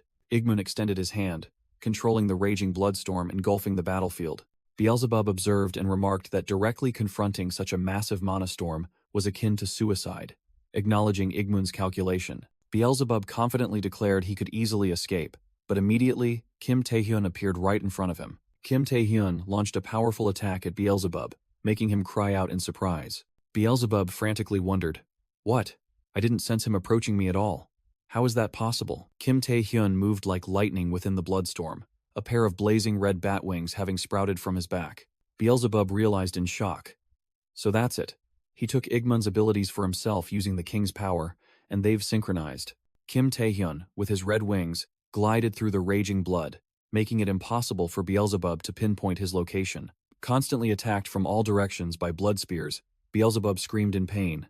Kim Taehyun appeared right in front of Beelzebub and asked with a challenging tone, "Even to a bug like you, do I still look like an insect?"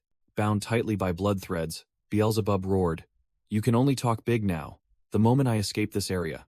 Standing outside the storm, Igmun summoned a colossal blood sword from the sky, preparing to deliver the finishing blow to Beelzebub. Kim Taehyun and Igmun stood back to back, both having sprouted blazing red bat wings, declaring to Beelzebub, "This is the end, Bug King." The colossal blood sword plunged straight down onto Beelzebub, who was tightly bound by blood threads and could only look up with a furious expression. "You!" Beelzebub let out a roar of utter fury. "You bastards!" The blood sword collided with Beelzebub, creating a terrifying explosion, blowing away everything around. Amidst the dust and smoke, a dark hand emerged from the rubble, emitting eerie laughter. Beelzebub reappeared in a smaller but more ferocious form, with many glowing red eyes on his slowly regenerating body. Beelzebub's two goblin subordinates rushed over in a panic, yelling, "Lord Beelzebub, are you all right?" Igmun tilted his head back, closed his eyes in enjoyment with a look of utter satisfaction. He smirked sinisterly and thought to himself, "Even if it feels like I'm being used by you, hearing that insect's screams was worth it." Kim Taehyun took out a red potion from his coat. He looked towards Beelzebub and said goodbye. "See you next time, Ki." Beelzebub, in his new form, watched after Kim Taehyun and emitted angry screeching sounds.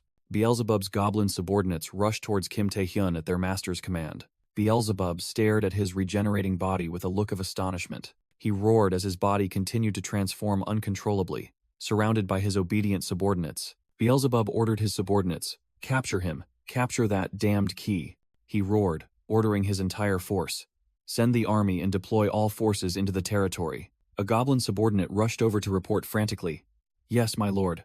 Lord Beelzebub, urgent report." The goblin subordinate reported with a panicked expression, "Our territory is under attack." Beelzebub was stunned when he heard the attacker's name from his subordinate. The attacker is the demon of slumber, Rosaria. Beelzebub's goblin soldiers screamed in terror as they realized the invader was Rosaria. Rosaria appeared with a smug smile, mocking their lax defenses and attributing it all to her contractor's rampage. Two goblin soldiers growled angrily as Rosaria declared that this opportunity could not be wasted. Radiating a pink aura, Rosaria commanded her succubus army, "Advance, my children." And they replied in unison, "Yes, your majesty." The succubus warriors charged into battle, slaughtering Beelzebub's goblin army. The battle raged fiercely as Rosaria's warriors completely overwhelmed the enemy. Rosaria decided to personally join the fight, not wanting to be outdone by her contractor. She concentrated a massive energy sphere and said that the best she could do was hold them off for as long as possible. Rosaria flew high and then unleashed a destructive energy blast onto the battlefield. The pink energy explosion engulfed the goblin soldiers, making them scream in agony. Through a magical link, Rosaria conveyed to Kim Taehyun that the territorial war was growing fiercer, urging him to quickly complete his mission and return. Her message was transmitted through a blue energy sphere, emphasizing that they needed his strength. At the Alchemist Guild headquarters, Kim Taehyun thought to himself that the potion he had commissioned earlier was precisely for this purpose. Guildmaster Seo Sangik looked at the vial containing the dark purple liquid and remarked that despite working with all sorts of materials from the abyss,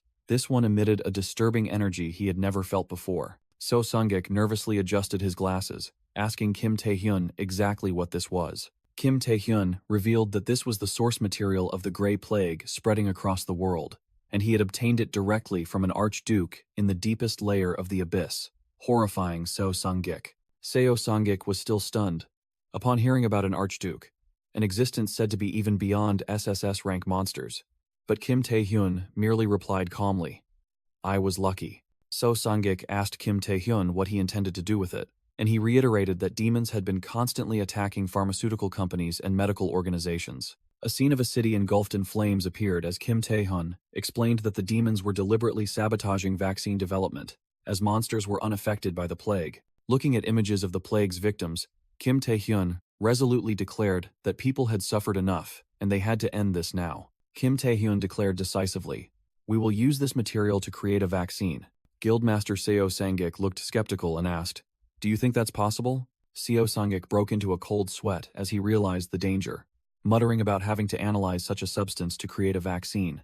He said that if it were anyone else, he would refuse such a reckless request, but he was moved by Kim Tae-hyun's will to save people. Seo Sang-ik affirmed that after Kim Tae-hyun had gone through such hardship to obtain this material, he could not back down, and promised to stake his honor on this endeavor. Kim Tae-hyun smiled in relief and sincerely said, "Thank you, sir." Outside, the association's skyscraper appeared under the brilliant sunset.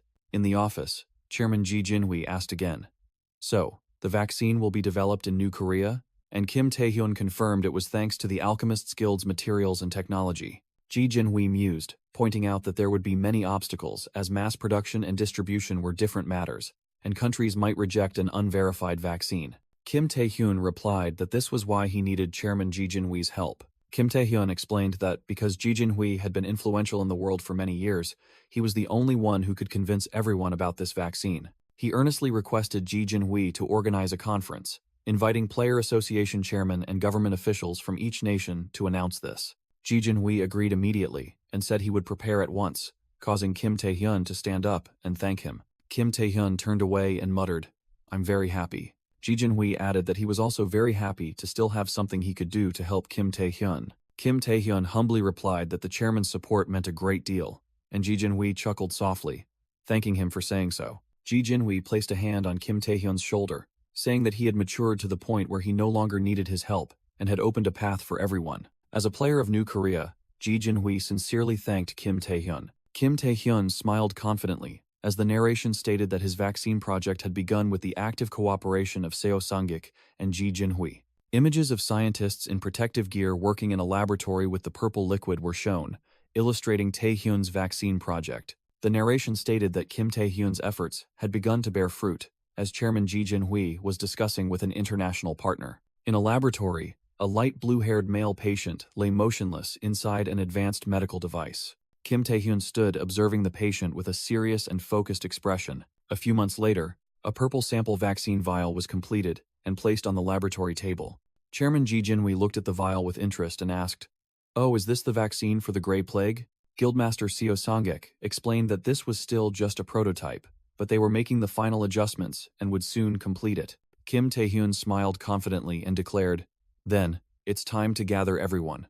A few days before the vaccine was announced, the scene shifted to a large city in Japan. A person stood on a rooftop, looking up at the night sky, with a bewildered expression as a gigantic blue energy vortex suddenly appeared.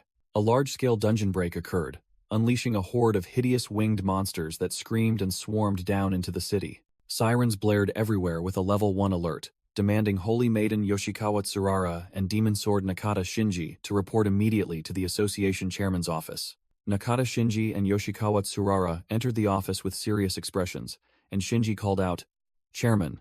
The man turned around, introduced as the newly appointed chairman of the Japanese Player Association, Niitsu Jun. Chairman Niitsu Jun announced that reports indicated the dungeon break in the southern region was rated SS+, similar to the Kenthazanath storm incident.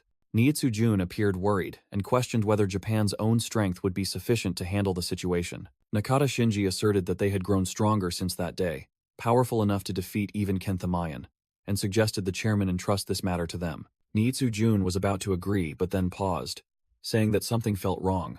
Yoshikawa Tsurara concurred, warning that this dungeon break was large enough to swallow an entire city, and they should be cautious, even if it only appeared to be SS+ rated. Tsurara suggested they request foreign assistance as a precaution, causing Nakata Shinji to ask in astonishment, "Holy Maiden, are you suggesting we call him again?" Shinji objected, arguing that Japan's pride was at stake, but Tsurara resolutely replied that the lives of the people were what mattered, not pride. Nakata Shinji looked displeased upon hearing Niitsujun say that Kim Taehyun has been very busy lately and is rarely seen in New Korea.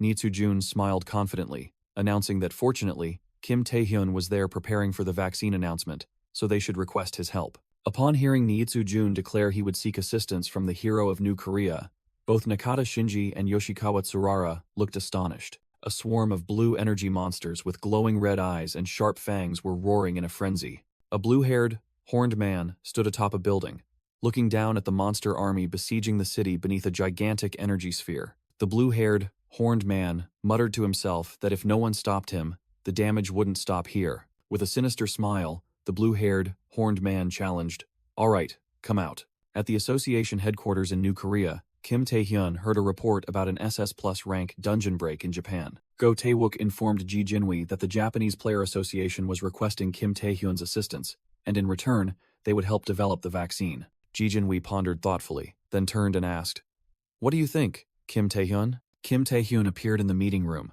standing opposite Ji Jinwi and Go Taewook. Kim Taehyun thought to himself that this situation was far from ideal, a dungeon break occurring just as the vaccine was nearing completion. He continued to ponder. The reason he had stayed in New Korea all this time was to guard against villains and a terrorist attack like the one in America. Ji Jinwi remarked that with a dungeon break of that magnitude, Japan might not be able to handle it alone, and it would have consequences for Korea as well. Kim Taehyun looked down, torn between two choices. Go or stay. Ji Jinwi said decisively, "Go, Taehyun." Ji Jinwi explained that if creating the vaccine was to save more people, then he should also go help them for the same reason, and reminded Taehyun of his promise to protect everyone and their happiness. Kim Taehyun stood silently, admitting, "That's right. The reason I want all this power." A series of images of painful past moments flashed through his mind as Kim Taehyun recalled his motivation was to ensure everyone around him, including himself, would not have to despair. Ji Jinwi said that when Taehyun said everyone, he surely didn't just mean those close to him, and emphasized that there were people near and far who needed his help. This was something only he could do. Ji Jinwi reassured Kim Taehyun that he no longer needed to choose, because Go Taewook, he himself, and the other players would stay behind. Go Taewook stated firmly to Kim Taehyun that they would ensure the vaccine was completed, even if it was the last thing they did. Kim Taehyun looked at them with determination and said, "Then, I'll finish this quickly." Turning to leave, Kim Taehyun confidently called back, "Please hold on until then." In Japan, a long-haired man welcomed Kim Taehyun and introduced himself. "Welcome, player Kim Taehyun. I am Niitsujun, the new president of the Japanese Player Association." Kim Taehyun frankly replied that the thanks should go to President Ji Jinhui and suggested getting straight to the point, as he didn't have much time. Niitsujun agreed and pointed towards two people, saying they would report the situation to Kim Taehyun. Yoshikawa Tsurara smiled and greeted, "Long time no see, player Kim Taehyun," while Nakata Shinji stood beside her with a serious expression. Kim Taehyun sighed, thinking to himself, "These two again." Aboard a helicopter, Yoshikawa Tsurara explained that the dungeon break started in the southwest and was still spreading, and all association members could only try to slow it down. Kim Taehyun, along with his two Japanese companions, looked outside, informed that they couldn't even think about exploration, and the monster causing the incident was definitely inside. Yoshikawa Tsurara added that they still hadn't identified the monster, and Kim Taehyun concluded his mission was to find and eliminate it. At the scene, two Japanese players were struggling against a swarm of blue energy monsters. The players screamed in despair as they were overwhelmed by a gigantic monster. They had run out of mana and had no more recovery potions. A panicked player screamed that at this rate, they would be wiped out as two monsters charged towards them. A foot landed on the ground, and dark chains began to spread around. The black chains tightly bound the blue energy monsters, making them shriek in pain. One of the exhausted players looked up, exclaiming in surprise, "Player Kim Taehyun?" Kim Taehyun, Nakata Shinji, and Yoshikawa Tsurara had arrived, and another player joyfully cheered upon realizing both the Holy Maiden and the Demon Sword were also with him. The newly rescued player shouted hopefully, "That's it! Now we can close this gate." While Kim Taehyun silently observed the situation, Kim Taehyun observed the blue energy gate and assessed that this was not just an SS plus rank dungeon break, but potentially stronger, even SSS rank. He thought to himself that this could be a dungeon of unprecedented difficulty.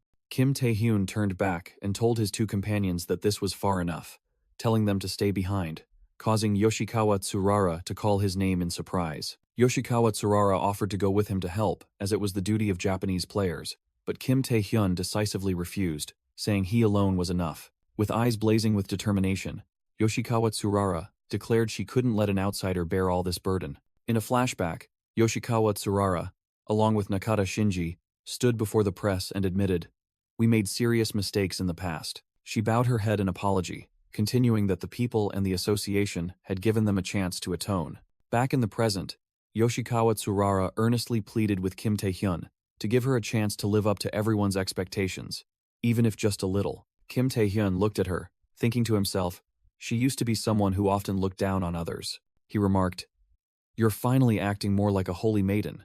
Yoshikawa Tsurara, causing Nakata Shinji to angrily yell, believing he dared to speak disrespectfully to her. Kim Tae-hyun calmly accepted, standing with their spectral images, and laid down a condition.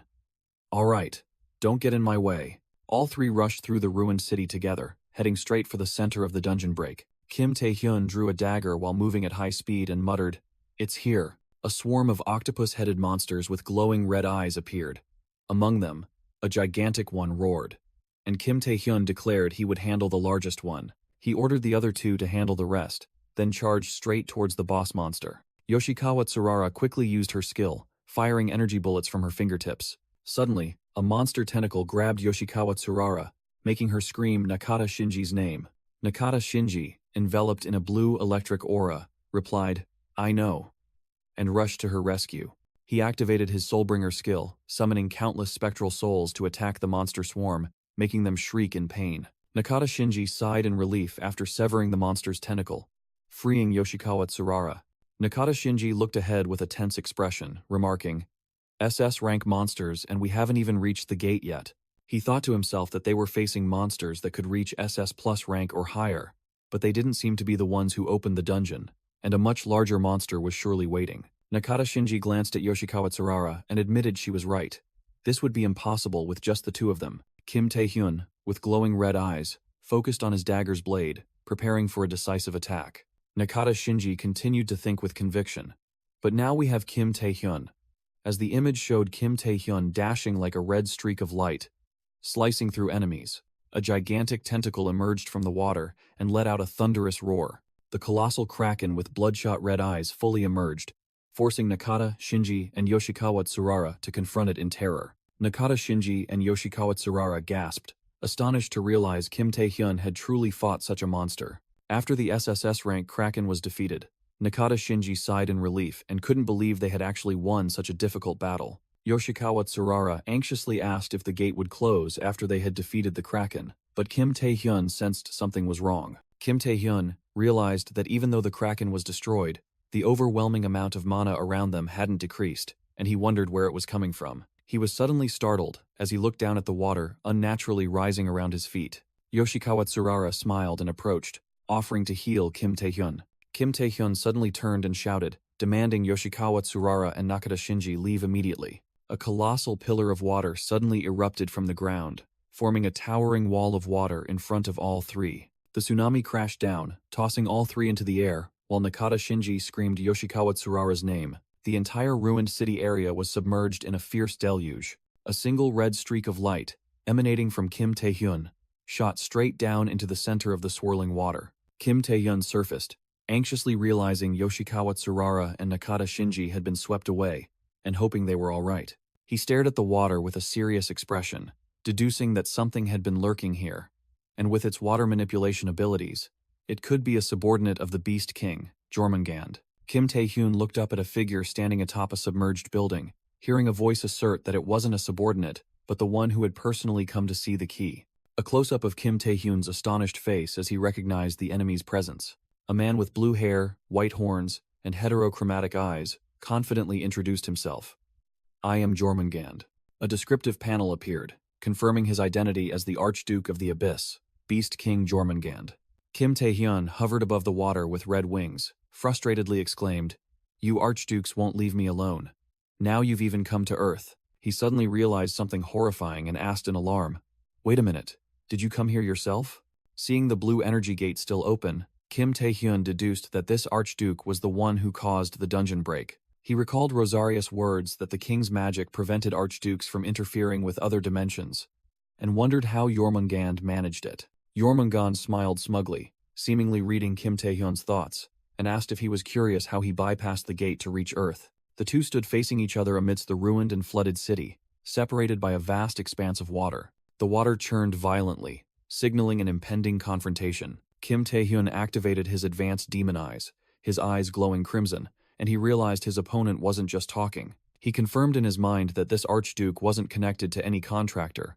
He was his true self. Kim Tae-hyun broke out in a cold sweat from the pressure of a true archduke's presence. Jormungand continued to provoke, saying he must be shocked to see him appear, and asked again if he was curious how he bypassed the gate. Kim Tae-hyun was stunned when Jormungand simply revealed that he knew how to break the king's magic. Jormungand created a blue energy orb in his hand and asked, "Didn't Rosaria ever tell you?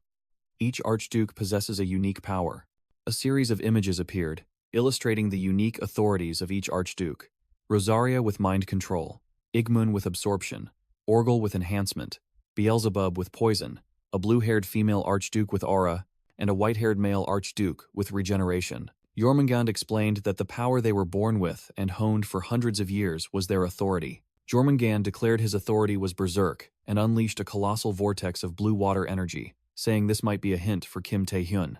Jormungand smiled smugly, declaring he had explained enough, and that he was here to test Kim Tae-hyun. He called Kim Tae-hyun the one who had caused chaos throughout the abyss and the next potential king. A colossal water serpent with glowing red eyes emerged, and Jormungand commanded, "Show me your skills." The water serpent charged straight at Kim Tae-hyun with terrifying speed. Kim Tae-hyun hastily flew up, dodging the water serpent's bite. He flew around behind the monster, continuing to evade its attacks. The gigantic water serpent swept through the city, destroying buildings as it pursued Kim Tae-hyun. Affected by the strong current, Kim Tae-hyun muttered that this feeling was familiar, as if he had experienced it before. He looked at Jormungand, standing atop a building, and wondered about the berserk hint. Jormungand remarked that Kim Tae-hyun was quite good at dodging, then asked sarcastically, "So, what if there are two?" A second water serpent suddenly appeared from behind and snatched Kim Tae-hyun. Kim Tae-hyun was astonished as he was caught by the second water serpent. He was forcefully dragged down by the water serpent beneath the rising water. Kim Tae-hyun slowly sank into the water, seemingly helpless. Jormungand looked down at the water, muttering that, if this was the power of the king's key, then his visit here was pointless. He concluded with a disappointed expression.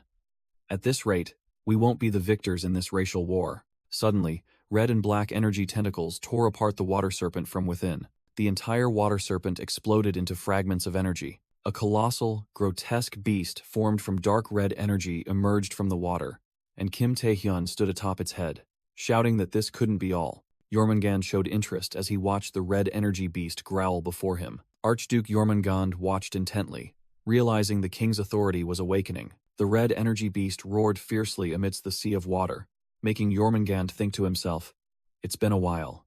Jormungand gently hovered in the air, observing the chaotic scene. He landed on the water's surface calmly and remarked that this sight was quite spectacular.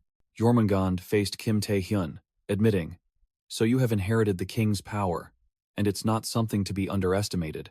Kim Tae-hyun soared up with blazing red wings, declaring, "That's not all I have." With his hands transformed into energy claws, Kim Tae-hyun resolutely stated he would finish what the king started. Jormungand's eyes flashed with blue light as he prepared for the incoming attack. Kim Tae-hyun charged forward, firing a massive red energy blast towards Jormungand. Jormungand quickly ducked down, dodging or preparing to defend against the attack. Kim Tae-hyun realized something, thinking that dimension-breaking magic couldn't possibly be without risks.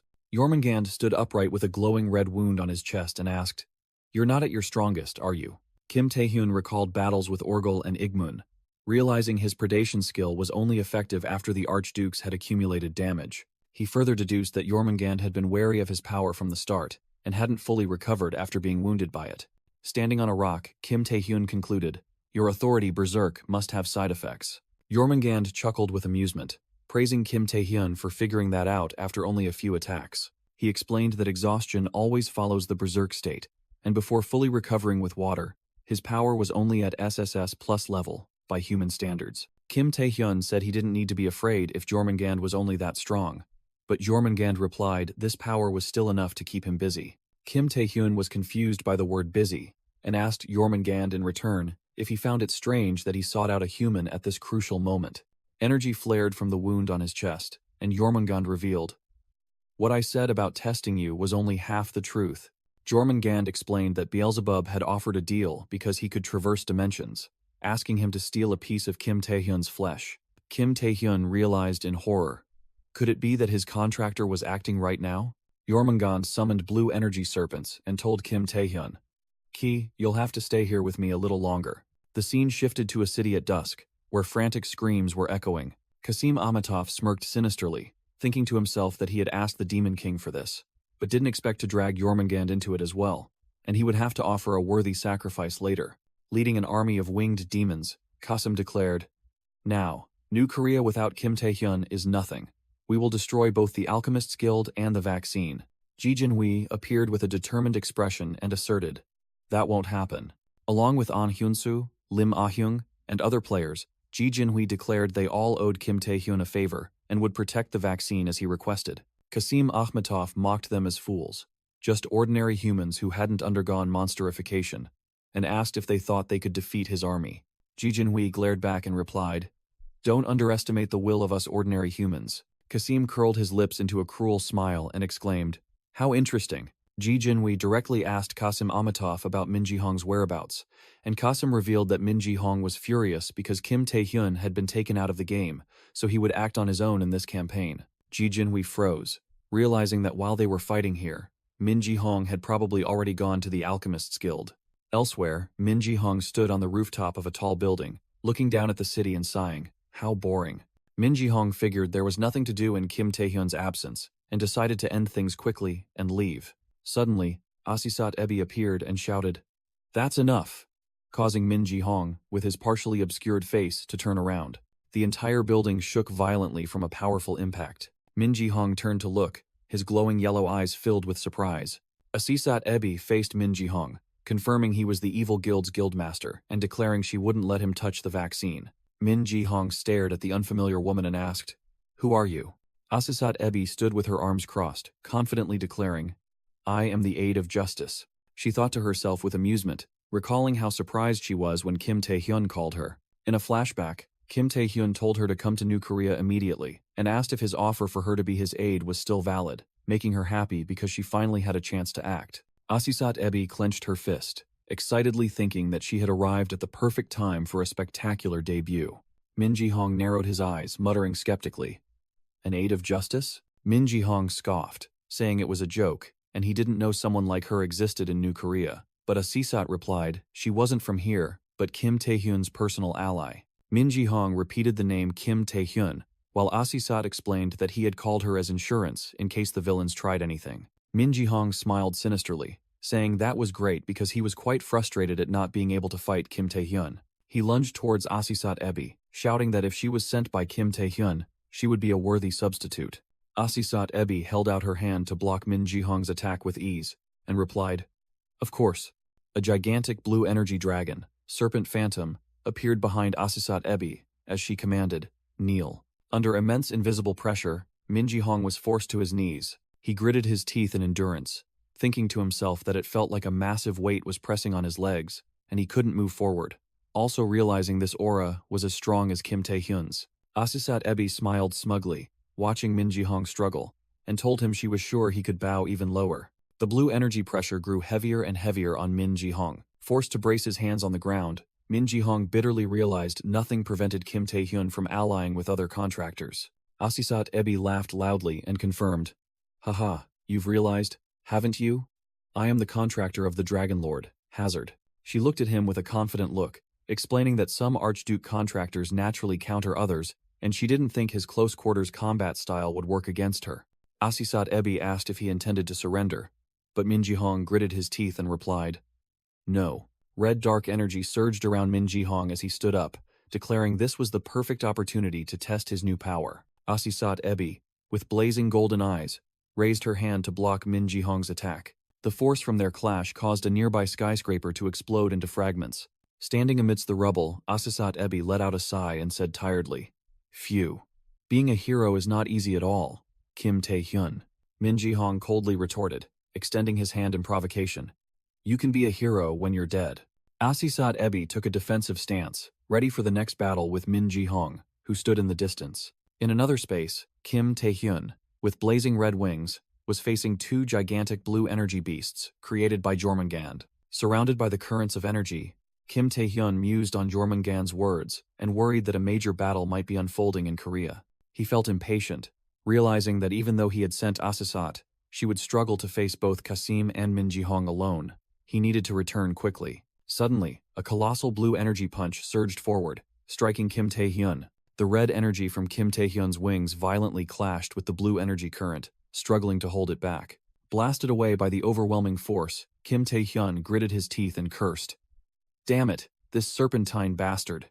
Jormungand stood calmly amidst the energy waves, while Kim Tae-hyun realized his opponent had switched to full defense after he had discovered his weakness. With heterochromatic eyes and a self-satisfied smile, Jormungand observed Kim Tae-hyun challengingly. Kim Tae-hyun sneered, calculating that area of effect skills like predation would be ineffective and merely waste mana when Jormungand was defending so thoroughly. He looked at Jormungand in the distance and determined his strategy.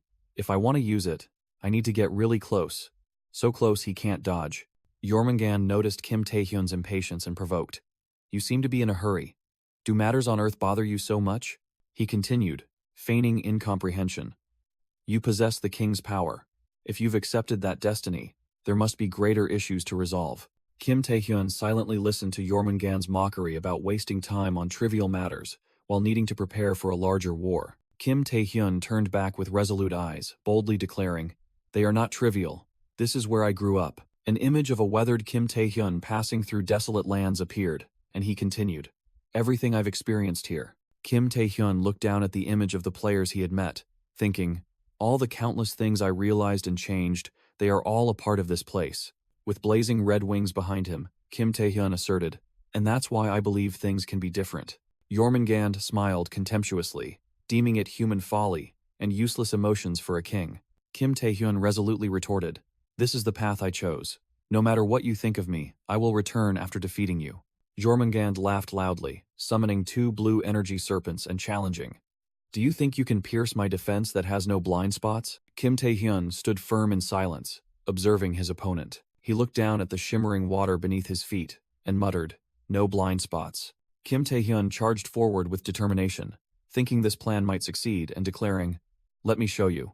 Jormungand looked exasperated, seeing Kim Tae-hyun confront him head-on again. The blue energy serpents rushed to surround Kim Tae-hyun, and Jormungand remarked that this action was also foolish.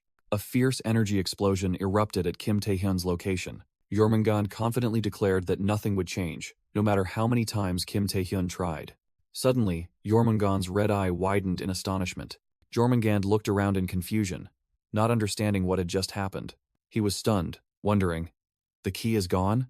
Unexpectedly, a hand reached up from beneath the water and firmly grasped Jormungand's ankle. Kim Tae-hyun emerged from the water, seized Jormungand, and declared, Finally got you. Kim Tae-hyun's eyes blazed with red and purple energy as he roared his opponent's name. Jormungand. Kim Tae-hyun spread his wings, activated his predation skill, and unleashed a storm of red dark energy towards Jormungand.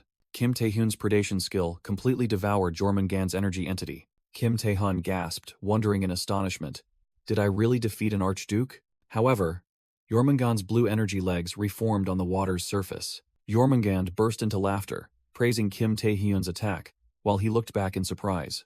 Jormungand said to a stunned Kim Tae-hyun, I didn't expect you to dare use your own beast to attack me, the Beast King.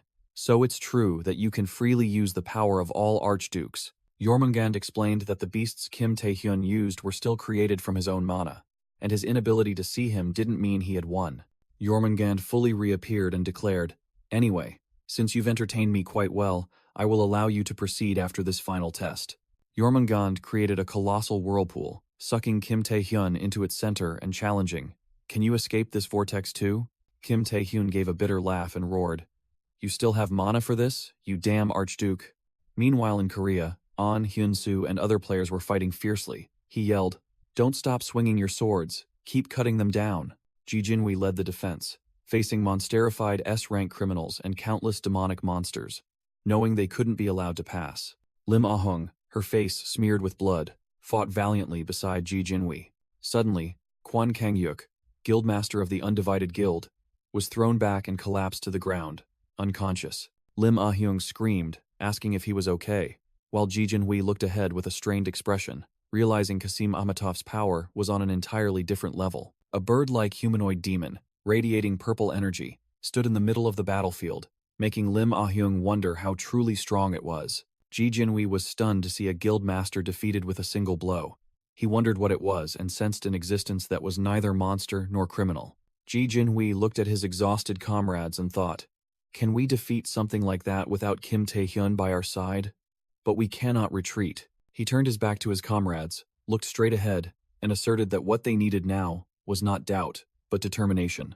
Ji Jinhui clenched his fist, admitting they didn't even know where Min Ji-hong was, and desperately prayed, "Please, let a miracle happen in New Korea." In a dark room, a medical capsule containing a blue-haired man suddenly activated. The blue-haired man opened his eyes, one of them flashing with a brilliant red light. Meanwhile, Kim Tae-hyun screamed in pain as he was swept away by the giant whirlpool. He desperately realized he couldn't escape. No matter how far he flew, he couldn't get away. His energy wings were disintegrating, and he worried that his blood frenzy state would also soon end. Kim Tae-hyun suddenly realized something as he was pulled down. He was completely submerged by the swirling vortex of water. Submerged deep underwater, Kim Tae-hyun silently cursed the dire situation. He felt the pull grow stronger as he struggled. Kim Tae-hyun began to choke and cough violently underwater. His consciousness slowly faded, but he told himself he had no time to waste here. Sinking further into darkness, Kim Tae-hyun thought that New Korea needed him. Back in the city, a terrifying explosion shook the buildings. Amidst the chaos, Ji Jinhui charged forward to fight. He threw a powerful punch at a winged demon summoned from the abyss. The demon looked at him with disdain, mocking, "Weak and old. Is this the human spirit you praised so highly?" Called boring, Ji Jinhui roared, "I'm not done yet." Lim Ah-hyung and An Hyun-soo stood amidst the rubble, determined to buy time by any means. Lim Ah-hyung shook the unconscious Kwon Kang-hyuk, shouting, "Guildmaster Kwon, wake up, this isn't the time to pass out." Ji Jinhui's punch was blocked by a surge of dark purple energy. The bird-like demon mocked him, saying that even if Kwon Kang-hyuk woke up, it would be useless, because they would lose and the vaccine would be destroyed. The demon declared that this world would no longer be for the mediocre, but for the chosen ones like itself. It clenched its hand, crushing Ji Jinhui's fist, and said that their deaths would lay the foundation for a new world. The silver-haired female subordinate screamed in horror, "Chairman!" The demon easily sent Ji Jinhui flying. Standing tall amidst the rubble, the demon turned to the female subordinate and An Hyun-soo and asked, "Who's next?" The silver-haired female subordinate gritted her teeth, injured but still taking a stance, ready to fight. Ji Jinhui lay motionless on the ground after the devastating attack. Nevertheless, he struggled to get up and asserted, "I'm not done yet. I can still fight." The demon looked at him with contempt, saying that he could have lived a little longer if he had pretended to be dead. Ji Jinhui gasped, muttering in return, "Pretend to be dead?" He stood up straight, declaring that the association chairman represented all players of a nation. An image appeared showing other Korean players risking their lives to fight to protect the vaccine. With eyes burning with determination, Ji Jinhui roared, "How can I set a bad example in front of them?" He clenched his bleeding hand, asserting that he would stand up, no matter how many times he was knocked down. His fist flared with energy. He shouted loudly that this was the only way not to be ashamed before the players and Kim Tae-hyun. The demon gathered a purple energy sphere, saying coldly, "Then you will be the first I send to hell. Your players will soon follow." The silver-haired female subordinate screamed in despair, seeing the demon prepare its finishing blow. "No, Chairman." Amidst the rubble, Ji Jinhui concentrated purple energy into his hand, shouting orders to the others. "Run!" A massive surge of purple energy was unleashed, but it collided with another entity and was blocked to everyone's astonishment. Ji Jinhui staggered after unleashing his attack, still not realizing what had just happened. The bird-like demon wondered in astonishment. "My attack was blocked? By whom?" Ji Jinhui was stunned as he recognized the person who had just appeared before him, stammering, You are." Yu Ah-young, in her new form with ash-purple hair and small horns, stood in front of Ji Jinhui, making him exclaim in surprise, "Player Yu Ah-young, you're awake?" Lim Ah-hyung, with a blood-stained face, was equally shocked to see her sister. Sister? But Lim Ah-hyung noticed the difference in her sister, thinking to herself while Yu Ah-young stared straight ahead with murderous red eyes. She looks completely different. The demon recognized Yu Ah-young as the hostage from Tartarus Labyrinth and scoffed. thinking she must be very strong to have blocked its attack. Confident in its power, the demon lunged at Yu Ayong and roared. Even so, she's still just human. There's no way she's my match. The demon swung its claw at Yu Ayong, shouting, "After all they poured into saving you, you'll die right here." The demon's attack was suddenly blocked, making it cry out in surprise. Behind Yu Ayong, a ghostly apparition of succubus Queen Rosaria appeared with powerful, glowing red eyes. The demon panicked as it recognized the source of power, shouting, "The succubus queen's power?" Yu Ayong, enveloped by Rosaria's power, unleashed countless shadowy tentacles to attack the demon, making it scream in pain as blue energy enveloped it. The shadowy tentacles tightly wrapped around the demon, completely incapacitating it. The demon roared in pain and realized the truth. How can she use an archduke's power? Kim Taehyun is Rosaria's contractor. Yu Ayong stood firm amidst the battle, making the demon angrily think to itself, did that succubus queen create a backup from this wretch, just to help her contractor? Although tightly bound, the demon still roared defiantly. Damn your backup, wretch. I am still an official archduke contractor. The summoned demon reached out its hand, confidently declaring the superior power of an official contractor. It strained with all its might, shouting that these binding chains were nothing. Yu Ayong activated her dystopia skill. A purple aura enveloped her, announcing that all enemy stats would gradually decrease over time. The demon admitted her skill was powerful, but scoffed that her vessel was too small to affect it. It asserted that Yu Ayong was still just an ordinary human. The demon roared that there was an unbridgeable gap between them. Suddenly, it sensed another presence and turned its head in surprise. Ji Jinhui unexpectedly charged in from the side, making the demon only manage to utter, "You." Ji Jinhui, with a furious gaze, called the demon a mere bug as he lunged to attack. He unleashed a powerful punch, enhanced by blue energy, straight into the demon's jaw. The punch made black blood spurt from the demon's mouth. Ji Jinhui landed firmly, while Yu Ayong watched from a distance. In the mental space, Rosaria sat on her throne and asked Yu Ayong what she was waiting for to not unleash her power in a berserk frenzy. Rosaria looked directly at Yu Ayong with sharp eyes, saying, "Now." The succubus queen declared it was time for Yu Ayong to unleash her full power. Heeding Rosaria's words, Yu Ayong unleashed an enormous surge of pinkish-purple energy, enveloping her body. She compressed the colossal energy into an intricately patterned orb before her. Yu Ayong fired the energy orb as a colossal destructive beam towards the demon. The demon watched in astonishment as the massive energy beam rushed forward, demolishing buildings in its path.